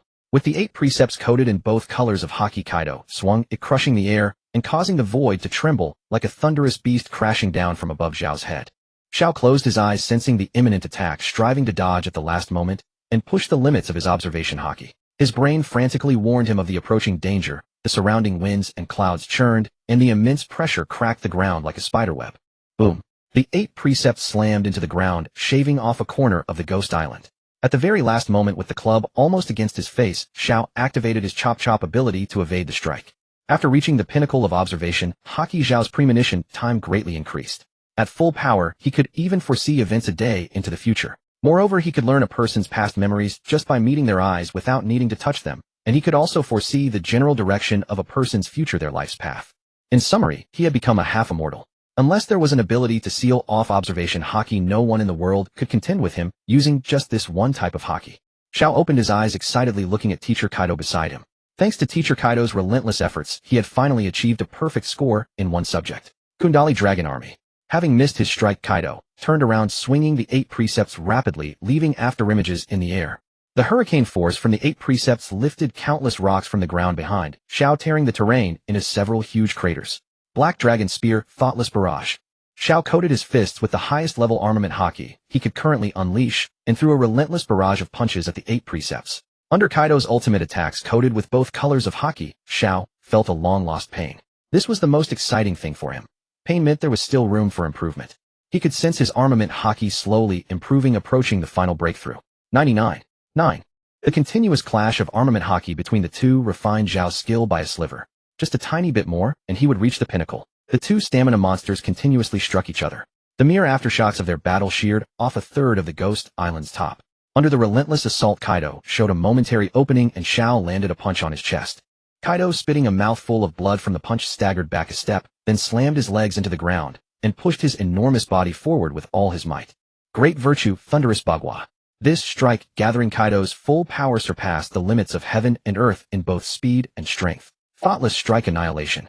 Releasing his armament haki to the fullest, Zhao combined his fists into one strike, meeting Kaido head-on. Boom.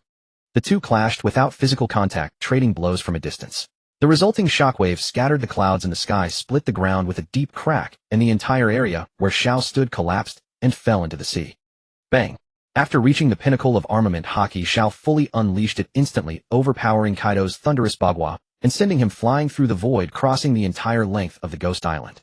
After Kaido was sent flying, Zhao looked at his hands, feeling a surge of invincible power. His armament haki could even produce the effect of sea stone. That strike directly suppressed Kaido's regenerative ability, temporarily preventing him from utilizing the terrifying recovery of his Zoan type. When armament haki reaches its pinnacle, it can even temporarily restrain Devil Fruit users, causing them to briefly lose control of their abilities or be unable to release them. On the opposite side of Onagashima's summit, Kaido, his body riddled with grievous wounds, slowly rose to his feet. To his astonishment, he discovered that his regenerative powers had completely failed him. So I am destined to fall after all, Kaido said in a calm tone. That youth in the distance was far too powerful. Whether through the trinity of haki, his Devil Fruit abilities, or hand-to-hand combat, every facet overwhelmed him.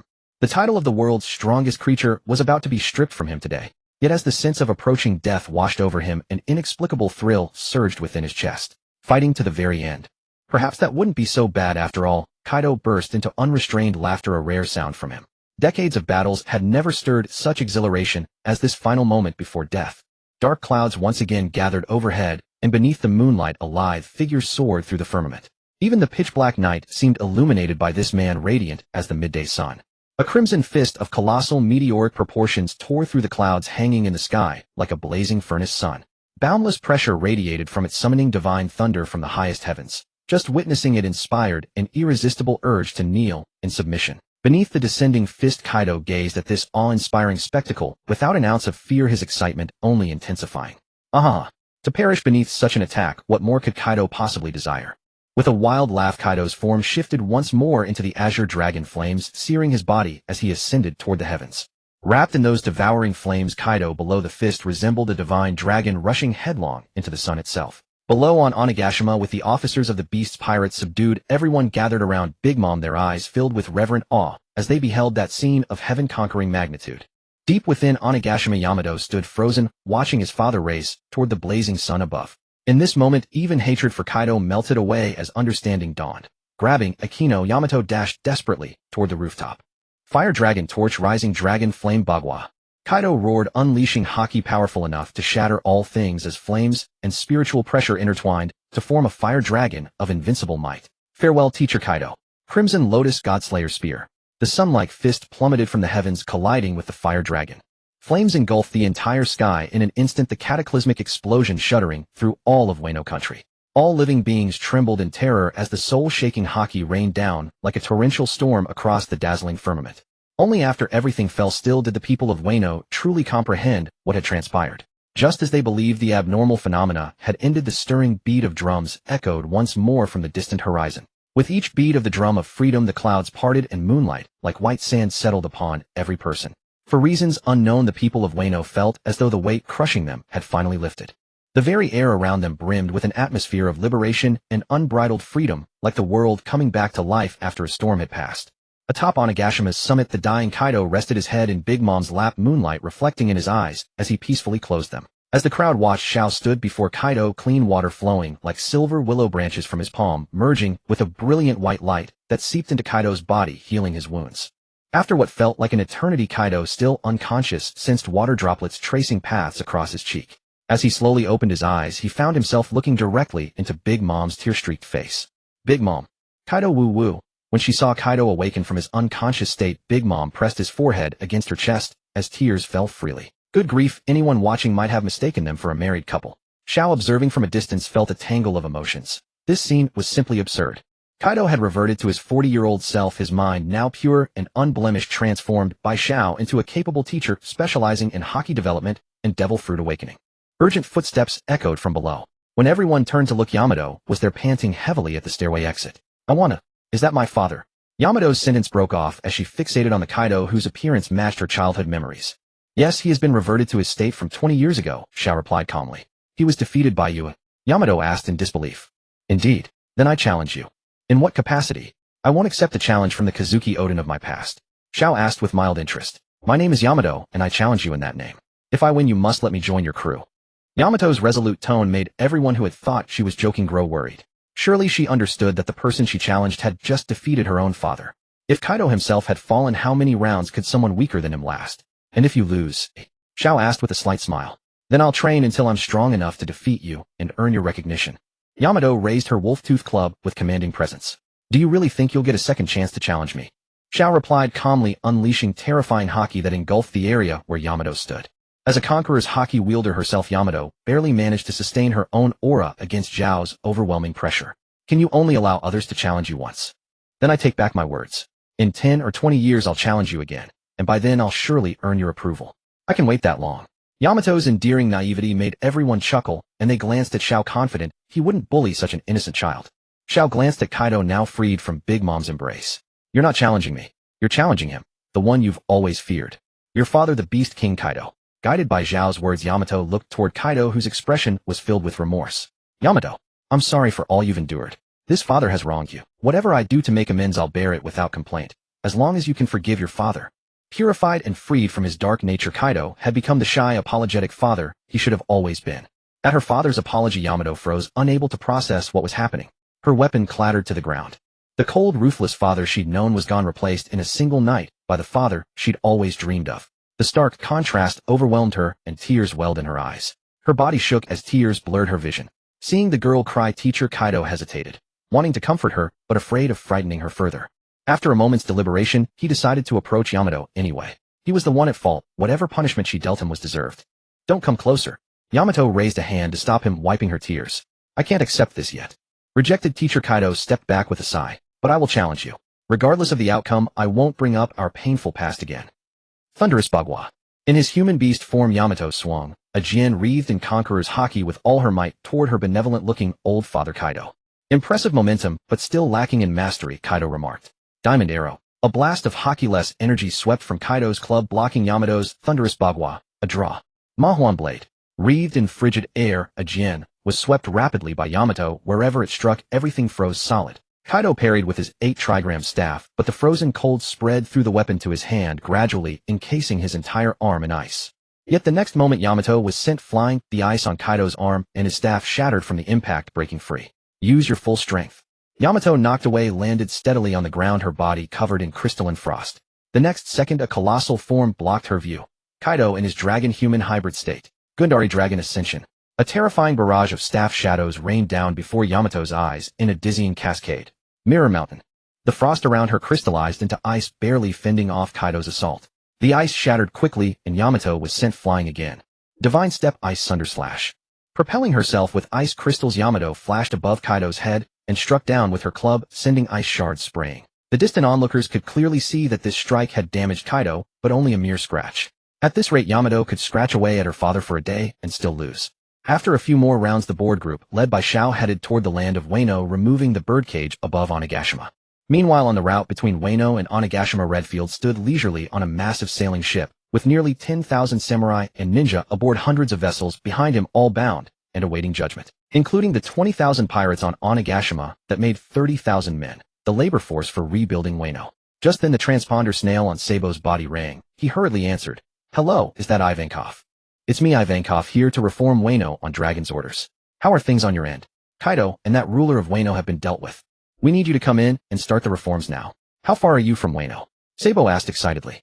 Now Wano, Whole Cake Island, and Dressrosa had become strongholds. When had the revolutionary army, once lurking in the shadows, ever been so glorious? We've arrived at the waterfall below Wano, but finding a way up is no easy task. Hearing this, Sabo turned to Xiao with a pleading look. Xiao activated his ability, and a massive spatial door suddenly opened in the waterfall before Ivankov's fleet, Through it they could see the samurai and ninja on the sea. There's a fleet ahead of us, looks quite large, and everyone on board seems tied up, Ivankov said wide-eyed in astonishment. This is Mr. Zhao's ability. Come on in. Following Sabo's instructions, the Revolutionary Army fleet, led by Ivankov, passed through the spatial door and arrived at the sea outside Onigashima. The two parties met, and Sabo immediately flew to Ivankov's ship to explain the situation in Wano. What do we do with these guys? Redfield asked Xiao. Transport them, along with the 20,000 pirates on Onigashima, to the main island, Xiao said calmly, activating his ability to teleport the stored supplies, ships, and pirates from Onigashima onto the sea. Standing 100 meters above sea level under the gaze of the 30,000, Xiao waved his hand and showered down purifying rain, erasing the evil in their hearts and implanting the single-minded goal of building Wano into their minds. Minutes later, the bound pirates and soldiers below had lost their ferocity, replaced by a yearning for a better life through construction. I can't stand it anymore. Untie me. I want to build my homeland, someone shouted from the fleet below. Room. Xiao once again released his surgical space, encompassing all of Wano. Hundreds of ships laden with supplies were teleported to the port of Wano. The purified pirates and their cargo were sent to various regions of the country. The moment the pirates landed, their first task was to deliver supplies to the bewildered civilians, help them clear wasteland, build houses, each one acting like a living lay foam. Empowering the people is your job, Xiao said to Sabo, Ivankov, and the others before teleporting them to the flower capital. After they left, Xiao circled the various regions of Wano, purifying the toxic rivers, planting diverse flora on the barren soil, and restoring the environment to its pristine serenity before pollution. Having done all this, Xiao piloted the airship back to Onigashima. On the rooftop, Yamato lay panting beside Kaido. The scene clearly showed that Kaido had given her a thorough lesson. Seeing the airship land on the island, Yamato's eyes lit up as she pointed at it and exclaimed, as if beholding some divine artifact. The group stepped out of the airship, and Yamato, dragging her heavy body, ran to the open hatch, shouting and yelling. How did it go, Yamato? Xiao asked. Yamato's cheer froze on her face as she replied in a small voice, I lost. I know I have no right to ask anything of you, but I still beg you to allow her to board the ship and see the myriad worlds. In exchange, I will do anything, even give my life. Kaido walked behind Yamato, his tone utterly sincere. Since you have acknowledged your true self, I as captain permit you to board. Xiao smiled at Yamato. Great. Yamato leaped with joy. Thank you, Mr. Xiao. Father, Yamato said a little awkwardly, looking at Kaido and Xiao. Come on up, Yamato. Linlin whisked the flustered Yamato into the airship. With Wano's isolated terrain, how can it open its borders? Redfield asked, puzzled.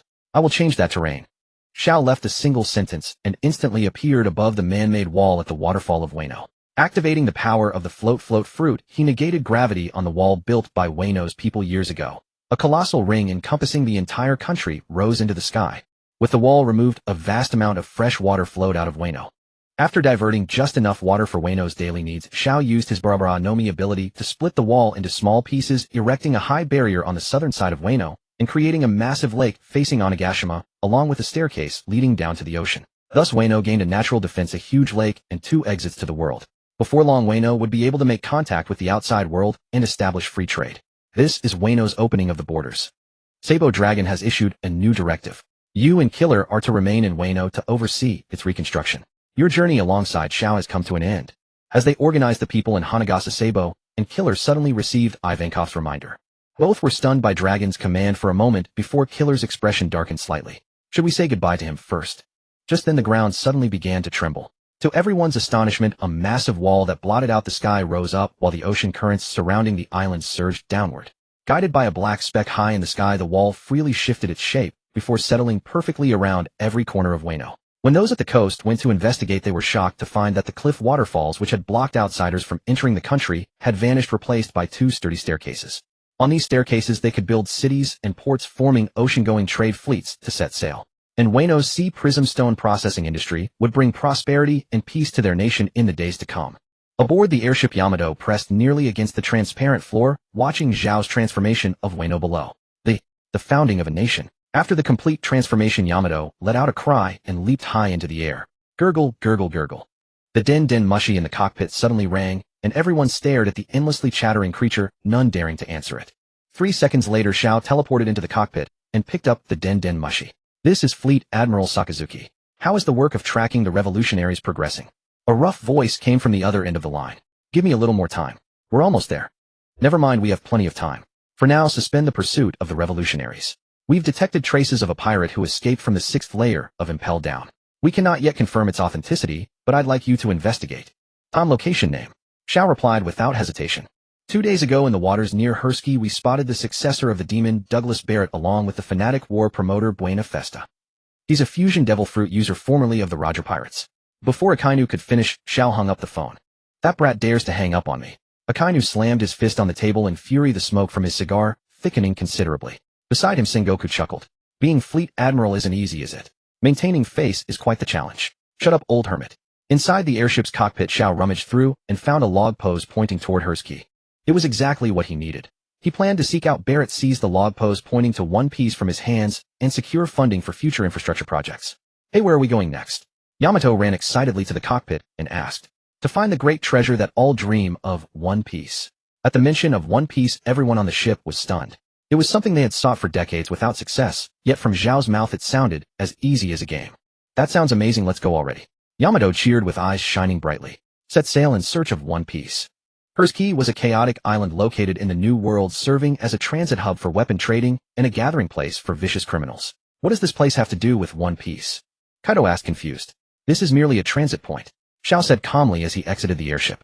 Room. A massive room instantly enveloped the entire island. Peach-colored flames ignited in every corner of the island. As the people on the island watched in shock, heaven and earth began to change. Strange figures, both real and illusory, materialized around them. Some reached out to touch them only to pass right through the figures as if they were mere projections. After awakening his rewind ability, even the air could be rewound, though it only rewound the image state, not tangible objects. The scene rewound to 2 days prior when Barrett had brought Festa to this island, seizing numerous weapons before using his abilities to fuse them into a submarine. Through the phantom projection, Festa's words revealed they were heading to an island that Gold Roger had once reached, where they planned to ignite a grand war. Upon learning their destination, Xiao returned to the ship and set course for the nameless island. The two islands were not far apart, and they arrived within a single morning. Hovering above the island, Xiao could sense Barrett's presence below.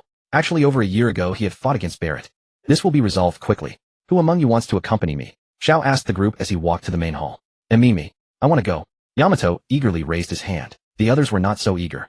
Kaido was busy with his duties, teaching Katakuri and Smoothie to develop their haki and awakened their devil fruits. Big Mom was researching with Sure, and Baby 5 how to create desserts worthy of conquering Xiao. Only Yamato, a true idler, was so bored he was growing mold. Then it'll just be the two of us. Xiao carried Yamato outside the airship.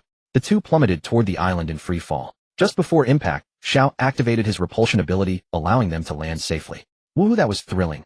For the first time Yamato set foot on land outside Wano, so excited he nearly took flight. Are we looking for the treasure itself? There's no treasure here, but there is a log pose pointing toward it. Xiao calmly walked to the edge of the water channel and placed his palm against the seawater. The seawater in the entire channel became coated by Zhao's floating ability, breaking free from gravity and drifting upward into the sky. Yamato looked up at the sea current soaring into the heavens, once again amazed by Zhao's power. The azure transparent seawater rose slowly, and suddenly a massive object emerged from the water channel. It's coming, Xiao reminded Yamato. What? Yamato gasped, his observation haki suddenly alerting him. His feet instantly transformed into beast forms, and he leaped over 10 meters into the air. Thud.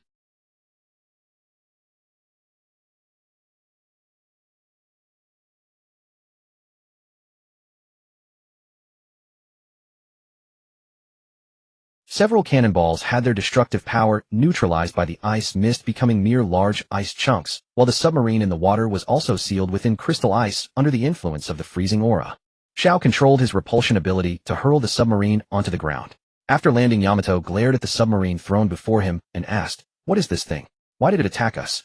The ice crystals sealing the submarine shattered instantly, and the vessel's hatch flew off, colliding head-on with the stick energy unleashed by Yamato. A massive figure slowly emerged from the submarine, followed by a short elderly man. In a single exchange, the eternal pose pointing toward One Piece fell into Zhao's hands. Bullet and Festa were stunned. Then Bullet recognized Xiao as the Marine who had promised him a duel a year ago. Sensing the terrifying aura emanating from his opponent, Bullet's expression grew manic. The thrill within him caused every muscle to tremble, his craving for battle reaching its peak. Yamato, leave that little old man to you. All right. Yamato exhaled a wisp of icy breath, his gaze as piercing as a winter gale, fixed on Festa. Bullet, you can win, right? Festa shuddered and hid behind Bullet. Our ultimate goal hasn't been achieved yet. You can't fall here. I'm not sure about winning, but the upcoming battle will be brutal. You'd better stay far away. Bullet cracked his knuckles, coated his arms with armament haki, and strode toward Xiao. Festa, trembling under Yamato's gaze, fled into the forest behind him. Yamato, fully transformed into an animal, gave chase. I heard you've obtained some terrifying power. Let me see it. Bullet shattered the ground behind him, launching himself like a cannonball, his iron-hard fists aimed at Zhao's face. Too slow. Without even using his observation haki, Zhao leaned back, spun, and delivered a whip kick that struck Bullet square in the face. Caught by the powerful blow, Bullet spun 360 degrees before crashing sideways, breaking countless trees before finally stopping. How is that possible? Bullet rose, his pupils trembling as he muttered. He couldn't believe he couldn't even withstand a single strike. Even Roger, who had defeated him, had never displayed such terrifying power and speed. Was this opponent stronger than Roger? He chuckled wildly, then burst into laughter, standing up and gazing into the distance. This was the feeling he had awaited for decades. A power so overwhelming it made one sigh of strength he would forsake everything to defeat. Demon form. Bullet merged with his own haki, drastically enhancing his speed, strength, and haki, taking on the visage of a demon. War cannon. A dark silhouette streaked across the grass, leaving a gale of wind in its wake. An overwhelming aura surged forward like a dragon leaping from a river, instantly appearing before Zhao. The mere force around him shattered the earth and stirred the clouds. Bullet's fists, capable of tearing space itself, aimed at Zhao's brow and struck simultaneously. Zhao, standing still, showed no panic, raising a transparent air cushion before him. Bullet's fists hit the cushion as if striking elastic rubber. The immense rebound sent him flying, crashing through a mountain and carving a long trench across the ground. Zhao, I've caught this Festa. What should we do with him? Yamato emerged from the forest carrying Festa, now frozen into ice. Zhao casually tossed a wave of purifying water, cleansing the evil from Festa's mind and freeing him from the ice. Take him to watch the show. I want to play a bit longer. Zhao's body began to swell. Two long dragon horns grew from his forehead, scales covered him in a bluish-gray hue, muscles bulged, and his limbs turned into powerful dragon claws. He had perfectly inherited Kaido's dragon human form. Then in his mind, Zhao conjured a spiked club identical to Kaido's 8 trigrams and materialized it in his hand. Why, you look just like my father, Yamato exclaimed, his mouth wide and eyes as round as brass bells. My ability is to replicate others' devil fruit powers. If you want, I can also turn into your Okuchi no Makami form, Zhao said with a light laugh, glancing at Bullet, who was recovering in the distance. After being sent flying again, Bullet began to doubt himself. He couldn't understand what kind of fight this was. Rising from the trench, Bullet sprinted forward, leaping hundreds of meters to land on his submarine, the catapult, and merged with it. The catapult, commanded by Bullet, began to transform. With the screech of grinding metal, the submarine morphed into a massive robot. Medium Bullet. Oh! At the sight of the giant robot, Yamato's eyes turned into stars, his mouth agape as he knelt in place. I will become the strongest man. Thunderbagwa. Bang. Bullet, having just transformed, was sent flying by Zhao's club strike. Parts scattered everywhere. Seeing his beloved robot shattered, Yamato's expression turned from shock to sorrow. In his dragon human form, Zhao stepped onto Bullet's broken machine. What did you say you wanted to be the strongest? I don't believe it. I haven't lost yet. Nearly shattered by the blow, Bullet rolled out of the medium Bullet, releasing a bluish-purple light from within. The surrounding trees, soil, and rocks were all infected by his awakened ability, becoming part of his merged form. A colossal giant with no limit to its size rose from the earth. When the giant reached several hundred meters in height, Zhao still watched, adhering to the tradition of not attacking while the opponent transforms. Large Bullet form. Bullet's merged state continued to expand to a kilometer in size, nearly as large as an island. Can you deal with him like this? Yamato asked, worried, gazing at the kilometer-tall giant. Zhao snorted lightly, visualizing the Strike Freedom Gundam in his mind, then used his ability to manifest it in reality. Activating his merge ability, Zhao plunged into the 20-meter-tall Gundam. You have a robot too. Yamato was moved to tears by the sudden appearance of two robots. Multiply 100 times, volume, speed, power. The 20-meter Gundam multiplied 100-fold, became a massive machine over 2,000 meters tall. Dozens of angel wing thrusters fired at the rear, a rainbow halo effect enveloping the machine behind it. In his left hand, he wielded a laser cannon hundreds of meters in size, and in his right a laser blade a kilometer long. Gazing at the ridiculously cool Gundam in the sky, Yamato was so moved he nearly died on the spot. Bullet in his merged form looked up at the robot, nearly twice his size, and his spirit shattered at that moment. Ultimate Cannon. In a daze, Bullet fired his strongest attack at Zhao. Plasma Electromagnetic Pulse Laser Cannon. Near-solid electromagnetic particles gathered at the muzzle of Zhao's right-hand laser cannon. With a mechanical hum, a white laser shot forth, instantly piercing through Bullet's fist and his entire body. After the laser that made Yamato's heart stop with excitement, the battered Bullet fell from the sky, crashing into the ruins of the Bullet submarine. Deactivating the Gundam form, he landed before Barrett amidst the ruins. With the same formula and effect, Zhao released a healing white light and purifying holy water from his hand, instantly washing Barrett into a virtuous young man who loved helping old ladies cross the street. Yamato, who had been watching the entire fight, rushed over in panic, breathing heavily with a solemn expression. You? Huh, I'm fine. This guy can't hurt me. Zhao waved his hand, his attention fixed on the eternal pose in his hand that pointed to Lafadelu. You? I told you I'm fine, relax. Can you give me a robot like that? Xiao. Yamato suppressed his inner desire with a grave expression, his voice low. From now on I'll acknowledge you as my big brother. This is your little brother's only request in life. If you ever ask me to go through fire and water, I will have no complaints. Xiao couldn't be bothered to respond, casually taking a Gundam from his pocket and placing it on the ground, tossing a manual to Yamato. Ah, you are truly my big brother for life. Yamato was so excited he nearly picked up Xiao to kiss him. After flattering Xiao, Yamato happily took the manual and climbed into the Gundam, flying through the sky and releasing lasers. Captain. Barrett lowered his head, speaking solemnly. Don't be so formal. Once you're on my ship you need to be more open. By the way, is this really the One Piece pointing to Lafadelu? Xiao asked while carefully observing the eternal pose. I haven't seen it, but One Piece is real. Lafadelu indeed hides the treasure of the Roger pirates. 38 years ago during the Battle of God Valley, I wasn't on Roger's ship yet, but when I was with the Roger pirates, I learned that Roger hid countless treasures somewhere. Most of those treasures came from the legacy of Rock's Fall, and the treasures the celestial dragons at God Valley couldn't take away in time. It is said that those treasures are boundless enough to pile into small mountains. On his deathbed, Roger probably moved the treasure to Lafadelu. Then let's go see the legendary One Piece. Xiao put the eternal pose into his pocket, looked at Yamato, who was having a wild time above, and said time to go. Yamato, who hadn't had enough, reluctantly piloted the Gundam back to the ground. You'll have plenty of time to play later. Now we need to find One Piece first. Leading everyone back into the spaceship, Xiao placed the eternal pose pointing to Lafadelu in the cockpit and started the ship. Located deep in the New World, they were not too far from Lafadelu. After sailing for a day and a night, the ship entered a sea area with strange magnetic fields. Except for the pointer to Lafadelu, all pointers to other islands malfunctioned. It was as if they had entered the Bermuda Triangle. Xiao closely monitored the changes in the magnetic field, engraving the magnetic field emitted by the Lafadelu eternal pose into his mind, and sped towards Lafadelu. After entering a region shrouded in thick fog, Xiao felt his observation haki being suppressed by a faint haki. Although this suppression was almost negligible to him, the observation haki of the others on the ship lost most of its effectiveness. The magnetic sense in his mind issued a strong warning. Under the eagerly expectant gaze of everyone, Xiao left the spaceship. Lanfeng San. A fierce gale was released by Xiao, pushing in all directions, completely clearing the fog in the sea area. At the center of the densest fog, a nearly transparent bubble appeared in Zhao's eyes. The bubble was almost colorless, but the sunlight reflecting on the fog he had blown away gave the bubble a unique halo. That's it. Xiao maneuvered the spaceship to enter the bubble along with him. As soon as they entered the bubble, a golden light rushed towards them. Beneath the golden light were small mountains of gold, silver, and treasure. Everyone inside the spaceship had their eyes wide as saucers. They had never seen so much money in their lives. Even the heavenly tribute collected by the world government would take decades to accumulate such an amount. Xiao landed the spaceship, and everyone stepped out, plunging into an ocean of gold, silver, and jewels. Looking at these treasures, Xiao was very satisfied. If all of this were invested in construction and he manifested some known scientific items, the world could undergo modernization, and catching up to his original world would no longer be a dream. The others looked at the treasures with only shock, no greed. If this had been before their purification, they would probably have been overjoyed to death. Whoever reaches the final island first becomes the Pirate King. Then doesn't that make Xiao the Pirate King? Yamato asked in confusion. But he's not a pirate himself, so what should he be called? Ignoring Yamato's question, everyone headed into the island. On the island, stone statues stood in rows, and at the center was a massive stone tablet. The stone tablet was inscribed with some ancient characters, and no one present knew what they were.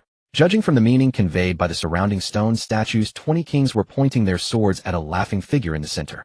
That statue was probably Joy Boy, and beneath Joy Boy was a child looking up at him. The child was surrounded by monstrous waves that would engulf and destroy the island below.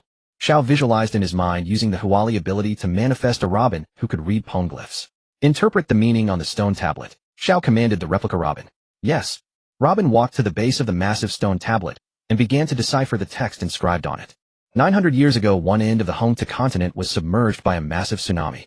People who lost their homes crossed the Hongta continent and launched an invasion toward the other end of the world, establishing a great dynasty.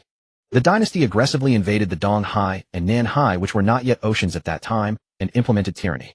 Unable to endure it any longer, some countries led by the righteous Joy Boy overthrew the dynasty's rule and established the world government. After stabilizing the world, Joy Boy fathered a child with a certain woman named Im. At first people cheered for this child, but soon they discovered that Im could control the weather. The other side of the Hongta continent, which already had continuous rain, became chaotic and uninhabitable under Im's manipulation. People began to fear Im and his father Joy Boy and drove them to live on the Hongta continent. Enraged, Im gathered some capable subordinates and manipulated the weather to cause the ocean on the other side of the Hongta continent to overflow the continent, creating today's Dong Hai and Nan Hai. Joy Boy tried to stop Im, but was killed by the people who came for revenge. Ultimately, under Im's despair-inducing power, the Revenge Army, led by the 20 kings, was annihilated. To prevent the kings from rising again, Im brought them and their families to the home-to continent and established the paradise-like Malichaya. In the end, Imu created the world noble system and the world government that rules over the world, while his power was passed down to later generations as the ancient weapon Uranus. As for why Imu lived so long, it was because when he was young he drank the mermaid blood of the first sea king, Poseidon, which granted him a special physique, allowing him to survive for 800 years. As for why the other party possesses the power to control the weather, the stone tablets did not elaborate. After the clone Robin finished speaking, she vanished on the spot. I never expected that Joy Boy who brought freedom and laughter to the world was actually the father of Imu, the ruler of the world. Kata muttered. What terrifying power does Uranus possess? Raffield said with a hint of fear. It can control tsunamis to submerge half the world. Having heard the world's blank 100 years of history, Xiao did not show particular surprise. He merely needed to make some preparations to defeat Imu. He sketched several figures in his mind, and then materialized them into reality. Who are these? Yamato pointed at the suddenly appearing figures, startled. Those who sent me their power, Xiao said casually. Barrier fruit, recording successful. Silence fruit, recording successful. Gold fruit, recording successful. Awakening training card slot. Barrier fruit 100 fully awakened. Silence fruit 100 fully awakened. Gold fruit 100 fully awakened. The individuals Xiao materialized were Golden Emperor, Jewelry Bonnie Baroque Works Mr. Tuban Kyrie, and Don Quixote Rosinante. After Xiao copied their abilities, the three dissolved into the air. If we want to defeat Imu without triggering disaster, we must rely on stealth. Raffield stroked his beard and spoke gravely. No need for such trouble. It is just a mere Imu, Xiao said casually. Hearing Xiao's arrogant words, everyone was startled yet relieved at the same time.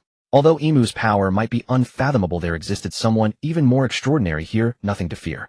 But before that, we must first start a live broadcast. The crowd, faces full of question marks. They feared Imu might have prior preparations, yet Xiao wanted to hold a live broadcast. Why do we need a live broadcast? Balrog asked, shrugging. What is a live broadcast? Yamato looked at Balrog with confusion written all over her face. To cut off the pirates' hopes and declare war on the world nobles. As Xiao spoke, he sketched several copies of himself in his mind and materialized them. Human-shaped portals appeared in the sky. These were the portals Xiao had secretly placed across important nations and islands along the Grand Line and New World over the past few days. Nearly 100 clones entered the portals, appearing within important nations around the world. Zhao's main body also stepped through a portal. Pushing open the portal, Xiao appeared inside a storage room at the Marine headquarters. Within the room were various den mushi capable of communicating across the world. Upon appearing, Xiao immediately used illusions to deceive the surveillance den mushi in the room. The footage transmitted by these surveillance den mushi to the monitoring room remained exactly as before, unchanged. Meanwhile, Xiao moved all the den mushi in the room into his spatial ability, then carried them out through the portal and placed them before the poneglyphs in Refure. Everyone marveled at the dozens of den mushi, large and small. Wow, so many big snails, Yamato exclaimed. Those around wore grave expressions. Seeing the marine insignias on every den mushi, it was clear they had been stolen from Marine headquarters. With these den mushi, they could recreate the worldwide live broadcast from the Marineford War. In public squares across important nations along the Grand Line and New World, Zhao's clones controlled the local workers responsible for managing the den mushi network, positioning the broadcast equipment, and establishing connections. They guarded the installations alongside, ensuring the broadcasts would run uninterrupted. These clones, inheriting nearly 80% of Zhao's combat power, could crush an admiral in terms of defense, offense, and various abilities without issue. While installing the broadcast equipment in Dressrosa, the clone encountered someone interesting, former Marine Admiral Akiji. Upon learning of this, Xiao contacted Dragon and happened to visit Dressrosa. Over a year since we last met, you've done well for yourself, becoming an admiral, no less, Akiji remarked, eyeing Zhao's marine captain attire. I'll skip the pleasantries. I'm here to recruit you, Xiao said, handing the den mushi for communicating with Dragon to his clone while addressing Akiji. Skip the Marine's talk. I've already quit. Dressed as a wandering ronin, Akiji emanated icy aura, appearing ready to strike at any moment. I'm asking you to join the new government that will soon be established. Over the following period, Xiao successfully recruited Akiji with the most concise words possible. At the same time their conversation ended, the clone arranged for Xiao to meet Dragon at Merigios. Bringing Akiji back to Refure convinced him that Xiao was not bluffing, and he willingly joined their ranks. Several hours passed, and across the Grand Line and New World, Zhao's clones activated over 100 large-scale broadcast locations. Every nation-city military camp island where criminals gathered, and places where nobles trafficked slaves, had den mushi installed with a clone guarding each location. After ending his call with Dragon, Morgan's newly acquired World Economy News proved useful immediately. As the broadcast began, Morgan would produce newspapers detailing Zhao's current achievements, the Revolutionary Army's objectives, along with the details, progress, and results of reforms occurring across the world, distributing them to every corner of the globe. In refuer, Zhao used his gold fruit power to gather all the hidden gold and treasures, preparing them as props for the upcoming broadcast.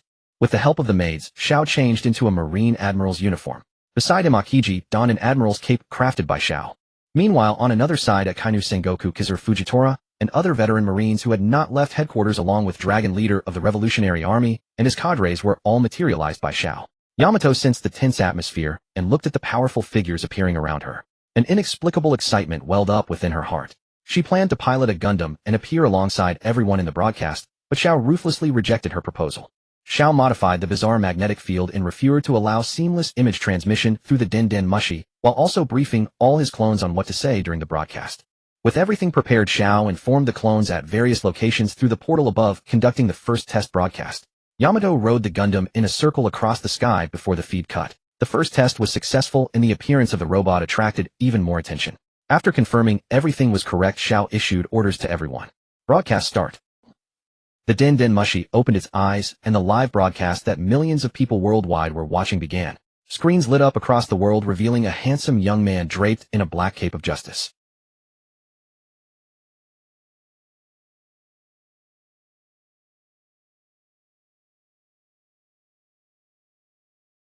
I am the newly appointed Admiral of the Marine Headquarters, known as the Black Dragon, with my true name being Zhao. The broadcast image and sound reached the audience's minds, leaving everyone stunned, for the one overseeing the broadcast, Den Mushi, was none other than the man appearing on screen. Marines and world government personnel drawn from all corners stood dumbfounded, gazing at the man rumored within their ranks to be a monster. Just as these Marines and government officials prepared to report to their superiors, they were all incapacitated by the Conqueror's haki emanating from his clone. Some may wonder about the figure watching over the Den Mushi to broadcast the live stream. Exactly like myself. That is my clone dispatched to various locations to ensure the broadcast continues uninterrupted. The purpose of my broadcast today is to reveal 3 matters. First, I have discovered the treasure One Piece hidden by the Pirate King Joel D. Roger and Raftel. Through the Den Mushi, Zhao's announcement of finding the greatest treasure spread across the entire world. In an instant, the world erupted into chaos. Audiences gathered before every broadcast screen were buzzing with disbelief. How could this be? The treasure that Roger hid in Raftel has been found. This individual claims to be the Black Dragon and Admiral of the Marines. If the Marines have found One Piece, should we now refer to him as the Pirate King? Just boasting. It must be another one of the Marines' schemes to deceive pirates. Among the viewers there were those in shock, those puzzled, but most were filled with disbelief. Who would believe that a Marine Admiral had found the greatest treasure the world had sought for 20 years? Following Zhao's proclamation, the camera panned to several mountains of gold and silver treasures he had arranged in advance. Empty words alone meant nothing, but Zhao had produced undeniable proof. As the images appeared on screen, every viewer froze in astonishment. Those who had doubted were left speechless, forced to accept this reality. Looking at those mountains of gold, it was no exaggeration to call this treasure enough to send the world into decades of frenzy. The most devastated were the pirates watching the broadcast. Those who had dedicated themselves entirely to the pursuit of treasure, now standing frozen, their minds blank. Regarding these treasures, I do not intend to keep them for myself, nor do I wish to inherit the title of Pirate King. Details regarding their use will be announced at the end. Now for my second announcement. Zhao raised his voice several octaves. Those who had recovered from their initial shock immediately leaned in to listen. Something following the greatest treasure in the world could only be equally earth-shattering. That the Marine Headquarters has unanimously decided to revoke the warrants against the revolutionaries and form an alliance with them. If the previous news had dampened everyone's spirits, this one sent shockwaves through the entire world. Before anyone could voice their doubts, figures of world-renowned fame came into view. Former Fleet Admiral Sengoku, current Fleet Admiral Akainu, Admirals Kizaru and Fujitora, and even former Admiral Akiji, rumored to have left the Marines, were all present. Look over there. Someone pointed at the figures approaching in the broadcast. D. Dragon, the world's most wanted criminal. And Sabo, Supreme Commander of the Revolutionaries with a bounty exceeding 500 million. Crow of the Northern Blue Revolutionary Army with a 400 million bounty. Bello Betty of the Revolutionaries with nearly 500 million. And, as the crowd gasped in astonishment, Dragon shook hands first with Sengoku, then with Akainu.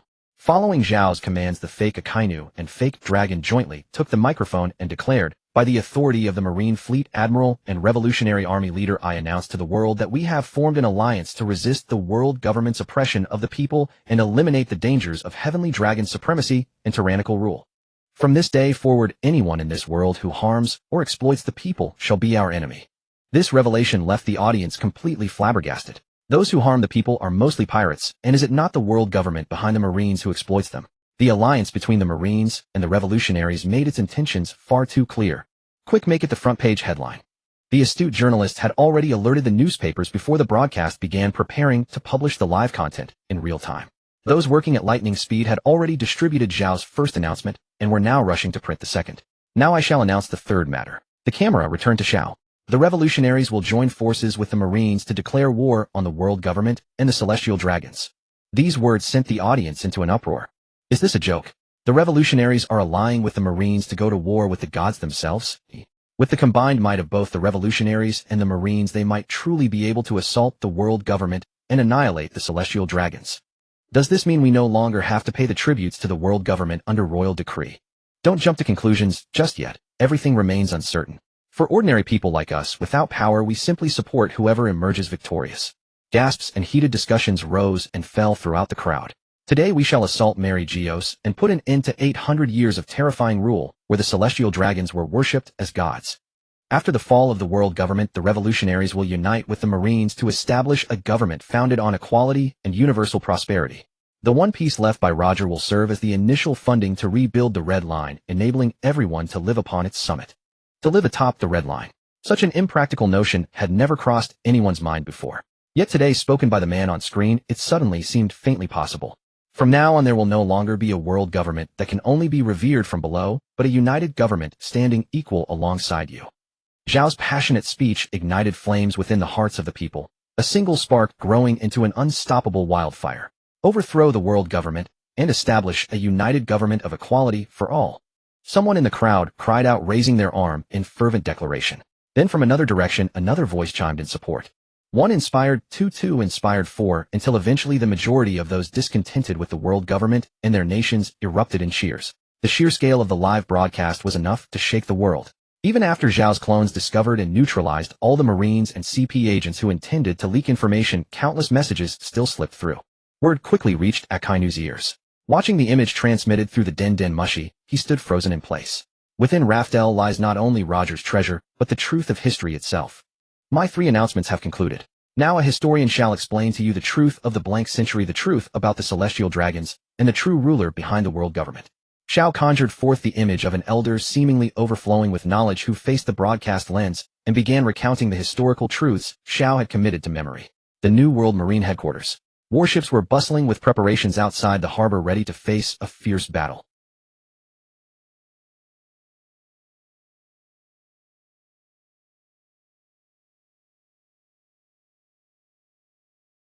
Saru aboard the same ship as Karp expressed her concerns. World broadcast the combined Revolutionary Army One Piece. He really knows how to stir things up, huh? While everyone else was tense with anxiety, Karp laughed so hard tears streamed down his face, completely unfazed by the gravity of the situation.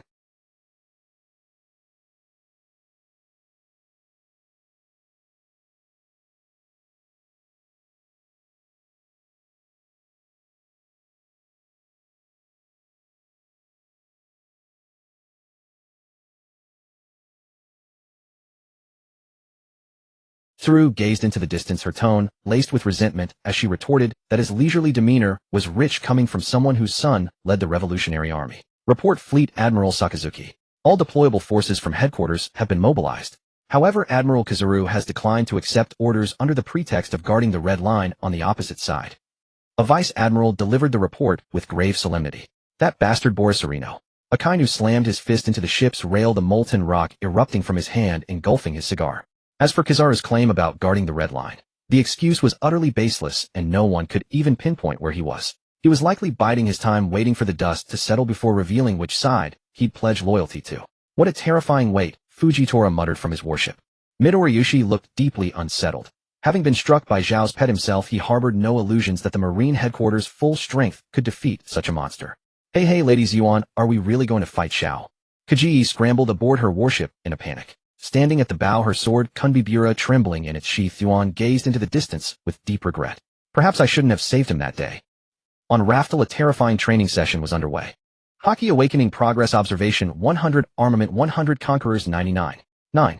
2 massive figures stood shoulder to shoulder, while above them an elegant silhouette wrapped their weapons in Conqueror's Haki capable of tearing through the air and nearly collapsing the earth beneath them. Domineering sea. Silent slash.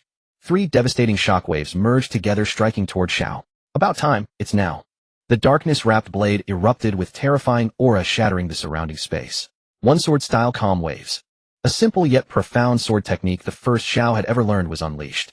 Both sides clashed across the void, their contest determined by the strength of their conqueror's haki. Without relying on any devil fruit powers, he faced off against 3 of the world's strongest, using only his physical prowess and swordsmanship. The combined assault of these top-tier warriors gave him some difficulty, but it was all in service of unlocking the full potential of his conqueror's haki. Notice conqueror's haki has reached 100, achieving the pinnacle. Boom. Once his conqueror's haki surpassed 100, Zhao's strike instantly overwhelmed all 3 opponents, shattering their attacks, while completely suppressing their own haki from being released.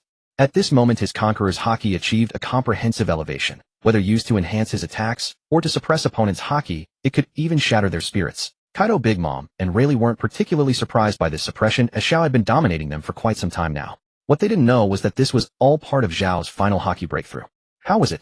Ready for the warm-up? Yamato asked eagerly. Good, let's go take care of the last problem. Xiao told everyone. As long as we can resolve this quickly, Kazan said flatly, his expression unreadable. Just then the live broadcast ended, and the empty history revealed by the puppet old man sent the world into another frenzy. The mastermind behind the world government, a man named An, could literally drown half the world. Many lost their nerve at this revelation. If the Revolutionary Army or Marines were to fall, what would happen if Im unleashed his power again? Yet no one would heed their fears. The gears of history were turning at full speed, and regardless of the outcome, a new era was coming. Marine headquarters. Due to the tight timeline, they couldn't muster much fighting force. In the end, only 30,000 elite Marines were assembled, all vice admirals from headquarters, 3 admirals in training, and with Kizaru and Black Dragon absent, only Fujitora remained as the sole active admiral. Above them all stood Fleet Admiral Akainu. Everyone prepared for what would likely be a prolonged conflict with the Revolutionary Army. Yet at this moment, most of the Revolutionary Army was positioned on the opposite side of the Red Line, ready to seize Red Port and ascend Mary Geos. Dragon watched with grim determination toward Mary Geos, miles above, awaiting news of Zhao's victory. Above the Marine headquarters, a transparent portal opened, and a massive silver-white vessel emerged slowly from within. Atop the ship stood a group of warriors powerful enough to topple the world. Kaido, Big Mom, Rayleigh Barrett, and Admiral Kazan. Vice admirals and below were utterly stunned by this formidable lineup. I never expected you to conspire with pirates. Akainu shouted in shock, though it was unclear whether his anger was directed at Kazan or Xiao. Wait, I don't sense any evil from those pirates. They've likely been purified by Xiao using the purification ability he obtained from me. Tsuru stepped forward to explain. Yet these words felt like a slap to the Marines' faces. If the pirates had been cleansed of their evil intent by Admiral Black Dragon, then why were they fighting against righteous pirates? Wasn't their mission to eradicate evil? Enough, you evil pirates. Regardless of your reasons, the only path forward lies through our corpses. Akainu bellowed, rallying the troops with his words. Xiao flew before them. You know my power well enough. I'm not here to fight today. I've come to tell you that after the world government is replaced, the Marines will remain the Marines of justice. Your duty to combat pirates remains unchanged, only the government behind you will differ. And you know all too well what the world government truly is. Most of you have assisted the government in despicable acts. Were you serving justice then, or defending supreme power? Zhao's words tore away the veil of justice, leaving some mid to high ranking officers consumed by shame. Both the Buster Call and the Heaven's Gold, whose hands weren't stained with innocent blood. If an ideal world could truly be created, they would gladly lay down their arms and endure the scorn of so-called justice.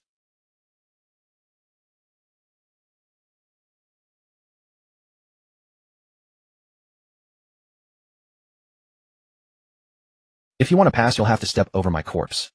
Xiao sighed softly and said, I merely came to warn you. A terrifying conqueror's haki erupted from Xiao, enveloping the vast Marine headquarters. In an instant, aside from the few admiral candidates and the elderly, everyone below the rank of admiral collapsed, falling into a slumber as deep as that of an infant.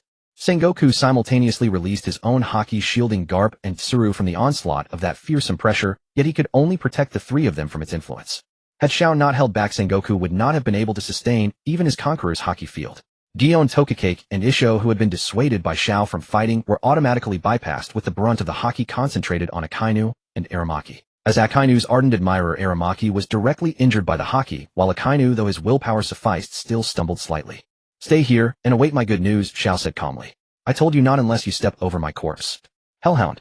Akainu launched a barrage of magma dog heads hurtling towards Xiao in the sky. I am not asking for your permission.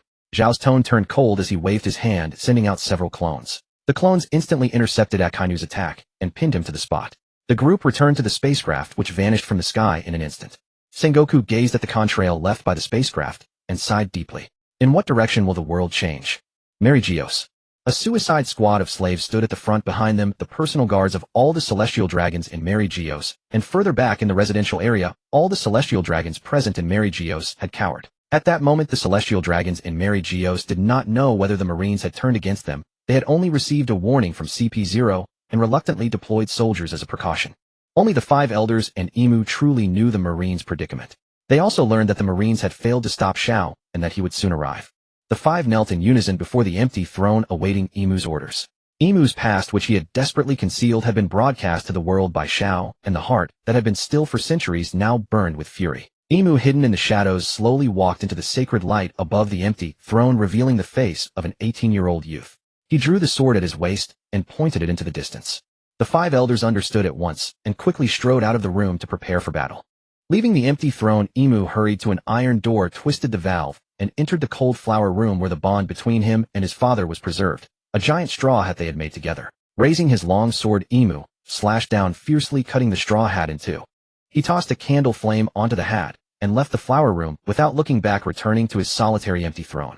At the entrance to the new world in Mary Geos, amidst the expectant gazes of weapon-wielding slaves, a silver-white spaceship shot flames and burst across the horizon like a hurricane. The spaceship moved so fast it was impossible to track, leaving those who wished to fire unable to aim. The ship plunged deep into Mary Geos, and as the crowd tried to give chase, several figures radiating terrifying auras blocked their path. Kaido in his dragon-human form, Lin, wielding Napoleon Redfield Kuzan bullet, sang Bao.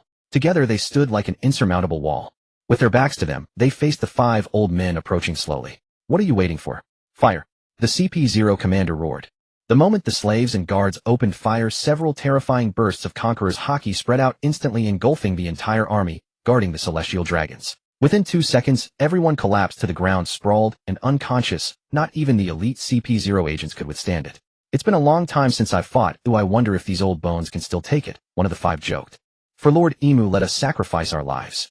Kaido and the others regarded the approaching old men with near-uniform contempt. "There are only 5 of them, and we have so many we won't even get a fair share." Redfield chuckled. "Let's each take one, and leave the weakest for the youngsters," Kaido said, twirling his 8 trigrams club. Imu, expressionless, listened to the sounds of battle in the distance, tipsily twirling his long sword. In the blink of an eye, a youth of the same age as him wielding a black blade floated in midair facing him. "Are you Imu?" Xiao looked at Imu, who wore a tall hat and a long dress yet had a youthful face, and said with a taunting tone, "Don't you think your outfit is ridiculous? Or are you trying to dress in adult clothes to hide your childish nature?" Xiao seemed to have struck a nerve. A vein bulged on Imu's forehead, his previously expressionless face now showing agitation. Somewhat enraged, Imu swung his kingly blade, no less formidable than a supreme-grade sword, and a dazzling flash of light erupted. A terrifying blade glow accompanied by a fierce gale instantly descended upon the airspace where Xiao stood. Xiao, having already elementalized himself, effortlessly evaded Imu's attack, and in his mind, he roughly gauged Imu's strength. As expected of an old monster who had lived for 800 years, Imu's 3-color haki had reached their peak, and his control over the wind was no weaker than Zhao's own wind fruit. Without Xiao, Imu could be considered one of the strongest in this world, but unfortunately Xiao was a chosen one blessed with a system, and Imu could only be dominated before him. Seeing his attack fail, Imu clenched his fist, using air pressure to expel all the air from the room, turning it into a vacuum. Unfazed by the lack of air, Xiao opened a spatial door before him, breathing in the fresh air from 1,000 miles away. Having failed twice, Imu's inner turmoil surged. He abruptly stood up, his crown falling to the ground. He extended his palm toward the carefree Xiao, and strands of water gathered in his hand. In a second, thousands of tons of seawater were released from Imu's palm, instantly engulfing Xiao. The entire room was filled with seawater. Imu watched from within the water, expecting to see Zhao's agony in his final moments. As a merfolk, Imu could breathe underwater, while Xiao, as a devil fruit user trapped in the sea, was as good as dead. His power would be useless, and he would suffer immensely from lack of oxygen, eventually drowning as water filled his lungs. A grim, mocking smile flickered across Imu's otherwise expressionless face.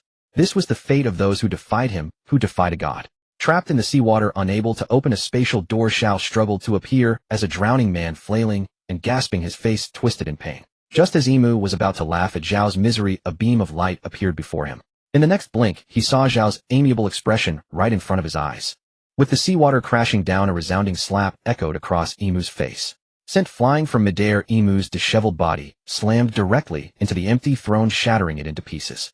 Slapped to the ground, Imu clutched his reddened left cheek in disbelief. The searing pain was all too real. For 800 years no one had ever struck him, not even his father. You can't even take a slap? How pathetic. Xiao said flippantly, his gaze on Imu, as if looking at a clown. Go to hell. Imu roared in a somewhat childish tone. Violent winds, scorching heat, lightning, thunderclouds. All manner of dreadful celestial phenomena erupted with his fury. In an instant the entire Pangaea city was annihilated by Imu. Turning himself into a raging gale, Imu charged straight toward the sky, where Xiao stood. You fool, the sky is the most advantageous place for me. Imu said with a maniacal expression, utterly unconcerned about revealing his advantage. Above Maria, in the sky beneath the stars amidst the clouds, Imu's true body was enveloped by clouds of frost, and snow crystallized into ice armor, and in his hand, he held a sword forged from lightning and hurricane, transforming himself into a giant thousands of meters tall. I am a god. The giant Imu roared, intimidating the clouds for tens of thousands of li into scattering. There's no such thing as a god in this world. How childish. Xiao, watching Imu's pathetic attempt to masquerade as a god, couldn't help but mock. Dare to defy me. You're dead. Imu hurled the lightning in his hand at Xiao and raised his long sword to strike down. The fierce lightning, accompanied by a space-twisting hurricane, left Xiao, who was no larger than a grain of rice, with no escape. He had no choice but to face head-on an attack capable of annihilating a nation in a single blow. The entire space was torn apart by this devastating assault. After the lightning and hurricane dissipated, Imu used his observation haki to sense again and again, confirming that Xiao had been blasted into dust. Then he dispersed his giant form. Just as he was about to descend to personally eliminate the forces Xiao had brought, a voice echoing in his ears froze him in place. KOM. Silent Zone. Shura Field. A transparent spherical barrier sealed off the airspace within a radius of several kilometers. Within the barrier, any sound would be nullified by the silent ability. Moreover, the entire space had been imbued with KOM by Xiao. Imu stood frozen, his observation haki entirely useless within the barrier. Unable to make a sound, he could not invoke his power over the sky and sea. Here he was nothing but a lamb to the slaughter. Not far away, molecular-sized particles instantly coalesced into Xiao. Staring at the unscathed Xiao, Imu roared in madness, but not a single sound escaped his lips. Double 100x speed power. Having taken human form, Xiao gripped Shuren, which granted him a double buff, and swung a seemingly ordinary sword aura in the void, one that could cut through all things. The frenzied Imu activated his ability, unleashing lightning onto the king's blade, and swung a lightning slash in return. However, his slash, once released, was disintegrated in the air by Zhao's split ability. Zhao's slash aimed at Imu was swapped in space, with a molecular fragment instantly appearing to Imu's upper left. Even with his high-level observation haki, Imu had no time to block. The slash swept across Imu's body, silently severing his left arm. As the arm was cut off, the king's blade in Imu's severed hand was also seized by Xiao, who attached a soul fragment to turn it into his homie. Clutching his severed arm, the immense pain made Imu cry out as he gripped the wound, but no sound came. Double 100 speed power. Xiao casually tossed the king's blade, simultaneously attaching a buff to it.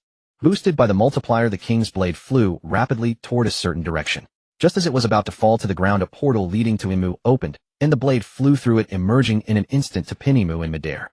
One sword style world peace slash. Within the barrier space, a flash of blade light. Imu pinned in midair, his pupils slowly dilating, tumbled from his body. Outside the spherical barrier, a clone left by Xiao pulled out a camera and snapped a frenzy of photos of Imu's corpse. After the photo session, Xiao set Imu's body ablaze. After burning Imu to ashes, Xiao opened the barrier space and simultaneously opened a portal placed at the Mera Mera battlefield. He stepped into the portal, by which time the war at Mera Mera had already ended. The five elders were, after all, just old men, far inferior to these young and powerful warriors. Long having received Zhao's contact, also led the revolutionary army into Mera Mera. These slaves, the celestial dragons, and my subordinates, are in your hands. After saying this to Long, Xiao, along with Sang Biao, Black Count, and Shuren, picked up the remains of the five elders and headed to the Navy headquarters below. During the flight, Xiao replicated thousands of clones in his mind, and the clones following his orders flew along the red line. They flew all the way to an uninhabited place where the thousands of clones simultaneously used the split ability to alter the terrain of the red line. They created a waterway over 100 meters wide leading from the west blue to the south blue. Continuing this operation, they opened a passage between the north blue and the east blue. Thus the four seas were connected, solving the problem of isolation between them. People could now sail and meet anywhere in the world. Meanwhile, Zhao's true body arrived at the Navy headquarters. The people who had been knocked unconscious by Conqueror's haki were gradually waking up. Xiao carried the remains of the five elders and placed them before Chi Quan.